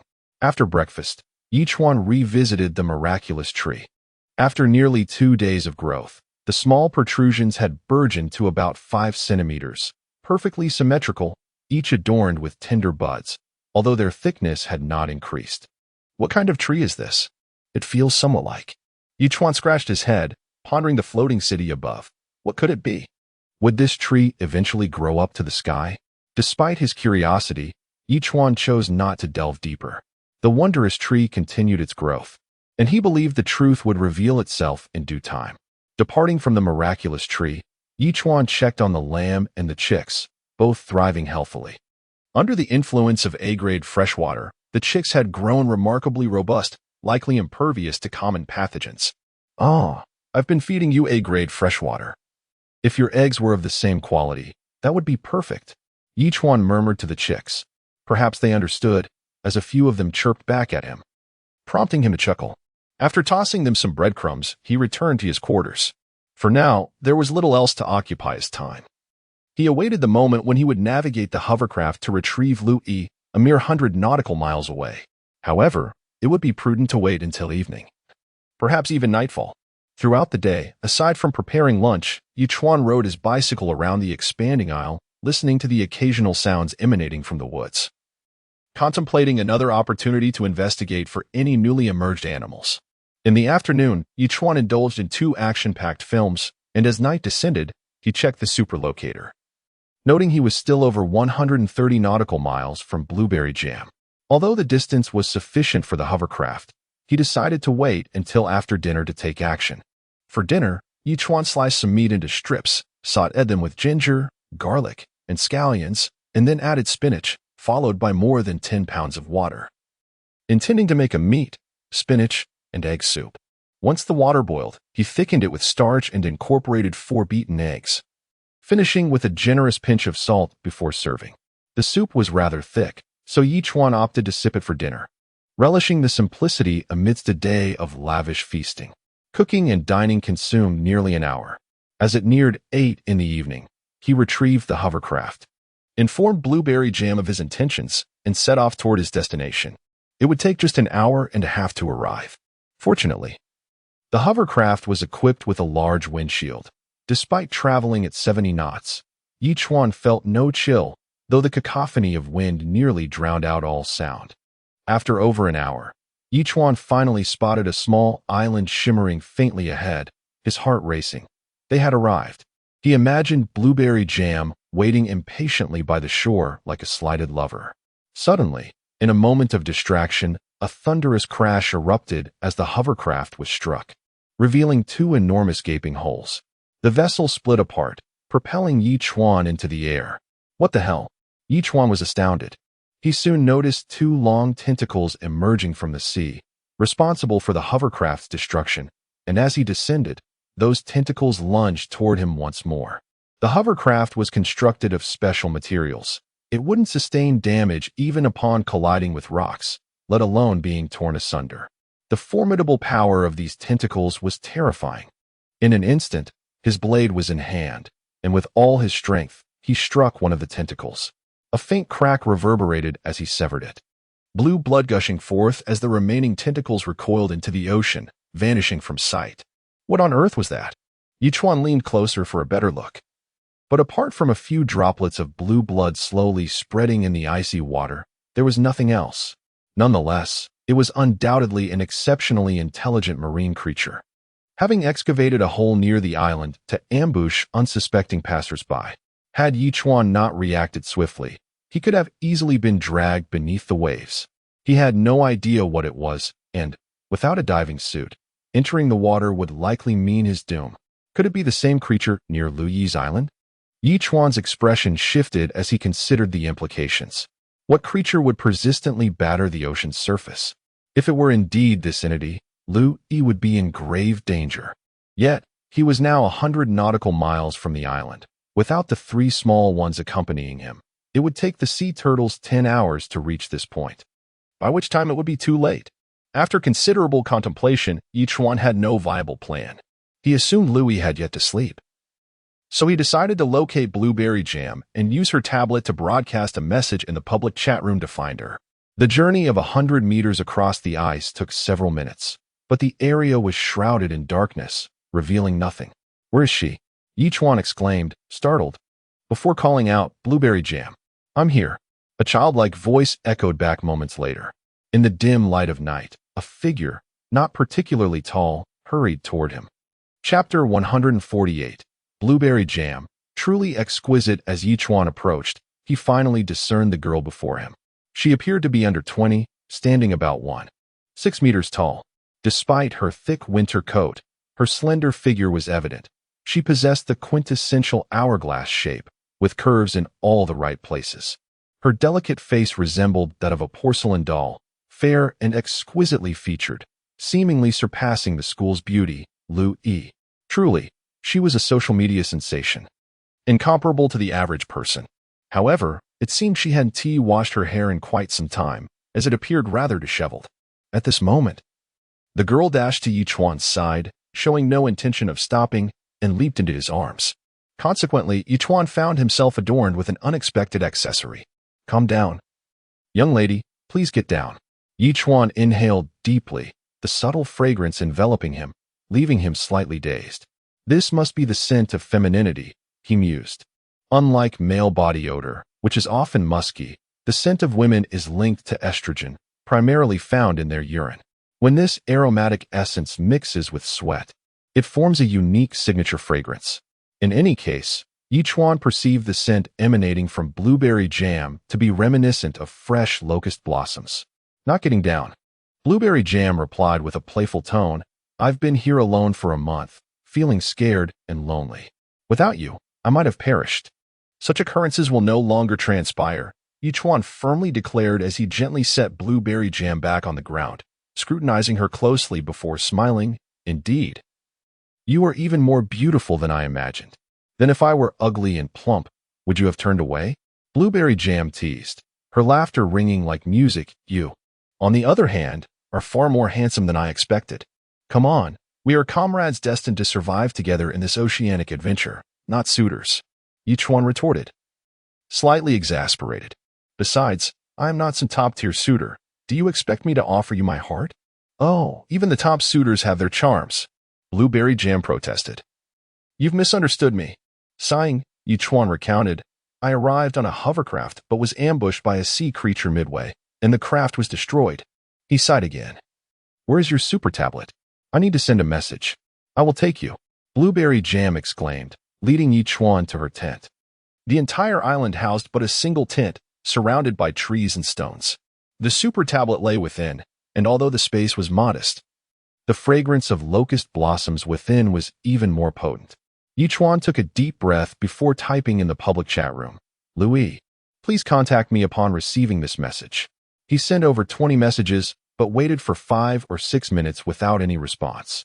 He wondered if Louis had fallen asleep or simply overlooked his messages. Brother, who is Louis? Your wife? Blueberry Jam inquired curiously. Not at all. Just a former classmate and now a companion. Yi Chuan replied, shaking his head. There seems to be a similar creature near her island, and I intended for her to check it out in the morning. But now it appears that if she ventures there, it might be fatal. What should we do? Blueberry Jam asked anxiously. Yi Chuan sent a few more messages, still receiving no reply, and then stated, I shall have to call for reinforcements. He swiftly returned to the shore. Blueberry Jam followed curiously, witnessing Yi Chuan standing silently at the water's edge, gazing intently at the sea. After 5 minutes had passed, she was about to speak when a loud crash resounded, as if something had struck the ice. Then, a series of impacts echoed, and moments later, a dolphin emerged, breaking through the ice. Blueberry Jam gasped, Oh my, a dolphin! Yi Chuan called out, My dolphin, return to the island immediately, and have Wang Kai come to fetch me. The dolphin responded with a few calls before diving back into the depths. Is that dolphin your pet? How cool! Blueberry Jam exclaimed, her eyes sparkling as she clutched Yi Chuan's arm. Sort of. It has accompanied me throughout my journey. Yi Chuan nodded. I gave you a cotton dress, yet you're still wearing that thick coat? I haven't bathed in over a month. I wanted to wait until I was clean before wearing it. Blueberry Jam replied, sticking out her tongue. It's simply too lovely. I don't want to dirty it.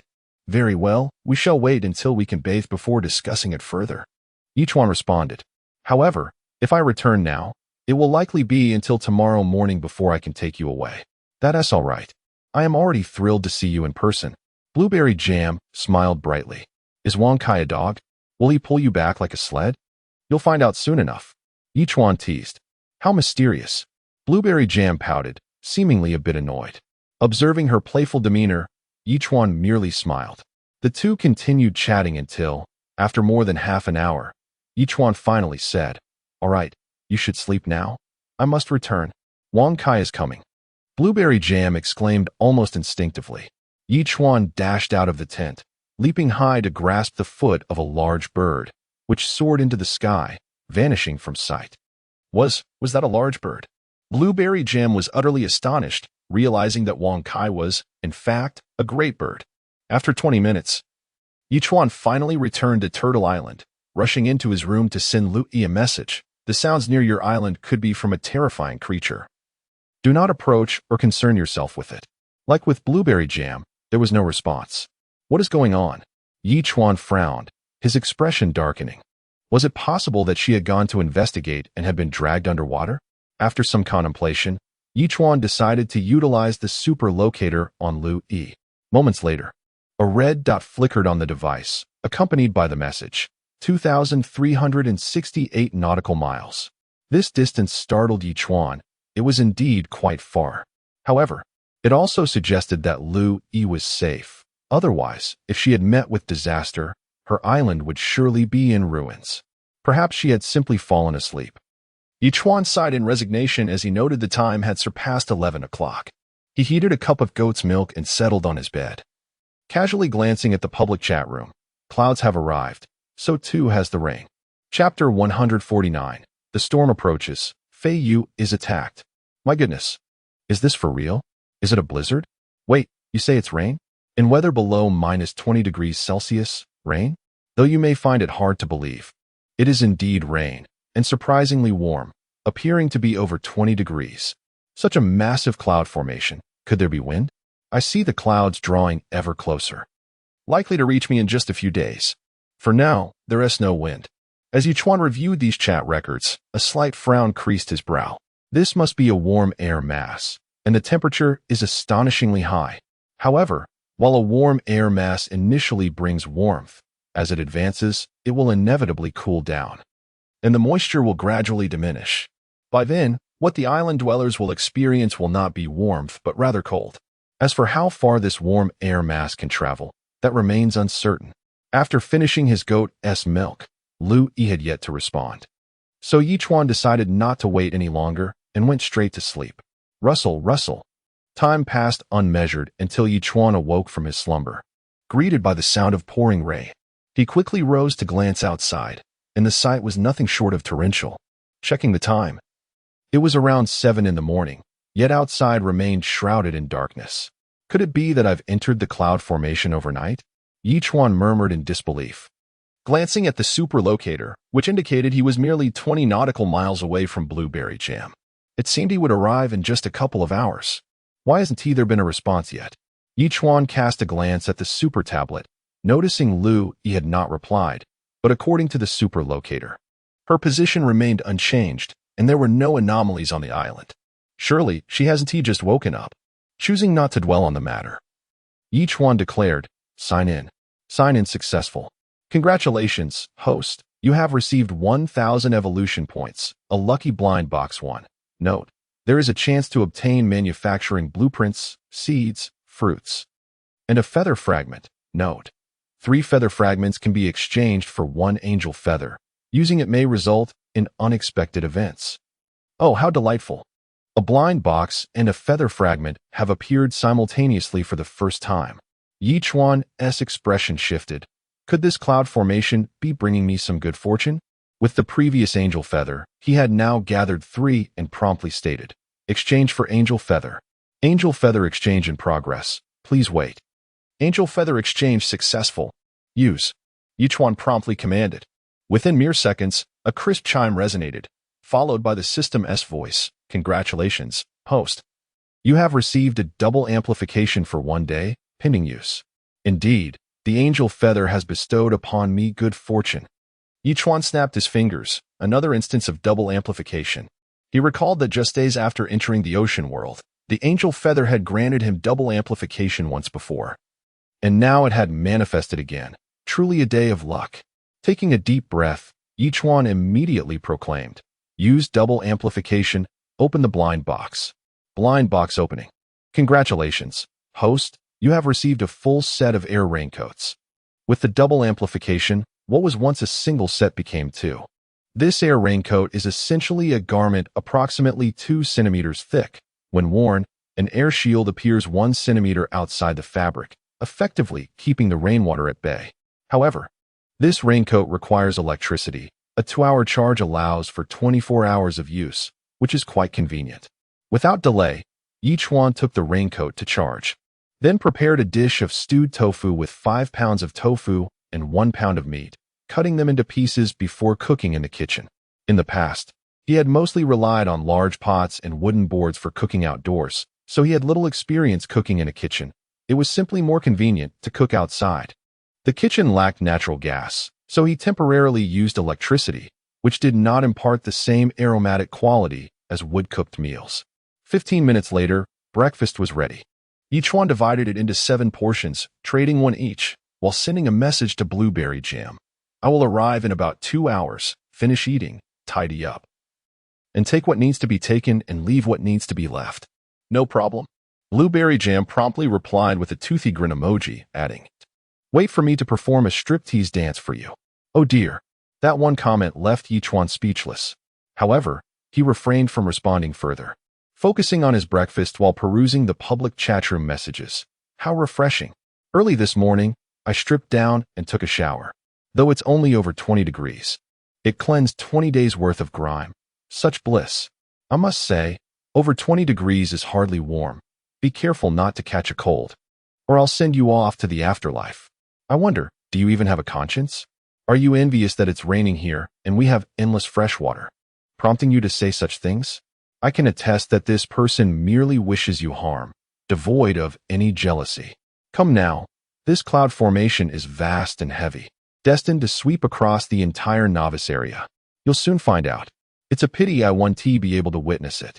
Just now, I heard something banging beneath the ice layer outside the island, so I went to take a look. Then suddenly, a tentacle shot out and wrapped around my leg, severing it below the knee and dragging me into the water. I'm about to die? Is this for real? What creatures have emerged from the sea? With that remark, the conversation shifted focus to the topic of sea monsters, prompting Chuan to recall Lu Yi. The situation she faced mirrored that of Lu Yi's, and she had yet to respond to him. Could she too have sustained injuries? Contemplating this, Chuan felt an inexplicable sense of agitation. After all, Louis was the first friend he encountered in the ocean world, holding special significance. And it was he who urged her to investigate, if anything were to happen to her. While he pondered, Zhao Feiyu finally acknowledged breakfast and replied, "This morning, I was unexpectedly attacked. There are intelligent beings in the ocean. Are you all right?" Chuan exclaimed, alarmed. "Fortunately, I had a weapon. Just as I was about to be pulled into an ice hole, I managed to sever its tentacle." Zhao Feiyu responded, noting that it resembled some form of soft-bodied creature, though he had not seen its full form and was still unclear about it. Damn it. It seems many islanders have been assaulted by this creature. I wonder what it truly is. Chuan gritted his teeth in frustration. However, he speculated that while Zhao Feiyu encountered the same type of creature he had faced the previous night, it was likely much smaller. Or else survival would have been impossible. Just as Chuan was deep in thought, Louis finally replied, but it was merely a string of question marks. Chapter 150. Fierce Battle with the Giant Squid Sister. What have you been up to? Why did it take you so long to respond? Chuan replied immediately. Last night, I tried some monkey wine. It was quite delightful, and I ended up drinking a whole pound. I just woke up and saw your message, Louis weakly responded. You must have been quite worried, right? Worried? That barely encapsulates my anxiety. I was nearly frantic. Chuan replied with a hint of irritation. You're lucky you didn't go. Otherwise, that creature would have dragged you into the depths, leaving no trace behind. If you hadn't warned me, I might have actually gone to check it out. Louis sent a grinning emoji in response. Well, that's good to know. It's just a monster, and it only stays in the water, so there's no need for concern. Just let it smash the ice, Chuan replied promptly. This is a trap. If you don't go, it has no means to act. All right, I understand, Louis replied at once, accepting a bowl of stewed tofu. As time passed, even amidst the dark curtain of rain, Chuan finally spotted the small island. However, the turtle, which had been advancing slowly, suddenly came to a halt, seemingly straining yet unable to move forward. What is going on? Chuan was taken aback, quickly donning his air raincoat, and hastened out of the room, leaping off Turtle Island. This place. Chuan then realized it was the very spot where he had been attacked the previous night. Could it be that the creature had ensnared the turtle? Without delay, Chuan dashed back to change into his diving suit, called for the dolphin, and leaped into the sea at another location. It was only when he beheld the enormous marine creature beneath the turtle that he gasped in astonishment. The giant squid. The giant squid, the second largest squid in the world, is inherently savage and possesses formidable combat prowess. The last invertebrate he encountered was that colossal octopus, but this giant squid appeared to be several meters larger. At that moment, it had 4 tentacles suctioned beneath the ice, while the other 4 were affixed to the turtle's belly, effectively imprisoning it and preventing any movement across the smooth surface of the sea. Good grief. I nearly perished at your hands yesterday, Chuan muttered, directing his aim at the giant squid and pulling the trigger. In an instant, 8 crossbow bolts shot forth, producing fine trails of water as they sped towards the giant squid. Although one long tentacle was severed, another remained incredibly powerful and agile, effortlessly intercepting all the bolts and redirecting them towards Chuan. This tentacle, measuring over 20 meters, boasted a swollen end with strong suckers, each lined with sharp teeth, moving with astonishing speed. If it struck Chuan, he would either die or sustain grave injuries. In that moment, Chuan swiftly drew his large knife and aimed a fierce slash at the tentacle. Clang! Boom! 2 crisp sounds rang out as the knife struck the sharp teeth, producing a metallic clang, while the dolphin surged forward, its 2,000-pound force colliding with the squid's body, causing it to tremble violently. In that fleeting instant, a thick stream of ink erupted from the funnel, staining the surrounding waters black within mere seconds. Goodness! Chuan grimaced slightly, darting towards a hiding spot. In the heat of battle, the squid's speed could reach 15 meters per second, while the giant squid could rival that of a sailfish, its burst of speed nearing 30 meters per second.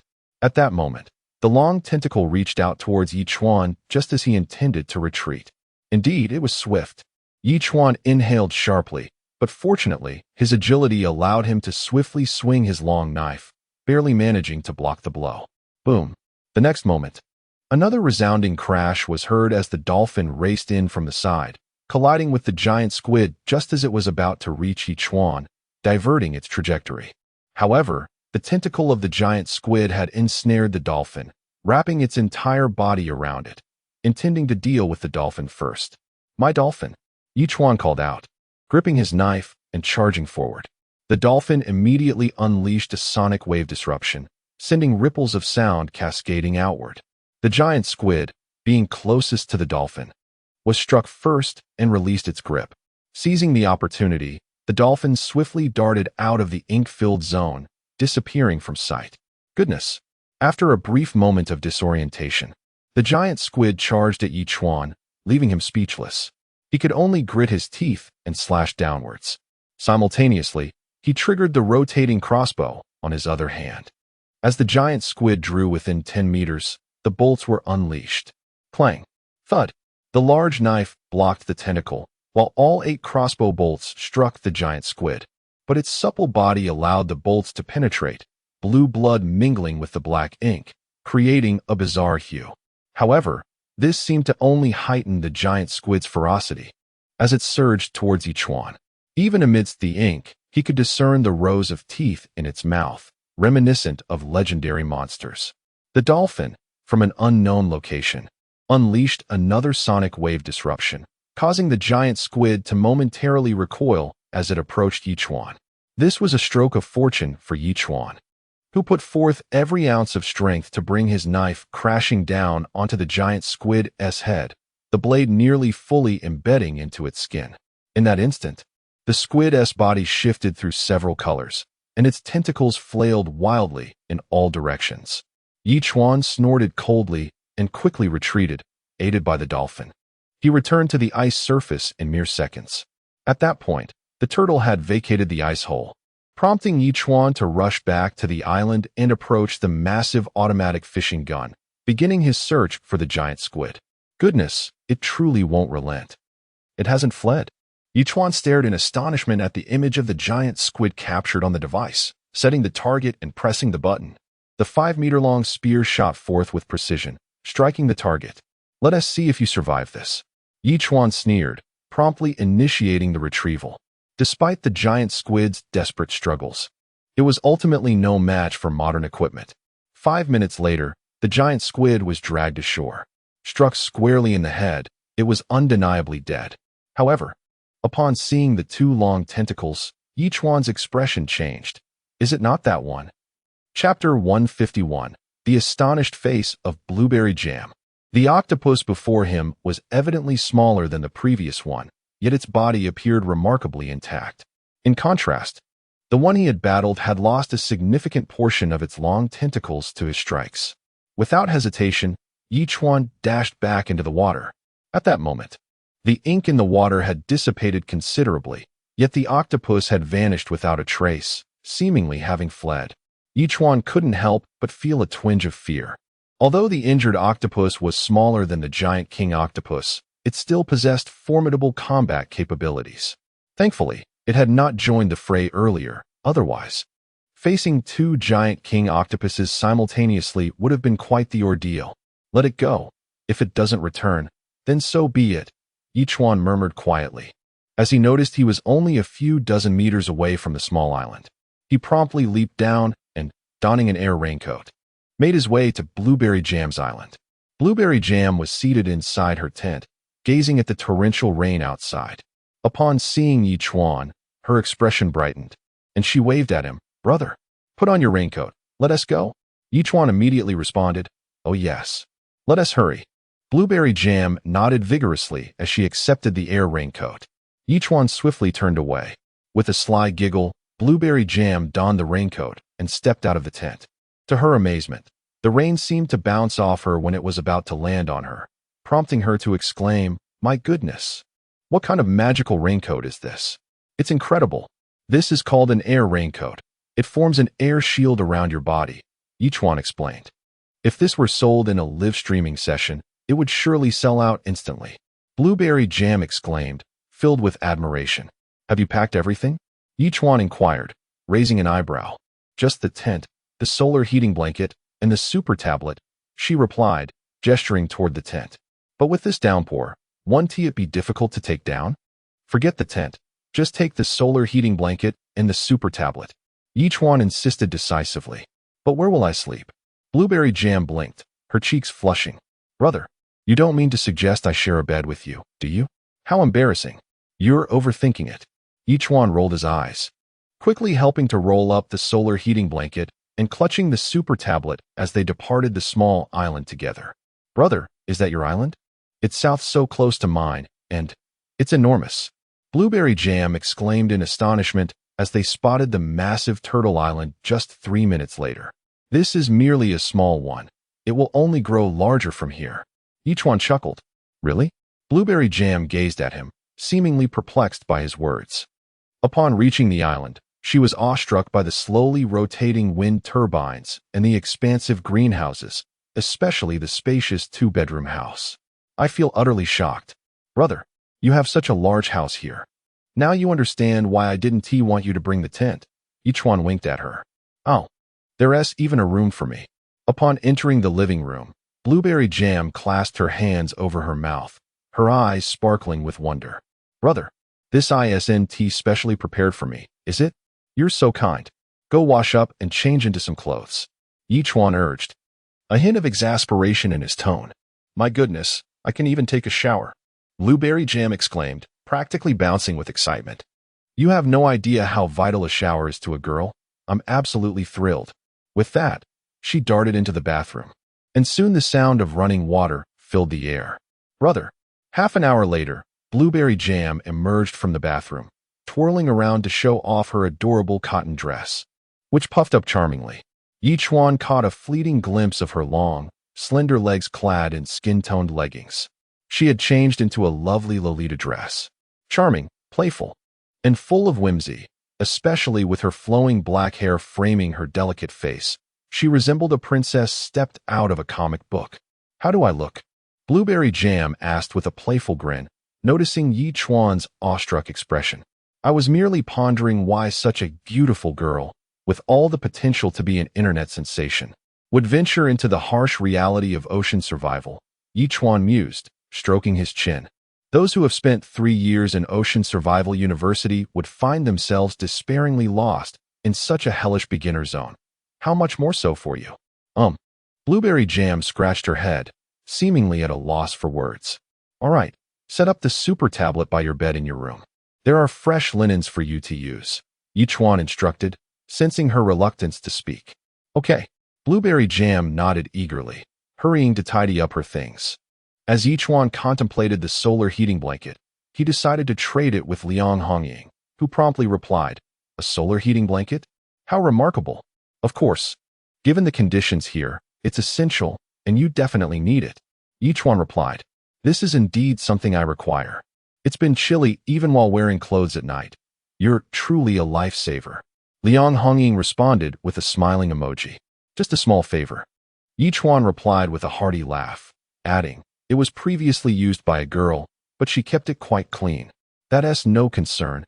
In this weather, who cares about such things?" Liang Hongying replied, accompanied by a series of laughing emojis. After their chat, Yi Chuan heated 2 cups of goat milk, knocked on the door, and handed one to Blueberry Jam. "Drink some warm goat milk. It'll help keep you cozy, but don't catch a cold in this rain." "Brother, why are you so good to me?" Blueberry Jam's eyes glistened with emotion. "Are you about to cry?" Yi Chuan asked, taken aback. Initially, Yi Chuan had merely acted out of humanitarian concern, aiding Blueberry Jam by collecting some rainwater. However, considering the invaluable items he had received from her, including the first-grade seawater purifier and the S-grade pet egg, he recognized her substantial contributions towards his success. Now, as he assisted her, he was aware that her initial offerings had been precious, and after all, she was his subordinate island master, was she not? "I've made up my mind.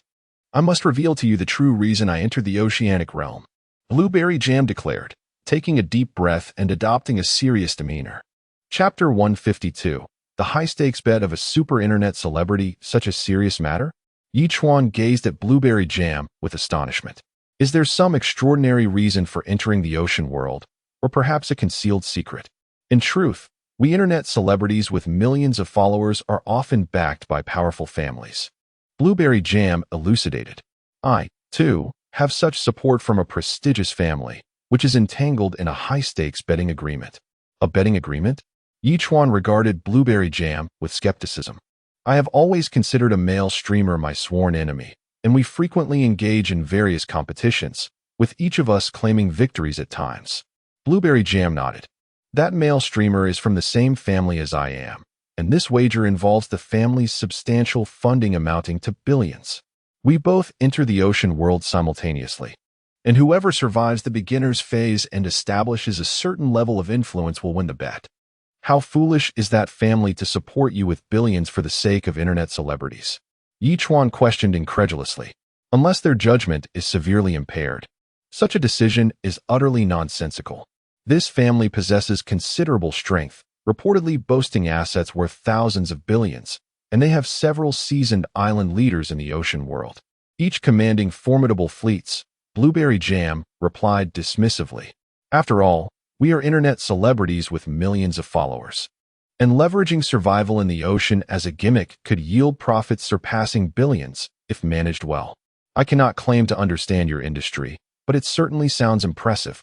Yi Chuan finally shook his head slightly, giving Blueberry Jam a thumbs up. It is indeed impressive. During each live stream, the tips can reach several million. Blueberry Jam said with a cheerful smile. Once we surpass the beginner's phase, we can directly live stream our oceanic life and earn significantly every day. A veritable money-making machine. Yi Chuan thought to himself, realizing why the system deemed her an exceptional island leader. It was clear that she could generate enough income to build a fleet, especially with her family's backing of billions. She was no mere ornamental figure. She was akin to a mobile treasure. Indeed, I must ensure her well-being, for her earnings translate to my own. Well, it's not as simple as it seems. The waters can be quite deep, Blueberry Jam remarked, sticking out her little tongue. Anyway, that's my reason for entering the ocean world. So now I have no secrets left from you. All right, I give you my approval. Chuan nodded, bursting into laughter. Brother, how about I perform a dance for you? Blueberry Jam suddenly suggested, winking at Chuan with a playful glint in her eye.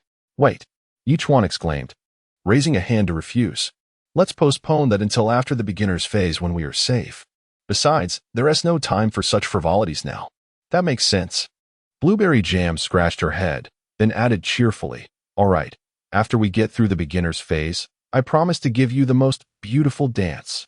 Deal. Chuan nodded earnestly, sealing the promise with a gesture. Brother, why do I see the island I was previously on sinking? After a few minutes, as Chuan prepared lunch, Blueberry Jam, gazing at the place she had inhabited for over a month, voiced her concern. When an island master dies or the tablet is completely relocated, the island will vanish. Chuan explained. That is a rule of the ocean world. Ah, I see. Blueberry Jam said, her expression brightening with understanding. At noon, Chuan prepared grilled octopus, serving it in 6 portions. He and Blueberry Jam dined in the living room while watching an action movie, eliciting an excited reaction from her. Oh my gosh. Not only do we have a television, but we can also watch the latest movies. Brother, this isn't survival on an island. It's a vacation. It's quite ordinary. Chuan chuckled, adding, meeting you has consumed all my luck in this lifetime. I am absolutely in love with you. Blueberry Jam exclaimed, her admiration evident. Just eat your food. Chuan smirked, slightly annoyed. While he enjoyed compliments, excessive flattery could be overwhelming. Kiki. Blueberry Jam giggled, her demeanor shifting to seriousness. As time passed. Around 4 in the afternoon, Chuan watched as the clouds drifted away from the area, moving at a pace nearly 3 times faster than the turtle's speed. With the rain subsiding, Blueberry Jam basked in the long-awaited sunlight, stretching lazily. Admiring the island's scenery and the ocean feels quite beautiful. Chuan gu. Suddenly, Friday called out from the entrance. Oh my, there's a handsome guy. Blueberry Jam gasped, her eyes widening. Brother, you have other people on this island. Oh, you must be mistaken. Your future husband is still on the way. This is just a sister of mine. Chuan replied, stepping out of the room. You misunderstand. She's merely a robot who tends to the fields. Chuan gu, when you called for assistance, you didn't mention I was just a farmer. Friday protested. All right. What do you need me for? Chuan asked promptly. By the way, the vetiver grass has grown around our area, and it's over 30 centimeters tall. I plan to trim it. Would that be acceptable? Friday finally got to the point. That is fine. Just proceed with your work.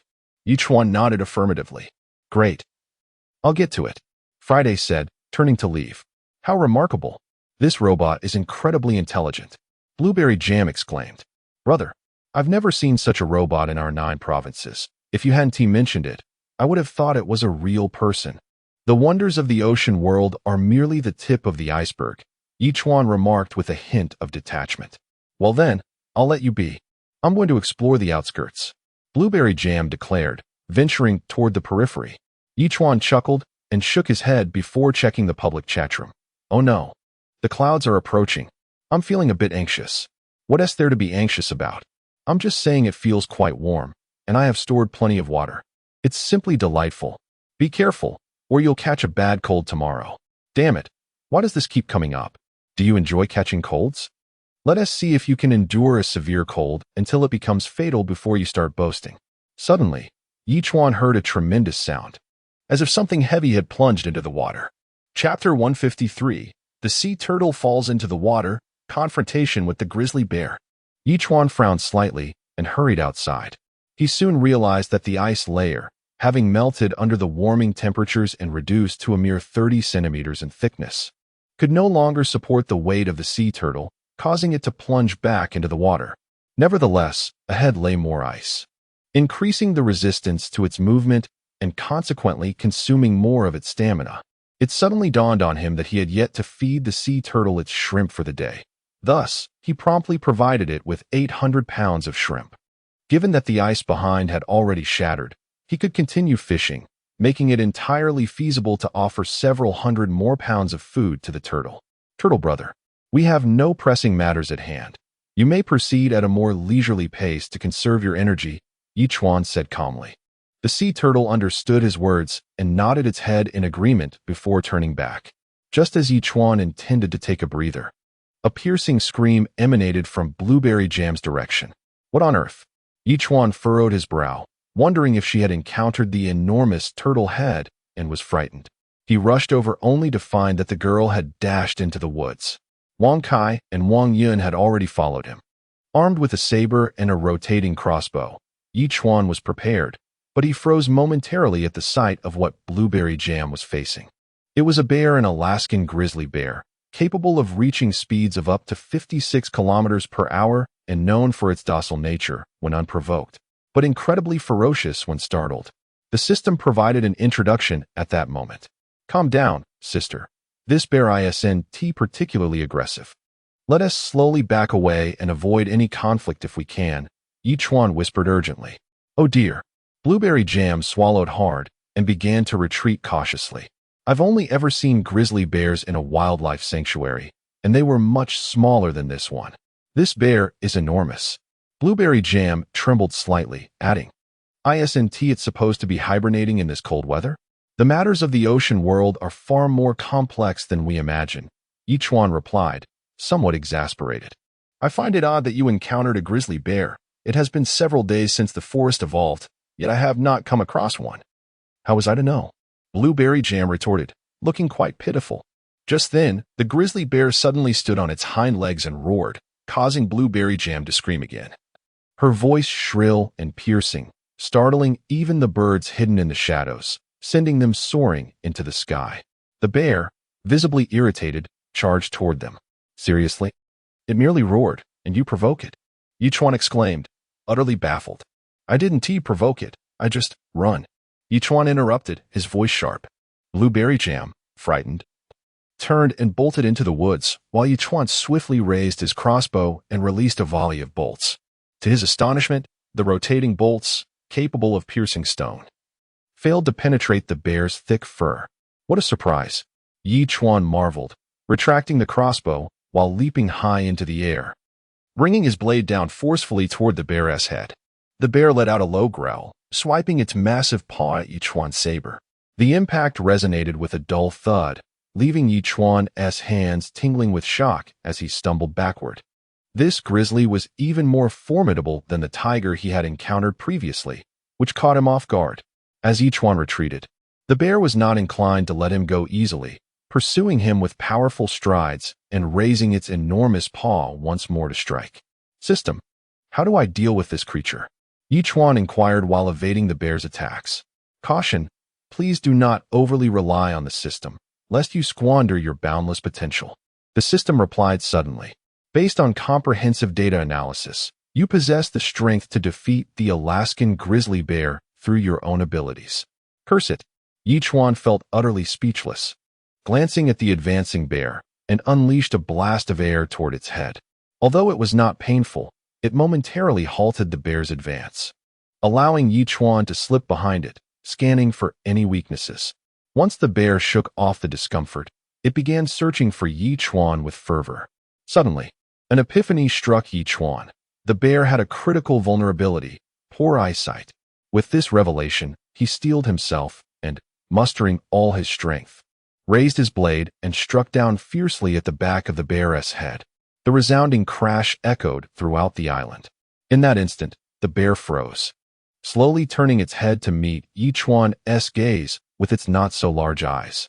Feeling a shiver of trepidation, Chuan managed a nervous smile. Bear brother. The grizzly responded with an enraged growl, swiping at Chuan's head. Without a moment's hesitation, Chuan turned and fled. The bear, having marked him as prey, quickly pursued on all fours. Realizing that even his saber could not pierce its hide, Chuan sought alternative means. After 20 seconds, he reached the colossal automatic fishing gun and began operating it swiftly. The bear, in a frenzy, charged at him without a second thought, closing the distance to 5 or 6 meters. With a sharp crack, the 5-meter-long fishing spear was released, embedding itself deep into the bear's abdomen. the sheer force propelling the 700-kilogram beast backward over 20 meters. Breathing a sigh of relief at the sight of the motionless bear, Chuan felt grateful for the effectiveness of the heavy weapon. Otherwise, that last encounter would have been perilous, even with his rapid healing abilities. Now, you're out of breath, aren't you? After a full minute had passed without movement, Chuan scoffed and approached the bear. Roar. Upon reaching the bear, Chuan kicked its head, but it remained still. Just as he relaxed his guard and prepared to retrieve the fishing gun, the bear suddenly sprang to its feet, claws bared and lunging toward him. Holy cow! Chuan's heart raced as he leaped back, escaping a perilous fate by a hair's breadth. Chapter 154. Harvesting honey and cooking. Bear paused. The brown bear lunged forward but missed its target, only to charge again immediately. Damn it! It even has a hole in its belly and is still alive.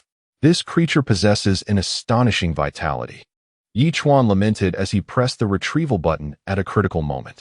With the rapid retraction of the reinforced steel wire, the spear jolted violently within the bear's body before returning to his equipment.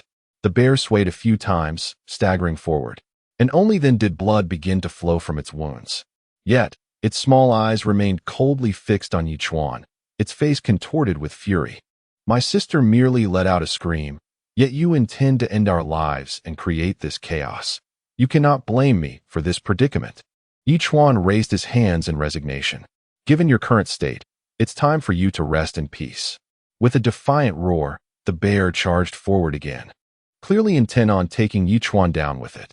Stubborn to the core, Chuan shook his head and pressed the button once more. The harpoon shot forth again, this time aimed at the bear's chest. One shot pierced its heart, and after being propelled nearly 10 meters backward, it stood motionless. Yet its eyes remained locked on Chuan. Is it not a bear blind to its surroundings? How can it still see me from this distance? Chuan muttered under his breath, choosing to ignore the creature as he turned to leave. Whether it was a ruse or not, he decided to wait for another 10 to 30 minutes. However, he pondered, how could a bear, which should be hibernating, be roaming the vast forest? Was something drawing it out? Bears are particularly fond of honey. Could it be that honey exists somewhere in these woods? With this thought, Chuan called for his companions and once more ventured into the forest. Each evolution of the woods transformed its appearance, and currently, the forest had changed significantly compared to before. Chuan felt an unsettling presence, as if other ferocious beasts were lurking within, perhaps watching him from the shadows. After walking briskly for over 10 minutes, Chuan finally arrived at the heart of the forest. The trees here towered high, many exceeding 30 meters. The trunks were massive, with branches over 15 meters up thick as an adult's thigh, though these details were not Chuan's primary concern. To his astonishment, he discovered rows of enormous, nearly semicircular yellow honeycombs hanging from the branches. The honey was so thick that a viscous liquid coated the ground, attracting ants and small insects. There were at least hundreds of thousands of bees busily attending to their tasks on the tree. Wow, is this for real? Chuan exclaimed in disbelief. The wild honeybee, known as the roe bee, is an undomesticated species, with its hive structured in a single-piece comb, hence its name. The honey produced by these bees is among the rarest and most precious in the world. At that moment, the system also provided an introduction, A-class roe honey. Consuming it can enhance physical constitution, disinfect diseases, and prolong life. Impressive. Chuan laughed heartily. But then he faced a significant dilemma: how to transport such a vast quantity of honey. He left the area, confirming that the bear was indeed dead, and began processing it. An hour later, bolstered by a double enhancement, Chuan obtained 8 bear paws and 1,500 pounds of bear meat. He planned to sell the bear bones separately, as they would make excellent broth. Tonight, we shall feast on braised bear paws. Chuan nodded in satisfaction at the sight of the 8 paws, while contemplating how to extract the honeycomb. After all, today was a day blessed with double enhancements. Such an opportunity would not come again. Chuan promptly cleaned the bear paws and placed them into a large pot to boil. Since they required a minimum of 2 hours of cooking, he instructed blueberry jam before donning his diving suit and quickly entering the woods. Brother, what are you up to in such a mysterious manner? Blueberry jam wondered aloud as she watched Chuan depart. She lifted the pot lid, only to recoil in disgust. Ugh, it stinks. The diving suit, crafted from shark skin, was not only flexible but also remarkably soft, providing ample protection against the roe bee's attacks. Chuan scaled the towering trees in mere seconds, pulling out a scythe-like hook to effortlessly slice off the thick honeycombs. However, this provoked the industrious roe bees, which swarmed to assault him, but their efforts proved futile. In just over an hour, Chuan managed to harvest over 30 honeycombs, each approximately 1 meter in diameter. With the double enhancement, this amounted to over 60 and more than 1,000 pounds of honey. Chuan decided to leave the remaining larger honeycombs out of humanitarian consideration. How did it go? Upon returning, Chuan asked Blueberry Jam with a smile. What is this? It smells terrible. Blueberry Jam wrinkled her nose, nearly gagging. It may smell foul now, but soon it shall be a delicacy. Chuan replied cheerfully, handing her half a pound of honey as a reward. Heavens, honey. Blueberry Jam's eyes sparkled with excitement. I used to eat honey every day. This is no ordinary honey. You will soon discover its exceptional quality. Chuan winked at her. What my brother gives me must be extraordinary. Blueberry Jam giggled, turning to run off and indulge in her treat. Chuan proceeded to clean the bare paws, removing the fur, nails, and pads before placing them back into the pot with fresh water to continue boiling. The meat was tougher than wild boar, necessitating at least 3 more hours of simmering over low heat. During this time, Chuan prepared 1,000 pounds of bear meat for sale, along with the bear bones, 300 g of bear meat and 500 g of bear bones, each available for trade for planks, stones, metal scraps, and more. This action instantly ignited excitement in the public chat room. My goodness, just a few days ago there was tiger meat for sale, and now bear meat is up for grabs? I'm starving over here, and this person has taken down a bear. Talk about being outdone. Have you considered that the sellers of tiger and bear meat might be the same person? Come on, who could possibly be that formidable? If that were the case, how did they manage to find these ferocious beasts? Huh, that's nothing. I just killed a giant king squid today. Chapter 155. Only Culinary Delights should not be disregarded. Who do you think you are, claiming you can slay the mighty giant squid? What nonsense. Just after lunch, I heard something striking the ice. So I went to take a look, and a giant squid charged straight at me. Luckily, I had a spear in hand and managed to pierce it right through, killing it instantly. Spare me your tall tales. A giant squid can tussle with a whale, yet you claim to have killed it with a single thrust? Why not say you blew it away with your breath? Believe it or not, it matters little to me. However, this giant squid did have a severed tentacle, perhaps from a recent battle with a whale or something similar. That hardly means you delivered the final blow, fool. Having read these messages, Chuan felt a wave of relief wash over him. Setting aside other concerns, he was at least sure that the giant squid he had fought was truly dead, and thus, he no longer worried about a sudden ambush. Yet, it was astonishing that the island master was so far away, and the squid had managed to reach him in such a short span of time. Brother, your restroom is incredibly advanced, especially the toilet. I've never encountered such a sophisticated one, even in JoJo, exclaimed Blueberry Jam as she emerged from the restroom, her delight evident. When the water sprayed out after I was done, it startled me. Given your status as a super internet celebrity with millions of followers, could you exhibit a bit more composure? Chuan replied with a slight smirk, exasperated. I was genuinely surprised. Blueberry Jam pouted, her voice barely above a whisper. Is the honey finished? Chuan swiftly redirected the conversation. Yes, I finished the honey, which is why I went to the restroom. Blueberry Jam's smile returned. It even helped with my digestion. Brother-S creations are always top-notch. Hee hee. As she spoke, Blueberry Jam struck a playful pose. Chuan could only shake his head with amusement before suggesting, Sister, why not help me start a fire? Let us join forces and create a culinary masterpiece. Absolutely. She chirped, nodding eagerly like a chick pecking at grains, and dashed out of the room. Chuan then remembered that after he had slain the giant squid, he had discarded it on the shore, and it was time to deal with it and trade it for a well-deserved reward. Apart from retaining 2 ink sacks, he listed everything else for trade. Just as he finished posting the squid meat, Blueberry Jam's surprised voice rang out again. Chuan, slightly bemused. thought it unlikely there would be any issues since they hadn't ventured far from the circle of fragrant grass. Brother, I just realized. Our island is moving. Blueberry Jam exclaimed, her eyes wide with wonder. It's a giant sea turtle. How enormous. This is the ocean world. Nothing should cause undue alarm. Chuan replied nonchalantly. Otherwise, how do you think I traversed thousands of nautical miles to find you? True, she conceded, scratching her head in contemplation. Ignoring her further, Chuan set about gathering a dozen large abalone and grouper, along with various seasonings like sugar, salt, and soy sauce to simmer them together. Next, he took out 2 pounds of flour and began washing it. After several minutes, he extracted the gluten, leaving behind the starch. Although the sediment could be steamed to create cold noodles, what he needed at the moment was the starch. The step of thickening the braised bear paw was crucial, as the ingredients were rare. Even with insufficient materials, he aimed for perfection. The abalone and grouper soup had been simmering for over half an hour, extracting its essence. He then added the water starch to thicken it while placing the bear paw, which had been boiling for 3 hours, onto ice to cool. Once the soup thickened to near perfection, Chuan used a strainer and began steaming the bear paw, pouring the thickened broth over it. By this time, night had fallen, and Blueberry Jam excitedly burst from her room. Brother, what is that? It smells divine. This is what you complained about earlier as being foul. Now it has been refined to its essence, Chuan explained. Soon, you shall taste an unparalleled delicacy.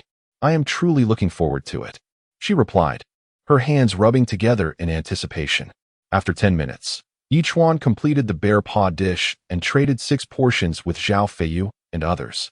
Lu Yiwei exclaimed in astonishment. No way, is this really bear paw? Today was rather fortunate. I managed to slay a bear. Chuan replied with a toothy grin. I made this braised bear paw with it. But there are only 4 bear paws in total. How could you give me a whole one? Surely, I can't be the only subordinate island master you have? Lu Yiwei inquired, clearly conflicted. Shall I trade back half? No need. You absolutely deserve a whole bear paw on your own. Chuan firmly refused. They can share half. Is that truly all right? Lu Yiwei still seemed hesitant. Trust me, you won't regret it. Eat up, that is an order. Chuan insisted. Very well. Lu Yiwei finally relented, sending a cute emoji in response. Far over 1,000 nautical miles away, a girl clad in winter attire and sporting glasses gazed at the braised bear paw before her. Inhaling deeply before murmuring, "Why is he so kind to me? Could it be?" At this thought, she shook her head vigorously. No way. How could I think that? We've never even met. Chuan then replied to Lu Yi and the others before heading to the living room, where he selected an action movie. Meanwhile, Blueberry Jam once again exclaimed in delight. Brother, this is delicious. Of course. We've been at it since lunch, Chuan chuckled. In this world, only Culinary Delights should not be disregarded. Hee. Blueberry Jam giggled in response. The two enjoyed their meal for a full hour, finishing a movie by around 9 o'clock. Blueberry Jam then hurried off to wash up, waving goodbye to Chuan. Brother, good night. Good night, he replied, rolling his eyes before retreating to his room. As he glanced at his tablet, he was surprised to see a message from Wang Sanrui, prompting him to reply. Are you looking to purchase bear meat or squid meat? No, I intend to buy basic resources from you. Wang Sanrui responded. Chapter 156. Wang Sanrui spares no expense. Skill card you? Chuan was taken aback. This individual had consistently traded rare materials for food and water. Yet now he sought to exchange for basic supplies. A smile immediately spread across Chuan's face as he inquired, My friend, you must understand that my basic supplies are rather limited. You will need to present a significantly greater show of sincerity, otherwise. It seems I am unable to engage in this transaction with you. Are you familiar with skill cards? Wang Sanrui gritted his teeth and asked in a low voice. Skill cards? Chuan was momentarily stunned. Indeed, they are cards that can be applied to pets or vessels. Wang Sanrui stated gravely. However, the skills are random, and I cannot guarantee what skill you will receive. How can I ascertain their authenticity? I have been in this oceanic realm for over a month, and this is the first time I have heard of such a thing. Chuan replied, somewhat irritated. Wang Sanrui snorted coldly and promptly placed the skill card in the trading interface. Chuan then beheld a card, the size of a playing card, adorned with the image of a three-headed dragon. Apart from that, it bore no other distinct features, resembling merely a game card. System. Is there truly such a thing as a skill card? Chuan asked, skepticism evident in his voice. Skill cards have a 1 in a million chance of being drawn, capable of refreshing a variety of skills, making them exceedingly rare. The system promptly elucidated. Goodness, system, you are quite cunning. Chuan exclaimed, momentarily speechless. Possessing you is akin to wielding a cheat, yet the millionth pet egg eluded my grasp, and now this so-called skill card is not mine either. Shouldn't you be exclusively devoted to me? Please note, the system operates independently of the oceanic realm and cannot influence it. The system clarified. Moreover, even if the host did not draw the card, ultimately, it is still the host who benefits from it. Your argument leaves me at a loss for words. Chuan stammered, momentarily rendered speechless. My friend, are we trading or not? I sacrificed an island master for this skill card. Wang Sanrui, noticing Chuan's hesitation, grew somewhat anxious. How much do you want for the trade? Chuan asked, his brow furrowed. Nails 1,000, wooden planks 1,000, metal sheets 1,000, plastic 1,000, glass 1,000, stones 1,000. Wang Sanrui listed without hesitation. Goodness, that's quite a lot. Chuan exclaimed in disbelief. Of course. For me, these quantities are trivial. I have accumulated even more than this just from today's trades. However, despite the rarity of the skill card, I intend to negotiate for a better deal. This skill card was obtained at the cost of an island master's life. Wang Sanrui retorted instantly. Isn't a human life worth this meager amount of supplies? Perhaps in Jiuzhou it would be, but here in this hellish beginner zone of the oceanic realm, lives are as insignificant as grass. Chuan countered. I am indeed interested in the skill card, but that does not justify your demand for such extensive supplies. You must offer something additional. Friend, do not be greedy. Wang Sanrui gritted his teeth in frustration. Whether or not we proceed with the trade is entirely up to you. I remain indifferent. Chuan replied, expressing his disinterest with a shrug. Since Wang Sanrui had made his position clear, it was evident that he required these materials, thus implying that the skill card was essential for Chuan. Island Area Expansion Card. Wang Sanrui, visibly agitated, declared. I can only add one more Island Area Expansion Card at most.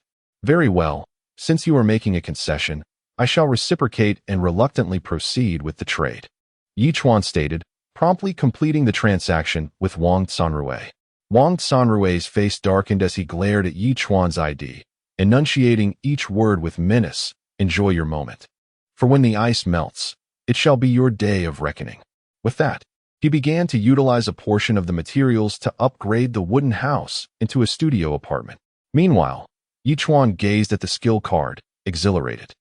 Thanks to the double amplification, he had received 2 cards, and he immediately employed the last of his triple enhancement cards, transforming the initial skill card into 6. Splendid. Tomorrow, I shall directly apply it to my turtle, my dolphin, and the 3 little ones. Chuan laughed heartily. After perusing the public chatroom messages and collecting the materials obtained from the trade, he decided to retire for the night. Brother, wake up. In a daze, Chuan suddenly heard the voice of Blueberry Jam. Initially thinking it was merely a dream, he chose to ignore it. Moments later, a warm finger pressed against his nose, startling him awake. Upon opening his eyes, he found himself face to face with Blueberry Jam's small visage. What are you doing? Chuan furrowed his brow and asked sternly. I saw you hadn't gotten up by 8 o'clock and thought something might be wrong, so I came in. Blueberry Jam stepped back a few paces, her expression one of innocent distress. Are you angry? This room is quite private. Can one simply wander in? Chuan replied curtly. Please step outside and refrain from entering without permission in the future. Oh, Blueberry Jam's pout was so exaggerated it could tether a donkey, and she quickly turned to leave. Sighing, Chuan thought to himself, having a companion is both good and bad. He shook his head in mild exasperation before announcing, time to sign in. Sign in successful. Congratulations. Host, you have received 1,000 evolution points, wooden planks 5, greenhouse manufacturing blueprint 1. The system's voice echoed in his ears. Regrettably, the double amplification had already vanished. Otherwise, he would have acquired 2 greenhouse blueprints. Ah, one gained some while losing others. Chuan consoled himself before stepping out to freshen up. He called out, "Blueberry jam. What would you like for breakfast? Anything made by brother is exquisite. I love it all." Blueberry jam replied eagerly. "How about some corn porridge?" Chuan proposed. "Yes, yes." Blueberry jam nodded enthusiastically, clapping her small hands in delight. Without delay, Chuan boiled a pot of water and added the cornmeal mixed with cool water. Within seconds, the enticing aroma of corn porridge wafted through the air. After allowing it to simmer for a while, he ladled out 8 bowls and traded 6 of them, announcing, "It's early morning. Not sure what to eat. Let's all warm our stomachs with a bowl of corn porridge." Corn porridge was quite enjoyable. He often drank it at home during the evenings. Lu Yewai smiled brightly, suddenly feeling nostalgic for home. "Then we shall have it often," Chuan replied promptly. "Yes, yes."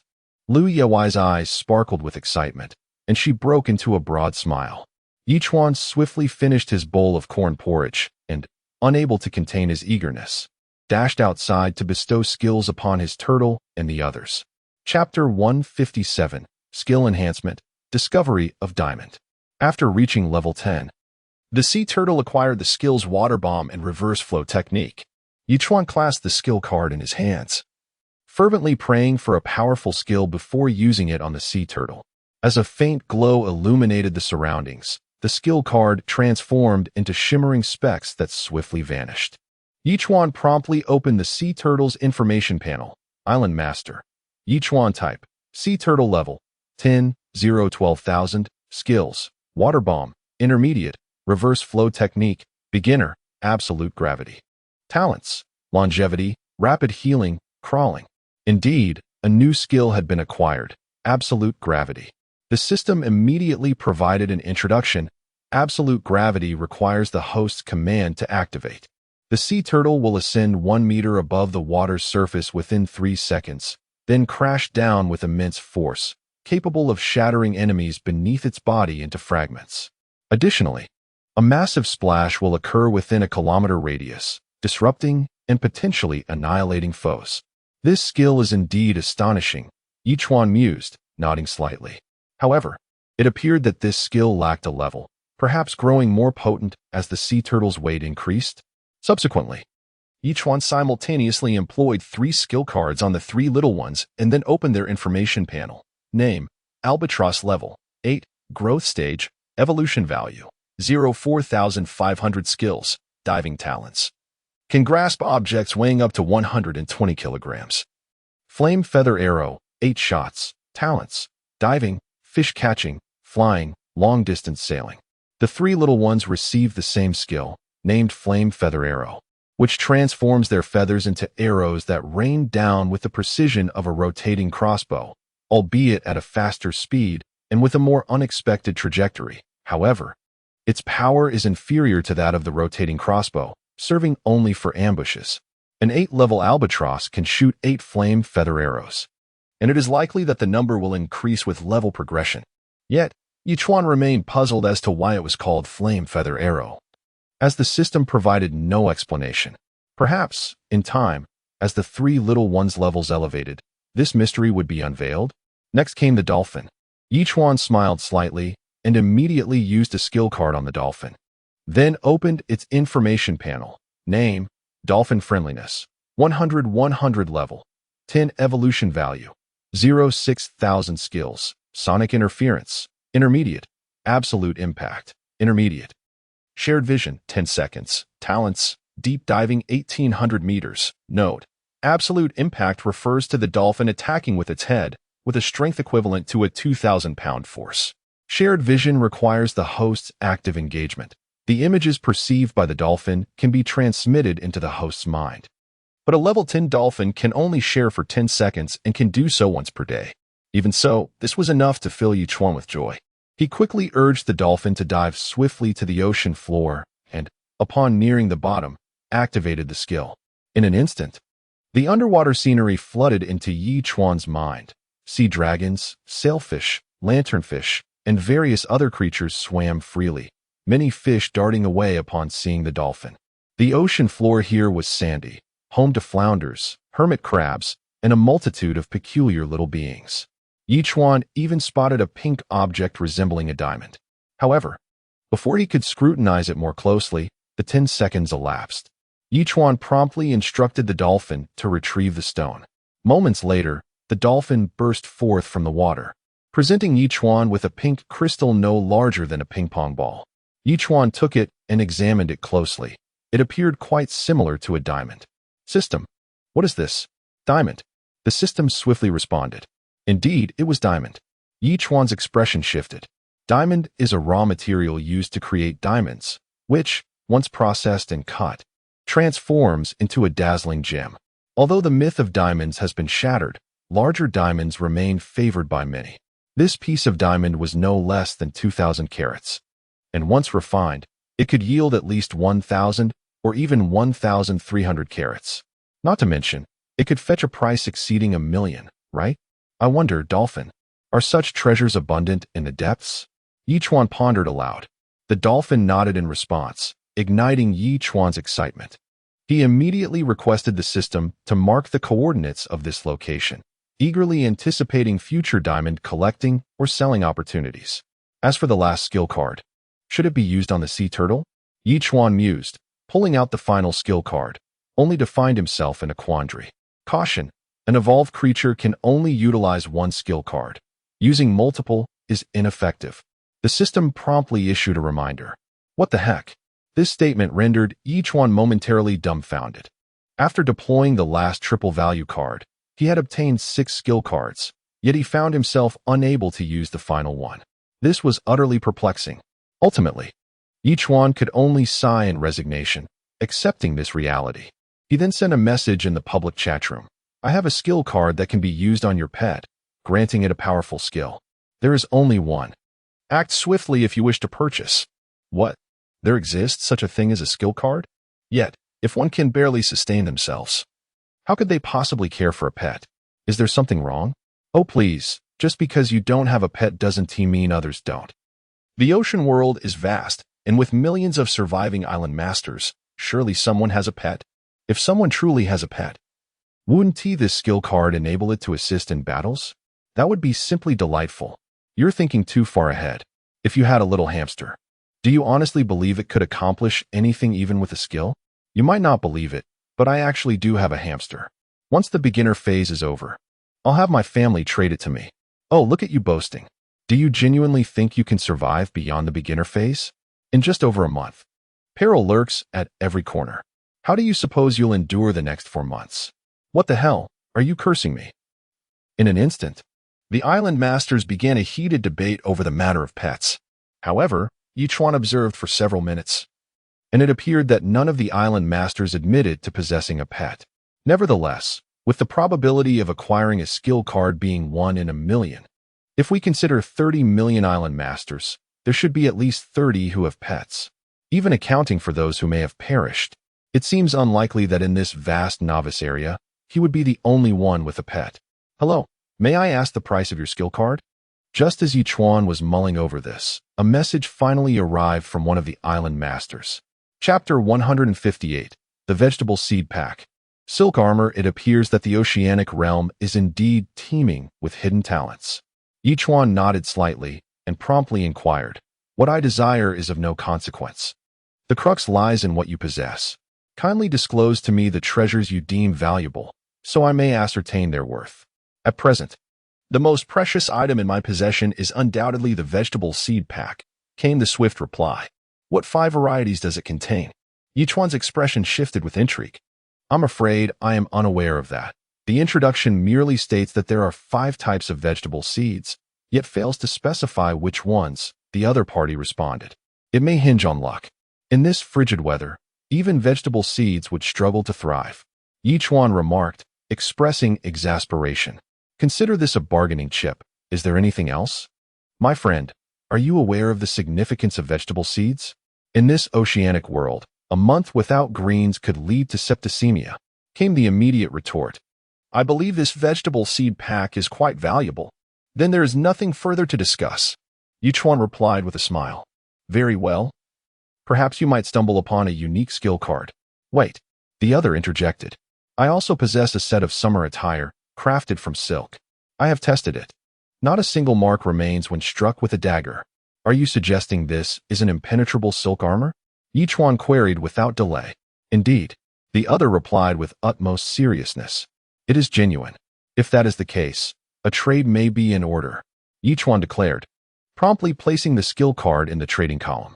The other party likewise placed the clothing and the vegetable seed pack for exchange, and they swiftly completed the transaction. Friend, having just traded the skill card to you, you intend to pass it along to another? Wang Sanrui observed the message and immediately contacted Chuan. We have finalized the trade. It is now mine. I possess no pets. Can I not trade it as I please? Chuan replied tersely. What? Do you wish to impose restrictions? I was merely inquiring. Wang Sanrui retorted, falling silent thereafter. Wang Sanrui was well aware that some island masters possessed pets of formidable combat prowess. He had long sought to challenge Chuan. While he was uncertain of Chuan's other abilities, he had at least discerned that Chuan did not possess a particularly powerful pet, thus significantly increasing his chances of victory. Chuan, let us see how you meet your demise this time. The t-shirt and shorts acquired were entirely white, adorned with patterns inspired by the scenic beauty of the 9 provinces, a truly poetic design. The fabric felt pleasantly cool to the touch. Following the island master's words, Chuan drew his sword, placed a stone beneath it, and struck down with force. A resounding crash echoed as the stone shattered. Yet the t-shirt bore not a single mark, nor even a speck of dust. Indeed, impervious to blades, and it possesses an automatic dust cleaning feature? Chuan mused in astonishment. This implies that donning this attire means I need not change my clothes all summer long? How delightful! With a hearty laugh, Chuan turned his attention to the vegetable seed pack, opening it to reveal seeds for 5 varieties of vegetables: tomatoes, green beans, leeks, cabbage, and okra. Each variety contained 30 seeds. Strictly speaking, these vegetable seeds were even more valuable than the ensemble. Chuan grinned and promptly handed the seeds to Friday. Friday, it appears you have much to attend to in the coming days. My existence is to cultivate the land. It is my duty, Friday stated without hesitation. But there's no land left, is there? Chuan nodded, then inquired. I possess fertile black soil and can cultivate another plot. Friday replied. However, there are still 2 greenhouses. If you wish to collect these items for planting, you may need to acquire additional greenhouses. That poses no problem. Proceed as you see fit. Chuan laughed heartily. Lastly, how are the fruits coming along? In 3 days, they will be fully ripe. Friday provided the final deadline. Excellent, Chuan exclaimed with joy, patting Friday on the back and bidding it to resume its tasks. Next, Chuan constructed another warehouse adjacent to the previous one, and swiftly, a structure measuring 20 meters in length and 15 meters in width emerged before him, identical to the prior warehouse. Brother, you've built yet another warehouse. Blueberry Jam approached with a cheerful demeanor. By the way, your warehouse even has a password. What treasures lie within? It contains various supplies. As my inventory grew, I required additional space, hence the need for a dedicated warehouse, Chuan explained. My supplies have multiplied, and this warehouse has alleviated my immediate concerns. Oh, but where are these supplies? Blueberry Jam asked, her brow furrowing in suspicion. Without responding, Chuan entered the warehouse, allowing his thoughts to flow freely as he transferred all the supplies temporarily stored in the system's inventory into the warehouse. After all, the fruits were on the verge of harvest. 3 types of fruits necessitated at least 3 inventory slots. These fruits were unlike any other items. They required vacuum storage. Otherwise, even a brief period of neglect would lead to spoilage. It is worth noting that in this oceanic realm, each fruit is priceless and cannot be carelessly discarded. Wow, brother, are you performing magic? Where did you conjure all these supplies from? Blueberry Jam exclaimed, her excitement palpable as she gazed at the sudden influx of items.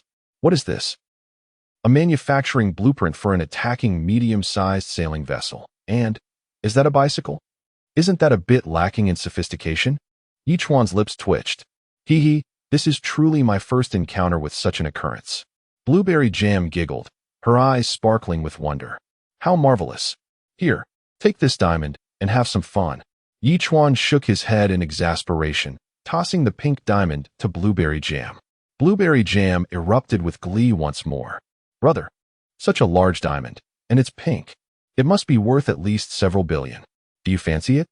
Chuan nodded. Oh, I adore it. I'm head over heels for you. Blueberry Jam laughed heartily, preparing to leap into Chuan's arms, but he quickly sidestepped. Miss, why not return to your room to study? I wish to enjoy some solitude. Who is solitude? Blueberry Jam inquired, perplexed. Chapter 159. A System Warning, the Super Cold Wave. Chuan glanced at Blueberry Jam in confusion. Just kidding. She laughed heartily as she dashed into the room. This girl, could she be suffering from a serious illness? Watching Blueberry Jam scamper away, Chuan shook his head in exasperation and turned towards the turtle's head. After a week of accumulation, there were now 15 resource boxes, most of which had been fished up by the dolphin, thanks to its extraordinary impact. With a dolphin in hand, I possess the world. Chuan promptly opened all the resource boxes. 7 stones, 5 instant noodles, 3 bottles of mineral water, 5 wooden planks, 3 charcoal, 2 loaves of bread. The haul consisted of basic supplies, but surprisingly, he had received 13 packets of instant noodles. Perhaps in this bitter cold. Even the ocean world felt pity for the island masters, resulting in a bounty of food and water. Unfortunately, the ice was too thick. 9 out of 10 island masters would likely struggle to retrieve their resource boxes. Setting aside other concerns, at least today, lunch would be a quick meal. After placing the simple supplies into storage, Chuan returned to his room, beaming as he carried the instant noodles. He also took out 2 king crabs, cooking them before calling for Blueberry Jam to help extract the crab meat. Meanwhile, Chuan prepared a large pot of fish soup using grouper, calling Blueberry Jam to pick out the fish meat while he chopped the crab meat into fine pieces. Once the instant noodles were softened, he began to serve the meal. How fragrant! Blueberry Jam inhaled deeply, grinning. Brother, you're amazing. The instant noodles taste so delicious. Just average, the 3rd best in the world. Chuan replied with a chuckle. And who are the 1st and 2nd? Blueberry Jam immediately inquired. I claim the 3rd. No one dares to claim the 1st or 2nd. Hurry and eat while it's hot. Chuan said, carrying 6 large bowls to trade with Zhao Feiyu and the others. Big brother, do you have any cloud clusters? At that moment, Little Flying Dragon suddenly asked. I can see the cloud cluster approaching, and I feel so oppressed. How long until it reaches you? Chuan inquired, taken aback. It should arrive tonight. Little Flying Dragon replied with a grimace. I'm not trying to be weak, but seeing that sight makes me a bit scared. Are you still a man? Chuan's mouth twitched, rendered speechless. I can't help it. I was raised in luxury. Little Flying Dragon lamented. Who would have thought that the theories I learned have no application in the ocean world, which has turned into this? My heart aches. Stop whining. A man should bleed and sweat, not cry. Chuan scolded. What else with the tears? With that, Chuan used one of the remaining 2 super locators to pinpoint Little Flying Dragon's location. Liang Hongying and Lu Shuai had already visited the turtle. And even without the super locator, Chuan planned to use the last one on Lu Yewei, temporarily disregarding Zhao Feiyu. After all, although Zhao Feiyu was the most helpful, he also possessed the strongest survival skills, and didn't he require immediate attention. Chuan's strategy was clear, gradually gathering everyone together. Strength in numbers would be crucial, especially when the barrier was lifted in 2 months, as foreign regions were sure to launch an invasion against the Jojo area. Being united would allow for mutual support. Fortunately, Little Flying Dragon was not too far away, only about 300 nautical miles. The turtle was currently traveling at approximately 8 knots, meaning if they departed now, they could arrive by the morning of the day after tomorrow.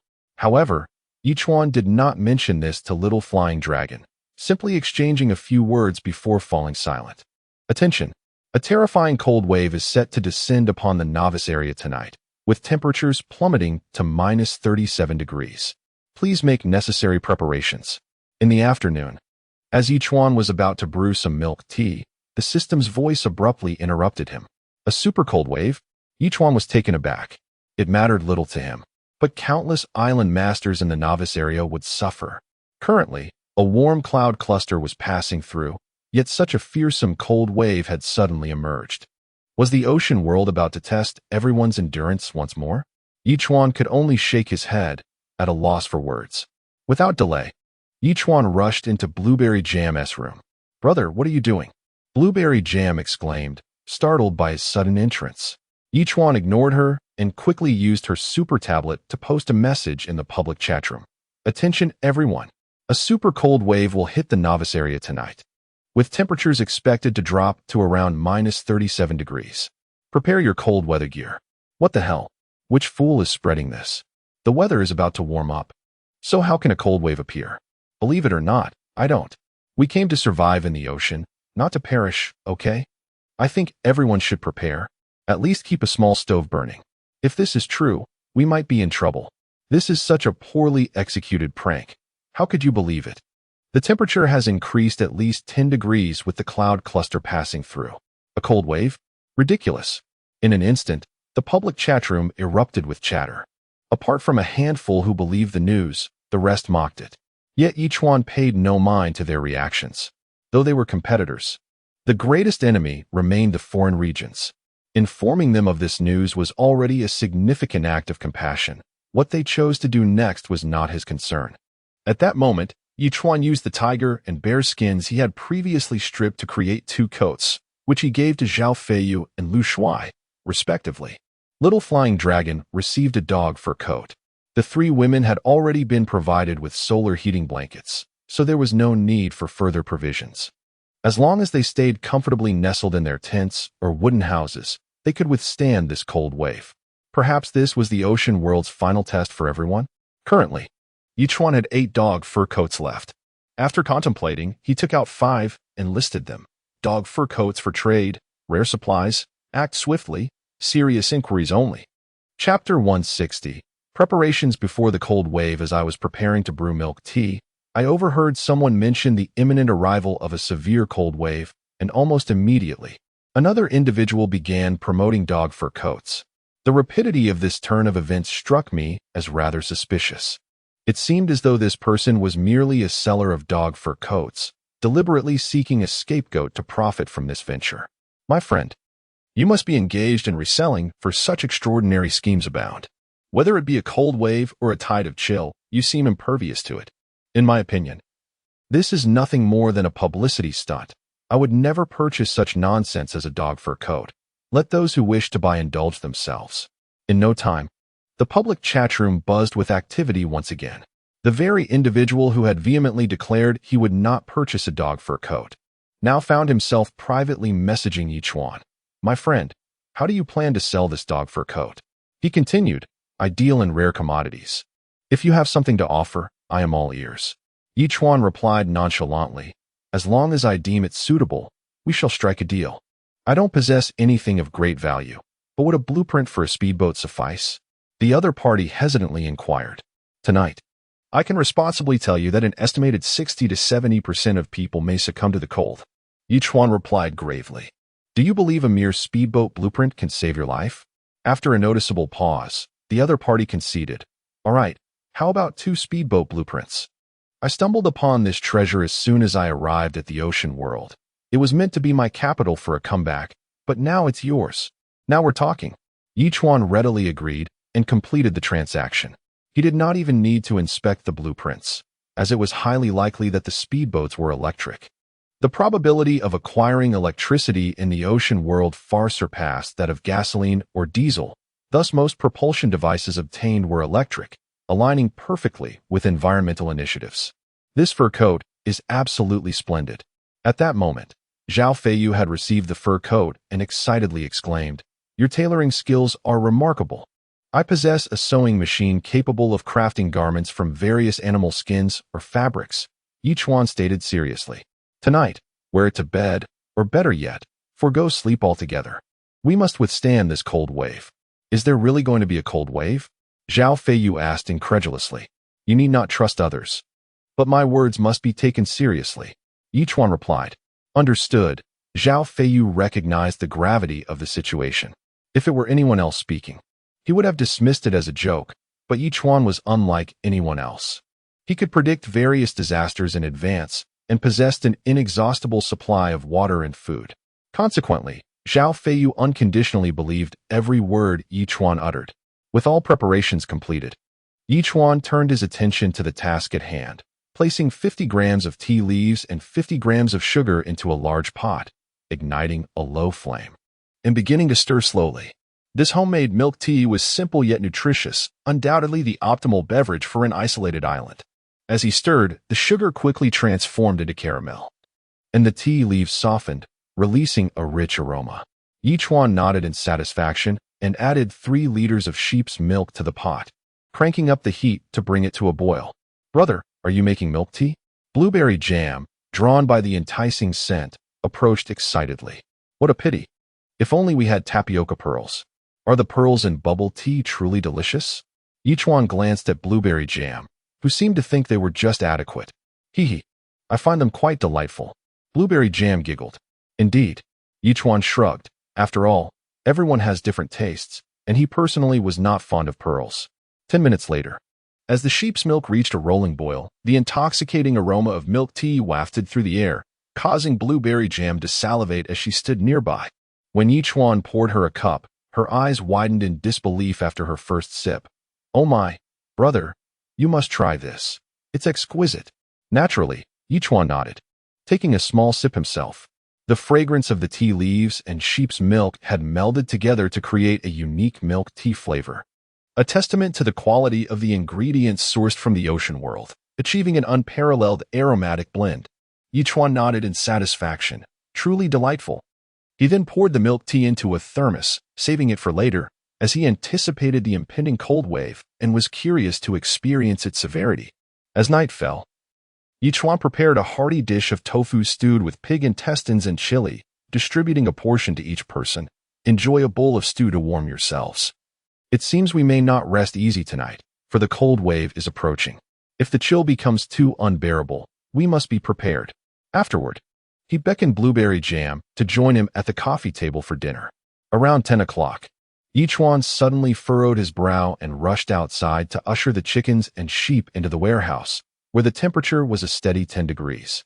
While the chicken coop and sheep pen were decent, he could not risk their exposure to the frigid temperatures of -37 degrees. Should they falter, he would be left helpless. To prevent them from running amok, Yi Chuan summoned 3 small companions to keep watch over them, and only then did he feel reassured enough to return to his room. Distributing 500 milliliters of monkey wine and 300 milliliters of milk tea to each of the 6 individuals. "Drink the milk tea. It will invigorate you and keep you awake. Though we have prepared extensively, if the cold persists, the monkey wine will surely fend off the chill. Rest assured, brother, we will endure." Little Flying Dragon replied with a grin. "I have absolute faith in you. Your faith in me is inconsequential. You must have faith in yourself." Yi Chuan retorted lightly. "Just wait. Once this cold wave passes, we shall surely enjoy the fruits of our labor. Looking forward to it." Little Flying Dragon replied enthusiastically. With that, Yi Chuan refrained from further conversation, returning to the living room, turning on the television, and munching on sunflower seeds while sipping milk tea. Enjoying a comedic performance by Guo Xiaojing. Initially, Blueberry Jam intended to sleep, but upon hearing the commotion, she curiously inquired, "Brother, why aren't you asleep yet?" "I cannot sleep. You may go ahead," Yi Chuan replied, shaking his head. "Then I'll keep you company. I usually sleep around 1 or 2 in the morning," Blueberry Jam said with a cheerful smile, settling down to snack on sunflower seeds alongside him. Yi Chuan did not object. After all, with a beautiful companion by his side during the long night, it alleviated the solitude. As time passed, midnight approached, and Yi Chuan's heart raced momentarily as he opened the door to his room. Chapter 161. The Arrival of the Cold Wave, Saturday. "Brother, what are you watching?" Blueberry Jam inquired as she grabbed a handful of sunflower seeds and followed him out of the room. However, the outside remained eerily silent and pitch black, rendering visibility non-existent. This caused Yi Chuan to furrow his brow. Nothing was visible. Could it be that the system had encountered a bug? Or perhaps the cold wave was approaching from a foreign region, thus arriving later? "Brother, what is that?" Blueberry Jam suddenly pointed towards the sky, her voice tinged with curiosity. Upon looking up, they noticed a mass of white mist slowly descending. Quick, back inside. Yi Chuan instructed sharply, seizing Blueberry Jam's arm and ushering her back into the room, promptly shutting the door behind them. Hey, you hurt me. Blueberry Jam pouted slightly, muttering under her breath. Yi Chuan peered out the window, observing the white mist swiftly reaching the ground. Everything it touched was encased in a thick layer of ice. Almost immediately, snowflakes began to fall from the sky, enveloping the surroundings in a profound stillness. Brother, why did it freeze so quickly? Blueberry Jam exclaimed in astonishment. If it hadn't frozen this fast, that would be strange. Now, we can go to bed. Good night, Yi Chuan replied, turning back to the super tablet, where the public chat room had become lively. Damn it. The cold wave has indeed arrived. Even though I'm in a tent, bundled in thick cotton clothes, the stove went out instantly, and I still felt cold. But it's not a big deal. Who was the idiot calling for everyone to boycott dogskin coats? Come out. I promise I won't kill you. Oh, I didn't let you buy it, so you didn't buy it. Why didn't you jump into the water when I told you to? Anyway, I'm wrapped up in this dogskin coat, and it's so warm. Hee hee. You think you're playing us? I'm playing with you. If I weren't, you probably couldn't afford it. Isn't it cold? Yet you can still type, which means it's not that cold, right? Now that you mention it, I suddenly realized there seemed to be fewer people chatting. Well, they probably froze to death, or their hands went numb. Either way, a lot will perish tonight. It's snowing. Due to Yi Chuan's prior instructions, the little flying dragon had stayed awake and now noticed that the rain had transformed into snow, which was falling heavier by the minute, and the temperature had finally begun to drop. Clad in a dogskin coat and tightly wrapped in a makeshift quilt, the little flying dragon covered the entire tent, feeling somewhat warmer. Big Brother truly has a knack for predicting the weather. He said it would cool down, and it did. My gear should withstand the night, right? Fortunately, I have a solar heating blanket, which was fully charged during the day, so even with the temperature plummeting, I don't feel too cold. Lu Yi smiled, nestled inside the tent, her face beaming with gratitude for Yi Chuan. Without him, even if they managed to survive, they surely wouldn't withstand such a terrifying cold wave. After staying vigilant until around 1 in the morning and seeing no unusual occurrences, Yi Chuan decided to retire for the night. The next morning, the blinding sunlight streamed into his face, prompting Yi Chuan to open his eyes and glance at the time. Surprisingly, it was already past 9. He quickly donned his clothes and exited the room, noticing that the temperature was no longer as frigid as the previous night, and the ice was gradually melting, indicating that everything was progressing positively. Check-in, Yi Chuan said while ushering the chickens and sheep out of the warehouse. Check-in successful. Congratulations to the host for receiving 1,000 evolution points, 1 robot assistant, and a selection of 6 fashionable outfits. Wow. Yi Chuan's expression shifted. Another robot assistant had unexpectedly appeared. He immediately retrieved the robot from the system's inventory, standing almost as tall as him and adorned with metallic skeletal features. Its face was strikingly beautiful, framed by sleek black hair. It appeared to be a competent and capable woman. How stunning. Yi Chuan chuckled, rubbing his hands together. System. What can this robot do? It can assist the host with cooking and handling various ingredients. The system replied directly, adding that it was equipped with a super battery and, upon simply activating it, would yield unexpected surprises.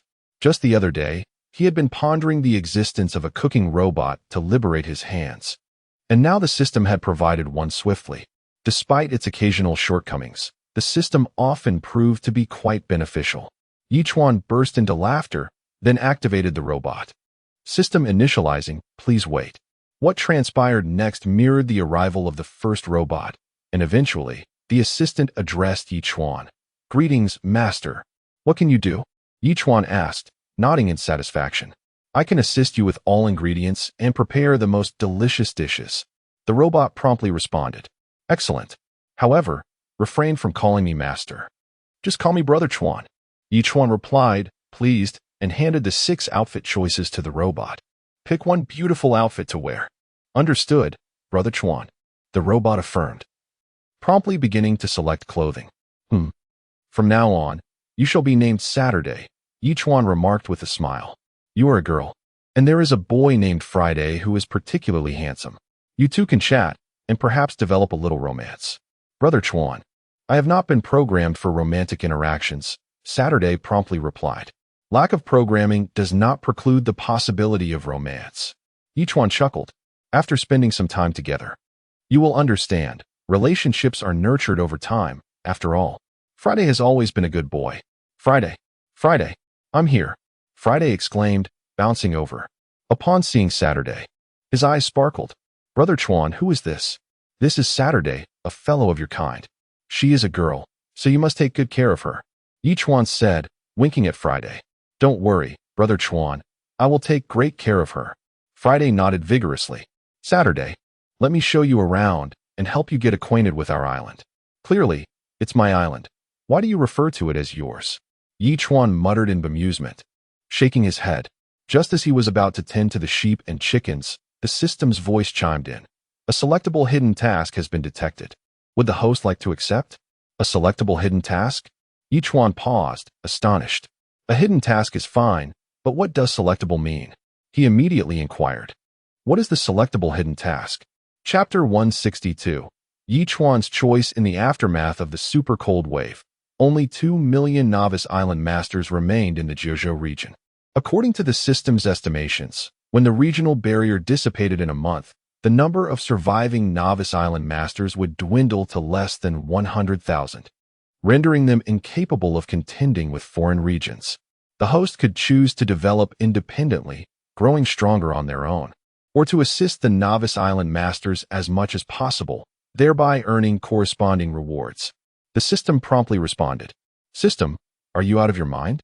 Our own development is progressing at a snail's pace, and you expect me to help others? Do you think I possess such benevolence? Chuan lamented, feeling utterly helpless. The host may choose one of two methods, or opt to reject the optional hidden mission. The system replied without further explanation. Accepted. Chuan huffed. A scowl etched on his face as he accepted the task. Detection of host's acceptance of the optional hidden mission. Please make your choice promptly. The system responded immediately. Seriously, that was quick? Chuan scoffed. Though he was reluctant to engage with the novice island masters, as they would ultimately become competitors, it was essential to recognize that in this world, one must have a nation before establishing a home. Furthermore, prior to becoming rivals, they shared a common identity. They were all Jiuzhou people. When facing foreign island masters, unity among Jiuzhou island masters was imperative. With this thought in mind, Chuan declared, I choose to assist the novice island masters. Detection of host acceptance of the hidden mission. Please complete it as soon as possible. The system chimed in again.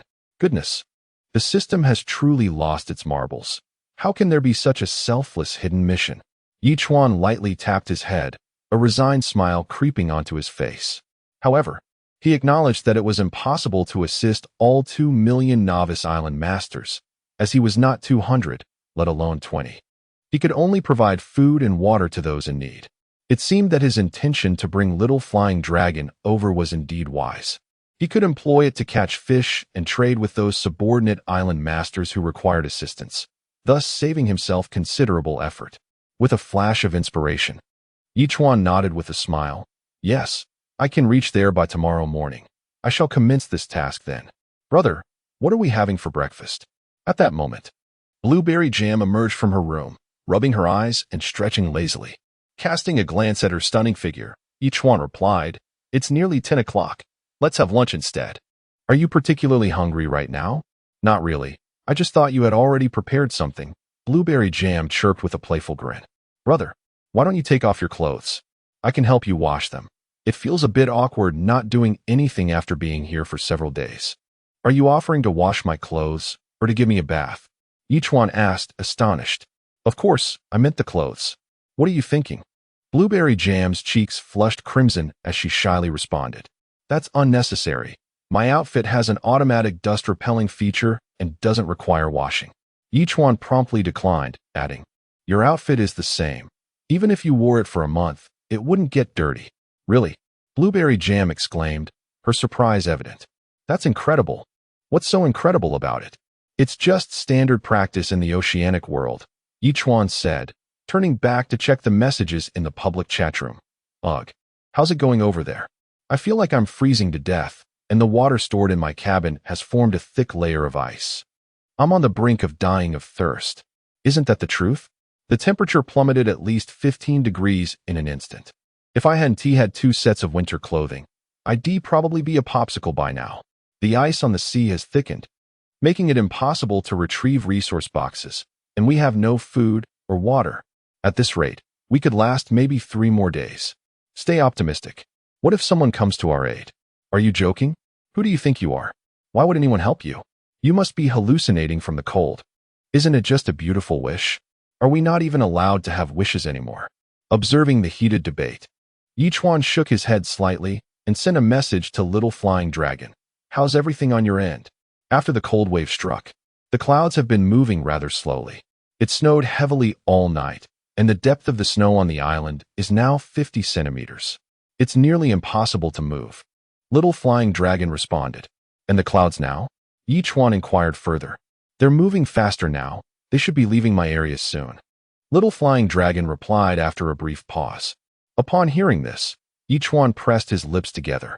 Although he had also experienced the cold wave last night, the temperature had now risen to just below -20 degrees and was gradually climbing, likely to surpass 0 degrees shortly. It appeared that the clouds were pivotal. The cold wave had transformed the warm air mass into a cold one. As the clouds advanced, they would slowly absorb the cold, allowing the novice zone to warm up again soon, a promising sign. Realizing this, Chuan promptly replied to Little Flying Dragon.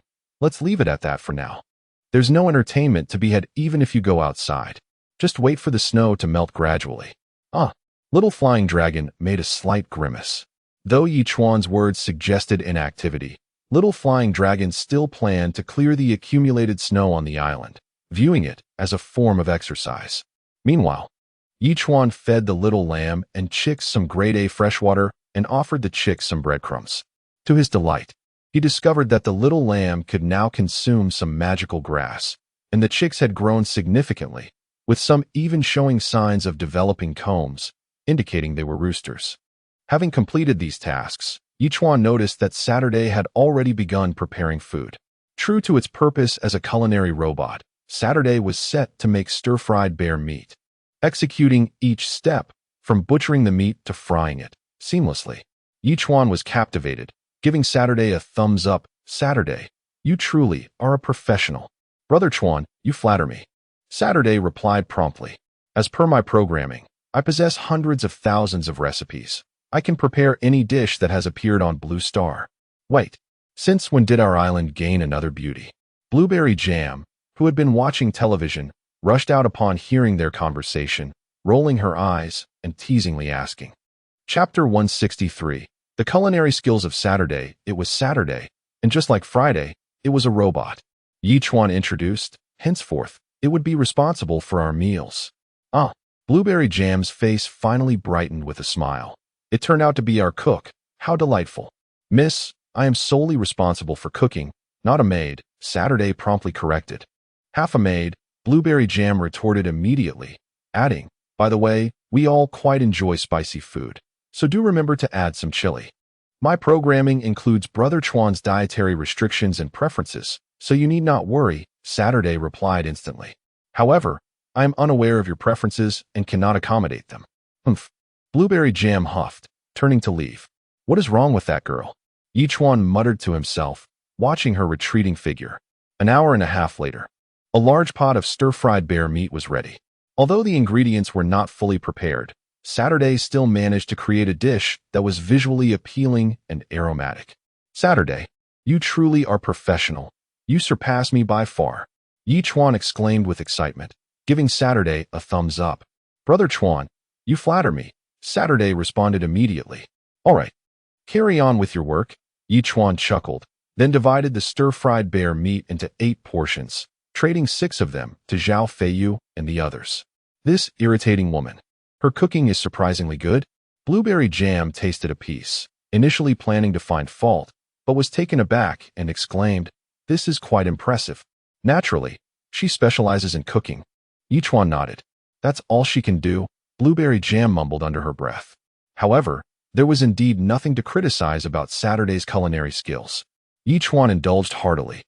finishing the last piece of meat before letting out a satisfied burp and slumping back onto the sofa. Wonderful. Truly, it is delightful to simply eat without the burden of cooking. After resting for a while, Chuan finally stepped out of his room and glanced around, only to discover that Saturday was observing Friday farming. He wondered what Friday had said to her. It was surprising that Saturday was captivated by that bum. Brother Chuan. Upon seeing Chuan approach, both Friday and Saturday exclaimed in unison. Friday, have you done what you asked me? Chuan asked with a smile. I have, Brother Chuan. You are truly my idol. Friday replied eagerly, impressive. Once you have harvested the fruits and vegetables, just hand them over to Saturday. Let her prepare them for me. Chuan said cheerfully. However, for the fruits, I need to explain how to do it. You need to. Brother Chuan, you need not worry. I understand.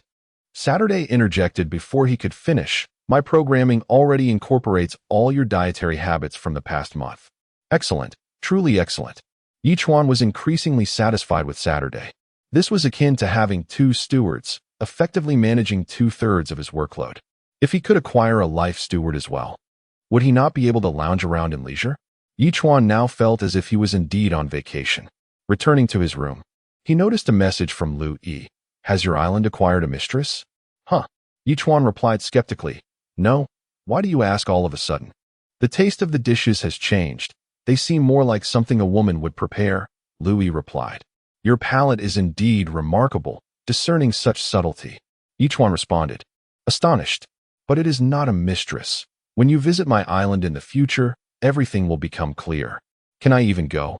Won't your mistress just chase me away? Lu Yi sent a rolling eyes emoji. Haha. Chuan was taken aback, replying with a series of laughing emojis. Indeed, a woman's intuition can be quite formidable. Meanwhile, Lu Yi's expression darkened. How could he suddenly have a woman on his island? What was the nature of their relationship? After feeding the sea turtle 800 pounds of krill, Chuan attempted to use the telepathic connection again. The dolphin was now swiftly swimming in waters 300 meters deep, occasionally swallowing nearby small fish. Although the dolphin was not particularly large, it still required dozens of pounds of fish daily, and casually snacking on nearby fish was sufficient. In 10 seconds, Chuan could see a radius of several hundred meters underwater.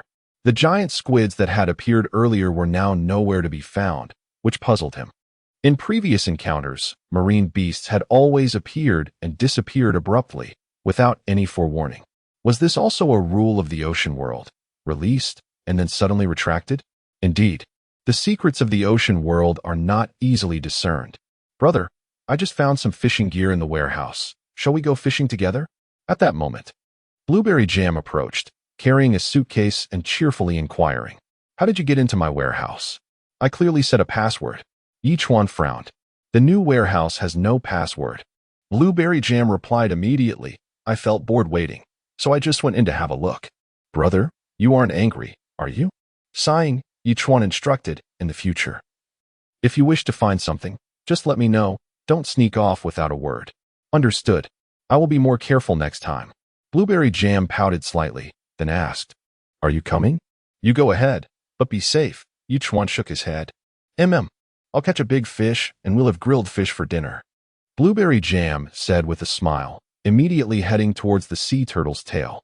Now, everything was frozen, save for a stretch of fractured ice resembling a long river behind the sea turtle's tail, making it easy to cast a line. Whether they could catch fish remained to be seen. This child every day. I hope her novice phase ends soon. Watching Blueberry Jam's retreating figure, Chuan pondered whether his decision to help her collect rainwater was right or wrong. Shaking his head slightly, Chuan turned to check on the magical tree. The protrusions on both sides of the magical tree below 30 meters had grown nearly 15 centimeters, and new tender branches had emerged above 30 meters, slowly growing. He wondered if it would once again shoot straight up 30 meters like before. Oh, magical tree, could you truly be the bridge to that so-called sky city? Chuan sighed, murmuring softly. Before this, there had been no records of a sky city throughout the entire Kyushu. What truly lay there, perhaps only the system knew. Just as Chuan was lost in thought, a shrill scream echoed, seemingly. Blueberry Jam. Chapter 164. The Blueberry Jam, Devoured by a Fish. Could it be that a giant fish dragged it into the sea? Yi Chuan murmured softly, having reached the rear of the sea turtle. On the ground, only a small stool remained. There was no sign of the blueberry jam anywhere. Damn! Yi Chuan exclaimed, quickly contacting the dolphin while donning his diving suit and plunging into the ocean. Surrounding him were no large fish, but the dolphin was swimming towards a certain direction. And without hesitation, Yi Chuan followed suit. Although the blueberry jam could often be quite bothersome, she was a veritable treasure, capable of supporting an entire fleet. The blueberry jam must not come to harm. A few minutes later, Yi Chuan finally caught sight of the dolphin, which was engaged in a fierce battle with a fish that was 5 to 6 times its size. This fish was an impressive 10 meters long, flat-bodied, and somewhat robust, with a mouth over a meter wide. However, its eyes were smaller than an adult's fist, and its gray body was adorned with countless spots, giving it a somewhat endearing appearance. System, what kind of fish is this? Yi Chuan asked, bewildered. This fish seemed rather rare. The whale shark, the largest fish species in the world, known for its gentle temperament, the system promptly provided. So, the dolphin is fighting this creature. Does that mean it swallowed the blueberry jam? Yi Chuan pondered. Given its gentle nature, it surely wouldn't swallow her just because she baited it, would it? That said, the dolphin's combat prowess was commendable, yet it was astonishing that it could hold its own against the whale shark. This whale shark was no ordinary specimen. The critical issue was that the blueberry jam was within its belly, whether using a giant automated fishing gun or slicing open its stomach with a knife. Both actions could potentially harm the blueberry jam. Furthermore, as time passed, if the blueberry jam wasn't rescued swiftly, she could suffocate. System, does this creature have any weaknesses? Yi Chuan inquired again. This is something the host must investigate independently, lest you become overly reliant on the system. The system retorted, falling silent thereafter. Yi Chuan was left speechless. At such a crucial moment, the system had failed him. Suddenly, the dolphin unleashed a sonic wave, causing the previously confident whale shark to spin aimlessly in confusion. Seizing the opportunity, the dolphin charged forcefully into the whale shark's belly. With a tremendous force of 2,000 pounds, it propelled the whale shark several dozen meters away, causing it to cough violently. To Yi Chuan's astonishment, the blueberry jam was expelled with that cough, though she was now unconscious and showed no signs of struggle. As the whale shark recovered, it lunged once more towards the blueberry jam. Fortunately, Yi Chuan was not far from her. Wielding his knife, he struck at the wide mouth of the whale shark. Simultaneously, the dolphin renewed its assault, colliding with the whale shark just as Yi Chuan's blade struck. In that instant, as the whale shark was knocked away, its mouth was cleaved open by the knife, blood gushing forth, rendering its jaws unable to close. Without further ado, Yi Chuan scooped up the blueberry jam and swiftly swam towards the surface. It took him a full 3 minutes to return to the shore, where he laid her down and began chest compressions, simultaneously administering artificial respiration.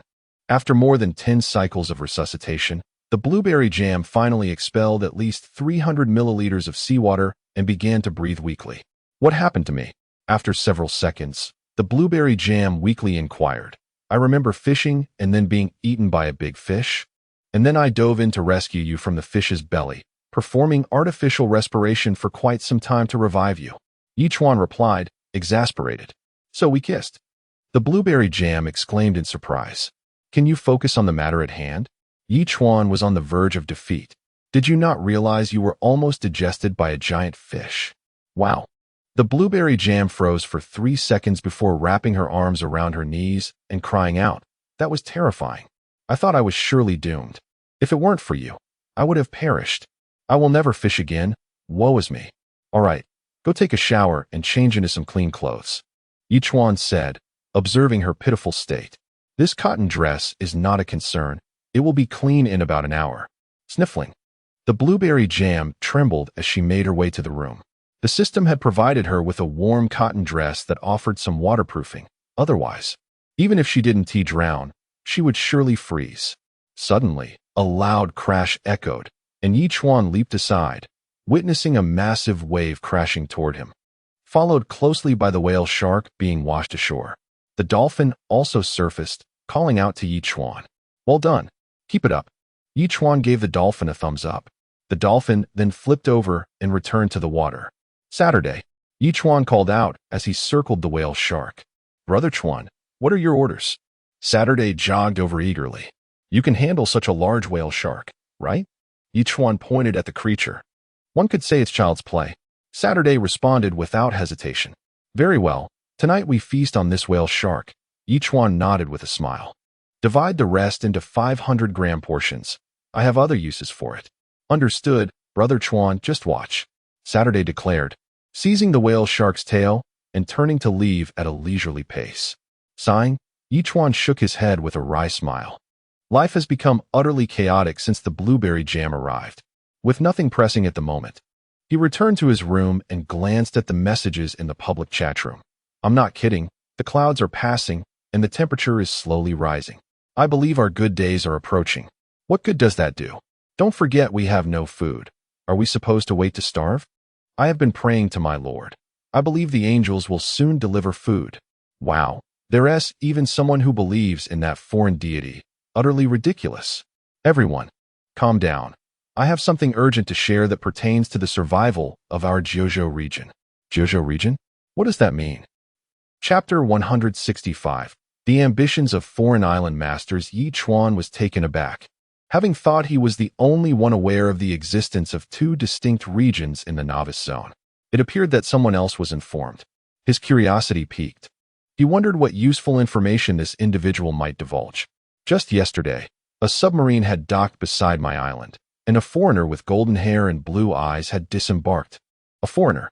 Indeed, it turned out that the novice zone comprised two regions. Due to the large population in Jiuzhou, one region was designated for them, while the others were allocated a foreign region, each housing 15 million inhabitants. Unbelievable, is it true? Yes, however, it's worth noting that we haven't encountered any foreigners for over a month, so it's plausible that this fellow speaks the truth. Fortunately, as fellow believers in Catholicism, he spared my life. Yet, they arrived with two submarines, one of which has already departed, claiming they were preparing to launch a joint assault on our Jiuzhou region. I refuse to believe it. It is grossly unfair. They have developed submarines while we hardly possess any medium-sized sailboats. How can this be possible?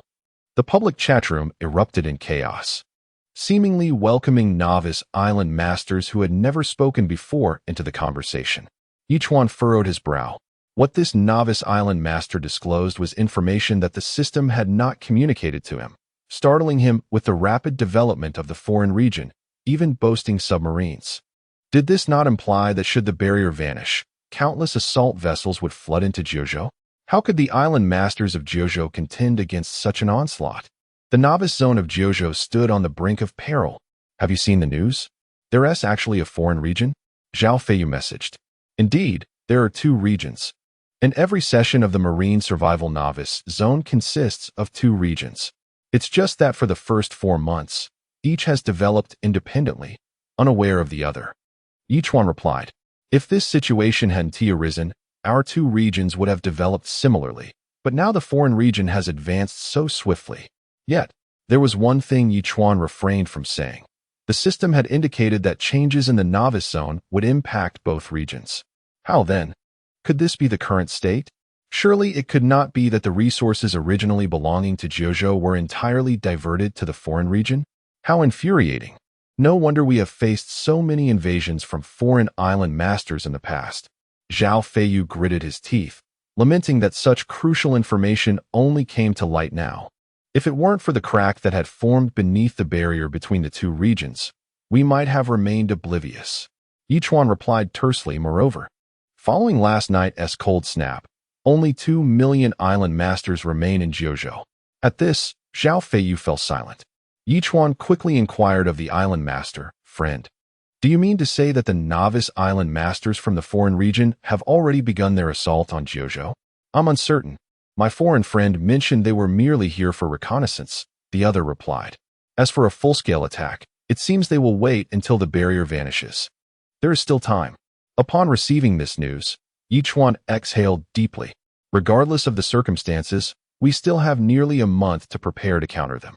Surely, The marine world would not allow the situation to deteriorate unchecked. The melting ice presents an opportunity for the Jeoju region to grow. Thinking along these lines, Chuan further queried, "Is your foreign friend still on your island?" "He has gone to scout and will return tomorrow morning, bringing some supplies before departing," the island master said excitedly. "He is a good person." "A good person? Can someone so benevolent prepare to invade Jeoju? This individual must be a traitor, blissfully naive, or perhaps believing it inconsequential to share such plans, thus acting so recklessly. For now, I possess the last super locator originally intended for Liu Yue, but it seems it must now serve a different purpose." With that thought, Chuan activated the super locator, only to be momentarily stunned. The island was a mere 100 nautical miles away, closer than Shao Filong's island. No wonder the submarine had managed to locate that fellow. It was situated near the barrier. Thankfully, I had already brought blueberry jam to my island. Otherwise, she might have caught their attention. A beauty like blueberry jam, with her stunning figure, would certainly attract unwanted interest if discovered by them. Knock, knock, knock. Brother Chuan. After more than an hour, Saturday arrived as dusk began to settle. "Have you prepared the meal so soon?" Chuan asked in surprise. "Yes, Brother Chuan. I made a stir-fried fish dish and simmered a soup from the fish bones," Saturday replied respectfully. "As per your instructions, I have divided everything into 8 portions. The remainder has been portioned into 500 g servings and neatly arranged." "Excellent. Very well done." Chuan nodded in satisfaction, inviting Saturday to bring in the dishes. He promptly traded away 6 portions of the meal and called out, "Blueberry jam, it's time to eat."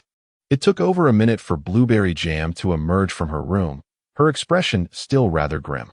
"Brother, just thinking about being eaten by fish makes me feel nauseous, and I want to vomit. Do you know what this is?" Chuan asked, pointing to the dish. "What is it?" Blueberry jam inquired curiously. "This is the fish that swallowed you. Remember the peril from this afternoon? You should be eager to consume its flesh and drink its blood," Chuan said sternly. "Shouldn't you be eating its meat and drinking its soup?" "Indeed." Blueberry jam nodded vigorously. Without waiting for further prompts from Chuan, she began to eat with fervor. After dinner and a brief television break, Chuan took a hot shower and returned to bed to rest. The public chat room continued to buzz with discussions about food, water sources, and the foreign region. Chuan chose not to dwell on it further and drifted into slumber. The following morning, around 5 o'clock, Chuan awoke, preoccupied with thoughts of the foreign island master, having roused several times during the night. At this moment, the sea turtle was merely 50 nautical miles from the island, prompting Chuan to instruct the turtle to swim once more towards Shao Filong's direction, while he let Wang Kai glance at the super locator to check the island's position. With a sudden surge, he soared into the sky, diving and propelling himself upward. Since that foreign island master harbored such fondness for the Jeoju region, let him remain here forever. Chapter 166. Ambush on the foreign man and submarine. At the break of dawn, a golden ray appeared on the horizon where the sky met the sea, adding a touch of beauty to the monotonous island. Accompanied by the soft rustling of wings, Chuan landed, rolled on the ground, and swiftly made his way toward a certain spot. This island was modest in size, roughly 600 to 700 square meters, featuring a small wooden hut. Outside, a long line was tethered to a dozen dried sea fish, providing a semblance of self-sufficiency. Chuan concealed himself among a cluster of tall trees nearby, his attire blending seamlessly with the foliage, thus achieving commendable camouflage. An hour passed, and as the clock approached 6, a soft splashing sound broke the silence. A petite head surfaced from the water, revealing a blond, blue-eyed man clad in a down jacket. He opened the hatch and leaped onto the island. "My friend, are you there?" The foreign man called out loudly. "Almighty Lord, you have come, my friend." A young man with a bald head hurriedly exited the hut, rushing to exchange a gesture of the cross with the foreigner. "I thought you would not return, Amen. We are devout Catholics. How could I abandon you?" The foreign man replied with a smile. "As lambs basking in the Lord's glory, we are all brothers and sisters. Amen. By the way, have you informed the island lords of the Kyushu region about our affairs?" "I have conveyed everything truthfully," the bald man said solemnly. "I believe they will find their way back and join us. Amen." With less than a month remaining, the fissure will completely shatter. At that time, apart from the island lords who join us, the others will face purification. The foreign man said with a grin, "Brother, you have done well. Amen. All for my lord. I would gladly sacrifice myself. Amen." The bald man replied with a smile, "Truly, my brother." The foreign man patted the bald man's shoulder. "I shall depart today. But before I go, I will present you with some gifts. Wait here." As he turned toward the submarine, Chuan pulled the trigger, unleashing 8 crossbow bolts that struck the foreign man's legs. The foreign man let out a horrific scream and collapsed to the ground. "You betrayed me," he gasped, barely registering the pain, as he coldly glared at the bald man. The bald man, still bewildered, hurried to explain, "We are all children of the Lord. How could I betray you? There must be some misunderstanding." "Ha ha ha, brother, you have done splendidly." Chuan emerged from the shadows, laughing heartily. "These foreign dogs dare to run rampant in our Kyushu region. They cannot be spared. I haven't done anything. Who are you? What is happening?" The bald man remained confused, struggling to comprehend the situation. "Even now, you dare to deceive me? The Lord will not forgive a traitor like you." The foreign man hissed through gritted teeth. "You will meet a fate worse than death." "I." Bang. The bald man attempted to say more, but Chuan's fist rendered him unconscious. With a smile, he approached the submarine. "Rest for a while. I will check your submarine. You bastard, I will kill you." The foreign man, his legs pierced and bleeding profusely, could not move and resorted to furious cursing. "Indeed, none of you from Kyushu are good. You deserve to have your resources diverted to us in the ocean world." Chuan ignored the foreign man and jumped into the submarine. This vessel, though modest at over 10 meters long and more than 2 meters tall, was well equipped, featuring a super tablet embedded in the control panel, forsaking the island. In the small storage room, the provisions and water amassed would sustain life for at least a month. The public chat room of the super tablet buzzed with lively discussions. Fortunately, Chuan was well versed in foreign languages, easily grasping their conversation. "I have constructed 2 attack-type medium sailboats, ready to strike into the Kyushu region once the barrier falls. I never imagined there would be 2 regions, and that Kyushu would monopolize one. Why should they? The ocean world is clearly biased toward Kyushu. Had we not built submarines in advance, we would have remained oblivious to the existence of 2 regions. The ocean world is quite mischievous. Regardless, the Kyushu region is finished. The messages from Cole indicate that Kyushu remains in a primitive state. They are practically handing us the opportunity to dominate the novice area. Ha ha ha." These fellows truly harbored grand ambitions. Chuan sneered as he read the messages, only to pause, noticing that besides the public chat room and private messages, there was also a group chat. Was this feature unlocked once a substantial number of novice island lords reached a certain level? The captured individual was named Cole, and he had a group called the Assault Squad, consisting of 7 members. At that moment, one island lord tagged Cole. "Cole, is it not yet finished? I haven't trusted that fool, but he is rather slow-witted. I have him under control now." Cole replied directly, "I intend to remain hidden in the sea until you attack, secretly eliminating those promising island lords." "Isn't that too burdensome for you?" asked an island lord named Trovsky. "We are a collective, our primary objective being to seize the Kyushu region and acquire their resources." Chuan responded, "In undertaking such a noble endeavor, how could I find it burdensome?" "All right, then it is up to you. We will keep in touch." Another island lord messaged. After responding with an OK emoticon, Chuan returned to the island. "You scoundrel! You dare harm me! The Lord shall never forgive you." Upon Chuan's arrival, Cole bellowed in fury, "You will descend into endless darkness." Uft! Chuan chuckled disdainfully, delivering a kick to Cole's injured thigh, then coldly demanded, "Now, I ask, and you shall answer. Why should I answer you? Do you think?" Uft! Cole attempted to resist, but Chuan's kick elicited a scream akin to that of a slaughtered pig, prompting him to shout, "Ask, and I shall answer." Chapter 167. Pizza, the fearful little dragon. "I would like to know, approximately 10 days ago, how many mermaids entered your foreign region, and what is their current status?" Chuan inquired in a low voice. "Mermaids?" Cole looked bewildered and responded with skepticism, "I have not heard of the existence of mermaids." "Could you be mistaken?" Chuan was taken aback. Observing the young man's demeanor, it did not appear he was lying. What then was the situation with those gluttonous mermaids? Or was it that there were simply too many promising novice island masters, making it difficult for them to be dealt with swiftly? How is your development progressing? Chuan pressed further. Overall, we currently possess only 2 submarines. As for medium-sized attack sailing ships, we have approximately 200 accounted for, Cole reflected before replying. As for other details, I am not quite sure at the moment. No aircraft or anything else. Chuan asked one final time. Currently, we do not even have manufacturing schematics for aircraft. We do have a few large sailing ships, but they are merely ordinary vessels and are not equipped with offensive weaponry, Cole answered. Very well, Chuan nodded slightly, waking the bald man. What is it? Is it dawn already? The bald man looked around in confusion. Upon seeing Chuan, he suddenly recalled everything and his expression changed dramatically. My God, I thought I was dreaming, but it's all real. More real than gold. Chuan replied brusquely. Do you wish to live or die? To live, of course. The bald man hastily exclaimed. Brother, I'm collaborating with foreign island masters solely to survive. I have no other intentions. Then I shall assign you a task. From now on, you must diligently care for him and ensure he does not perish. Chuan said sternly. I will leave you a month's worth of provisions. And in a month, I shall return to find you. Once I return, I will add you as a friend, and should you face any issues, you may reach out to me at any time.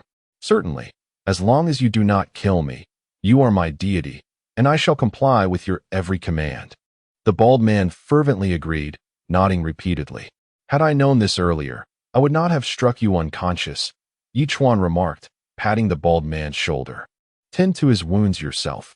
As long as he does not die, anything else is permissible. I shall follow your instructions, amen. The bald man replied respectfully. Chuan then directed the bald man to transfer all the food and water that Cole had stored to his island, intending to trade with him after they had consumed it. He then called out to Wonkai and piloted the submarine away from the location. The bald man lacked any sailing tools, and given the rudimentary surroundings, Chuan was not worried that Cole would alert the foreign region. Oh, thankfully I had studied and simulated operating a submarine. Otherwise, would I have remained oblivious while sitting atop a treasure trove? Chuan chuckled, having set the submarine's target destination before examining it closely. To Chuan's delight, although the submarine was single-decked, it surprisingly included 2 berths and was equipped with 4 torpedoes and a tracker. With 4 torpedoes, he could potentially sink 4 medium-sized attack sailing ships or 2 submarines. What a profitable venture. Upon returning to Turtle Island, Chuan surfaced and temporarily stored the submarine in the system's inventory. He then called out to sign in and added the bald man as a friend. Sign-in successful. Congratulations, host. You have gained 1,000 evolution points, a triple value card 1, and 2 cans of pig head meat. The system truly understands me. Chuan's expression shifted, as he had not anticipated receiving a triple value card immediately after acquiring the submarine. Now, 1 submarine could transform into 3. Indeed, today was a day of Bountiful Harvest. However, Chuan chose not to utilize the triple value card just yet, as the submarine had no immediate use. It was best to save it for later. Brother Chuan, breakfast is ready. You can eat now. Saturday knocked on the room door. This is pizza? Chuan asked with delight. Yes, Brother Chuan.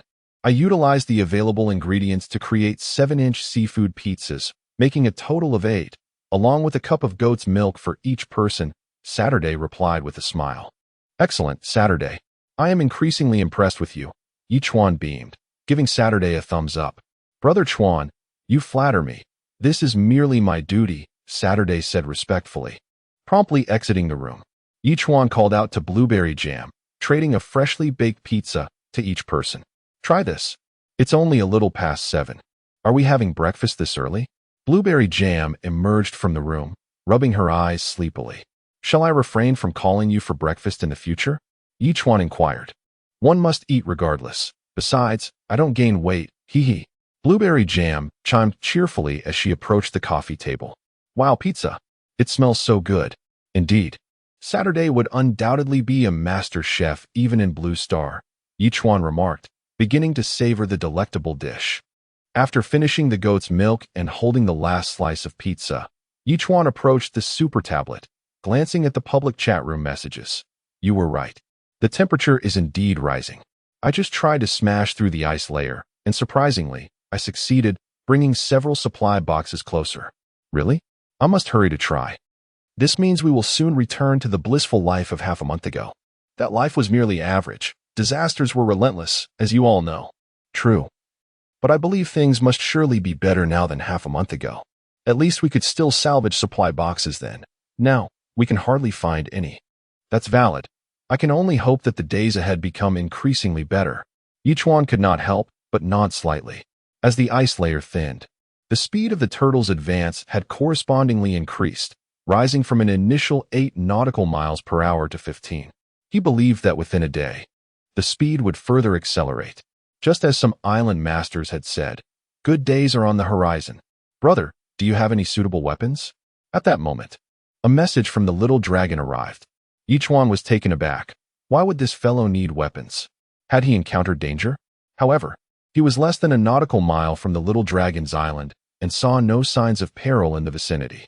Curious, Chuan directly asked, have you encountered danger? The greatest danger since I entered the ocean world. The little dragon replied solemnly. I have seen a colossal creature charging swiftly towards me. It is likely to engulf me within 2 to 3 minutes. Chapter 168. The little dragon shocked into numbness. Even if you were an invincible cannon, you might not withstand it. What other weapons do you require? Chuan inquired, suppressing a chuckle. The little dragon was momentarily taken aback. It seemed he had a point. At that instant, an indescribable despair surged from the depths of his heart. Having latched onto Chuan's formidable support, he believed he could navigate the novice phase without a hitch, eventually receiving aid from his family, and everything would be smooth sailing. Yet, who could have anticipated that he would encounter such a colossal entity, one that towered over his small island and was at least tenfold larger? As his elder brother had said, not even missiles could halt its advance. Brother, I still have some items here. I'll trade them to you.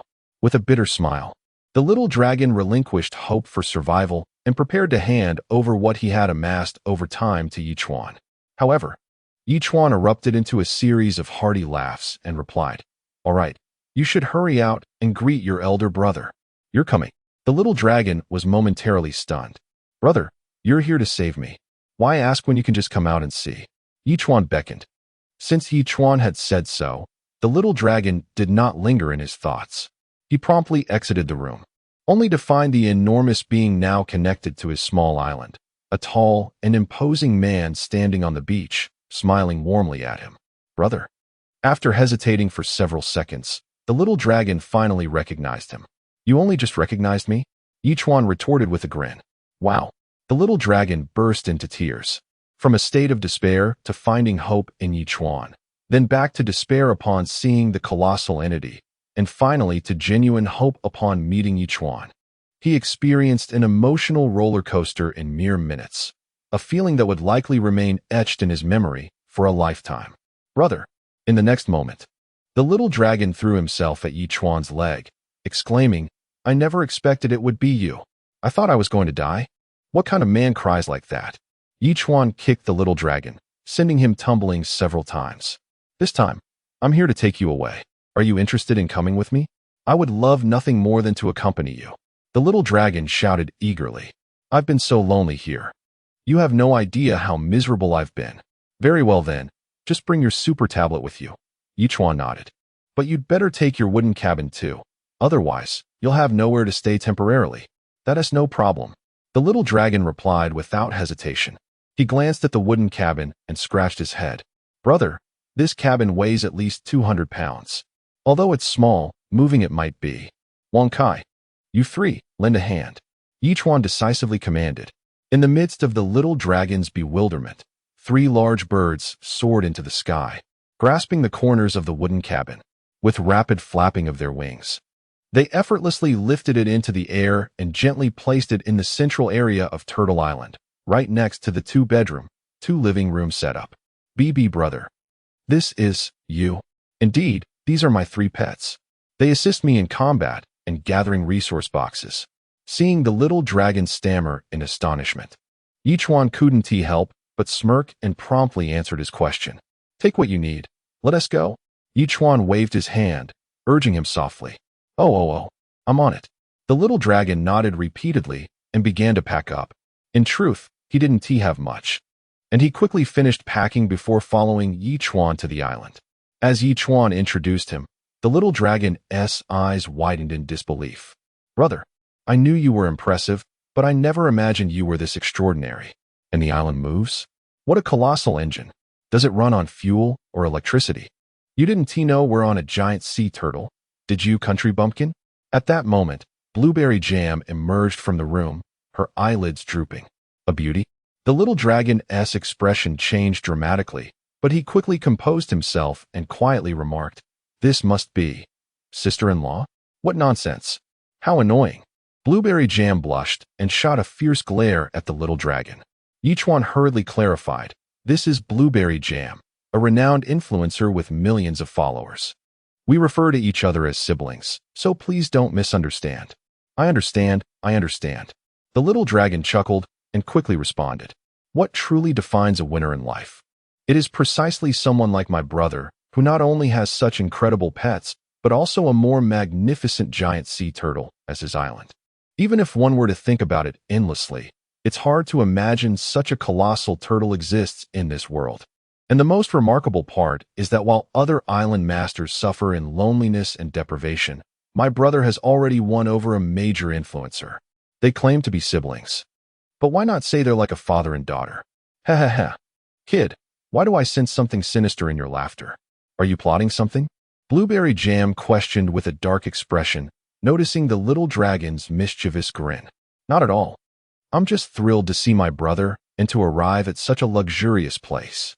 The little dragon quickly replied, I just tend to smile like this. Little dragon, the reason I brought you here is not only due to the potential dangers in the novice area, but also because I need to assign you a task. Chuan finally spoke. Brother, whatever task you have, just let me know. I will face any challenge without hesitation. The little dragon vowed earnestly.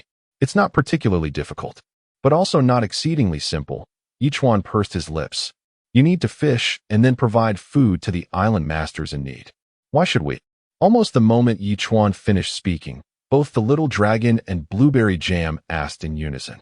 The little dragon added seriously, Brother, once the novice phase is over, everyone becomes competitors. Everyone wishes for the other island masters to perish. Why should we help them? Because in less than a month, we will face an onslaught from foreign regions.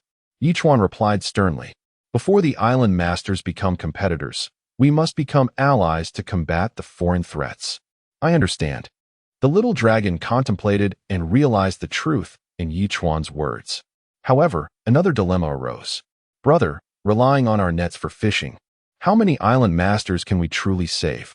It might be faster for them to perish. Follow me. Chuan flashed a mysterious smile at the little dragon and led him toward the tail of the sea turtle. Chapter 169. Completing 1% of the hidden task. Wow. Such massive equipment.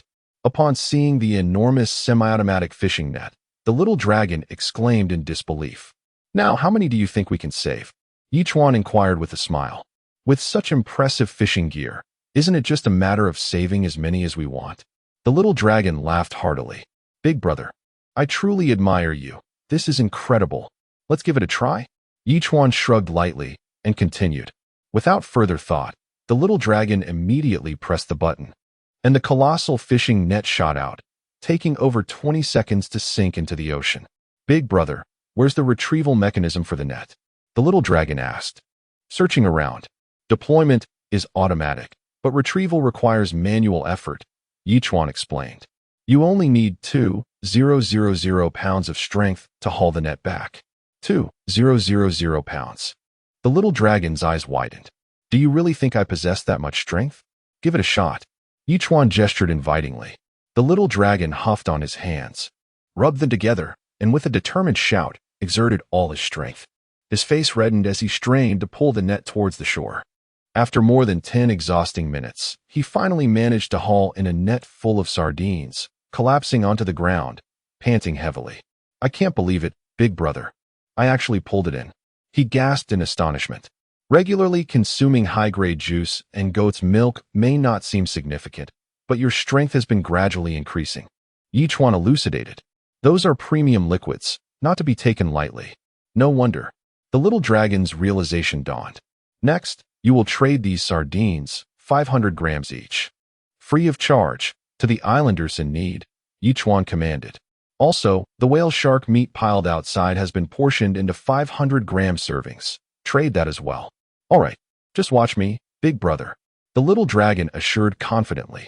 Before long, the little dragon had listed over 3,000 pounds of fish, all priced at zero. Within seconds, the fish began to trade rapidly. Despite the substantial quantity, every last piece was snatched up in under 10 seconds. Meanwhile, the public chat room buzzed with excitement. Incredible. An islander is generously providing us with food. Indeed. I was just about to grab some when it all disappeared. What a situation. Are you foolish?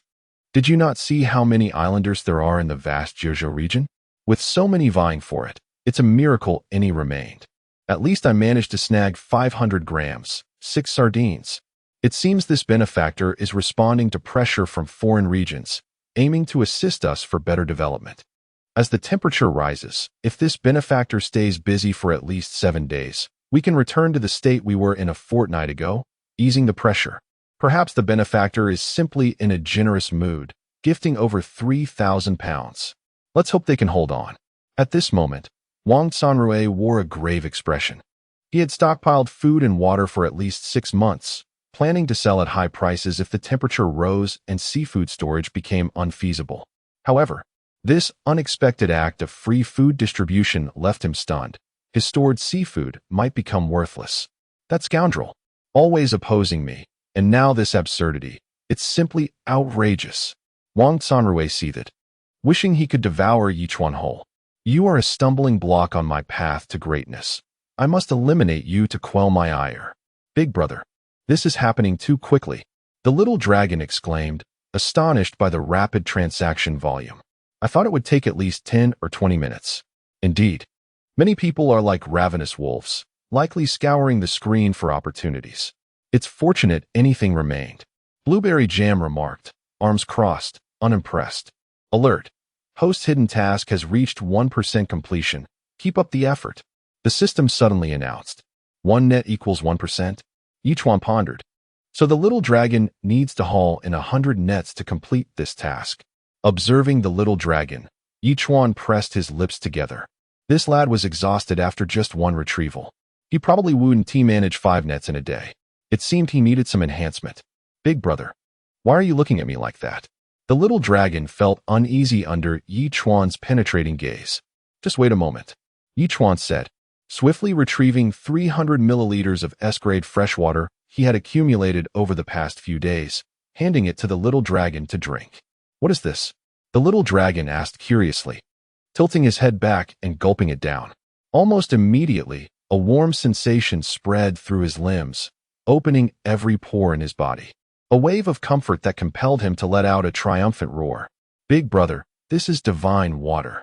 I feel like I've transcended. The little dragon exclaimed in disbelief. I am overflowing with boundless strength. You are now ready to go fishing, Chuan replied with a smile. Indeed, S-grade freshwater works wonders. Tonight, I'll let him drink 500 milliliters of monkey wine before bed, and he'll be unstoppable tomorrow. The thought brought him joy. Meanwhile, in the foreign region, 3 mermaids swiftly swam through the ocean. One mermaid, with a serious expression, questioned, Captain, we've already destroyed over 20 islands, but there are simply too many powerful islanders here. We can't handle this all at once. For now, we can only do what is within our capability, the foodie mermaid replied cheerfully. Since our brother entrusted this task to us, we must take it seriously and not think of anything else. Captain, look ahead, another mermaid said, frowning and whispering urgently. A submarine was advancing slowly a few hundred meters away, prompting the 3 mermaids to hide. As the submarine passed, one mermaid pondered, Captain, it seems there is an islander operating that vessel? Perhaps. The foodie mermaid nodded slightly. Then let us take action, the foodie mermaid declared, and in an instant, the 3 mermaids surged forward. Chapter 170. The fate of another submarine. Ioya was observing the messages in the public chat room, contemplating adding a few comments when, suddenly, the radar emitted a series of beeps. This caused Ioya to frown slightly, and upon glancing back, he noticed 3 small dots rapidly approaching the submarine. What could they be? 3 giant fish. He muttered to himself, quickly maneuvering the submarine. Soon, he was confronted with the astonishing sight of 3 mermaids. Ioya's expression changed dramatically. After all, he had heard from his mentor that mermaids were formidable beings, with terrifying combat prowess even as solitary warriors, and their collective strength was even more fearsome. What on earth are they doing here? This is a novice zone, far removed from the open sea. Could they have escaped through a fissure? Ioya gritted his teeth, intending to launch a torpedo in retaliation, but the mermaids were already outside the submarine.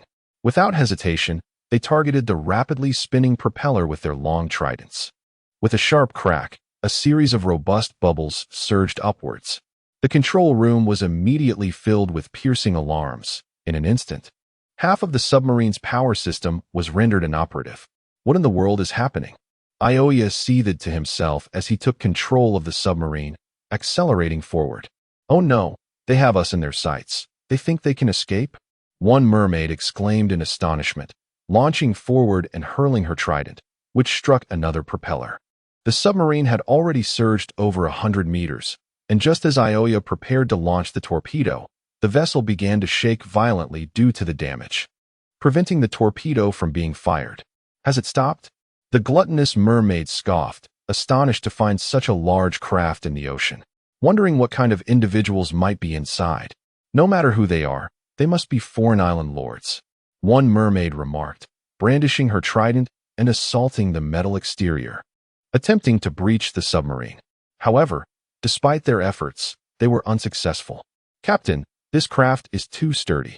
One mermaid scratched her head in frustration. Our weapons seem ineffective against it. We've managed to halt it. How can it be useless? The gluttonous mermaid declared, circling the submarine. We must locate its weak points. Surely we can dismantle it. As the 3 mermaids began to encircle the submarine, Ioya's expression darkened, and he sent a message in the group chat. Brothers, I am under attack by 3 mermaids. They have damaged the submarine's power system. Do any of you have effective strategies? Mermaids? You've encountered mermaids. Their combat capabilities are incredibly formidable, and they possess a degree of intelligence. Ioya, it is unfortunate that you did not utilize the torpedoes at the outset. They are now unable to target them. Are there any islands nearby? I suggest you escape to an island immediately. They cannot venture onto land. Once you reach the island, you will be safe. Indeed. Instantly, the 5 members in the chat began to offer suggestions in a flurry.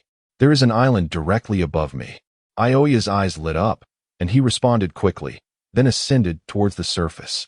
After sending the message, Ioya began operating the submarine, swiftly rising towards the ocean's surface, which left the 3 mermaids momentarily stunned, causing them to pursue him.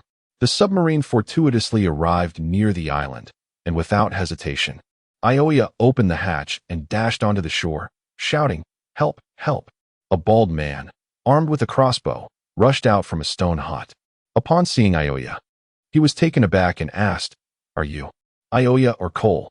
Currently, it was widely acknowledged that 2 submarines had been produced in the novice zone, leading to the discovery of the Jojo region and inspiring collective ambition among the players, who were deeply grateful to the 2.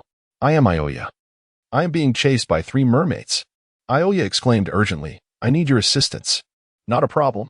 The bald man vowed, as long as they dare to show themselves. I will let them experience the crossbow's sting. Just then, the 3 mermaids emerged, boldly advancing onto the shore, causing Ioya and the man to turn pale. What is happening? Wasn't it said that mermaids cannot walk on land? Have they evolved? Seeking death. The bald man's bewildered expression transformed into one of ferocity as he aimed at the gluttonous mermaid and pulled the trigger. However, the once invincible crossbow bolts became futile as the gluttonous mermaid casually deflected all 12 bolts with a flick of her trident, not even grazing a hair on her. How incredibly strong! The bald man gasped in disbelief, and before he could utter another word, one of the mermaids hurled her trident. striking him squarely in the chest with such force that it propelled him backward over 10 meters, ultimately pinning him against the stone hut, rendering him breathless. "Do not kill me. I can promise you anything," Ioya shouted in terror, raising his hands high. "Captain, what is this fellow saying?" one mermaid asked, perplexed.